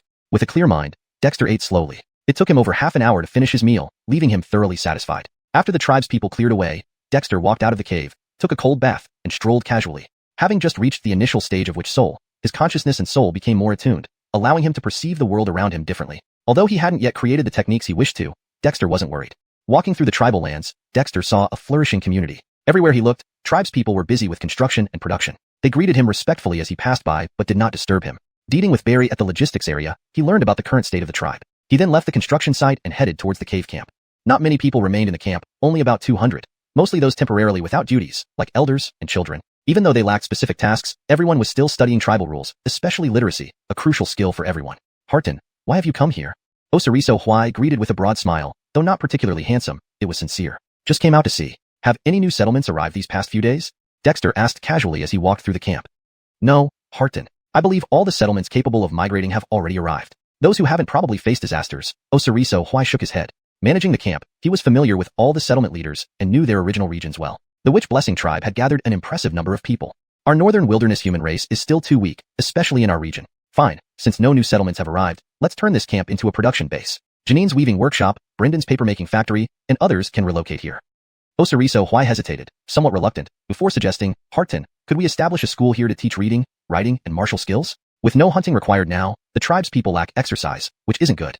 Surprised, Dexter looked at Xiuxian. He's Xiuxian Gifford's uncle, a rough man, and actually considering education? Submit your idea to Barry and others. This is a good plan. Education starts from childhood. However, the tribe has many things to rebuild. Start with a few skill courses, with experienced members guiding newcomers, gaining experience through practice. Dexter agreed after some thought. Xiuxian was elated. He feared the children would be hard to manage if the camp was dismantled. Now, with skill courses set up, the children could gather and avoid mischief. After chatting with Xiuxian, Dexter engaged in light-hearted conversations with the elders. Initially cautious, they gradually relaxed seeing Dexter's amiable demeanor. Soon, laughter filled the air.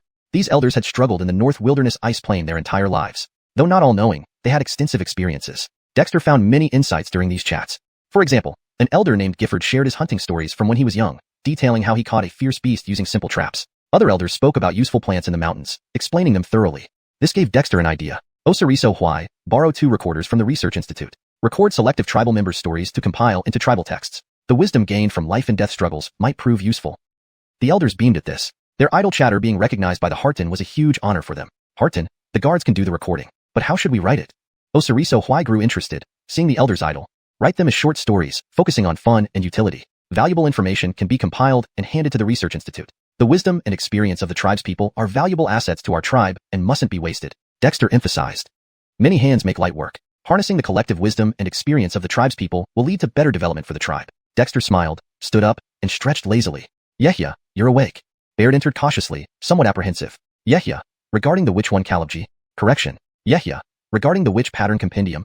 The term One Tongjie is a specific title or name, and for consistency and clarity in Dami English, it can be translated as Witch Pattern Compendium. This ensures that the terminology remains consistent throughout the translation and reads more naturally in Dami English. Have the clansmen started studying it? Dexter chuckled. Baird, I wrote this book so that our clansmen could learn and study from it. You don't need to worry about it. Baird sighed in relief but added, Yehia, I should have waited for your instructions after you woke up. Dexter shook his head, patted Baird's shoulder, and said with a smile, Baird, we don't need to fuss over such formalities. If I didn't want to teach it, I wouldn't have put in the effort. How are the clansmen learning? Baird finally relaxed. After some thought, he replied, Yehia.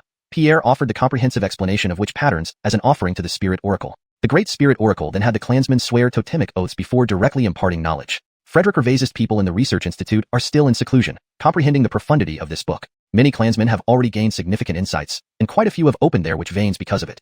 Note, I replaced Witch One Tongjie with comprehensive explanation of witch patterns to maintain consistency and fluency in Dami English. Dexter was surprised. It turned out that Pierre had offered the comprehensive Erunde to witch symbols to the Spirit Oracle. No wonder Elsa felt envious and even gifted him a similar comprehensive Erunde to demon symbols. Ever since Elsa had taught him the Aminoing Barai, he hadn't given him any further teachings. Note, I've made Witch One Tongjie and Carry One Tongjie consistent by translating them as asterisk comprehensive Erunde to witch symbols asterisk and asterisk comprehensive Erunde to demon symbols asterisk, respectively, to maintain consistency in terminology and style. Since that's the case, you should also go and receive the teachings. Understanding which symbols will be very beneficial for your cultivation. Regardless of what you practice, the foundation is the most important. Though which symbols may seem minor, they are crucial. Baird nodded. In fact, if it weren't for needing to protect Dexter here, he would have already gone to receive the teachings. Even with Brandon Ray present, Baird didn't leave. Naturally, part of it was due to his eagerness to explain everything when Dexter woke up. Yehia, I'll go now. Watching Baird leave with a smile, Dexter couldn't help but laugh. This kid has really matured a lot. Brandon Ray, ask the clansmen to bring some food over. Dexter called out. The Sean outside growled in response, and soon a few girls arrived with hot soup and cooked food, which had been prepared in advance, waiting for the Yehia's call. Lost in thought, Dexter ate slowly. This meal took him over half an hour, leaving him thoroughly satisfied. After the clansmen cleared away the dishes, Dexter left the cave, took a cold shower, and then wandered casually. With the entry-level witch spirit allowing his mind and soul to manifest clearly, Dexter felt more attuned to his surroundings. Although he hadn't yet created the technique he wanted, he wasn't worried. Walking through the clan territory, Dexter saw a thriving tribe. Everywhere, clansmen were busy with production and construction. Seeing him pass by, they all bowed politely but did not disturb him. After chatting briefly with Barry at the logistics office and getting an update on the current situation, Dexter walked out of the ongoing city wall construction site and headed to the cave campsite. There were only around 200 people left in the campsite, mostly elders and children who temporarily didn't have clan duties. Even without assigned duties, these people were learning the tribal rules, especially literacy, a skill everyone needed to master. Yehia, why did you come here? Just as he arrived at the cave campsite, Osiriso Huai greeted him warmly, though his smile was a bit awkward but genuine. Just came out to see. Have any new settlements arrived recently? Dexter asked casually while walking through the campsite. There haven't been any new arrivals, Yehia. I think all the settlements that could migrate here have already done so. As for those that didn't, they might have encountered difficulties. Osiriso Huai shook his head. Eden, the manager of the campsite. Osiriso Huai was familiar with all the settlement leaders and knew the original regions they lived in. It was already remarkable that the witch clan had gathered so many people. Our northern wilderness human tribes are still too weak, especially in this region. Well, since no new settlements are arriving, let's turn this camp into a production base for the tribe. The weaving workshops led by Janine and the papermaking workshops led by Brendan can all move here.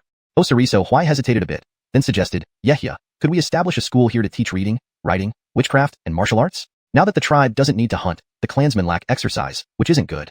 Dexter looked at Osiriso Huai with surprise. He was Osiriso Gifford's uncle, a rough man, yet he had such thoughtful ideas. Submit your idea to Barry and let them decide. This is a good plan. Education starts from childhood, but as the tribe is just recovering, start with a few basic skills and use experienced clansmen to train new ones. Gain experience through practice, Dexter agreed after thinking it over.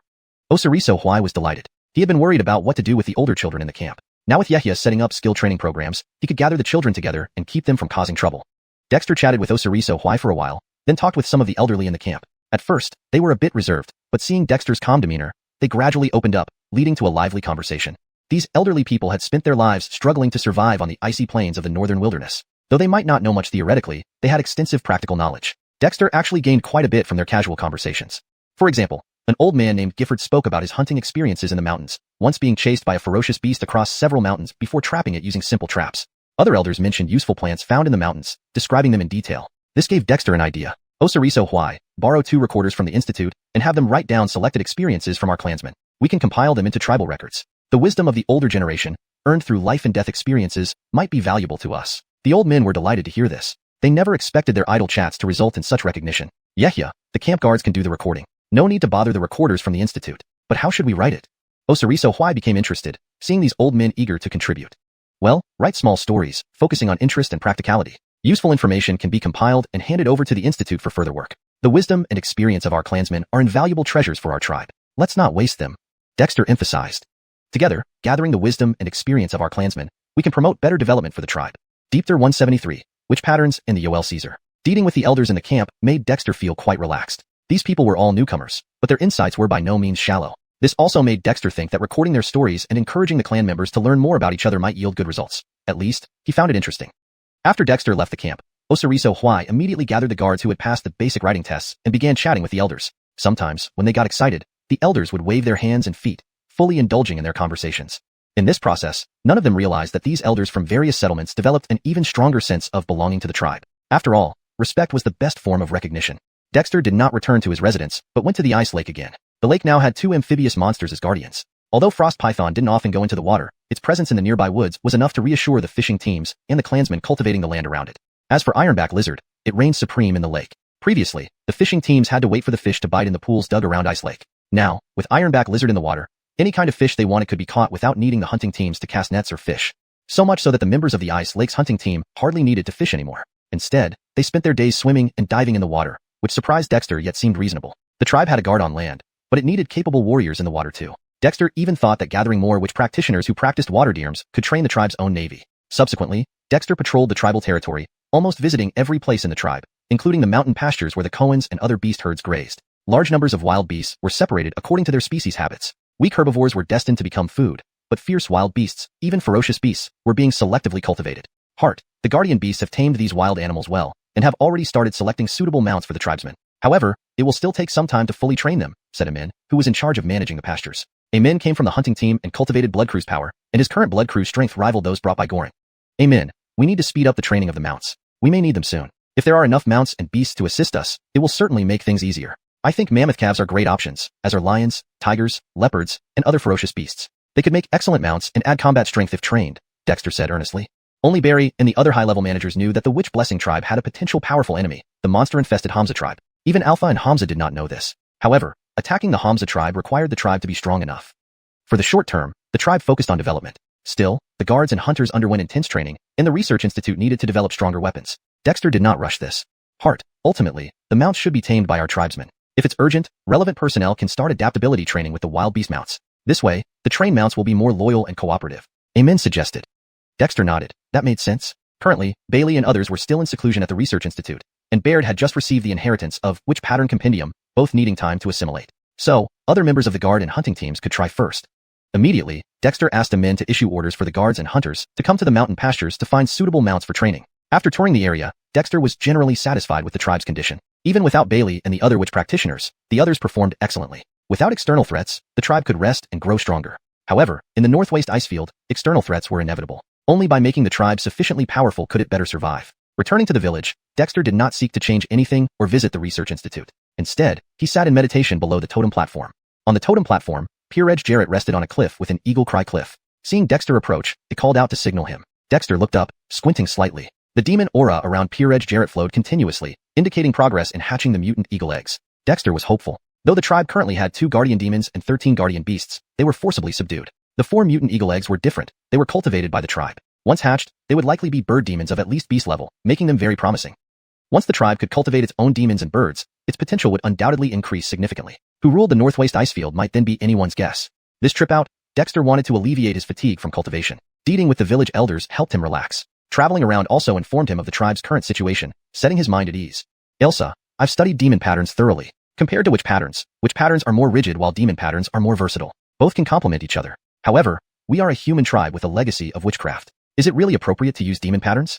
Frederick Hervasements later, Elsa's voice rang out. What's the problem? Use witch patterns to mask demon patterns. Combine both. Give it a new name. Though I hate witches, the name demon has become notorious. You can rename it whatever you like.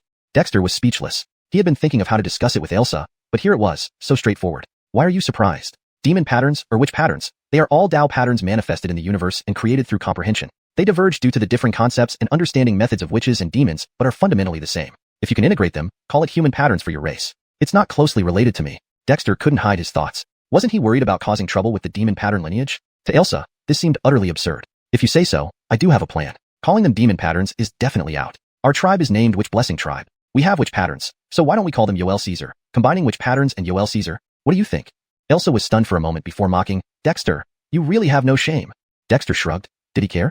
Deepter 174, Beast Dummy Engravings. Taking a round of the tribal land proved to be fruitful. He learned about the current situation of the tribe, understood the status and thoughts of his people, and banished the mental fatigue that had come from intense cultivation during seclusion. Meanwhile, Dexter pondered over whether he should introduce the beast engravings taught by Ellie within the tribe. This was a very sensitive issue.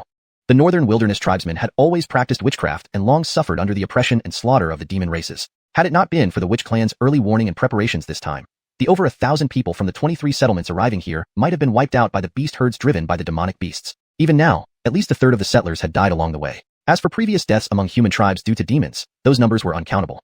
Demons had a reputation so foul-smelling in the witch clan and other northern wilderness tribes that it was hard to describe. Under such circumstances, promoting beast engravings within the tribe would undoubtedly bring huge risks to the community. But since Ellie didn't care about its name and reputation, and knowing well how infamous demons were, Dexter had an idea, a somewhat deceptive yet effective plan. With a glance at the lazy white tiger lounging on the sacrificial altar, Dexter chuckled. The white tiger inexplicably felt a chill run down its spine. It glanced around, meeting Dexter's gaze, feeling uneasy and bristling with fear, and couldn't help but tuck its head in. Sean, go fetch a few free demonic beasts over here. I want to study their powers. Dexter made no attempt to hide his intentions as he smiled and ordered. Around the sacrificial platform, many clanspeople were busy working, some building huts, others flattening the ground, and some practicing. Hearing Dexter's words, everyone, including the white tiger, was surprised. Confused, the white tiger nevertheless hurriedly got up and ran off, not daring to refuse. Soon after, a few wandering demonic beasts from around the settlement were summoned. A wolf deer, a white fox, and a purple marten. These 3 creatures were agile and intelligent, unlike the brutish ghost apes and saber-tooths, who were all muscle. Standing respectfully before the totem platform, the 3 looked somewhat uneasy, unsure of what Dexter wanted from them. They thought perhaps they had done something wrong, especially since all other demonic beasts were stationed in their respective positions while they, supposedly, patrolling the tribal grounds, were just wandering aimlessly, contributing little. Don't be nervous. I just want to understand the form of power possessed by demonic beasts. With Brandon Hamadkong busy and Israel away, you are the only ones available. Wolf deer, display your innate beast magic for me, said Dexter, walking over to the wolf deer. The wolf deer, with a wolf's body and deer's head, was a unique creature with the stamina of a wolf and the agility of a deer, seemingly a hybrid. But Dexter already knew that the wolf deer species naturally resembled this. Nature's wonders created countless strange creatures. Demonic beasts hadn't mastered the art of human speech yet, and despite its nervousness, the wolf deer obediently gathered its demonic aura. There was no helping it. The wolf deer, along with the other beasts, was bound by the blood pact of the tribal spirit and could be controlled by Dexter, the chieftain, who held sway over their lives. This was tragic, indeed more tragic when they realized that the blood pact was actually a beast symbol. As the wolf deer gathered its demonic aura, a faint shape emerged on its antlers, causing Dexter's eyes to brighten. Reaching out, he placed his hand into the demonic aura, letting it envelop his palm. Harton. Someone nearby gasped, looking worriedly at Dexter. Although Dexter was powerful, the wolf deer was channeling demonic aura, which was dangerous. However, Dexter seemed unharmed. Instead, he closed his eyes, as if sensing something. Soon, the wolf deer's antlers had fully condensed the demonic aura, though Dexter's palm inside it made the wolf deer uncomfortable. Then, to everyone's amazement, Dexter's hand began to condense the demonic aura into patterns resembling etchings. These patterns, sensed by the wolf deer, became visible, flowing like agile fish within the demonic aura. What is that? Are these witch engravings? Someone called out in surprise. However, being non-practitioners of witchcraft, the onlooker turned and rushed to the research institute. Though the doors of the institute were open, most practitioners were still meditating on the Witch Dami engraving compendium, authored by Dexter and imparted by the tribal spirit. What? The Harton is studying witch engravings through the demonic beast's aura. Avivu, while distributing witch engravings to researchers studying witch symbols and formations, jumped up upon hearing this. Despite being new, Dexter had already impressed him. Frederick resting aside his work, he rushed out, followed by other witch practitioners who heard the news. In no time, the totem platform saw the gathering of over 20 witch practitioners and many curious clanspeople. Watching the Harton perform miracles was always the most captivating sight in the witch clan. It is witch engravings. No, it's different, but similar. What is it? Avivu, true to his expertise, instantly recognized the difference between Dexter's creation from the wolf deer's demonic aura and traditional witch engravings, unable to suppress the shock in his heart. By then, Dexter had already condensed over 10 unique patterns from the wolf deer's antlers, forming a symbol that was both akin to a witch symbol yet distinctly different. The moment the symbol solidified, the wolf deer let out a low, excited roar, its demonic aura swiftly converging toward Dexter's symbol. After a brief moment, the antlers were empty, leaving only a peculiar emblem. The symbol was eerily beautiful, vastly different from witch symbols. Dexter flipped his palm, pressing the symbol onto the wolf deer's forehead. Overcome with excitement, the wolf deer trembled, swallowing the symbol whole, its demonic aura condensing further, its body shrinking but radiating newfound strength, as if rejuvenated by potent nourishment. How did you do that? Harton, is wolf deer advancing in rank? Came an incredulous voice from Hawk Echo Cliff, where Brandon Hammondkong had been incubating 4 mutant eagle eggs. Such rapid advancement of a guardian demonic beast? Were they witnessing the birth of a true demon? How could this be possible? #Deepter175, the demon pattern gathering deer. Next. Dexter did not answer Pure Edge Jarrett's question, but signaled for Langmi to step back with a glance, giving quiet instructions. In excitement, Langmi bowed down before Dexter, tapping his head on the ground 9 times, then reluctantly moved aside and lay prostrate, closing his eyes as if in deep contemplation. Originally somewhat uneasy, Haddon and Zisha enviously glanced at Langmi, moving forward simultaneously. However, both of these demon beasts were very intelligent. Hesitating for a moment, they also retreated simultaneously, courteously yielding to each other. Frederick Revazerispol Martin, you go first? Dexter nodded in satisfaction, casually instructing. The Frederick Revazerispol Martin hesitated, then took a few steps forward, approaching Dexter. Haddon lowered her head, envy flashing in her eyes, but she quickly lifted it again, watching intently, clearly excited. There were 13 guardian demon beasts in the tribe, among which the Shan always accompanied the chief, serving as both a mount and protector. But now, these 3 had been the first to receive the chief's favor. Just witnessing Langmi's gain was enough to make her anticipate what was coming. Release your demonic aura so I can sense it, and see if there is any potential gain. Dexter chuckled softly, speaking not only to the Frederick Revazerispol Martin, but also to the surrounding tribespeople. He wanted to openly demonstrate the demonic patterns Ellie had imparted, witnessed by his clansmen. Even if someone knew about the demonic patterns, they would still believe that Dexter had discovered them from the demon aura of the beast. Who could argue? Taking a deep breath, the Frederick Revazerispol Martin concentrated the demonic aura around its body. Frederick Revazements later, a purple demonic aura condensed above its head, easily within Dexter's reach. As one of the most intelligent species among beasts, martens rivaled foxes in intelligence. The Frederick Revazerispol Martin was the king of all marten species, small yet formidable and terrifyingly swift. However, at this moment, the Frederick Revazerispol Martin was cautious, carefully controlling its demonic aura, not daring to offend Dexter in the slightest. Dexter reached out, pressing into the purple demonic aura, sensing meticulously. He wasn't just putting on a show, he genuinely sensed something within the demonic aura. Without Ellie's teachings in the demon pattern compendium, he might not have been able to identify what he sensed even if he had noticed something. But now, having studied the demon pattern compendium, Dexter could find and gather the hidden demonic patterns within the demonic aura. This was thanks to the powerful intent granted by his entry-level witch spirit cultivation, where his mind and soul became more tangible. Indeed, after a short while, some patterns began to form and coalesce within the Frederick Revazerispol Martin's purple demonic aura, weaving like swimming fish. There were more patterns than those found in Langmi's demonic aura, making the surrounding tribe members even more awestruck. As ancient legends tell, our human clan's witchcraft is inspired by observing nature, created by our ancestors. It's incredible that our heart has the ability to extract demonic cultivation patterns from demon aura, truly beyond belief. Aviv sighed admiringly. For those who practiced witchcraft, its origins were already lost to antiquity. No one bothered to trace them back, except for a few legends left behind, one of which said humans learned their methods from nature. Dexter's actions matched these legends perfectly, leaving Aviv in awe. Under everyone's watchful eyes, the purple demonic aura above the Frederick Martin slowly condensed into a unique pattern. This new pattern was different from Langmi's, more intricate yet beautifully detailed. That's quite interesting. At this point, Dexter sighed lightly, seemingly gaining some insight. With a casual flick, the purple pattern containing all the purple demonic aura fell, and the Frederick Martin eagerly swallowed it, immediately experiencing changes in its body. After bowing, it quickly retreated to the side. Haddon couldn't wait any longer and stepped forward, looking at Dexter with longing but not releasing her demonic aura yet. Dexter smiled. Release your demonic aura. I'm not tired. Haddon nodded, exhaling white demonic aura in circles that gathered above her forehead into a dense aura cloud, more condensed than the Frederick Martin's or Langmi's, clearly demonstrating greater strength.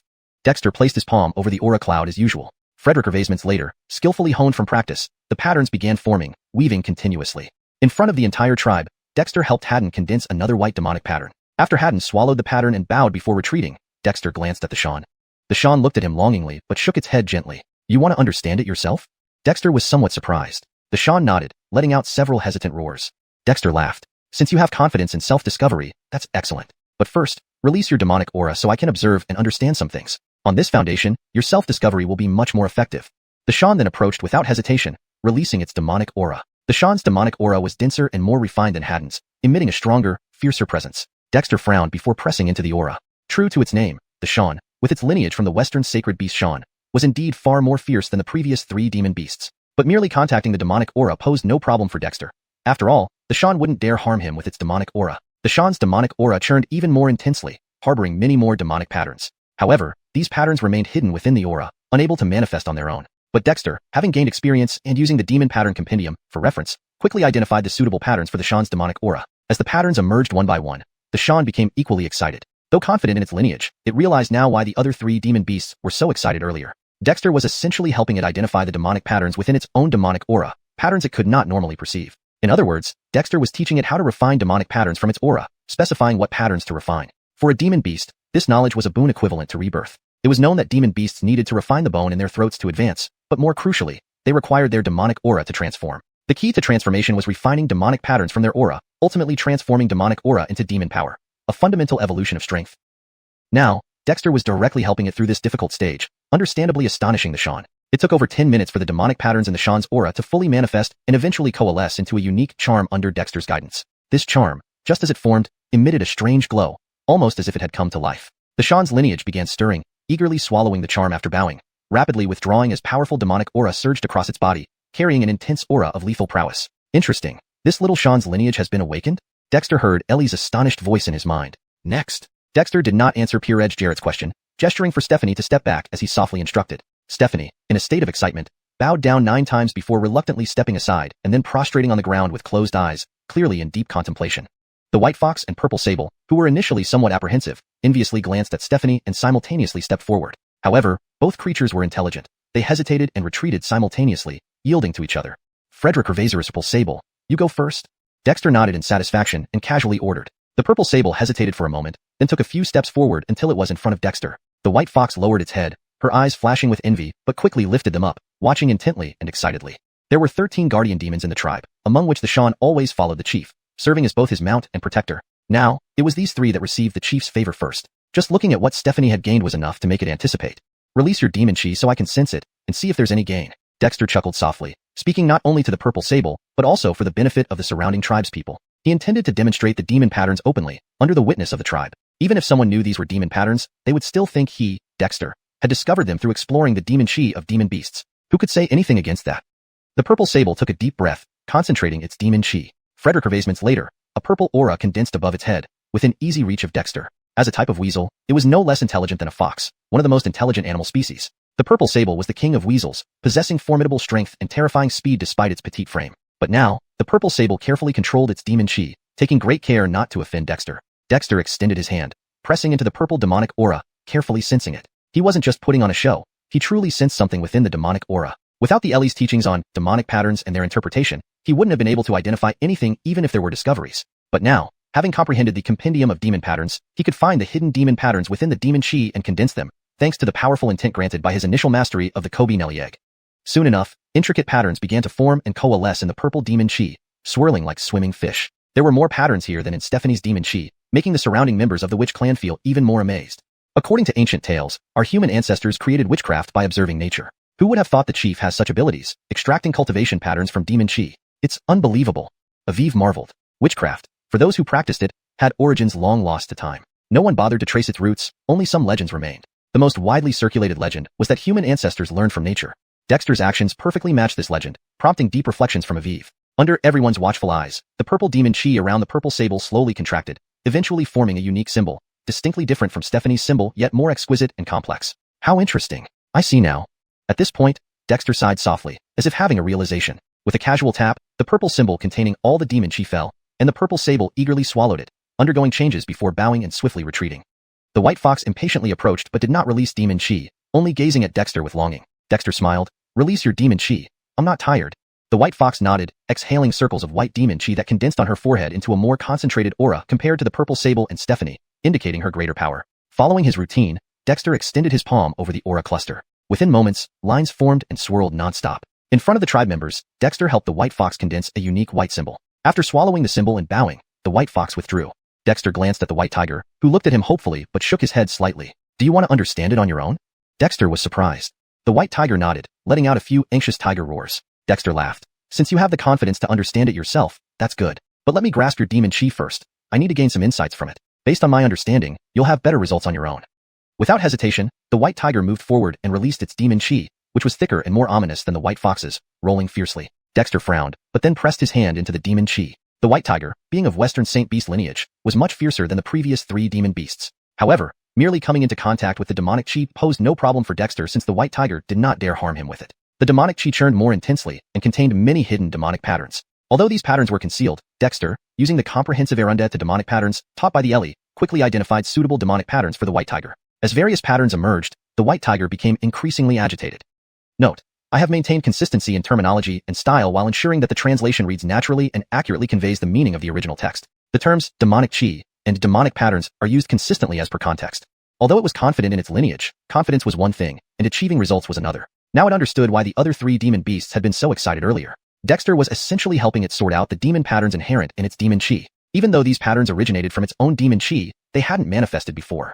In other words, Dexter was showing it how to refine demon chi into demon patterns, guiding it to create specific types of patterns. This was a boon beyond measure for demon beasts. Note: I have made a minor adjustment by changing 1 to patterns for consistency and fluency in demi-English. It was well known that for demon beasts to advance to demons, they needed to refine the bone in their throats, but the most critical factor was the transformation of their demon chi. The key to this transformation was refining demon patterns from their demon chi, ultimately transforming demon chi into demon energy, achieving an essential change in power. Note: I've made a slight adjustment by changing 1 to patterns to maintain consistency and fluency in demi-English while ensuring the meaning is accurately conveyed. Now Dexter was helping it overcome this hardest phase directly, leaving the white tiger awestruck. It took over 10 minutes for the xuanhuan in the white tiger's demon chi to fully manifest, ultimately forming a unique symbol under Dexter's guidance. This symbol, once formed, emitted an unusual glow as if it had come to life. The white tiger's bloodline stirred restlessly, and without hesitation, the white tiger swallowed the symbol, bowed, and swiftly retreated. Its body was now emanating sharp and formidable killing intent. Interesting, this young white tiger's lineage has been activated, Dexter thought, recalling the surprised remark from the fire crow. Note: xuanhuan is consistently used in the original text, so it should be maintained for consistency. Or you may opt to translate it as demon pattern or spirit pattern, depending on context preferences. This little white tiger's lineage is activated? Dexter's mind echoed with the Ellie's astonished voice. Deepter 176, the demon spirit cultivation malachiknik. Around the totem platform, more and more clansmen gathered after hearing the news. Along with them came the demon beasts dwelling in the tribal territory, like the Damien. Aviv, what is the heart doing? Barahikan asked, glancing at Dexter sitting cross-legged beneath the totem platform, then looking at the 4 visibly changed demon beasts. He was very curious. Didn't the heart just start moving around today? How did this become such a big deal? Aviv's expression was complicated. He sighed and said, the heart is extraordinarily wise. He managed to comprehend something akin to witch patterns from demon aura, learning from the demon beasts and yet making them even stronger. I'm afraid it won't be long before Haddon and the others become demons. What? Barahikan was immensely shocked, staring incredulously at Dexter who was sitting cross-legged beneath the totem platform. Even though they already knew Dexter was extraordinary, they never expected him to have such capabilities. This was different from the witch patterns. Those had been around for a long time. Dexter's organization of the comprehensive explanation of witch patterns was built on the witch patterns left by predecessors. But now, Barry, having the heart in our tribe is not only a blessing for our witch fortune tribe, but also a great fortune for all North Wasteland humans. Even if everyone in our tribe were to perish, the heart must absolutely not come to harm, otherwise it would mean the end of the North Wasteland humans. Aviv's expression was exceptionally solemn, filled with profound emotion. He never imagined that humans could produce such an incredible being. Leading the Witch Fortune tribe out of the ice cave settlement was one thing, but now seeing everything firsthand greatly impacted Aviv. But inexplicably, Aviv felt incredibly excited and fortunate to have joined the Witch Fortune tribe, witnessing such an outstanding existence. That's true. Our tribesmen have long reached a consensus that the heart's safety always comes first, Barry said gravely. Many surrounding clansmen nodded at his words, even the newer members who had just joined the tribe. With such a heart, even if every tribesman died, the Witch Fortune tribe could surely rise again. At that moment, Dexter, sitting cross-legged under the totem platform, was chatting idly with the Ellie. Ellie, demon aura contains demon patterns. If I extract these patterns from the demon aura and teach them to others, will anyone criticize me? Ellie was also surprised. It had guessed Dexter would use some method to impart the demon patterns, Caesar as Dexter shamelessly named it, but didn't expect Dexter to be so clever. In front of the tribe, personally comprehending from the demon beast's aura, who could say this wasn't real demon patterns? Initially taught to Dexter, now they were truly Caesar. What could it say? Kid, your method is indeed brilliant, but don't get too cocky. Not all North Wasteland humans might suit using demon patterns since demon patterns originate from demon aura, unless you're willing to let your people cultivate demon. Dexter frowned. Did cultivating demon patterns require demon aura? Ellie, do you mean I can't cultivate demon patterns either? Ellie laughed. Your body has the Prince's solar true fire turned Owing Croods, plus the Amen Croods derived from primordial water essence, transformed through the Amen Owing transformation. Of course, you can transform energy suitable for cultivating demon patterns. However, you are not a demon, hence you're not cultivating demon aura but rather a composite force of witch and demon powers. Be cautious about this. The Amen Owing transformation can operate this way? Dexter was astonished. As the earliest cultivation technique he received and the foundation of his cultivation, Dexter never ceased understanding the Amen Owing transformation. Instead, he continuously pondered over it and realized the possibility Ellie mentioned. Amen and Owing originated from chaos. After Amen and Owing, there were witches, demons, and then deities and devils. Since you cultivate witch forging, Amen Owing Croods transforms into the 5 elements which chi. If you cultivated demon methods, it would turn into demon chi. In reality, our demon race consists of primordial beings. Demons are just distinguished from witches and can be aptly called spirits. Dexter was confused. Is it really like that? If you don't believe me, I'll teach you a basic technique. Others can't practice this technique, but with Amen Owing Croods, you can. The power you cultivate can allow you to refine demon patterns without harboring demon aura because the essence of demon aura lies in bloodline. Without a demon bloodline, one cannot cultivate demon aura.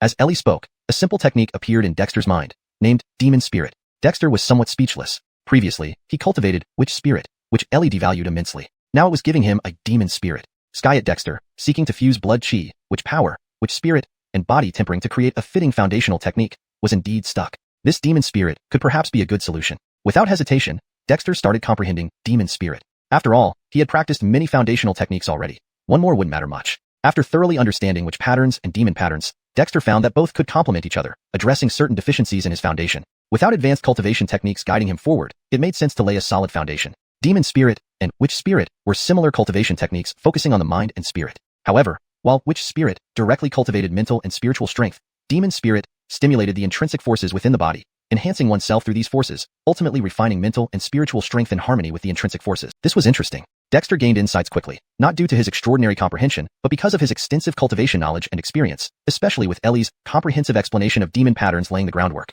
Demon Spirit turned out to be pretty basic. Otherwise, given Ellie's cowardice, it wouldn't have passed it along. Seeing the heart meditating beneath the totem platform, Haddon and the other 3 demon beasts, greatly benefited, immediately surrounded him, guarding against approaching clansmen, not allowing anyone closer. This left Barry and others somewhat speechless yet relieved. Clearly, Haddon and the others had genuinely gained tremendous benefits and were fully tamed by Dexter. Otherwise, they wouldn't act this way. Why are you still hanging around? The heart is cultivating. Don't you have work to do? Barry scolded softly. The onlookers reluctantly dispersed, but Damien and others remained, gazing longingly at Dexter. Witnessing Haddon at all condensing symbols from demon aura and receiving huge benefits, they couldn't help but desire the same. You should all disperse too. When the heart awakens and agrees to enlighten you, he will issue orders to summon you. Instead of waiting here, tend to tribal matters. Do you think you can face the heart asking for enlightenment with unfinished tasks? Aviv laughed and persuaded them. Damien and Lao Frederick exchanged looks and left. Heading the tribe's first batch of guardian demon beasts, they knew their heart well. Aviv was right. Deepter 177. A word becomes truth. Perhaps due to his accomplishment in mastering the witch spirit, forming a spiritual consciousness body, Dexter did not encounter much difficulty while comprehending the demon spirit. It was as if understanding one principle had made everything else easier. Once he comprehended the technique of demon spirit and began circulating the Amen Owing transformation, the Amen Owing gas cluster attached to the back of the witch dragon responded. From this Amen Owing cluster, some Amen Owing chi was drawn out by him. Though it also converted into the 5 elements, the chi transformed through the demon spirit method differed from the witch chi, appearing more vibrant and agile. Dexter decided to immerse his consciousness deeper into the witch dragon's body, merging his spiritual entity with it, operating both the Amen Owing transformation and the demon spirit techniques using the witch dragon's form. Threads of demon spirit chi continuously transformed, absorbed by the witch dragon, which instantly triggered a reaction within its witch force. The witch dragon's witch force seemed naturally antagonistic towards demon spirit chi, but under Dexter's control, and due to the feeble nature of the demon spirit chi, there was no chaotic outburst of witch force. I already have the balance of aim-in-owing gas clusters. I must not create another conflict between witch force and demon spirit chi inside the witch dragon. That would be disastrous. Allison said that while the strength cultivated from the demon spirit technique does not possess demonic energy, it enables me to comprehend and cultivate demon patterns. Should I give it a try? Dexter proceeded cautiously, gathering the threads of demon spirit chi absorbed by the witch dragon to attempt forming a demon pattern. To his surprise, after only a brief moment, he successfully condensed a basic demon pattern. This demon pattern, formed from demon spirit chi, indeed lacked any demonic energy and was distinctly clearer and more ethereal than those he had previously induced from beasts like the Xuan. Could it be that demons aren't just about being demons? Dexter felt reflective. He then let loose and continued cultivating, extracting aim-in-owing chi from the cluster and refining more demon spirit chi to condense demon patterns.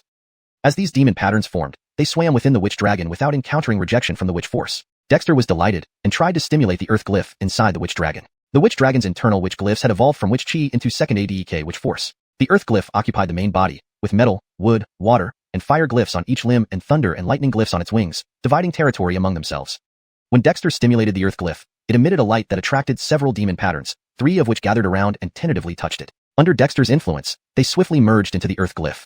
This works. Dexter was bewildered. Weren't witches and demons naturally adversarial? According to what Allison had mentioned, and based on legends, witches and demons did not coexist harmoniously. Sky it here. A witch glyph had absorbed demon patterns. Maybe these weren't strictly demon patterns anymore. Calling them spirit patterns would be more accurate. Regardless, this was quite astounding. Encouraged by the success, Dexter felt reinvigorated. Cultivation had always been an intriguing new experience for him, given it was absent from his previous life.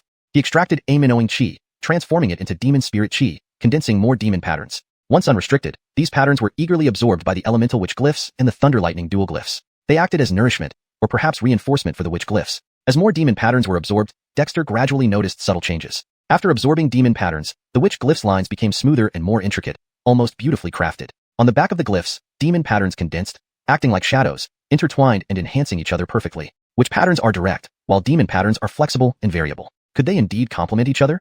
Dexter was amazed yet delighted. As Allison had stated, witch patterns and demon patterns were essentially Tao patterns differentiated only by their respective comprehensions. This made sense. Through the integration of witch glyphs and demon patterns, Dexter gained further insight. These past days, while within the witch dragon, he had experimented with merging techniques but had struggled with the process. Blood, witch force, witch spirit, and physical cultivation all had unique characteristics. Only witch force and witch spirit originated from witchcraft and could potentially merge. But now, seeing how witch patterns and demon patterns combined so harmoniously, demonstrating duality, Dexter realized the possibility of merging various forces centered on himself.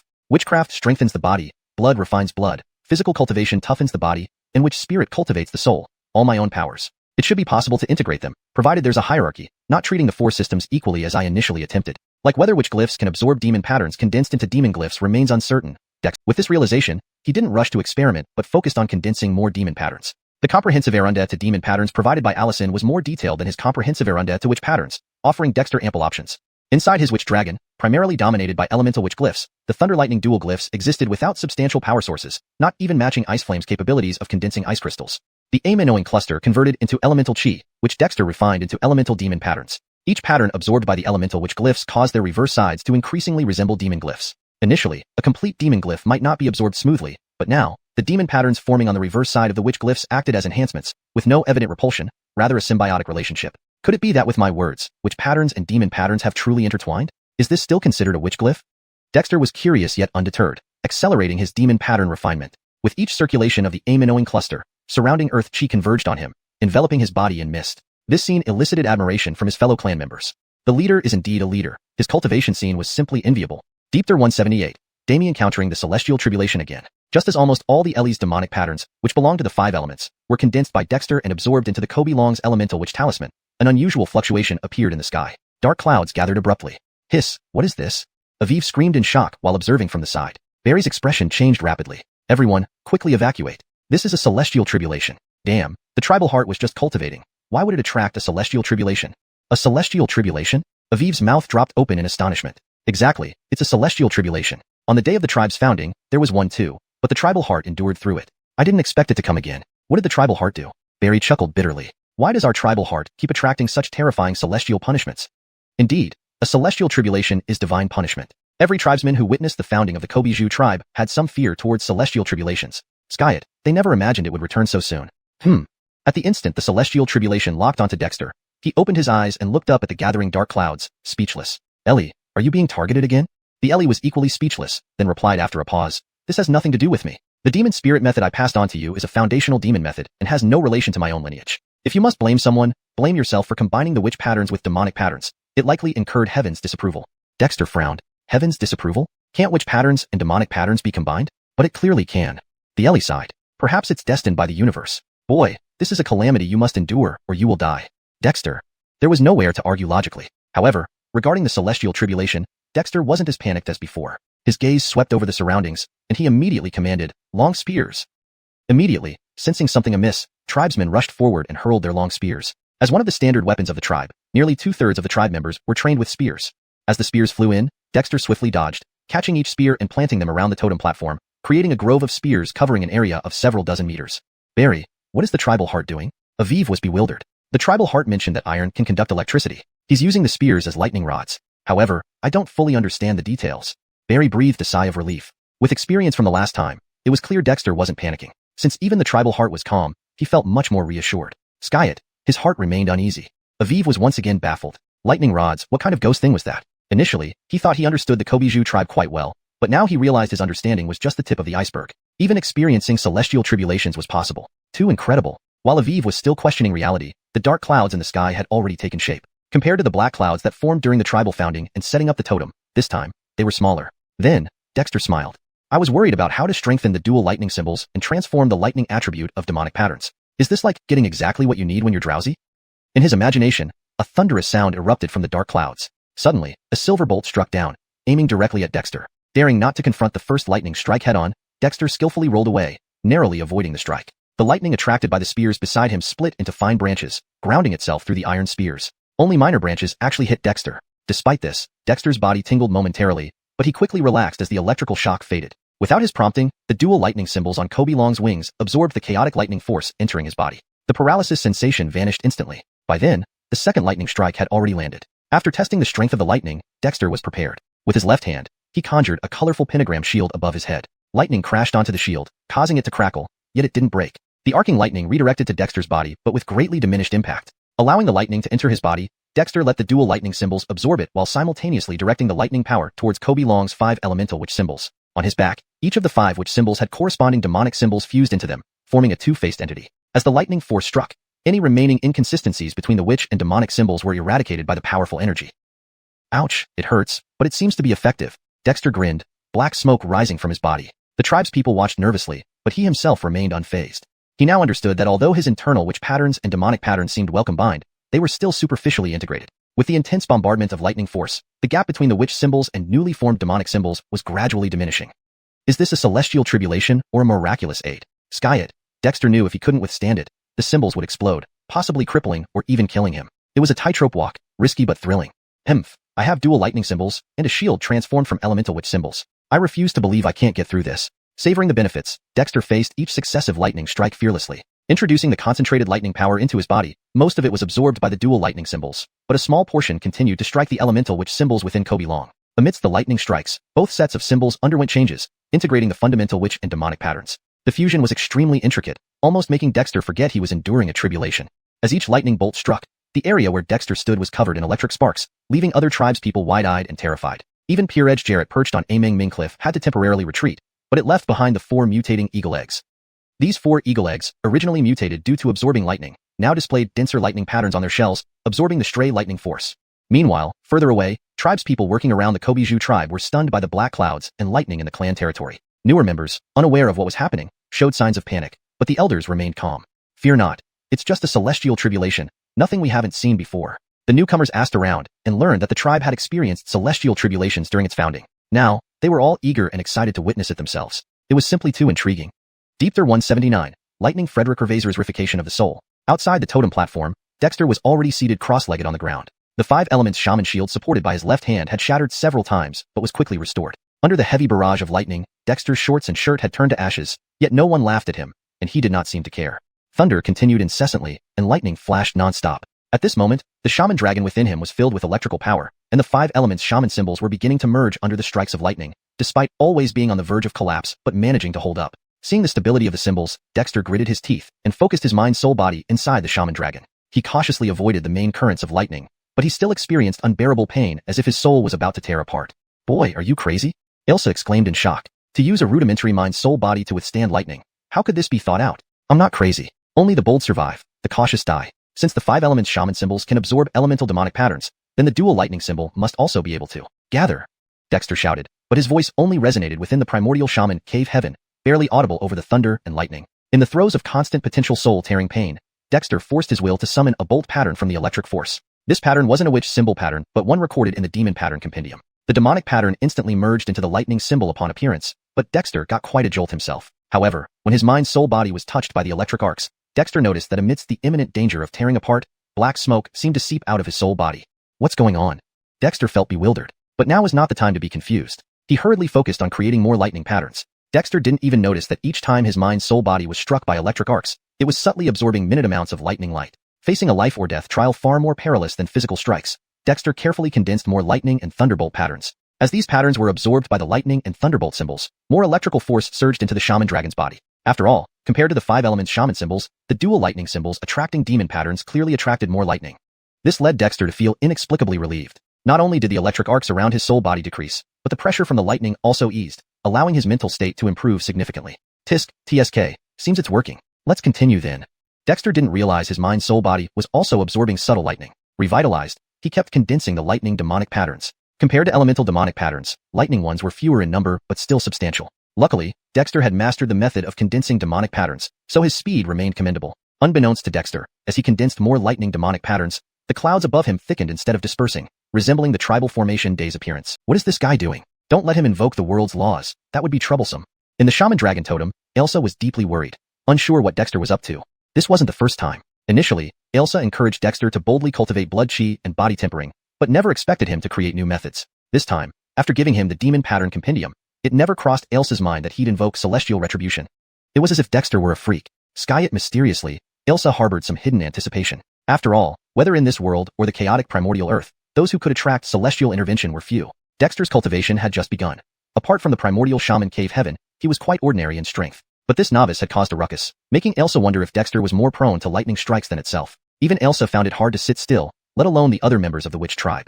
However, Dexter's location was enveloped by lightning, deterring anyone from approaching. They could only wait helplessly. Time passed unnoticed. In the primordial shaman cave heaven, Dexter had condensed most of the lightning demonic patterns. Instead of feeling tired, he felt increasingly energetic, almost ecstatic. Something's wrong.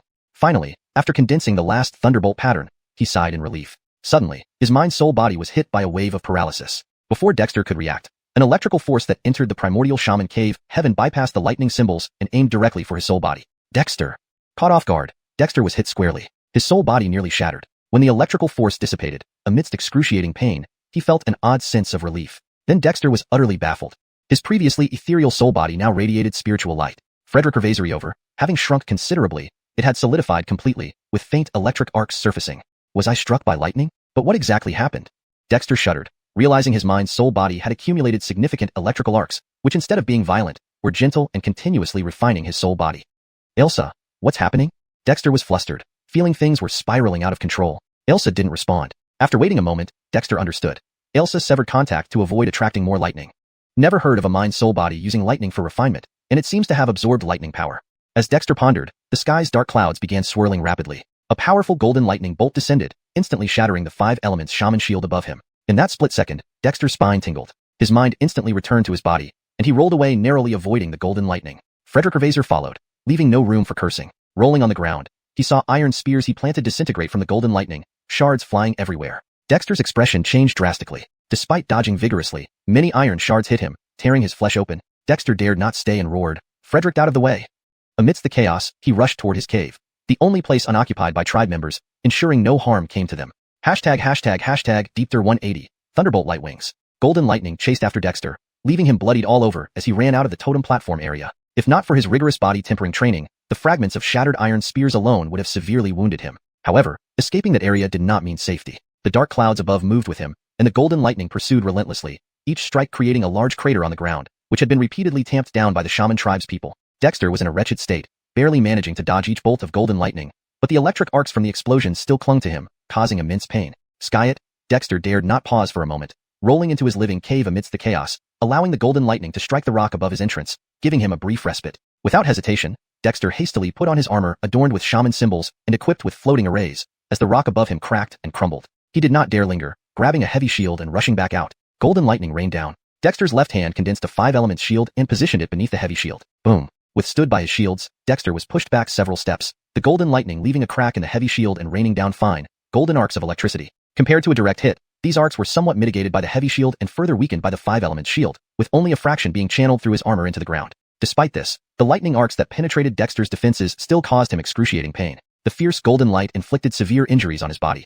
If not for the protective shaman symbols around his organs, they might have turned him into mush. Even so, Dexter gritted his teeth. In the primordial cave, heaven within him, the shaman dragon opened its mouth to absorb the rampant golden lightning, drawing the energy into itself. However, the dragon's body instantly developed several cracks as if about to shatter, which terrified Dexter. Fortunately, as the power of the golden lightning surged into the dragon, the twin lightning symbols on its wings finally merged with the lightning demon patterns. These symbols absorbed most of the destructive power of the golden lightning that threatened to tear the dragon apart. But before Dexter could rejoice, another bolt of golden lightning struck. Is this ever going to end?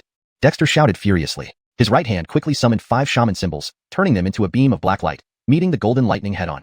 Boom. The black light of the 5 elements Cadenlification collided with the golden lightning, exploding on impact. But due to this, the strength of the golden lightning hitting the heavy shield was reduced by at least 1/3. Is this possible? No. My shaman symbols have grown stronger. In that case, who's afraid of you? Allowing the lightning to pass through the weakened 5 elements shield into his body, Dexter, now determined, kept charging. As long as it didn't kill him, he was ready to fight. In the fearful gaze of the shaman tribe members watching from afar, Dexter supported the heavy shield against the relentless golden lightning strikes. Watching the golden lightning arcs pierce through his armor into the ground made everyone pale. But Dexter gritted his teeth, continuously unleashing black light from his right hand, as if dueling with the lightning. After 3 more lightning strikes, Dexter noticed that the stinging in his body had decreased, and even the cracks on the shaman dragon began to heal. Himph, wanna kill me? Let's see if you can do it. Dexter cursed. However, another bolt of golden lightning came down, and the heavy shield in his hands finally shattered under the strain. Dexter was speechless, hastily channeling more 5 elements power into the 5 elements shield. This weakened the black light from his right hand significantly. Without the heavy shield, the black light couldn't mitigate the golden lightning as much, and Dexter was blasted away by the next strike, spurting blood mid-air. Heart. Just as Baird rushed back with others, Peer-Edge Jarrett stopped him. Don't go near. You'll only be killed. Peer-Edge Jarrett trembled, unable to believe what he saw. The heavily battered Dexter. Such a heavenly calamity would have shattered anyone else's bones into dust. Sky it. Dexter was still standing, a sight beyond imagination. But, boom. Before Baird could roar, another bolt of golden lightning struck. Everyone's faces turned deathly white as they looked on. Then they witnessed something that made their bodies shake. Dexter was directly hit by the golden lightning, engulfed in a torrent of light. Heart. Almost everyone mourned. Without any defense, who could survive such lightning strikes? No, the dark clouds haven't dispersed. The heavenly calamity continues. Heart is still alive. Peer-Edge Jarrett's trembling voice rang out. Everyone rubbed their eyes, faintly spotting wings enveloping Dexter below the blinding light. What is that? Everyone gasped in disbelief. The wings of the shaman dragon totem. Are these the wings of the shaman dragon totem? Did Lord's spirit act? Aviv covered his chest, shaking. It was simply too unbelievable. These really are the wings of the shaman dragon totem. Heart is alive. Heart is alive. The other tribe members wept joyfully as they realized this. But another boom resounded as golden lightning struck again. Is this never-ending? Amidst the tribe's worries, a figure rose from the lightning, revealing Dexter. Only now did the tribe see that behind him extended a pair of wings, seemingly formed from congealed lightning, protecting him below. Heart. Almost everyone was dumbfounded. Standing in the midst of lightning, Dexter lifted his head, his armor shattered but his demeanor unyielding. If it's never-ending, then let's keep going.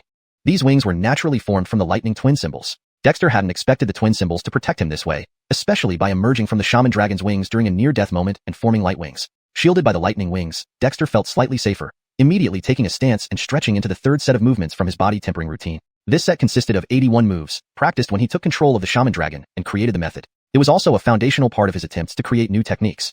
Driven to a desperate corner by the golden lightning, Dexter's stubborn nature was ignited. Since heaven wouldn't let him rest, he decided to merge the shaman patterns and demon patterns, integrating all his learned skills into a true foundation method, creating something entirely his own. Let's see who fears whom. Hashtag Deepther181. Power of Vision. Dark clouds covered the sky, and golden lightning bolts struck down with an aura of destruction. In the open space, Ned Owen used the dual lightning symbols on his back to form protective wings that shielded him from above. Though he could not completely block all the golden lightning, after being weakened and absorbed by the lightning wings, only about 30% of the lightning actually reached him. Even this reduced power was formidable, but compared to before, it felt almost gentle. Ned Owen began the 3rd set of movements from the body malachimpering technique, performing each one meticulously despite the lightning lashing at him. He had already practiced these movements in the primal witch Frederick Ervasor's cave heaven using his witch dragon form and attempted to fuse blood chi, witch power, and witch spirit. Now, though in human form, the actions felt even more fitting. In the midst of the lightning, every movement was extremely challenging for Ned Owen. but he gritted his teeth and executed each difficult movement to perfection, adhering to his usual strict standards for practicing the body malachimpering technique. The body malachimpering technique was not about combat maneuvers, but rather focused on stretching every part of the body to its limits. Starting with 9 movements, then expanding to 36 in the second set, and now 81 in the third set. Each movement was an extension of the previous set. As Ned Owen stretched his body, the lightning power coursing through him began to be absorbed by his body. However, most of it was being absorbed by the 5 elements which symbols and his will soul within. The combination and transformation of the 5 elements which symbols with the demon symbols were already complete, but under the influence of the lightning, further transformations were still occurring. While the lightning was destructive, it also served to refine this fused symbol. As for Ned Owen's will soul, having merged with his physical body, it was unafraid of the violent destruction caused by the lightning. Instead, it was continuously refined and honed by this destructive force. Each of the 81 movements was no simple task, but Ned Owen persevered. This scene left the surrounding which tribe members speechless. Heart. Barry's throat was dry, tears welling up in his eyes. This was their chief, a youth they had watched grow up. Ned Owen had done remarkably well, leading the ice cavern settlement to rapidly develop into a thriving tribe. Skyet, despite this, he still pushed himself relentlessly. Even when facing heavenly tribulations, whenever there was a chance, he still thought about cultivation and strengthening himself. Such a chief couldn't help but earn everyone's admiration. Not just Barry, but almost all the tribe members, both old and new, clenched their fists. Even those who were usually more lax, or those like Baird who strove to keep up with Ned Owen, felt a sense of inadequacy. Compared to their chief, what were they? A strange resolve rose in the hearts of the tribe members, and their sense of belonging to the witch tribe grew stronger. Unbeknownst to anyone, a flame-like shadow appeared on the forehead of the witch dragon totem, with the faint silhouette of a Ellie within. This kid really has some fortune, managing to cultivate the lightning wings. Although this small heavenly tribulation isn't much, it's certainly not something someone at his level should be able to withstand. But it seems, it's not as difficult as it seems. The Ellie had a complex expression, as Ned Owen continued to surprise it. The faith power suddenly surged. Well, the tribe members have truly acknowledged him. Faith works wonders. Ned Owen would make a better shaman than me. This move of his? A solid gain. The Ellie was initially surprised but then laughed. The faith power condensed on the witch dragon totem had abruptly surged, indicating that the newly joined members had now fully recognized the witch tribe and the witch dragon totem. All this, naturally, came from Ned Owen. Frederick Revazory over, the Ellie noticed that the surge in faith power didn't stop but continued to increase. Fine, though it's somewhat wasteful. What's yours will eventually be yours. Go ahead. With a wave of its right wing, the surging faith power within the witch dragon totem vanished into the void. Golden faith power suddenly enveloped Ned Owen's witch dragon form, overwhelming in quantity. Ned Owen, who was practicing the third set of body malachimpering movements, was startled but quickly sensed the faith power on the witch dragon and rejoiced. Ellie, thank you.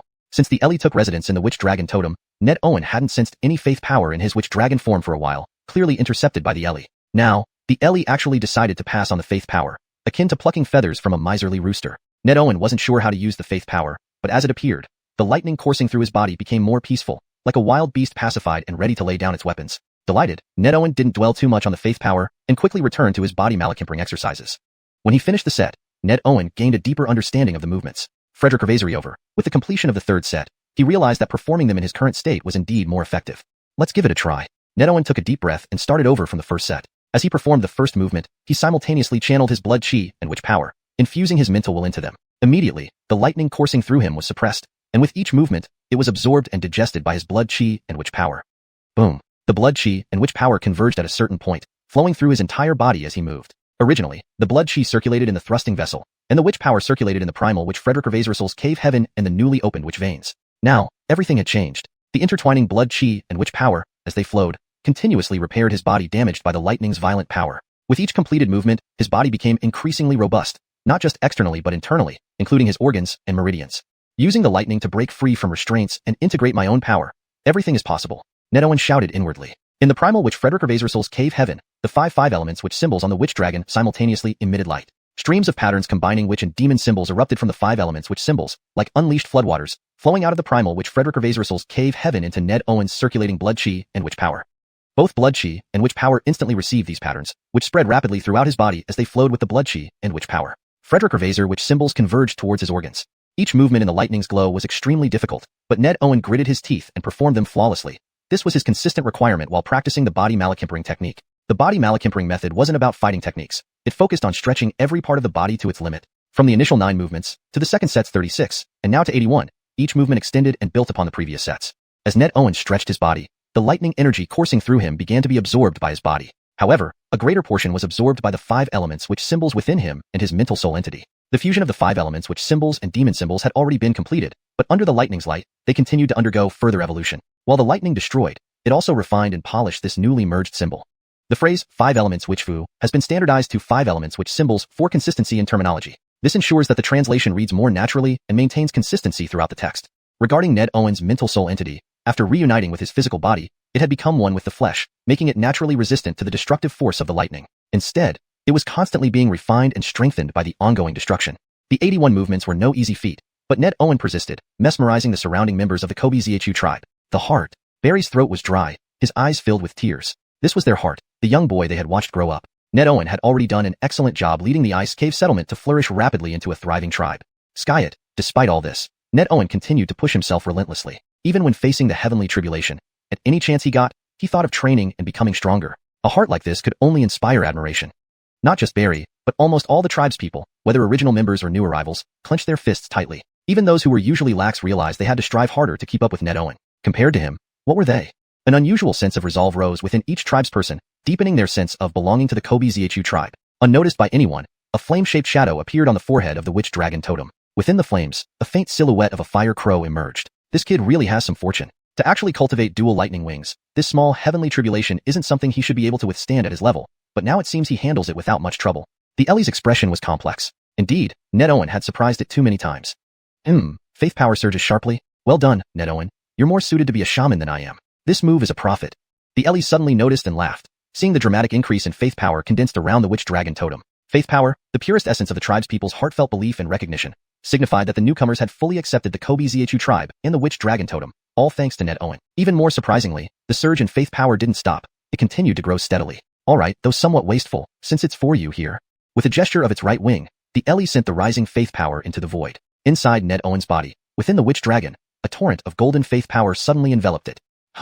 Ned Owen, still practicing the third set of body malachimpering movements, paused in surprise, then felt the flow of faith power and rejoiced. Ellie, thank you. Since the Ellie took over the witch dragon totem, Ned Owen hadn't sensed faith power in the witch dragon for quite some time. It had obviously been intercepted by the Ellie. Now, the Ellie was willing to transfer the faith power, a rare act of generosity. Ned Owen wasn't sure how to use faith power, but with its appearance, the lightning coursing through his body became significantly calmer, as if a once aggressive brute had been transformed into someone laying down his sword. Overjoyed, Ned Owen focused back on his body malachimpering movements. Completing the set gave him a deeper understanding, confirming that performing these actions himself was indeed more effective. So, let's give it a try. Taking a deep breath, Ned Owen restarted from the first set. As he began the first movement, he simultaneously channeled both blood chi and witch power, infusing them with his mental will. Immediately, the lightning coursing through him was suppressed, being absorbed and digested by his blood chi and witch power.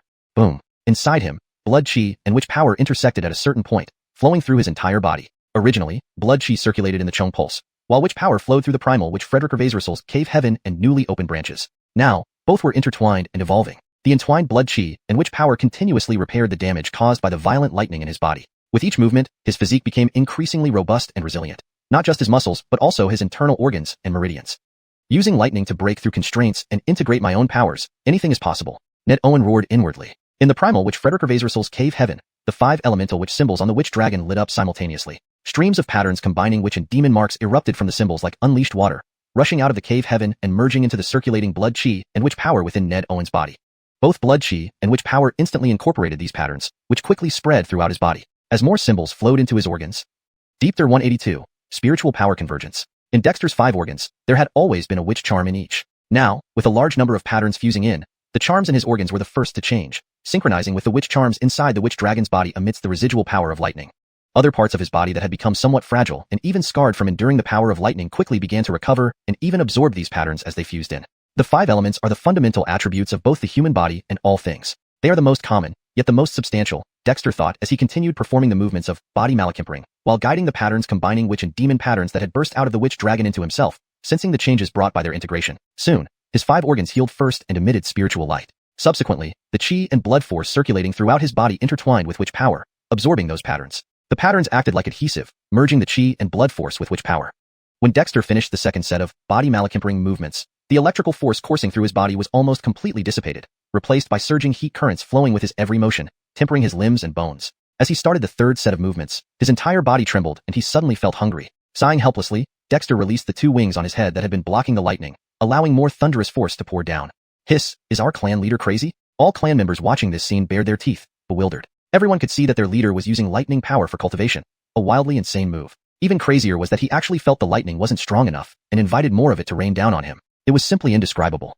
However, Dexter had a different experience. His body surged with heat currents, which were now a blend of chi and blood force and the elemental witch powers of the 5 elements. These heat currents flowed with his movements, gradually transforming into a new type of energy. Frederick Revasery over, this heat current was being absorbed by the witch dragon, also flowing within its body. Dexter wasn't worried at all because the witch dragon inside him was formed based on his own essence, integrating the blood and power of the strange dragon and the qilin. This convergence with the heat currents within him only meant another synchronization with his own body. Furthermore, the faith power surrounding the witch dragon was also integrating into it, bringing Dexter even greater peace of mind. With the witch dragon joining in, the heat currents found an outlet, rushing towards it. After being processed by the witch dragon, they returned to his body once again, just like his original witch power. To Dexter's surprise, the original chi force running through the Chung pulse now acted as a regulator after undergoing the transformation, starting to intersect with his 5 organs. Within these organs, the 5 witch charms had already undergone transformation. With the influx of heat currents, channels connected to these charms were opened, forming a new witch force circulation centered around the 5 organs. Is this a new witch charm core? And not 1, but 5? Could I really open up the witch charm caves in my 5 organs?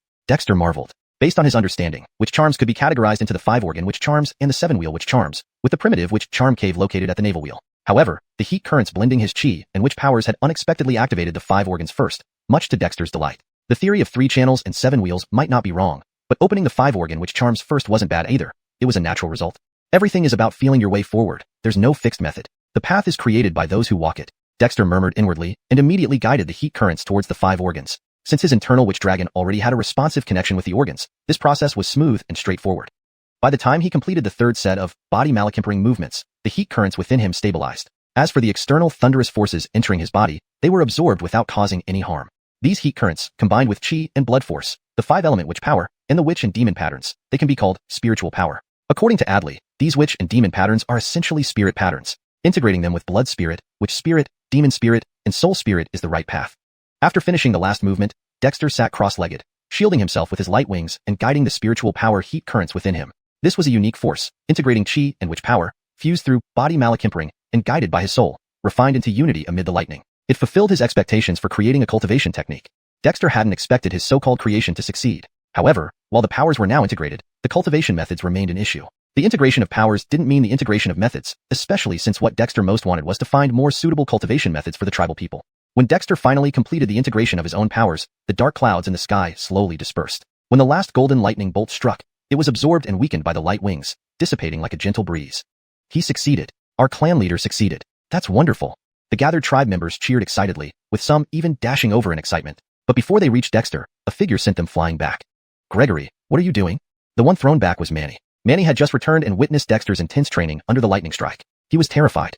Our clan leader is cultivating. What nonsense are you making? Step back. Anyone who disturbs the clan leader will be punished, Gregory coldly warned, staring intently at the seated Dexter. Even though the clouds had dispersed, Dexter's lightning wings still extended behind him. This left Gregory feeling both unaccustomed and filled with admiration and respect. No wonder he lost. Losing to such a person was no disgrace. Hearing Gregory's words, Manny and others snapped back to their senses, stepping back but keeping their eyes on Dexter with admiration and excitement. He was their clan leader, the chief of the Kobe Yoel tribe who cultivated under heavenly tribulation. At this moment, almost every tribe member felt immense reverence for Dexter. On the witch dragon totem, Adley smiled widely. This kid has done it again. He has truly melded the initial forces of witch, demon, blood, body, and spirit. Though still nascent, it's impressive. Such a foundation would be rare even in that era. TSK. Did this prince pick up a treasure? Adley, with a crooked smile, barely cared about the surging faith power on the witch dragon totem. Having such a daring yet reliable individual seemed pretty good indeed.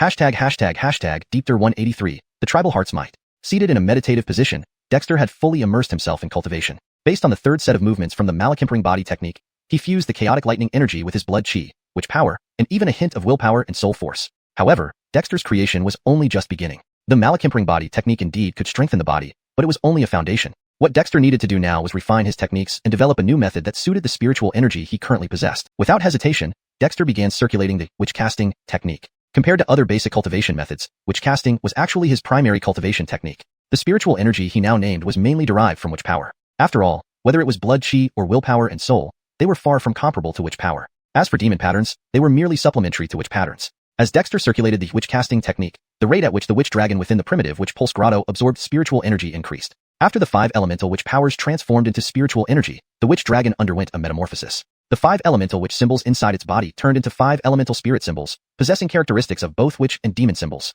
Even though Dexter hadn't tested the demon symbols yet, he knew that his current 5 elemental spirit symbols were stronger than witch symbols. When Dexter circled the witch casting technique, this difference quickly became apparent. Witch casting was both a witch cultivation technique and a body refining technique. In comparison to malikimpering body, which focused on external exercises to stretch and strengthen the body, witch casting was an internal refinement technique. Originally, witch power flowed out from the primitive witch pulse grotto and through new witch pulses. Now, however, it was spiritual energy flowing out from the primitive witch pulse grotto into the new witch pulses. The new witch pulses were already connected to the 5 vital organs. Under Dexter's deliberate guidance, the witch symbols within these organs naturally absorbed the new spiritual energy after undergoing their own transformations. In mere moments, the luster emitted by Dexter's 5 vital organs became increasingly radiant. The 5 vital organs are the core of the human internal organs, each corresponding to one of the 5 elements, collectively managing the entire internal system and serving as the root of life essence. Resonating harmoniously with the primitive witch pulse grotto, Dexter experienced a peculiar sensation and gained a whole new understanding of the witch casting technique. Malachtechniques are merely guiding methods. Guiding witch chi leads to witch cultivation. Guiding demon chi leads to demon cultivation. Now I guide spiritual energy, leading to spirit cultivation. Frederick Hervasery over, all methods can be interconnected. Blood chi and the 5 vital organs intertwine. The demon spirit and witch spirit techniques can coexist. Why not integrate the spiritual energy I fused? Dexter murmured internally as the witch casting technique gradually changed. Witch casting is a foundational witch cultivation technique, but it isn't limited to just witch cultivation. Now, Dexter attempted to incorporate the meridian opening methods from witch casting, the blood-burning secret arts from blood refinement, and compatible sections from demon spirit and witch spirit, refining them together with witch casting at the core. After fusing blood chi and witch power into spiritual energy, Dexter anticipated no resistance. Instead, following the changes he made to certain details of the witch casting technique, the spiritual energy began to flow smoothly through the 5 vital organs and the meridians. Both the 5 vital organs and the primitive witch pulse grotto were connected to the meridians, and Dexter had already opened these pathways. Thus, the spiritual energy flowed within his body along the meridians, starting to circulate continuously. Upon completing the first cycle, Dexter's entire body trembled slightly, and a fresh insight emerged in his heart. The spiritual energy within him also flowed more smoothly. This is cultivation. This is true cultivation. Dexter marveled. Although he had cultivated witch power, blood chi, and physical strength earlier, now he truly unified them. Even though these were just basic techniques and insignificant in Ellie's eyes, Dexter had genuinely found his own path. With the smooth circulation of spiritual energy, Dexter allowed the witch dragon to automatically absorb spiritual energy and retracted the lightning wings that still hovered above his head. The 2 lightning symbols returned to the witch dragon's wings, immediately triggering the spiritual energy within its body. Under the spiritual energy's flushing, the lightning symbols also transformed into lightning spirit symbols, becoming more perfect and refined compared to the original lightning witch symbols. After all, these were spirit symbols formed from demon patterns condensed into demon symbols, approaching the essence of Tao, even if only innate Tao symbols. Cultivation must be rooted in oneself, refining the physical body, purifying blood chi, and activating witch power, among other forces. Only then can we establish the foundation of our race's cultivation.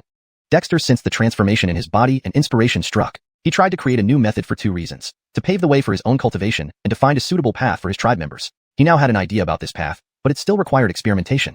Once the spiritual energy circulation was firmly established, Dexter found nothing amiss and opened his eyes. "Heart, how do you feel?" Reggie rushed forward, worriedly asking. Although everyone knew Dexter had survived another heavenly tribulation, this one was far more terrifying than the last. The golden lightning was simply unblockable by humans. "I'm fine, just hungry."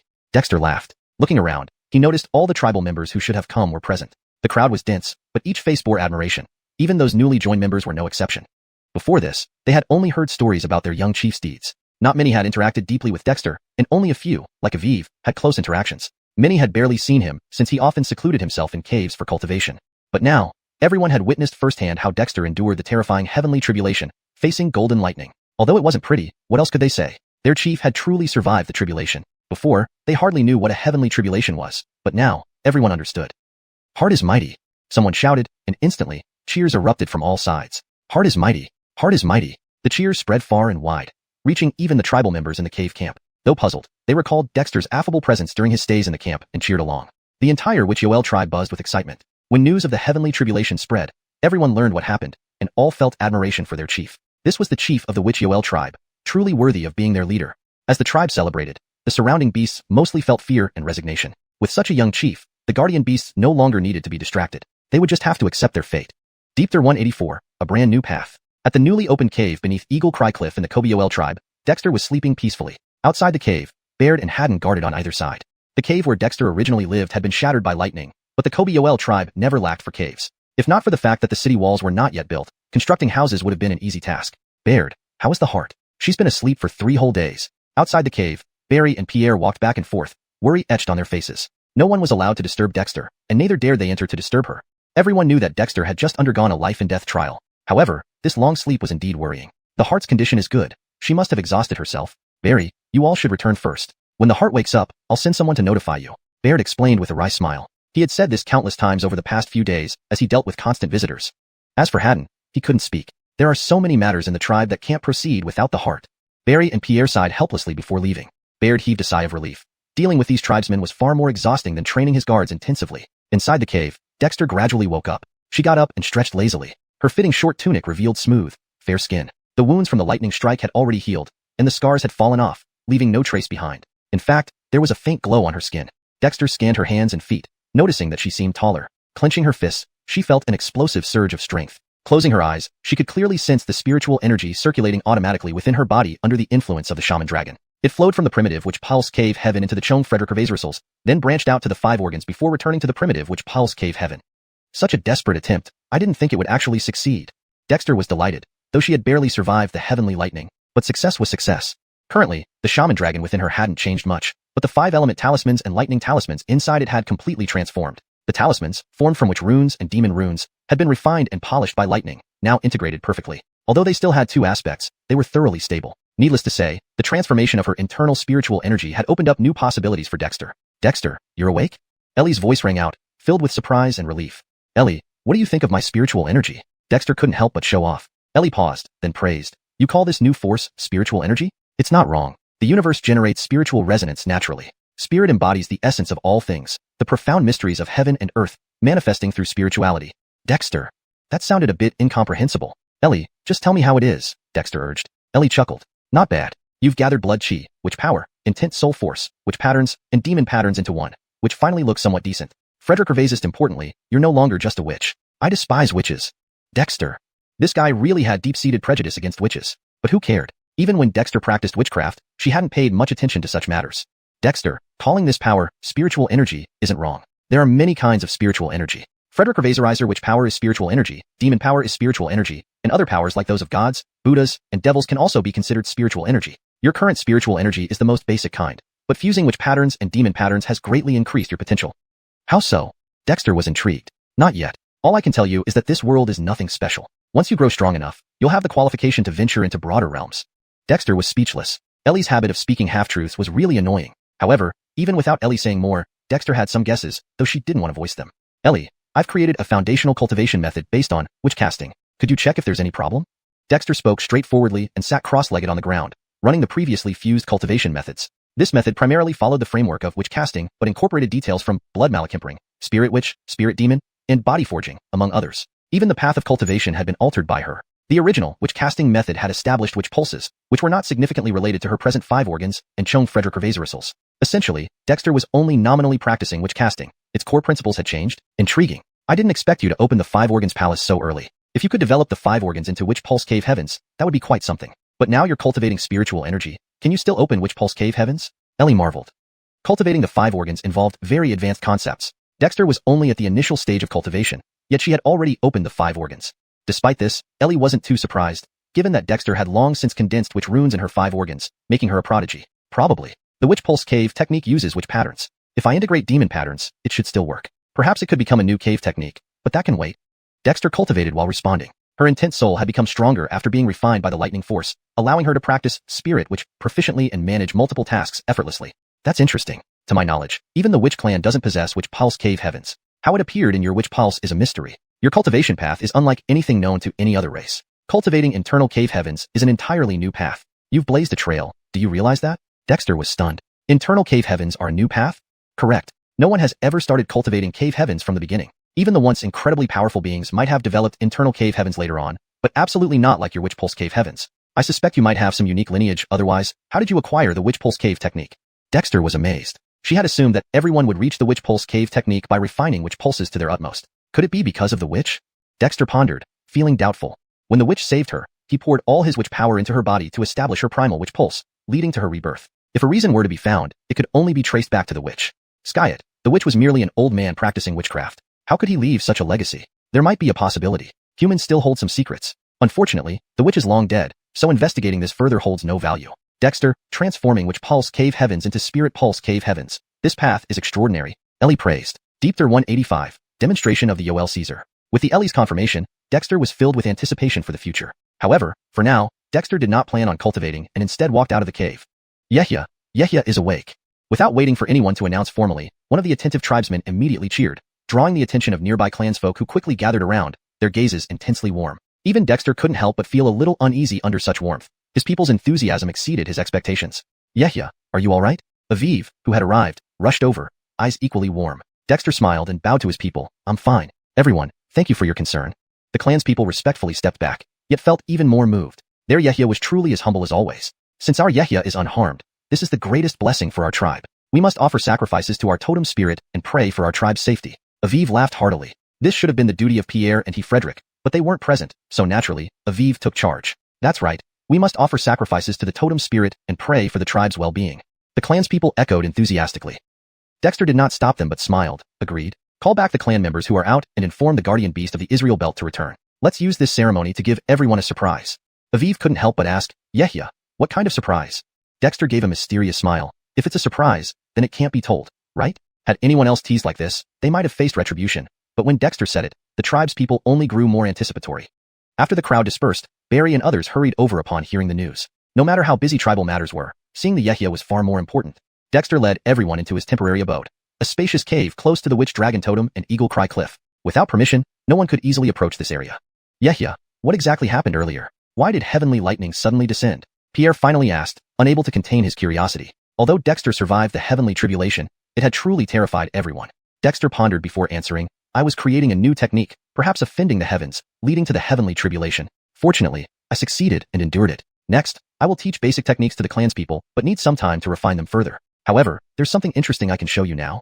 As he spoke, Dexter extended his left hand, and a wooden rune floated above his finger. This was a primary witch rune, already familiar to the tribe. This is a wooden rune, come take a look, Dexter continued. Then he stretched out his right hand, from which numerous wooden demon patterns emerged, swirling around his fingertips like swimming fish. These are my sacrificial spirit's inheritance, understood from demonic energy. I call them Yoel Caesar. Witch runes are formed by condensed witch patterns, as you know. But these Yoel Caesar can enhance the witch patterns, transforming the witch runes accordingly. Dexter brought the Yoel Caesar from his right fingers close to the wooden rune. Under his control, the rune emitted a glow, absorbing the Yoel Caesar, which swam within the rune, gradually making it more refined and perfect despite its unchanged overall appearance. The primary witch rune absorbed the Yoel Caesar pattern, enhancing the glowing lines within.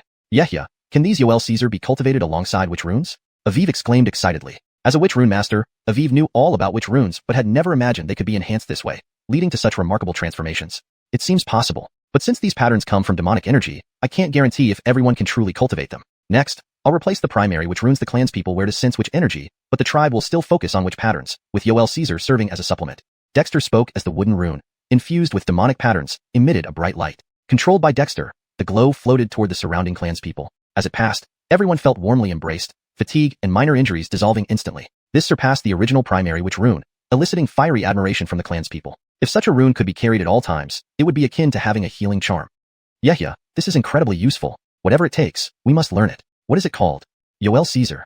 Skis, that's right, Yoel Caesar, which patterns paired with Yoel Caesar, simply a perfect match. Aviv praised. Dexter smiled. Naming the demonic patterns as Yoel Caesar was deliberate. Demonic energy had a poor reputation. Revealing these as demonic patterns might upset the tribe, but calling them Yoel Caesar, Yehia Dexter's spirit patterns derived from demonic energy, was perfectly acceptable. Even if someone later discovered their true nature, it wouldn't matter since everyone witnessed Dexter developing them from demonic energy, inherently linking them to demons.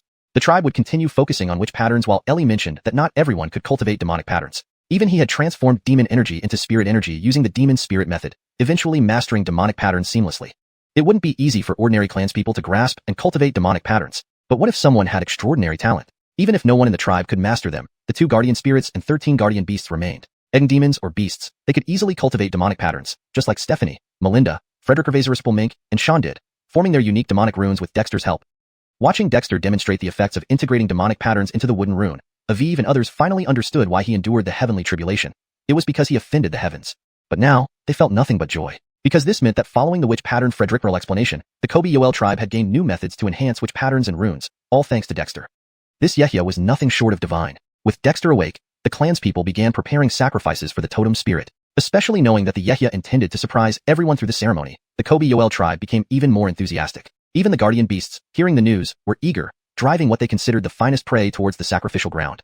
After all, the transformations of Stephanie, Melinda, Frederick Mink, and Sean had already stirred the other guardian beasts. With the return of Israel from outside, every member of the Kobe Yoel tribe gathered around Eagle Cry Cliff. Not a single one was missing. Deep Thur 186, the 3 sacred totems. On Eagle Cry Cliff, almost all the northern snow eagles had returned to their nests, watching intently at the Kobe Lung totem below the cliff.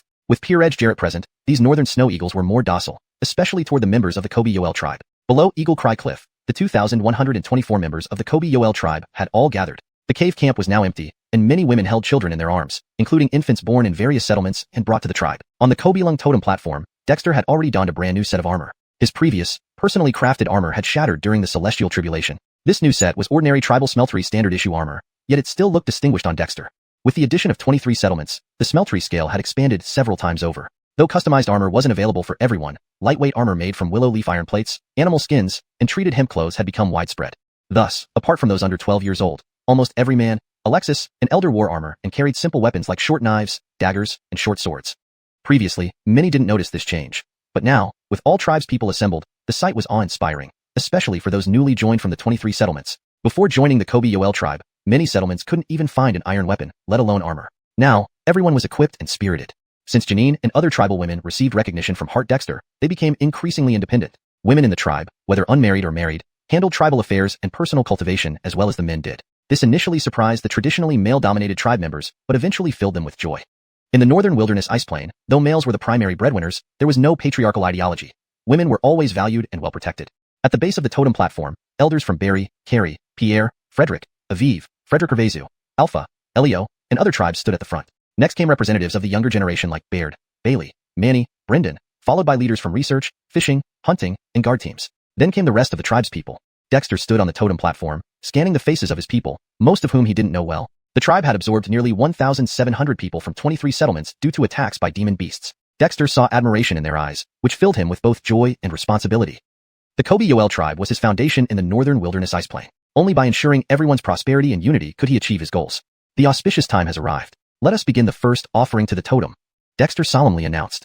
Hunters dragged strong wild animals of nearly every kind, selected from the tribal forests, to total 100 species. Such a diverse collection would have been impossible before. Now, with demon beast herders and Peer-Edge Jarrett's assistance, gathering these creatures took little time. As the animals were sacrificed in the ritual pool, the Kobe Lung totem emitted a radiant light that grew stronger with each sacrifice. Once the 100 animals were offered, Dexter declared, the second offering, the blood of the tribe.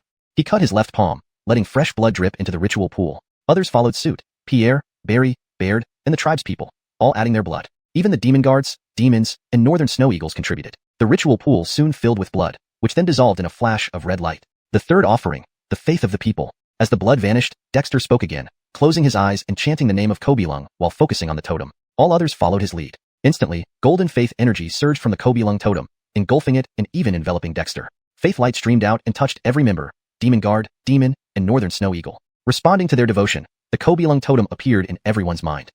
For the northern snow eagles, previously acting only by instinct, their eyes began to show signs of awakening intelligence. For the demons, ordinary tribespeople, and the northern snow eagles, the Kobe Lung totem imprint in their minds solidified as their shared belief, a reward for their offerings. In Dexter's mind, the Kobe Lung totem also emerged, absorbing the faith power into itself. Prostrate yourselves, and the ritual is complete, Dexter said, bowing to the Kobe Lung totem. Everyone else knelt, chanting its name and envisioning its image. Demon guards, demons, and northern snow eagles lay prostrate. Faith power from the Kobe Lung totem soared, and a voice echoed in everyone's mind. My name is Kobe Lung, the guardian spirit of the Kobe Yoel tribe's totem. Receiving your offerings, I bestow true methods upon you, protecting our tribe eternally. Golden faith lights flew out, entering everyone, leading different information to appear in their minds. In Dexter's mind, however, Elsa complained. Good deal, but nearly exhausted me. This translation maintains the original tone, style, and paragraph structure while ensuring fluency and coherence. Deepter 187, the spiritual meridian cavern heaven method. In the Kobe Yoel tribe, aside from the restless little ones, almost every tribesman was sitting cross-legged on the ground, their eyes closed as they immersed themselves in the gifts bestowed by the totem spirit. Compared to when Ellie last granted the witch doctors the Kobe Winkalogy, this time it imparted to each tribesman a brand new foundation-level cultivation method of Kobeju that it had refined and organized from the original creation of Dexter. Ellie's insight and experience were absolutely unmatched by Dexter. This newly organized Kobeju foundation method used the original framework of Kobeju, complementing external cultivation with Cantillon, actions, and integrating Saurelian, Kobeling, and Carryling internally. Despite being just the most basic foundational text, its successful practice would meld witchcraft power, blood chi, and intent. Ultimately, like Dexter, it would lead to the cultivation of spiritual energy. However, while Dexter's spiritual energy primarily derived from the 5 elements, with lightning, blood chi as supplements, other tribesmen, lacking the assistance of Dexter's internal witch dragon and Aminoing chi mass, could only cultivate single types of powers. Nevertheless, once they completed the conversion of their cultivation methods, all previous witchcraft or martial body refining practices would undergo a transformation. After all, this was merely a foundation method used to establish a base. A Vivshire growth depended entirely on the individual's own fortunes. Apart from the Kobiju Foundation, Ellie also disseminated the Kobyuan Kaloji and the renamed Yoeluo Kaloji. Dexter's ability to fuse Kobyuan and Yoeluo within his body indicated that combining the two could be a viable path. Skiat compared to Dexter's Cavern Heaven Malachiknik, it still fell short. But Dexter was refining the Cavern Heaven Malachiknik, transitioning from the original Kobe Frederick Ravasursal's Cavern Heaven Malachiknik to one integrated with Kariwan and Yoeluo. Time and trials were still needed for this, and Dexter was not at all impatient. Since the Ellie deemed this Cavern Heaven Malachiknik a novel path, Dexter was determined to explore it further. Note: I made slight adjustments for fluency and consistency, such as changing Kobe Mai to Kobe Frederick Ravasursal's for clarity and ensuring Cavern Heaven Malachiknik remains consistent throughout. Since Ellie considered this Cavern Heaven Malachiknik a new path, he decided to blaze this trail. As the tribe members cultivated and contemplated, Dexter was not idle. Bathed in golden faith power, even his internal witch dragon was covered by it. Dexter sat cross-legged on the totem platform, sending his consciousness into the witch dragon. The witch dragon opened its eyes, scanning the original Kobe Mai Cavern Heaven. At this moment, the inscribed Kobe Mai Dongtian method gleamed within it. The entire Kobe Mai Dongtian method was made up of Kobyuan, containing more types than those Dexter had compiled in the Kobyuan Kaloji. Dexter maneuvered the witch dragon to the barrier of the Kobe Mai Cavern Heaven, gazing at the familiar Kobyuan, deep in thought. Ellie, do you think incorporating Kariwan into these Kobyuan could transform the Kobe Mai Dongtian method? Ellie responded wearily, there's a possibility, but I've never heard of this Kobe Mai Dongtian method, so it likely harbors many secrets. You should experiment cautiously. Don't force it and end up destroying your original Kobe Mai Cavern Heaven. That would be quite entertaining. Dexter sighed inwardly. Couldn't Ellie speak more positively? Still, he knew that teaching the entire tribe, including the beast guards, beast mounts, and snow eagles of the northern plains, must have exhausted Ellie considerably. Even with the tribe's people's blood as an intermediary, this method of impartation demanded a significant toll on Ellie. Well, let me give it a try, Dexter chuckled lightly. The witch dragon extended its claw, releasing strands of elemental spirit energy, which transformed into Kariwan upon contact with the original Kobe Mai Cavern Heaven barrier. The Kobyuan on the barrier seemed naturally formed, but Dexter was certain that ordinary people's meridians wouldn't contain the Kobe Mai Dongtian method. Its origin likely came from ancient witches, perhaps something done unknowingly during meridian guidance. Dexter had no interest in investigating further since the witches were long dead. As the elemental spirit energy turned into Kariwan and landed on the Kobyuan on the Kobe Mai Cavern Heaven barrier, the Kobyuan didn't resist the spirit energy transformed Kariwan. Compared to Dexter's initial practice using Kariling derived from Aminoing Chi mass, this spirit energy, predominantly composed of witchcraft power, was naturally absorbed by the Kobyuan. What Dexter feared was whether this hidden Kobe Mai Dongtian method in his meridians could truly be transformed. As he continuously condensed Kariwan, the Kobyuan kept absorbing it, gradually changing on the Kobe Mai Cavern Heaven barrier. This transformation occurred naturally without Dexter's direct control. Still, he remained vigilant, watching the integration process closely. Fortunately, the Kariwan seemed to compensate for the deficiencies of Kobyuan, their complementary nature evident here. When Dexter almost exhausted his internal spirit energy, fusing all the Kobyuan on the Kobe Mai Cavern Heaven barrier with Kariwan, the entire Kobe Mai Cavern Heaven underwent an inexplicable change. The Kobyuan on the barrier emitted peculiar spiritual light after absorbing Kariwan, similar yet different from Dexter's spirit energy. The integrated Kobyuan Kariwan became richer and more exquisite, seemingly imbued with the mysteries of the universe. Kobyuan fused with Kariwan becomes Nelly Gwyn, inherently holding Taoist essence. From now on, I am no longer a traditional witch doctor. Dexter sighed softly, neither sad nor delighted, just somewhat reflective. Ever since coming to the northern wilderness ice plains and having his meridians opened by the witchcraft power of a witch, Dexter had been constantly trying to cultivate. He hadn't expected that such a fundamental change would occur in his cultivation so quickly. Skiat, this was indeed a good thing. The Kobyuan on the Kobe Mai Cavern Heaven barrier, now blended with Kariwan, transformed into Nelly Gwyn, revealing even greater spiritual essence. Dexter observed, memorized, and understood, realizing the new Nelly Gwyn possessed more variability than Kobyuan or Kariwan. As these Nelly Gwyn inscribed in his Kobe Mai Cavern Heaven reformed, they evolved into the spiritual meridian Cavern Heaven method. Though only two characters differed, the gap between them was vast. When Dexter circulated the new spiritual meridian Cavern Heaven method, the Nelly Gwyn on the Kobe Mai Cavern Heaven began absorbing the internal spirit energy. The ever-absorbing witch dragon accelerated its intake of spirit energy from the five organs and Chong Frederick Ravasursal's as Dexter ran the new method. Now, a complete cycle had formed among Dexter's internal Cavern Heaven, organs, and Chong Frederick Ravasursal's, showcasing potential despite not yet covering his entire body. Nearby, heavenly spirit energy converged around Dexter, along with the faith power transmitted from the witch dragon totem cage, all being drawn into Dexter's body to join the cycle. The faith power, absorbed by the newborn Nelly Gwyn on the Kobe Mai Cavern Heaven, imbued them with a golden hue, making them even more profound. Unbeknownst to Dexter, these Nelly Gwyn subtly changed in ways he couldn't perceive. Deepther 188, Tribal Ascension. After the entire Kobe Yoel tribe completed their totem worship and entered a state of cultivation, an absolute silence enveloped the surrounding mountains and forests. Only the wild beasts left to roam freely in the woods showed some restlessness. Skiat, accustomed to being managed like livestock, these wild beasts did not take the opportunity to flee. In the world of beasts, power was the ultimate measure, creating a strict hierarchy. Within the Kobe Yoel tribe, as its members sat in meditation, comprehending the techniques inherited from the tribal spirit, the two demonic guards, Israel and Luther, also closed their eyes. Unlike the other tribespeople, they received basic demonic techniques passed down by Ellie. Though rudimentary, these techniques were perfect for the two beasts that had grown up wildly in the mountains. As for the 13 demonic beasts including Xuan, they also received basic techniques. For a creature with the lineage of a holy Xuan like Xuan, Ellie paid particular attention, teaching it the fundamental methods of the Xuan clan. Other demonic beasts either learned foundational techniques specific to their kind or general demonic techniques. But no matter what, this inheritance was something these demonic guards and beasts had never even dared to dream of before. Therefore, both Luther and Israel felt a profound reverence for the Kobe-Yoel tribe's spirit. On Eagle Cry Cliff, hundreds of adult northern snow eagles had clearer eyes than ever, while the fledglings were especially lively. In the largest nest closest to the Kobe-Long totem platform, for eggs with intricate lightning patterns emitted faint electric light due to Luther's incubation with demonic chi. The 4 little ones inside were about to hatch and benefited greatly from this. This state continued for most of the day. Finally, an elderly member opened his eyes, revealing a flash of disappointment, but then a satisfied smile. If I were younger, perhaps I wouldn't have wasted my life like this. The speaker was Gifford, who had previously been in the cave camp. Despite his wrinkles and regret, he felt more relief. Because even an old man like him received an inheritance from the tribal spirit and understood some methods of chi and blood circulation, so the other tribespeople would naturally fare no worse. Indeed, more elderly people began opening their eyes, followed by middle-aged and young individuals. Each person felt a mix of disappointment at not grasping more and happiness at receiving something valuable. After all, such collective worship after which the spirit bestowed methods upon the tribespeople was unheard of, let alone seen. Now, the Kobe-Yoel tribe's spirit had done just that. Frederick Ravazer importantly, they had a young yet capable chief. The first awakened tribespeople quietly rose and walked out without disturbing anyone. With everyone concentrated here, someone still needed to keep watch outside.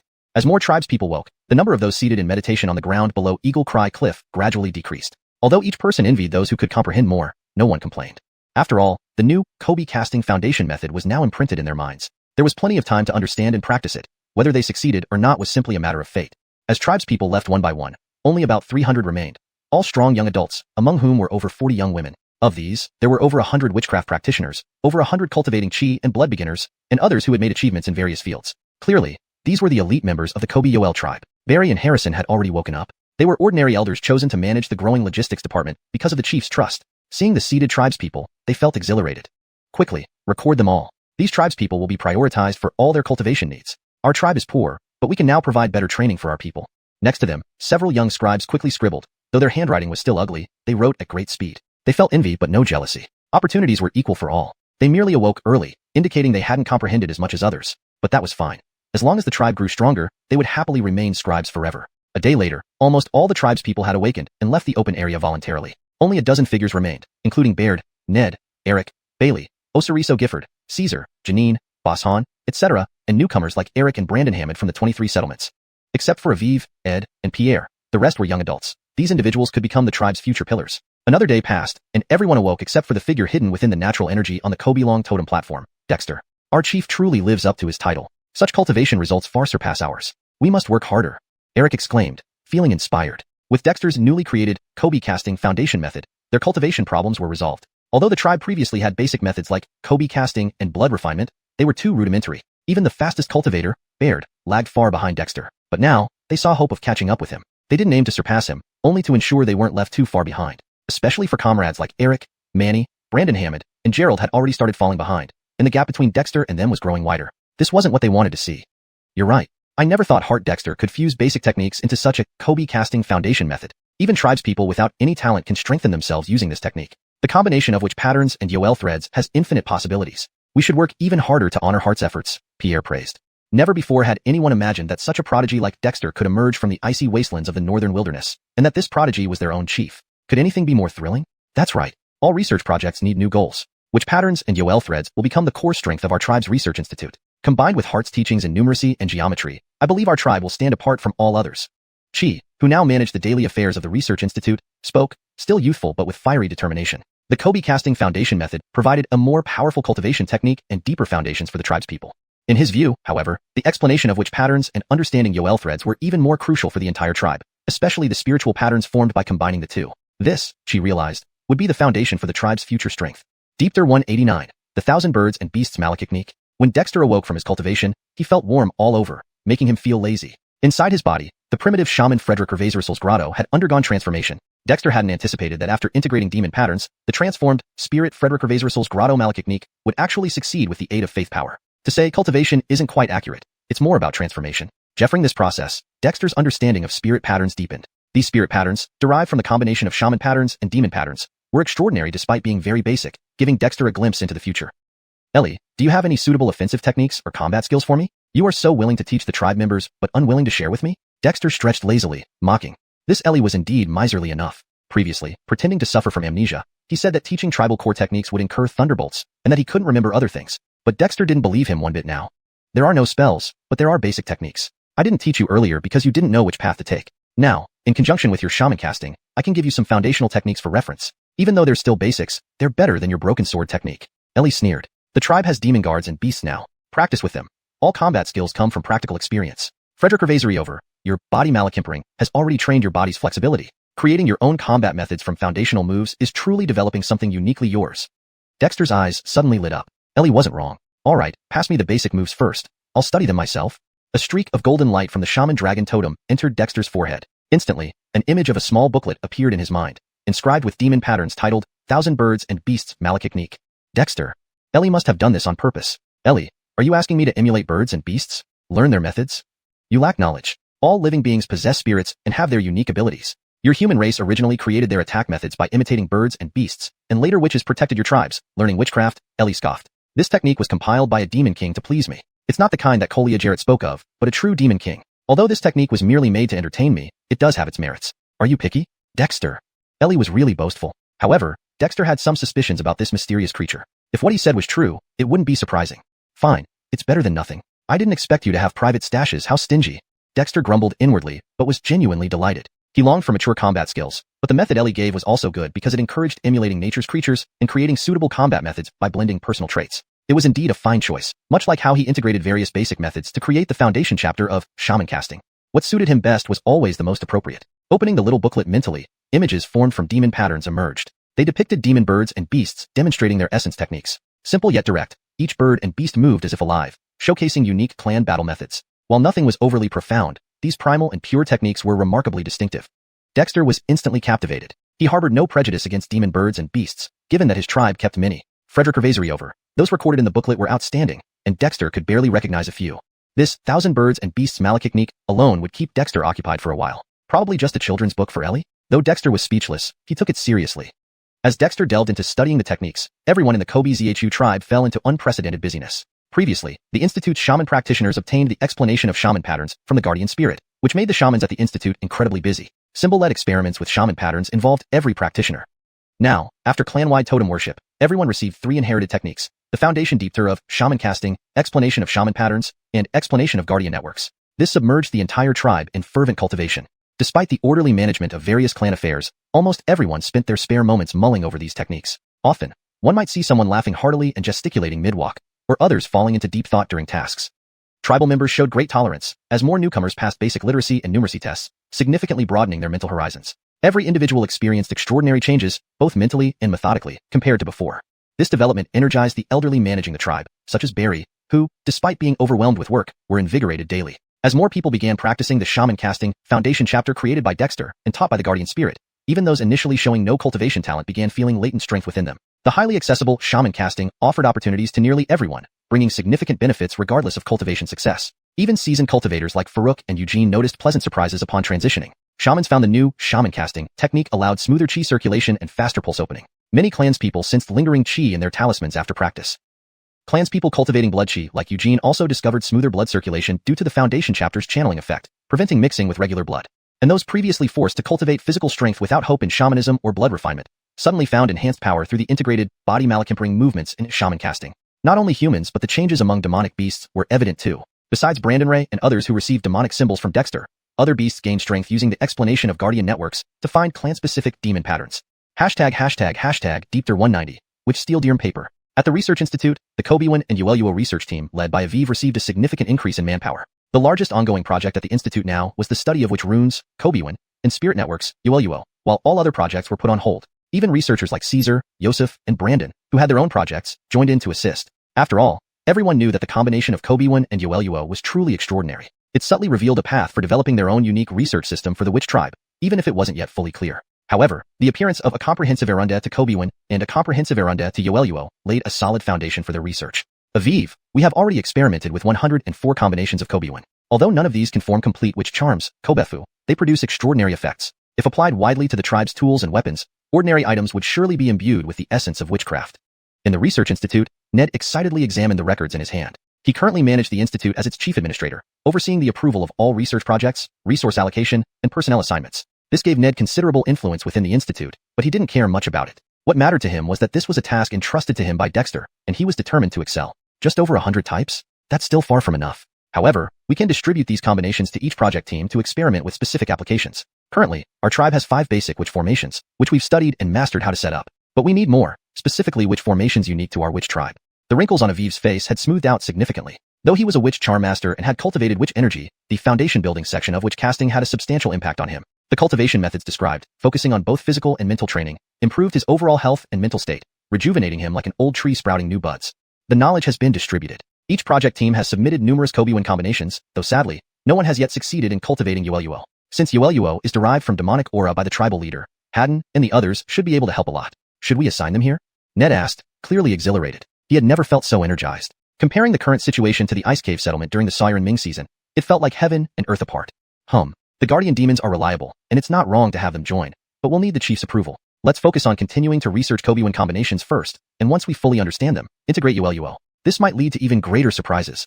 Aviv thought for a moment and responded. As expected from someone who dedicated his life to studying witch charms, Aviv quickly formulated a plan. At the institute, although Ned was the manager, Aviv was the most authoritative witch practitioner. Compared to him, other witch practitioners, including those from other settlements, hadn't achieved much. After all, Aviv's expertise in witch charms surpassed anyone else's. Okay, I got it. By the way, the iron smelting workshop has experimented with forging iron using xuanhuan techniques, with excellent results. The newly forged iron, infused with xuanhuan, has a significantly improved texture. They need more metal xuanhuan combinations for further testing. Upon hearing Ned's report, Aviv was pleasantly surprised but then laughed heartily, malakilled them to continue researching and ask for whatever they need. If the iron smelting workshop can really forge witch steel, I'm sure the chief will be very pleased. Witch steel was a special type of iron refined by witch practitioners. Aviv had only heard of it, never seen it. Mentioning the idea to the iron smelting workshop earlier had apparently yielded promising results, which naturally excited Aviv. And that's not all. Various project teams have made some discoveries. Even Brendan successfully infused xuanhuan into paper and is reportedly researching something called charm paper, which Hart Dexter mentioned casually before, Ned said, chuckling. Now, the witch practitioners in the witch tribe were quite enthusiastic, with almost everyone having their own ideas and wanting to establish project teams. Many plans had to be put on hold due to limited resources, keeping Ned extremely busy. But despite the workload, Ned was genuinely happy. Many of these seemingly wild ideas had some merit, especially considering the reference book 100 Trades of Witch and Blessing, which provided a theoretical basis for the tribespeople's research. Alright, don't waste your time here. We're short on hands here too, so you won't get any extra people from me. Instead of staying here, go check if any new tribespeople have cultivated witch energy. Oh, and with more witch practitioners joining the tribe, we should establish a ranking system. That's your job, so don't bother me. Ned left the room feeling quite helpless. Aviv, the cunning old fox, had seen right through his intentions. Ned had come hoping to get some extra manpower from Aviv, but instead got redirected. However, Aviv's words reminded Ned that establishing a ranking system for the growing number of witch practitioners was indeed necessary. He dared not make such decisions alone and decided to consult Pierre and Frederick, the esteemed totem priests of the tribe.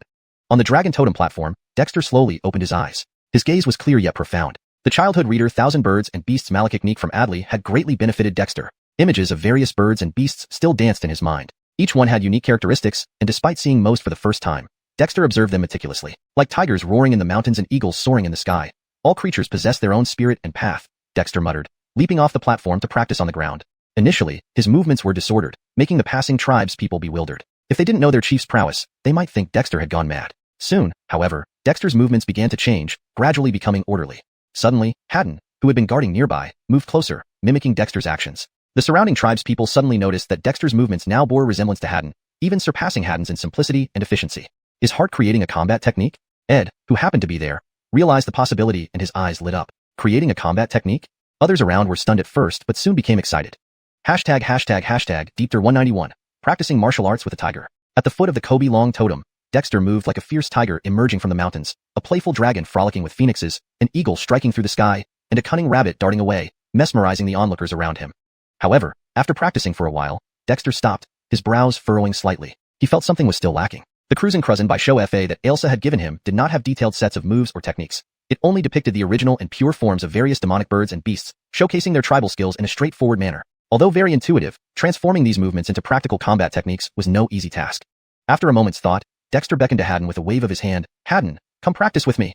Haddon looked puzzled, wondering if the chieftain had taken a dislike to him. However, the tiger-like movements Dexter had demonstrated earlier intrigued Haddon, and he roared as he pounced at Dexter with remarkable agility, unleashing his clan's lethal techniques right away. Dexter remained calm, visualizing the movements of a tiger demon in his mind. He threw a punch, meeting Haddon's claws head-on but was forced back several steps. This made his eyes suddenly sparkle, and he stepped forward, closing the distance between them. Initially wary, Haddon relaxed upon seeing Dexter's indifference. He then unleashed the fighting techniques he usually practiced, engaging Dexter in a fierce battle. Haddon was far from weak, with the bloodline of a sacred Xuan, excelling in deadly combat. Each move contained terrifying power, and despite holding back, its razor-sharp claws soon put Dexter on the defensive.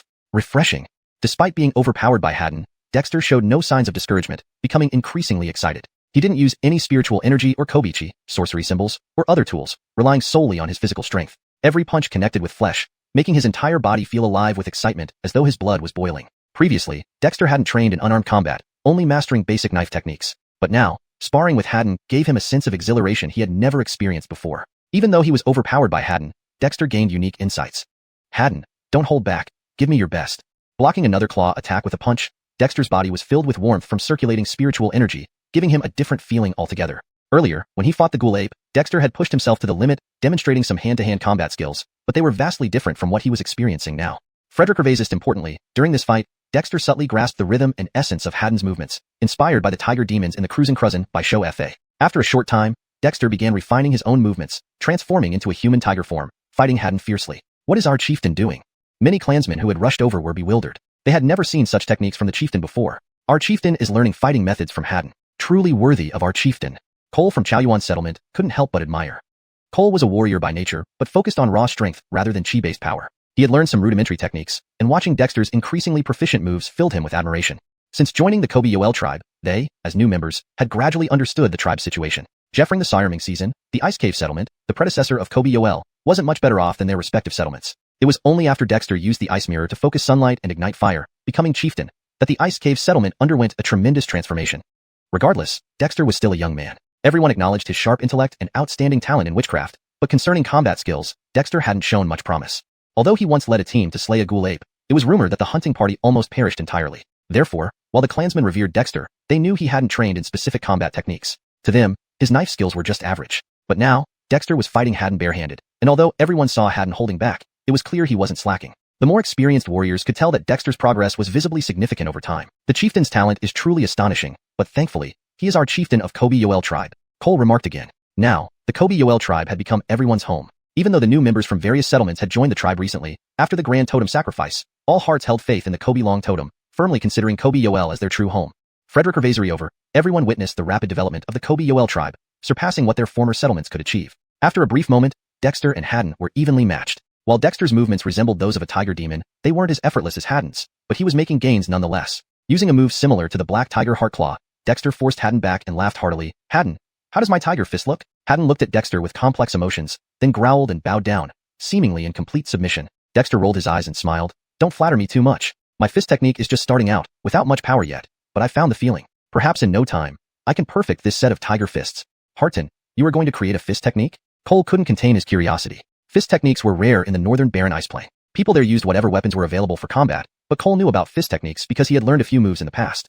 Skis, I've been thinking about it. Our tribe lacks traditional combat techniques. If we can learn from the guardian beast spirits and refine these techniques, we might be as strong as tribes with a lineage. Cole, as a warrior, you should have experience in this. Dexter nodded, still excited. His memory held no detailed fist techniques, and the xuanhuan by xiuxian from Elsa was kept secret. To improve the tribe's self-defense abilities, collective effort was needed.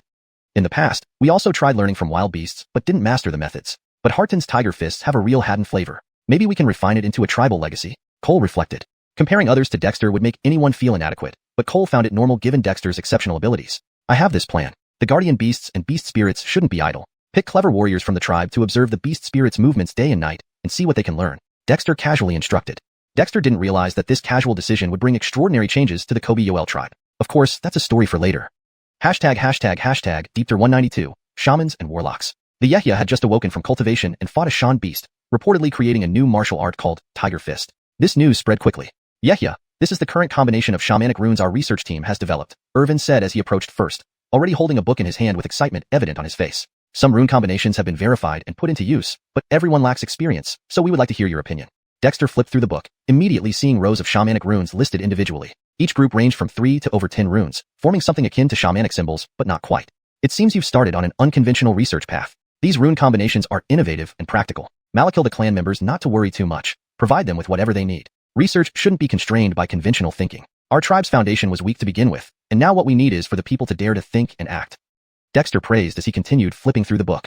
The Shaman Yoel clan was no longer comparable to the ice cave settlement it once was. The knowledge and wisdom of the people had vastly improved. The days when everyone would starve in the caves awaiting death were long gone. Although the clan only learned the 1000-year actor classic and arithmetic, along with rudimentary knowledge of shamanic runes and networks, their dedication to study meant even Dexter couldn't predict what they might achieve. But this was precisely what he hoped for. With one person's effort, there was a limit to what could be accomplished. At best, it would strengthen him. However, if the entire clan ventured into studying shamanic runes and networks and found a path of civilization unique to their tribe, the dangers of the northern ice wastes would be nothing.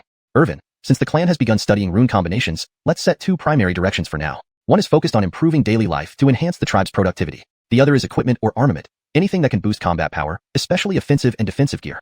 Dexter spoke while fetching an iron spear and a heavy shield. Take the spear as an example, aiming for defense-penetrating and lethal strikes, whereas the shield focuses on defense. I hope our tribe can possess the strongest weapons and shields. To truly rise in the northern ice wastes, we must endure the test of war. Irvin swiftly noted down Dexter's words, then asked after some thought, Yehia, your previously compiled 100 crafts of the shaman emphasized civilian designs. Could we compile a guide for weaponry to help the clan focus their research?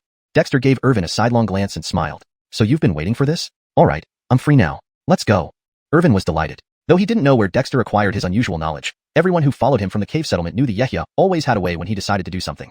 In the valley housing the research institute, clan members bustled everywhere. Compared to before, more shamans now populated the institute. Apart from those previously nominally attached, there were also newcomers who cultivated their own witch chi and became cultivators. Yehia, ever since the spirit bestowed your shamanic founding, many clan members sense witch chi every day and cultivate their own witch chi, becoming witch disciples. Oh, the recent classification divides cultivators into witch disciples, witch scholars, and witch masters. Irvin felt apprehensive about mentioning the classification without Dexter's approval. You did well to think ahead. How many cultivators does the clan have? Dexter's eyes lit up.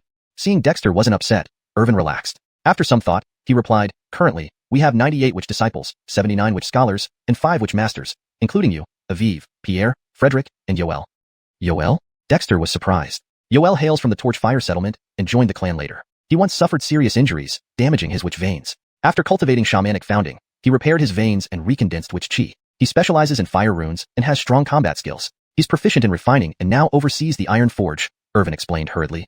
Interesting. Are there others like Yoel? Dexter asked, intrigued. The clan had gathered 23 human settlements, each with its shamanic tradition, but Dexter was only familiar with the 13 earliest arrivals. Unexpectedly, there was someone like Yoel. An investigation has been done. Aside from Yoel, the rest are only witch scholars. Actually, Pierre and Frederick advanced to witch scholars after cultivating shamanic founding, Irvin said enviously. Compared to the elders' lifelong accumulation, they, the younger generation, still lacked depth. But now everyone cultivated shamanic founding, ensuring future potential wouldn't fall short of these seniors. That's impressive. For witch masters should be enough to guard the clan. Gather them all, along with the witch scholars, demon guards, and beast mounts. Irvin was surprised but quickly organized the task. Soon, the idle valley beside the research institute buzzed with activity. All 4 witch masters, 79 witch scholars, 2 demon guards, and 13 beast mounts assembled. No one missed the Yehia's summons. Yoel, you'll be indispensable to the clan from now on. Dexter greeted warmly upon meeting Yoel for the first time. Yoel, a middle-aged man with messy red hair, looked distinct from other clan members. Yehia, Yoel will dedicate himself entirely to the clan. Yoel was nervous but deeply moved, feeling genuine respect from Dexter. Having such a Yehia, the Shaman Yoel clan would surely prosper. In that case, let's skip formalities. Dexter laughed heartily, scanning the crowd of shamans, demon guards, and beast mounts, feeling an overwhelming surge of confidence. This was the accumulated strength of the Shaman Yoel clan he built from scratch. With them, the clan would undoubtedly rise. #Deepter193, the role of the Kobe. Everyone, I've gathered you all here today for 3 reasons. First, because the tribe has recently implemented a system for classifying levels of Kobe cultivation, and I want us to meet and greet each other so we don't become distant. Second, the tribe needs further reforms, and your input is essential. Third, I plan to learn combat techniques from the demon beasts and demon guards to develop our own tribal combat methods. As Nedoan spoke, the surrounding tribespeople and demon guards alike displayed curious expressions. Everyone now knew that this young chieftain possessed extraordinary wisdom. He had already created the foundational exercises in Kobe casting, so creating combat techniques didn't seem far-fetched. Harton, the classification system for Kobe cultivation has been refined. Based on different Kobe symbols and research directions, we have drawn comparisons. However, it needs to be tested within the tribe before promotion, Pierre said excitedly. Although Aviv proposed the idea, it was Pierre and Frederick who improved upon it.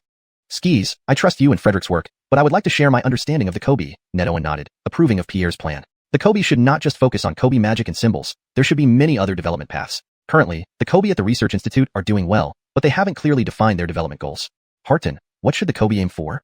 Baird asked curiously. Many in the tribe were transitioning to studying the Kobe casting foundation exercises, gaining much, but some cultivators felt lost, something Nedoan had noticed. Of course, unknown to them, Ned Owen hadn't discovered anything.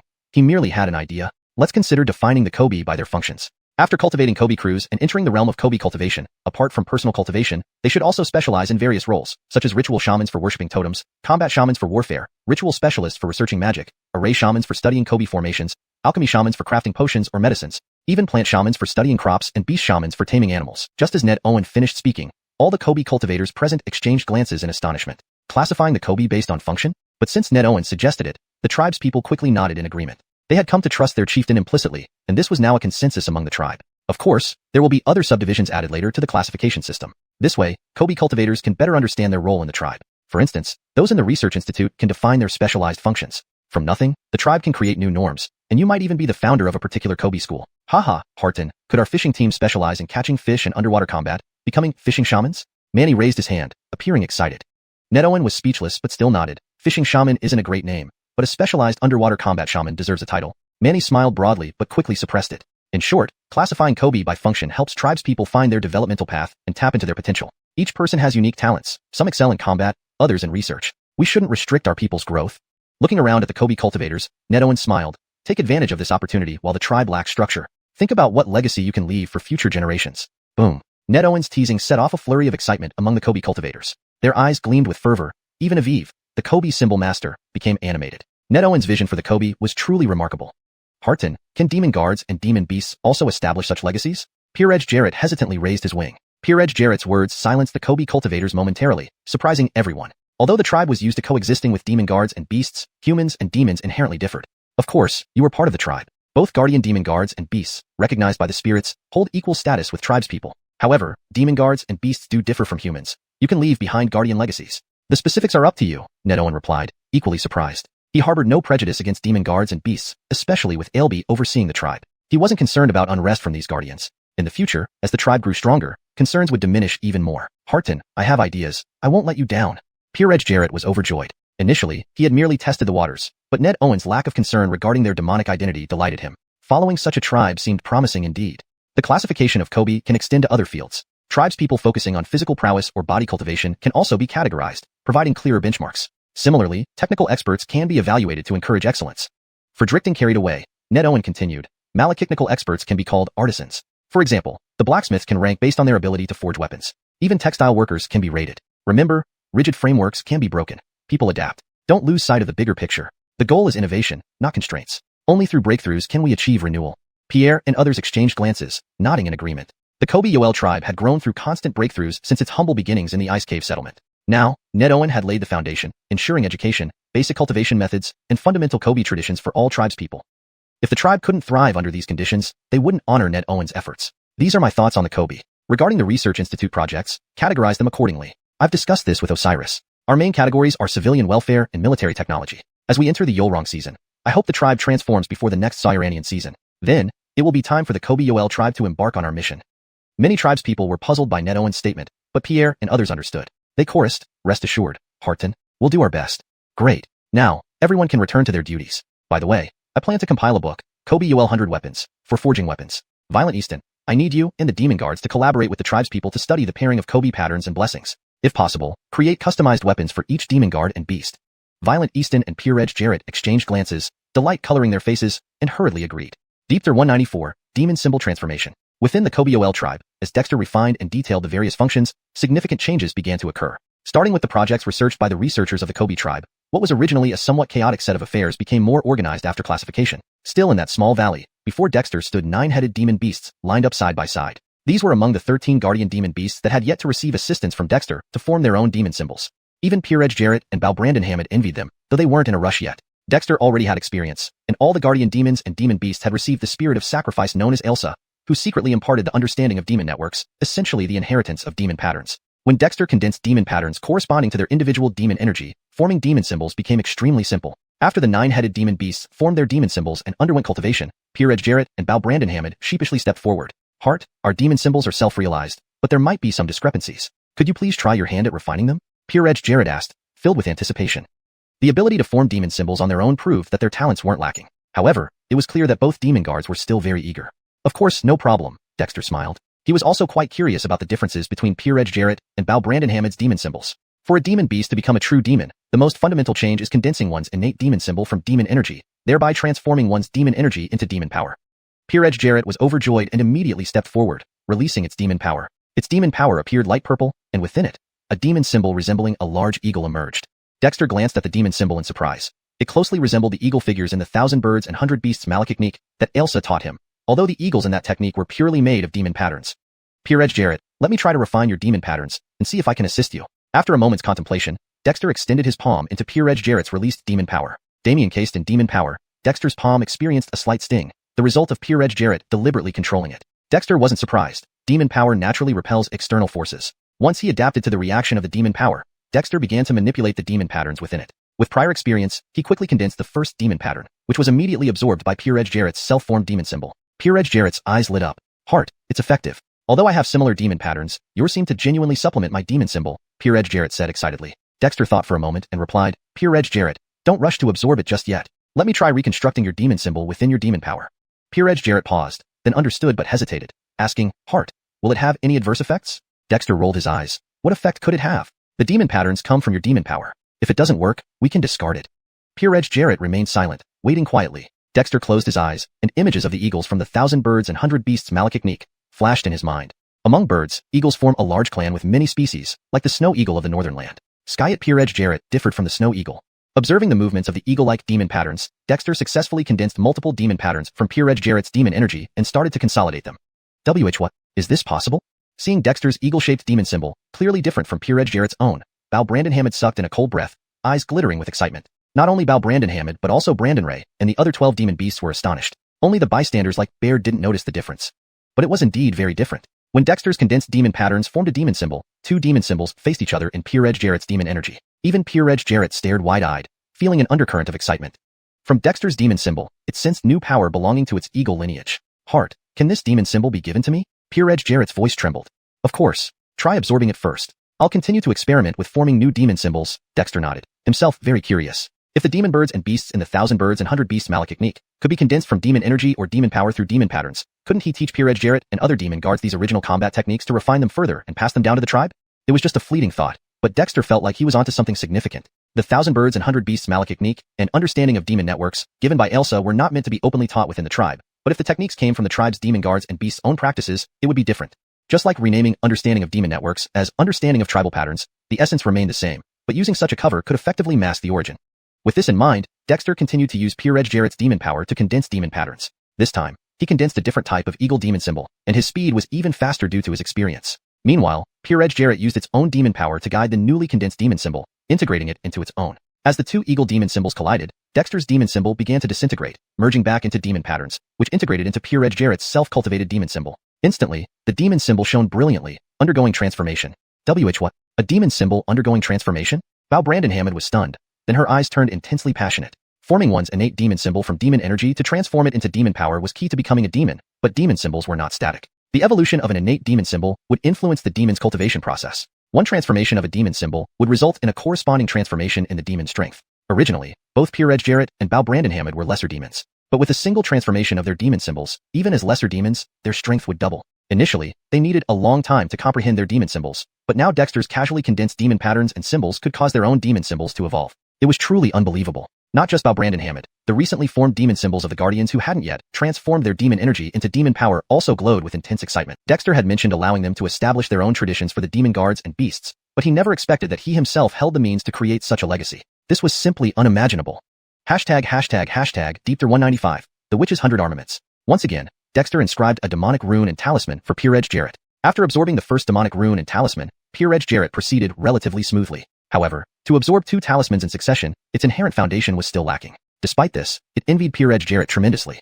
Kevin, you should release your demonic power as well. Since this method works for Peer-Edge Jarrett, it will certainly be beneficial to you. As for Brandon Ray and the others, we will make plans when they officially become demons.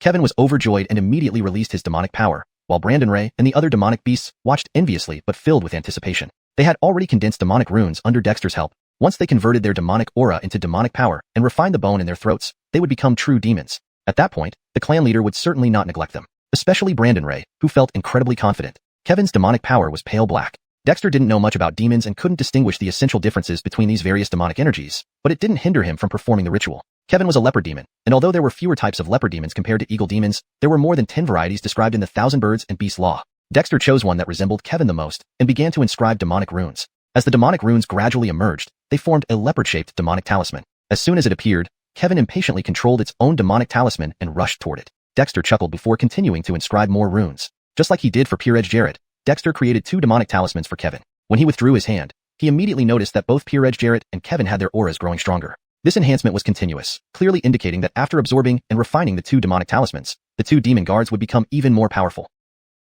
Seeing the demon guard's strength increase, Dexter was naturally satisfied. Now, the tribe members needed to focus on production, cultivation, and research without wasting energy on other aspects. The 2 demon guards, along with the 13 guardian demonic beasts leading the animal groups, would serve as the best protective barrier for the tribe. As long as no demon generals from the northern wasteland ice plains came, the Kobe-Yoel tribe would have sufficient self-defense capabilities. Even if a demon general did come, with Elsa stationed there, anyone who dared attack would meet an uncertain fate. As for any wandering demons or demonic beasts that dared enter the Kobe-Yoel territory, they would be dealt with swiftly. Using the demon guards and demonic beasts as a shield, the Kobe-Yoel tribe could gain valuable time to develop steadily. Dexter spared no effort in enhancing the power of the demon guards and demonic beasts. Stretching lazily, Dexter returned to the research institute with Baird and others, leaving Brandon Ray and the rest to guard the 2 demon guards. Though there was little chance anyone would intrude, precautions were necessary just in case Kevin and Peer-Edge Jarrett were disturbed. "Yeah, the paper is ready," Brendan said eagerly as soon as Dexter returned to the institute. "Heh, you really can't stand seeing me idle, huh?" Dexter teased. Brendan laughed nervously. "Isn't it called The Capable Are Burdened with More Tasks?" The Kobe-Yoel 100 Trades written by Yehia is the treasure of our institute. So many research projects have found inspiration within its pages, especially the Kobe-Yoel 100 armaments. "Does the tribe lack weapons now?" Dexter asked curiously. With the iron smelting workshop, the Kobe-Yoel tribe had already resolved their weapon problems. Frederick Ravasery over, the witch steel experiments underway at the forge had given him quite a surprise. Being able to inscribe witch runes into iron was a significant breakthrough. "We don't lack weapons, but the variety is limited, mostly knives, swords, spears, bows, and arrows. Jacob's bows are already being developed, but there haven't been significant results yet." Brendan knew the various projects well. He couldn't help it since all the paper used in the tribe came from him, so he understood much of what was going on. "Well, that's already good. Since the tribe has the conditions, we should indeed add some new types of weapons. But I don't actually know that many. Calling it 100 armaments is somewhat exaggerated." Dexter smiled. He had already illustrated various weapons such as blades, swords, spears, crossbows, etc. in the previous Kobe-Yoel 100 Trades, which mainly included blueprints and descriptions of household tools that the tribe could produce.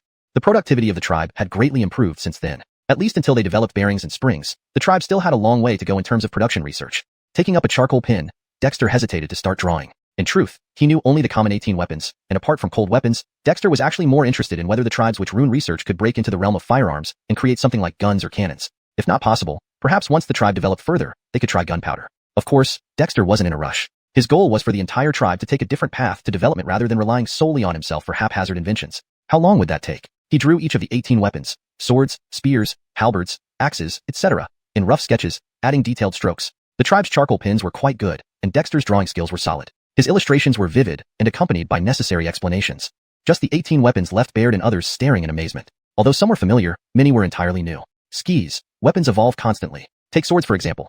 There are many types, like large swords, ring-handled swords, curved swords, poleaxes, xuanhuan knives, and more. There are also various types of swords, including heavy swords, fast swords, and paired swords. Dexter was quite enthusiastic as he sketched out the classifications he knew. Although he hadn't seen some of them, his imagination allowed him to draw quite a few. Of course, for the tribe, bows and crossbows play a greater role. Siege equipment like ox crossbows, repeating crossbows, sleeve crossbows, and palm crossbows are also excellent choices. Besides conventional weapons, there are war machines, though I only know stone throwers. You can research them.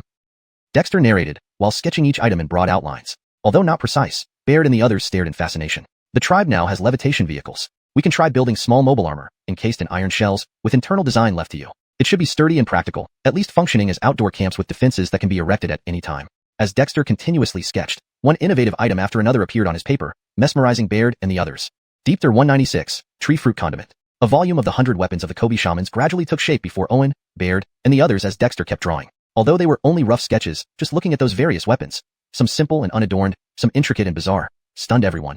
They had never imagined weapons could be so diverse. After sketching out the outlines of the weapons he knew, Dexter began to refine them into categories. Weapons in general were divided into offensive and defensive types. Just as Dexter had mentioned earlier, he hoped that the Kobe shaman tribe would have both the strongest spear and the strongest shield. Though somewhat paradoxical, offensive and defensive functions were the main trends in weapon development. Though the Kobe shaman tribe was just starting off, with Dexter around, they could avoid taking many detours. For instance, Dexter added blood grooves to his sketches of bayonets and sabers, and he designed different subcategories for each weapon for the tribespeople to refer to. Even if some designs proved impractical later, it still gave them a basic direction and reference for future weaponry. Weapons serve offensive and defensive purposes. The tribe now has quite a few warriors who've cultivated blood qi. Even shaman cultivators, after solidifying their foundations with Kobe casting, will not have inferior physiques. Everyone's preferences may differ, thus manifesting varying levels of combat power. So, except for standardized combat formations, there's no need to demand too much on weapon choices. As Dexter categorized the sketches one by one and explained, a scribe from the Institute quickly recorded everything. Weapons can be categorized into light and heavy types, and into ranged and melee categories. Light weapons primarily consist of swords, sabers, and spears, while heavy weapons are dominated by axes, hammers, and halberds. However, there are also heavy swords and guandao, a type of saber, so we can't be limited. Adeged weapons mainly involve bows and crossbows. If the tribe ever develops explosive projectile long-range weapons, it can enter a new era of warfare. Dexter's words left Baird and the others astonished. Though they wished to ask questions, they wisely refrained from interrupting. After organizing all the sketches, Dexter proceeded with detailed design work. The initial sketches had merely been a broad outline to draw out what he remembered or had heard about. Now came the true refinement. By the time Dexter completed the relatively elegant and detailed version of the 100 weapons of the Kobe shamans, which included design and usage manuals, 3 days had passed. During this period, people like Aviv and Yoel visited him but did not disturb him. Even Dexter felt exhausted after finishing the 100 crafts of the Kobe shamans. Skyet, seeing the compiled book in his hands, he couldn't help but smile. Hart, you should rest. We'll take care of the rest. Baird said caringly. Dexter chuckled. I'm not tired, but I do need a short break. Hand this 100 crafts of the Kobe shamans to the Institute for study. The tribe doesn't lack melee weapons right now. Knives, swords, and spears are sufficient. However, bow and crossbow research needs to be expedited, especially carriage-mounted multiple-shot crossbows. Problems that can be solved with long-range attacks should not risk our tribespeople's lives. Baird nodded vigorously and immediately took away the freshly completed 100 crafts of the Kobe shamans. Dexter stretched and returned to his stone cave. Since coming out of seclusion, he had been constantly busy, which indeed made him somewhat weary. But compared to enhancing the tribe's strength, it was negligible. Tanner, can thousand avians and beasts' law be directly imparted to the beastkin? Sitting cross-legged in the cave, Dexter called Tanner without resting. As long as Tanner was within the tribe's range, they could communicate seamlessly through their demonic soul contract. It's possible, but it's not that simple. Like before, faith needs to be collected and transmitted through faith. What, do you want to cultivate these beastkin? Tanner was curious. It could directly teach Dexter techniques because the demonic soul contract provided a special link between them. But it wasn't so straightforward for the beastkin. Even though Tanner controlled them with demonic symbols, there was still a difference. These beastkin are worth cultivating. Using them to guide tribespeople in martial cultivation is far easier than teaching them directly and avoids unnecessary trouble. The tribe is just starting off, and rapidly forming combat capabilities is crucial. Dexter smiled.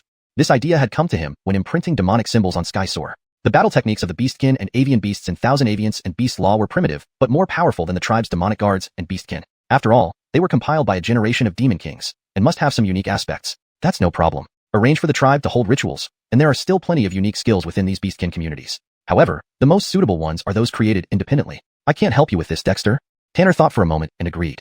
You're stingy. Give me a high-level combat technique directly. Do you think I disgrace you? Dexter smirked. Tanner was like a wet sponge. You needed to squeeze hard to get anything useful out of it. But since Tanner had agreed, Dexter felt relieved. Otherwise, researching each beastkin's movements and attack methods individually would be too time-consuming. After instructing Haddon guarding outside, Dexter slept soundly. After cultivating his mental soul body, Dexter needed far less sleep but still required some, especially after intense mental exertion. When Dexter woke up, it was already noon the next day. The logistics team had already delivered food, and Dexter noticed something new in the tribe's diet. What's this? Using chopsticks to pick up a dumpling-like item, Dexter examined it closely. The Kobe shaman tribe's food mainly consisted of meat and fish. Although they had begun planting crops, it wasn't yet harvest time.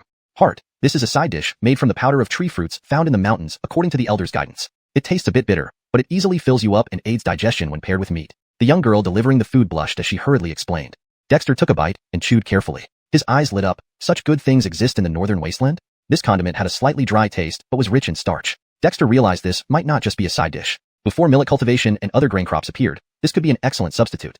Deepther 196, Tree Fruit Condiment. A book titled Witch Doctors and 100 Weapons gradually took shape under Zephyr's continuous sketching, presenting itself before Reggie and the others. Although still in draft form, just by looking at those uniquely shaped weapons, whether simple or deviously intricate, they were stunned. Never had they imagined that weapons could be so diverse. After crudely sketching out some of the weapons he knew, Zephyr began dividing them into categories. Weapons could generally be divided into offensive and defensive categories. Just as Zephyr mentioned earlier, he hoped that the Witch Doctor tribe would have the strongest spear and the best shield. Although this seemed contradictory, offense and defense were always the mainstream in weapon development. Although the Witch Doctor tribe was only just starting out, with Zephyr's existence, they managed to take many shortcuts. For example, in his sketches of bayonets and swords, he used the design of blood grooves. Furthermore, each weapon was designed into different subcategories for the tribal members to refer to.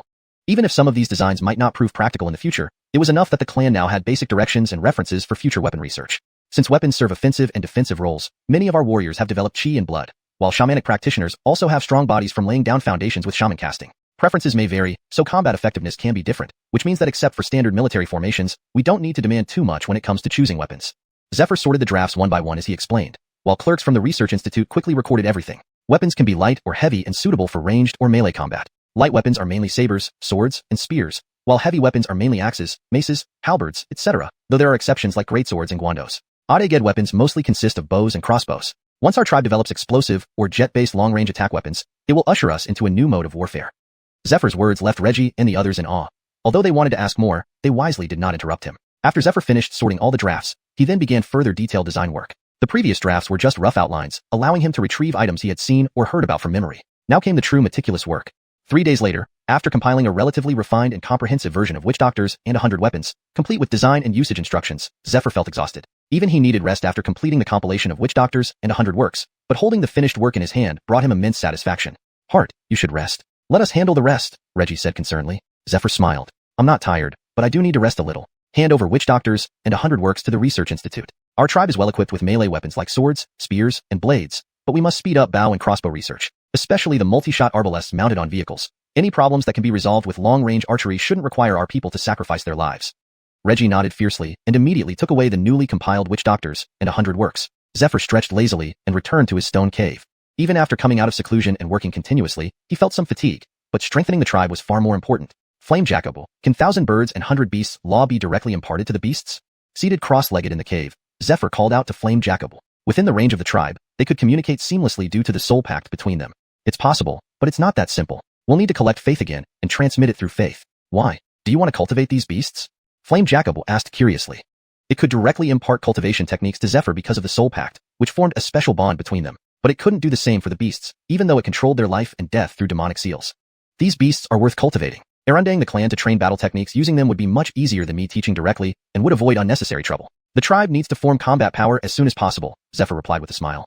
This idea emerged while he condensed the demonic seals for Hawk Air. The combat techniques within 1,000 birds and 100 beasts law, although primitive, were much stronger than what the demonic guards and beasts possessed. After all, it was written by a demon king. This isn't a problem. Arrange for the clan to perform rituals. Many of these beast tribes still possess unique skills. However, the best moves are always created by oneself. I can't help you with that. Flame Jacobo thought for a moment and agreed. You're stingy. Give me a high-level combat technique. Will I disgrace you? Zephyr smirked. Flame Jacobo was like a wet sponge. It always took some squeezing to get anything useful out, but since Flame Jacobo agreed, it saved Zephyr a lot of effort. Studying the movements and attacks of every beast individually would be exhausting, no matter how confident he was. After instructing Sean guarding outside, Zephyr slept soundly. After cultivating his mental soul body, Zephyr needed far less sleep, especially after extensive mental exertion. When Zephyr woke up the next afternoon, food had already been delivered. Surprisingly, the tribal food composition included something new. What is this? Picking up a piece that looked like a steamed bun, Zephyr inspected it carefully. The Witch Doctor tribe's diet mainly consisted of game and fish. Though they started planting crops they found, harvest time hadn't come yet. Heart, this is made from a tree fruit powder discovered in the mountains, guided by the elders' tips. Although it tastes slightly bitter, it's filling and easy to digest when paired with meat. The young delivery girl blushed and quickly explained. Zephyr took a bite and chewed slowly, his eyes lighting up. There's such a good thing in the northern barren icefield? This tree fruit powder had a slight dryness but provided a starchy texture, indicating its potential beyond being a mere condiment. Before millet was cultivated and other grain crops appeared, this might be an excellent substitute. Deepther 197, kernel flour aransp. So, this is a tree fruit? At the logistics section, Dexter stood inside the cave used as storage, holding a fist-sized, nut-like kernel in his hand. The mountain cave was already stocked with an assortment of collected items. These items had been gathered by the tribe's foraging and exploration teams from forests far away. Frederick Hervases were obtained based on clues found in the stories told by the elders who had joined the tribe. Dexter was quite surprised. When he was at the cave campsite, he asked Osiriso why to document the past experiences of the elders so their wisdom could benefit the tribe, hoping it would save the people unnecessary trouble. He didn't expect it to yield such results. But considering the lifetime of experience these elders gained living in the northern wasteland Delandra, providing such leads wasn't unexpected. Leader, this type of tree fruit isn't common in the northern wasteland Delandra. It grows where water is abundant. These fruits we harvested now were formed last year, fell off the trees, and underwent wind and snow until the outer layer disintegrated, leaving only the hard kernel behind, which can be ground into flour and eaten, Frederick explained from the side. An oversized walnut? Dexter casually squeezed the kernel and confirmed its hardness. However, as he applied pressure, the shell cracked open, revealing white nuts inside. Crushing them produced a powdery texture. Frederick Hervase resting the powder in his mouth and chewing, he detected a dry taste, somewhat like licorice. Frederick, can these fruit trees be cultivated? Dexter asked. Though the flavor wasn't particularly good, it was indeed nutritious and could diversify the tribe's diet. After all, eating meat and soup daily could eventually harm one's health. In the northern wasteland Delandra, simply having food was fortunate. But now, the Kobe-Yoel tribe was different. The exploration team has started transplanting wild fruit trees, while the farming team is planting kernels to see if seedlings will grow. Our shamans are researching how to use which runes, symbols, and arrays to enhance the environment for cultivation. This should not be a problem. Frederick responded thoughtfully. Dexter smiled. So, the farming team is experimenting with which runes, symbols, and arrays? This was expected, but still made him happy to see it put into practice. The tribe currently had 5 primary witch arrays, including the Raining Dew array and Cade Nurturing Life array, both suitable for crop cultivation. However, Dexter left specifics to the tribe members to figure out. He believed growth comes through practical experience, which he wanted for his people. Osiriso Gifford has assigned shamans practicing wood, water, and earth runes to the farming team, and their efforts show promise. For example, our millet fields have sprouted well, and other experimental fields have around 30 types of seeds and tubers collected by the tribe's people, all growing excellently. Frederick said excitedly. Although the tribe had never grown crops before, the current efforts showed great potential. Even if only a few plants could be widely cultivated, it would significantly benefit the Kobe-Yoel tribe. Osiriso Gifford can manage. If these kernels can be extensively collected, they can serve as one of the tribe's staple foods. From now on, let's call this the kernel flower tree. Dexter casually named it. Then, he fetched more kernels, breaking and grinding them, while Frederick initially froze but soon summoned a scribe, watching expectantly. The elders knew their leader not only had great abilities, but was also skilled in cooking, having developed many dishes. Dexter tested by mixing the powdered kernels with water and salt. Though rough and slightly green, under the light of a first ADK would rune, nothing seemed amiss, putting him at ease. Using which rune's light to examine objects had become a standard identification method pioneered by Dexter. The flour felt dry, likely due to lack of fermentation. Not having yeast readily available, he didn't mind much, mixing the paste and grabbing some wild fruits. He headed outside to the iron pot, heated it with animal fat, spread the paste evenly, and fried until golden brown. A palm-sized crisp was ready. Tasting it, the bitterness vanished, replaced by the distinct aroma of the crisp. Not bad, Dexter commented, handing the rest to Frederick. He placed the remaining powder in a porcelain dish, mixed with wild fruits, and steamed it. Eating the crispy treat, Frederick asked, squinting his eyes, "Leader, what kind of cooking is this?" The kernel flour crisp can be stored as travel rations or regular snacks. Don't eat too much, though. It's heat-inducing. This is a steamed cake experiment, Dexter replied nostalgically. Living in the northern wasteland Delandra dulled one's palate. With limited ingredients, even his culinary skills were constrained. The kernel flour proved to be an excellent material, inspiring him. Soon, a pizza-like steamed cake emerged. Dexter brushed oil on it, commenting, "Plant oil would be better, healthier, and tastier." Frederick, transfixed by the new creation, asked hurriedly, "Leader, how do you make plant oil?" Remembering the tribe had plenty of kernels, Dexter laughed. "By pressing kernels repeatedly. Let's try this steamed cake first. If it tastes good, it should be better than your cornbread." Frederick eagerly cut a piece, took a bite, and his eyes lit up. The soft, fruity-flavored steamed cake was perfect for him. "Leader, maybe you can try making other things? They might taste delicious too," Frederick remarked happily. Deepter 198, passing on culinary skills. Carter naturally did not refuse Alvaro's request. In fact, after using the ice mirror to ignite the fire seed, Carter's first priority was to solve the food problem for his tribespeople. Now that he had the conditions, Carter did not hesitate to showcase his culinary skills. When speaking of culinary skills, it was essentially just common methods like frying, braising, stir-frying, and deep-frying. After all, the tribe members were accustomed to eating meat and had no concept of how to prepare vegetables and fruits. If Carter did not demonstrate, it might take many years of experimentation for the tribe to develop better cooking methods. The logistics department stored various fruits and ingredients, many of which Carter had never seen before. Although the northern wasteland ice plain was cold and harsh, perhaps due to its severe environment, any plant that could survive had something valuable about it. For instance, the core flour was quite good and reminded him a bit of breadfruit. Grinding some more core flour, Carter added fresh fruit into a jar. "Alvaro, the core flour should be able to ferment, but fermentation requires yeast." "Well, don't ask what yeast is. Let's see if we can make it work. This will take a few days. In 3 days, you can use a small amount of flour from this jar to knead dough and leave it overnight. There might be a surprise." Smiling, Carter placed the jar carefully and then started organizing other ingredients. Apart from the core flour, Carter found several thick roots that resembled yams or cassava, both rich in starch but with a drier taste compared to core flour. However, Carter had ways to deal with this. He boiled them first, mashed them, mixed them with core flour, and used them to bake pancakes, which tasted quite good. He also tried his hand at preparing other fruits and vegetables based on experience, although the results were somewhat less than ideal, much to Alvaro's delight as he tasted. "Hart, how do you know so much?" Alvaro asked, savoring the dishes. "The spirit totem taught me," Carter replied casually. He had become adept at deflecting responsibility onto the spirit totem whenever explanations were difficult or unnecessary. Ellie willingly communicated only with him, so no one would challenge his claims.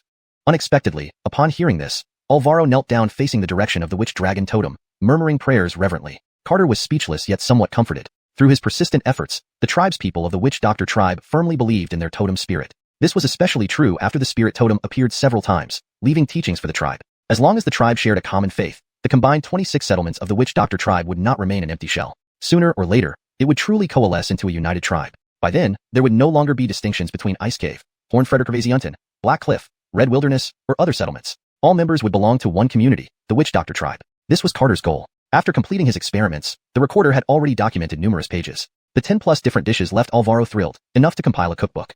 Hart, are there any other recipes? Alvaro asked while tasting. Only someone like Alvaro, an elder from the original Ice Cave settlement, dared to push like this. Carter, feeling speechless again, thought for a moment and said, culinary techniques mainly involve frying, braising, stir-frying, roasting. As long as the ingredients and heat control are good, delicious dishes aren't hard to make. The logistics department can specialize in studying culinary arts, but new ingredient combinations must be checked with which symbols. Some ingredients can have adverse reactions and cause poisoning if eaten improperly. Alvaro pondered, then suddenly slapped his thigh. That makes sense. Previously, tribe members suffered stomach issues after eating different things. Now I understand why. Carter merely wanted to remind Alvaro. Accompanied by Alvaro, he then inventoried the tribe's supplies. With the population growth, all departments had expanded, especially the gathering teams and exploration teams. With hunting trips decreasing, these teams brought nearly everything useful from the surrounding forests back to the tribe. Now, the Witch Doctor tribe had ample resources, mostly dried meat since over 30 types of wild animals roamed the mountains. Alvaro, during idle times, the logistics department should prepare durable rations for emergencies. Carter reminded. Alvaro pondered and asked, Hart, are the guards or hunters planning to leave? Carter nodded and shook his head. Not yet, but both the guard and hunting teams need practical training. They can't stay cooped up in the tribe indefinitely. Alvaro immediately understood, slapping his chest. Rest assured, Hart, the logistics department has plenty of food. Carter smiled. This was exactly what he hoped to see. Otherwise, why would he teach the logistics department how to cook when he had nothing else to do? Leaving the logistics department, Carter began inspecting the tribe. Over time, 3 of the 4 walls around the mountain city were completed. The final wall, facing the cave camp, was nearing completion. Upon climbing the wall, Carter could see everything clearly. Outside, the cultivated terraced fields stretched endlessly, green crops covering the hills. Tribe members busily worked in the fields, though they were still somewhat inexperienced. Inside the city, the Witch Dragon Totem platform stood alone. But once the mountain city was fully built, the tribe would have better protection against intruders. How did you come here, Hart? Ned, responsible for constructing the mountain city, hurried over. Just walking around, seeing how things are progressing, Ned, Carter asked casually. Ned grinned. Hart, everything is going smoothly. Although the witch runes on the walls have delayed progress, the walls are now sturdier. In a few days, the main gate will be done. Then our Witch Doctor tribe will have a real fortress. Witch runes? You've used witch runes on the walls? Carter was surprised. Skis, Acton came up with the idea. He researched rune engraving and applied it to the walls. Surprisingly, it worked. After the rune enchantment, the walls circulate spiritual energy. We plan to upgrade all walls after completion, Ned explained excitedly. Carter was pleasantly surprised. Had Acton actually developed rune engraving techniques? This was excellent news. But wasn't rune engraving supposed to be a supplementary skill for witchcraft? How did he apply it to construction? Deepther 199. Inscription Malakiknik. The Kobe-Yoel tribe's cultivation heritage was very shallow. Although Dexter had compiled the Kobe-Winkalabji and the foundational chapter of Kobor, and Ailsa had imparted what was essentially a demon inscription technique under the guise of Yoel-Kalabji, their resources in other areas were really lacking. Frederick Hervazist of their foundational cultivation methods were obtained from Croods. The entire tribe only had 5 basic witch formations, while witchcraft was even more limited to just spirit husbandry Malakiknik, spirit communication Malakiknik, and inscription Malakiknik. The techniques gathered from various settlements barely matched up to Aviv's Kobefu Leonardaji. Thus, Dexter was truly surprised that Caesar had actually succeeded in practicing inscription Malakiknik and applied it in city construction. After all, inscription Malakiknik wasn't just about inscribing witch runes. It involved a lot of complexities, such as preparing corresponding witch medicines, which was a difficult task. When Caesar was called from the construction site, Dexter couldn't help but laugh at the colorful appearance on Caesar's face, asking, Caesar, are you trying out a new look? Caesar laughed. Hart, if changing my look helps, I can turn into a demon if needed. You little rascal, Dexter said with a mix of laughter and scolding. In reality, Caesar was much older than Dexter, already over 20 years old, but no one felt anything was inappropriate. Malakil me your understanding of the inscription Malakiknik. Dexter invited Caesar to sit down on the city wall. Caesar was excited. Who in the Kobe-Yoel tribe didn't know that their chief possessed great wisdom? Just a few words of guidance could be immensely beneficial. After some thought, Caesar explained, Hart, at its core, inscription Malakiknik is still about witch runes. Before Kobe-Winkalabji, I struggled to grasp it. But now, as Aviv keeps coming up with useful rune combinations, I've gradually gained some experience. With a touch of excitement in his calm tone, Caesar continued, Hart, inscription Malakiknik requires using special witch medicine solutions to imprint runes systematically. Once the runes stabilize on the surface, they can automatically absorb the natural essence to strengthen themselves. I've tested this absorption process. It's gradual and subtle. When the runes form symbols, the effect is even better, making cultivation easier for our people. Dexter was genuinely astonished. Although Caesar's explanation wasn't complicated, it hit upon the essence of inscription Malakiknik. Furthermore, Dexter noticed Caesar's phrasing and couldn't resist asking, can witch runes automatically absorb the natural essence? Skis indeed. Runes inscribed with special solution form the most basic unit, which I call a pattern unit. Rune combinations are simply aggregations of these units. Effective symbols are compound structures, as are witch formations. Once imprinted, the pattern units can absorb natural essence, Caesar replied. Viewing runes as basic units? Caesar was indeed creative. Though rough, Dexter knew Caesar's idea was correct. How did you prepare the solutions? Dexter pondered and then asked.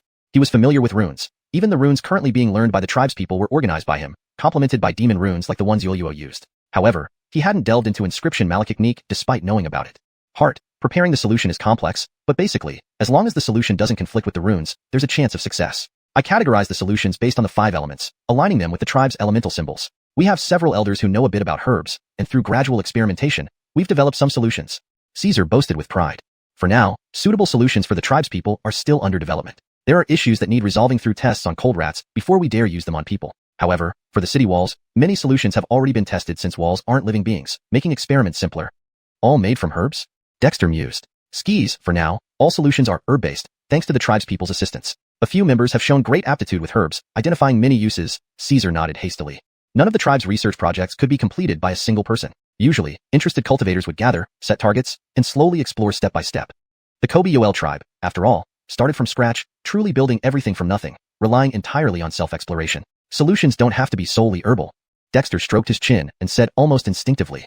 Caesar's eyes lit up, and he looked at Dexter expectantly. After all, Dexter, as both the chief and a popular research consultant for the institute, provided the foundation for most of their research projects through Kobeju Baigong or daily guidance.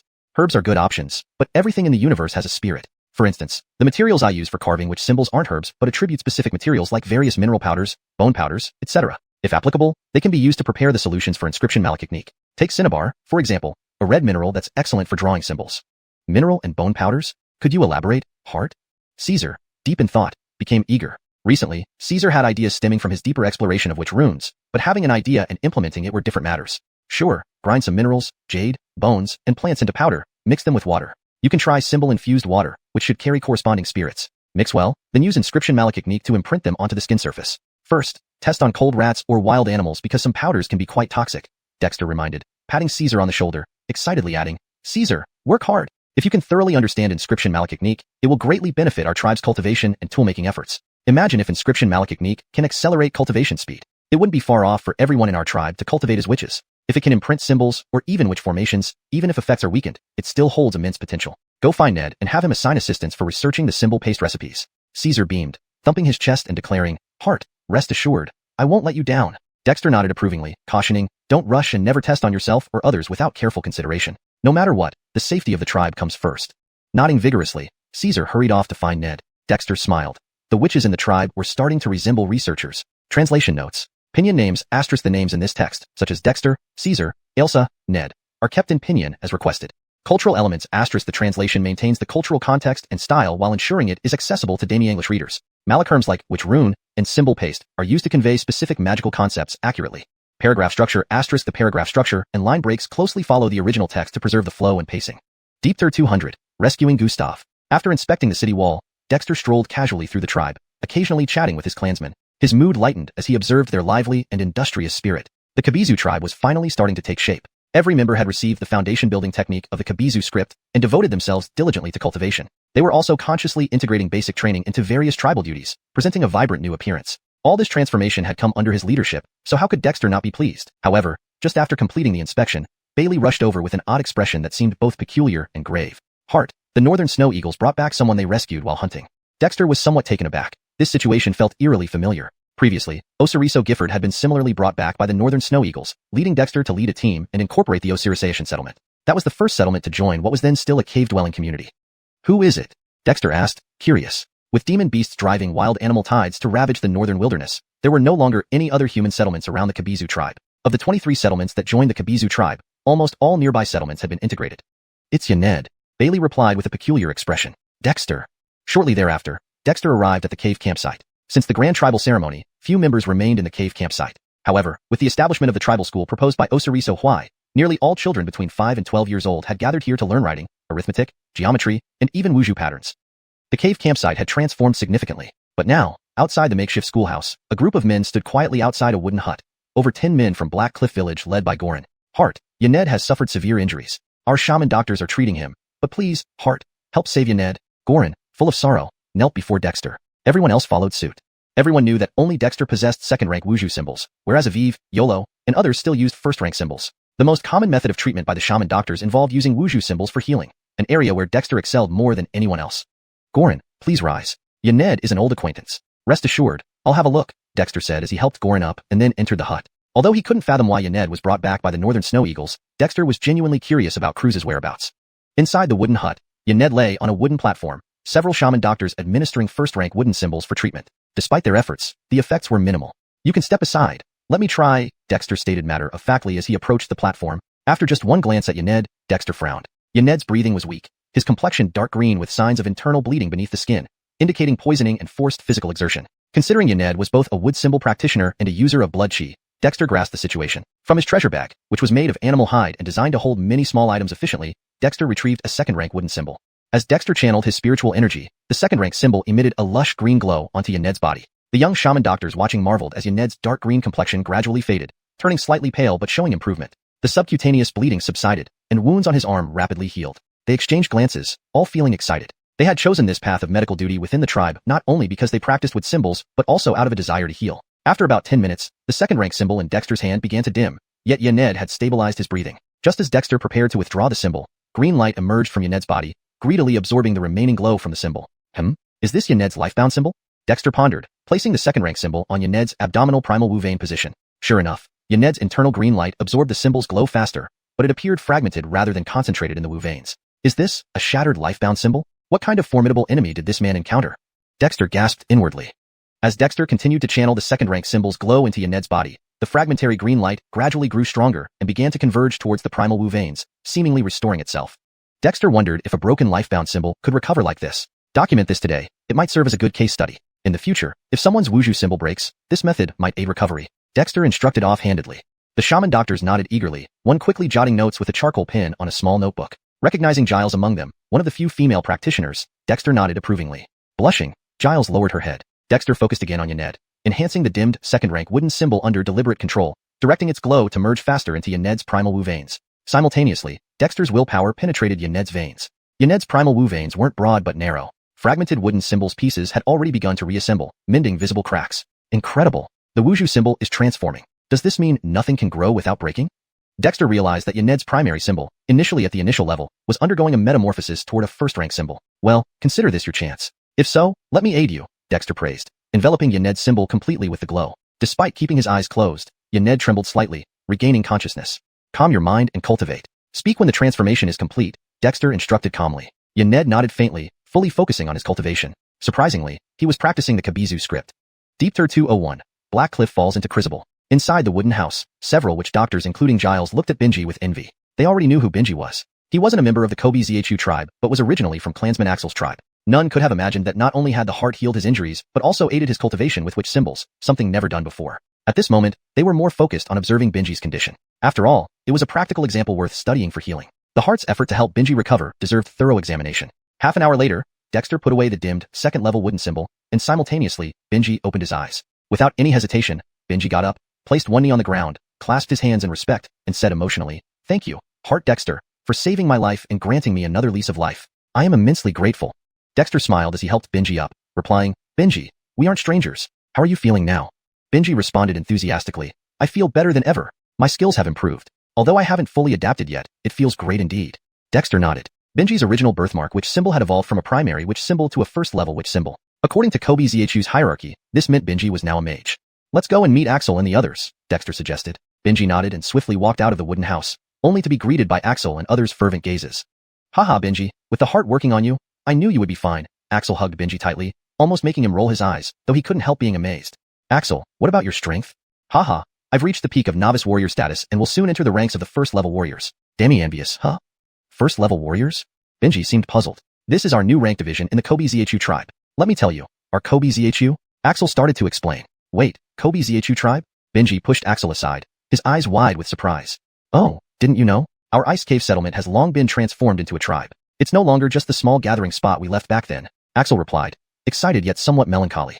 Recalling how he led 50 clansmen from the Black Cliff village to join the ice cave settlement initially arranged by Croods still made him sentimental. "Kobe Zhu tribe? How many people do you have?" Benji asked, even more surprised. "Heart, can I speak?"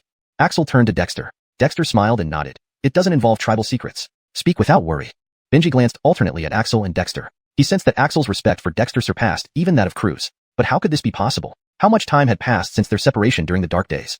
"Benji, let me tell you, our Kobe Zhu tribe now comprises nearly 2,000 members, much stronger than the old Black Cliff village," Axel said proudly. Although leaving Black Cliff Village wasn't his intention, he was now part of the Kobe Xiuxian tribe and felt proud of its achievements. What? 2,000 members? Benji was shocked. Back when they joined the Ice Cave settlement, there were only 400 or so inhabitants. Sky it. He knew Axel wouldn't lie to him. After a brief silence, Benji suddenly turned around and knelt before Dexter. Benji, you? Heart Dexter, please save everyone at the Black Cliff Village. I sneaked out secretly seeking help because Black Cliff is about to fall. Benji pleaded sorrowfully. What? Axel exclaimed, and the dozen sturdy men behind him were equally stunned. Despite their misgivings when Benji was brought back by the Northern Snow Eagles, the powerful Black Cliff Village under Croods' leadership seemed invincible. Benji, get up and explain what happened? Dexter's expression changed slightly. He remembered leading a team to Black Cliff Village to hunt down demonic apes, barely surviving, but acquiring fundamental techniques like blood refinement, witch spirit, burning blood, blood seal, body forging, etc., from Croods. Initially, he thought Croods had relocated Black Cliff far from the region where Kobe Xiuxian tribe settled. Now, it seemed otherwise. Heart Dexter, Brother Croods moved us to the mountain range southeastward. The mountains are dense and suitable for habitation. Unfortunately, after the dark season ended, beasts swept through the forests, discovering our newly cultivated lands, Benji explained bitterly. Southeast? Cold Ridge Frederick-Gervasian-Taines? Dexter was taken aback. Skis, Cold Ridge Frederick-Gervasian-Taines. Initially, we didn't know. It was Brother Croods who found some remnants in a ruin and learned the area was called Cold Ridge Frederick-Gervasian-Taines. There once was a tribe established there, Benji confirmed hastily. Croods found relics from the Cold Ridge tribe? Dexter was astonished. From Bao Brandenhammond, he had heard tales of the North Barren Icefield, where demon lords battled tribes, causing mutual destruction centuries ago. Ever since, they hadn't resurfaced. He planned to send scouts to explore Cold Ridge once the tribe was stable. The exploration team was already familiarizing themselves with the southeastern route. Never did he expect Croods and the Black Cliff people would reach Cold Ridge first.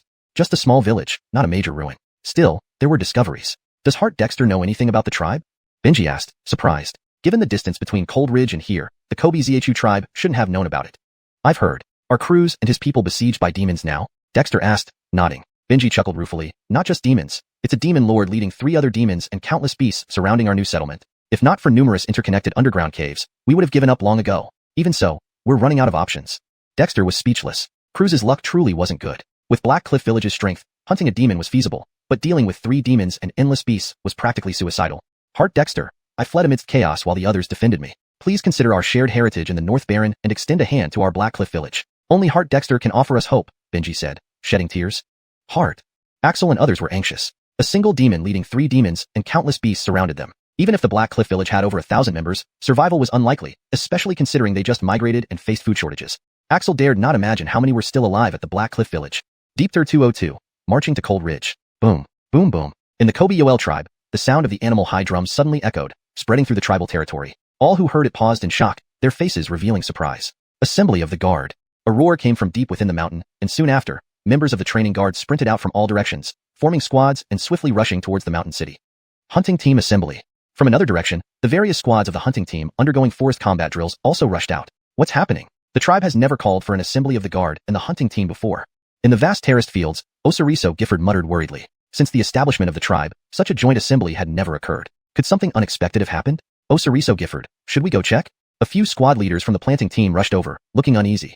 No, this drumbeat is for the hunting and guard teams. It doesn't involve us yet. Let's hope it's not anything serious. Osariso Gifford shook his head.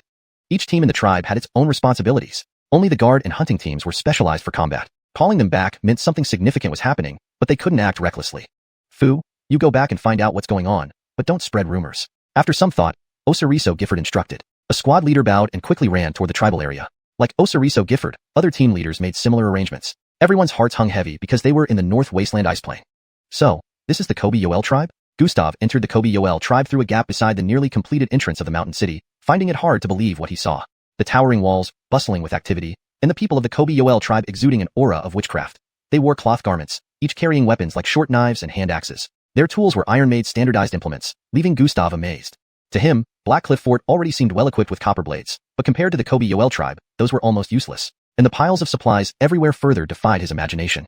Skis, this is our Kobe Yoel tribe? Godwin sighed. Even though he had witnessed the development of the Kobe Yoel tribe firsthand, he still felt as if he were dreaming, but everything was real. How can this be possible? Godwin restrained himself from crushing Gustav's spirit by not telling him that what he saw was just the tip of the iceberg. The best things were kept in the research institute and logistics department, and the tribe's guardian beasts hadn't even appeared yet. Gustav, isn't it good that our tribe is powerful? Clapping Gustav on the shoulder, Godwin comforted him. Gustav regained his senses, his eyes blazing with determination as he nodded fiercely. Exactly, only a powerful Kobe Yoel tribe can save people. Godwin, you will help me, right? Godwin hesitated for a moment and nodded. I'll do my best to persuade the chief, but I can't interfere with the chief's decisions. In the Kobe tribe, I am just an ordinary tribesperson. Gustav looked at Godwin in surprise. Your strength has improved so much?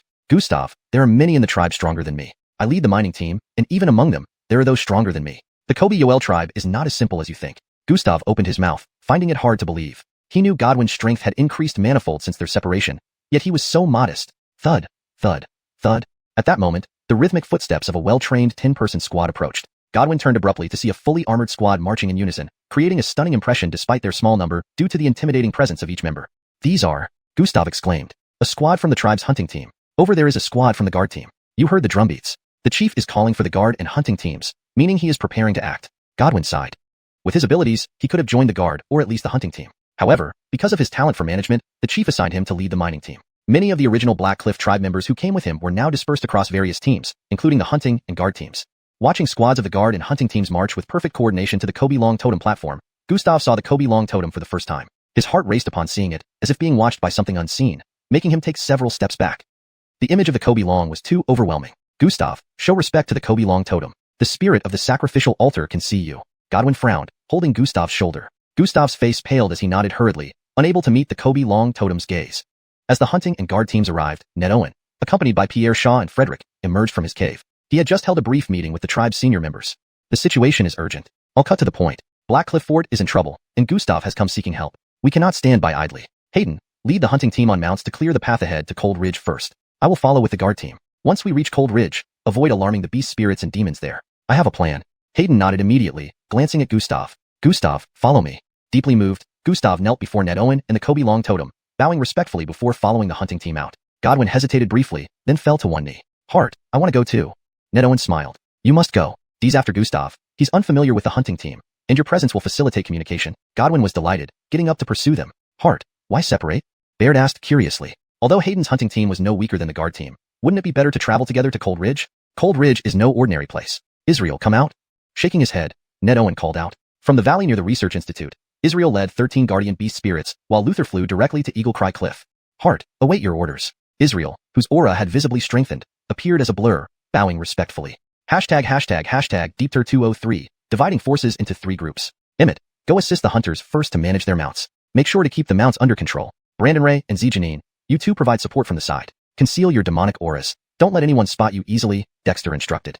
Emmett, Brandon Ray, and Xiuxian exchanged glances and swiftly left. Bow Brandon Hammett, as a native demon, you're familiar with the Cold Ridge. Go ahead and check what's happening there. Delay the demons at Cold Ridge as much as possible, and try to protect the humans in Black Cliff Village. Skis, Sawyer Lang and Kimberly, follow along. If you can control part of the beast herds until I arrive, we'll encircle and eliminate those demons. Bow Brandon Hammett nodded and, with Kimberly and Sawyer Lang, turned and rushed off. These demons were all incredibly fast and could reach their destination in the shortest time possible. Baird, you lead half of the guards with me. First, head to logistics to pick up supplies. Nellie Schur, Aaron Ross, and Brandon Ray will join us in the assault. You should gather your mounts first. The remaining guards and demons will stay to guard the tribe. Pierre Jarrett, you lead the Northern Snow Eagles for surveillance. Report any findings immediately. Dexter finished giving orders. Baird immediately selected half the guards and recruited dozens more to transport supplies. Preparations began right away. Hart, for eagle eggs are about to hatch. I need one more day, shouted Pierre Jarrett from Eagle Cry Cliff. Dexter nodded, then send out the Northern Snow Eagles now. Pierre, I leave the tribe in your hands. After we depart, you must gather more supplies and have the exploration team deliver them. The people in Black Cliff Village have been besieged for days and won't last much longer. Pierre nodded and, after some thought, asked, Hart, the tribal shamans need practical combat training. Should I select a group to accompany you? Dexter glanced at Pierre, somewhat surprised. He pondered for a moment before nodding. In that case, summon 20 shaman warriors and 30 shaman trainees to form a combat team led by Yoel. With the hunting team and guards gone, fewer shamans remain, so be careful. Pierre smiled. Hart, please rest assured. A few of us old ones are still around, and though our other clansmen aren't as strong as the hunting team or guards, they aren't weak either.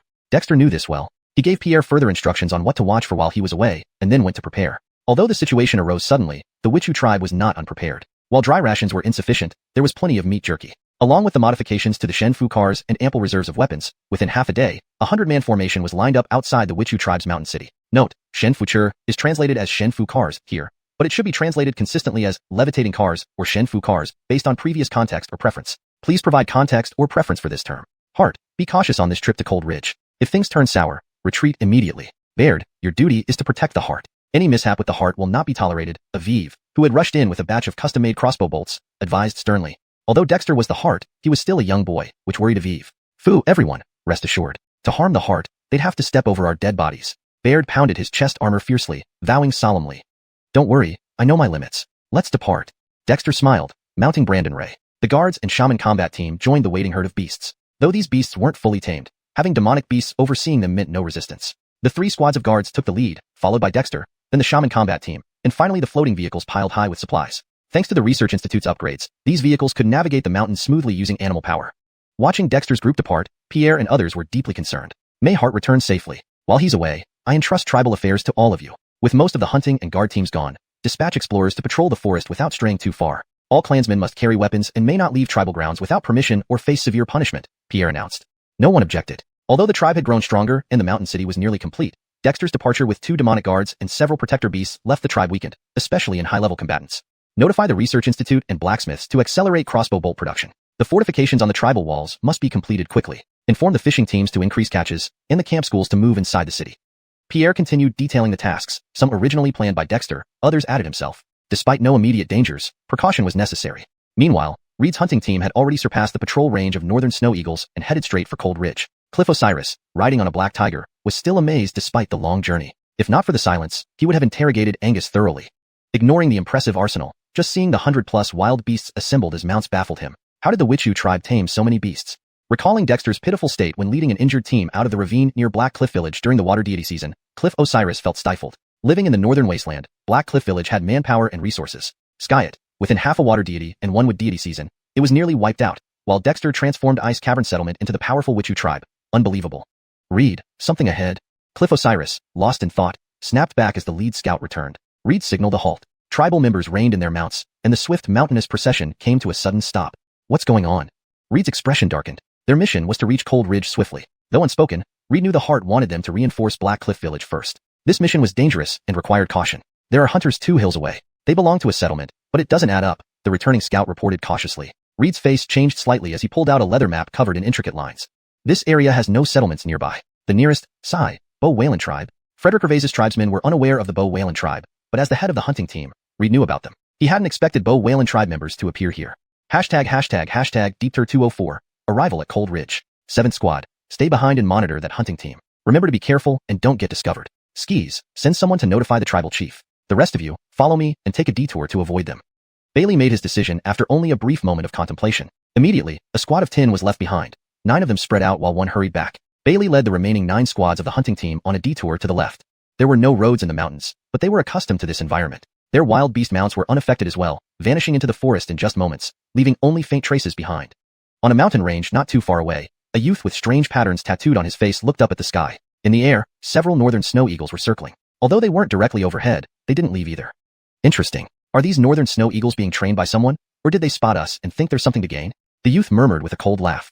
Around him, more than 10 agile men were surrounding and attacking a 2-meter-tall snow bear. Despite its renowned strength and ferocity in the icy plains of the northern wasteland, the snow bear could hardly hold its ground against the men. In just moments, its limbs were broken and it was stuffed into a wooden cage. Junior Tribal Heart, we've already caught 5 fierce beasts. Should we continue? A muscular man with dark skin and brown patterns on his face approached, exuding an intense killing aura. Almost done. Let's head back. There should be no surviving human settlements around here. The youth glanced once more at the northern snow eagles in the sky and smiled. The others immediately began lifting the cages containing the snow bears. Once down the mountain, dozens more people joined them under the youth's lead and walked toward the distance. Are you sure it's another tribe's hunting team hunting on this mountain? Over half an hour later, Dexter arrived with 2 squads of guards at the mountain. Frederick Gervais, the captain of the 7th squad who had been left behind, nodded, but then shook his head. Hart, Bailey judged based on the terrain map. We didn't see who they were because we couldn't get close, but the northern snow eagles have already followed them. Another tribe? Dexter sighed. He understood Bailey's thoughts, but could it really be that people from the Bison tribe had come this far? What a turbulent time. However, since they had retreated, it was good news. After some thought, Dexter instructed, Frederick Gervais, you lead your squad and catch up with Bailey. Malakil him to be cautious. I'll handle this situation. Frederick Gervais nodded and quickly departed with his team. Weilong, release a message via Snow Eagle to the tribe, asking Gregory to arrange for increased surveillance over the Bison tribe region by the northern snow eagles. Report any unusual activities. Weilong, the guard squad captain who accompanied him, nodded, wrote a note, and sealed it inside a hollowed-out branch before dispatching a northern snow eagle to return to the tribe. Thanks to Gregory, the northern snow eagles now served not only as the eyes in the sky for the tribe, but also as messenger birds. After the last totem sacrifice, the eagles received feedback from the spirit, gaining wisdom and becoming easier to communicate with. After dealing with this minor incident, Dexter led the guards following the route Bailey took, continuing toward Cold Ridge. Behind him were the guards led by Baird, and the witch warriors escorting supplies. While their speed wasn't slow, it lagged compared to Dexter's light assault pace. For this, Baird was helpless but felt reassured knowing Sean was with Dexter and Northern Snow Eagles were monitoring from above. 2 days later, guided by Ares, Bailey led the hunting team up a hill where the view opened up. Distant mountains and cliffs stretched endlessly, and tiger roars and wolf howls could be faintly heard. Bailey, ahead is the cold ridge Frederick Dammy entering here anytime can mean encountering wild beast packs. Initially, Croods led a team to attack the demonic beasts to ensure my safe passage. I wonder how things are now. Yayazi's face showed sorrow, revealing his deep concerns. If it were just demonic beasts leading the pack, the Black Cliff village wouldn't fear. But the appearance of one demonic beast nearly plunged the village into despair, forcing them to retreat into underground caves. Without preparation and as new arrivals, the village's reserves weren't enough to sustain everyone. Ares, take Yayazi and wait ahead for us. Bailey took a deep breath and instructed. Yayazi was stunned, but Ares understood and promptly led Yayazi off their mount, heading toward Cold Ridge. Ares, Bailey? Ares gave a bitter laugh. Yayazi, don't ask what you shouldn't. It's better for you not to know certain things for now. Yayazi looked at Ares in surprise, then also chuckled bitterly. Majihu, stay behind to control the mounts. If necessary, you can disguise as roaming beast packs to avoid conflict with the demonic beasts. Brandon Ray, scout ahead for us and clear the way, even diverting demonic beasts if needed. If necessary, you may act. Xiuxian, move with the team. We hope to enter smoothly. After Ares and Yayazi left, 3 guardian demonic beasts that had quietly approached exchanged glances and dispersed. Frederick, our time is limited. We must break through the outer defenses as quickly as possible and reach the cave system where Black Cliff Village is located. Otherwise, if detected by demons, we may never make it out. The hunting team members were selected from the best of each tribe. Frederick were excellent hunters despite being slightly less powerful than the guards. Unlike the guards' battle formations, the hunting teams were trained in flexible hunting formations and used more varied weapons. Bailey, this isn't a frontal assault. What do we have to fear? Even if we die in battle, our families will be taken care of by the tribe. Besides, those who want our lives won't find it easy, said a scar-faced man. Right. After joining the tribe for so long, we haven't contributed much yet. Instead, the tribe has given us peace and safety and training methods. Killing demons is something the chiefs have done before. Let's try it too, another squad leader added eagerly. Each of the 10 squads had unique skills. Alright, no need for more talk. With Xiuxian supporting us, we aren't afraid of demonic beasts, but all of you be careful. Don't be complacent. Losing your life is minor compared to attracting a full-on beast attack, which would be troublesome. With this final reminder, Bailey led the hunting team down the hill, disappearing in the blink of an eye. For the hunting team, the forest was their domain. Deep Tur 205, Israel strikes. Just as Bailey led the hunting team charging towards the cold ridge Frederick within these mountains, Israel raised his head to look at the northern snow eagles circling in the sky. Their seemingly ordinary movements were actually conveying information. The hunting team is coming. Israel's expression turned complex, but soon hardened into resolve. Since I am already the guardian demon of the witch tribe, then let's do it. Roar. Israel suddenly unleashed his aura, letting out a roar before dashing into the cold ridge. On a steep cliff in the cold ridge, a black tiger covered in long fur suddenly rushed out from its mountain cave, roaring angrily towards the direction where Israel was. This demon here was a long-furred tiger, but unlike the one Dexter had encountered previously in Black Cliff Village, this one was black. Hearing the roar of the long-furred tiger demon, Israel did not back down and responded with another roar, instantly filling the mountain forest with the sounds of tigers and leopards. Not far from the hill where the long-furred tiger resided, Croods carefully poked his head out of a cave concealed by grass vines, chewing on some dry roots. After listening for just a moment, his face turned pale. Another demon? Is heaven trying to destroy our Cold Ridge village? Croods smiled bitterly. Traditionally, after the Black Cliff village migrated to the Cold Ridge, Croods renamed the clan accordingly. Now, the Black Cliff village was called Cold Ridge Village. It was merely a name change, yet it was somewhat practical. For instance, that long-furred tiger demon only knew there were many human settlements here, unaware that this village was once targeted by demons from the North Ice Plains. Despite this, Croods' life was far from easy. If not for the continuous underground caves providing shelter, the thousands of people he brought from Black Cliff Village might already be dead. As Croods' expression changed drastically, Bailey and the others, led by Yaned, also heard Israel's roar while quickly navigating through the forest. Unlike Yaned, whose expression became extremely unpleasant, Bailey and the rest revealed joyful expressions. Faster, Yaned. Are you still hungry? Don't lag behind. Yaned was speechless. Another demon appeared. Yet these people seemed excited about it. Frederick it surprised Yaned even more that although they walked through remote areas, there should have been wildlife patrolling. He had managed to escape from another direction thanks to his clansmen leading the beasts away. Now, they hadn't even encountered a single wild animal, which was eerie. Skyet, the witch tribe members acted like it was perfectly normal. Spurred on, Yaned took a deep breath and sped up.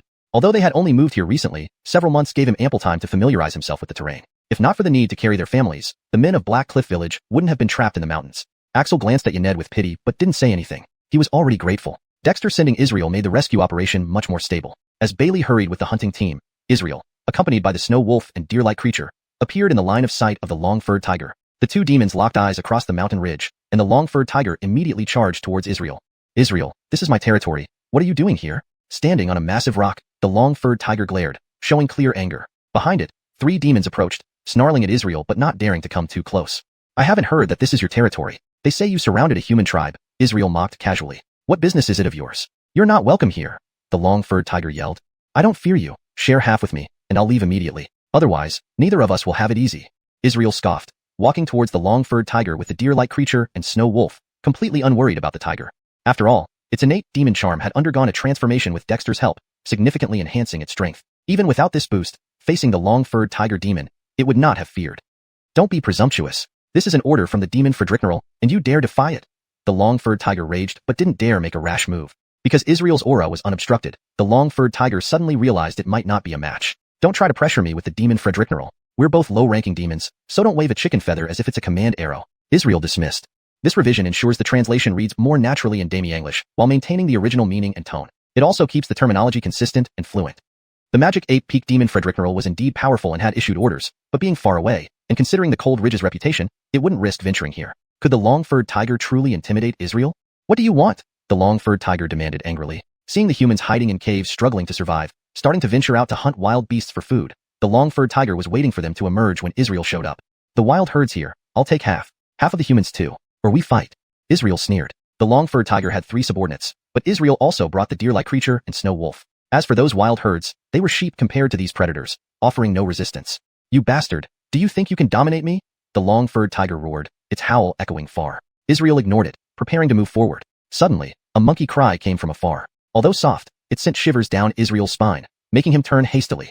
In the forest, a nimble ape raced across branches, heading this way. Its agility caused Israel to frown. An arm monkey from Magic Ape Peak? Skis, exactly that. You should retreat now, Israel, the long-furred tiger said triumphantly. After discovering a large number of humans here, I notified Magic Ape Peak. This place falls under the watchful eye of the Magic Ape Peak demon Fredricknerl. Israel felt regretful and shouted angrily, Why didn't you say so earlier? You never asked, the long-furred tiger retorted arrogantly. But in an instant, Israel lunged forward as a blur, striking the long-furred tiger off guard due to the arrival of the arm monkey. With inferior strength, the tiger was struck hard, its left shoulder torn open, nearly losing its claws. Israel, you dare defy the demon Fredricknerl? The long-furred tiger roared, fear laced with fury. Almost dying, it barely survived. Bastard leopard demon Israel, defying demon Fredricknerl's orders. Not just the long-furred tiger, the arriving arm monkey also screamed, though its high-pitched voice lacked any intimidation. Israel refrained from further attacks after failing to kill the long-furred tiger outright, only scoffing, long-furred one. Do you dare give me orders, thinking I won't dare kill you? Next time, you die. The long-furred tiger widened its eyes in horror. You're shameless. Hashtag Deepter206, the Gary demon. Are you Israel? The Gary darted forward, blocking the path of the Declan demon. Its eyes flashed with ferocity as it bellowed. How dare you defy the orders of Commander Demon Fredricknerl? Standing about 5 feet tall, the Gary had a thick covering of fur, with a skirt made of leaves and vines tied around its waist. It clutched an iron staff, pointing it directly at Israel. Israel curled his lips. Gary, I've heard of you. Don't bring up Demon Fredricknerl every time. This is a personal conflict between me and this long-haired one. It has nothing to do with Demon Fredricknerl's orders. The Gary was thoroughly angered. However, it knew of Israel. This leopard demon was a restless sort, always acting recklessly. Although most demons in the northern wastelands listened to the commands of the Magic Ape Peak's Frederick Ravazinki commander, peripheral demons like Israel didn't really care much for it. The Frederick Ravazinki commander resided year-round on Magic Ape Peak, and while he had many monkey subordinates, he wasn't very close to other demonic tribes, so his control over them was weak. Still, the Gary hadn't expected Israel to be so brazen, injuring the Declan right before its eyes. The Declan's left shoulder was shattered, reducing its fighting capacity by half, which only added to the Gary's trepidation. Why? Am I wrong? I tried to negotiate peacefully with the long-haired one, but instead, it used Demon Fredricknerl to intimidate me. Does it really think it's Demon Fredricknerl's beloved son? I find that disrespectful to Demon Fredricknerl. Israel sneered, showing no fear towards the Gary. Though the Gary was somewhat well known on Magic 8 Peak, it too was pitifully disliked by the Frederick Ravazinki commander, hence being sent to Cold Ridge, a place feared by all demons. Israel, don't talk nonsense. With Lord Gary here, how dare you lie? The Declan raged, also feeling a mixture of anger and shock. Jeffering the previous Mystic season, they had fought and ended up evenly matched. How could it now be overpowered by Israel even if it was ambushed? The Declan wasn't stupid, it could tell. Don't keep bringing up the Gary. If it comes to a fight, I'm not afraid. Israel acted nonchalantly, releasing a fierce aura as combat intent surged from within him. Now that I've advanced in power, why don't I test you too? The Gary and Declan were stunned, never expecting the leopard demon to be so bold. After all, the Gary had the backing of Magic 8 Peak. So what? Afraid to make a move? Israel laughed derisively. Foolish. The Gary couldn't take it any longer and swung its iron staff. If it let this rogue continue taunting, the pride of its Magic Ape Peak lineage would be tarnished. Known for its formidable strength among apes, the Gary wielded a 100-pound iron staff effortlessly on tree branches, a testament to the innate talents of the ape race. Previously, Israel would have been wary of a foe like the Gary, not only because of its connection to the Frederick Ravazinki commander, but also because the Gary was notorious for its ruthlessness. Now, however, Israel showed no fear. As soon as the iron staff swung, he turned into a blur, evading the strike and lunging with sharp claws straight for the Gary's neck. After integrating the leopard demon rune obtained from the witch doctor tribe, combining it with Dexter's blessings through rituals, Israel's power soared dramatically. He gained abilities symbolized by the rune, and under Dexter's permission, through further sacrificial rites, he and others like Gregory and Brandon Ray received new demonic runes attuned to their species. In an instant, the Gary felt a chill run down its spine. Twisting abruptly, it barely avoided Israel's claw attack, but was still cut by the razor-sharp edge of concentrated demonic energy. Forced to retreat, it struggled to defend itself against Israel's relentless speed. Before long, the Gary found itself gradually being pushed back. Goor, damn it, Israel, how can you be so strong? The Declan roared, sending out sound waves from its vocal cords, a powerful natural ability known as Tiger Roar in the forest. Israel, unfazed, shattered the sound waves with a swipe of his claws, giving the Gary a chance to recover and retreat beside the Declan. 3 other beasts hesitantly joined the fray, trembling as they did so. Damianah? Not fighting anymore. Israel licked his lips, seemingly unsatisfied. Even he hadn't realized how powerful he'd become. Israel, you dare act so boldly. Commander Demon Fredericknerl won't forgive you. Though only I am inside Cold Ridge, you know how unique this place is. Outside, there are other demons, and they aren't as lenient as I am. The Gary panted, realizing it was no match for Israel's speed. At worst, I'll leave the Northern Wastelands ice plane. Besides, Demon Fredericknerl doesn't rule everything here. Israel spat, roaring fiercely. Far away in the forest, a Melinda paused momentarily before dashing toward Israel. Further off, a Frederick Ravasaruspol Martin emerged from Croods's backpack, hesitating but remaining still. Croods noticed the Martin's movement and heard Israel's roar. Have they started fighting? Hurry. Unaware of the situation, Croods urged the hunting party to quicken their pace. Cliff Partridge seemed uneasy but continued leading the way as they approached one of the hidden entrances to the cavern complex. Elsewhere, Croods re-emerged from a hollow tree, looking anxiously in the direction obscured by trees. Widening his eyes, he spotted several figures in the distance. Rubbing his eyes vigorously, Croods finally confirmed that real people had arrived, quite a few of them. Who are they? Are they crazy? Concern washed over Croods.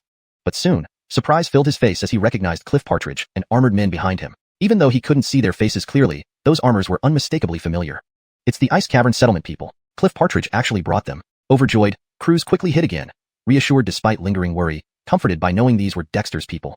###DeepTur207, Dirging into Cold Ridge. Outside Cold Ridge, Xuanhuan stood on a hilltop, gazing at the continuous range of mountains. A strange feeling stirred within him, as if he were somehow familiar with this place. Skyet, Xuanhuan knew it was truly his first time here. Really, what nonsense. Xuanhuan touched his nose and spat out a breath in frustration. Behind him, 2 squads of the Guard Corps hid among the rocks and trees, not showing themselves. Stealth and infiltration were essential skills for both the Guard Corps and the hunting Malachiums. While the Guard Corps wasn't quite as skilled as the hunters, they were still competent. The rear teams are a kilometer away, but the terrain here has become much steeper and difficult to navigate, so the hovercars have been left behind. A squad leader from the Guard Corps rushed over to report. Leave one squad to protect the hovercars, and have the others gather quickly. Brandon Hamadbayo has already caused a disturbance and needs our support, Xuanhuan instructed. Although Brandon Hamadbayo had the Jed and Kimberly with him, and Bailey's group had 3 more beast companions, Xuanhuan was unsure about the exact situation inside Cold Ridge. When Adriel mentioned 3 beasts and 1 demon, Xuanhuan took it lightly. Who would believe that? The squad leader quickly left, and soon after, Baird arrived with 2 Guard Corps squads and Yolo with the 50-member War Witch Malachium. Compared to the guards' composed demeanor, the War Witches looked somewhat disheveled, though these young warriors weren't too far behind in physical prowess. What should we do? Yolo excitedly asked for the first time following Xuanhuan. Though no longer young, Yolo was the youngest among the 4 great shamans. Bailey's team should already be inside. With the demons leading the way, we don't need to worry about ordinary beast herds. I'm more concerned that there might be more than just 1 demon in Cold Ridge, and Brandon Hamadbayo might not hold out. Xuanhuan analyzed. So, we must move quickly. Just then, a black shadow descended from the sky, stirring up a fierce wind. It was Gregory. Gregory urgently reported upon landing. 3 demons were spotted to the south of Cold Ridge. They seem to be heading here but hesitate to advance, clearly with ill intentions. 3 demons? Xuanhuan's expression changed slightly. In the northern barren ice plain, while there were many demonic beasts, true demons were rare. Brandon Hamadbayo had once mentioned that most demons in the area were concentrated around 2 demon generals, or the near demon general who controlled the Govin tribe with several demons under its command. As for wandering demons like Brandon Hamadbayo, they rarely gathered due to mutual distrust. Demons had such a bad reputation not only among humans but also within their own kind. This was perhaps why the demons in the northern barren ice plain dominated, yet never unified the region. Of course, it was also related to the legendary Demon King, said to exist in the northern barren ice plain. After some thought, Xuanhuan understood. These 3 demons likely came from Frederick Ravasia Peak. Otherwise, it was hard to imagine scattered demons coincidentally gathering. There could be exceptions, but Xuanhuan leaned towards the former explanation. What should we do? Yolo was startled. Though a shaman, Yolo had rarely ventured outside his settlement, and his previous encounter with a demon had left him terrified. Able to escape alive was sheer luck. Thus, he instinctively feared demons, despite the 2 demon guards in the Zhou clan. Gregory, secretly monitor those 3 demons. If they intend to enter Cold Ridge, try to intercept them without engaging directly, just delay them. The rest of you follow me into Cold Ridge. We'll aim for a swift battle. After a moment's contemplation, Xuanhuan made his decision. With the forces he brought from the Zhou clan, facing 2 demons wouldn't be a problem, but 3 would be dangerous. Rather than engage the 3 demons head-on, it was better to first resolve the demons inside Cold Ridge. Once the demons inside were dealt with, Brandon Hamadbayo could free up and handle the other 3 demons. Besides, since the demons paused outside Cold Ridge, they might not necessarily attack. Weighing the options, Xuanhuan signaled the Shan forward. Let's go. Xuanhuan led 4 hunting squads and the 50-member War Witch Malachium on their mounts, charging straight towards the Cold Ridge mountain range. The wild beast herds on this side of Cold Ridge had already been driven away by Melinda, allowing Xuanhuan's group to follow Bailey's path directly into Cold Ridge. Inside Cold Ridge, Croods appeared before Adriel, his eyes falling on the Zhou clan hunters instinctively hiding among rocks and trees. He couldn't help but feel elated. Adriel, did Xuanhuan arrive? Seeing Croods, Adriel felt relief. It meant things were still manageable. Before Adriel could speak, a figure dashed toward Croods. It was Benji. Excitedly, Benji hugged Croods, trembling. Brother, you're safe. That's fantastic. Benji, you've done well, Croods remarked, noting that Benji's blood energy was nearly on par with his own. Croods, this isn't the place to talk. Hart and the guards are still behind us. I came ahead with the hunting Malachium to see how I can help. Bailey walked over, glancing at the gaunt Croods. Croods nodded gratefully. Thank you, Bailey. Everyone, follow me. Under Croods' lead, the hunting Malachium quickly disappeared into the forest, entering underground caves. Croods, how are there so many caves here? Are they natural? Just navigating a few caves left Bailey feeling dizzy. The environment was so complex that even if he led a hunting Malachium, they'd likely be lost. These are naturally formed but later expanded artificially. We found many ready-made stone chambers deep inside, though they've been abandoned for years. Croods sighed. If not for these caves, the people of Black Cliff Village would likely be dead. Bailey, how long will it take for Xuanhuan to arrive? We need someone to guide them, or the demons might discover them, which would be dangerous. Initially, I thought there was only 1 demon here, but now, 2 more have appeared. A leopard demon and a monkey demon. Perhaps you shouldn't have come. Croods lamented. If it were only 1 demon, with over 100 elite hunters, Croods felt confident they could fight. Now, though surprised by the rapid improvement in Bailey's group, facing 3 demons would be futile. Croods felt both depressed and worried. Croods, don't worry about Hart. Focus on helping the people of Black Cliff Village first. Bailey smiled mysteriously. There were indeed 3 demons, but one of them was their Zhou clan's guardian demon. Deep Tur 208, Croods' amazement. The people of Xiuxian were crammed into the depths of the vast cave system. In reality, they had nowhere left to retreat. If it weren't for Barry Mao who wanting to starve out the people of Xiuxian, hoping they would leave the caves on their own, the mountainside would have been overrun by wild beasts. Barry Mao who did this because the terrain within the cave system was too complex. Even he couldn't guarantee that he wouldn't be severely injured if he ventured inside.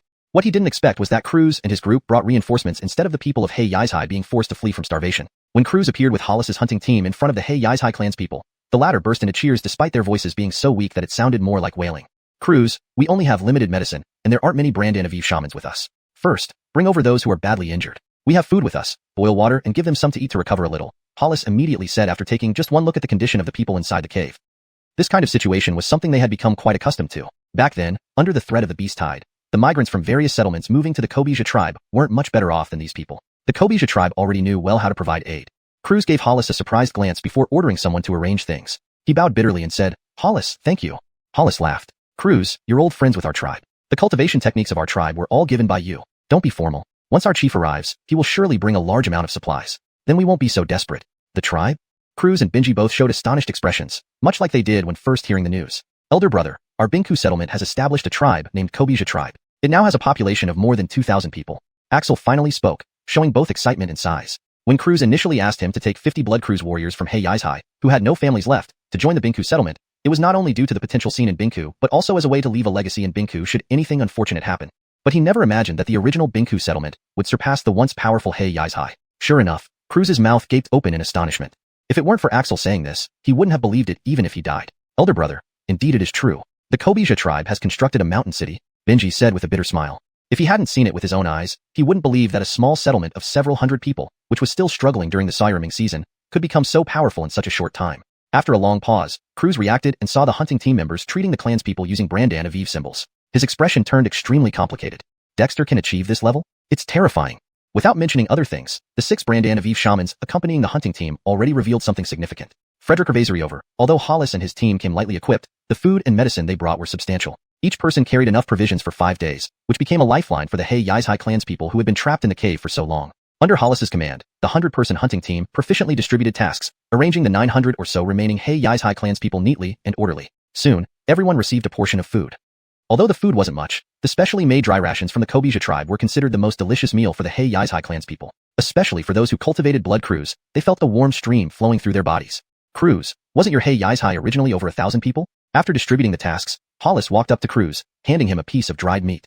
This dried meat was specifically for the hunting and guard teams, made from the best parts of wild beasts preserved and dried. As Croods chewed on the meat, he said bitterly, the monster beasts attacked suddenly, catching us off guard. Xiuxian led most of the elders to stay behind to delay the monster beasts, all fighting to the death. Now, those left are mostly young adults, women, and children. It is regretful we can't kill more monsters. Otherwise, we would definitely avenge Xiuxian and the others. Xiuxian? Hollis stared wide-eyed. That old man left an unpleasant impression on him. Back when traveling to Bingku settlement, the old man seemed repulsive, and yet, he did something so remarkable. Sacrificing the elderly to protect the young, seeking a glimmer of hope, though tragic, it was admirable. Croods, rest assured, their blood will not be spilled in vain, Hollis firmly stated. Croods shook his head. Given the current situation, preserving our clan's people is the best outcome. As for other matters, at that moment, a roar of anger echoed faintly, reaching even deep within the cave system, making Croods and the others hear it clearly. Is that Barry Mauhu? Is it crazy? Croods exclaimed in surprise. Hollis's face changed instantly, not bothering to hide. He removed the backpack from his back and asked urgently, Xiao, can you make out what happened? Croods and Benji were confused, but soon they saw a purple marten dart out of the backpack. The faint demonic aura emitting from it made their faces change drastically. Elder brother, don't panic. This is our tribe's guardian demon beast. Guardian demon beast? Croods' pupils contracted sharply. Just this purple marten was already almost as strong as the Jamar Hardy Dexter had killed before. Was it really from the Kobija tribe? The purple marten hadn't yet digested the bone in its throat and hastily growled but soon understood something, jumping onto a large rock nearby and quickly scratching symbols on it. What is this? Words. Croods was even more bewildered. A demon beast that writes, and it's the Kobija tribe's guardian demon beast? Though the characters were crookedly clawed, he recognized them quickly. Barry Mauhu roared, damned human race. It's the chief leading the charge on Cold Ridge. Croods. Hollis became excited. It's the chief coming. I knew it. Hunting team, assemble. Follow me into battle.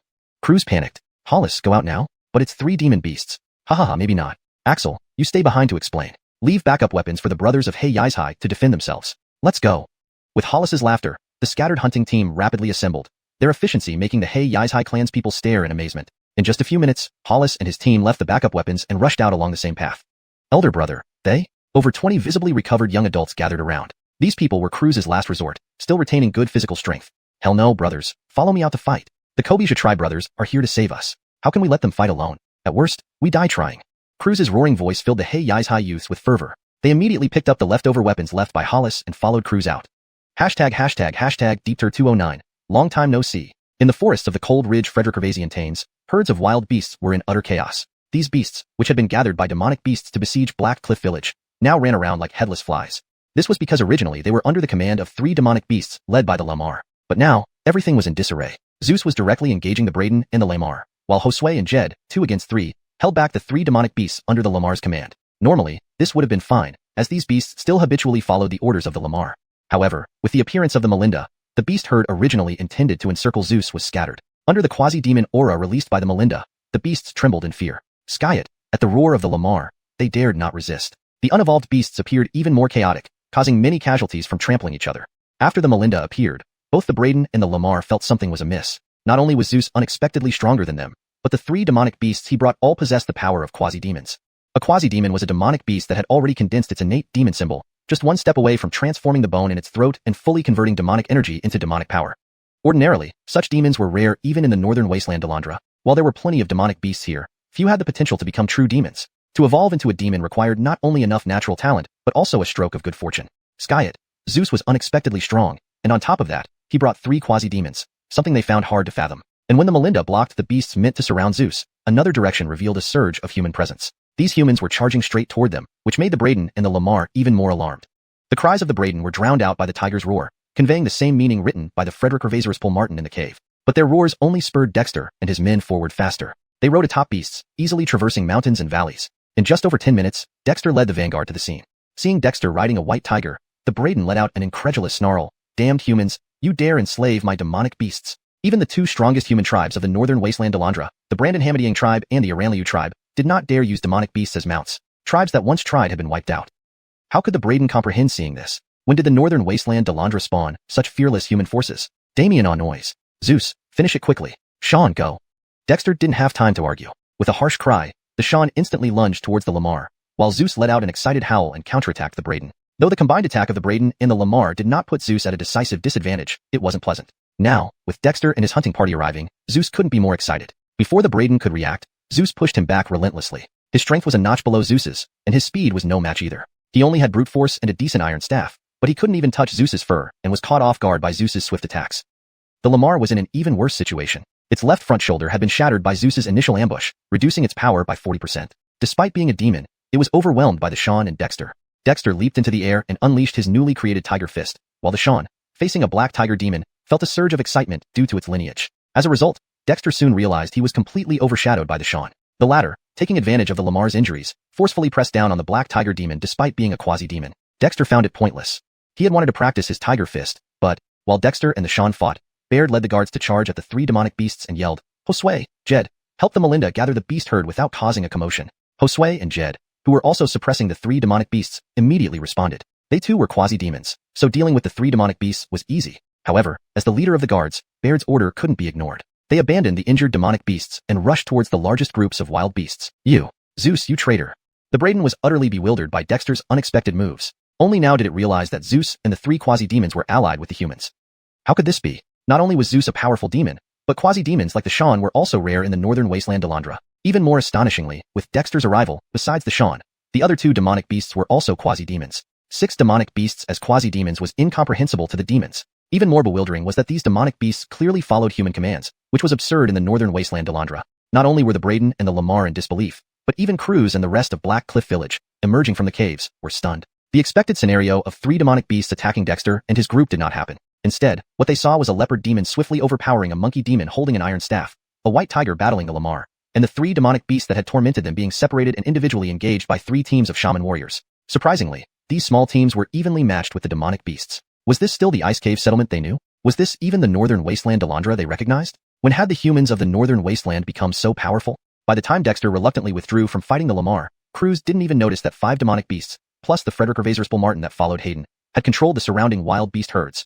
"Croods, long time no see. Didn't expect you to still be alive. That's great."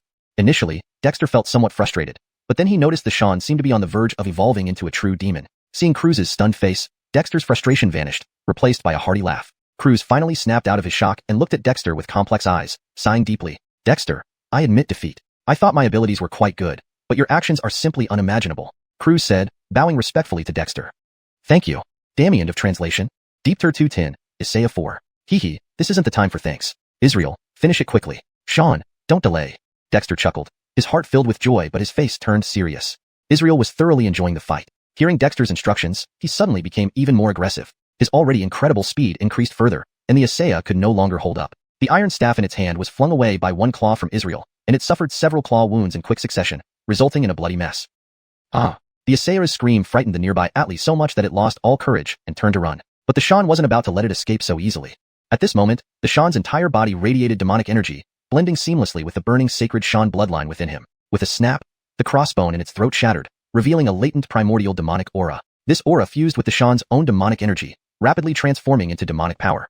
Meanwhile, the Xian had already rushed to the Atli's side and sank its teeth into it. The Atli let out a terrified cry, trying to resist or escape, but the Xian emitted an overwhelming pressure that froze it in place, shattering its will.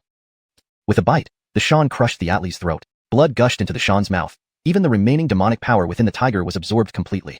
Simultaneously, a faint shadow of a Xian appeared behind it. Although faint, the shadow struck fear into every beast present, and even those far away.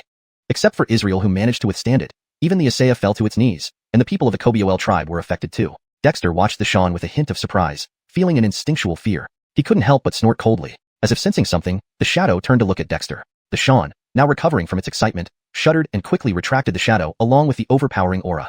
Under its feet, the Atli's body had shriveled up, leaving only skin and bones. Its flesh vanished entirely. With the disappearance of the shadow, the oppressive aura dissipated, leaving Croods to wipe off a cold sweat. He nearly knelt down just then.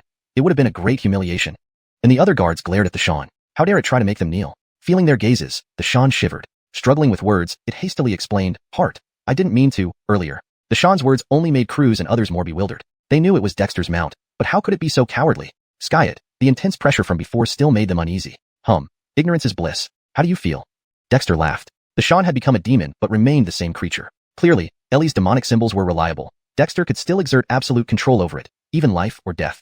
This was terrifying. Consuming the Atli further awakened my bloodline. I've passed through the weakness phase after becoming a demon, and my foundation has solidified even more, the Xian honestly replied, gazing pitifully at Dexter.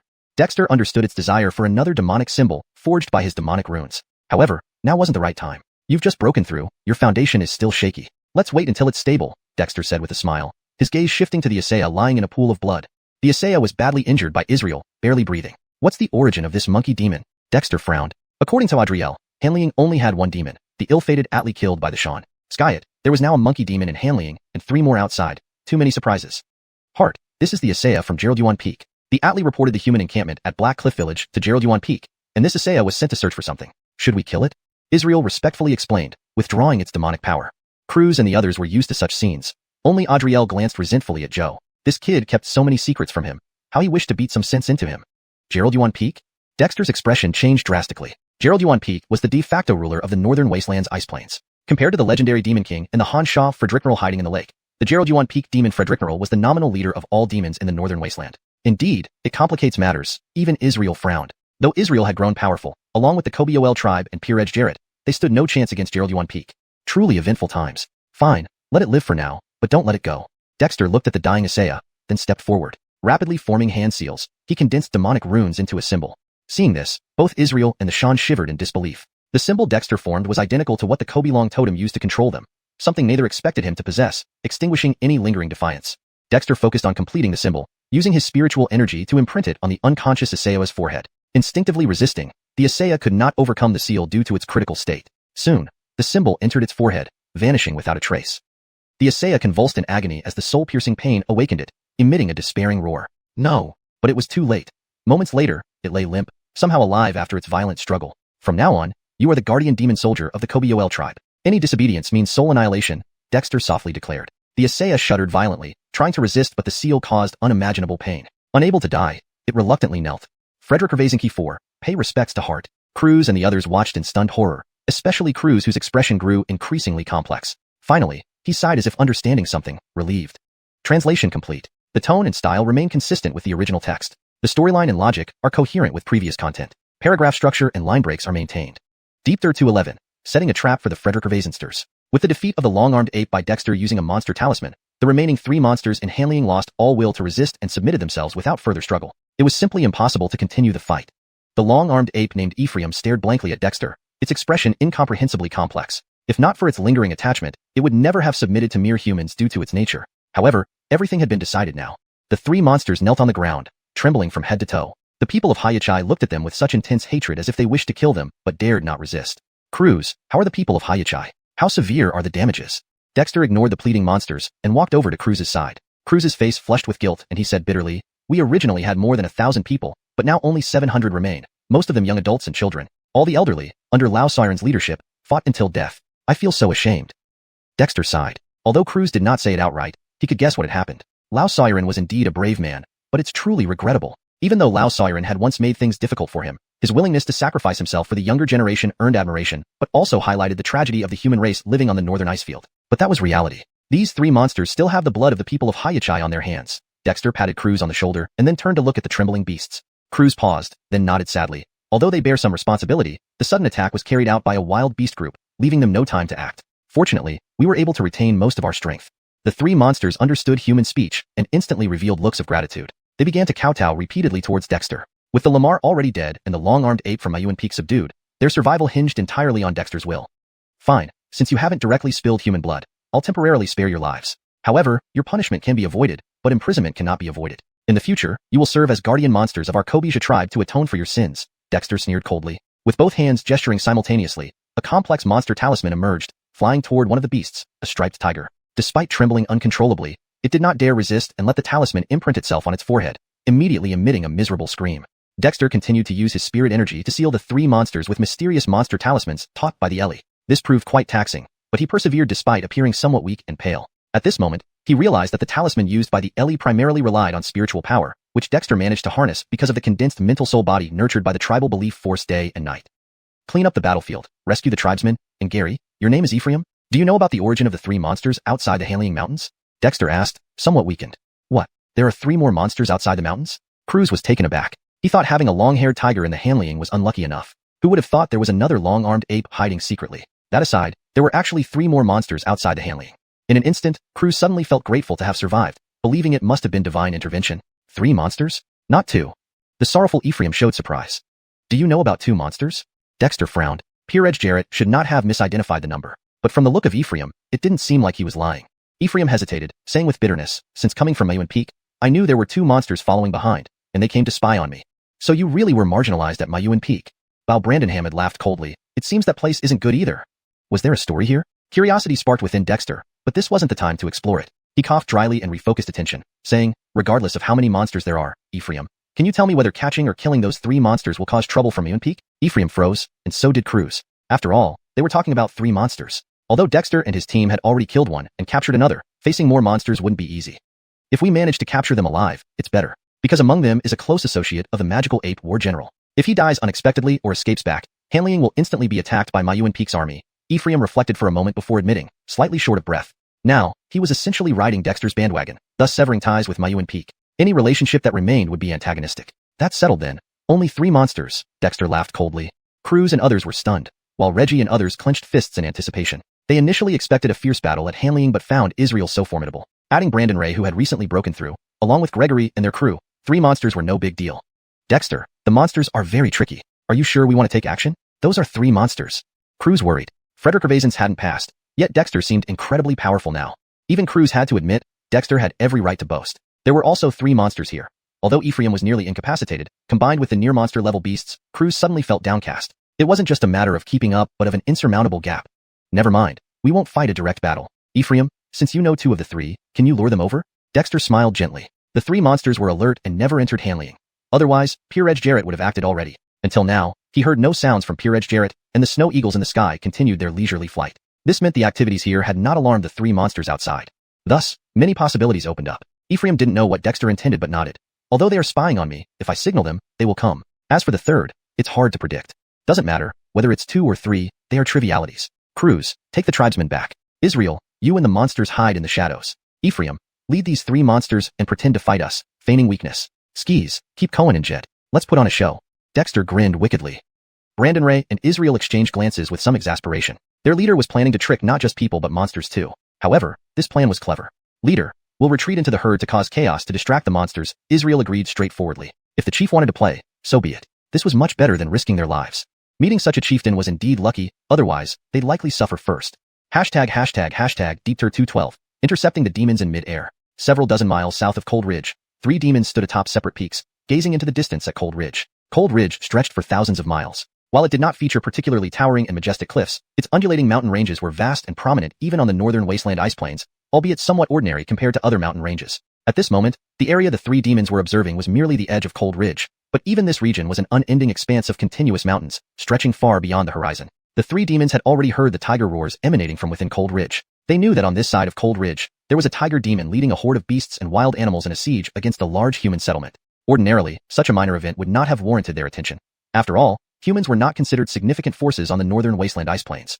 However, at this moment, the 3 demons appeared anxious. Suddenly, an enraged howl echoed from within Cold Ridge, filled with intense anger and a cry for help. Roar! Something's troubling Isaiah. What about Yanni? Is he dead? The demon standing on the middle peak seemed impatient. It was a powerful black gorilla, clearly possessing a very short temper. The only reason it was restraining itself here was due to orders from above. Benton, if you can't stand it, why don't you go check? Besides, Isaiah is just another doomed demon. His death would be timely. Sneered a demon covered in tough scales, resembling an alligator but much larger than a water buffalo. Allah, don't talk nonsense. That's one of our demons from Devil 8 Peak. What do you think you're doing? The black gorilla growled angrily, showing some fear towards the copper alligator.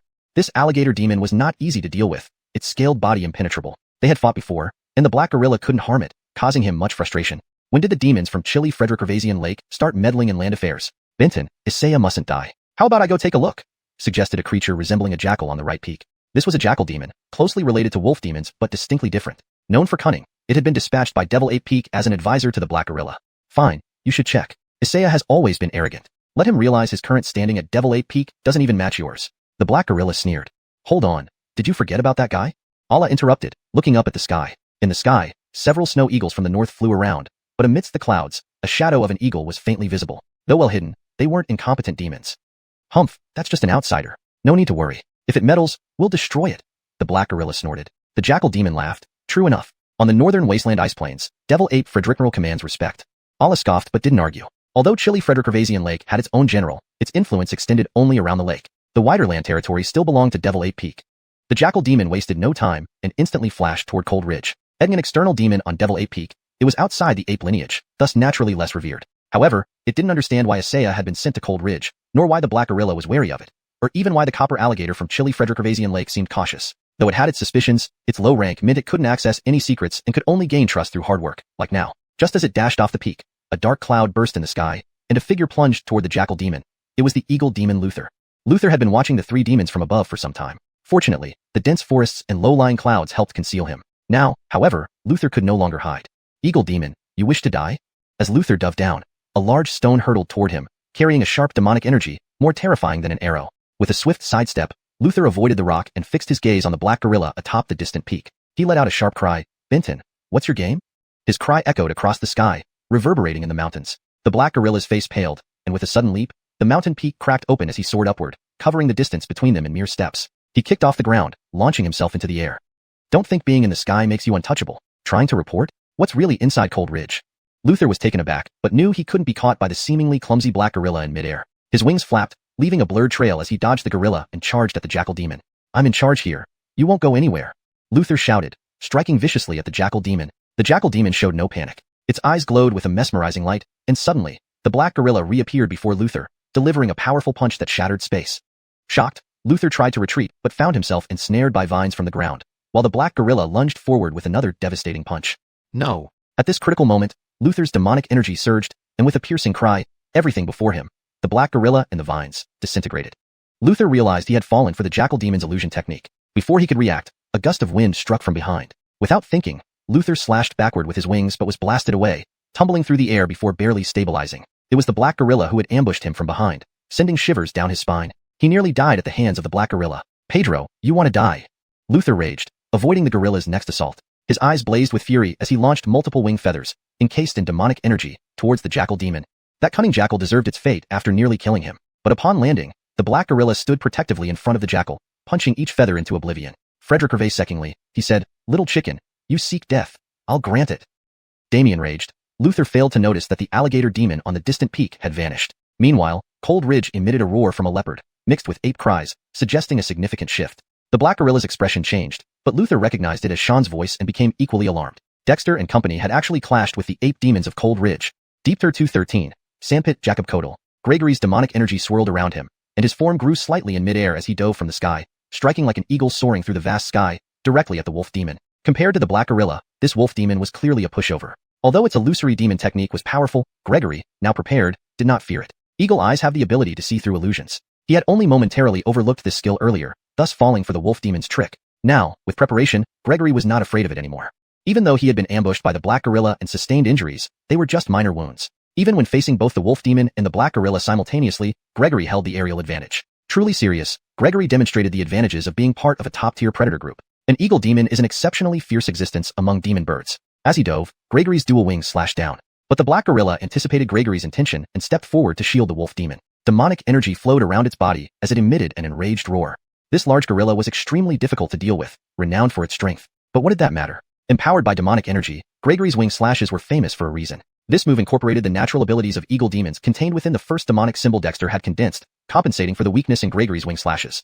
Now, when he unleashed it, it was as if two celestial blades were descending, instantly enveloping the black gorilla blocking ahead. The black gorilla roared furiously, delivering powerful punches with both fists. Its moves were simple but possessed formidable strength and speed. In a direct confrontation, the black gorilla managed to hold off initially, but moments later, under Gregory's relentless and rapid wing strikes, its fists started to throb painfully.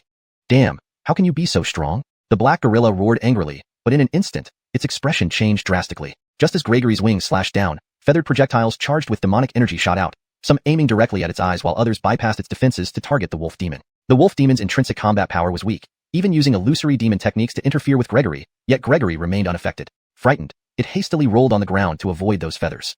Meanwhile, taking advantage of the moment when the black gorilla protected its eyes, Gregory spread his wings, cutting an arc and slashing again. The left wing aimed at the black gorilla, while the right wing targeted the wolf demon. Facing two opponents, Gregory did not falter in the least. In the Cold Ridge Frederick Gervaisian Taines, Horatio slowly emerged from the jungle with caution yet speed, moving stealthily on the ground. Despite its large size, it was incredibly agile in the forest, making no significant sound. "Foolish gorilla and foolish wolf, did you really think I would just obediently wait? I'm an intelligent demon, otherwise how could I have come out from Cold Frederick Gervaisian Lake?" Horatio croaked arrogantly. Exiting Cold Frederick Gervaisian Lake was not easy. It was infamous for self-sealing, allowing only creatures near the water areas of Cold Frederick Gervaisian Lake to leave easily.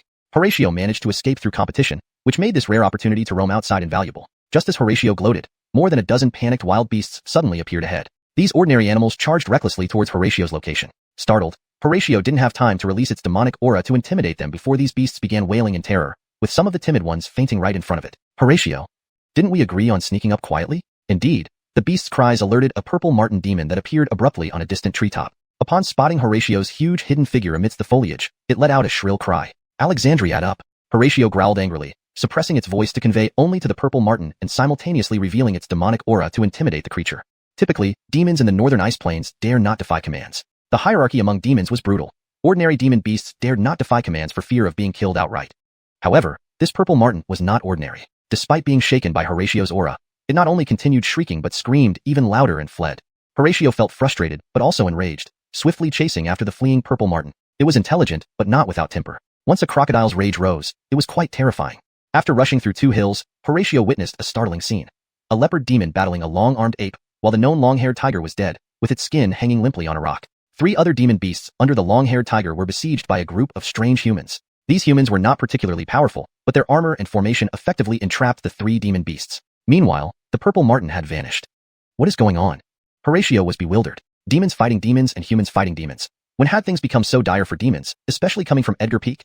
Damn, another demon? Tate, finish quickly. Others, follow me. A young man seemed to have noticed Horatio and led a group of armored humans towards him. They appeared weaklings, at least from Horatio's perspective, emitting no dangerous aura. Roar. Long-armed ape, I'll help distract these humans. Remember to owe me after this. Horatio bellowed excitedly, charging straight at the young man without waiting for the long-armed ape's consent. This crocodile has lost its mind, Dexter remarked in exasperation. Though he had only 50 warlocks led by Yoel and a squad of guards at his side, the other 3 guard squads were besieging the 3 demon beasts. It didn't mean he could be underestimated. Shield guards, quicksand. Dexter roared, commanding 10 guards to raise their shields. 3 heavy shields were driven into the ground, with 7 diamond-shaped shields interlocking into a formidable wall blocking Horatio's path. Simultaneously, the warlock team led by Yoel, all trained in earth runes, raised their runes to channel spells, hurling powerful attacks toward Horatio. Jeffering the charge, Horatio remained disdainful despite the unexpected appearance of many warlocks. The gathered magic was insignificant against its thick hide and scales. Sky it before it could collide with the erected shields. The ground beneath its feet turned soft, trapping it mid-charge. The spell seemed harmless, but transformed the earth into quicksand, engulfing Horatio.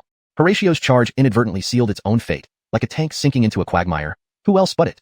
Deep Tur 214. Shaman Battle Malachium. The quicksand shamanic art was discovered by the Earth Sigil practitioners of the shamanic tribe while excavating foundations for the mountain city. Initially, they relied on Davian and digging animals to swiftly create trenches for the walls. However, when they encountered tough rock layers, much human labor was still needed. It was until Alicia found that the shamanic energy of Earth Sigils could easily break through hard surfaces, and after Ernie's experiment, practitioners of Earth Sigils were called in to assist. In this process, these tribesmen gradually mastered the quicksand shamanic art, a method to turn solid ground into quicksand using Earth Sigil energy. This became the first shamanic art collectively performed by the Earth Sigil practitioners.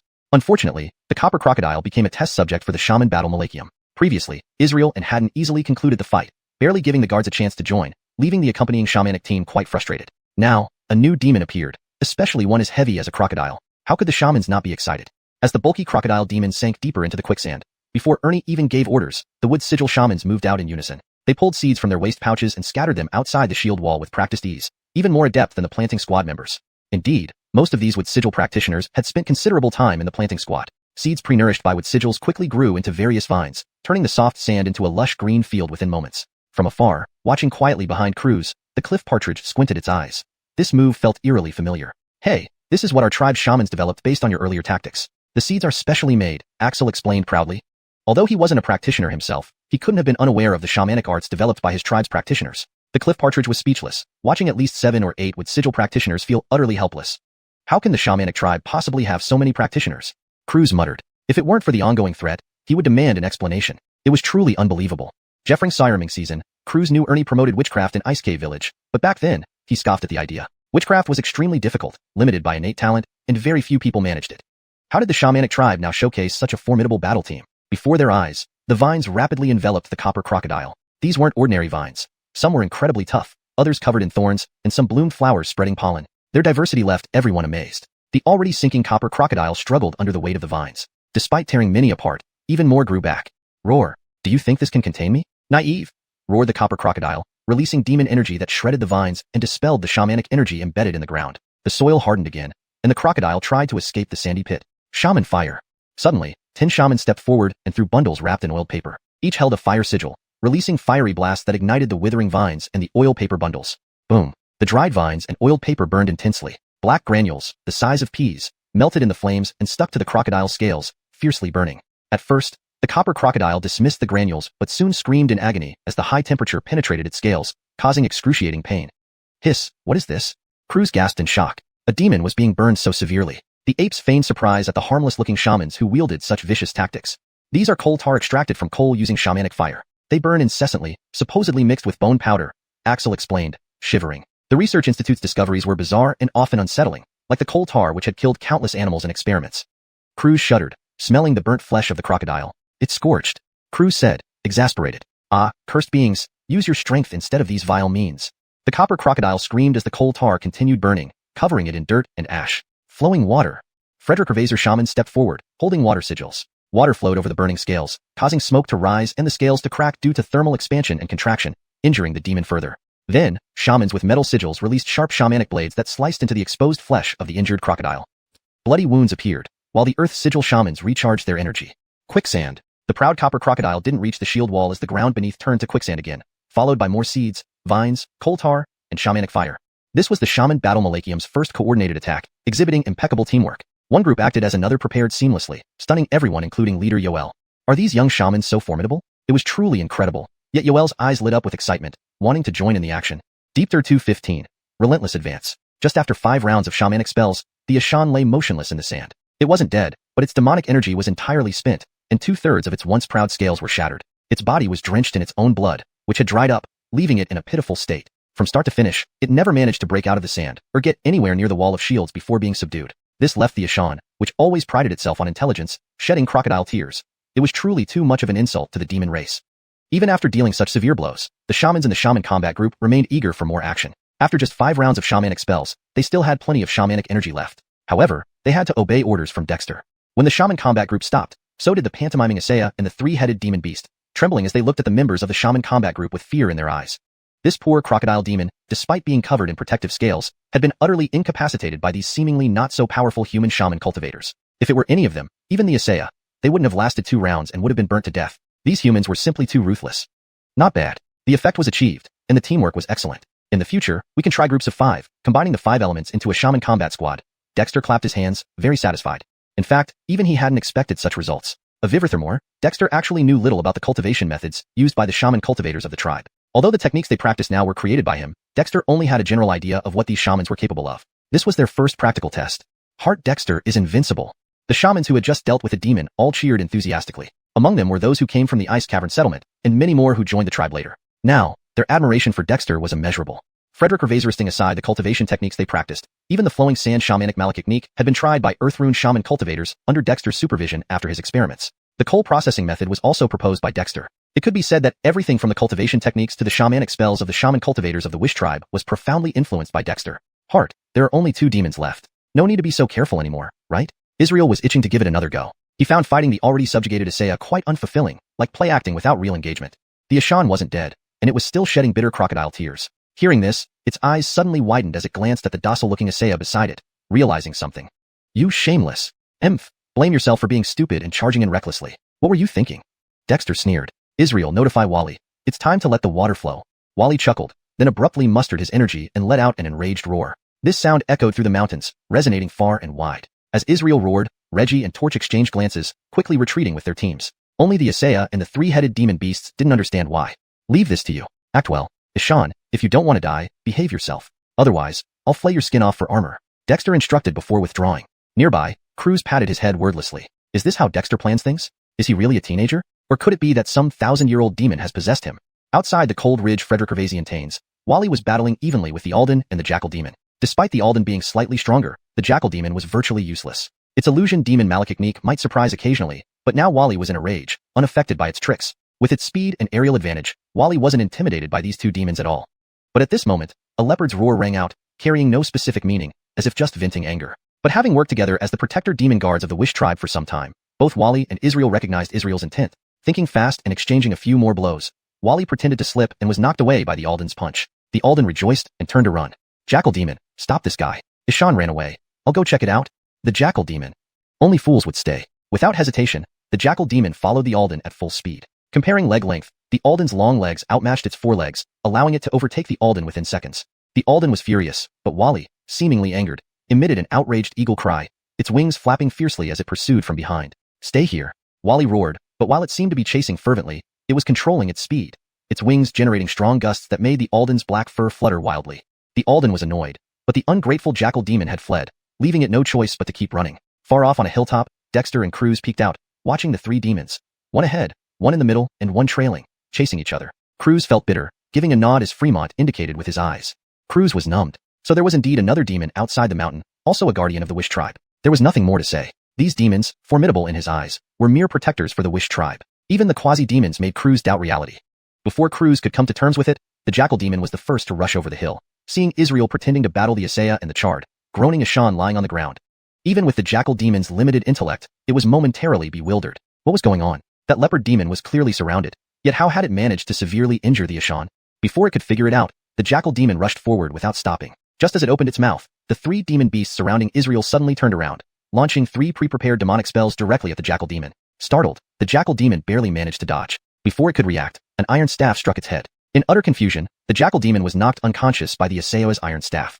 At that moment, the Alden finally arrived, witnessing this scene. Shocked, it turned and ran. Adam, we're from the same kind. I didn't come of my own will. Frederick Gervaisinkield sent me, and I couldn't refuse. Take care of yourself. I'm going back and won't return, the Alden shouted while fleeing. Adam's expression was complex. He then sneered, Alden, you came, so you can't run. Too naive. If it allowed the Alden to escape, it would be the unlucky one. Before the Alden ran 10 meters, a white tiger leaped out from the woods, its fierce demonic aura startling the Alden into a shiver. It twisted its body desperately, narrowly avoiding the Xiuxian's attack. However, it was already surrounded by various demons blocking its path. Alden. ###DeepTer216. Black Cliff Fort joins. In the cold ridge Frederick Gervaisian tains, the black gorilla ape knelt on the ground with a swollen nose and face, its arms hanging limp, still looking utterly bewildered. No matter how hard it tried, it couldn't figure out how this bizarre situation had come to pass. The northern wilderness ice plain was supposed to be ruled by beasts, yet now, it found itself defeated and captured by a human tribe. What's more, the ones who crippled it were 4 other beasts, one of them being an arm-through beast that came from the same magic ape peak as it. The feeling was simply too surreal, even more so than if the magic ape general had called it Grandpa. Croods, what do you plan to do?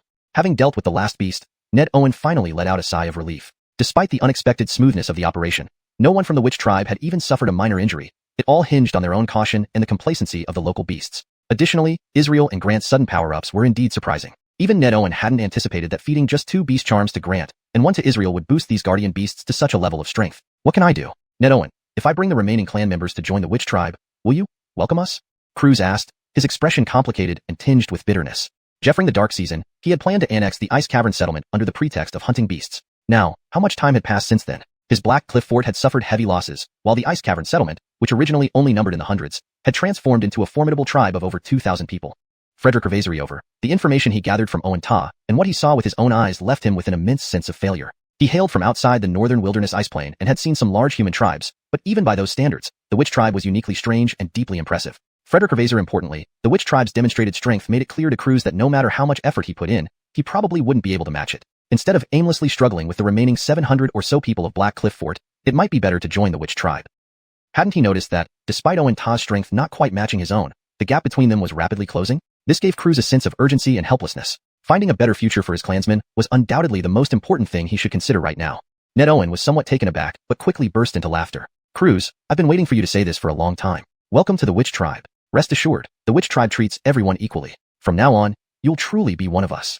Looking at Ned Owen's extended hand, Croods smiled bitterly and slapped it down firmly, their hands gripping tightly together. Behind Croods, clansmen like Owen Cole watched this scene with mixed feelings of reflection and excitement. Life was tough for humans in the northern wilderness ice plain. While Croods had been an able leader, the Witch tribe's impressive display left them stunned. Joining the Witch tribe didn't seem so problematic anymore.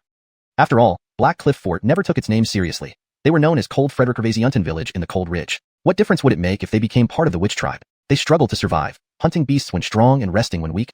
Life remained life regardless of where they were. Since the clansmen of Black Cliff Fort have joined the Witch tribe, we must temporarily withdraw from Cold Ridge. You need to undergo a tribal ceremony to officially become part of the tribe. Bailey, you lead the hunting team to stay behind. Israel, take Josue, Melinda, and Jed to help establish a base here. Grant, ensure the northern snow eagles patrol the area constantly. Ned Owen made the decision without hesitation. Croods had no objections. Since they were joining the Witch tribe, all clansmen needed to visit the tribe for the ritual, especially after hearing about the unique nature of the Witch tribe's totem spirit.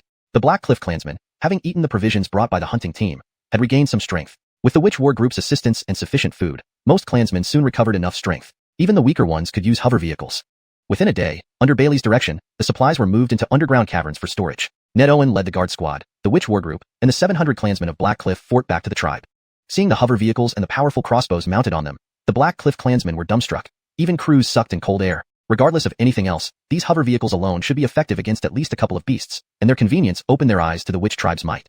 Because of this, the Black Cliff clansmen felt even more anticipation about joining the witch tribe. Originally, during the dark season, most of them had heard about Ned Owen and the Ice Cavern settlement, knowing that their escape from the beast siege was thanks to Ned Owen and his hunting team. With the witch tribe's timely aid this time, even the more stubborn clansmen had no objections to joining. Returning, Ned Owen didn't split the group. Above, Grant led the northern snow eagles on patrol, while on the ground, scaled lions and other driven beasts spread far ahead. Any trouble would be detected long before reaching them. Nearly everyone rode beasts, making their travel swift. Only the 3 injured beasts pulled by the hover vehicles slowed them slightly. Riding these fierce creatures, which now behaved like lambs, the newly added Black Cliff clansmen gradually relaxed after getting used to it. They also grew increasingly curious about the witch tribe's beasts.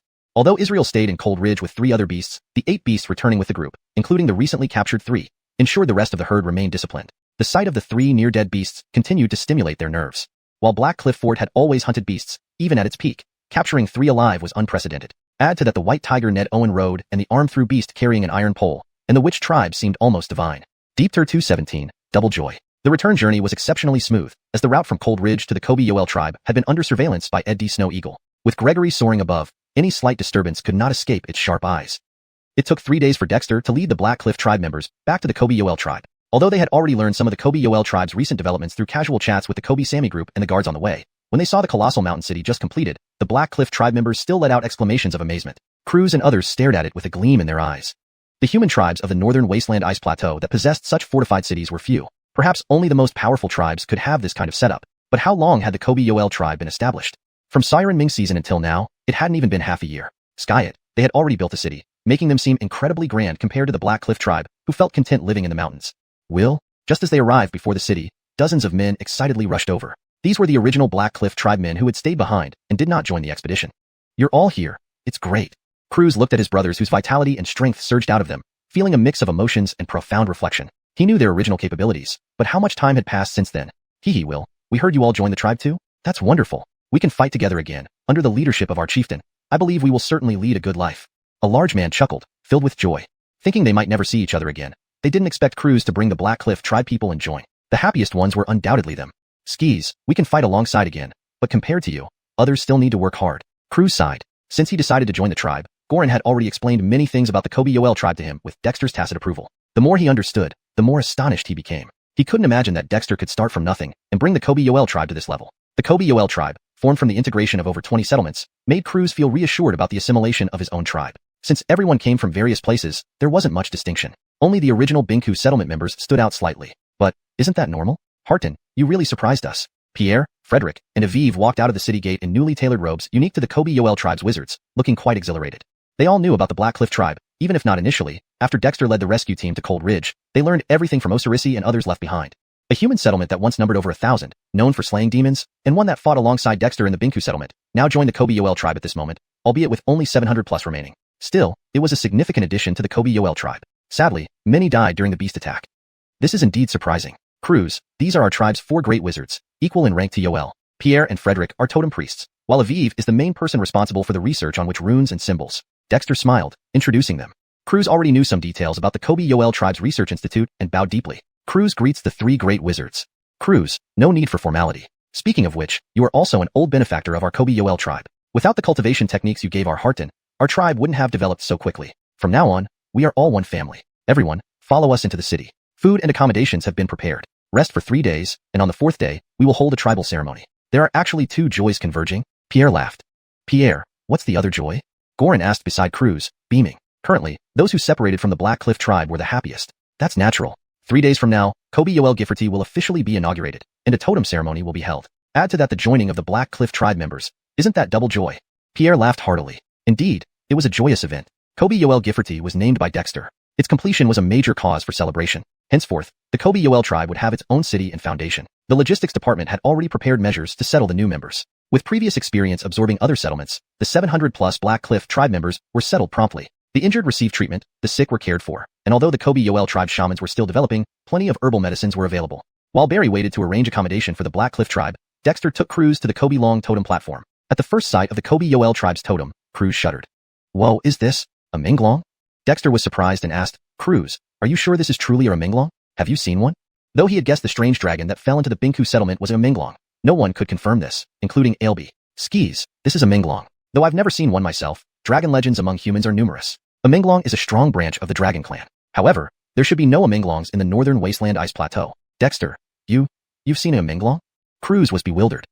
Right, during the Siren Ming season, a dragon like this fell near the cave, and I helped treat it. Later, when establishing the tribe, I used the image of that dragon, altering it to become the current tribal totem, the Kobilong totem. Dexter nodded. The Kobilong is indeed based on the Minglong, but it isn't a real Minglong. It was shaped from the inner Kobilong he cultivated, a secret known only to him and Ailby. I see, but Dexter, using the Minglong as the totem may not be a good thing. Dragon clans are notoriously brutal, being top-tier clans. Minglongs are especially renowned for their power. However, since you saved one before, it should be fine. After all, dragons are also very considerate of favors, Croods praised, almost dying of fright just moments ago. Using the powerful branch of the dragon clan as a totem was dangerous, not just Minglongs, but other powerful clans also. Human tribes destroyed for using their clan images without permission were not unheard of. There are such rules? Dexter was surprised. He hadn't thought that far. Deep Tier 218.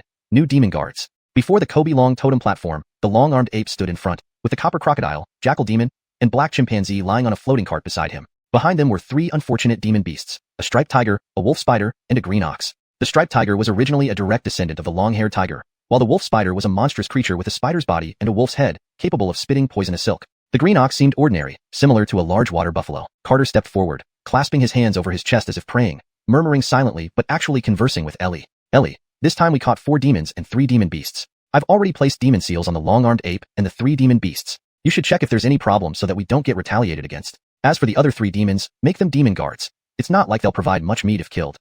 Ellie chuckled, asking, Carter, aren't you afraid that our human tribe will turn into a demon tribe? Carter smiled. Isn't there you? Our tribe is still weak, and having more demon guards won't be a problem for now. Once the tribe grows stronger, the issue of demon guards won't be an issue anymore. They can become an effective addition to the tribe. We're in a survival phase, so we can't afford too many concerns. By the time real problems arise, I believe our tribe will have sufficient means to deal with them. This wasn't Carter's blind confidence but a reflection of the current development trend of the Kobi-Yoel tribe, which indeed didn't require excessive worry. Besides, even with quasi-demons like Cohen becoming demon guards, wasn't there still Ellie? Ellie and he had a demon soul pact. Although they were supposedly equal partners, Ellie could remain safe only because Carter used the faith power of the Kobi-Yoel tribe to shield it. In truth, while Ellie had made Carter, Carter had also protected Ellie. Otherwise, Ellie would likely have been struck down by lightning, suffering a miserable fate. If you don't mind then fine. There's a clan sacrifice in 3 days, during which you can use some power to subdue these demons and demon beasts. The demon seals you cast are good, but your cultivation is too weak, making it easy to be retaliated against, Ellie said lightly, offering a reminder laced with teasing.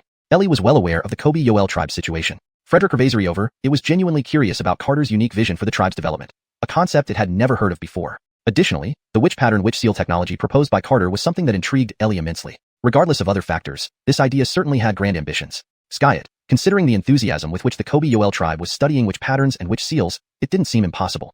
Carter's conversation with Ellie appeared devout, bringing solemnity to the surrounding tribespeople. The long-armed ape and the 3 demon beasts grew tense, while the copper crocodile trio, bound by thick iron chains on the floating cart, were unable to move, looking terrified. A moment later, golden faith energy flowed from the Kobi-Long totem. Even though no wild animals were sacrificed this time, the recent unwavering faith of the Kobi-Yoel tribespeople had gathered an extremely dense amount of faith energy around the totem, enough for Ellie to use liberally. Complex demon seals formed from golden faith energy emerged from the Kobi-Long totem, directly imprinting on the foreheads of the long-armed ape, jackal demon, copper crocodile, black chimpanzee, striped tiger, wolf spider, and green ox. The 4 demons and 3 demon beasts simultaneously felt horror, but before they could resist, Carter calmly stated, cease resistance, or else, you will die as sacrifices in 3 days. The long-armed ape and others hesitated, their eyes brimming with sorrow. As the demon seals imprinted on their foreheads, they all felt a painful sting in their demon souls. Skyet, they truly did not dare to resist. Not only were the 3 lying demons sealed, but Ross Cruz, the long-armed ape, and the 3 demon beasts were also marked beforehand. Any resistance now would only invite death. Shortly after, the demon seals on their foreheads vanished, having merged into their demon souls. The simultaneous shock to their spirits made them realize their current predicament.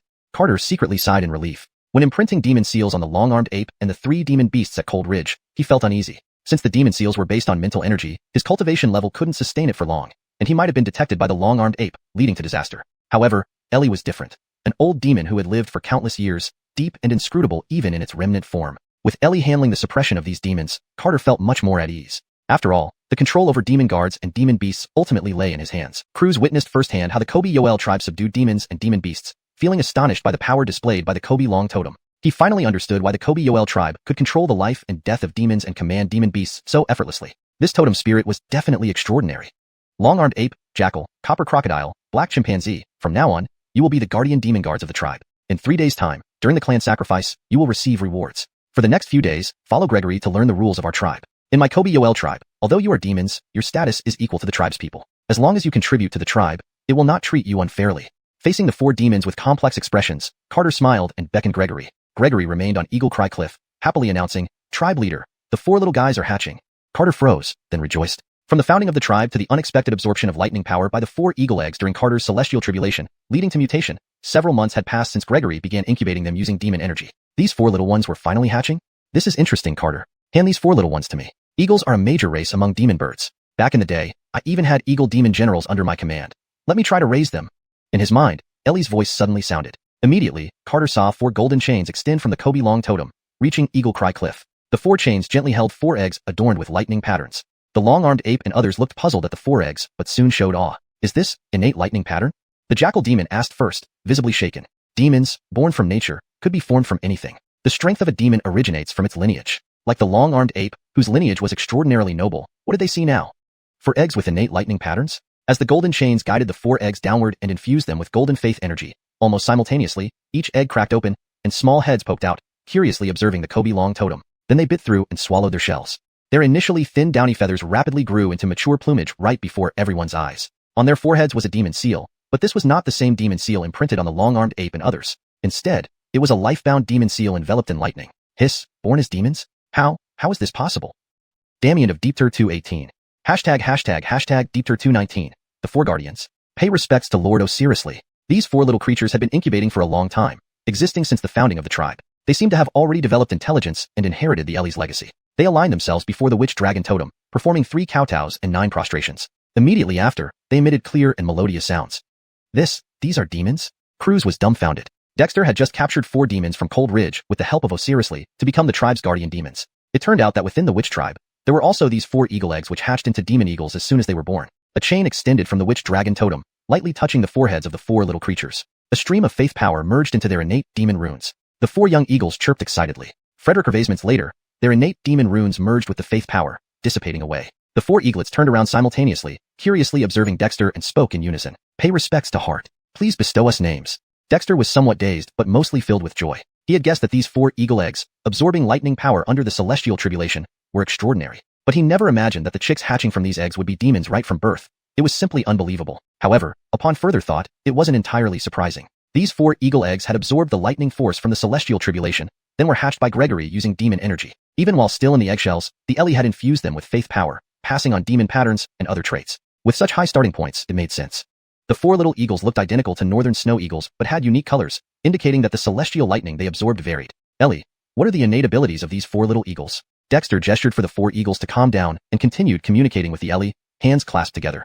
Frankly, based on his knowledge, he couldn't distinguish them well. It is also their destiny to absorb during the founding celestial tribulation, one thread of heaven origin essence and divine wisdom spirit. Although all 4 of them absorb lightning patterns, each has a different origin. Wind, rain, thunder, and lightning, Ellie lamented. Tribulation clouds, originally formed from heavenly essence, mean these 4 small beings will possess great potential due to the divine wisdom spirit they absorbed, leading to early intelligence. Additionally, having a thread of heaven origin essence, they may achieve great things in the future. Just now, I infused their newborn demon souls with faith power, making them naturally closer to the witch tribe, even the human tribes. It remains to be seen whether this will benefit or harm their future. Dexter was stunned by Ellie's response. He had guessed elements like metal, wood, water, fire, earth, but didn't expect wind, rain, thunder, and lightning. The 4 elemental spirits, significant indeed. His eyes gleamed with delight as he focused on the 4 little eagles. After some thought, he spoke. You 4 shall be the 4 guardian spirits of our witch tribe. Shall we name you Brandon Hammond Nelliegg, Sean Nelliegg, Armin Nelliegg, and Dean Nelliegg? The 4 little eagles nodded enthusiastically, and once again, their innate demon runes appeared on their foreheads. Each displayed an intricate demon pattern, representing the primitive patterns of wind, rain, thunder, and lightning. Thank you, Heart, for naming us. From now on, we will be the tribe's guardian spirits. The 4 eaglets were jubilant. Skis, train diligently with Lord Osirisly in the future. The future of the tribe depends on your protection. Dexter smiled warmly. These 4 little creatures weren't imprinted with control runes like those of Gregory, but having been endowed with good fortune at the tribe's founding, nurtured by the tribe's faith power, they were considered native spirit beasts of the tribe. If guided well, they would naturally be loyal to the tribe without coercion and contribute significantly. Once they matured, as Ellie had mentioned, they would surely become the leaders among the tribe's guardians, becoming true protective spirits. Dexter personally chose the finest materials and wove nests for the 4 little ones at the 4 corners of the totem platform. He then selected fresh fish from Ice Lake to feed them himself. Though newly hatched, the 4 little ones had healthy appetites and ate happily. Frederick Ravazer and more tribal members gathered to see the adorable eaglets, exclaiming in delight. The northern snow eagles here had long become the closest companions of the tribal members. When Dexter first brought Brandon Hammond and others to Eagle Cry Cliffs to feed the eagles, he never expected such results today.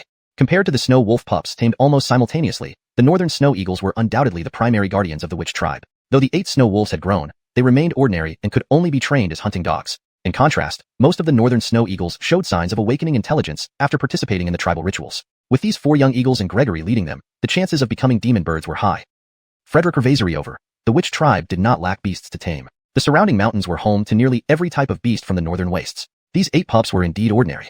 After feeding the eaglets, Gregory descended from Eagle Cry Cliffs, looking both complex and pleased. As the first demon guard recruited by the witch tribe, Gregory knew the eagle's status within the tribe would rise with the addition of these 4 new eaglets. This also meant a tighter bond with the tribe.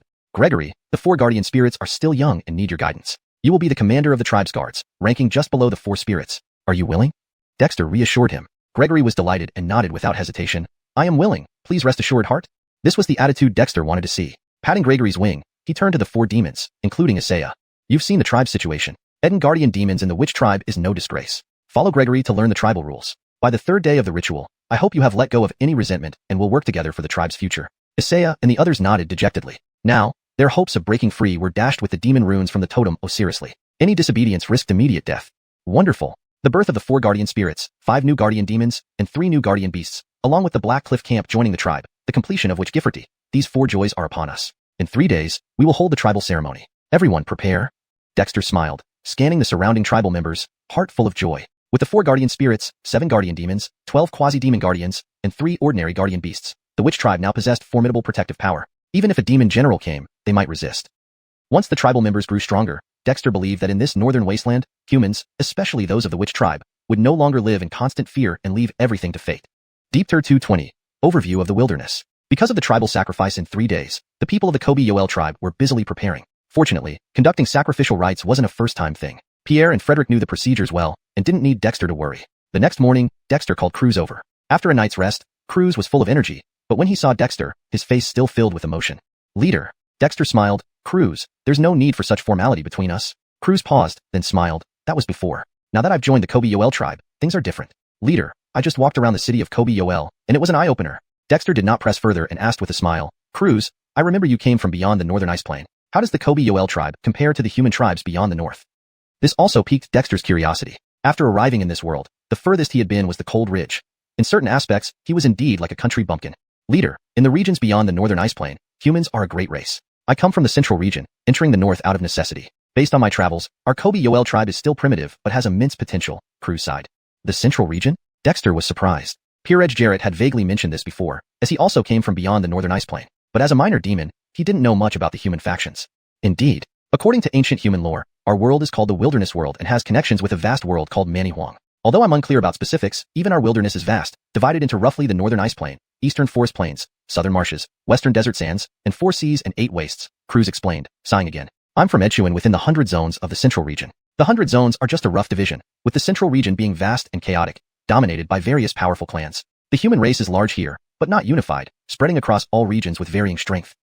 The 100 zones? By what criteria do human powers divide themselves, tribes? Dexter became more curious. He thought the northern ice plain was vast, especially since the Kobe Yoel tribe's area was described by Blackstorm as merely a corner of the ice plain where even demons didn't bother looking. Now, Croods' words greatly shocked Dexter. Our human race in the wilderness has a long history. Once, a human holy emperor established an ancient nation dominating half of the central region. However, after the last emperor disappeared 1,000 years ago, humans fragmented. Today, in the central region, there are 3 imperial courts, 5 alliances, and countless tribes. Ghost Willow tribe and Brandon Hammadiang tribe from the northern ice plain are insignificant compared to those in the central region, Croods said. The northern ice plain is the poorest and harshest area around the central region, a place even demons disdain. Hardly any powerful clans beings would appear here unless forced, like me seeking survival.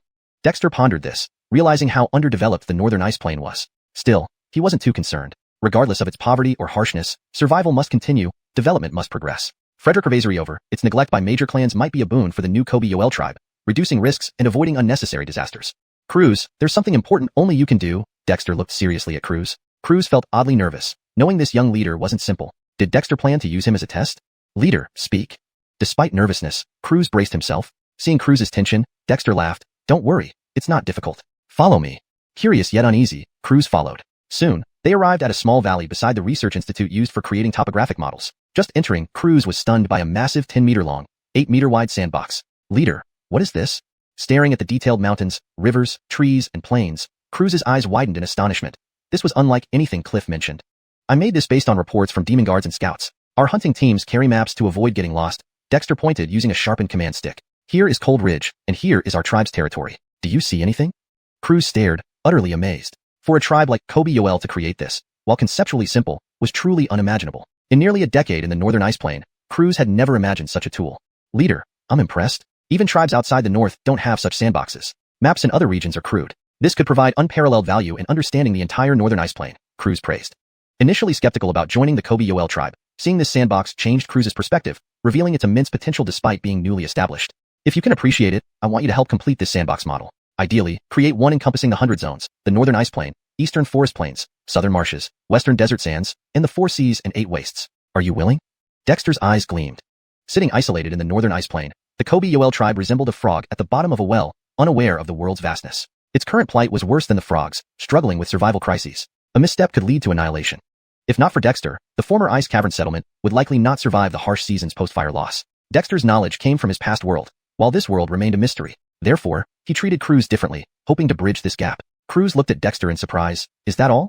###Deepter221. Berries in the walls which markings. Croods' capabilities were indeed impressive. After willingly accepting the task, he began to work diligently in the small valley. He not only expanded on the information about the terrain of the northern wasteland ice plain provided by Israel, but also quickly built a new sand table for the wilderness area as per Dexter's instructions. On this much larger and more expansive sand table, Croods divided it according to his memory and marked out some prominent regions. Jeffering this process, while Dexter was amazed by the breadth of Croods' knowledge, he was equally impressed by the proficiency and rigor of the witch tribe in making sand tables. Heart, although I come from a medium-sized tribe in central domain Xiuxian, I accompanied my father to study at the Xiuxian Alliance when I was young. Though I didn't learn much, I did get a general understanding. Unfortunately, our tribe was too weak to gain deeper access. Croods directed the clerks to record geographical locations while expressing his feelings. He never imagined that one day he would use knowledge that seemed useless at the time. For him, the vastness of the wilderness had little relevance. But upon arriving at the witch tribe, he unexpectedly became someone with broad knowledge, a completely new experience. The Xiuxian Alliance? One of the 5 alliances? How much do you know about their system?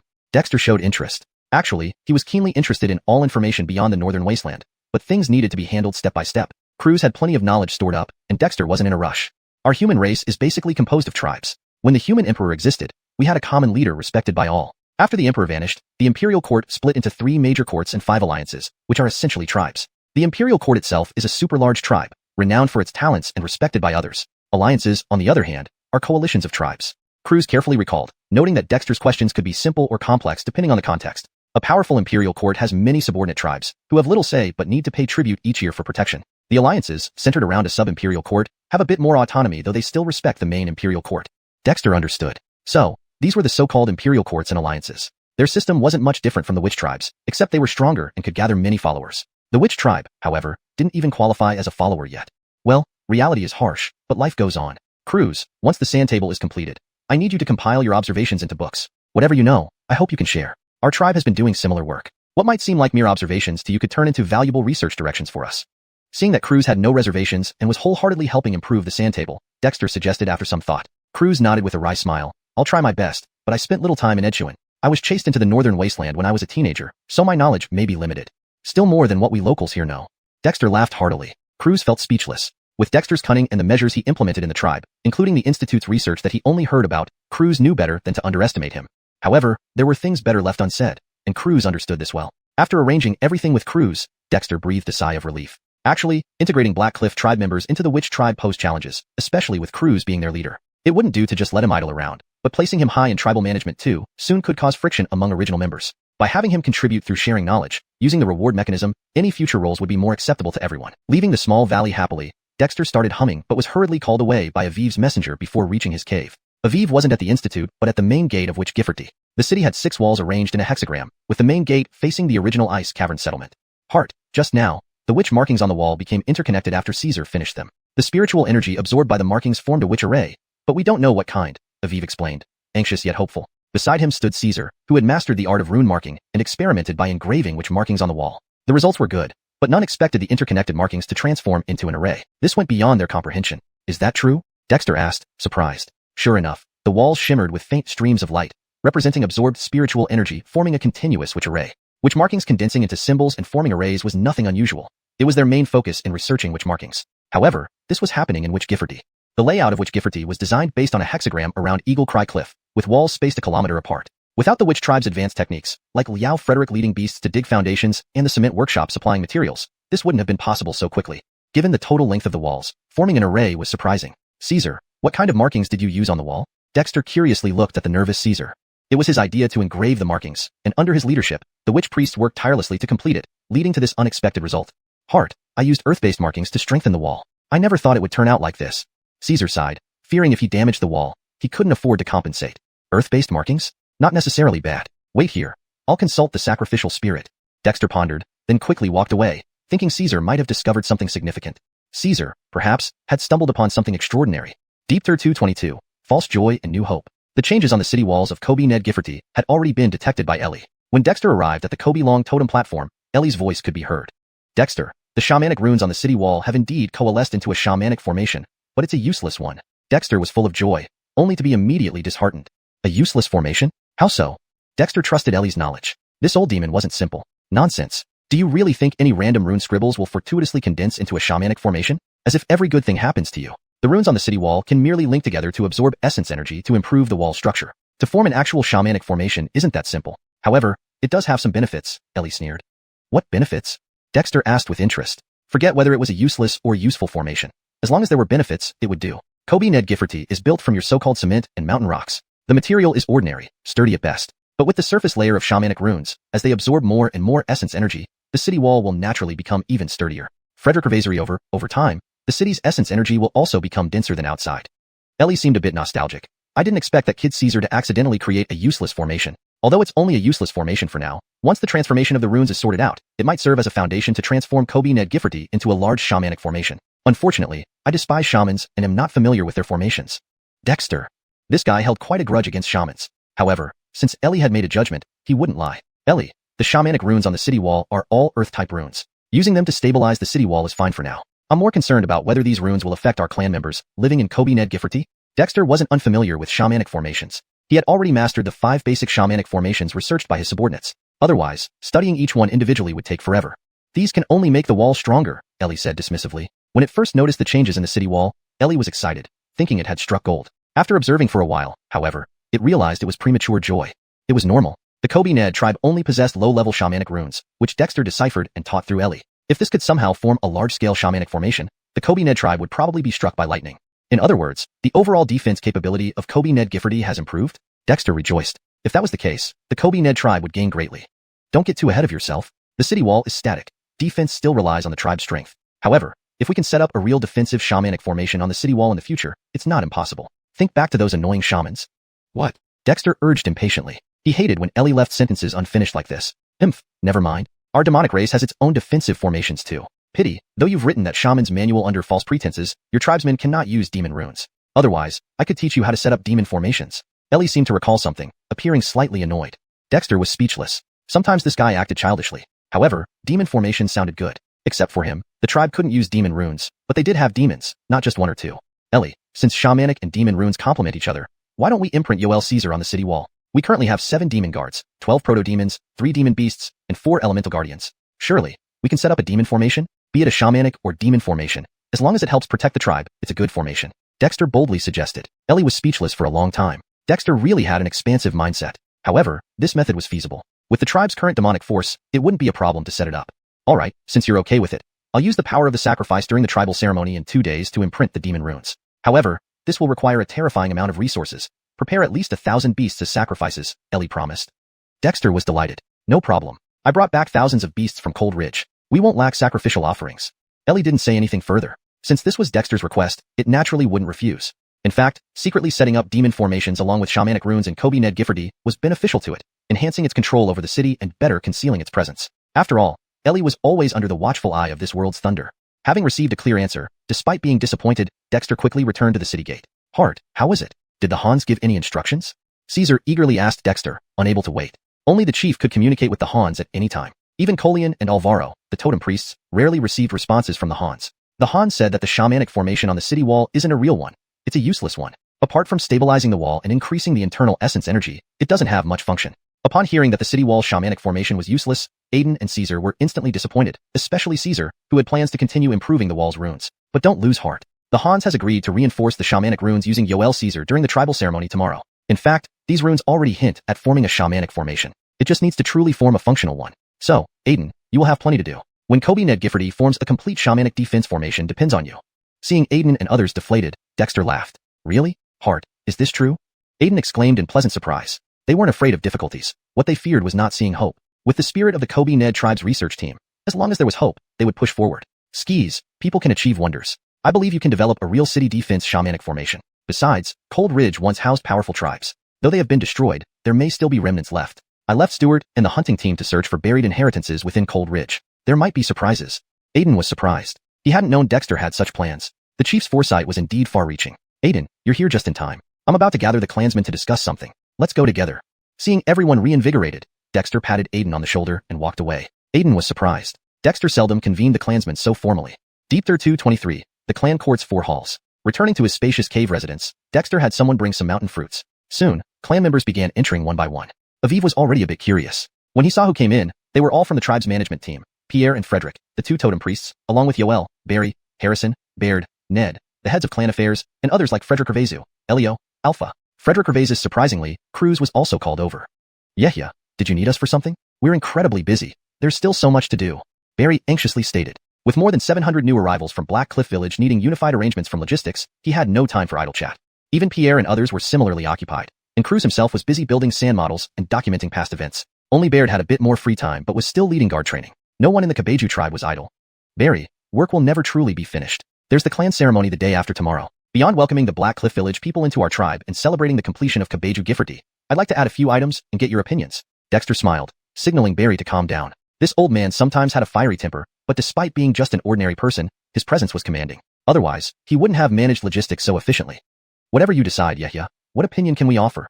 Frederick chuckled. Who doesn't know that what Yehia decides is always right? These words made Dexter feel greatly appreciated, but he knew Frederick wasn't flattering him. It was simply the truth, as Dexter's actions had long been acknowledged by the tribe. Cruz couldn't help but look at Dexter with envy. Though he was once the leader of Black Cliff Village, with elder figures like Siren holding much power, he could never command absolute authority. Things only improved slightly later on. Cough, while that's true, this concerns the future of the tribe and must be handled cautiously. You all are the actual managers of the tribe. Although Cruz just arrived, he managed Black Cliff Village well and will surely become one of our high-ranking members. Therefore, it's important to discuss this with you. Dexter cleared his throat and spoke seriously. Barry, don't interrupt. Listen to what Yehia has to say. Aren't you too old for this fussiness? Aviv glared at Barry. Barry, speechless, couldn't argue. Though Aviv arrived later, as a shaman, Aviv deserved respect. After a moment, he said, Yehia, please proceed. Dexter laughed, not offended in the least. He felt a sense of nostalgia. These elders of the tribe were all straightforward, unable to remain idle. Ladies and gentlemen, our Kabeju tribe has existed for some time now. Our population has grown from 400 to over 2,000. Once the Black Cliff villagers join, we'll be nearing 3,000. Sky at our management system is still the same as when we were in Ice Cave Settlement, with only slight additions. This is unreasonable, Dexter explained gravely once everyone quieted down. Elio and other elders exchanged looks and nodded tacitly. Dexter was indeed right. Although none felt it before, now it felt quite awkward. Especially Barry and Frederick, both secretly sighed with relief, knowing how overwhelmed they had been recently. If not for the current good conditions in the tribe, providing food and shelter, both might have collapsed from exhaustion. Cruz, since you come from a tribe outside North Wasteland, could you describe its organizational structure? Dexter asked, seeing everyone pondering. Cruz was taken aback, not expecting Dexter to reveal his origin now. But this wasn't a secret, especially since he was familiar with tribes outside. After some thought, Cruz replied, tribes outside North Wasteland mostly follow a system where the Yehia oversees everything, with elders managing specific affairs. Frederick Hervez's tasks are handled by dedicated personnel. Yehia, are you suggesting establishing a formal tribal system?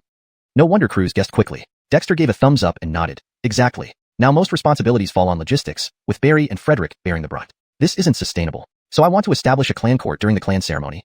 Clan court? Everyone was surprised. Only Cruz understood. Was Dexter inspired by the royal or princely courts he'd mentioned? But Dexter hadn't discussed those systems in detail with Cruz. Was he planning this on his own? Sure enough, Dexter continued once everyone absorbed his words. In the Kabeju tribe, I am the Yehia. Below me, we will establish a clan court divided into 4 halls. The Flame Hall, Clan Affairs Hall, Oversight Hall, and War Hall. The Flame Hall manages the tribe's legacy, with subdivisions of the Shaman Institute, Martial Institute, and Research Institute. Skis, the Research Institute, similar to today's research facilities. Schools will be integrated into the Research Institute as basic education. Aviv and others looked at Dexter in pleasant surprise. Such divisions ensured specialized management of tribal heritage, undoubtedly beneficial. The Clan Affairs Hall manages tribal affairs, divided into the Sacrificial Institute, Internal Affairs Institute, and External Affairs Institute. The Sacrificial Institute handles religious ceremonies. The Internal Affairs Institute deals with internal tribal matters and divides into Logistics Department and Avifunctional Departments. The Logistics Department is part of the existing Logistics section, handling non-administrative tasks. The Avifunctional Departments include agricultural, military, industrial, Giffordville, etc., managing specific tribal duties. Dexter paused, looking around. This way, clan duties will be clearly defined, allowing better organization and preventing wastage of manpower. We cannot afford inefficiency given our limited resources. Everyone nodded. While unsure of the specifics, Dexter's division was refreshing and functional. The External Affairs Institute is provisional, handling external communication. It's not urgent for now. The Oversight Hall handles supervision, with subdivisions of the Elder Council, Evaluation Bureau, and Reward Frederick Bureau. Dexter grew increasingly serious. The Elder Council will have 9 elders responsible for creating and enforcing clan rules. The Evaluation Bureau evaluates clan member contributions and departmental performance, while the Reward Frederick Bureau handles awards and punishments. The Oversight Hall will also have an inspection malachium adhering to clan regulations.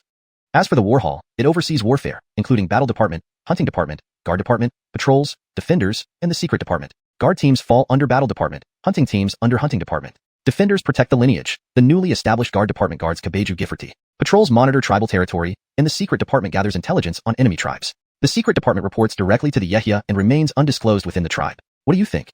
Aviv and others were stunned. The clan court's 4 halls were meticulously divided. How did Dexter come up with this? Even Croods was amazed. This system differed significantly from what he knew about North Wasteland tribes, but was undeniably more reasonable. Is Dexter really a native of North Wasteland Ice Plains? Deep Tur 224. The Witch Doctor Clan Assembly. Inside the cave, everyone was silent, pondering over the clan assembly structure that Nedian had proposed. Even Croods, who had seen and experienced much, found the impact of Nedian's proposed clan assembly system to be revolutionary, let alone those like Pierre, who came from various settlements. After more than 10 minutes, Aviv Chung exhaled deeply, his gaze landing on Nedian's face, his expression complex but quickly turning into a smile. Yehia, I really admire you. This kind of clan assembly has my support. Others gradually emerged from their thoughts, their faces vivid with reactions, soon turning to excitement.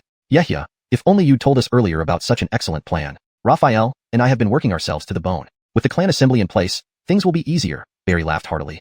The establishment of the clan assembly meant that many of the clan affairs currently under their control would be delegated. But what did it matter? Barry knew well his limitations. He was just an ordinary man, now old. When Nedian had tasked him and Raphael with managing logistics, it was due to their reliability and fairness, not because they were particularly capable. Though they had worked diligently, the work was indeed heavy, and they were truly exhausted. It's not too late. Now that the clan assembly is being established, many tasks need to be explored. If there are no objections, we can proceed. For now, let's just establish the framework. After half a year, when the sireing season returns, we can evaluate and arrange positions based on performance, ensuring each person is placed where they can best serve the tribe, Nedian explained, pleased by the lack of opposition. Setting up the clan assembly was inevitable. Rather than delay, it was better to propose the structure while integrating members from Highan Village, allowing them to adapt beforehand. Once familiar, final adjustments could be made without haste. This system wasn't something Nedian had devised hastily but drew heavily from historical governance models like the 3 departments and 6 ministries, though adapted extensively for practicality. With the clan assembly still nascent, after the tribal sacrifice, you need to select candidates. Cruz, you managed Highan Village. Consider overseeing the clan affairs hall, Nedian reminded, then looked at Cruz. Cruz rubbed his nose. Honestly, this arrangement was perfect for him and the Highan villagers. Establishing a framework first provided new members more opportunities to prove themselves since most had only recently joined the tribe. Yehia, I'll do my best. Understanding Nedian's intent, Cruz nodded. Though pressure remained, he felt reassured. Joining the Witch Doctor tribe might have been out of necessity, but Nedian's actions showed true equality among all clans people, a reassuring sign. Now, Barry, you know the tribe's people well. Select capable individuals from logistics to join the clan assembly. Then, reorganize logistical tasks according to the assembly structure. I'll finalize the details shortly and implement a trial period. Any issues discovered can be adjusted. My hope is that with the clan assembly established, the tribe can flourish and endure.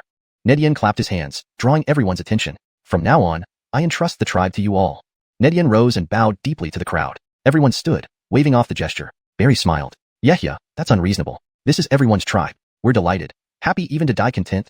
Skis Yehia, don't hide such good plans. Show more often, and save us from unnecessary effort. Elio grinned. As elders who watched Nedian grow up, they felt most excited. Others shared the same joy. Having such an exceptional Yehia was indeed fortunate. Once everyone dispersed, Nedian didn't idle. Establishing the clan assembly wasn't simple, especially when others weren't familiar. Detailed explanations were needed. Otherwise, misunderstandings could arise. Picking up a charcoal pen, Nedian prepared, then began writing fervently. Now, except for the Highan villagers unfamiliar with writing, other tribespeople, even recent additions, had been literate since the last sacrifice. Their wisdom wasn't lacking, so Nedian planned to compile a booklet explaining the clan assembly structure, enabling a structured foundation. The 4 halls, Qilins, responsible for heritage, cultivation, and research, clan affairs, managing all internal and external clan matters, supervision, overseeing clan regulations, member evaluations, and rewards/punishments, and war, were the result of deep consideration. Each hall operated independently but also supervised one another. Clan members, regardless of their position, would be managed by at least 3 halls. Qilin for training and development, clan affairs for administrative tasks, supervision for performance evaluation, and war for military affairs. The only exception was Nedian's specially created dark division within the war hall, which handled intelligence gathering and was directly under the Yehia's control to ensure security.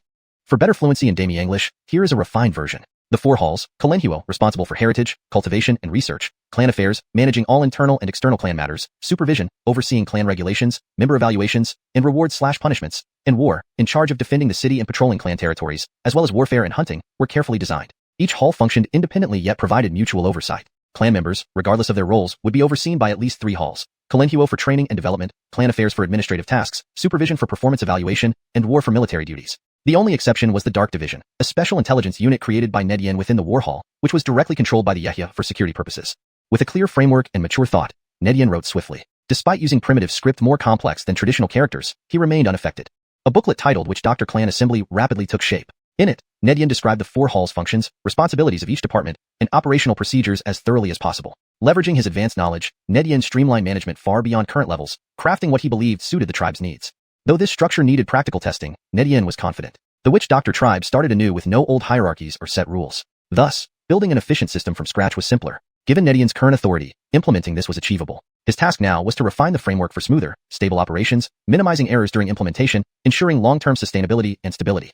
Deep Tur 225, the clan ceremony of 4 joys. As Dexter buried himself in the cave, refining the clan's institutional rules, the residents of the Wichu tribe soon learned of the chieftain's grand plans through individuals like Pierre. Though somewhat disruptive, any reasonably intelligent person could see that this new system was truly exhilarating.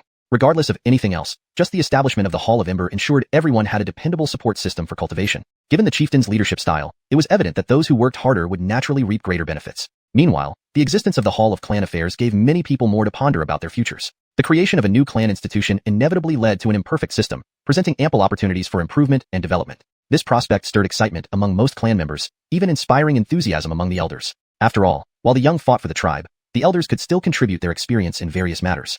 With anticipation, 2 days later, as the morning sun rose, all members of the Wichu tribe gathered at the square surrounding Eagle Cry Cliff. With the completion of the Wichu Gifferty Wall, construction teams led by Yoel were now working within the city. Eagle Cry Cliff and several other cliffs required renovation but wouldn't be flattened entirely. The vast space atop Eagle Cry Cliff could host an inner fort, forming an outer internal castle combination with Wichu Gifferty. Apart from the over 100 hunting team members taken by Bailey, nearly 3,000 people gathered around the Witch Dragon Totem platform, making it somewhat crowded. Even Black Cliff settlement residents, accustomed to large crowds, were astounded by the densely packed throng of joyful and expectant Wichu tribe members. Even Croods, who once lived outside the northern wilderness, felt surprised. Despite being pieced together from over 20 settlements, the Wichu tribe members exhibited extraordinary unity and zeal for the tribe's strength. Remarkable. Croods marveled. Could this be what sets a newly formed tribe apart from others? Even in powerful tribes, unity wasn't always perfect. Skyet, the Wichu tribe already demonstrated unique cohesion. Guilts are auspicious. The clan ceremony begins. By the grace of Lio Cyrusling and Harton's achievements, 4 joys have come to our tribe. First, the completion of Wichu Gifferty, solidifying our foundation.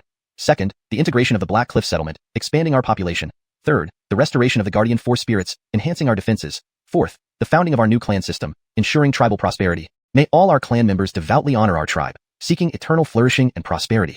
Pierre and Frederick, wearing newly tailored ceremonial robes, walked gracefully to the Witch Dragon Totem platform. 3 sacrificial animals, pigs, fish, and deer, had been offered on the platform, along with 3 incense sticks.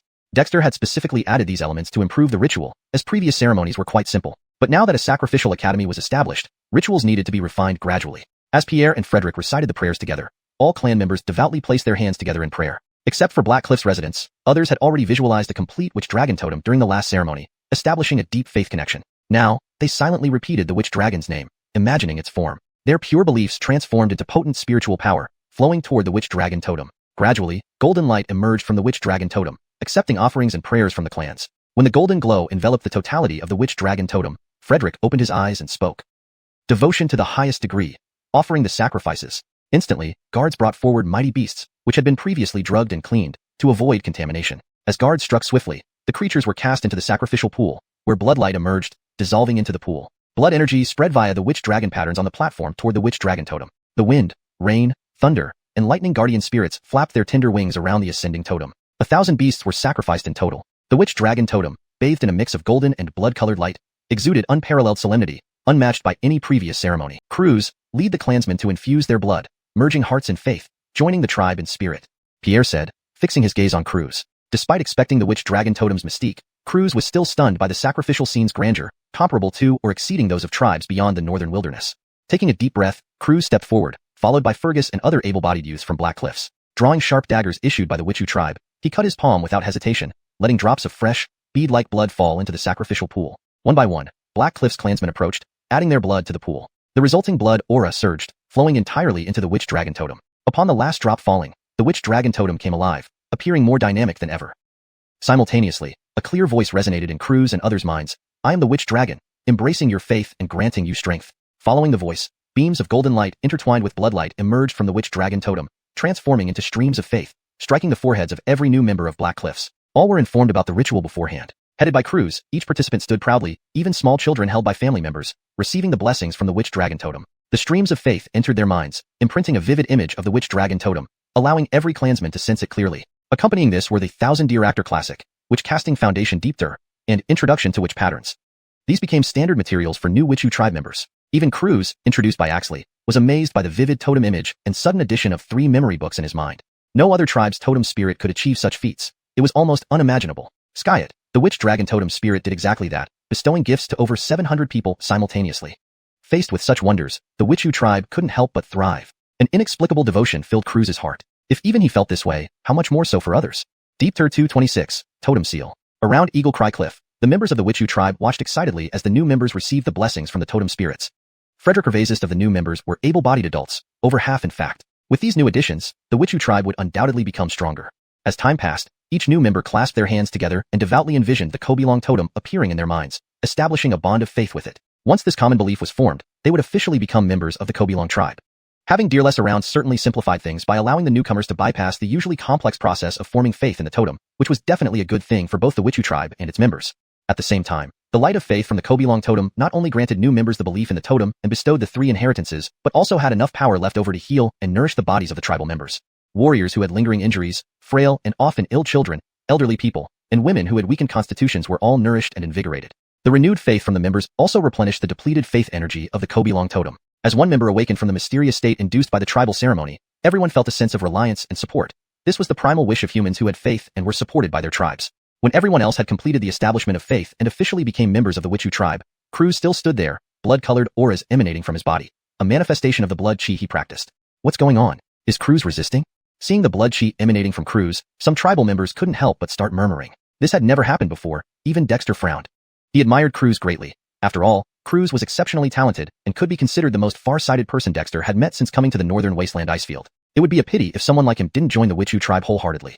Croods, I hope you don't disappoint me. Dexter sighed silently, then waved to calm the restlessness among the tribe members. Everyone quieted down, focusing their gazes on Croods, especially the former members of Black Cliff Village, like Axel, who looked particularly anxious. Dexter, something is off. Dearl's voice suddenly echoed in Dexter's mind. There is a powerful totem seal on Croods, apparently sealing part of his consciousness and soul. Dexter paused for a moment before realizing. Croods originally came from a tribe outside the northern wasteland, so having some pre-existing beliefs was natural. Dearless, do you have any ideas? Dexter asked. It's challenging. Although the source of that totem seal has no root, it's indeed more potent than the current totem power I possess. Breaking it will be troublesome, Dearless softly said. Just a bit of trouble? A slight smile curved Dexter's lips. Was Dearless trying to bargain now? You can tell the tribe the truth. Have them all pray sincerely to help Croods overcome this difficulty. Perhaps Croods holds a different secret, and incidentally, I found an interesting person this time. Hey! Dexter was momentarily speechless. While handling important matters, Dearless was taking breaks, but Dearl's suggestion seemed feasible, so Dexter immediately signaled again, gathering the tribe's attention. The spirit warns us. There is a malevolent seal on Croods. Tribe members, are you willing to help Croods through this ordeal? What? Well, Croods is sealed? Damn, who did this? Upon hearing Dexter's words, Axel and others burst into anger. In the eyes of the Black Cliff Village members, Croods' status was unparalleled, and even though they were now part of the Witchu tribe, it would take time for Dexter to replace him. He must have been harmed before arriving here. The spirit needs your sincere faith to help break Croods' seal. Are you willing to assist? Willing. A unified roar echoed from all directions. Though Croods had just joined the tribe, even those newly integrated villages knew about Croods' contributions to the Witchu tribe, as most of their foundational practices were gifts from Croods. No one could stand by and watch such a benefactor suffer. Almost everyone immediately sat devoutly, knowing how to offer their faith. Even the recent Black Cliff Village members were familiar with the process. Silently chanting the name of Kobilong and visualizing the Kobilong totem, faith originating from within and intentions leading the way. The faith of the tribe connected with the Kobilong totem, merging into a powerful stream. As endless streams of faith poured in, Dearless grew elated. Not only was previous consumption compensated, but there was even excess. Dexter, borrow the Aminowing chi mass in your body. Place your hand on his shoulder, Dearless said excitedly. Dexter didn't hesitate, quickly moving forward and placing his hand on Croods' shoulder. Dearless had once resided within Dexter's Kobelong spirit, using faith as a link. Dexter felt the aim-knowing chi mass on Kobelong's back circulating faster, 2 streams of aim-knowing energy being drawn out and entering Croods' body through his palm. Finding it intriguing, Dexter observed closely, soon realizing that Dearless' method of manipulating aim-knowing energy seemed rooted in aim-knowing transformation but was far more sophisticated. Just knew this guy kept a few tricks up his sleeve, Dexter smirked. Meanwhile, large beads of cold sweat appeared on Croods' forehead, his body trembling slightly. Inside his body, blood chi guarded instinctively, but it struggled against the intense pain caused by the conflict between the faith light from the Kobelong totem and the totem seal within him. It was the first time Croods realized there was a totem seal inside him. This discovery made him deeply uncomfortable, but powerless to act because the seal seemed to suppress a part of his soul and mind. He could barely endure the excruciating pain piercing through his very soul. Damn it, who did this to me? No wonder my memories are hazy, feeling like something is missing. Croods gritted his teeth and persisted. He didn't know what to do, but he trusted Dexter would find a solution. This wasn't blind faith but confidence built from Dexter's past actions. Unexpectedly, the hope came swiftly. With the sudden influx of massive faith energy, a thread-like filament quickly approached the totem seal, directly entwining around it. That powerful totem seal began to sizzle under the binding of the filament-like thread. ###Deepter227, the era of clan courts. Croods, be sincere in your heart and recite my name.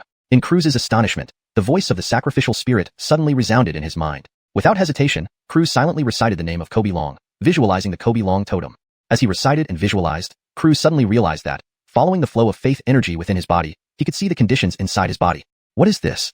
Croods was startled. The totem seal was enveloped in golden faith energy. A strand of hair-like force wrapped around the totem seal, causing the totem power within the seal to continuously dissipate and be replaced by the golden faith energy. The power of a foreign totem has sealed part of your will and soul, reducing your wisdom and turning you into an ordinary person.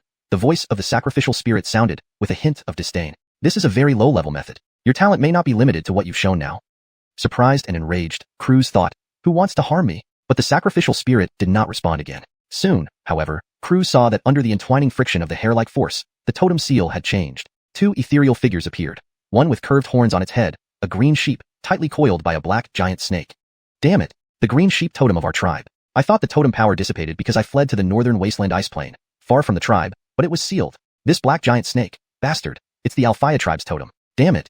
Recognizing the identities of the 2 ethereal figures, Croods roared angrily in his heart, filled with fury. He had originally believed in the totem. After all, he grew up in his own tribe. But after coming to the northern wasteland ice plain, the vital energy from the totem dissipated. Later, at Black Cliff Village, he found a way to regain the vital energy. Others in similar situations included Cliffrail. However, Croods didn't expect that the loss of his vital energy wasn't due to distance from the totem, but because the green sheep totem that granted him vital energy had been suppressed by another powerful totem and part of his consciousness and soul had been sealed. This was a huge vendetta. Green sheep? Alphaya? The sacrificial spirit's voice sounded surprised, then continued. Now that these 2 totems are intertwined and cannot be separated, Croods, I will erase these 2 ethereal totem images, and from now on, you will believe in me, Kobelong. Before Croods could respond, even more intense golden light of faith surged in. The hair-like force quickly grew, and Croods realized that this hair was composed of 2 different forces intertwined. As these forces continually ground against each other, the black giant snake coiling around the green sheep rapidly dissolved, along with the green sheep itself gradually vanishing. Croods felt a sense of loss, but at this moment, it was the best choice. To wipe out old beliefs and replace them with the Kobelong totem. In just a moment, the black giant snake emitted an angry roar, while the green sheep, still ensnared, showed faint signs of liberation. With a sudden pop, both the black giant snake and the green sheep were shredded, and the golden faith energy broke through the totem seal formed by the black giant snake, infusing the part of Croods' will and soul that had been sealed. A wondrous feeling like rebirth or breaking free from a cocoon filled Croods' mind. He quickly sat cross-legged, fusing this sealed part of his will and soul with the guidance of the faith energy. As the remaining strength of the black giant snake dissipated, the yin-yang chi strands withdrew, but even more faith energy followed. Ellie, how generous of you to spend so much? Ned Owen retracted the yin-yang chi, asking somewhat surprised. This Croods has innate strong mental power, a promising young man. I didn't expect you to find such a treasure, Ellie said with surprise and some frustration. Pity, he also practices witchcraft. I hate witches. Ned Owen couldn't help but smile, but mostly felt curious. With Ellie's discernment, he wouldn't make mistakes, and for Ellie to feel envious, clearly Croods was not simple. Hart, how is brother Croods doing? Seeing Ned Owen come to assist, Croods was already sitting cross-legged on the ground, with continuous faith energy flowing into him. Cliffrail and others became excited and asked impatiently. Croods has passed the critical moment. Now we'll see what benefits he gains. Ned Owen smiled lightly. Unity among clan members can sever metal like silk. Croods will be reborn. You are all heroes. The surrounding clanspeople rejoiced. Though Croods was new, helping the clan brought them great joy, because Ned Owen also acted like this. After waiting for about half an hour, all the faith energy and vital energy in Croods' body were completely withdrawn. A few minutes later, Croods slowly opened his eyes, carrying a hint of Tongsong, weathered experience, and sadness. Edit. After waiting for around half an hour, all the faith and vital energy within Croods' body were fully retracted. A few minutes later, Croods slowly opened his eyes, revealing a touch of world weariness and sadness.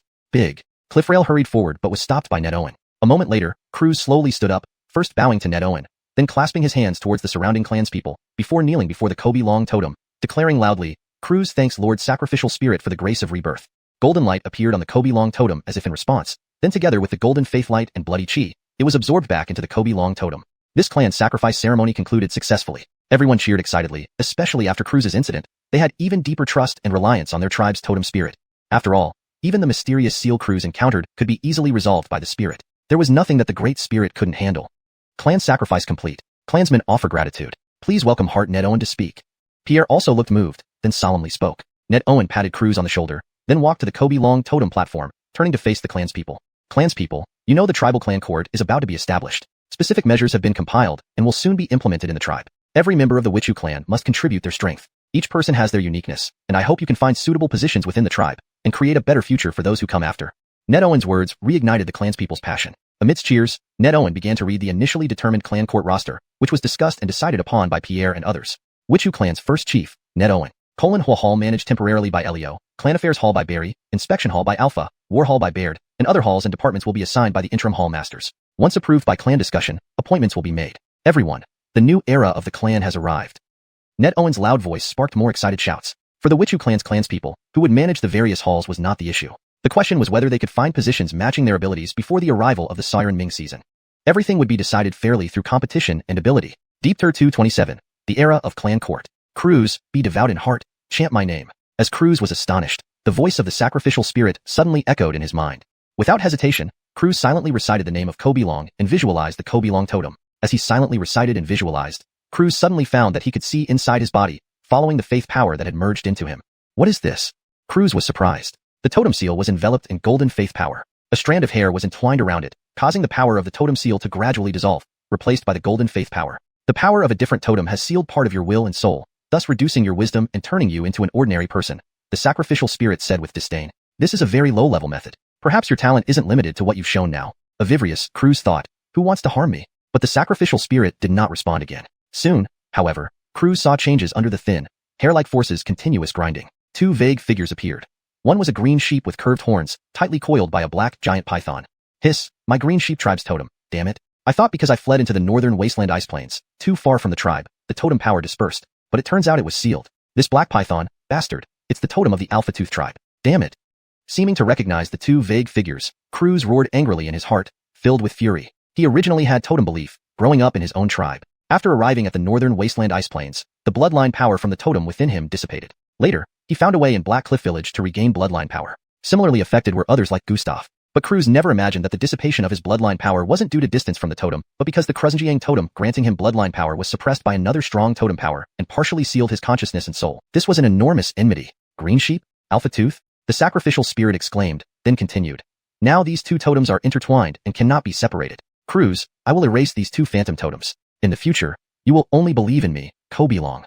Without waiting for Croods' response, even more intense golden light of faith surged in. The hair-like force rapidly strengthened. Croods then realized that this strand was formed by two different forces intertwined. As they continuously rubbed against each other, the black giant python coiling around the green sheep quickly dissolved, along with the gradual disappearance of the green sheep. Croods felt a sense of loss, but this was the best choice at the moment. Erase old beliefs and replace them with the Kobe Long totem. In just moments, the black python let out an angry roar, while the entrapped green sheep showed hints of liberation. With a pop, the black python and the green sheep were simultaneously shattered, and the golden faith power broke through the totem seal created by the black python, flooding into the sealed parts of Croods' will and soul. A feeling of rebirth, or breaking out of a cocoon, filled Croods' mind. He quickly sat cross-legged, merging the sealed part of his will and soul guided by the faith power. As the remnants of the black python's power dissipated, the yin-yang chi forming the strand withdrew, but more faith power flooded in. Ellie, you're willing to spend so much? Dexter retracted the yin-yang chi, somewhat surprised. Croods has an innate strong willpower, quite a good seedling. I didn't expect you to find such a treasure. Ellie was both pleasantly surprised and slightly frustrated. Pity. He is also a shaman practitioner, and I hate shamans. Dexter couldn't help but smile but was mostly curious. Given Ellie's discernment, he would never make a mistake, and for Ellie to be this impressed, Croods must indeed be extraordinary. Hart, how is elder brother Croods? Seeing Dexter lend a hand, Croods had already sat on the ground with endless faith power merging into him. Gustav couldn't help but ask excitedly. Croods has passed the critical stage. Now it depends on what benefits he can gain. Dexter smiled. With clan unity, anything can be achieved. Croods will welcome a new beginning, and you are all heroes. Everyone rejoiced. Although Croods was new, helping the clan was their greatest joy. Because Dexter did the same. After half an hour of waiting, the faith power and bloodline power in Croods' body finally converged. Minutes later, Croods slowly opened his eyes, with a hint of the vicissitudes of life and sadness in his gaze. Brother. Gustav rushed forward but was stopped by Dexter. Frederick minutes later, Croods slowly rose, first bowing to Dexter, then clasping hands toward the clanspeople, and finally kneeling before the Kobilong totem on one knee, saying loudly, Croods thanks great sacrificial spirit for the second chance. Golden light emerged from the Kobilong totem, seemingly responding. Then the golden faith light and bloody chi converged into the Kobilong totem. The clan ritual was successfully completed. Everyone cheered enthusiastically, especially after this incident involving Croods. They trusted and relied on their tribe's sacrificial spirit even more deeply. After all, even the mysterious seal Croods encountered could be easily solved by the sacrificial spirit. What could the great spirit not solve? Clan ritual completed. Clanspeople give thanks. Please, Hart, give your speech. Pierre said solemnly. Dexter patted Croods on the shoulder, walked to the front of the Kobilong totem platform, turned, and faced the clanspeople. Clanspeople, as you know, the tribal court will soon be established. Specific measures have been compiled and will be implemented in the tribe shortly. All members of our Kobi-Yoel tribe need to contribute their strength. Everyone is different, and I hope you can find suitable roles within the tribe and strive to create a better future for the next generation. Dexter's words reignited the clanspeople's enthusiasm. Amid cheers, Dexter began announcing the preliminary list of the clan court. These were temporary managers of the clan court, determined after discussions with Pierre and others. Kobi-Yoel tribe, First Hart Dexter, Flame Hall temporarily overseen by Elio, Tribal Affairs Hall temporarily overseen by Barry, Supervision Hall temporarily overseen by Alpha, War Hall temporarily overseen by Baird, and other halls, institutes, and departments will be arranged by the acting hall masters, approved by clan discussion. Comrades, a new era for our tribe has begun. Dexter's voice was high and carried more enthusiastic shouts. For the Kobi-Yoel tribe members, who temporarily oversees each hall isn't an issue. The question is whether they can find positions fitting their abilities before the amending season arrives. Everything will be decided through fair competition based on merit. Deep Tier 228, Croods' story. The clan sacrifice has been over for 3 days. During these 3 days, the acting palace masters of the 4 clan palaces were so busy that their feet barely touched the ground. Finally, they hastily put together provisional teams for each hall. Take the Clan Affairs Hall as an example. With the existence of the previous logistics department, planting team, fishing team, and various workshops, it wasn't difficult to set up the structure. The original heads of these projects naturally became members of the provisional team, with the difference being that from now on, they would be subject to more formal management under the Clan Affairs Hall. Frederick over. Each hall had a small booklet called Kobi-Yoel Clan Court, compiled by Dexter. Based on the fact that all clan members could write and calculate, understanding and implementing the guidelines wasn't too difficult. Even though everyone was doing this for the first time, with the full enthusiasm of the clan members, everything quickly smoothed out. The newly established clan court, after a brief period of chaos, gradually began to operate orderly. During these 3 days, Dexter, as the chief, was not idle either. He became the general consultant for everyone. Whenever there was a problem, seeking advice from the chief was definitely the best solution. With Dexter's knowledge, even if he hadn't experienced something himself, he still had a good grasp of how things worked. Some seemingly vague concepts proposed by him kept Dexter busy to the point of skipping meals, but he thoroughly enjoyed it. This was his tribe. Once everything got on track, there would be dedicated people responsible for managing tribal affairs, allowing him to finally have some free time as the chief. Just like how he could have researched which symbols and which sigils on his own, but chose to lay the groundwork for the clan members before handing over the comprehensive erunda to which symbols, to a research team led by Aviv. Managing the tribe was also going to be handled similarly. If Dexter had to arrange and handle everything himself, he would certainly be overwhelmed. 3 days was short, yet enough for the tribal members to start adapting to the new clan court system. Disputes were inevitable as everyone felt their way through uncharted waters, but no matter how big the disputes were, Dexter always found a way to resolve them smoothly. After all, the clan members were inexperienced and practically blank slates, but Dexter had plenty of wisdom. He could easily convince them even with just bluffing, let alone the fact that Dexter knew what he was talking about. Everyone in the tribe was busy except for Croods. Croods sat cross-legged in a temporarily assigned cave, memories flying through his mind. His expressions fluctuated between complexity and deep emotion, causing him to remain lost when Dexter finally managed to visit him secretly during a brief respite. Cough, cough. Dexter observed Croods for a moment and couldn't help but cough a few times. Croods snapped back to reality, seeing Dexter, and stood up with a complex expression, smiling bitterly. Hart, why are you here? I came to check on you, worried you might feel stifled. Croods, can you tell me your story? Dexter said with a smile, urging Croods to sit down again, curiosity written all over his face. The sacrificial spirit mentioned that you have innate, strong mental power and extraordinary talent. How did you end up like this? Croods' face turned bitter as he smiled bitterly. I was young and naive back then, trusted the wrong person, caused a huge disaster, and ruined my future along with the tribe. Those words contained a significant amount of information. Dexter was even more curious. He laughed and asked, it sounds quite dramatic. Croods, it's not that I'm taking advantage of you, but some things, if left bottled up, will eventually hurt you. Compared to others, I am a better listener. Rest assured, I keep secrets well. I just love gossip. Croods couldn't help but laugh and cry. Hart, and you're asking me this now? Precisely because of your current situation, you should learn to let go. You are part of our tribe now. Your matters are my matters. You've seen the potential of our tribe. Once we grow stronger, you might have the chance for revenge. Dexter was very straightforward. Anyone who dares to bully my tribe member is in trouble. Croods was speechless. No matter how he looked at it, Dexter just seemed like someone eager for gossip. But oddly enough, he felt somewhat moved. Setting aside whether Dexter's words were true or not, Dexter's sincerity was evident. After pondering for a while, Croods calmed his emotions and spoke calmly. Heart, I've told you before that I traveled to other tribes with my father in my youth and studied in the Xiuxian King tribe. There, I actually learned a lot, but many memories were sealed and became vague. Now, I can recall them clearly. Dexter nodded. Croods indeed had mentioned this before. Hearing about imperial courts, royal courts, and king tribes led Dexter to decide to establish a clan court for the Yoel tribe and bring forward some frameworks he had previously conceived. Malakin years ago, I was about your age. At that time, I had successfully cultivated blood qi and showed great talent in witchcraft, making me one of the rare dual talents in both blood qi and witchcraft. I was also among the outstanding young elites in the Xiuxian King tribe. Croods sighed deeply, seeming to reminisce about those youthful days. Originally, I planned to return to the tribe after completing my cultivation and succeed my father as the chief of Xuanhuan tribe. However, right before leaving the Xiuxian King tribe, I met her. The fire of Dexter's gossip flared up fiercely. Indeed, a juicy piece of gossip. She was a beautiful Alexis unlike any other. She was pure, like a celestial maiden sent from heaven to earth, instantly capturing the hearts of all the young elite men. I was fortunate enough to meet her, and we became close companions within the King tribe. Croods' face lit up with a rare smile, but Dexter's smile faded. Beautiful things often come with danger. At first, I thought she would return to the Xuanhuan tribe with me, and we would live happily ever after. But unexpectedly, she brought disaster. On the day the Xiuxian King tribe invited allied tribes for a meeting, she entered the clan court due to my connection and stole the most valuable treasure of the Xiuxian King tribe. That moment made me realize everything was a lie.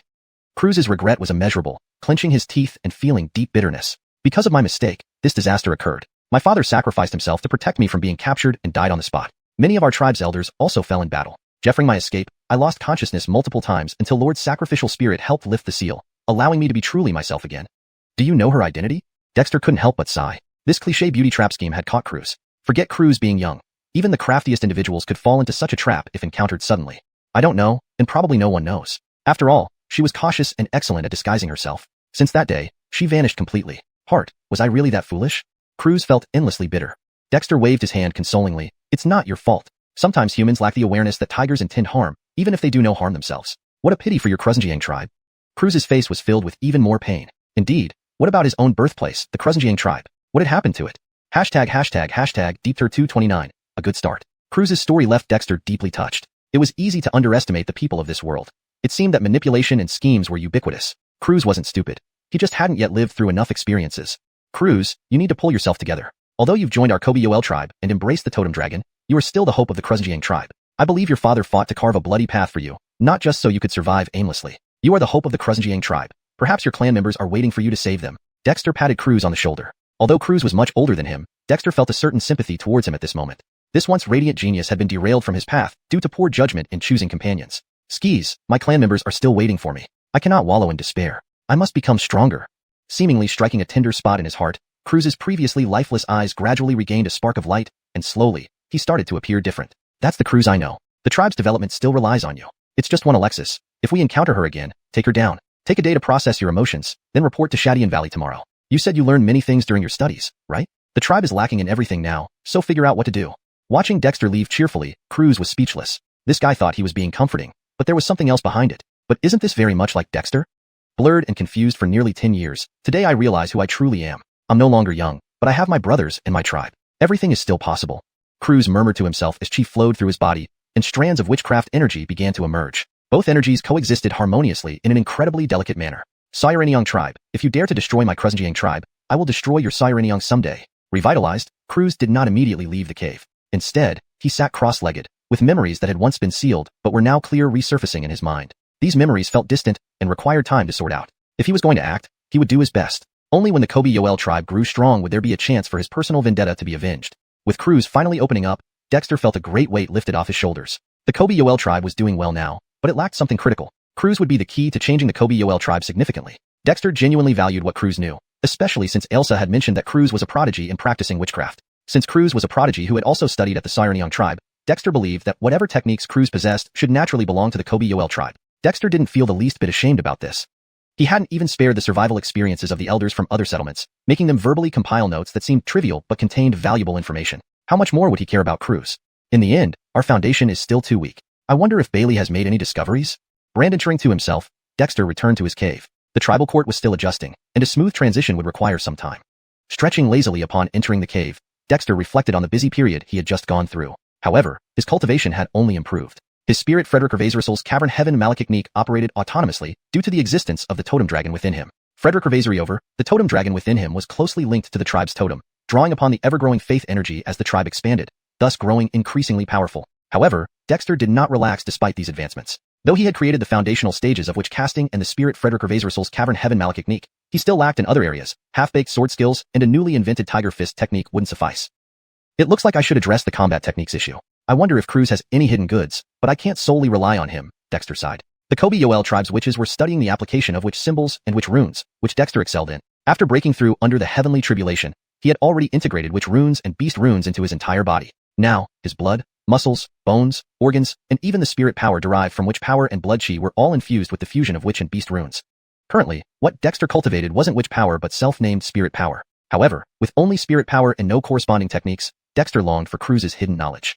After waiting for a while without seeing Achilles or other deputy palace leaders who were busy overseeing affairs, Dexter instructed Haddon, guarding outside, and resumed delving into the Thousand Birds and Beasts malachik. Despite being possibly a children's primer according to Elsa, it was invaluable to Dexter. The Thousand Birds and Beasts malachik demonstrated countless innate combat skills of magical birds and beasts through their life essence symbols. Although the movements were shown without the specific tricks, Dexter didn't intend to transform himself into a beast. The tiger fist already has some flavor. Pity I never learned the 5 animals play. Otherwise, I'd have a reference. But it's not unsolvable. Dexter lamented how regretful it was not having enough knowledge when it was needed. He had read the Thousand Birds and Beasts malachik several times, always finding new insights each time. With many gaps in his understanding, Dexter found endless depth to explore. After all, the 5 animals play was also man-made. While Dexter began secluding himself to study and understand, the Kobe-Yoel city saw its tribe's people diligently engaged in various tasks. The benefits of the tribal court were beginning to show, with everyone clearly knowing their roles. Even the former workshop and farming teams had better allocations. Each person knew their position and future direction. The potential unleashed by the clarity and organization exceeded Dexter's expectations. During this process, overlooked details emerged from the daily activities, converging into the records stored in the Research Institute-turned-Academy. They awaited further exploration for their true value. Everything seemed to fall into place for the best arrangement, for most, at least. #Deepter230, Demon Spy. Inside the cave, Dexter was immersed in the joy of studying the Thousand Birds and Beasts law. Each demon bird and beast had its unique qualities. The fundamental and simplest combat techniques presented by their demon symbols never grew tiresome to Dexter, no matter how many times he reviewed them. Through this process, Dexter naturally gained insights.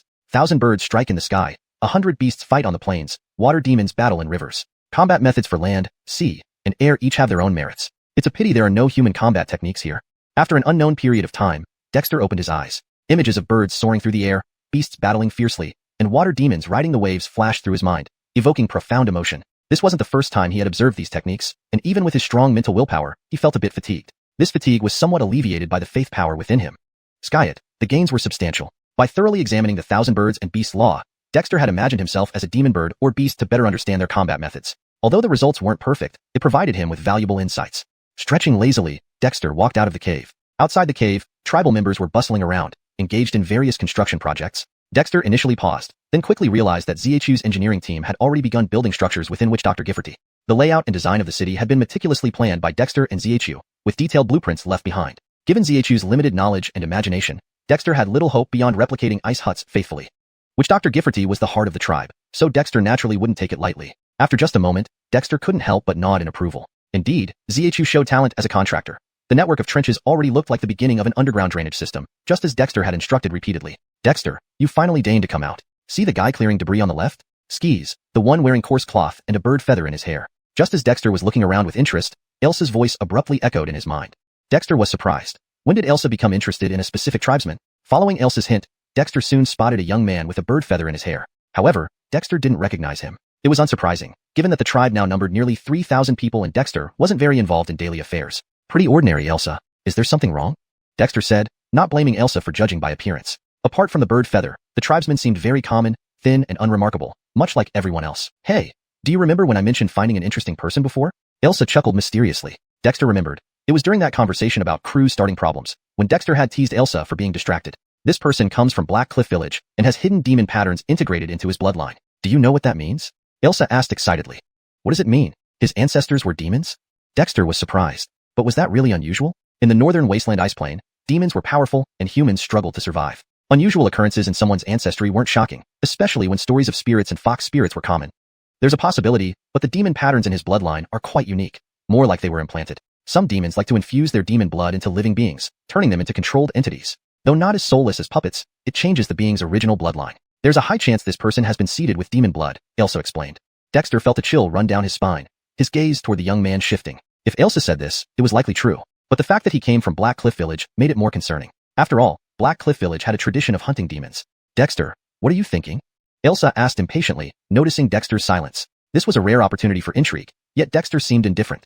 Humans struggle to survive in the northern wasteland ice plain. Perhaps he has his story, just like Croods, Dexter mused. Elsa was speechless for a moment, then replied sarcastically, are you losing your mind? If someone has been seeded with demon blood, it's highly likely they're a spy. Dexter froze.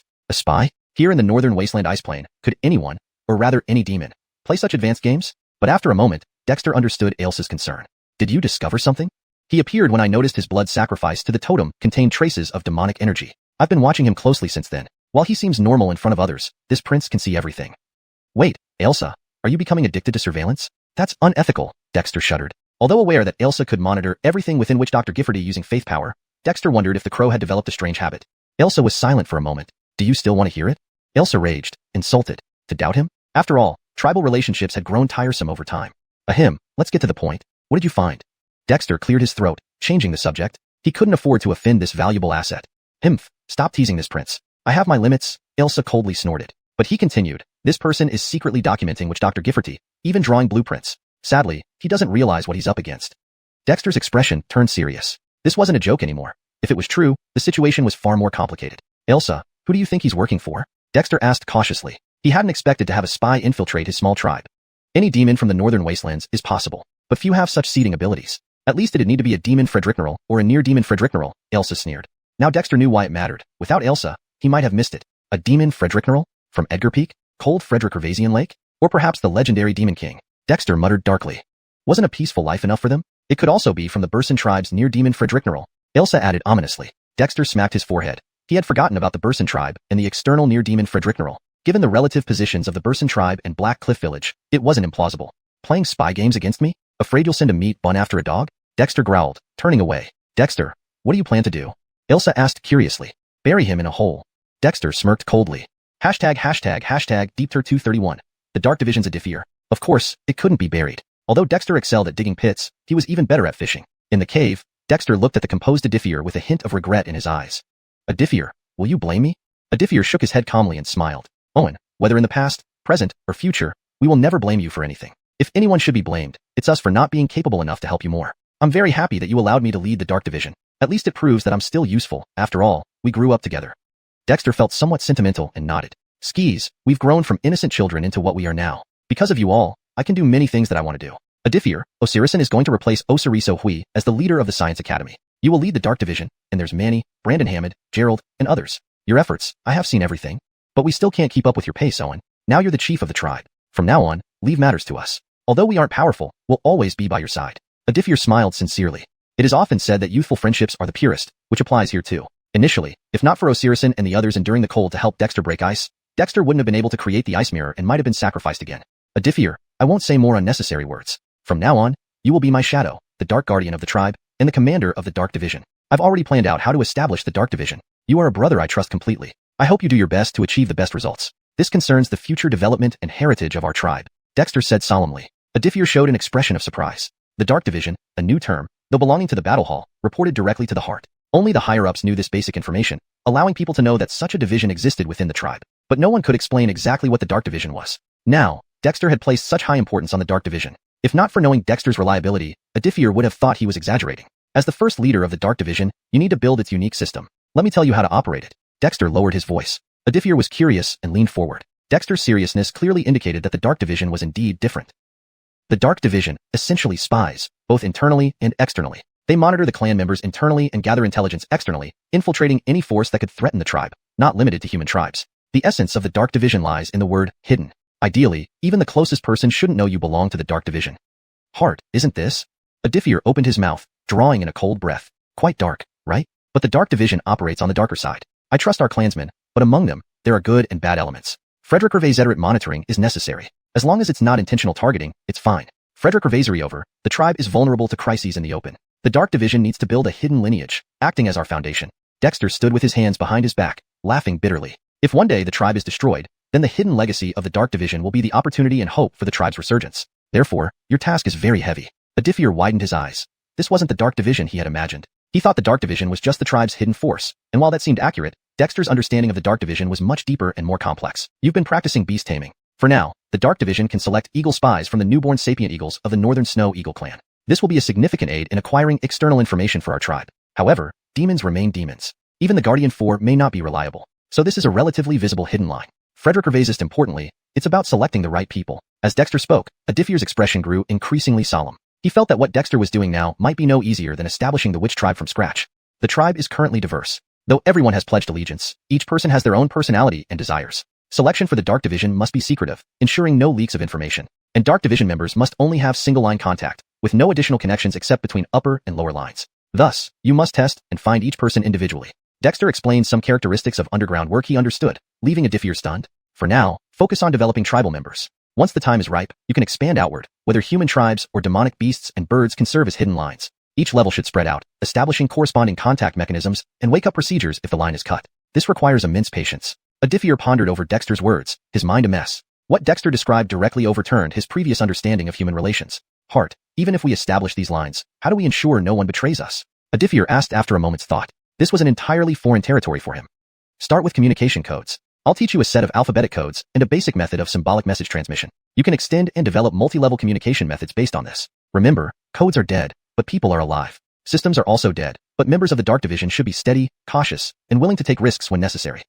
Dexter took out a small booklet from beside him and handed it to Adifir. Opening it, Adifir saw letters and symbols he had never seen before, just 24 Demi-English letters. Behind these letters were strings of characters, shapes, and simple patterns like leaves, textures, insects, fish, birds, and animals outlines, almost dazzling Adifir's eyes. These letters represent ranks in the Dark Division. You are A, and those you recruit will be B, and so on. Members of each rank should not know each other's existence. Even if they do, they shouldn't communicate across ranks. If a member of the Dark Division is exposed, they must be quickly removed and replaced. This is a dangerous path without visible knives or swords. Dexter sighed. Originally, I didn't want to activate the Dark Division so soon. But now, the tribe faces a crisis, so you must speed up. What? Heart? What situation? Adifir's eyes widened. The tribe had just been established, and already, problems arose? Suddenly, Adifir felt a sense of urgency. It seems Owen really encountered trouble. In that case, let's get to work. Deepter 231. The Adifir of the Secret Department. Of course, he couldn't bury it. Although Dexter was good at digging pits, he was even better at fishing. In the cave, Dexter looked at the calm Adifir with a hint of apology in his eyes. Adifir, will you blame me? Adifir shook his head calmly and smiled. Owen, whether in the past, now, or in the future, we will never blame you for anything. If there's blame, it's only because our abilities are not strong enough to help you more. I'm happy that you let me lead the secret department. At least it proves I have some use. After all, we grew up together. Dexter felt a sense of nostalgia and nodded. Skis, we grew from naive children into what we are now. Because of you all, I can achieve many things I want. Adifir, Reggie is to take over Juji's role in the War Hall. Ned will succeed Osiris as the head of the Science Academy. You will lead the secret department, and Manny, Brandon Hammond, Gerald, and others. I see your efforts in my heart. But we still can't keep up with your pace, Owen. Now that you are the tribal leader, leave everything to us in the future. Though we are not powerful, we will always be by your side, Adifir said sincerely. They say that friendships formed in youth are the most genuine, and this holds true here too. Back then, if it weren't for Reggie and the others who braved the cold to help Dexter break the ice, Dexter wouldn't have made the ice mirror and would likely have been sacrificed again. Adifir, I won't say any unnecessary words. From now on, you are my shadow, the secret protector of the tribe, and the commander of the secret department. I have already planned the establishment of the secret department. You are a brother I trust, and I hope you do your best, for this concerns the future development and legacy of our tribe. Dexter said seriously. Adifir showed a surprised expression. The secret department was a new term. Although it belonged to the War Hall, it reported directly to the tribal leader. This was simple information known only to the top echelons of the tribe, just enough to make people aware of the existence of the secret department. But no one could clearly explain what the secret department was. Now, Dexter was elevating the role of the secret department so high that if he didn't know Dexter's reliability, Adifir would think he was joking. As the first head of the secret department, you need to build a unique system for it. Let me explain how it works. Dexter lowered his voice. Adifir was curious and leaned in. It was evident that the secret department was something different. The secret department is essentially espionage, divided into internal and external operations. Internally, it monitors clan members. Externally, it gathers intelligence on potential threats to the tribe. It doesn't limit itself to human tribes. The essence of the secret department lies in secrecy. Ideally, even the closest friends should not know you are part of it. Leader, isn't this? Adifir drew in a breath sharply. Dark, right? But the secret department operates in the shadows. I trust the clan members, but they vary in character. Proper monitoring is necessary, as long as it's not targeted maliciously. Frederick Revasory over, the tribe is vulnerable to crises on the surface, so the secret department needs to serve as a hidden strength and foundation. Dexter stood with his hands behind his back and sighed.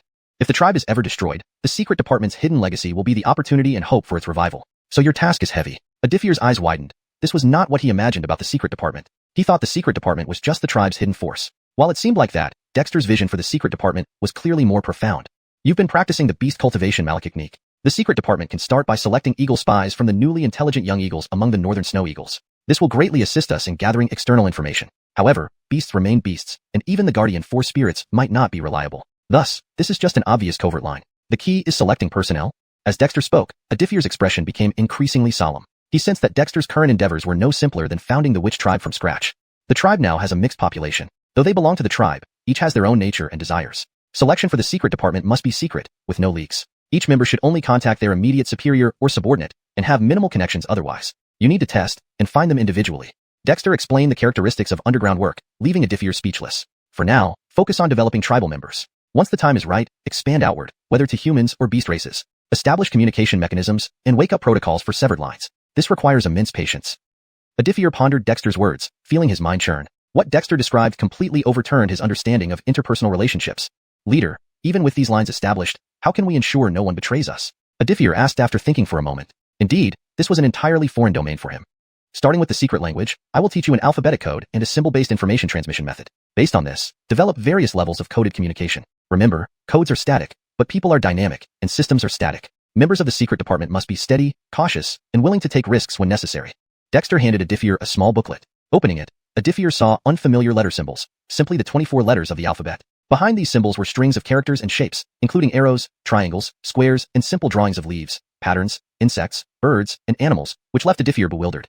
These letters represent ranks in the secret department. You are A, and the operatives you recruit will be B, and so on. Members of different ranks shouldn't know about each other. Even if they do, they shouldn't communicate directly. If a secret department member is exposed, they must be promptly withdrawn and replaced. This is an invisible yet extremely dangerous path. Dexter sighed. I didn't want to activate the secret department so soon, but the tribe is facing a crisis. So, you must act faster. What? Leader, what's going on? Adifir's eyes widened. The tribe had just been established and was already encountering problems? Adifir felt an urgency. So, Dexter really is in trouble. Then, let's get to work. ###Deepter232. For drifting on track. Eric didn't stay long in Dexter's cave. He had a specific role within the tribal council, acting director of the Supervision Hall's Examination Institute, which was a challenging position. Initially, Eric hadn't understood why Dexter would place him there, but now it made sense. Openly examining and covertly observing. Though it kept him busy, it was precisely the kind of work he could excel at. If it were given to someone like Brandon Hammond or Manny, who were restless and rash, they would likely be torn apart by criticism. In the following days, Eric often visited Dexter. To others, this seemed perfectly normal, but only Eric knew that Dexter, besides providing a rigorous examination procedure, was teaching him how to establish a covert department and develop spies. A fresh and exciting topic that energized him while also causing immense pressure. After giving a general briefing, Dexter assigned him a task. Eric hadn't anticipated the existence of spies within his tribe, and the thought of it stung him deeply, making him wish he could root out the person immediately. However, Dexter wanted him to practice with a show-off named Sawyer, who always wore a feather in his hair. This left Eric quite disdainful. Based on what Dexter taught him, such a boastful individual as a spy was akin to lighting an oil lamp in a latrine, essentially asking for trouble. Sky it. Having a target meant bearing the pressure. Eric wasn't afraid of challenges, but was terrified of failing and ruining the reputation of his newly established covert department. Noticing that Eric had asked many questions over several days and then stopped coming, Dexter felt reassured. Both Eric and Ned were wise people, one calm, one gentle. He entrusted Ned with the academy due to his meticulous nature, and Eric with the covert department because of his composed demeanor. But Dexter understood that, despite sounding impressive, the number of people he could fully trust within the tribe was limited. Eric, and Ned, childhood friends, were naturally picked for key roles first. With someone dedicated to dealing with potential spies from the Hamza tribe, Dexter was relieved. Sawyer, now part of the engineering team, wouldn't be able to leave the tribe easily given its current construction activities. Still, Dexter took steps to neutralize this potential threat. A few days later, Sawyer's squad encountered problems, drawing complaints that led to them being reassigned to digging mountains for stone extraction. Though still part of the engineering team, they no longer had free access within the tribe or knowledge of various constructions in the witch tribe Gifforty. For a single spy, Dexter considered this thorough enough. Given the tribe's current situation, most members couldn't leave without official business. One Sawyer alone wouldn't cause much trouble. The next few days saw Dexter wandering around witch tribe Gifforty. The efficiency of the tribal council began to show, especially under the coordination of the four halls, particularly the rapid expansion of the clan affairs hall. Tribal matters were becoming well organized, requiring little direct intervention from Dexter. His role shifted to offering advice or solutions when needed. Though seemingly acting as an advisor, Dexter found satisfaction in this. After all, establishing a new system was crucial. Otherwise, if things went wrong, there'd be no one to cry to. Once the four halls stabilized, Dexter finally relaxed and immersed himself in the academy. The Flame Hall consisted of 3 academies: Witchcraft Academy, Martial Arts Academy, and Science Academy. The Witchcraft Academy focused on runes, symbols, formations, and various witchcraft techniques. The Martial Arts Academy concentrated on combat techniques, cultivation methods, and training regimens. The Science Academy combined elements from previous research projects, akin to a technical college. Though independent, these three academies were closely linked, especially since many Science Academy projects heavily involved runes and symbols. Dexter envisioned the Witch Tribe developing its unique technological system based on runes and symbols, termed Witch Symbol Malachtechnology. It was a beautiful vision, but Dexter wasn't sure of its feasibility. As a non-researcher, he could only propose concepts. Actual implementation depended on the zealous researchers within the tribe. The Witchcraft Academy was headed by Aviv, and the acting director of the Martial Arts Academy was Goran. While surprising, it made sense since Goran was the strongest warrior in terms of blood crews and helped settle the Black Cliff clan quickly. Titles like Hall Master or Dean were currently nominal, with appointed individuals facing significant challenges. For instance, Osiriso Huai, the acting dean of the Science Academy, was initially stunned. He was Uncle San of Osiriso Gifford, but just a common tribesman with average talent and no exceptional skills in witchcraft or martial arts. However, proposing the concept of education and becoming the head of the merged Science Academy gave hope to other ordinary tribe members with similar backgrounds. This inspired many previously aimless commoners, showing them a path where they could contribute meaningfully despite lacking cultivation talent. Even Dexter hadn't anticipated this outcome. Initially assigning Osiriso Huai was due to his practical experience in education, as no one else had such background. Yehia, please relieve me. I can't get involved in the Science Academy's projects. I feel like an outsider, rejected time and again. Seeing Dexter, Osiriso Huai vented his frustrations. I'm just an ordinary villager from Osiriseishan settlement. Though my nephews Osiriso Gifford and Osiriseli are diligent, I'm not a talented person. Osiriso Huai, you need to change your mindset. Your value lies in your objective perspective. Your task isn't about contributing to their work, but helping them understand reality. Our tribe lacks everything, so your job is simple. Set goals, secure resources from the tribal council, and ensure supervision to avoid waste. Dexter patted Osiriso Huai on the shoulder, understanding the difficulties this 30-year-old man faced. But what could he do? The witch tribe was poor, both in material and talent. Osiriso Huai listened, soon swayed by Dexter's words, and began communicating with project teams enthusiastically. Dexter rubbed his temples, realizing that leadership sometimes required more than just competence. It demanded performance. But the results were indeed effective. Deep Tur 233, the Secretariat. It took half a month for the Witchu tribe, under Dexter's leadership, to gradually get on track. The existence of the 4 halls provided methods for cultivation, practical uses for daily life, oversight for tribal affairs, and even the establishment of a new combat unit within the battle hall, as well as hunting, guarding, patrolling, and defending divisions. Among these, the combat division comprised members from the original combat team, while the guardians were dedicated to protecting the demonic spirits. Both required no immediate attention, and with Bailey still leading the hunting team in the Cold Ridge, the formation of the hunting unit was delayed. However, the defense and patrol units had already been set up. The primary responsibility of the defense unit was to protect Witchu Giffordy, while the patrol unit's duty was to inspect the tribal territory. Although distinct in their roles, both units operated separately without interfering with each other. Given the current state of the Witchu tribe, these 2 units did not require many personnel, just enough to guard the city gates and conduct patrols along the city walls. Beyond the tribe's perimeter, the guardians handled responsibilities, ensuring that wild beasts in the forest and pastures posed no external threat. As the tribe finally began operating smoothly, Dexter found some respite. However, this tranquility was short-lived when news arrived via a Northland Snow Eagle from Cold Ridge. What? New demons have appeared outside Cold Ridge? Dexter frowned as he read the information delivered by the head of the Secretariat. The Secretariat, initially part of the Research Institute, had been promoted directly by Dexter to an independent department reporting directly to the tribal chief, much like the dark counterpart of the open administrative system. The Secretariat consisted of quick-witted tribespeople skilled in writing and calculation, tasked with documenting and archiving various records required by the 4 halls. Although most records were stored in the 4 halls, copies were kept in the tribal archive for reference, ensuring Dexter had a clear understanding of all tribal affairs. Brandon Hammond, a young man around 20 years old from the Brandon Hammond Cliff settlement, oversaw the Secretariat. He had joined the tribe not long ago but quickly showcased his talents in writing and calculations after inheriting the cultural knowledge. Calm yet adaptable, Brandon Hammond had made considerable progress in cultivating witch casting and had successfully unlocked his witch pulse, emerging as a promising talent within the tribe. Heart, based on Bailey's assessment, it appears to be a demon from Magic 8 Peak. Had it not been for Israel holding it off, it might have abducted some of our hunters, Brandon Hammond calmly analyzed. Despite his youth, no one questioned Dexter's leadership, including Brandon Hammond. Though gifted in cultivation, Brandon Hammond readily accepted the appointment as head of the Secretariat and efficiently reorganized and allocated resources within the department over the past half-month. Heading a newly established tribe, the Witchu needed extensive record-keeping, especially in the Flame Hall, which was crucial for preserving knowledge. Other information also required specialized personnel. In essence, Secretariat scribes had become integral parts of every hall, division, and even agricultural teams, diligently recording crop growth among other details. While impossible to recruit full-time staff for every task, the Secretariat primarily relied on part-timers. Given the universal literacy in the tribe, due to the totem inheritance, though handwriting varied in quality, the manpower was sufficient. Magic 8 Peak and Cold Frederick Gervasian Lake. Why are they suddenly interested in Cold Ridge? Dexter mused, tapping the armrest of his chair. Though living in caves, thanks to the advancements guided by Dexter, wooden furniture had been crafted, showcasing the tribe's woodworking prowess.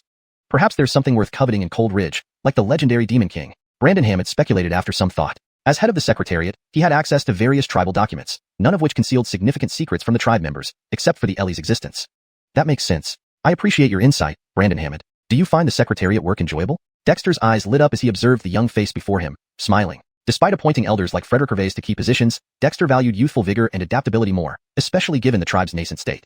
Young people like Brandon Hammond are essential to me. Youth signifies ambition and eagerness to learn. I've grown fond of the Secretariat. It's detailed work, but the daily exposure to diverse information has broadened my horizons far beyond what I experienced in Brandon Hammond Cliff Settlement. It's a place where one can truly grow, Brandon Hammond replied sincerely. Before joining, Brandon Hammond had led a basic life, focusing only on survival. But now, witnessing the initiatives Dexter implemented in Witchu and the innovative ideas generated by its people, Brandon Hammond's perception of life had profoundly changed. It was hard not to admire such a vibrant tribe.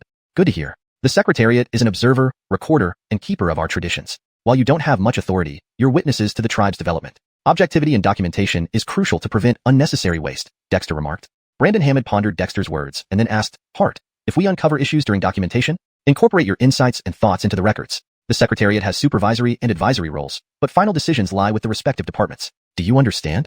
Smiling, Dexter acknowledged Brandon Hammond's critical thinking, a reason why he chose Brandon Hammond for this role. The Secretariat functioned as his secretariat and a place to nurture managerial talent, although he didn't openly declare this to the tribe.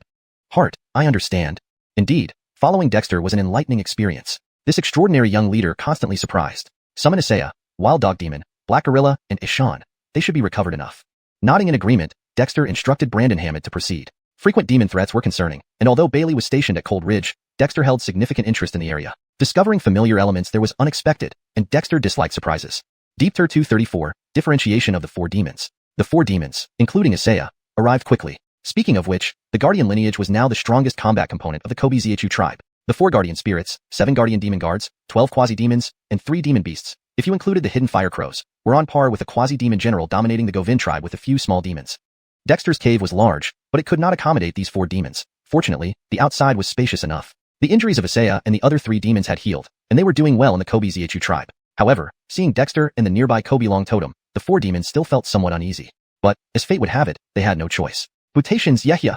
The 4 demons spoke in unison, appearing somewhat nervous. Clearly, Dexter hadn't invited them for idle chit-chat. They had seen firsthand the hustle and bustle within the Kobe-Xiuxian tribe. Even the quasi-demons of the Guardian lineage were frenziedly cultivating, all spurred on by Haddon's breakthrough. No need for formalities. Are you adapting well in the tribe? Dexter smiled as usual. These 4 demons were an unexpected pleasure. The expedition to Cold Ridge had been fruitful beyond his expectations. We're adapting, just a bit bored. Ephraim scratched his head. He was Isaiah, known for his impatience and volatile temper, making it hard for him to settle down. The demon guards of the Kobe-Xiuxian tribe had strict rules, and since they were new arrivals, they hadn't been assigned any tribal duties yet, so they spent their days idling. Good. You should already be familiar with the tribe. Since the tribe was established recently, many areas are still underdeveloped. Coming from Edgar Peak and Cold Frederick Gervaisian Lake, you must know much more. Would you be willing to exchange your knowledge for Demon Guard credits? Dexter asked with a smile. Whether or not they adapted was merely a formality. If they didn't adapt, like Brandon Hammond who eventually adapted too, wouldn't they still cheerfully continue being Demon Guards, a promising career? For clan members, Dexter had ample tolerance. For Demon Guards, he had endless patience. After all, disobedience meant they wouldn't last long without even needing the Elis. Dexter could handle them easily. Isaiah and the other 3 demons exchanged glances and fell silent together. With the establishment of the Evaluation Institute, the Kobe-Xiuxian tribe's credit system was taking shape. Whether it was the Guardians or any other clansman except Dexter, all owed the tribe considerable credits after receiving blessings from the spirit totems. However, there were no complaints. Regardless of Thousand Deer Actor Classic, Kobe Pattern Explanation, or Demon Pattern Explanation, which were essentially demon patterns named Yoel Caesar, these were rare inheritances that the Kobe-Xiuxian clan members and demons sought. Even if they carried heavy credit debts, they'd snatch it up without hesitation. Now, Dexter was offering them credits in exchange for information, which made them hesitant. After all, Edgar Peak and Cold Frederick Gervaisian Lake were 2 of the only places in the northern ice plain where demon generals existed. Also the most terrifying places in the entire region. You should consider carefully. If you don't wish to, but others do, then the value of your information drops. I don't need core transmissions from Edgar Peak or Cold Frederick Gervaisian Lake. Just give me information that can help the tribe, such as basic details about those places or some cultivation techniques. Dexter's lips curled slightly. I didn't question you individually because the tribe is straightforward with you. After all, you're now part of the tribe's demon guards. Isaiah, Xiuxian Ape, and Calebi Jacob Kodal remained hesitant, but the wolf demon thought for a moment and then spoke. Yehia, I am familiar with Edgar Peak, but I don't qualify to know its core inheritance. Is that acceptable? Xiuxian Ape, what do you think? Do we really have a choice now? If our joining is revealed to Frederick Gervaisian Elder and the rest, would they let us live? Ephraim, you know your situation best. Why stick to one fate when here in Kobe-Xiuxian tribe, I see a broader future, like Haddon and the others. Wolf demon sneered. He was renowned for cunning intelligence, and he wasn't foolish. I wasn't valued in Edgar Peak, just an outsider, but I almost know all the demons and have interacted with almost all of them. Knowing much about Edgar Peak should earn me many Demon Guard credits. Perhaps I could exchange for Yehia's demon symbol transmission. Our wolf demon race has always been weak. This chance, I can't pass up. Wolf demon's words silenced Isaiah and the other 3 demons. It made sense, but the decision was challenging for them. Edgar Peak and Cold Frederick-Gervasian Lake were incredibly powerful, and the consequences of betrayal were severe. Excellent, Wolf Demon. Go with the recorders to the adjacent valley, document everything you know that could benefit the tribe. The Evaluation Institute will calculate your credits. As for the demon symbol, I'll advance it to you now as encouragement. Dexter laughed heartily, stretching out his right hand, forming a wolf-shaped demon symbol that flew directly toward Wolf Demon. In the past few days of studying Thousand Birds and Beasts Law, Dexter had gained insight, able to effortlessly create demon symbols for common demon beasts, thanks to integrating Kobe patterns into his essence. Otherwise, even Dexter couldn't do this so easily. Wolf Demon rejoiced, absorbing the symbol. Frederick-Gervasian's later, his aura changed significantly, gaining enormous benefits though not breaking through immediately. After all, the demon symbols from the Thousand Birds and Beasts Law, passed down by Ellie, were ancient, nearly ancestors to current demons. Wolf Demon thanks Yehia. Wolf Demon swears to dedicate my life to the Kobe Xuanhuan tribe and the Yehia. Wolf Demon pressed down the impulse to study the symbol immediately, prostrating deeply, almost in ecstasy. As long as you sincerely contribute, our Kobe Xuanhuan tribe won't neglect you. For clan members or demon guards alike. Go and document now. Dexter reassured him warmly. Wolf Demon was smart, naturally devious, but marked by Ellie's demon symbol. Dexter wasn't worried about him escaping. Encouraged by Wolf Demon, Dexter's gaze turned to Isaiah and the other three, his smile brighter. You can take your time. Your information is important to the tribe now. In the future, Yehia, I'm willing to offer what I know. But I need the demon symbol. I want power. I can't accept mediocrity. Suddenly, Isaiah's eyes turned red, gritting his teeth. Xiuxian Ape was shocked but soon fell into despair. He knew Isaiah would be tempted, and he was indeed tempted too. ###Deepter235. For drifting to the bottom of things. Watching the other three demons follow the clerical staff of the Secretariat to make records, Ishan's face was filled with helplessness. Its situation was different. The Jackal Demon was an outsider, and did not have the trust of Devil Ape Peak. Isaiah was an outcast and also suppressed there. Only Alden Ape had a decent position at Devil Ape Peak, but wasn't part of any core group either. But it was different for Xiuxian. It could come out from Cold Frederick-Gervasian Lake not only because of its intelligence, but also because it held a significant position there, giving it the freedom to do so. However, now it was being asked to betray Cold Frederick-Gervasian Lake's information. How can you think that the demons of Devil Ape Peak know nothing about your Cold Frederick-Gervasian Lake? Seeing Ishan's uncertain expression, Yoelbo Owen couldn't help but smile. Even the information of Devil Ape Peak can be traded for merit points. What about Cold Frederick-Gervasian Lake? You aren't a foolish crocodile. Ishan. This annoying young patriarch spoke the inconvenient truth, but it was indeed true. Just as it knew a lot about Devil Ape Peak, the demons of Devil Ape Peak would certainly pay attention to Cold Frederick-Gervasian Lake. After all, though they both had generals, they were not allies. Hence, Devil Ape Peak dominated the northern wilderness ice plains on land, while Cold Frederick-Gervasian Lake was supreme in the water. Frederick-Gervasian already knew Isaiah's situation. What more could Isaiah know? In despair, Xiuxian had no choice but to comply and followed another clerk in a different direction. Although they were questioned together, their statements had to be recorded separately. Yoelbo Owen understood this simple tactic. He wasn't afraid of collusion but worried about what might be hidden, which would be meaningless. Once they started cooperating and trading their information for tribal merit points, wouldn't they continue to cooperate in the future? After all, psychological barriers could be broken little by little. Compared to Gale and Skyflight, the four demons from Devil Ape Peak and Cold Frederick-Gervasian Lake naturally knew much more, and these were things the Witch tribe lacked.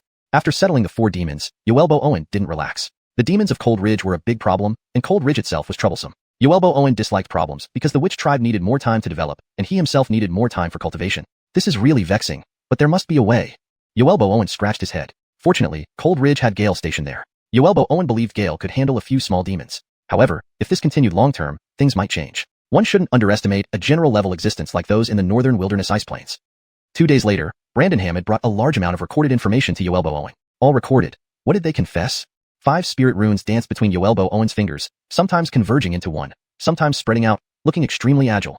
Though these pentagram witch runes, after merging with pentagram demon patterns, still resembled witch runes, they were fundamentally different from the original ones. Only Yoelbo Owen and the 4 witch masters knew how to cultivate them. Their spirit runes were even converted by Yoelbo Owen. Leader, after detailed comparison and sorting, we have eliminated redundant and useless content and now understand the basic situations of Devil Ape Peak and Cold Frederick-Gervasian Lake.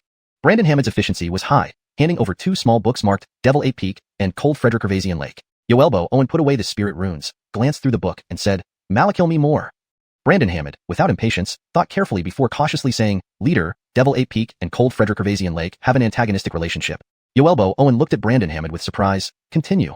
Brandon Hammond remained unperturbed. Devil Ape Peak occupies vast lands. Not just a peak, but a huge mountain range larger than Cold Ridge. Cold Frederick-Gervasian Lake is the largest lake in the northern wilderness ice plains. Frederick-Gervasian rivers are connected to Cold Frederick-Gervasian Lake, yet its influence is conservative. The demons of Devil Ape Peak seem relatively restrained, as if both sides are trying to avoid something. A demon king? Yoelbo Owen mused. Skis, although Apes 4 and others haven't confirmed this, the only entity that can make Devil Ape Peak and Cold Frederick-Gervasian Lake wary is the legendary Demon King. Of Viverthermore, a century ago, there was a large-scale conflict between the two, even involving 2 generals. Though the result is unknown, since then both sides have been relatively restrained and rarely appear in the same area. Yoelbo Owen flipped through the booklet, praising Brandon Hammond's organization internally. Go on. Based on Jackal's information, Devil 8 Peak has 48 demons, mostly minor demons but also many entities between minor demons and generals. For example, Atabeo, whom Alden Ape greatly fears, is one of the leading monkey generals. When the general closes for long periods, for main monkey generals manage Devil 8 Peak. However, their management is quite chaotic. Brandon Hammond couldn't help but frown. Without comparison, there is no injury. Having seen the Orderly Witch clan today, Devil 8 Peak's management seemed childish in comparison. Still, Brandon Hammond had to admit Devil 8 Peak's strength. Besides demons, Devil 8 Peak has around 100 demon beasts, and most of its demonic crowd consists of monkey demons. Other outsiders account for roughly a third. Currently monitoring Cold Ridge is Atabeo. Isaiah is the general's kin. Apes 4 may be the general's descendant, but its mother was killed due to its fault, thus harboring resentment towards Devil 8 Peak. As for other details, Brandon Hammond left them out, having detailed them in the booklet, as they weren't Yoelbo Owen's current concern. What about Cold Frederick Gervasian Lake? Yoelbo Owen closed the Devil 8 Peak booklet and asked. Cold Frederick Gervasian Lake is simpler. All water demons controlling the vast lake and surrounding water systems. They have more demons than Devil 8 Peak, but seldom leave the water, making their land combat weaker. And Cold Frederick Gervasian Fredericknerl, after the last clash with Devil 8 Fredericknerl, entered seclusion and hasn't been seen again. Interesting. Cold Frederick Gervasian Lake's waters may be deep, but it poses little threat to us for now. Yoelbo Owen reviewed the Cold Frederick Gervasian Lake booklet and breathed a sigh of relief. Call the Pedro here. Brandon Hammond nodded and quickly sent someone. Soon, Pedro came in with a nervous look. Before it could bow, Yoelbo Owen smiled and said, "Do you want to return to Devil 8 Peak?" Pedro jumped in shock, fearing its confessions displeased Yoelbo Owen, hurriedly shaking its head. "Leader, I don't want to go back. I'm loyal to the tribe and never hid anything." "No, you do want to go back, because I need you to go back." Pedro was bewildered, but then paled abruptly. ###Deepter236, a favorable atmosphere. After seeing off the jackal demon, Dexter summoned the bronze crocodile and then talked with Ephraim at length. When xiuxian woke up the next day, it suddenly realized that among the 4 demons that had come together, only it remained. What happened? xiuxian was confused, sensing a fullness of malice everywhere, uneasily wandering in the forest. Although wild beasts and birds were frolicking all around, xiuxian felt an inexplicable sense of loneliness. Even if that annoying bronze crocodile had stayed behind, it would have been better, but it seemed they vanished overnight, causing it great anxiety. Heart, is this really all right? Far away on the wall of Witch Gifferty, Eric looked at the black gorilla wandering about with some concern. With its large build, the dense forest couldn't conceal it. Just an experiment. Even if it fails, what can go wrong? They dare not leak our tribe's information. Revealing it means death. Do you think the jackal demon, or that crocodile wouldn't fear death? Dexter laughed. Previously, he had asked Ailby if the demonic runes on Gregory and Kevin could be detected by demon generals. At that time, Ailby confidently guaranteed that not just mere demon generals, but even the so-called demon kings from the northern ice plains couldn't detect its techniques. Since that was the case, why should Dexter worry? As for leaking the secrets of the witch tribe, did anyone think the demonic rune by Ailby served merely to control demon souls? That underestimated the old demon too much. After confirming this point with Ailby, Dexter dared to let the jackal demon and bronze crocodile return. As for the ape Ephraim, its territory was in Hanleying. Alongside it disappeared several quasi-demons and the beast-pattern tiger and green ox, originally under Baramao's command. They knew Hanleying very well, being local beasts. Heart, this makes me feel quite pressured. Sending 2 B-level spies into the Magic 8 Peak and Cold Frederick Gervasian Lake. It's hard to pass messages. Eric remarked, his face brimming with excitement. While he was still evaluating suitable tribal members, the chief had already dispatched 2 B-level operatives, and no ordinary ones at that, yielding favorable results for his secret operations, which unfortunately couldn't be showcased publicly. The communication matters will be handled by the Snow Eagles from the north. Gregory has a few tricks up his sleeve, but overall, he's reliable. Just be cautious. Even if something is discovered, it doesn't matter within the tribe. They won't stir up any significant trouble. Dexter patted Eric's shoulder. Eric's path ahead would inevitably be tough, but precisely because it was difficult, it required him to take action. Damien trusting such tasks to someone like Brandon Hammond or Manny might directly turn the Secret Service into a public one. Dispatching 2 demon spies was a spur-of-the-moment decision. Dexter chose the jackal demon because it was cunning and intelligent yet fearful of death, making it easy to control. As an outsider, it wasn't valued in Magic 8 Peak, facilitating covert operations. As for the bronze crocodile, it was the only available choice, and even if it defected, Cold Frederick Gervasian Lake was far away, and not landbound. Dexter wasn't afraid. Compared to these two, Dexter held higher hopes for Ephraim. It was a resentful but talented demon. Frederick Gervasariover, its position in Magic 8 Peak wasn't insignificant. If it followed Dexter's requirements, it could deceive them for a while. As for xiuxian, releasing it prematurely could cause trouble. It was a calculated yet helpless choice. The witch tribe was just starting and couldn't afford distractions. Letting others cause chaos was worse than allowing them to disrupt each other. Who knows, unexpected benefits might arise. The absence of 3 demon guards and several guardian beasts didn't draw any attention, as the protective lineage operated independently and ordinary tribesmen paid little attention. Shaw, responsible for the mountain ranch, also didn't care much. With so many hidden spots in the mountains, those demons like to hide there. No one bothered checking on them, especially when they could focus on cultivation instead. Since the establishment of the tribal court, the people of the witch tribe underwent significant changes, most notably in their cultivation culture. Now everyone knew the tribe's future was promising, and being part of it, not striving to keep up with its development meant living aimlessly until old age. Even those without exceptional talent worked hard, let alone those with some talent. Dexter casually dispatched demon spies, and then began inspecting the tribe. From the courts, departments, and academies to workshops, farming, mining, ice lake fisheries, and more. He left his presence everywhere. Accompanying him were always scribes and groups of enthusiastic tribespeople seeking guidance from the chief. Without a doubt, the witch tribespeople were straightforward, asking questions whenever unsure, maximizing efficiency. Dexter found it somewhat amusing but accepted it since he was the chief, and current issues were quite basic. He answered questions effortlessly, further elevating his status among the tribespeople. Having a chief who understood everything, providing insights on everything, naturally ignited the tribe's enthusiasm. Indeed, the witch tribespeople were keen learners. Recognizing their inadequacies made them work harder to avoid falling behind. This was the reality of the witch tribe. In this favorable atmosphere, Dexter offered numerous suggestions, from the court's operational systems to seedling cultivation. His insights were meticulously recorded and studied across the tribe, satisfying his ego. Regardless, he was first-rate even as a consultant. Through this inspection, Dexter became more familiar with the tribespeople. Despite a population of nearly 3,000, it wasn't too many. With effort, he could recognize faces. During this process, he identified several astute individuals. Despite just learning writing and arithmetic, they cherished their present situation more than anyone else. Given time, they'd become the foundation and pillars of the witch tribe's development. Dexter was naturally delighted by this discovery and spared no effort in guiding them. Deepter 237. The Path Among Demons. While Dexter was inspecting the tribe, in the Cold Ridge Frederick Tains, Isaiah Neal looked at Bao Brandon Hammond and Bailey with a complex expression. Bao Brandon Hammond and Bailey also seemed somewhat troubled. The Kobe Ned tribe's newly implemented clan court system had already reached their ears. Since Peerage Jarrett occasionally visited, naturally Bailey had no objections. Although the war hall was temporarily taken over by Baird, the hunting division still gave him a place. Given Bailey's affection for the tribe, this mattered to him. However, he hadn't expected Dexter to send Isaiah here, and for a period of time, the surface territory of Cold Ridge would be controlled by Isaiah, making him feel rather dejected. This indicated that the Kobe Ned tribe couldn't openly face anyone yet. Both of you, the tribal heart sent me here to establish an overt force under my control to ward off the peering eyes from Devil Ape Peak. From now on, hunting teams need to be more covert. Bao Brandon Hammond, you must put on an act with me, feign resistance but show weakness, only hiding in the shadows while ensuring the safety of the hunting team. Isaiah Neal sighed. When it was initially sent to the Cold Ridge Frederick Tains, it felt like being exiled. Although it didn't know what value this place held for the ruler of Devil Ape Peak, the fact that the peak had always been wary of Cold Ridge suggested it wasn't a good place, at least not for the demons of Devil Ape Peak. Now, however, it was supposed to make a name here after being defeated and losing its freedom, which gave it a strange feeling. But these were Dexter's requirements, and it wasn't a bad deal. It was better than being an idle demon guard in the Kobe Ned tribe. Plus, being here allowed more contact with Devil Ape Peak. No problem. Besides your brought beasts, I will take Josue, Snow Wolves, and Melinda's to hide in the shadows. This is just one corner of Cold Ridge, a remote area. Now that you're here, I'll have more time to explore deeper into Cold Ridge. The tribal heart holds this place in high regard. Perhaps it will be useful later. Bao Brandon Hammond nodded.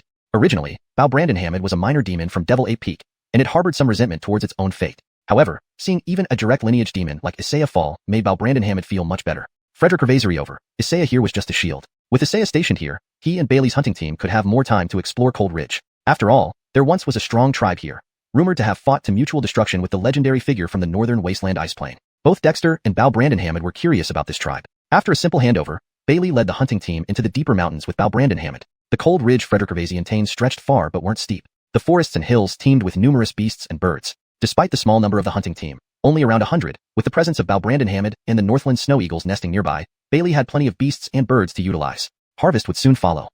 Truly envy them, having more freedom. But once that troublesome guy is gone, things will quiet down for a while. Isaiah Neal licked his lips and suddenly turned. Beside him, besides the Spotted Tiger and Green Ox, two ordinary demons, there were the quasi-demon Frederick Ravasaurus Sable and Ghost Ape. The Frederick Ravasaurus Sable was tiny and incredibly fast, giving it a huge advantage in the forest, while the Ghost Ape, as Isaiah, naturally needed monkey-type demons under its command.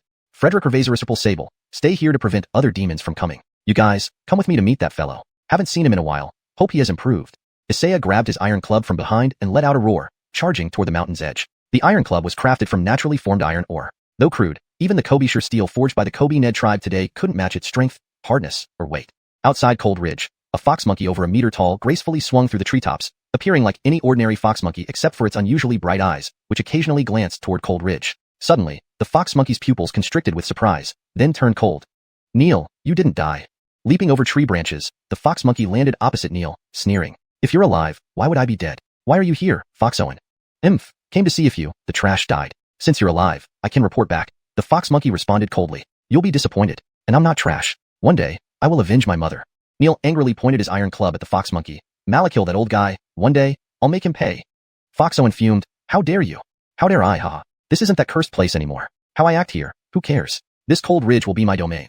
No one enters without my permission, or else, don't blame me for turning against my kind. Neil laughed loudly, tears almost falling, lifting his club to strike. Foxowen hastily retreated, dodging the heavy blow, and raged. Are you insane? Skis, I am. Insane since they forced my mother to her death. Isn't this exactly what those old men wanted to see? For that sick so-called brother, they really did go too far.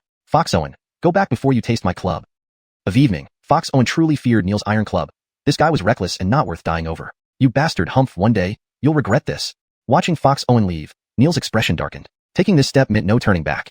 But so what? Far away, while Brandon Hammond and Bailey exchanged glances, both looking surprised. That fox monkey was quite interesting. What Neil didn't know was that Brandon Hammond had clashed many times with that female fox monkey before Neil arrived. The fox monkey's concern for Neil had not gone unnoticed. Why such hostility upon meeting?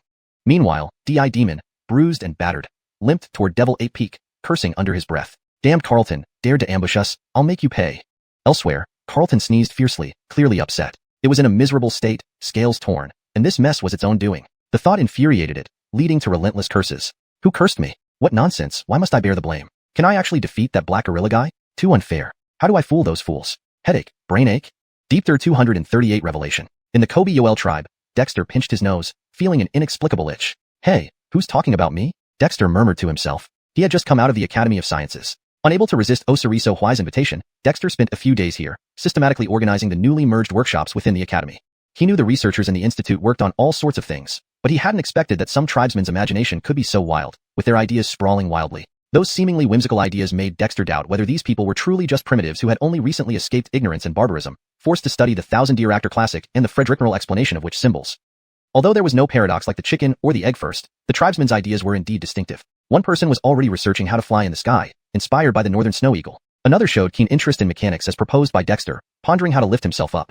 TSK. Newton wouldn't have dared to think this way. But without question, after integrating the original research project from the Institute, the Academy of Sciences had started to look like a real place for scientific research. It took considerable effort for Dexter to persuade these guys, laying down the groundwork for some forward-thinking concepts. Only then did he manage to extricate himself from these fervent researchers. Dexter felt both out of place yet strangely magical about it. Having tidied up the mess at the Academy, Dexter practically fled under the eager gaze of Osiriso Huai. Thankfully, he hadn't gotten personally involved in the research. Otherwise, Dexter thought he would soon find himself overmatched by these folks, but that was actually a good thing. Even if some projects at the Academy seemed immature, as long as someone thought them through, they could still yield valuable results. With the tribe getting back on track, Dexter began to relax. All tribal affairs were managed by the four palaces, with truly significant matters rarely reaching him. The existence of the Secretariat kept Dexter appropriately informed about events big and small within the tribe. This clan court was exactly what Dexter wanted. Though still immature, it allowed him to start taking things easy, right? Even amidst his busy schedule, Dexter wasn't truly idle, flipping through the many little booklets delivered by the Secretariat, all authored by Croods. Without a doubt, the unsealed totem had unleashed true talent in Croods. It took a whole month for the Secretariat's recorders to compile most of Croods' stored knowledge, resulting in 10 volumes more valuable than the old men's memoirs combined. Hart, Croods is here. After only a moment of reading, a recorder entered to announce. Brandon Hammond, the head of the Secretariat, couldn't always be by Dexter's side. Please bring him in, yes, bring some wild fruits, Dexter smiled. Even though he had barely started reading the booklets, he already found value in them. Croods was indeed a treasure trove. Soon, Croods walked in, wearing standard-issue clothing typical of Kobe Yoel tribe members, favored by both witchcraft practitioners and martial artists. Simple, stylish, and practical. Croods, you've worked hard this month.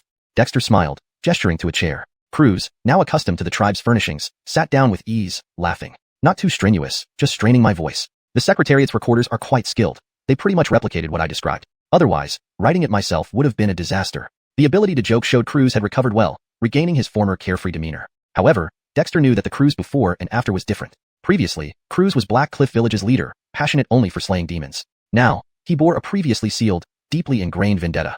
Croods, I won't say pointless things. Do you need rest? If not, the Internal Affairs Bureau of the Tribal Affairs Palace will be entrusted to you. It might be complicated, but given your capability, it shouldn't be an issue, Dexter said seriously. The Internal Affairs Bureau was crucial to the Tribal Affairs Palace, previously managed by Barry. With Carrie handling the clan treasury, previously logistics, Croods was Dexter's best choice, given his experience managing over 1,000 people efficiently in Black Cliff Village.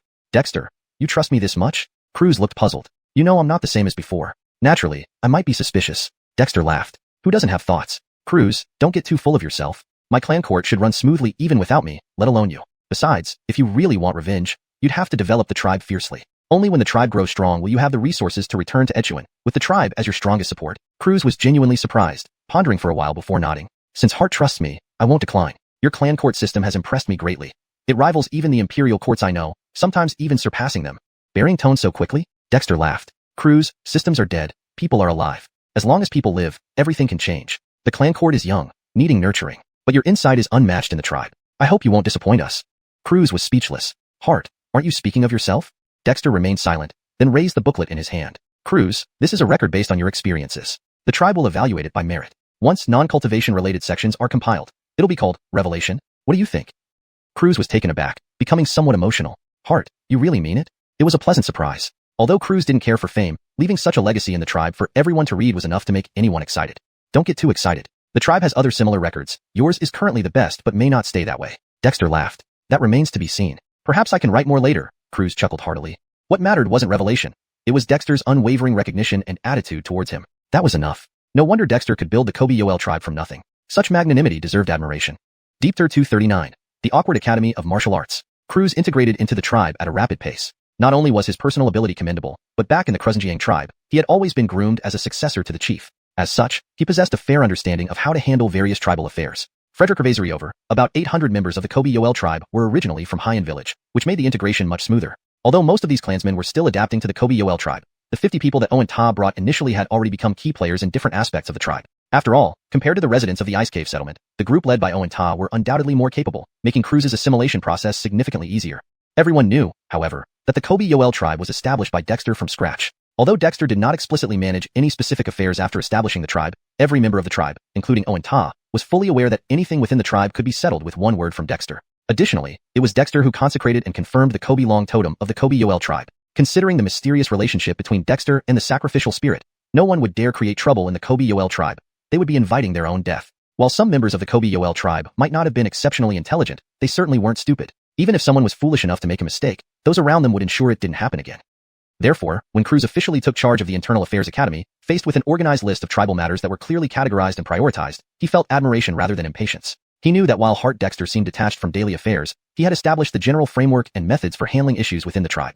The title of all-round consultant had long been unofficially popular among the tribe's people. Turning to the chief when in doubt was the most effective solution. As the Internal Affairs Academy had been running smoothly for almost a month and its deputy leader was Ned, Croods quickly demonstrated his capabilities after the initial few days of familiarization. His training in the Xuanhuan tribe wasn't for nothing. Even when part of his memories had been sealed by the totem, he managed to run Haiyan village efficiently and hold his own against seasoned figures like Siren Lao. Now, with all his faculties restored, his abilities naturally shone even more brightly. However, despite this, Croods still marveled at the efficiency of the Internal Affairs Academy. Compared to larger, centuries-old tribes, the system within the Yoel tribe proved not just on par but superior. This made Croods admire Dexter's wisdom and capability. Gradually, though, he, like others in the Yoel tribe, became accustomed to this efficiency. Having a chief who seemed born with knowledge of everything wasn't a bad thing at all. Besides, as Dexter had said, these systems were taught by the sacrificial spirit.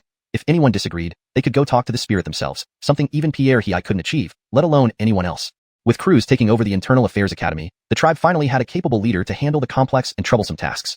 Thanks to his high efficiency and competence, the operations of the tribe improved continuously. Those who initially harbored doubts about Croods soon realized they had nothing to complain about. In the Yoel tribe, it was all about capability. The skilled rose to power, while the less competent stepped down.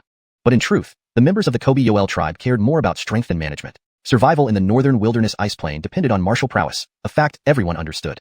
After Croods took charge of the Internal Affairs Academy, Dexter kept an eye on things for a few days. With Croods proving efficient and Brandon Hammond providing effective statistics showing at least a 30% increase in the Academy's efficiency, Dexter became reassured. It didn't matter whether Croods was still the rough, straightforward, and slightly sly man he used to be or whether he had ties to the Xuanhuan tribe.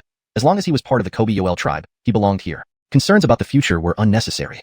Now that the tribe had a standout figure, Dexter relaxed a bit and decided to visit the Academy of Martial Arts. The Academy, overseen by Aviv, focused on which marks, which symbols, which formations, and which techniques. Dexter had already outlined their research directions when he worked in the Research Institute, and now they were delving deeper. Furthermore, the promotion and utilization of witch marks had been widely adopted within the tribe. Since Dexter created the Witch Casting Foundation Edition, the number of people cultivating witch chi was increasing steadily. The Witch Casting Foundation Edition covered cultivation of blood energy, witch chi, witch intent, and body technique simultaneously, but opening the witch meridian was the foundation. Witch chi cultivated using the Witch Casting Foundation Edition was no longer purely witch chi. It also incorporated blood energy, physical power, and even spiritual force, witch intent. With a solid foundation laid, individuals would have a firm base regardless of which path they chose to specialize in. On this basis, individual destiny would determine the rest. As more and more people cultivated witch chi, research and application of basic elements like witch marks increased, creating a sense of mass cultivation. Thus, Dexter wasn't worried about the inheritance of the Academy's research. Quantity could lead to qualitative change. On the contrary, the Academy of Martial Arts was somewhat awkward among the three academies of the qilins Hall. While the Science Academy had its workshops as a foundation, the Academy of Martial Arts was an entirely new structure. Despite several requests from xuanhuan, Dexter had kept postponing visits due to numerous other matters requiring his involvement. If xuanhuan hadn't been so reliable, he might have given up. Therefore, when Dexter appeared outside the Academy of Martial Arts, xuanhuan, who had been leading a small team to build this rudimentary setup, was elated and ran out with tears in his eyes. Heart, you finally came. Any longer, and the Academy of Martial Arts would have collapsed. Even a tough man like Owen Ta showed visible emotion. Don't worry, I'm here now, aren't I? Dexter smirked. Owen Ta had learned to play the victim now. Sky it. People who evoke pity often harbor resentment. If he wasn't sharp enough, whose fault was that? Initially, many clan members signed up for the Academy of Martial Arts, as it, along with the Kobe Academy, was crucial for the tribe's cultivation heritage. The Science Academy was merely a replica of the Research Institute. But the Academy of Martial Arts couldn't offer much beyond what it had previously, leaving people with no time to waste here. Consequently, enrollment plummeted rapidly. Had it not been for Owen Ta's dedication, the remaining members would likely have left too. Why are you in such a hurry? Didn't I come? Dexter said, shrugging. Owen Ta might be able to play the victim, but there must be something hateful about him if he's that slow-witted. Hashtag Deepter240, the Forest Beast Arena. Axel, the Martial Academy mainly focuses on combat techniques. But where do these techniques come from? Dexter sat down with a few people from the Martial Academy and looked at Axel with a disappointed expression. Axel had once been quite sharp, managing to track down the ice cave settlement in the icy wilderness only to be trapped by Dexter's ingenious trap. Why was he so lacking now? Heart, I know this, but our tribe only has a limited number of cultivation techniques. Are you expecting us to create them ourselves? Axel complained, feeling wronged. I didn't mean to say you're not capable, but look at my tiger fist technique. Where did that come from? Dexter glared at him. Axel was taken aback for a moment before scratching his head. Heart, I'm not familiar with the demonic guards and beasts. Not being familiar means there's no way? How many people can you gather now? Dexter sighed, frustrated. It was true, the demonic guards and beasts were loyal to him, but they had little influence over other tribal members. After all, they were demons and beastly entities with formidable strength. This was one of the awkward situations for the Kobe Yoel tribe. Those with real power were demons, while the tribal members were still beginners. While immediate problems hadn't emerged yet, it would be very problematic if their strength didn't improve quickly. Ultimately, strength was the ultimate truth, universally recognized and unchanging. Previously, about 300 people wanted to train at the Martial Academy, but I'm not sure if they are still willing to come. Axel perked up, sensing an opportunity.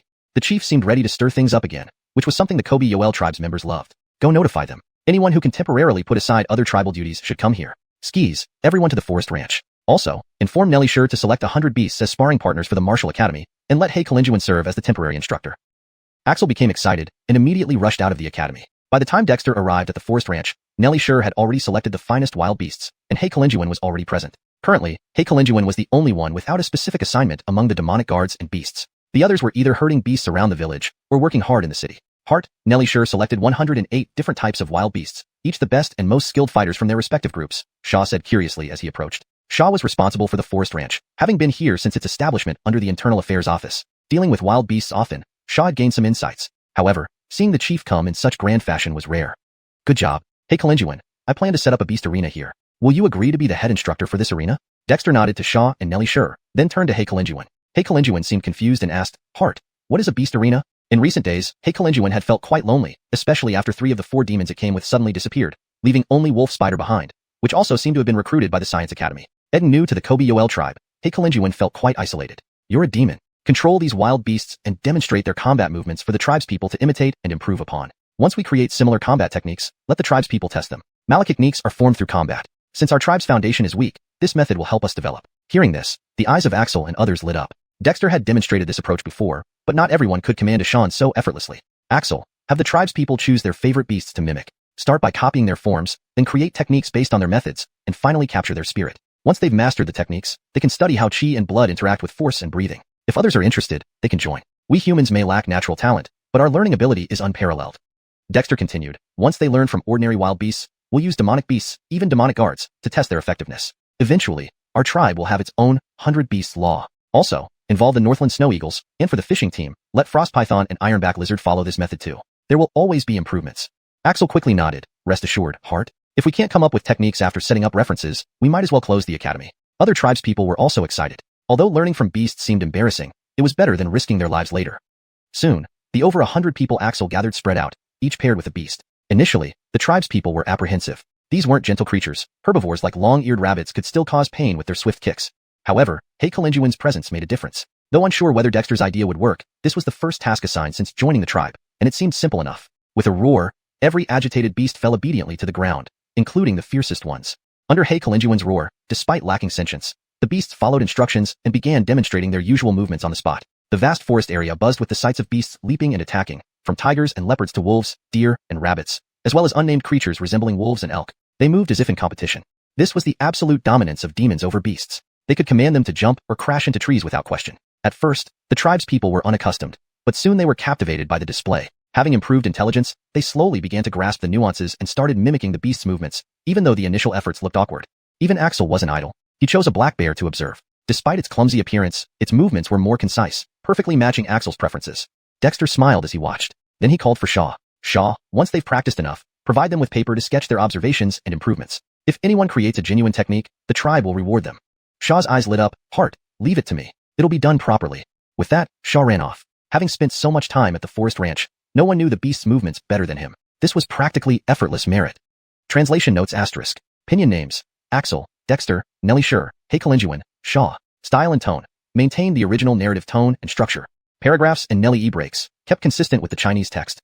Hashtag Deepter 241. The 4 great volumes. The forest ranch became lively as the wild beasts, cowed by the irascible black gorilla, showed off their best moves, some leaping and tumbling, others attacking and fleeing, each with its unique manner. Meanwhile, the members of the Kobe Zhu tribe's martial academy watched intently. The beast's movements were actually quite simple, a mere 3 basic actions repeated over and over. For example, wolves would pounce and bite. These movements, though simple, were formidable. There were also more unconventional techniques like the monkey's peach theft and the tiger's heart-rending claw, each species showcasing its distinctive skills. This spectacle was both novel and exactly what the martial academy needed. Over 100 people observed different animals, each gaining different insights. As men began distributing charcoal pencils and paper, most of the tribe's people could sketch rough diagrams, using them to develop martial techniques suitable for humans. A few were at a loss, but Dexter did not mind this. The tribe's martial arts repertoire was lacking, so this approach was necessary. Frederick Revasery over, Dexter had another motive. Possessing the 1,000 birds and 100 beasts method, he sought deeper knowledge. After observing for some time, Dexter returned to Kobe Zhu Gifforty to review various texts Daniel had written. The revelation was merely a record of Daniel's observations and experiences from his youth, broadening the tribe's people's horizons. But Dexter was more interested in the cultivation methods Daniel had practiced or remembered. When Daniel first gave him basic cultivation texts like Kobe casting and blood refinement, they seemed rudimentary. Could Daniel, the future successor of the Xuanhuan tribe, really know only such basics? Dexter didn't believe it for a second. Frederick Revasery over, Daniel was once a genius during his training in the xiuxian tribe. Knowing this, Dexter asked Daniel to spend a month compiling his memoirs to extract all his knowledge. And it worked splendidly. The thick revelation that Dexter read through was indeed enlightening, providing insight into the outside world, especially Northern River and the Xiuxian Alliance. But what truly fascinated Dexter were the cultivation methods. Daniel was a prodigy who cultivated both blood qi and shamanic arts simultaneously. His sealed memories had caused confusion earlier, but now that the seal was lifted, Daniel provided Dexter with pleasant surprises. After being organized by the records office, the books were divided into 4 volumes: Kobe, Warfare, Martial Arts, and Miscellaneous. Dexter specifically instructed this organization. Matters related to shamanism went into Kobe, blood qi cultivation into Warfare, physical training and martial techniques into Martial Arts, and everything else into Miscellaneous. Despite the limited abilities of the record office clerks, Daniel understood clearly and ensured that everything relevant was included, a fact Dexter well appreciated. Dexter never expected core transmissions. What the Kobe Zhu tribe lacked was foundational knowledge. As for higher-level techniques, Dexter didn't need them yet. If he did, he'd seek them then. The Kobe volume documented shamanic incantations, arrays, medicines, divination, and various other secrets about shamanic cultivation, each section varying in depth based on Daniel's understanding and willingness to share. The Warfare volume recorded methods for cultivating blood qi, combat techniques, and secret practices to nourish blood qi, making it highly valuable. The Martial Arts volume contained mostly routines for strengthening the body and combat techniques, along with prescriptions for physical refinement. Unfortunately, Daniel wasn't focused on physical training, so his memory of the formulas was incomplete. Otherwise, the Kobe Zhu tribe would have struck gold. The Miscellaneous volume covered a wide range of topics, including cultivation methods, combat techniques, and tribal battle formations that Daniel had practiced, seen, or heard of. While fragmented and unstructured, these still held significant research value. Reading through the 4 volumes page by page, Dexter occasionally marveled at the content. Despite the limited skill of the scribes, who often recorded things in a matter-of-fact style and drew crude illustrations, Dexter enjoyed the reading, feeling elated. 3 days later, Dexter finished thoroughly reading the 4 volumes and now had a clearer understanding of the cultivation practices of human tribes beyond the North Icefield. Dylan's out. So-called royal tribes are just like this? Those who practice witchcraft open witch meridians. Those who cultivate qi and blood condense qi and blood. Martial artists temper their physiques, and as for combat techniques, well, they're quite crude. I thought they would be advanced cultivation methods or high-level martial arts, but it turns out they're still following rough methods. Is this a regression in civilization, or did they never have much refinement to begin with? Dexter murmured to himself, heaving a secret sigh of relief. The Witch Blessing tribe was situated in the North Icefield, and the world they could see was too small. Dexter had always felt like a native living in the mountains, completely cut off from the outside world. But now, it appeared that although the North was desolate, what was known as the Central region wasn't much better. For instance, the witch caste once described witchcraft cultivation. Witch casting used witch power to forge the body and was divided into 3 levels. Condensing qi to open meridians, refining the body to cast form, establishing foundation to transcend the ordinary, ultimately achieving innate witch physique. Originally, Dexter thought this was merely the foundation of witchcraft cultivation. But unexpectedly, in Croods' recorded Witch, the discussion on witchcraft realms didn't reveal much depth either. It only noted that after innate witch physique, witchcraft branched into 2 paths, war witch and spirit witch. War witches cultivated witch bodies while spirit witches cultivated witch thoughts, thus spawning different cultivation routes. However, Croods was unclear about the cultivation processes beyond war witches and spirit witches, only vaguely hearing that they seemed to vary from person to person. What did this mean? Everyone can cultivate however they want? This left Dexter somewhat disappointed. He originally wondered if the so-called human royal tribes or royal courts had unified standards for reference, but it turned out that these were not as clearly stratified as the witch novice, witch scholar, and witch master created by the witch blessing tribe. This made things a bit uncomfortable.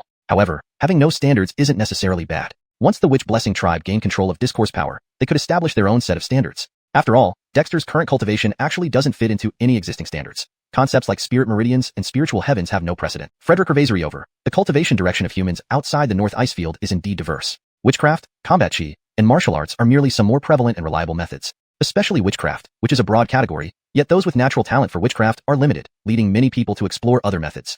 Over generations, countless people took risks, and many died. But under continuous efforts, some indeed discovered paths. For example, the odd cultivation methods such as poison techniques, beast taming, demon blood transformation, etc., recorded in Croods' miscellaneous volume, are not at all inferior to the research projects enthusiastically studied by researchers in the Witch Blessing Tribes Academy. Some of these methods are truly shocking. It must be admitted, for survival, the human race in this world indeed goes to great lengths, even if it means consorting with demons and devils. As long as one's strength is strong enough, it's fine.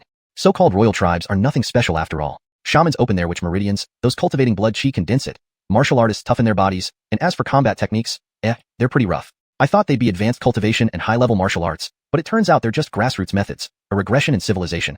Or perhaps they've always been this way, Dexter muttered, sighing inwardly. Living in the North Icefield, the Kobe-Yoel tribe saw a very limited world. Dexter always felt like a primitive native confined to a mountain hollow, worlds apart from the outside. Note, Huang means wilderness or desolate, but it's more appropriate to translate by Huangbingyan as North Icefield for better readability and flow in Demi English. Please let me know if you need further adjustments. But now, it seemed that although the North Huang was desolate, the so-called central region wasn't much better off.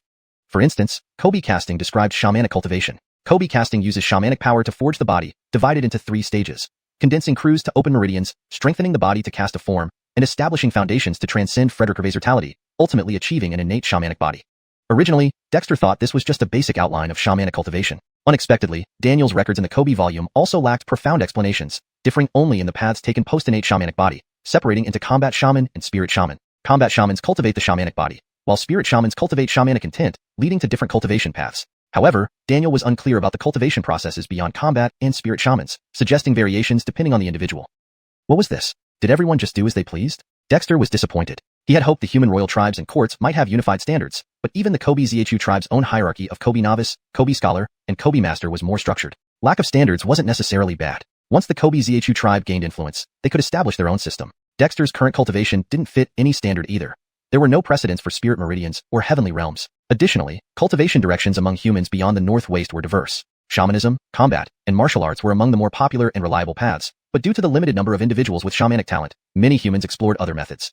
Over generations, countless people risked their lives experimenting with these alternative methods. Many died in the process, but through relentless efforts, some managed to find viable paths. For instance, the peculiar cultivation methods recorded in Croods' miscellaneous writings, such as poison techniques, beast mastery, and demon blood transformation, were no less shocking or innovative than the projects pursued by the fanatical researchers in the Kabeju Tribes Academy. These unconventional practices showcased just how desperate humans were to survive, even allying with demons and monsters if it meant gaining strength.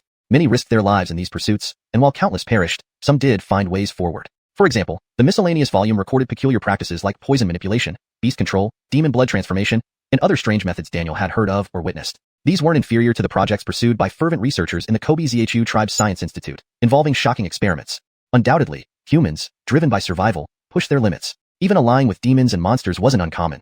Strength was all that mattered. Deepter 242, Basic Combat Malachtechniques. Croods' contributions gave Dexter a clearer understanding of the human tribes outside the northern wilderness. Although he was unsatisfied with their classification in terms of cultivation, it wasn't impossible that Croods, being a fresh newbie back then, hadn't had time to understand more before falling into traps. Dexter deeply suspected this point, but it didn't hinder his judgment on the path ahead. The growth of the tribe now showed promising signs. Developing the tribe based on and centered around which patterns might very well lead them down a broad and smooth road. As for his own cultivation, lacking any standards to refer to, he could only explore and set corresponding standards himself. At least within the Kobe-Yoel tribe, Dexter's words still held significant weight.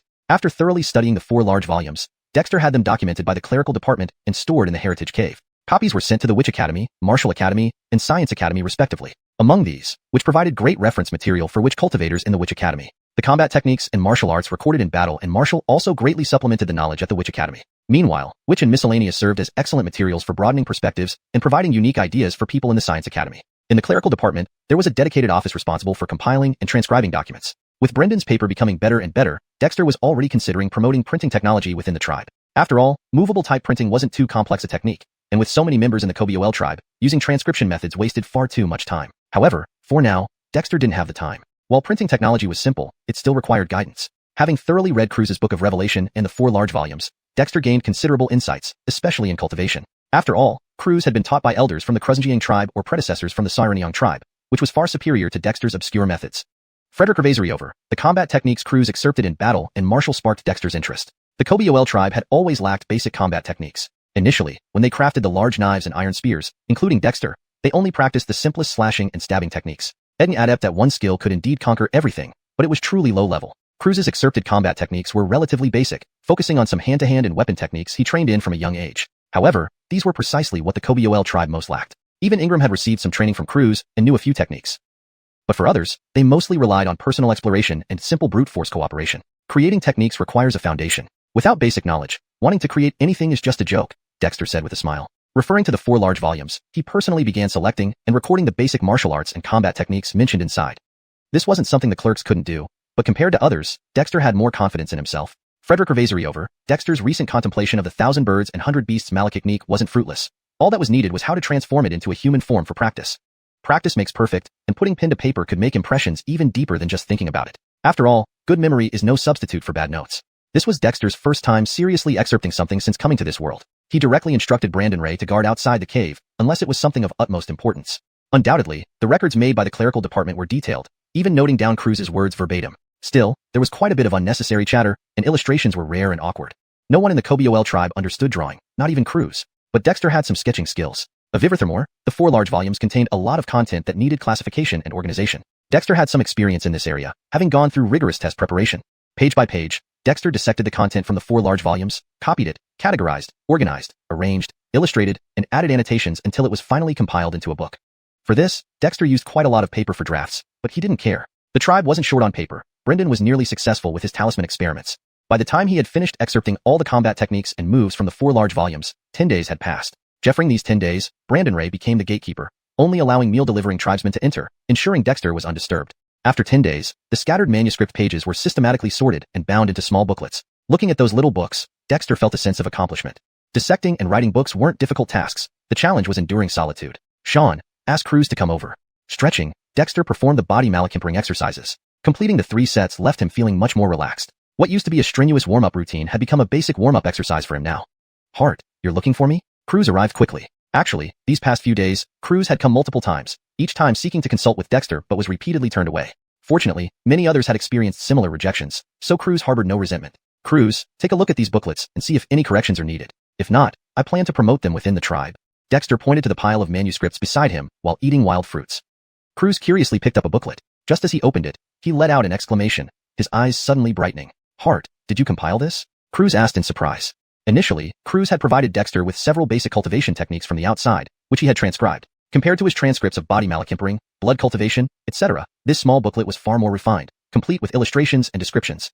Skis, the tribe's foundation is too weak, and our people know too little. Therefore, I plan to promote these basic techniques. For example, basic knife malachtechniques includes the various knife moves and techniques you excerpted, far superior to the limited training I once conducted in the tribe. Since you've practiced these techniques, you need to review and verify them.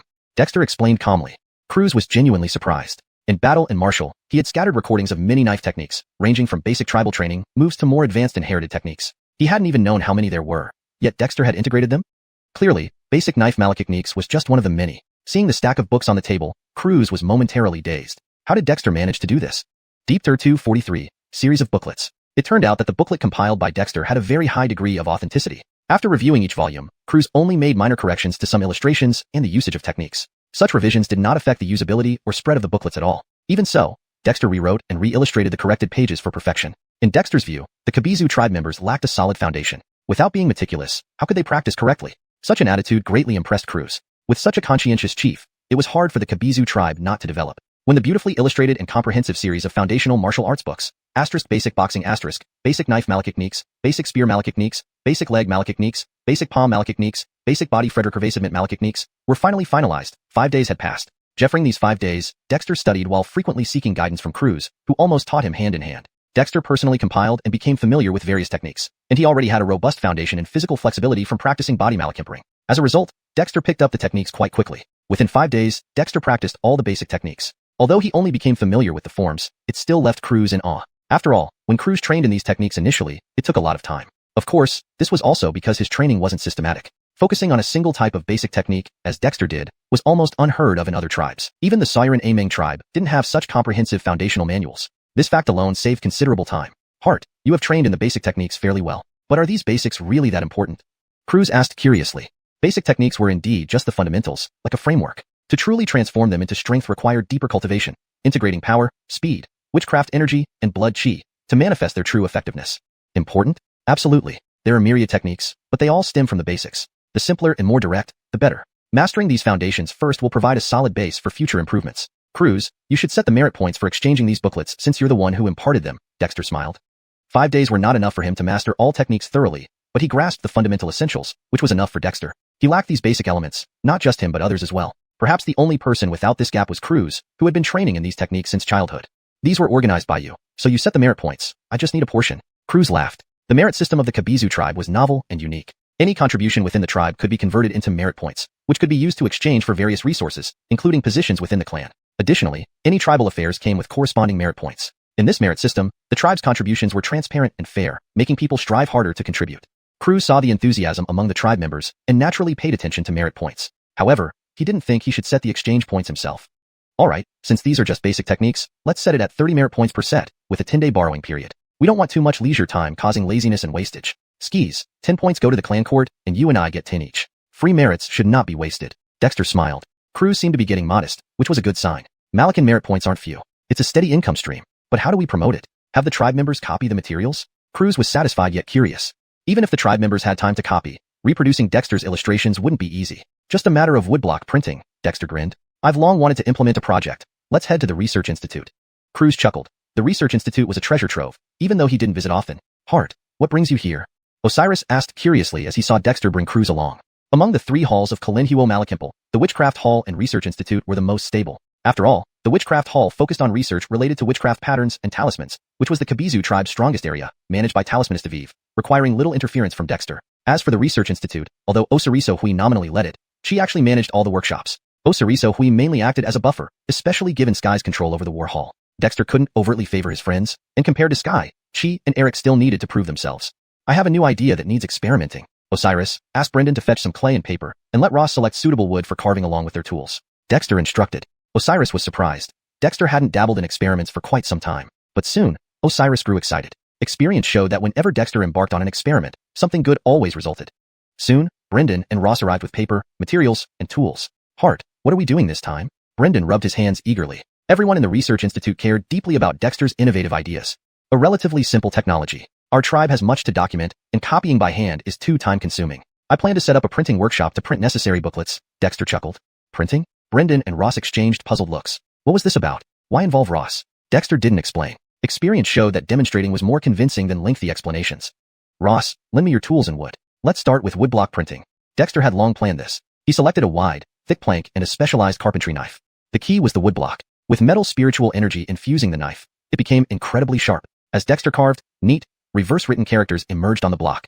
When the finely detailed woodblock with illustrations was complete, Croods, Osiris, Brendan, and Ross were dumbstruck. His craftsmanship was indeed impressive. But what was its use? Deepter 244, printing. A single carved block did not reveal much, but Osiris and the others, experienced as they were, did not ask anything. Seeing that others weren't asking, they naturally wouldn't be foolish enough to open their mouths. Dexter blew a breath, scattering the wood shavings on the block. After examining it for a moment, he nodded in satisfaction. Brendan, have you managed to develop the ink I asked you to research? Brendan hesitated before replying, yeah. We've already developed some experimental batches according to your requirements. But why do we need ink when we have charcoal pencils? It wasn't that Brendan lacked knowledge. The tribespeople were now very proficient with charcoal pencils, which had undergone multiple improvements and were perfect for writing. Ink is more durable. Forget it. You wouldn't understand. Go fetch some samples, preferably ones with strong adhesion and less prone to smudging, Dexter laughed. Brendan immediately fetched several earthenware jars, each containing different types of ink. Without needing an explanation, Dexter tested them by hand, selected one, and then evenly coated it onto the block, leaving everyone in awe. When Dexter placed a piece of blank paper on top and printed from it, Croods and the others were dumbfounded. The once blank sheet was now filled with words and patterns, identical to what Dexter had carved, yet much smoother to read. Yeah. This is printing? Brendan exclaimed in surprise. Not just him, Croods and the others also looked intensely intrigued. Mercifully, although most members of the Kobiol tribe could write and calculate, their handwriting was often as messy as chicken scratches. Now, Dexter had casually carved a block and produced a fully filled page. It was like magic. Skis, this is printing. Using reverse text as a mold and imprinting it on paper results in normal text. This method can theoretically be used infinitely. So, if anyone wants to publish a book in the future, they won't need to painstakingly copy it out, which would be both error-prone and tedious, Dexter explained with a smile.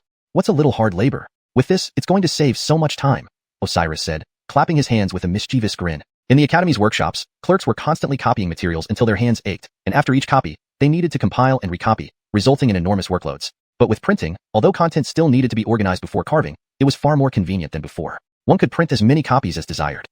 It does save time, and there's even a better way, Dexter smiled satisfactorily. Although it was borrowed rather than invented by him, once introduced here, it became his. There were no patents in this world. Picking up clay at random, Dexter swiftly molded and carved it into a reverse text character model. Croods and the others watched in bated breath, feeling both amazed and full of anticipation, especially Croods, who saw Dexter create something for the first time. Look, this is a movable type. Once fired, it can be assembled directly. This is called movable type printing. As Dexter explained, he quickly carved out hundreds of characters from the Thousand Year Actor classic. Then, using spiritual power, he invoked fiery energy to bake the clay types hard without cracking. Once completed, Dexter arranged the blocks into a page layout. Osiris and the others instantly grasped the concept. Yehia, your creativity is truly divine. Croods praised. Even outside the icy northern plains, such technology was unheard of. It might seem unremarkable, but had immense practical applications. Dexter had created this effortlessly. Well, it's fairly simple. Block printing is practical for images, while movable type is more convenient for text. Combined, I think we can use this to print those pamphlets, right? Dexter shrugged, but felt pleased. Printing becomes useful only when it's needed. If he had introduced it earlier, the Kobiol tribe wouldn't have had much use for it. But now, it was different. His compiled basic martial techniques, or the Elders' compilation of clan regulations, and the Thousand Year Actor classic, could all be printed for clan members to read. Frederick Ervaseriover, once embraced, the technique could extend further. If the Thousand Year Actor classic opened the door to wisdom, then the advent of printing would allow clan members to reach greater heights in learning and spreading knowledge. Is there more? Yehia, don't hold back and make us eager, Brendan urged. The Kobiol tribe's people didn't mind being direct, even with Dexter, their Yehia. Respect was internalized, and overthinking could only invite ridicule. These were honest folk of the northern plains. There's also lithography. By soaking tough paper in oil and perforating it with tiny holes, ink can be brushed over it to adhere to plain paper, simultaneously engraving text and patterns. However, it requires higher quality oil-soaked paper and ink, making it harder to produce. Dexter demonstrated by writing large characters on a sheet of paper, puncturing fine holes, brushing ink over it, and revealing clear imprints beneath. Really? Brendan was stunned. This Yehia's methods were indeed remarkable, but demonstrating these three printing techniques truly broadened their horizons. Osiris, choose suitable people to build a small-scale printing workshop. Pick clan members with good handwriting to make the type molds and ensure the carved patterns are exquisite. If necessary, let the blacksmith specialize in iron molds. After showing them how to print, Dexter habitually relinquished control. Osiris had ideas, saying, Yehia, the scribes have good handwriting, and finding those skilled in pattern carving should not be difficult. Manufacturing isn't a problem. Dexter nodded, patting Osiris's shoulder. Take care of this workshop. While written language is the foundation of knowledge, printing is the means to spread it widely. It may seem unimportant, but it's incredibly useful. Osiris reassured, rest assured, Yehia, I'll oversee it. Seeing this harmonious scene, Croods suddenly envied Dexter's standing. The Kobiol tribe's people were indeed full of zeal. But then Croods smiled. He was now a part of the Kobiol tribe too. Deepter 245. The world is so vast. With the printing technique issue settled, Dexter relaxed. Although there were still many things to explore in Croods' 4 major volumes, especially the witchcraft elements that could only be more abundant than basic combat techniques, he didn't think about doing it himself. With the basic boxing manual and other booklets he had painstakingly organized as references, if the Flame Continuation Hall people couldn't follow suit and integrate the other materials, the hall might as well be called a burn hall. If everything was done by him, what was the point of having tribal courts? Dexter always liked to set a good example, then let the clan members handle the rest. Not only did he enjoy it, but the clan members were even happier. After all, following the chieftain meant learning valuable knowledge, a fact deeply ingrained in everyone's mind. In reality, when Dexter delivered the 4 volumes along with his neatly organized booklets to the Flame Continuation Hall, the acting head Elio Huizi was thrilled enough to want to shave off his beard from happiness. Elio was an elder in the tribe. He was responsible for salt production from the very beginning. As the tribe developed, Elio and other elders gradually withdrew from the management. However, when forming the tribal court, Dexter reinstated these elders, not just to utilize their stable and reliable expertise, but also to provide more opportunities for younger members. And Elio did not disappoint him. Though just a common elder, he was spirited and dedicated to the tribe, managing the 3 courts of the Flame Continuation Hall very well. Under Elio's supervision, all 3 courts developed nicely. Only Ares seemed somewhat depressed. But when Ares got the message and rushed back from the beast fighting arena in the forested pasture, seeing those elegant booklets made him ecstatic. Harton, if you have such great things, why don't you bring them out earlier? With these, we wouldn't have to struggle so much, Ares shouted excitedly. In response, Elio berated him fiercely. Ares, are you getting cocky or trying to keep the chieftain busy? The chieftain put down other matters to prepare these for you, and you're still unhappy? Ares immediately shrank back. Although in strength he could easily take on over 10 hoes with one hand, he would never dare to act out. Ares, these are basics. In the future, every tribe member needs to practice body forging, and these basic moves. But the basics remain just that. The beast fighting techniques you study at the arena serve to complement these fundamentals. Once the tribe's printing workshop is established, your martial academy can prioritize practicing these moves. But I expect you to develop more advanced techniques, Dexter said, hands behind his back, gaze on the distance. Our Kabizu tribe is too weak. Every means to enhance our power must be taken seriously. Therefore, the responsibility of the martial academy is indeed significant, Dexter added solemnly. Ares scratched his head and bowed hastily. Harton, Hall Master, I know I was wrong. Actually, some techniques have already been compiled at the beast fighting arena, but they seem strange. With these basic moves as a foundation, it will indeed be much better. I'm waiting for your academy's results. Reggie's War Hall will also start training these soon. Don't let them surpass you, Dexter said with a smile. Ares felt the pressure. The War Hall was a special division within the tribe, focusing exclusively on combat. Whether it's the experts trained by the Witchery Academy or Martial Academy, or the weapons and armor developed by the Science Academy, they were all for the War Hall. Skyet. Despite this, Ares was confident because his Martial Academy specifically researched combat skills and couldn't possibly be worse than the combat soldiers who undergo daily training. Assigning the task of consolidating the remaining content of the 4 volumes to the Flame Continuation Hall, Dexter came to a small valley near the Science Academy used for housing the sand model. His eyes fell on the sand model created by Croods after lifting the totem seal. With Croods' arrival, the sand model was divided into 2 large parts. One part depicted the terrain of the northern wilderness ice plain, centered around the Kabizu tribe's location, expanding outward to Cold Ridge. It continued to extend as tribesmen explored the area. The other large part of the sand model covered the wilderness known by Croods, with central domain by Jiang at the center, roughly outlining regions like the northern wilderness ice plain, eastern forest pasture, southern river marshes, western desert sands, and the 4 seas and 8 desolations. Among these, the northern rivers connected to the northern wilderness ice plain, where Croods once lived, were depicted in detail. Looking at the vast sand map and its detailed flags, Dexter felt a profound sense of awe and inspiration. The Kabizu tribe was just a small settlement in the northern wilderness ice plain, yet Dexter harbored ambitions far beyond it. He truly wanted to venture out of the ice plain to see how vast the world really was. Of course, given the current state of the tribe, Dexter could not leave. What if the tribe were destroyed while he was away? But although he couldn't travel now, it didn't stop him from imagining it. The world is so vast, I also want to go out and see. Dexter chuckled lightly, then found a quiet corner in the small valley to focus on studying and practicing the basic moves he had organized. Construction of Witchery Gifferty was underway, including relocating the snow eagles nesting on Eagle Crag, which would undergo major renovations. The Kabizu tribal court's inner castle would be built on the cliff, and inside the cliffs, caves would be excavated to build storerooms and other necessary facilities. Once the tribal court was completed, other hills and valleys within the city would be leveled, paving the way for the unified construction of streets and houses. Dexter had already provided relatively complete blueprints for this project, and the construction teams just needed to follow them systematically.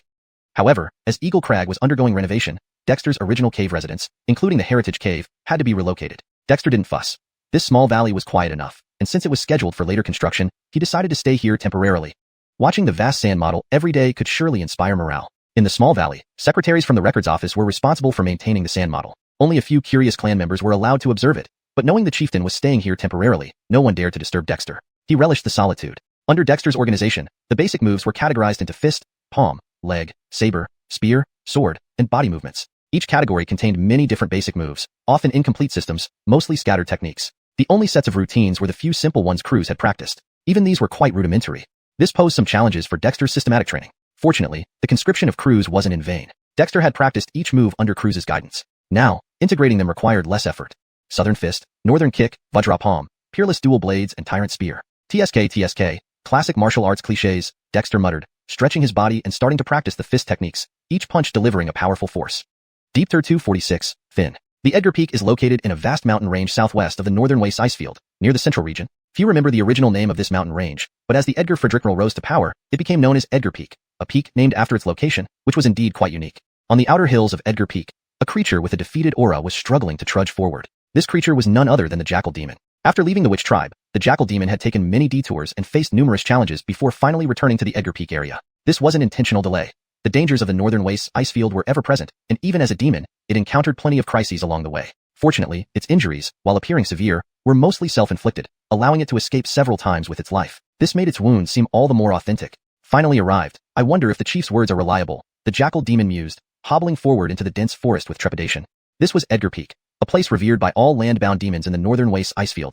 Yet it was also a ruthless place where only the fittest survived. The law of the jungle ruled here.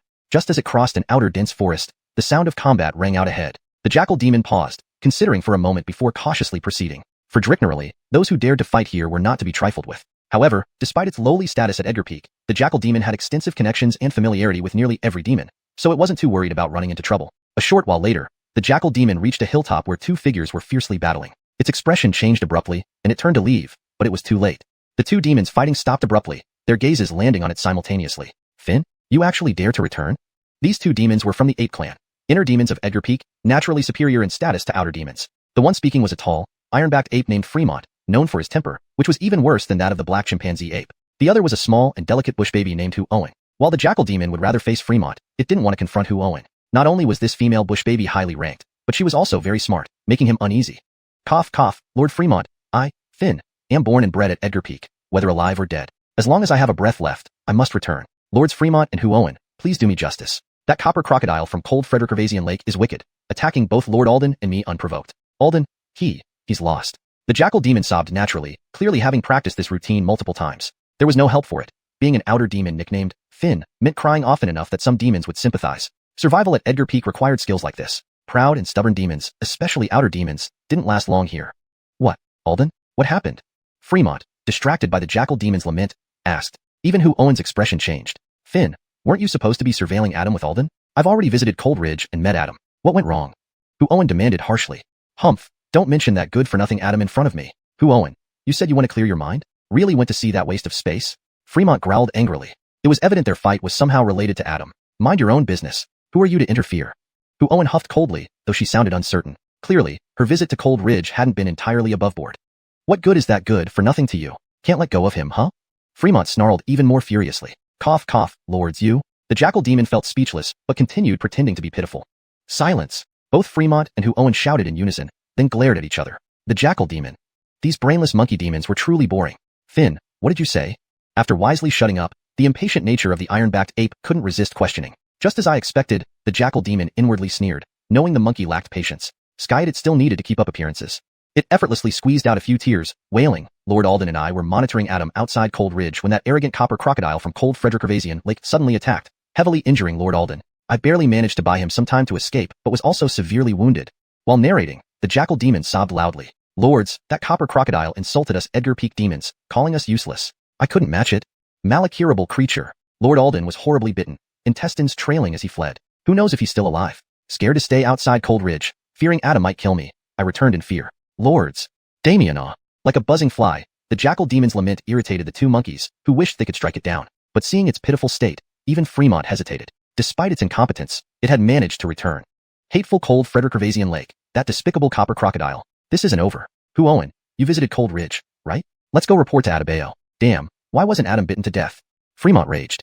Humph, even if you died, it wouldn't affect him. Fine, let's go. Do you think I can't stand my ground? Xuanhuan snapped, glaring at the jackal demon before turning to leave. The jackal demon shuddered. What did that look from xuanhuan mean? Before it could ponder further, Fremont grabbed it by the neck and dragged it along. The jackal demon rolled its eyes and howled but didn't struggle much. It was accustomed to such rough treatment. Few of Edgar Peak's monkey demons were gentle. Its heart pounded with anxiety. Fremont was easy to fool, and xuanhuan, despite being crafty, was still inexperienced. But Adebayo was a different story. It would need to act even more convincingly. The jackal demon forced itself to internally injure its organs and let blood trickle from its mouth, perfectly complementing Fremont's rough grip. Damn, Dexter, I hope your plan works, otherwise, my old life will be over. Sobbing outwardly and inwardly, the jackal demon was, literally, between a rock and a hard place. Skyet, who blamed it for joining the witch tribe's scheme as a double agent? Even now, it didn't fully understand what double agent meant. Poor jackal demon. Note, the translation has been crafted to maintain the tone and structure of the original text, ensuring a fluent and coherent narrative. Dear actor names are rendered using pinyin for accuracy. Hashtag DeepTer247. Basic cultivation. Edgar Peak was vast, with the entire mountain range belonging to it. However, the true core area lay in the heart of the mountains, the Edgar Valley. This valley was where the Edgar War Fredricknerals resided, and only their numerous consorts and direct offspring could live there. The wolf demon was dragged by the neck by the Yusef, much like a dead dog, all the way to the base of a peak near the Edgar Valley. Along the way, various demons and beasts pointed and jeered at him. The most numerous were groups of monkeys, eager for a spectacle. Some mischievous young monkeys even threw wild fruits at him, but the wolf demon didn't dare express any dissatisfaction. In Edgar Peak, the last thing anyone wanted to provoke was these seemingly ordinary monkey packs. This was because nearly every group of monkeys had a demon monkey backing them up, given how prolific apes and monkeys were. Slightly stronger apes or monkeys often had multiple wives, while demon apes and monkeys had countless spouses and concubines. According to the rules of Edgar Peak, all female apes and monkeys were essentially backups for the Edgar War Fredricknerals. For outsiders like the wolf demon, even a regular little monkey couldn't be provoked without risk. This was the sorrow of an outsider. Useless wolf, behave yourself when we meet Adebayo. Know what to say and what not to say, the Yusef warned, tossing the wolf demon onto the ground like a lifeless hound. The wolf demon shrunk his head, looking as pitiful as possible, which made xuanhuan glare at the Yusef and coldly humph. Fremont, what are you afraid of?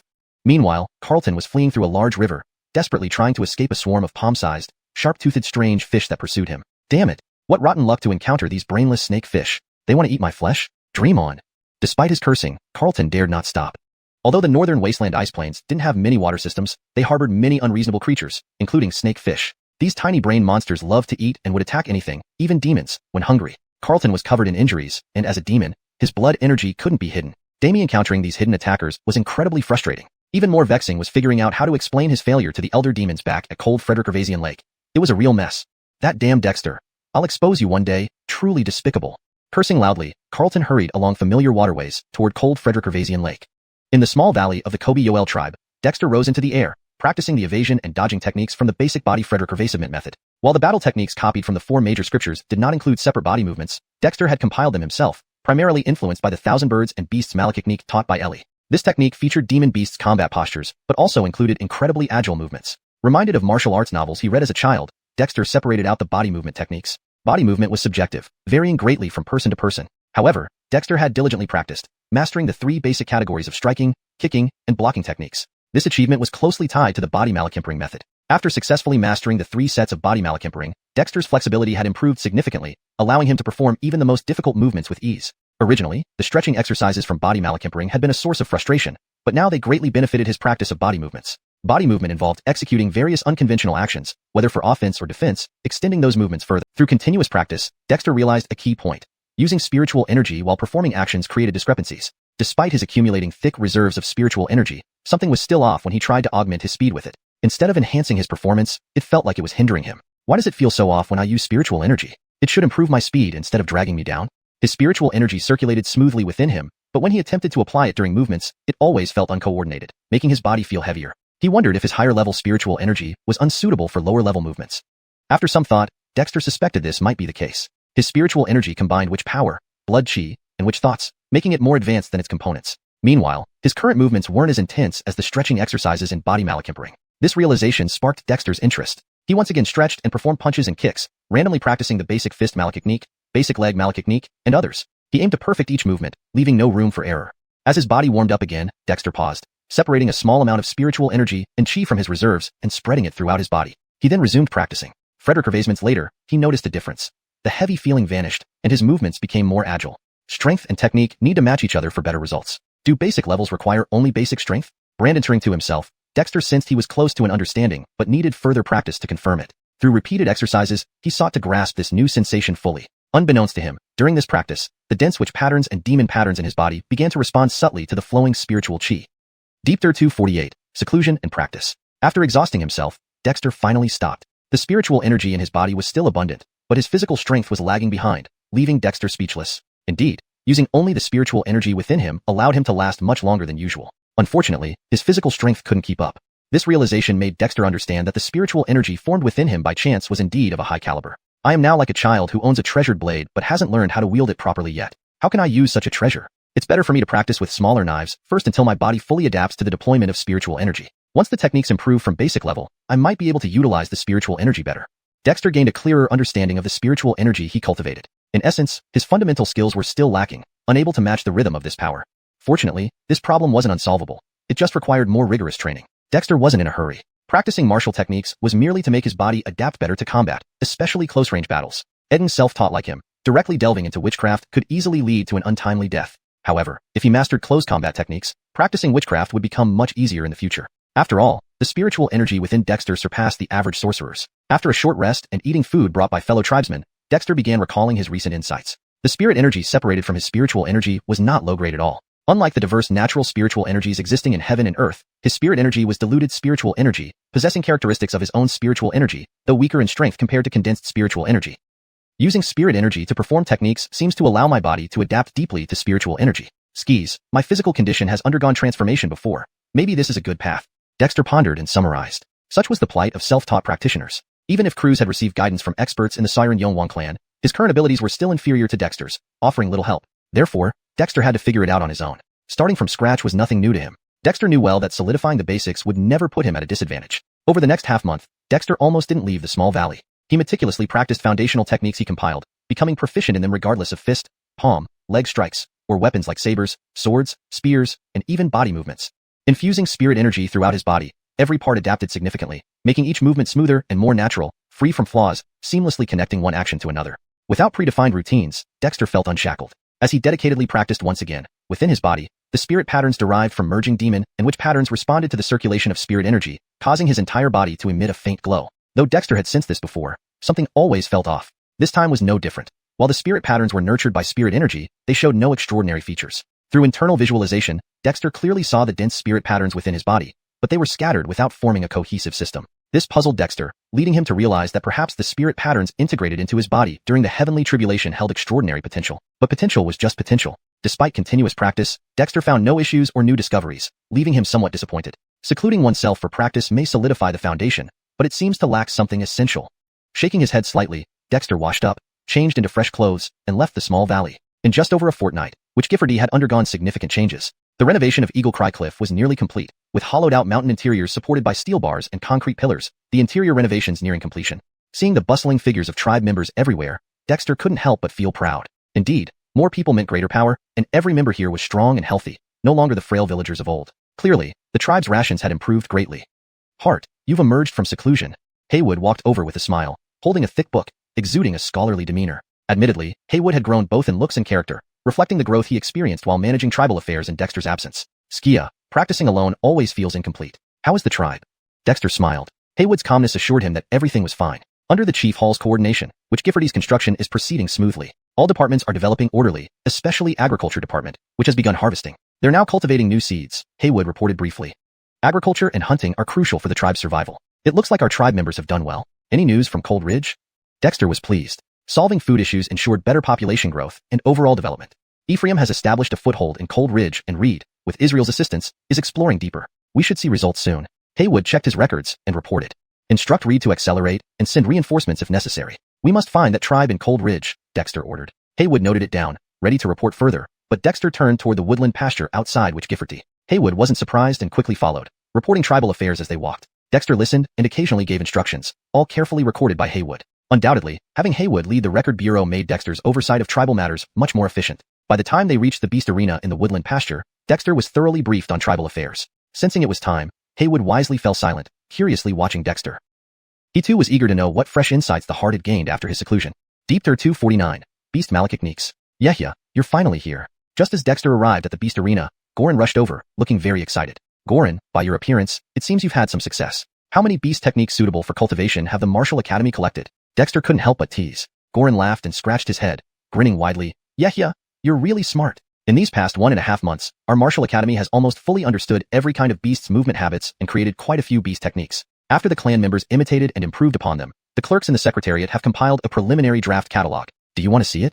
His demeanor now was worlds apart from the earlier frustration. So fast? Let me see.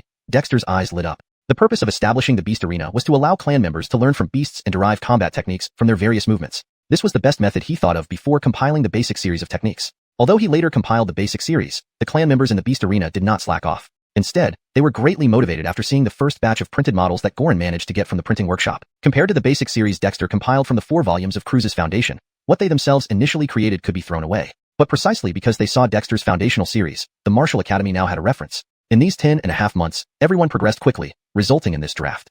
Though called a draft, the clerks in the Secretariat did not take it lightly. So when Dexter flipped through the thick book that Goran personally presented, he couldn't help but marvel.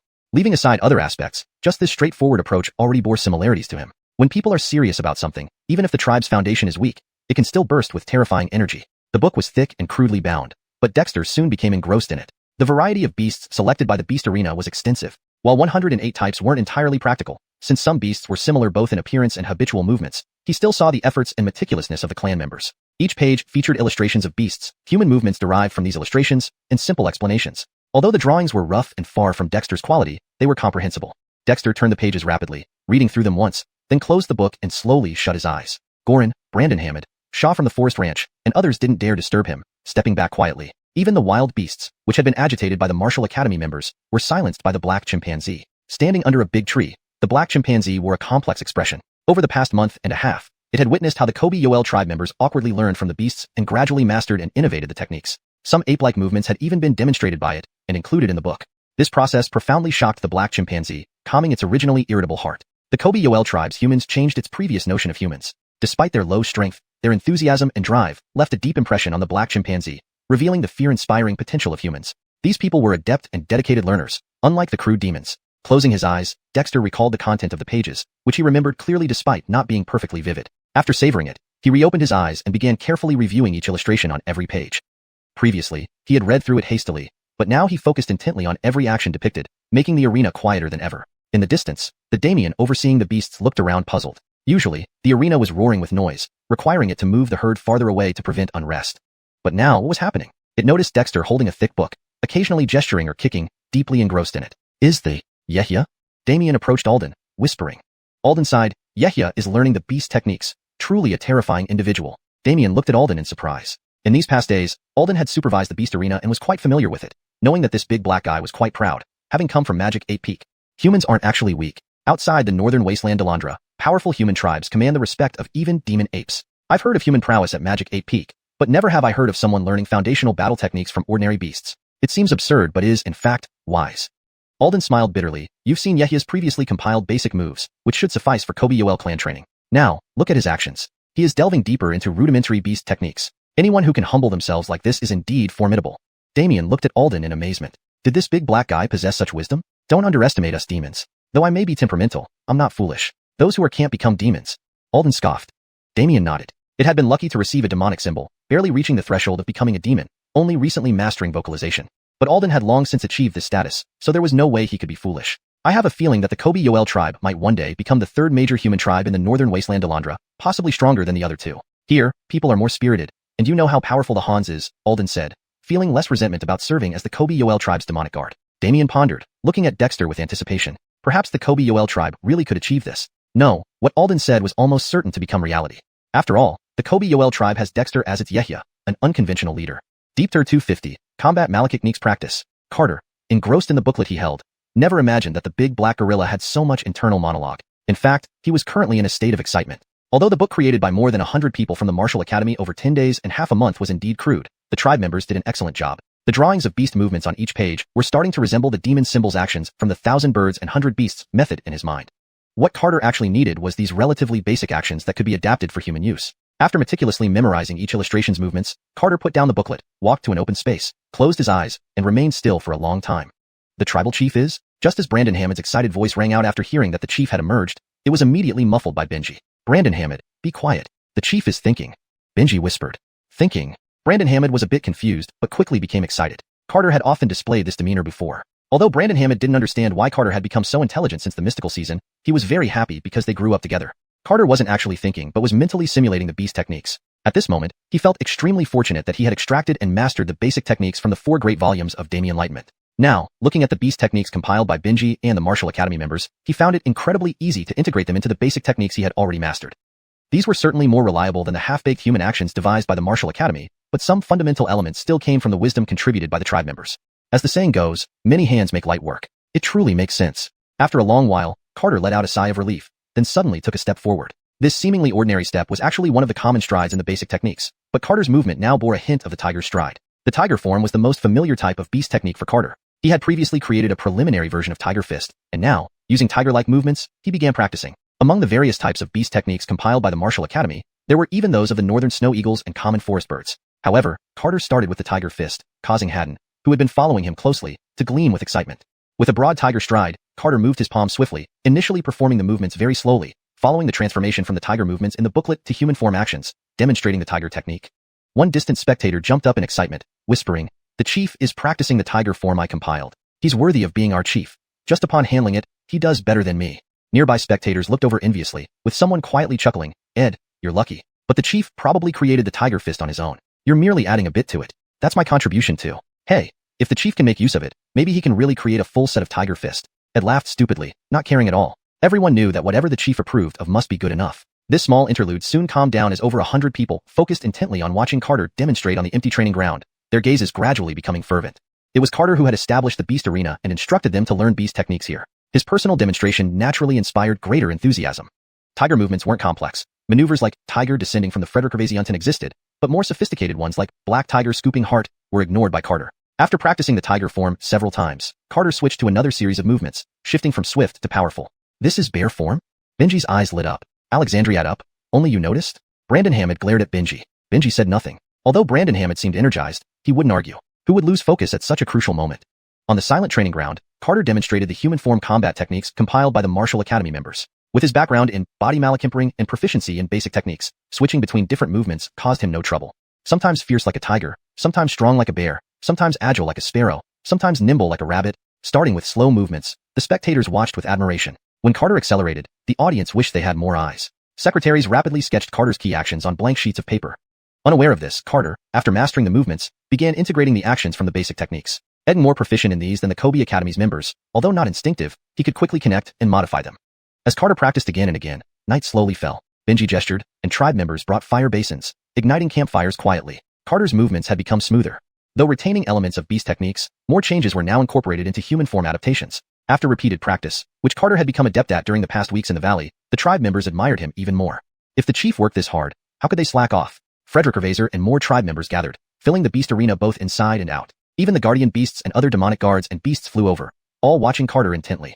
The power of a role model was indeed significant. In the silence, only Carter's punches and kicks broke through the air. Witnessing Carter's progress from scratch, the observers, especially those involved in compiling the beast techniques like Benji, were gaining considerable insights and mentally rehearsing suitable techniques for themselves. As dawn broke and the sun rose from the east, Carter slowed his pace and opened his eyes, revealing sharpness. Glancing around, he smiled. The Martial Academy's combat techniques are ready. In 3 days, I will conduct a trial here, and tribe members are welcome to observe. Finishing, Carter sat cross-legged, allowing latent spiritual energy to flow through his body, cleansing fatigue. Holding his hands in front of him, he entered a meditative state. Throughout continuous practice, his inner spirit patterns finally showed signs of change, the main reason he stopped. Beast technique movements seemed to trigger the demonic patterns within his spirit patterns, giving him valuable insights. These beast techniques indeed helped him greatly. Indeed, what you seek comes easily when you least expect it. ###DeepTer251. The spirit patterns stir. News that the chief was going to test his skills at the beast arena quickly spread throughout the tribe, causing quite a stir. However, with nearly 3,000 people in the Witch Doctor tribe, it was impossible for everyone to attend. On the same day, Yoel, leading a small engineering team, came over to clear the surrounding forest around the beast arena. Roman brought the carpentry group and swiftly built wooden stands for spectators on site. Throughout this process, everyone moved with caution, not daring to disturb Hart Dexter, who sat meditatively in the open space. At this moment, within Dexter's body, strands of spirit energy circulated, merging into the spirit patterns embedded throughout his entire being. When he practiced the foundational series of techniques, Dexter had already used spirit energy to activate the spirit patterns within him. He felt something was missing, but after practicing the newly created wild beast malachtechniques derived from the shamanic court's clan members, his internal spirit patterns finally showed new changes. These changes were minute and subtle. If Dexter hadn't infused his whole body with spirit energy and been practicing the wild beast malachtechniques, he might not have triggered the demon patterns intertwined within the spirit patterns. The foundation of demons lies in wild beasts, the spirits of all things. Though the combat techniques developed by the martial court clansmen based on the movements of wild beasts were rudimentary, they subtly harmonized with the demon patterns. This made the demon patterns within Dexter's body react, thus prompting changes in the spirit patterns. This revelation was something even Dexter had never anticipated. He practiced the foundational moves to better control his body, essential for future cultivation or enhancing his combat strength. However, allowing Axel to lead the martial court clansmen in observing and emulating the wild beast's actions to create techniques was out of necessity. After all, the Witch Doctor tribe's resources were too meager, especially the martial court, which was practically starting from scratch. Given the tribe's access to forests and pastures, this approach was the most cost-effective. Skyet, Dexter hadn't expected the spirit patterns dispersed within his body during the heavenly tribulation would undergo such transformations. It seemed accidental yet was destined to happen. And this is precisely what Dexter was trying to comprehend and understand at this moment. Dexter wasn't particularly familiar with cultivation. What he was more acquainted with was the knowledge accumulated from past experiences. Similar to how the Witch Doctor tribe focused on developing research projects, though not an expert in any particular field, his extensive knowledge allowed him to be an all-around consultant. But now, Dexter felt as though he were crossing a river by feeling for stones, filled with trepidation. Taking a day, he infused his body with spirit energy to sequentially activate the spirit patterns within. His first detailed observation of these patterns. Only then did he realize that the heavenly tribulation, induced when he successfully created and cultivated the Shaman Forge Foundation chapter, brought about not just the fusion of witchcraft power, blood chi force, and weak witch thoughts into spirit power. Spirit patterns cover my entire body, but they are disorganized. The threads of force intertwining the witch patterns and demon patterns into one should be remnants of the heavenly tribulation power. Cultivation methods indeed have no fixed form.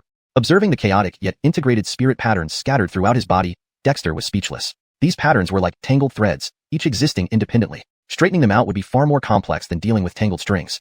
I cultivated the Shaman Forge Foundation chapter, fusing witchcraft power into spirit power, establishing a foundation. To further cultivate the Spirit Frederick Ravaser's Grotto Malachtechnique, I must continue to develop the grottos. Can these spirit patterns coalesce into a specific form instead of remaining scattered throughout my body? Dexter pondered without immediately attempting anything. There was no ready reference for him, and even if someone else took his path, the results would likely differ due to the unique nature of his condition, a result of successive accidents. Frederick Ravazory, the existence of the witch dragon inside him made him truly one of a kind. Given his peculiar situation, Dexter had to proceed cautiously. What if reckless experimentation resulted in his own demise? Cultivating the Shaman Forge Foundation chapter, Dexter carefully diluted spirit power to nurture the spirit patterns within him. Gradually, celestial spirit energy gathered around him, replenishing his spirit power consumption. In this process, Dexter's mind gradually became peaceful, allowing the spirit patterns within him to stir while observing passively. This state of mind gradually increased his sensitivity to the spirit patterns, slowly establishing connections, faint but promising. To Dexter's delight, it wouldn't be long before he could control these spirit patterns. It was an unexpected joy. Time passed as Dexter grew more familiar with them. Finally, after 3 days, Dexter's fatigue from practicing both the foundational moves and wild beast mallet techniques disappeared entirely. As the crimson sun rose in the east again, Dexter opened his eyes. Before him stood a crowd filling the wooden platforms, layered neatly around him. Watching the spectacle is indeed a universal human trait, Dexter mused, albeit feeling slightly uncomfortable being the subject of observation. But, being the chief meant facing it head-on. Black Gorilla Ape, let the 100 beasts enter and attack me with full force. Rising, Dexter stretched his limbs, feeling warmth all over. This was partly due to the refined spirit power from the past 3 days of practice, and partly because he had awakened and connected with the spirit patterns within him. Previously, these patterns lay dormant in his flesh. Now they were different. Heart, are you sure? Black Gorilla Ape voiced his concern. Not an easy task, but he was responsible for managing the beast arena. Don't worry, mere beasts can't harm me. Let's try with the beasts first. Dexter smiled. Despite previously practicing in isolation, Dexter had faced demons before. Mere beasts posed no threat. Black Gorilla Ape inhaled deeply, letting out a roar. From the mountain forests emerged the selected wild beasts, showing no fear toward Dexter, whose spiritual aura was concealed, just as the tribal members usually saw him. On Black Gorilla Ape's urging, the well-fed and rested beasts charged toward Dexter. Despite knowing their chief wasn't ordinary, many clanspeople still gasped in shock at the scene.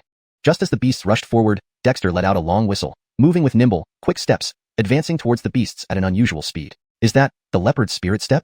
Brandon Ray's eyes lit up. Had Brandon Hamadbayo been present, he would have been proud. In an instant, Dexter darted among the beasts, evading attacks from several ferocious animals, then displayed fluent movements, dodging and weaving more agilely than a spirit cat, stunning the onlookers. Translation completed. Let me know if you need any adjustments or have further chapters to translate.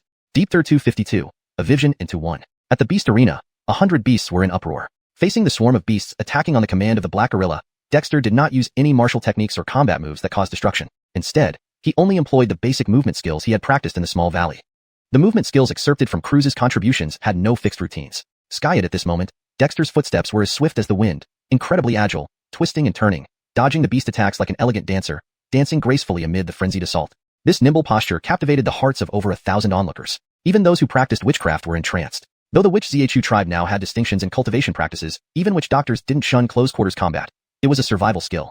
Dexter's display made many who had seen the printed basic series booklets produced by the new printing facility light up with anticipation. Any previous doubts were completely dispelled.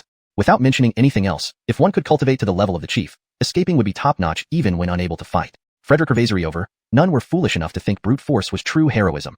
After all, the witch Xuanhuan tribe's rise began with digging pits. In the vast beast arena, more than 100 wild beasts roared continuously. Initially, there was some confusion, but as Dexter dodged effortlessly, these inherently vicious beasts became thoroughly enraged. Originally wary because of the Black Gorilla's presence, the beasts unleashed their savagery, gradually coordinating their attacks. Dexter was unsurprised. Although these beasts lacked intelligence, they possessed innate intuition.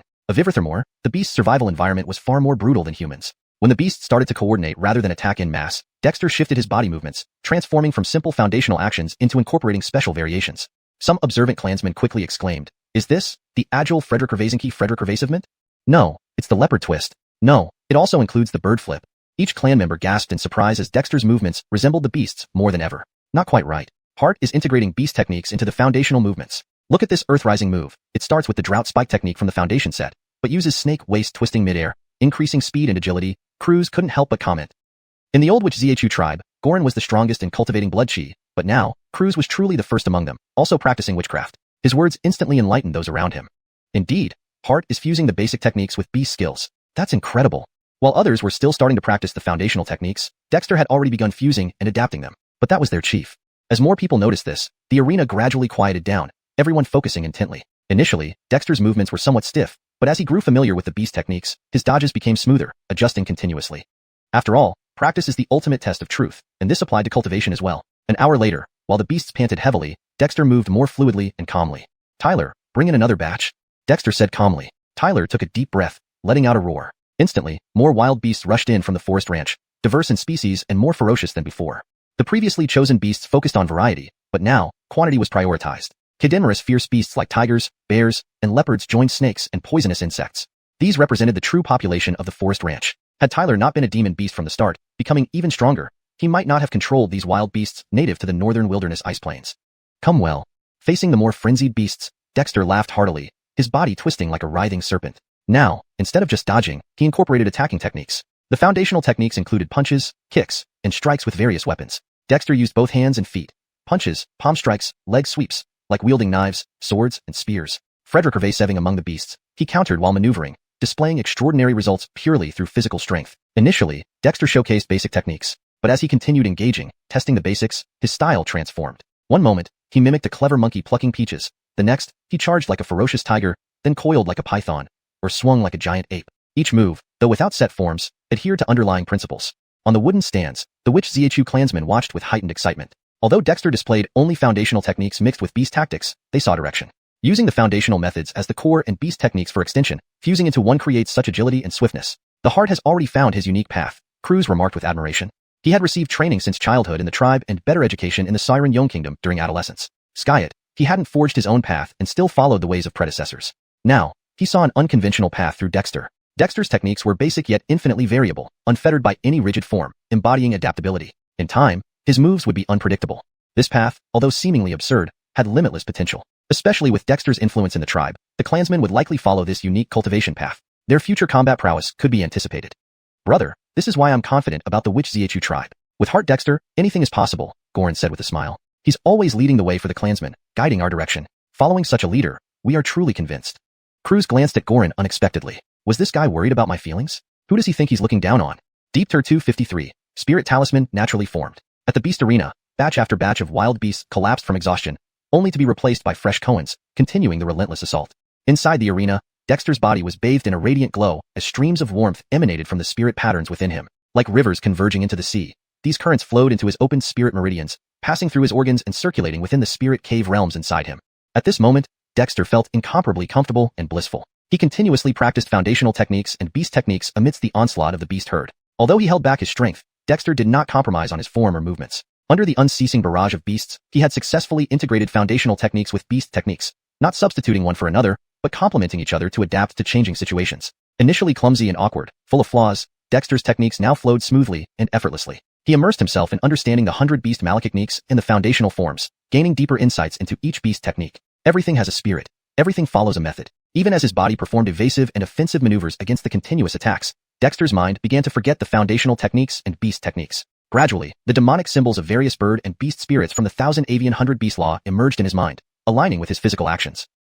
Body in motion, heart following. Agile like a monkey, the demonic symbol of the ape appeared clearly. Swift like a hare, the demonic rabbit symbol leaped before him. Mighty like a tiger, the demonic tiger symbol manifested grandly. Unconsciously, Dexter closed his eyes again, but his mind remained clear and sharp, perceiving all around him. The demonic symbols of avian and beast spirits circulated in his mind, while his body followed suit with corresponding movements, fluid and naturally graceful. Simultaneously, the spirit patterns on his body were activated by the warm currents, transforming according to his actions. Initially disordered and unconnected, these spirit patterns were now stirred into action as Dexter practiced the demon symbols from the 1000 avian 100 beast law. As he embodied the might of a tiger, an ancient demonic tiger symbol guided his movements more smoothly and naturally. The spirit patterns around his body shifted from their original positions, merging into the warm currents within him, blending with the spirit energy dispersed throughout his body, gathering and flowing with his actions. The tiger fist, initially conceived by observing the white tiger's movements, now evolved through the practice of demonic symbols. In that instant, Dexter seemed to transform into an ancient demonic tiger, radiating an overpowering aura as the king of all beasts, instantly subduing the surrounding attacking beasts and causing the distant white tiger's pupils to constrict. How is this possible? The white tiger gasped in shock. Dexter's demonstration of the tiger-like fist was so vivid and terrifying that even this white tiger, with its noble white tiger lineage, felt deep fear. No need to mention others. Our clan leader is incredible. Is this an advanced technique? A clansman from the martial academy, who had been studying tiger movements, could hardly contain his excitement and wished to prostrate before Dexter right there in the arena. Others were equally astounded by Dexter's performance of the tiger fist. While Dexter's earlier foundational techniques and beast techniques had merely achieved form, now they possessed both form and essence, seamlessly blending together. He is gifted beyond compare, truly rare. Cruz marveled, feeling a faint stir within. Previously, he could understand the subtleties of Dexter's foundational and beast techniques. But now, Dexter's tiger fist surpassed imagination.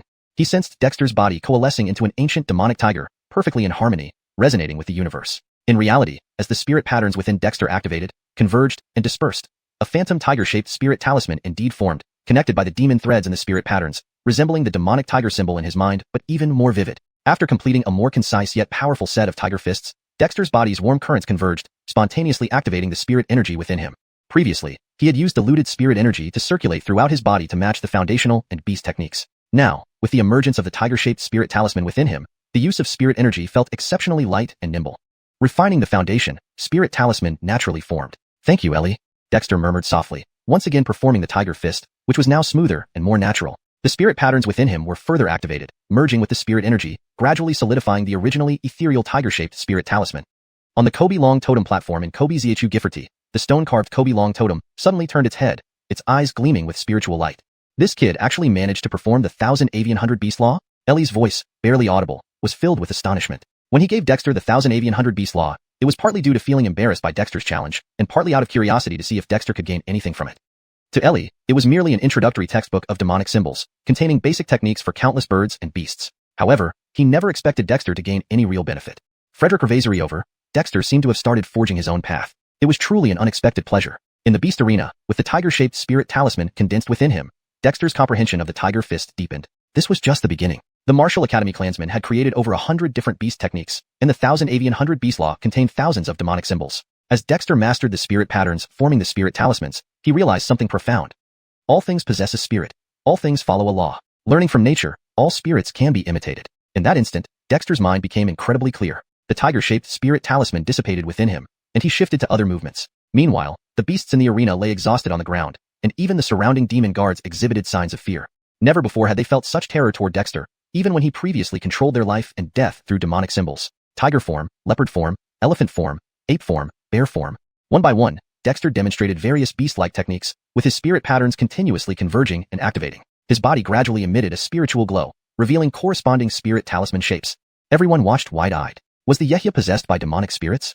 Deep 254. The spirit dirm of 100 beasts. It was naturally impossible for demonic spirits to possess a body. However, Dexter was now leveraging the movements depicted by the demon charms in the 1,000 Birds and 100 Beasts Malekithnique to connect the spirit patterns spread throughout his body during the celestial tribulation. This allowed him to form spirit charms similar to demon charms. Consequently, this elevated his comprehension of combat techniques to a preliminary level. The basic combat techniques brought by Croods and the beast techniques compiled by observing wild animals at the Martial Academy became Dexter's sources of inspiration. Under the illumination of the spirit charms formed by the gathered spirit patterns within his body and the demonstrations of the bird and beast demon charms in his mind, Dexter's enlightenment grew more profound. His physical techniques also became increasingly refined and perfect. It wasn't clear whether the basic combat techniques or the beast techniques perfected the exercise of the demon charms, or if the exercise of the demon charms summarized the foundational techniques. Regardless, Dexter felt his mental state become tranquil, as though every move he made was harmonized with something greater.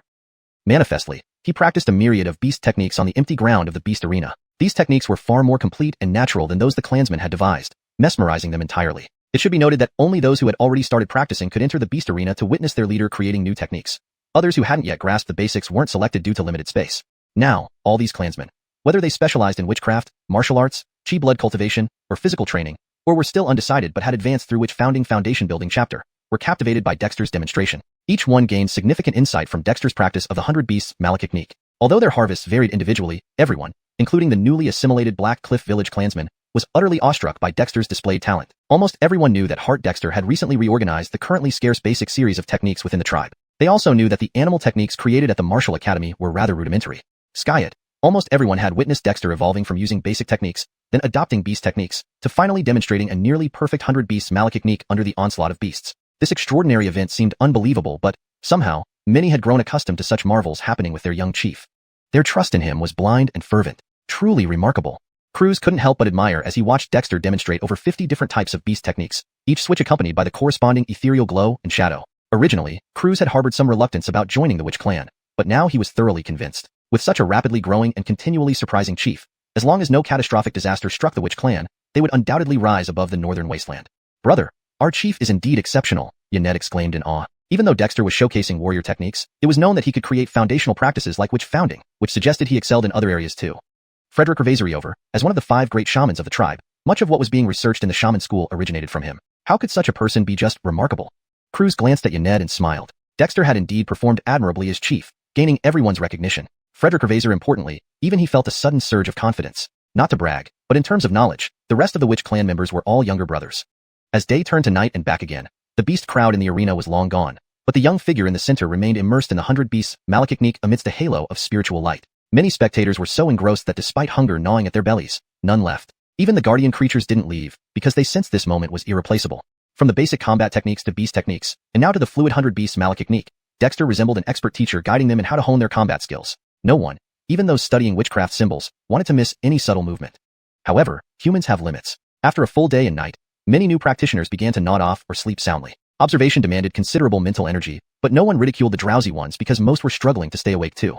In the arena, the aura around Dexter grew denser. The spirit patterns forcibly infused into his skin, muscles, bones, and blood by the violent thunder force of the celestial tribulation coalesced as he practiced the demon charm techniques. Instead of dissipating with technique changes, these patterns solidified into spirit charms floating within his aura. After another day, only a tenth of the clansmen on the observation stands remained standing. Dexter completed his final perfected technique, with radiant light illuminating every muscle and organ in his body. 108 spirit charms resembling demon charms floated in the aura within him, shining like stars. Dexter retracted his limbs and sat cross-legged instinctively, sensing the spirit charms floating in the aura within him. He couldn't help but marvel at the unexpected formation of these charms, recalling how they naturally coalesced as he practiced the techniques from the 1,000 birds and 100 beasts malakiknik. It felt familiar and inevitable. Though it seems coincidental, it's actually a matter of inevitability. I never expected the 1,000 birds and 100 beasts malakiknik from Ellie to have this effect. Now that I've mastered the techniques represented by these 108 demon charms, it's enough to solidify my fundamental combat techniques. But what should I do with these spirit charms? Amidst his contemplation, Dexter felt a sense of confusion.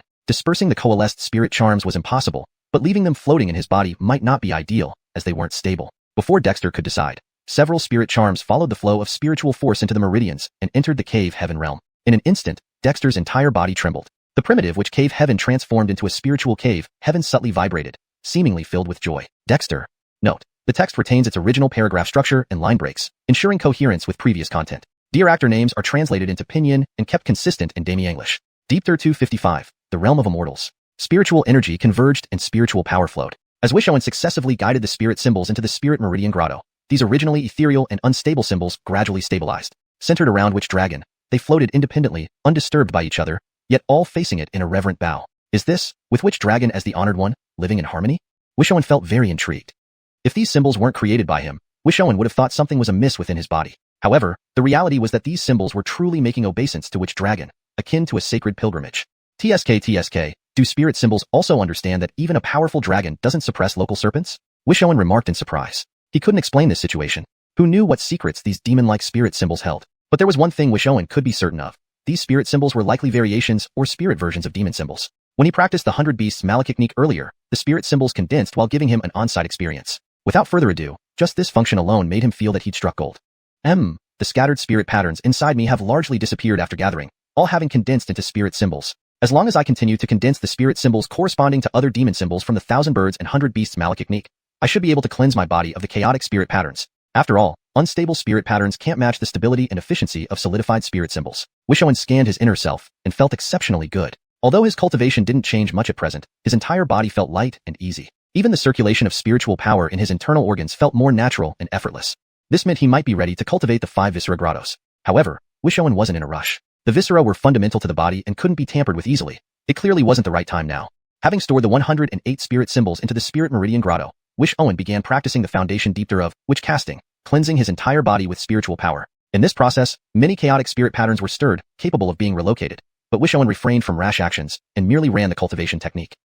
After completing one major cycle of the cultivation technique, feeling no issues, Xuanhuan opened his eyes and stood up. All around him, clan members lay in clusters, but over 100 still stood quietly at the edges of the open space. Seeing him awake, they instantly became excited. Yehia, you're awake. Yehia, you're amazing. Facing the enthusiastic clan members, Xuanhuan smiled. What a wonderful day indeed. Everyone, go home for now. Brendan, prepare paper and pen for me. The skills of the Tribal Martial Academy are now settled. Though anticipated, hearing Xuanhuan say so still triggered jubilant reactions from everyone. What had the Martial Academy and the entire Witch clan been lacking in combat techniques before?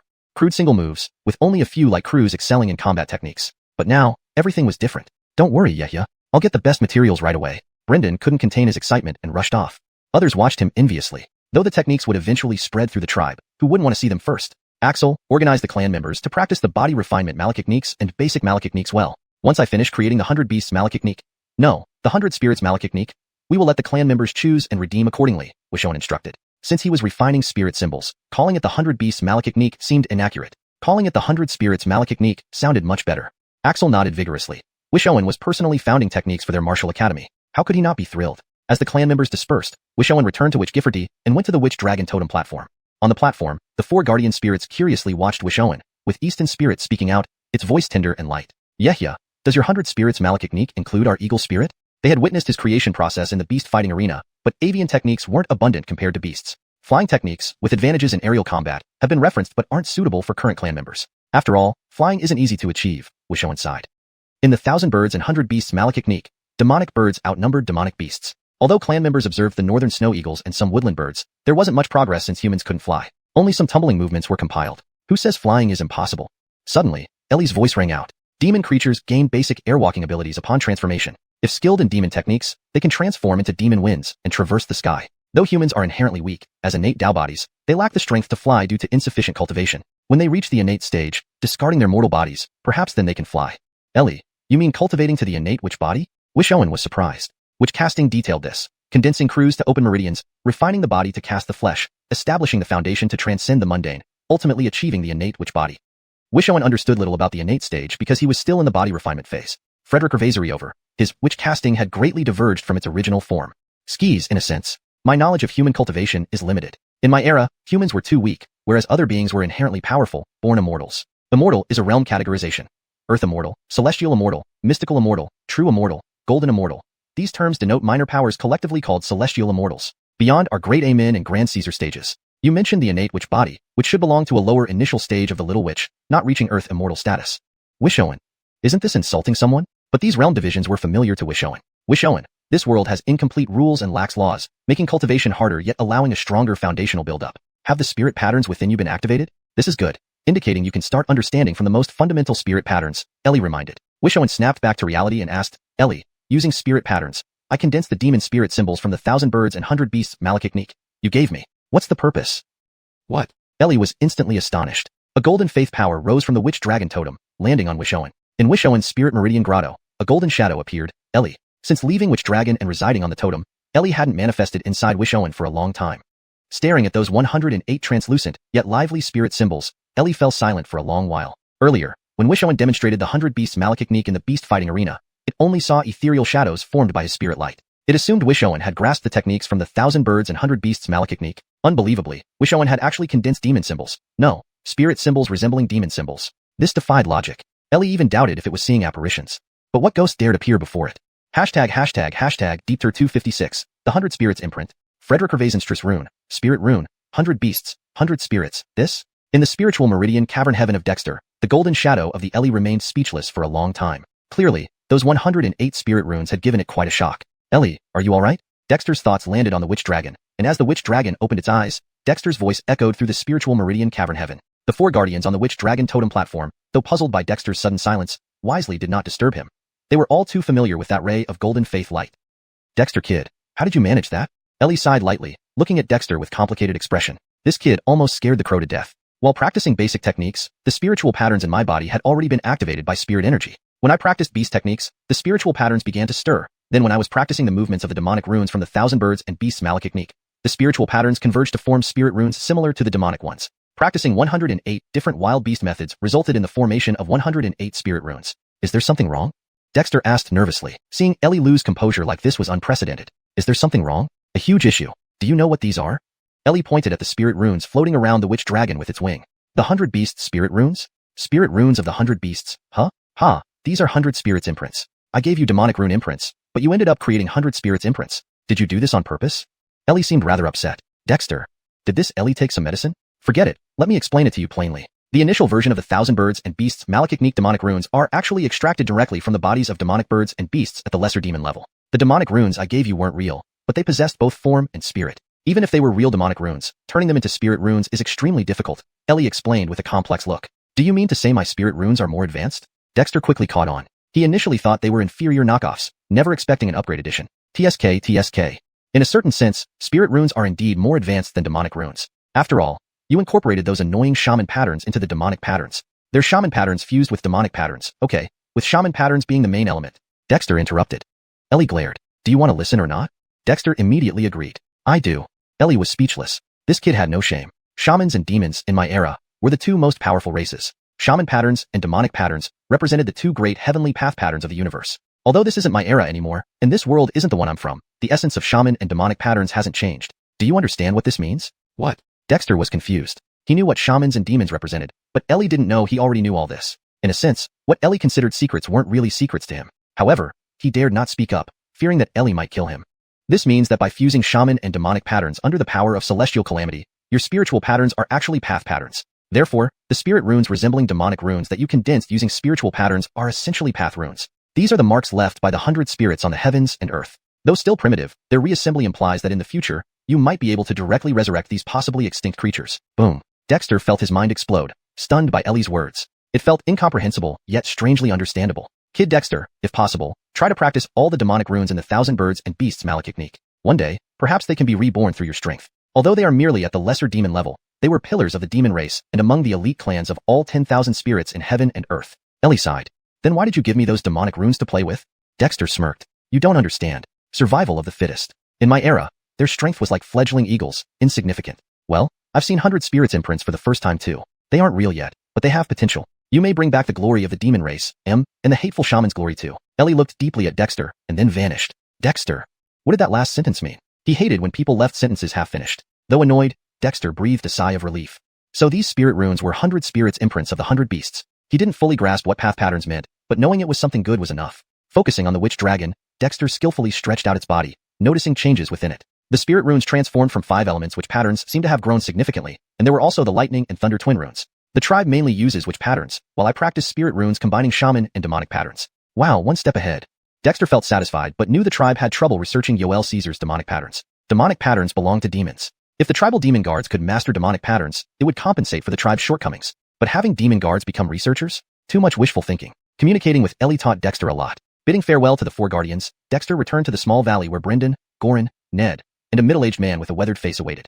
Yehia, this is Dilanoba, responsible for the printing workshop. Ned approached and introduced Dilanoba. Dilanoba comes from the Black Stone settlement and is currently our best clan member in writing. He also has a natural talent for drawing. Though his illustrations aren't as excellent as Yehia's, they're still commendable. Dilanoba seemed nervous. His age was relatively advanced in the tribe, and he lacked any cultivation talent. Had Ned not found him, he wouldn't have realized his potential. Dilanoba, no need to be so stiff. The printing workshop will be crucial for the tribe. Since Ned chose you, there must be a reason. Work hard. Dexter smiled warmly at the nervous Dilanoba. Such down-to-earth tribe members were plenty in Kobe Yoel clan. After all, not everyone had the fortune to join Kobe Yoel clan during their prime youth years when cultivation was best suited, thus gaining cultivation techniques. Age could indeed erase many things, especially cultivation talent. I'll work hard, Yehia.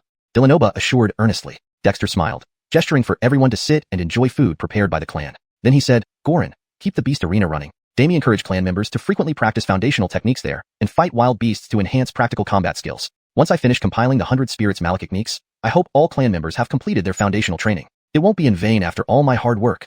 Goran nodded eagerly. Yehia, rest assured. Observing Yehia create techniques has inspired many clan members. The beast arena is now the liveliest place in the tribe, without a doubt. Dexter laughed. The clan members were no fools. ###Deepter257. The Witch Doctor's 100 Spirits. The human tribes of the northern wastelands were actually quite intelligent. What they lacked was proper guidance. Dexter had long been aware of this. The simplified version of the Thousand Year Actor Classic, along with basic mathematics and geometry, could not change much on its own, but the diligence and hard work of his clansmen filled Dexter with admiration. There were also various inventions he had intentionally or unintentionally introduced, and his people had strived to make the best use of them. Despite only having gone through a short period of just over half a year, the Witch Doctor tribe had already transformed significantly since their relocation from the ice caves. These were lovable people who could harness incredible power for survival. After comforting Delono and sending Yata away, Dexter took up a charcoal pencil and wrote the 4 large characters, Witch Doctor's 100 Spirits. Compared to compiling the Witch Doctor's 100 Crafts and the Witch Doctor's 100 Weapons, this time Dexter was even more meticulous. He began by writing the preface in neat, elegant handwriting. Nature gives birth to all things, each with its own spirit. These spirits can be emulated. In the Witch Doctor's 100 Spirits, we observe the spiritual forms of beasts, comprehend their techniques, and derive combat methods inspired by the innate talents of these spirits, thereby creating essential combat skills. As Dexter penned the preface, explaining the origins and insights leading to the creation of the Witch Doctor's 100 Spirits, he omitted the contributions of the 1,000 Aviants and 100 Beasts law, but everything else was genuine. After a brief preface, Dexter began to compile the main text.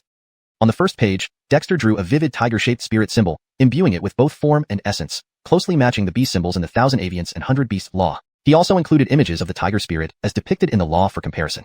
Next, Dexter started with fundamental techniques that incorporated wild beast movements, evolving into the advanced combat methods he now mastered, the 100 Spirits Combat Method. This way, even clansmen starting with basic training could follow the progression step by step, eventually mastering the 100 Spirits Combat Method. Whether it was the basic techniques, the beast techniques, or the 100 Spirits Combat Method, Dexter patiently provided explanations in small yet detailed handwriting, illustrating the application of force within each movement. These illustrations came from practicing with beast symbols and were highly accurate. Soon, Dexter finished 10 pages, completing the section on the tiger spirit. Without a pause, he immediately began working on other beast symbols. His writing flowed smoothly, almost without any wasted ink. This was not only because he was thoroughly familiar with the beast symbols and images from the 1000 Aviants and 100 Beasts Law, but also because he had just returned from the beast arena, and every detail was etched into his memory. The process was inherently progressive, from simple basics to complex evolution. Essentially, Dexter was revisiting and refining his own practice journey, making the work flow effortlessly. Even if there were nuances that needed future consideration, those were matters for later. People had different levels of intelligence and insight, so the same technique would yield varied results when practiced by different individuals. What Dexter aimed to do was provide a reference guide for his clansmen. How well they would master it depended on their individual destinies. One by one, booklets formed in Dexter's hands. Representative spirit symbols often got their own booklets, while similar ones were compiled into collections. Zhang watched as Dexter wrote feverishly, feeling excited yet worried. The chief seemed unnaturally energized. Could his body handle such exertion? With the tribe's development in various aspects, the people now knew more about health concerns. According to the witch doctors, Dexter's state wasn't favorable. It resembled overexertion. However, no one dared to disturb him unless he spoke up. They secretly summoned the best witch doctor and prepared various medicines. Dexter didn't notice their actions. He was indeed in an intense state of mental excitement. For ordinary people, this might have been overexertion, but for Dexter, who had entered the realm of witch consciousness and solidified his will and soul, it was different. Focused on the compilation, his mental concentration heightened, causing the previously hidden will soul to flicker in his body, showing signs of forming independently. Dexter didn't realize this, but gained deeper insights into the 100 Spirits Law as he wrote. Time passed unnoticed. 5 days later, Dexter finally completed the last set of spirit symbols and the associated 100 Spirits Malachniques. Suddenly, he felt an unusual calm, as if a lifetime of toil had finally led to peace. A strange sensation welled up inside him. Closing his eyes and holding the charcoal pencil, Dexter was fully engrossed. Inside him, within the spirit Frederick Ravaser's grotto, the 108 spirit symbols circled the witch dragon more fluidly, radiating more vitality. Dexter looked at these symbols with familiarity and affection. The 100 Spirits imprint, marks formed by Tao patterns through spirits, are truly vivid, Dexter muttered, seemingly gaining some understanding. Suddenly, a humanoid shadow materialized in the spirit Frederick Ravaser's grotto, identical to Dexter but extremely ethereal, like a shadow. Skied at that moment, Dexter felt immense joy. Will soul, is this my soul? The phantom-like Dexter opened his eyes, gazing at his intangible arm with awe and curiosity. Previously, Dexter could sense his will soul inside the witch dragon, but seeing it clearly was a new experience. The cultivation of witch consciousness aims to solidify the will soul, allowing me to cultivate my spiritual will from the soul. I didn't expect that compiling the witch doctor's 100 spirits would elevate my will soul. Could it be the effect of the 100 beast spirit symbols? Dexter wondered, turning to look at the witch dragon.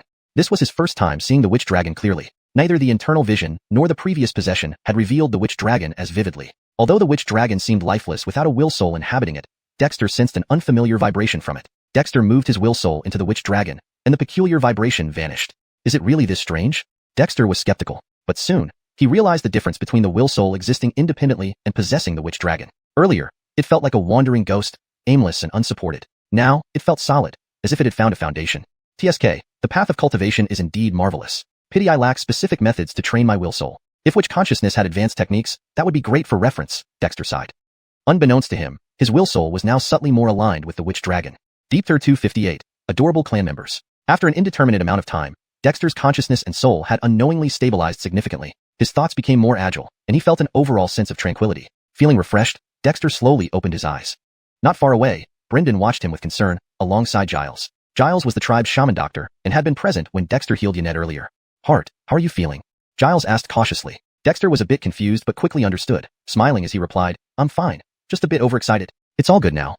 As for the matter of his consciousness and soul manifesting independently, it was clearly not something his clan members could comprehend yet. That's good. Hart, you should take care of your health. You've been in seclusion for over half a month, and immediately practiced the 100 spirits method after coming out. Even as Hart, you should know when to rest, Giles said with relief and advice. Dexter nodded. He understood the importance of balancing work and rest. Though he had already delegated most tribal affairs, what could he do? He was the chief. I'll pay attention from now on. How's the development of our shamans?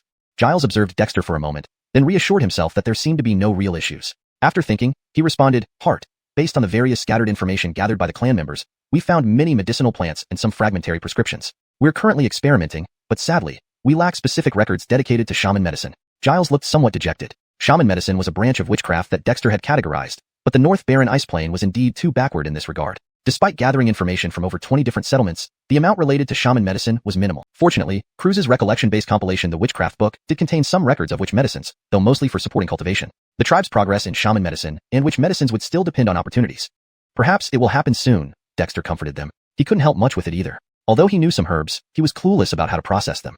Hart, we are making efforts. Frederick Ervaser and more clan members are paying attention to the use of witch medicines. We won't let you down, Giles said with renewed vigor.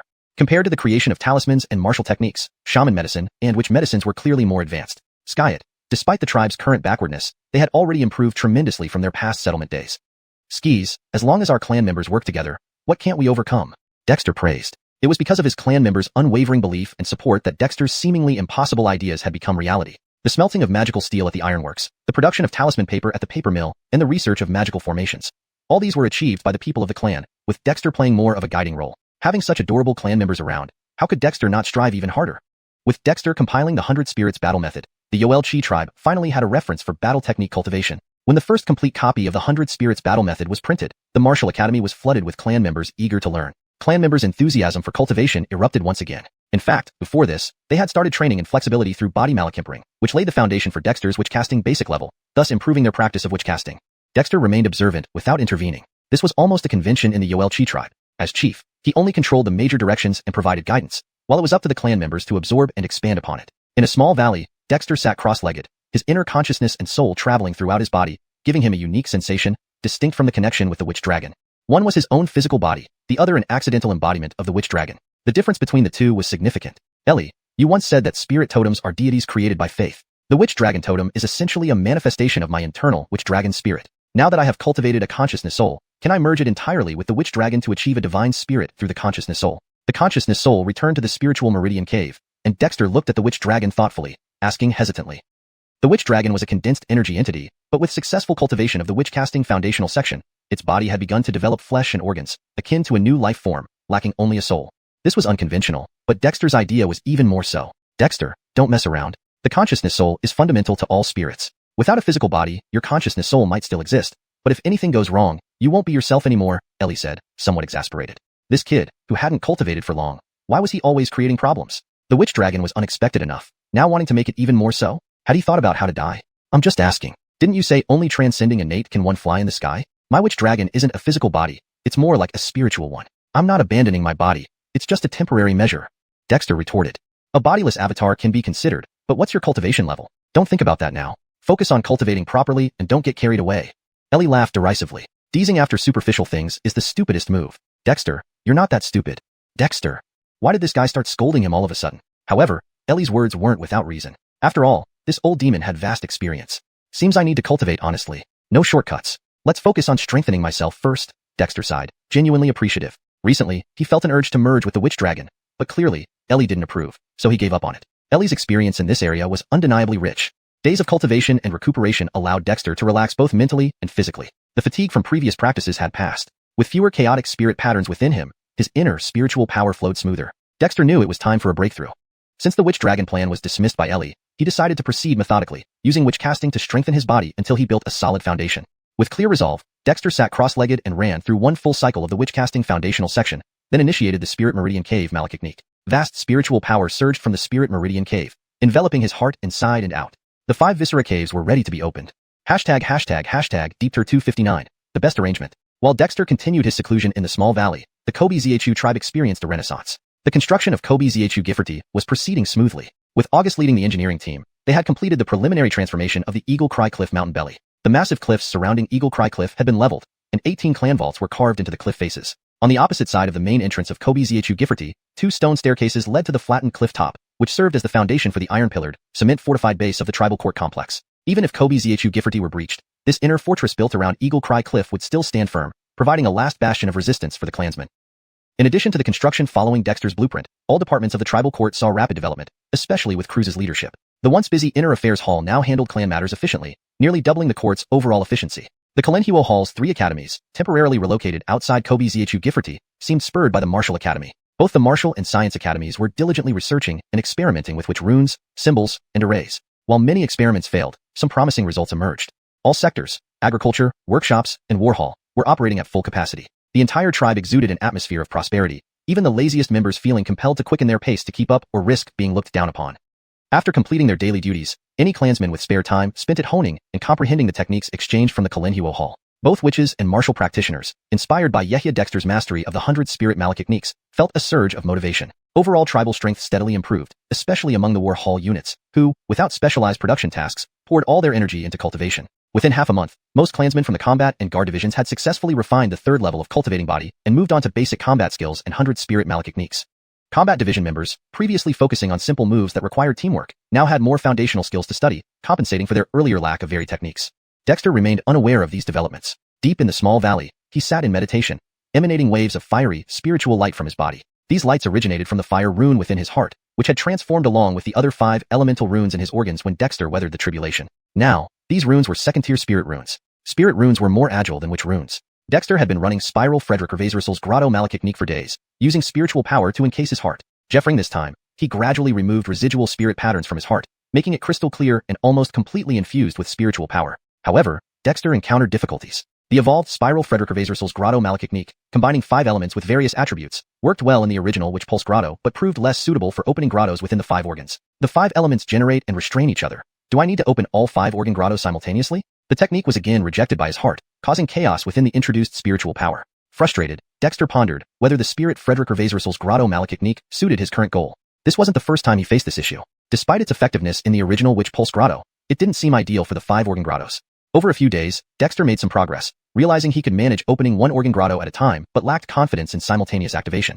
With his gathered spiritual power nearing its limit, failing to open new grottos might force him to expand his meridians, risking losing control. 5 organs, 5 elements. Perhaps it's worth trying. Concurrent opening wouldn't be easy, so Dexter first purified scattered spirit patterns in the other 4 organs. Having experience purifying his heart, he progressed swiftly. Within 2 days, Dexter extracted spirit patterns from the other organs, causing all 5 spirit runes to emit light, bathing his body in a spectrum of colors.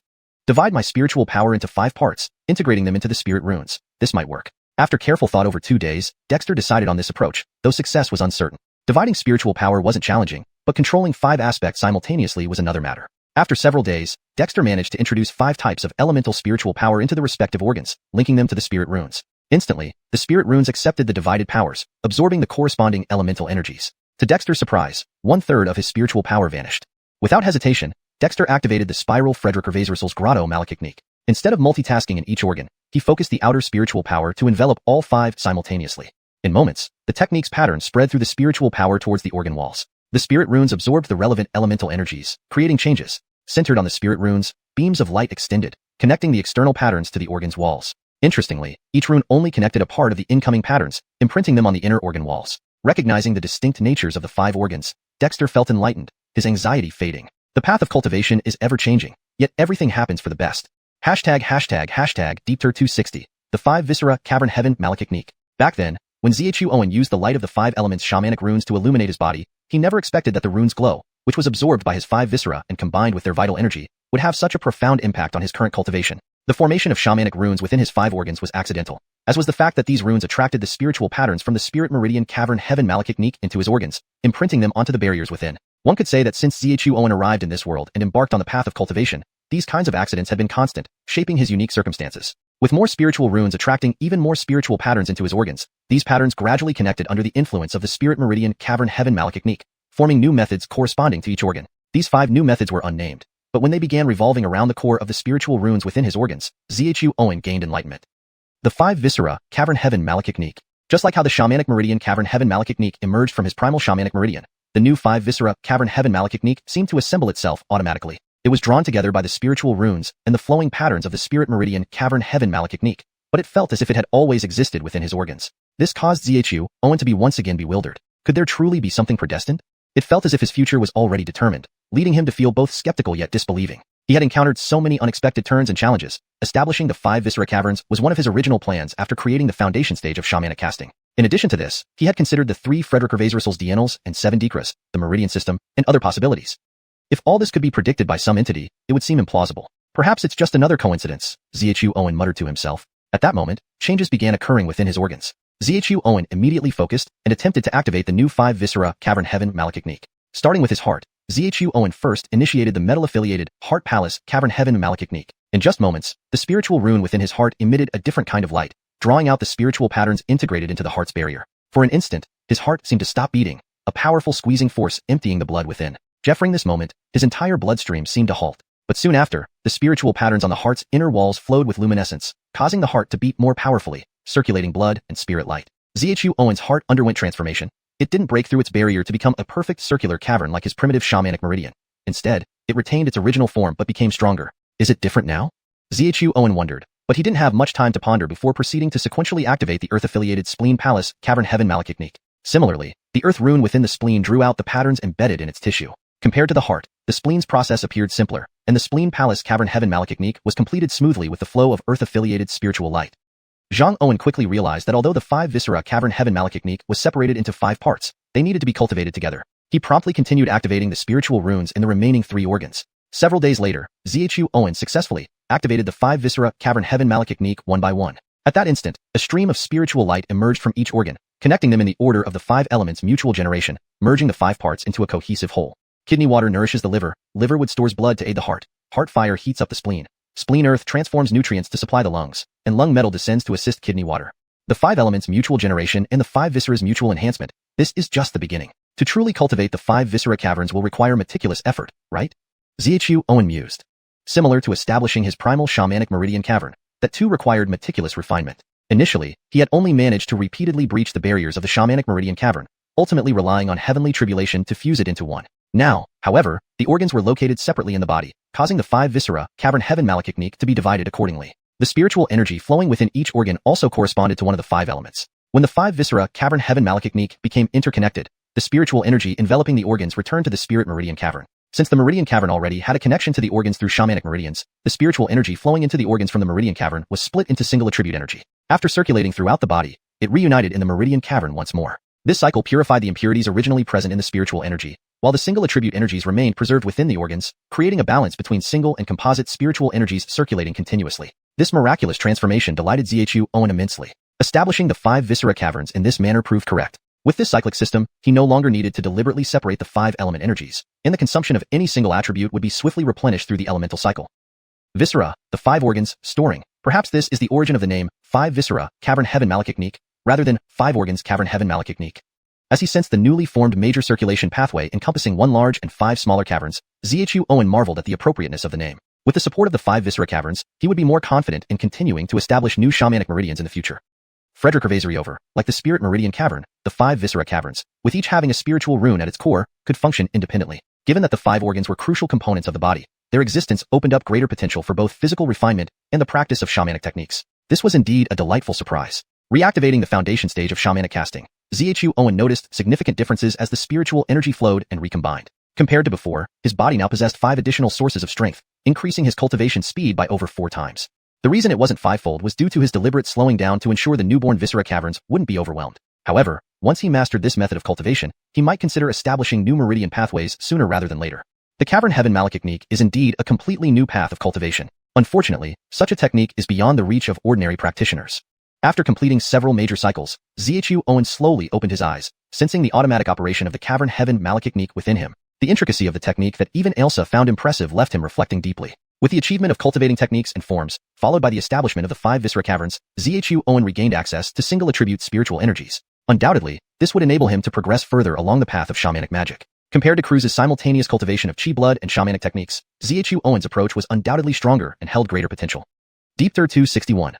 Millet of Osiriso Gifford. Outside the Kobe Yoel Gifforty, the beast fighting arena had become the most bustling place of the Kobe Yoel tribe. Whenever a tribesman completed their tribal duties and had some free time, many would come here to challenge beasts, honing their combat skills. This not only included warriors who practiced Croods and physical techniques, but also many witch doctors who would come over. After all, at present, most members of the Kobe Yoel tribe commonly practice the foundation establishment section of Kobe casting, created by Dexter's integration. As long as they could open the primal witch veins, it didn't matter whether they cultivated witchcraft, Croods, or physical techniques. Even though the majority chose witchcraft, the current practice of witchcraft in the Kobe Yoel tribe was no longer like before. In the past, everyone focused solely on cultivating witch Croods and witch veins. Now, however, they took into account everything from Croods and physical techniques. Such witch doctors had a new name: warrior witches, those witches who possessed both close combat and witchcraft capabilities. These warrior witches were becoming increasingly common within the Kobe Yoel tribe. Or rather, Dexter's Kobe Casting Foundation Establishment section had put the entire Kobe Yoel tribe on a path toward universal witchcraft cultivation. After all, even those without inherent talent for cultivation could strengthen their bodies through Kobe casting, refining their Croods to awaken something similar to the primal witch veins within their bodies. After successfully opening the witch veins, with the witch Croods stored in the witch talismans worn by the tribesmen serving as seeds, one could cultivate witchcraft which was no longer impossible. This was something Dexter might not have envisioned back then, but now, this had become the biggest reality of the Qobiyoel tribe. Almost everyone who embarked on cultivation had their own witch Croods, regardless of how much potential they had or how far they could grow. That was subjective. The beast fighting arena had been expanded since Dexter used it. Immediately after that, an engineering team was dispatched to subdivide the arena into more than 10 differently sized beast fighting chambers using crude stone and cement. With the Alden apes standing guard, the wild beasts inside obediently sparred with the tribesmen who came to challenge them. In the process, quite a few clansmen were frequently mauled bloody by the beasts. Not everyone was Dexter, but as time went on, such novices became fewer and fewer. And with the increasing practical combat experience gained here against beasts, their cultivation techniques naturally improved. Outside the beast fighting arena, Dexter stood on a small hill. There, amidst the lush farmland cultivated by the agricultural division, the millet grew remarkably well, with full grains emitting a faint fragrance in the breeze. Without realizing it, the harvesting season is here. Dexter picked up a cluster of plump millet, noticing that it was different from the wild millet he had seen earlier in the storage caves. Thanks to the meticulous care of the tribesmen and the utilization of the Frederick-sustaining rain and nurturing life which arrays, the grains here were 2/3 larger than wild millet. Though still not comparable to rice, it was very commendable. After all, this was the first harvest. Once the seeds were saved, replanted next year, further improvements might be possible. In the last 6 months, we've cultivated large terraced fields around the clan, planting various edible crops we found in the northern wilderness and forests. Some died, others yielded little, but some have already produced initial results. Beside Dexter, Osiriso Gifford, who had grown some stubble on his face, turned away from his envious gaze towards the distant beast fighting arena and explained. Since the formation of the tribal court, Osiriso Gifford could have competed for other positions, but he stayed in the agricultural division, still managing the tribe's farming. During these past months, Osiriso Gifford planted countless things and tried all sorts of methods, even sacrificing his cultivation time. Thanks to his leadership along with the agricultural team's hard work, there were impressive results from the terraced fields surrounding the tribe. Although the growth period of millet was relatively long, other crops had already been harvested, including chili peppers and some wild vegetables domesticated from wild grasses, filling the gaps in the tribal diet. Osiriso Gifford, you did excellently. In the agricultural division, hunting is just a supplement. Growing grain will be the staple food for the tribe in the future. Frederick Over, in addition to food crops, the tribe needs to plant various medicinal herbs. I apologize for putting this burden on you. Dexter patted Osiriso Gifford on the shoulder, gazing at the vast terraced fields sprawling out, sighing with emotion. Osiriso Gifford was the first to arrive at what was once the Ice Cave settlement, albeit brought unconscious by the northern snow eagles. And his Osiriso Whalan settlement was the first to join the Ice Cave settlement. It was due to Osiriso Whalan joining that the Ice Cave settlement could overcome its population crisis and gain more strength. Otherwise, Dexter wouldn't have even had enough manpower to form a hunting party to go to Black Cliff Village. It's nothing to speak of humiliation or not. Here, I see the tribe's future. Frederick Over, constantly working with various plants greatly benefits my wood symbol cultivation. Although my cultivation level doesn't match Baird and others, in terms of understanding and comprehending the wood symbols, even the wood witches from the Witch Academy and Combat Department may not surpass me. Osiriso Gifford smiled, with witch Croods flowing in his hand, transforming into a single grain of millet, extremely realistic yet formed from wood type witch Croods. Under Osiriso Gifford's manipulation, the grain sprouted roots, rapidly growing and flourishing into a mature millet stalk in just over 10 minutes, the grains plump and firm, causing Dexter to stare in amazement. Osiriso Gifford, your control over witch Croods has reached this level? Dexter couldn't help but be stunned. This young man had silently cultivated the wood type witch Croods to this extent, which was simply unimaginable. Practice makes perfect. We started by cultivating millet, pouring the most effort into it. Witch patterns, witch talismans, witch arrays, swamp gas waste, human and animal waste, witch medicine solutions. All methods that could possibly aid the cultivation of millet, we tried. Throughout this process, I continually used wood type witch Croods to nurture seeds, helping them take root and sprout. Osiriso Gifford spoke softly, with a smile. Truly dedicating myself to cultivation, I realized that even a single wild millet plant held profound mysteries. Right now, I have barely scratched the surface. Dexter looked at Osiriso Gifford, suddenly noticing that Osiriso Gifford exuded confidence and brilliance at this moment. Skis, everything in the world is filled with profound mysteries. What we know is still so insignificant, but the ability to calmly explore and cultivate, it's destined for you to achieve greatness. Dexter praised him. Frederick members of the Qobiyoel tribe worked silently behind the scenes, like Osiriso Gifford, quietly researching in a corner or focusing on a specific area. But one day, because of them, the Qobiyoel tribe would present a different kind of luster. That was his Qobiyoel tribe. Deep 262, good news from the military office. The display of Osiriso Gifford's mastery over wood affiliated, which dampened Dexter's initial pride and delight from forming the 5 Viscera Grottos. It simultaneously stirred greater anticipation for his tribe. Continuing his stroll through the terraced fields, Dexter's mood grew increasingly pleasant. Initially, he only intended to wander around after leaving the small valley, but coincidentally met Osiriso Gifford, who brought him here. Unanticipatedly, Osiriso Gifford bestowed upon him an immense surprise. Corn planting was one matter, but Osiriso Gifford's profound comprehension from agriculture was even more astounding. Given Osiriso Gifford's current grasp of witch chi, transforming it into witch force seemed just a matter of time. Dexter offered no suggestions, respecting individual destinies. Still, Dexter imparted the long-concealed, witch vein grotto art to Osiriso Gifford. With Osiriso Gifford's present level, trying to inscribe which patterns within his which veins might lead to successful cultivation of the witch vein grotto art. This left Osiriso Gifford more delighted than ever. Originally prepared to seclude himself, transforming witch chi into witch force and officially breaking through to the witch stage, Osiriso Gifford couldn't abandon the numerous agricultural matters and the impending harvest due to Rue show season. To think Dexter would grant him such a great surprise.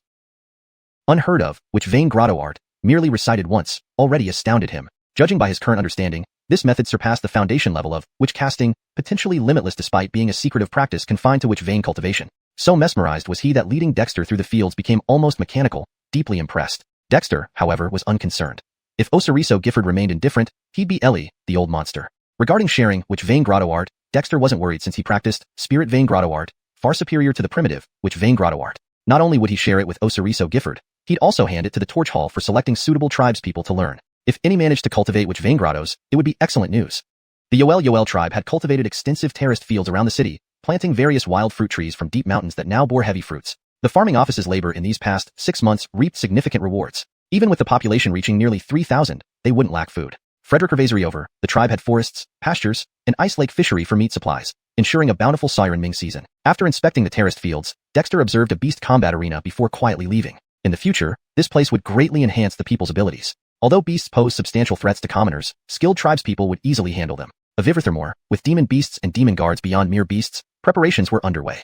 Back at Yoel Gifforty, Dexter went straight to the tribal court. Located in the original research valley, it was among the few remaining valleys amidst the leveled construction areas.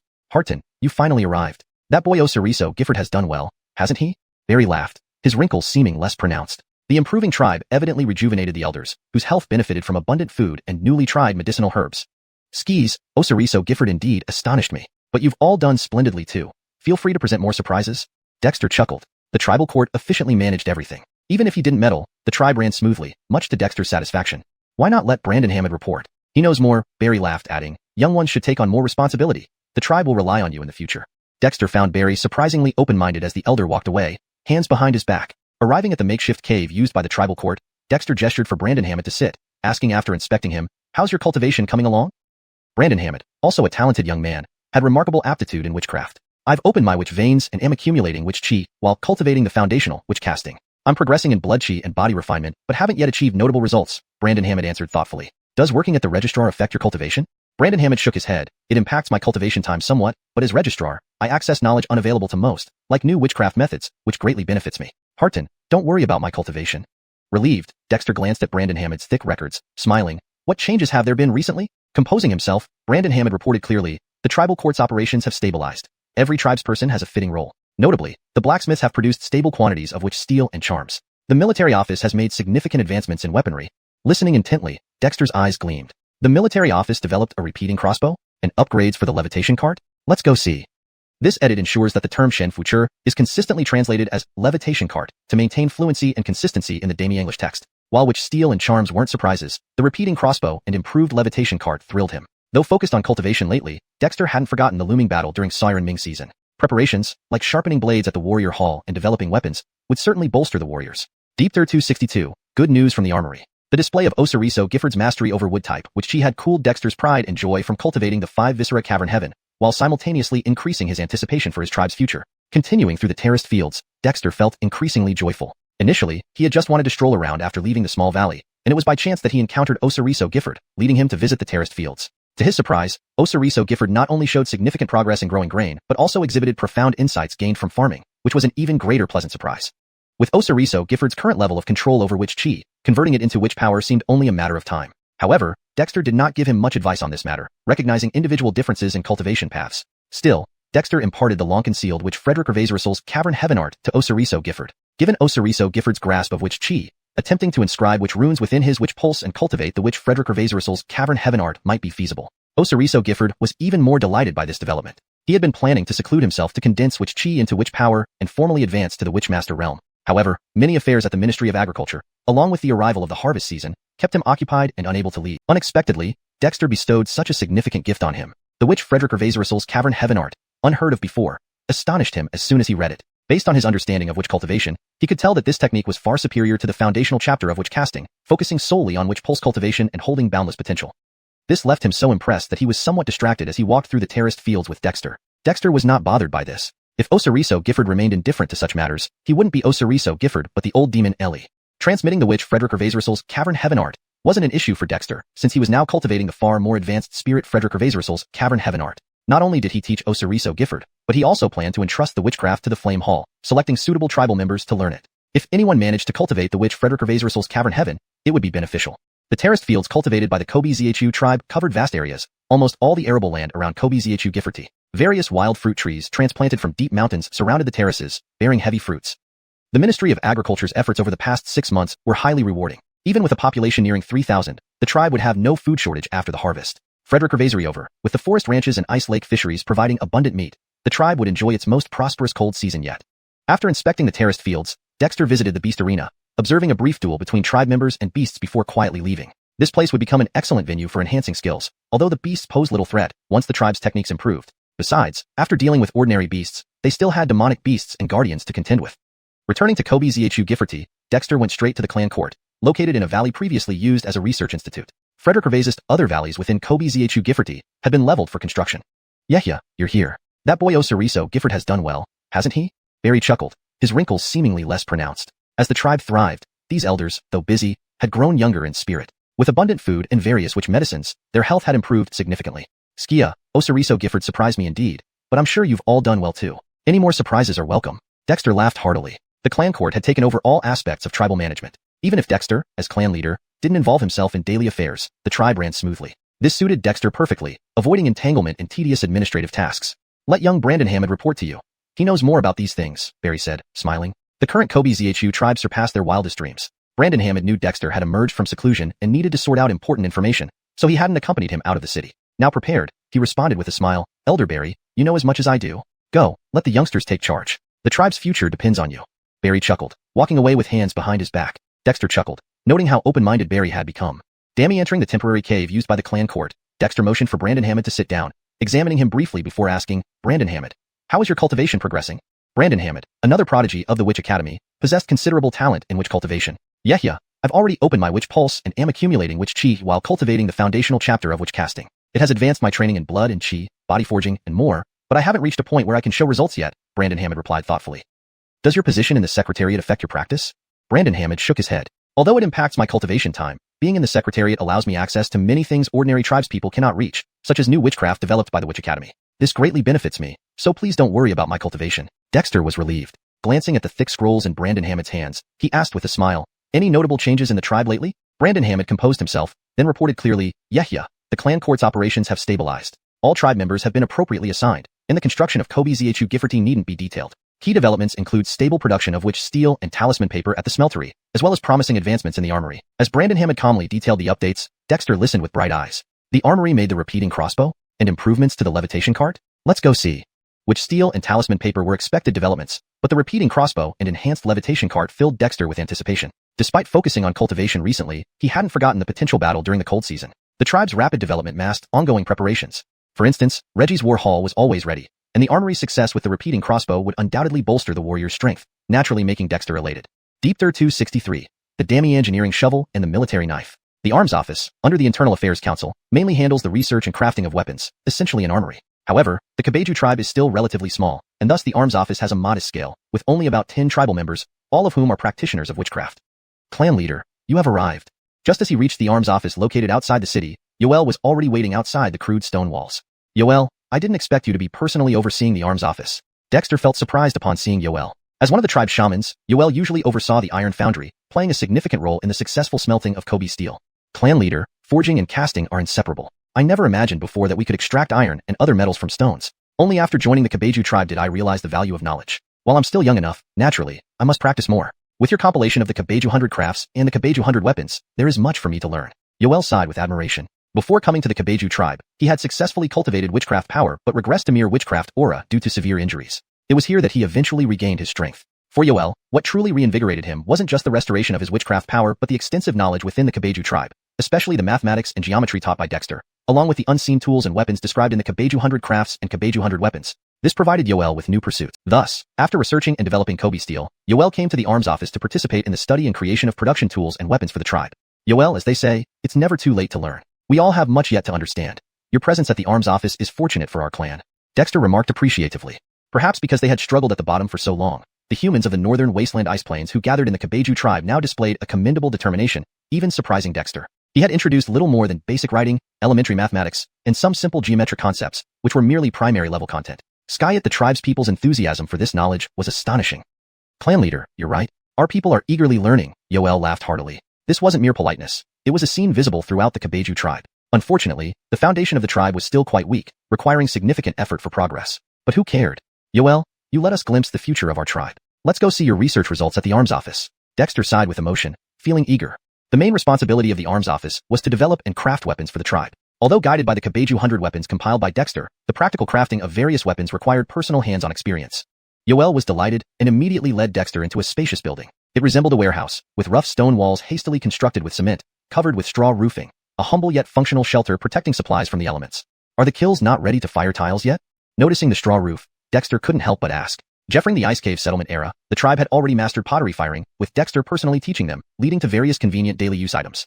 Clan leader, tile firing isn't difficult, but manpower is limited. We've only conducted initial improvements. Once the main structures of residential buildings in Kabeju Gifford are completed, large quantities of tiles will be needed for roofing, so mass production will commence then, Brandon Hammond explained nearby.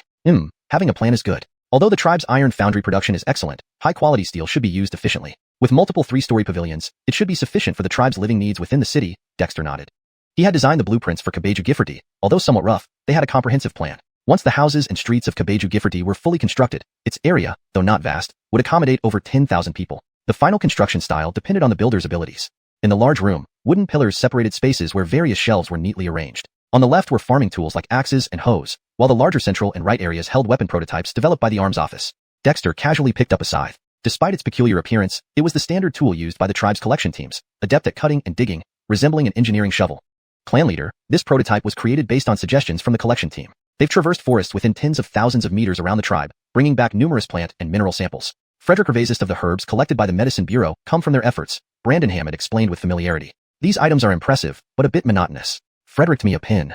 Dexter praised but was now inspired. Dammy engineering shovels aren't complex. They're simply combinations of different tools. Having seen them before, as well as multifunctional military knives, essential gear for expeditions, Dexter had a clear vision. Brandon Hammond readily produced a charcoal pin. Heading part of the documentation department, carrying paper and pen was a must. After recalling for a moment, Dexter quickly sketched on paper. His design improved the scythe significantly, offering more functionality. Creating foldable multifunctional engineering shovels early would greatly benefit future expeditions. Frederick Revasments later, Dexter's drawing was complete, and Yoel brought several fellow tribespeople from the arms office to observe. They were instantly mesmerized. Clan leader, this design is incredible, Yoel exclaimed excitedly, slapping his thigh. Combining a knife, saw, shovel, hoe, spade, and stick in a single foldable assembly opened their eyes. This maximizes utility. Here's a design for a multi-tool knife. Not complicated either, Dexter smiled and sketched another design. The blueprint of a Swiss Army knife. ####Deepter264. The Jacob's Bow internal cassette. 2 sets of drawings, one large and one small, were casually sketched by Dexter, who thought nothing of them. However, to Yoelby, they seemed like a gateway to a new world. Everything the armory had produced before was singular in nature. Knives were knives, swords were swords. Now, Dexter was showing them the allure of composite and combinational devices. Hart, is there anything else? Don't hold back. Yoelby's eyes gleamed with excitement. The chief truly lived up to his title. Any trinket he picked out was enough to propel their research forward by leaps and bounds. Just from these 2 sets of blueprints, Yoelby already imagined numerous possibilities, with inspirations flooding in one after another. Do you think I'm Doryman who can produce anything at will? I just happened to see this scythe and remembered this design, Dexter said, slightly exasperated but understanding of the Wish tribe's curiosity. Who's Doryman? What's so magical about him? Yoelby asked curiously. Dexter was momentarily speechless. He would need to be more careful not to introduce too many modern concepts to his tribespeople. After making some evasive responses, Dexter walked towards the weapon exhibition area. Glancing around, he saw that the weapons described in his Wish 100 weapons, swords, spears, halberds, axes, etc., had all been crafted, with each type having multiple variants. Picking up a large saber, he felt its considerable weight, indicating it had undergone rigorous forging. Hart, our blacksmiths are now using the forging machine you designed in Wish 100 crafts. By hoisting a 1,000-pound hammer with pulleys and chains, we can apply tremendous force on the anvil, removing most impurities from the iron. All these have been forged using this method, Yoelby explained enthusiastically. The pulley system and forging mechanism combination designed by Dexter in Wish 100 crafts allowed the blacksmiths to move away from labor-intensive manual hammering. The effects were remarkable. Without these tools, many items might not even have been possible to create or would have had much poorer quality. Human strength has limits and can't apply force uniformly, but a set-weight forging hammer didn't face these issues. Frederick Revasor importantly, even ordinary tribespeople could operate the forging machines with some effort. You actually built the forging machine? Dexter was genuinely surprised. The machine depicted in Wish 100 crafts was very primitive, but still shouldn't have been within the current capabilities of the Wish tribe. Hart, you forgot the floating array? We used disassembled floating array discs to lift the specially cast forging hammers with pulleys, then moved the floating arrays away. It's a bit cumbersome, but very effective, Yoelby chuckled. Before Dexter's eyes appeared a unique scene. A primitive forging machine paired with floating array discs rising and falling, striking rhythmically. This setup was nothing short of dreamlike. Candle, you guys really did great. Dexter praised sincerely. These people of the Wish Tribe were something else. Before the mystical season ended, they were wild men. But now, how intelligent they had become. Although his guidance played a huge role, these people truly were remarkable. Hart, you're flattering yourself. Haha, but seriously, it's all thanks to you. Yoelby laughed heartily. The floating array originated from the Ice Cave settlement shamans, but it wasn't exclusive to them. Other settlements also understood such arrays, though no one else utilized them creatively. Under Dexter's direction, however, the floating array revealed unexpected applications. Everyone contributed, but first, let's look at the crossbow. Afterward, I'll visit the workshop. Although Brandon had introduced some parts earlier, clearly, the workshop has made significant progress, Dexter thought warmly. By accident, these guys managed to build a forging machine. Even if it was primitive, it marked a significant improvement. Naturally delighted, Yoelby took Dexter to a corner room separated from the main space. Inside, various boxes of different sizes lay scattered. Dexter looked puzzled. Was this a crossbow? Hart, this is the internal cassette of a repeating crossbow. The core components are gears and springs. Yoelby, foreseeing Dexter's confusion, picked up an arm-length cassette, pointing to the wrist guard slot, where the bow arms spread out with a click. He skillfully fitted a bowstring. Cranking the handle, the bowstring clicked as it reached full tension. Placing 3 bolts, he released the handle, and 3 bolts shot through the air, piercing the target embedded in the wall. Dexter was amazed. Though his designs were part of this, what was this internal cassette? Wait, Candle, you managed to make gears and springs? While the pulley system was expected, Dexter had never imagined his tribe could so quickly produce gears and springs, which he had drawn blueprints for but didn't expect them to achieve so soon. Hart, we have to credit Wish Steel. Both gears and springs require high-quality iron, which standard iron couldn't meet. But once we successfully forged Wish Steel, we discovered it was suitable for crafting ball bearings and springs, enabling us to make gears and springs. Yoelby beamed proudly. When he arrived at the Wish Tribe, the iron foundry had already produced various types of iron. Skyet, only after his arrival and refining iron with shamanic fire did they find the perfect material for forging Wish Steel, a source of pride for him. Wish Steel? That makes sense. Dexter marveled. His guidance indeed opened doors for the tribe, leading them into uncharted territories. Though unclear about the cassette structure, Dexter imagined numerous gears stretching the spring inside, creating such powerful propulsion. No wonder they needed a seal box as the main body of the repeating crossbow. This was a rudimentary form of composite machinery. Candle, do you have spare parts? Show me how to assemble the internal cassette. This is extraordinary.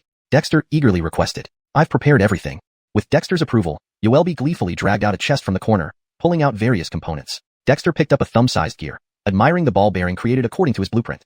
Learning the gear, he felt a moment of nostalgia. It was as if he wasn't in the icy wilderness, but back in his original world, playing with the gears and tops he loved as a child. Now equipped with pulleys, gears, springs, and a basic forging machine. Was this still the Wish Tribe? Skyet Dexter knew it was. The Wish Tribe had transformed into a nascent community unlike any other. Deep Thir 265, simplified version of an armored vehicle. Yoel's movements were very proficient. The inner chamber was specially designed, with wood on the outside and a rectangular iron chamber inside, featuring uneven slots and fittings. Under his skilled assembly, various gears and springs were installed in the iron chamber. By rotating the external handle to move the gears, which in turn extended the spring and then the bowstring, the principle was simple, a transmission of force, but it showed how much effort the Vincent clan members had put into designing this inner chamber. Clan leader, the gear system in this inner chamber was first developed by Roman and his team, but they used wooden gears which looked good but weren't practical. After seeing their model, I used Wish Steel to create ball bearings and springs, making modifications until we ended up with this. Yoel explained while continuing his work without looking at Dexter. Roman and his woodworkers have many great ideas, but they're limited by materials and can only create models. However, as long as they can be made, the effect should be quite good, Dexter remarked, understanding that the model came before the actual inner chamber. Even so, for Vincent to produce such a device was impressive. Yoel, based on our tribe's Wish Steel production, how many such inner chambers can we make? Dexter thought for a moment and asked. Yoel seemed well prepared and replied with a smile, Clan leader, the production of Wish Steel isn't difficult. The challenge was the extensive experimentation process. Now the smeltery has a stable Wish Steel formula and mass production method. Without exaggeration, producing over 100 pounds of Wish Steel per day is feasible. Dexter's eyes lit up. While producing 100 pounds a day isn't much, it's sufficient if only used for manufacturing ball bearings and springs. Brandon Hammond, issue an order to classify crossbows as tribal restricted items.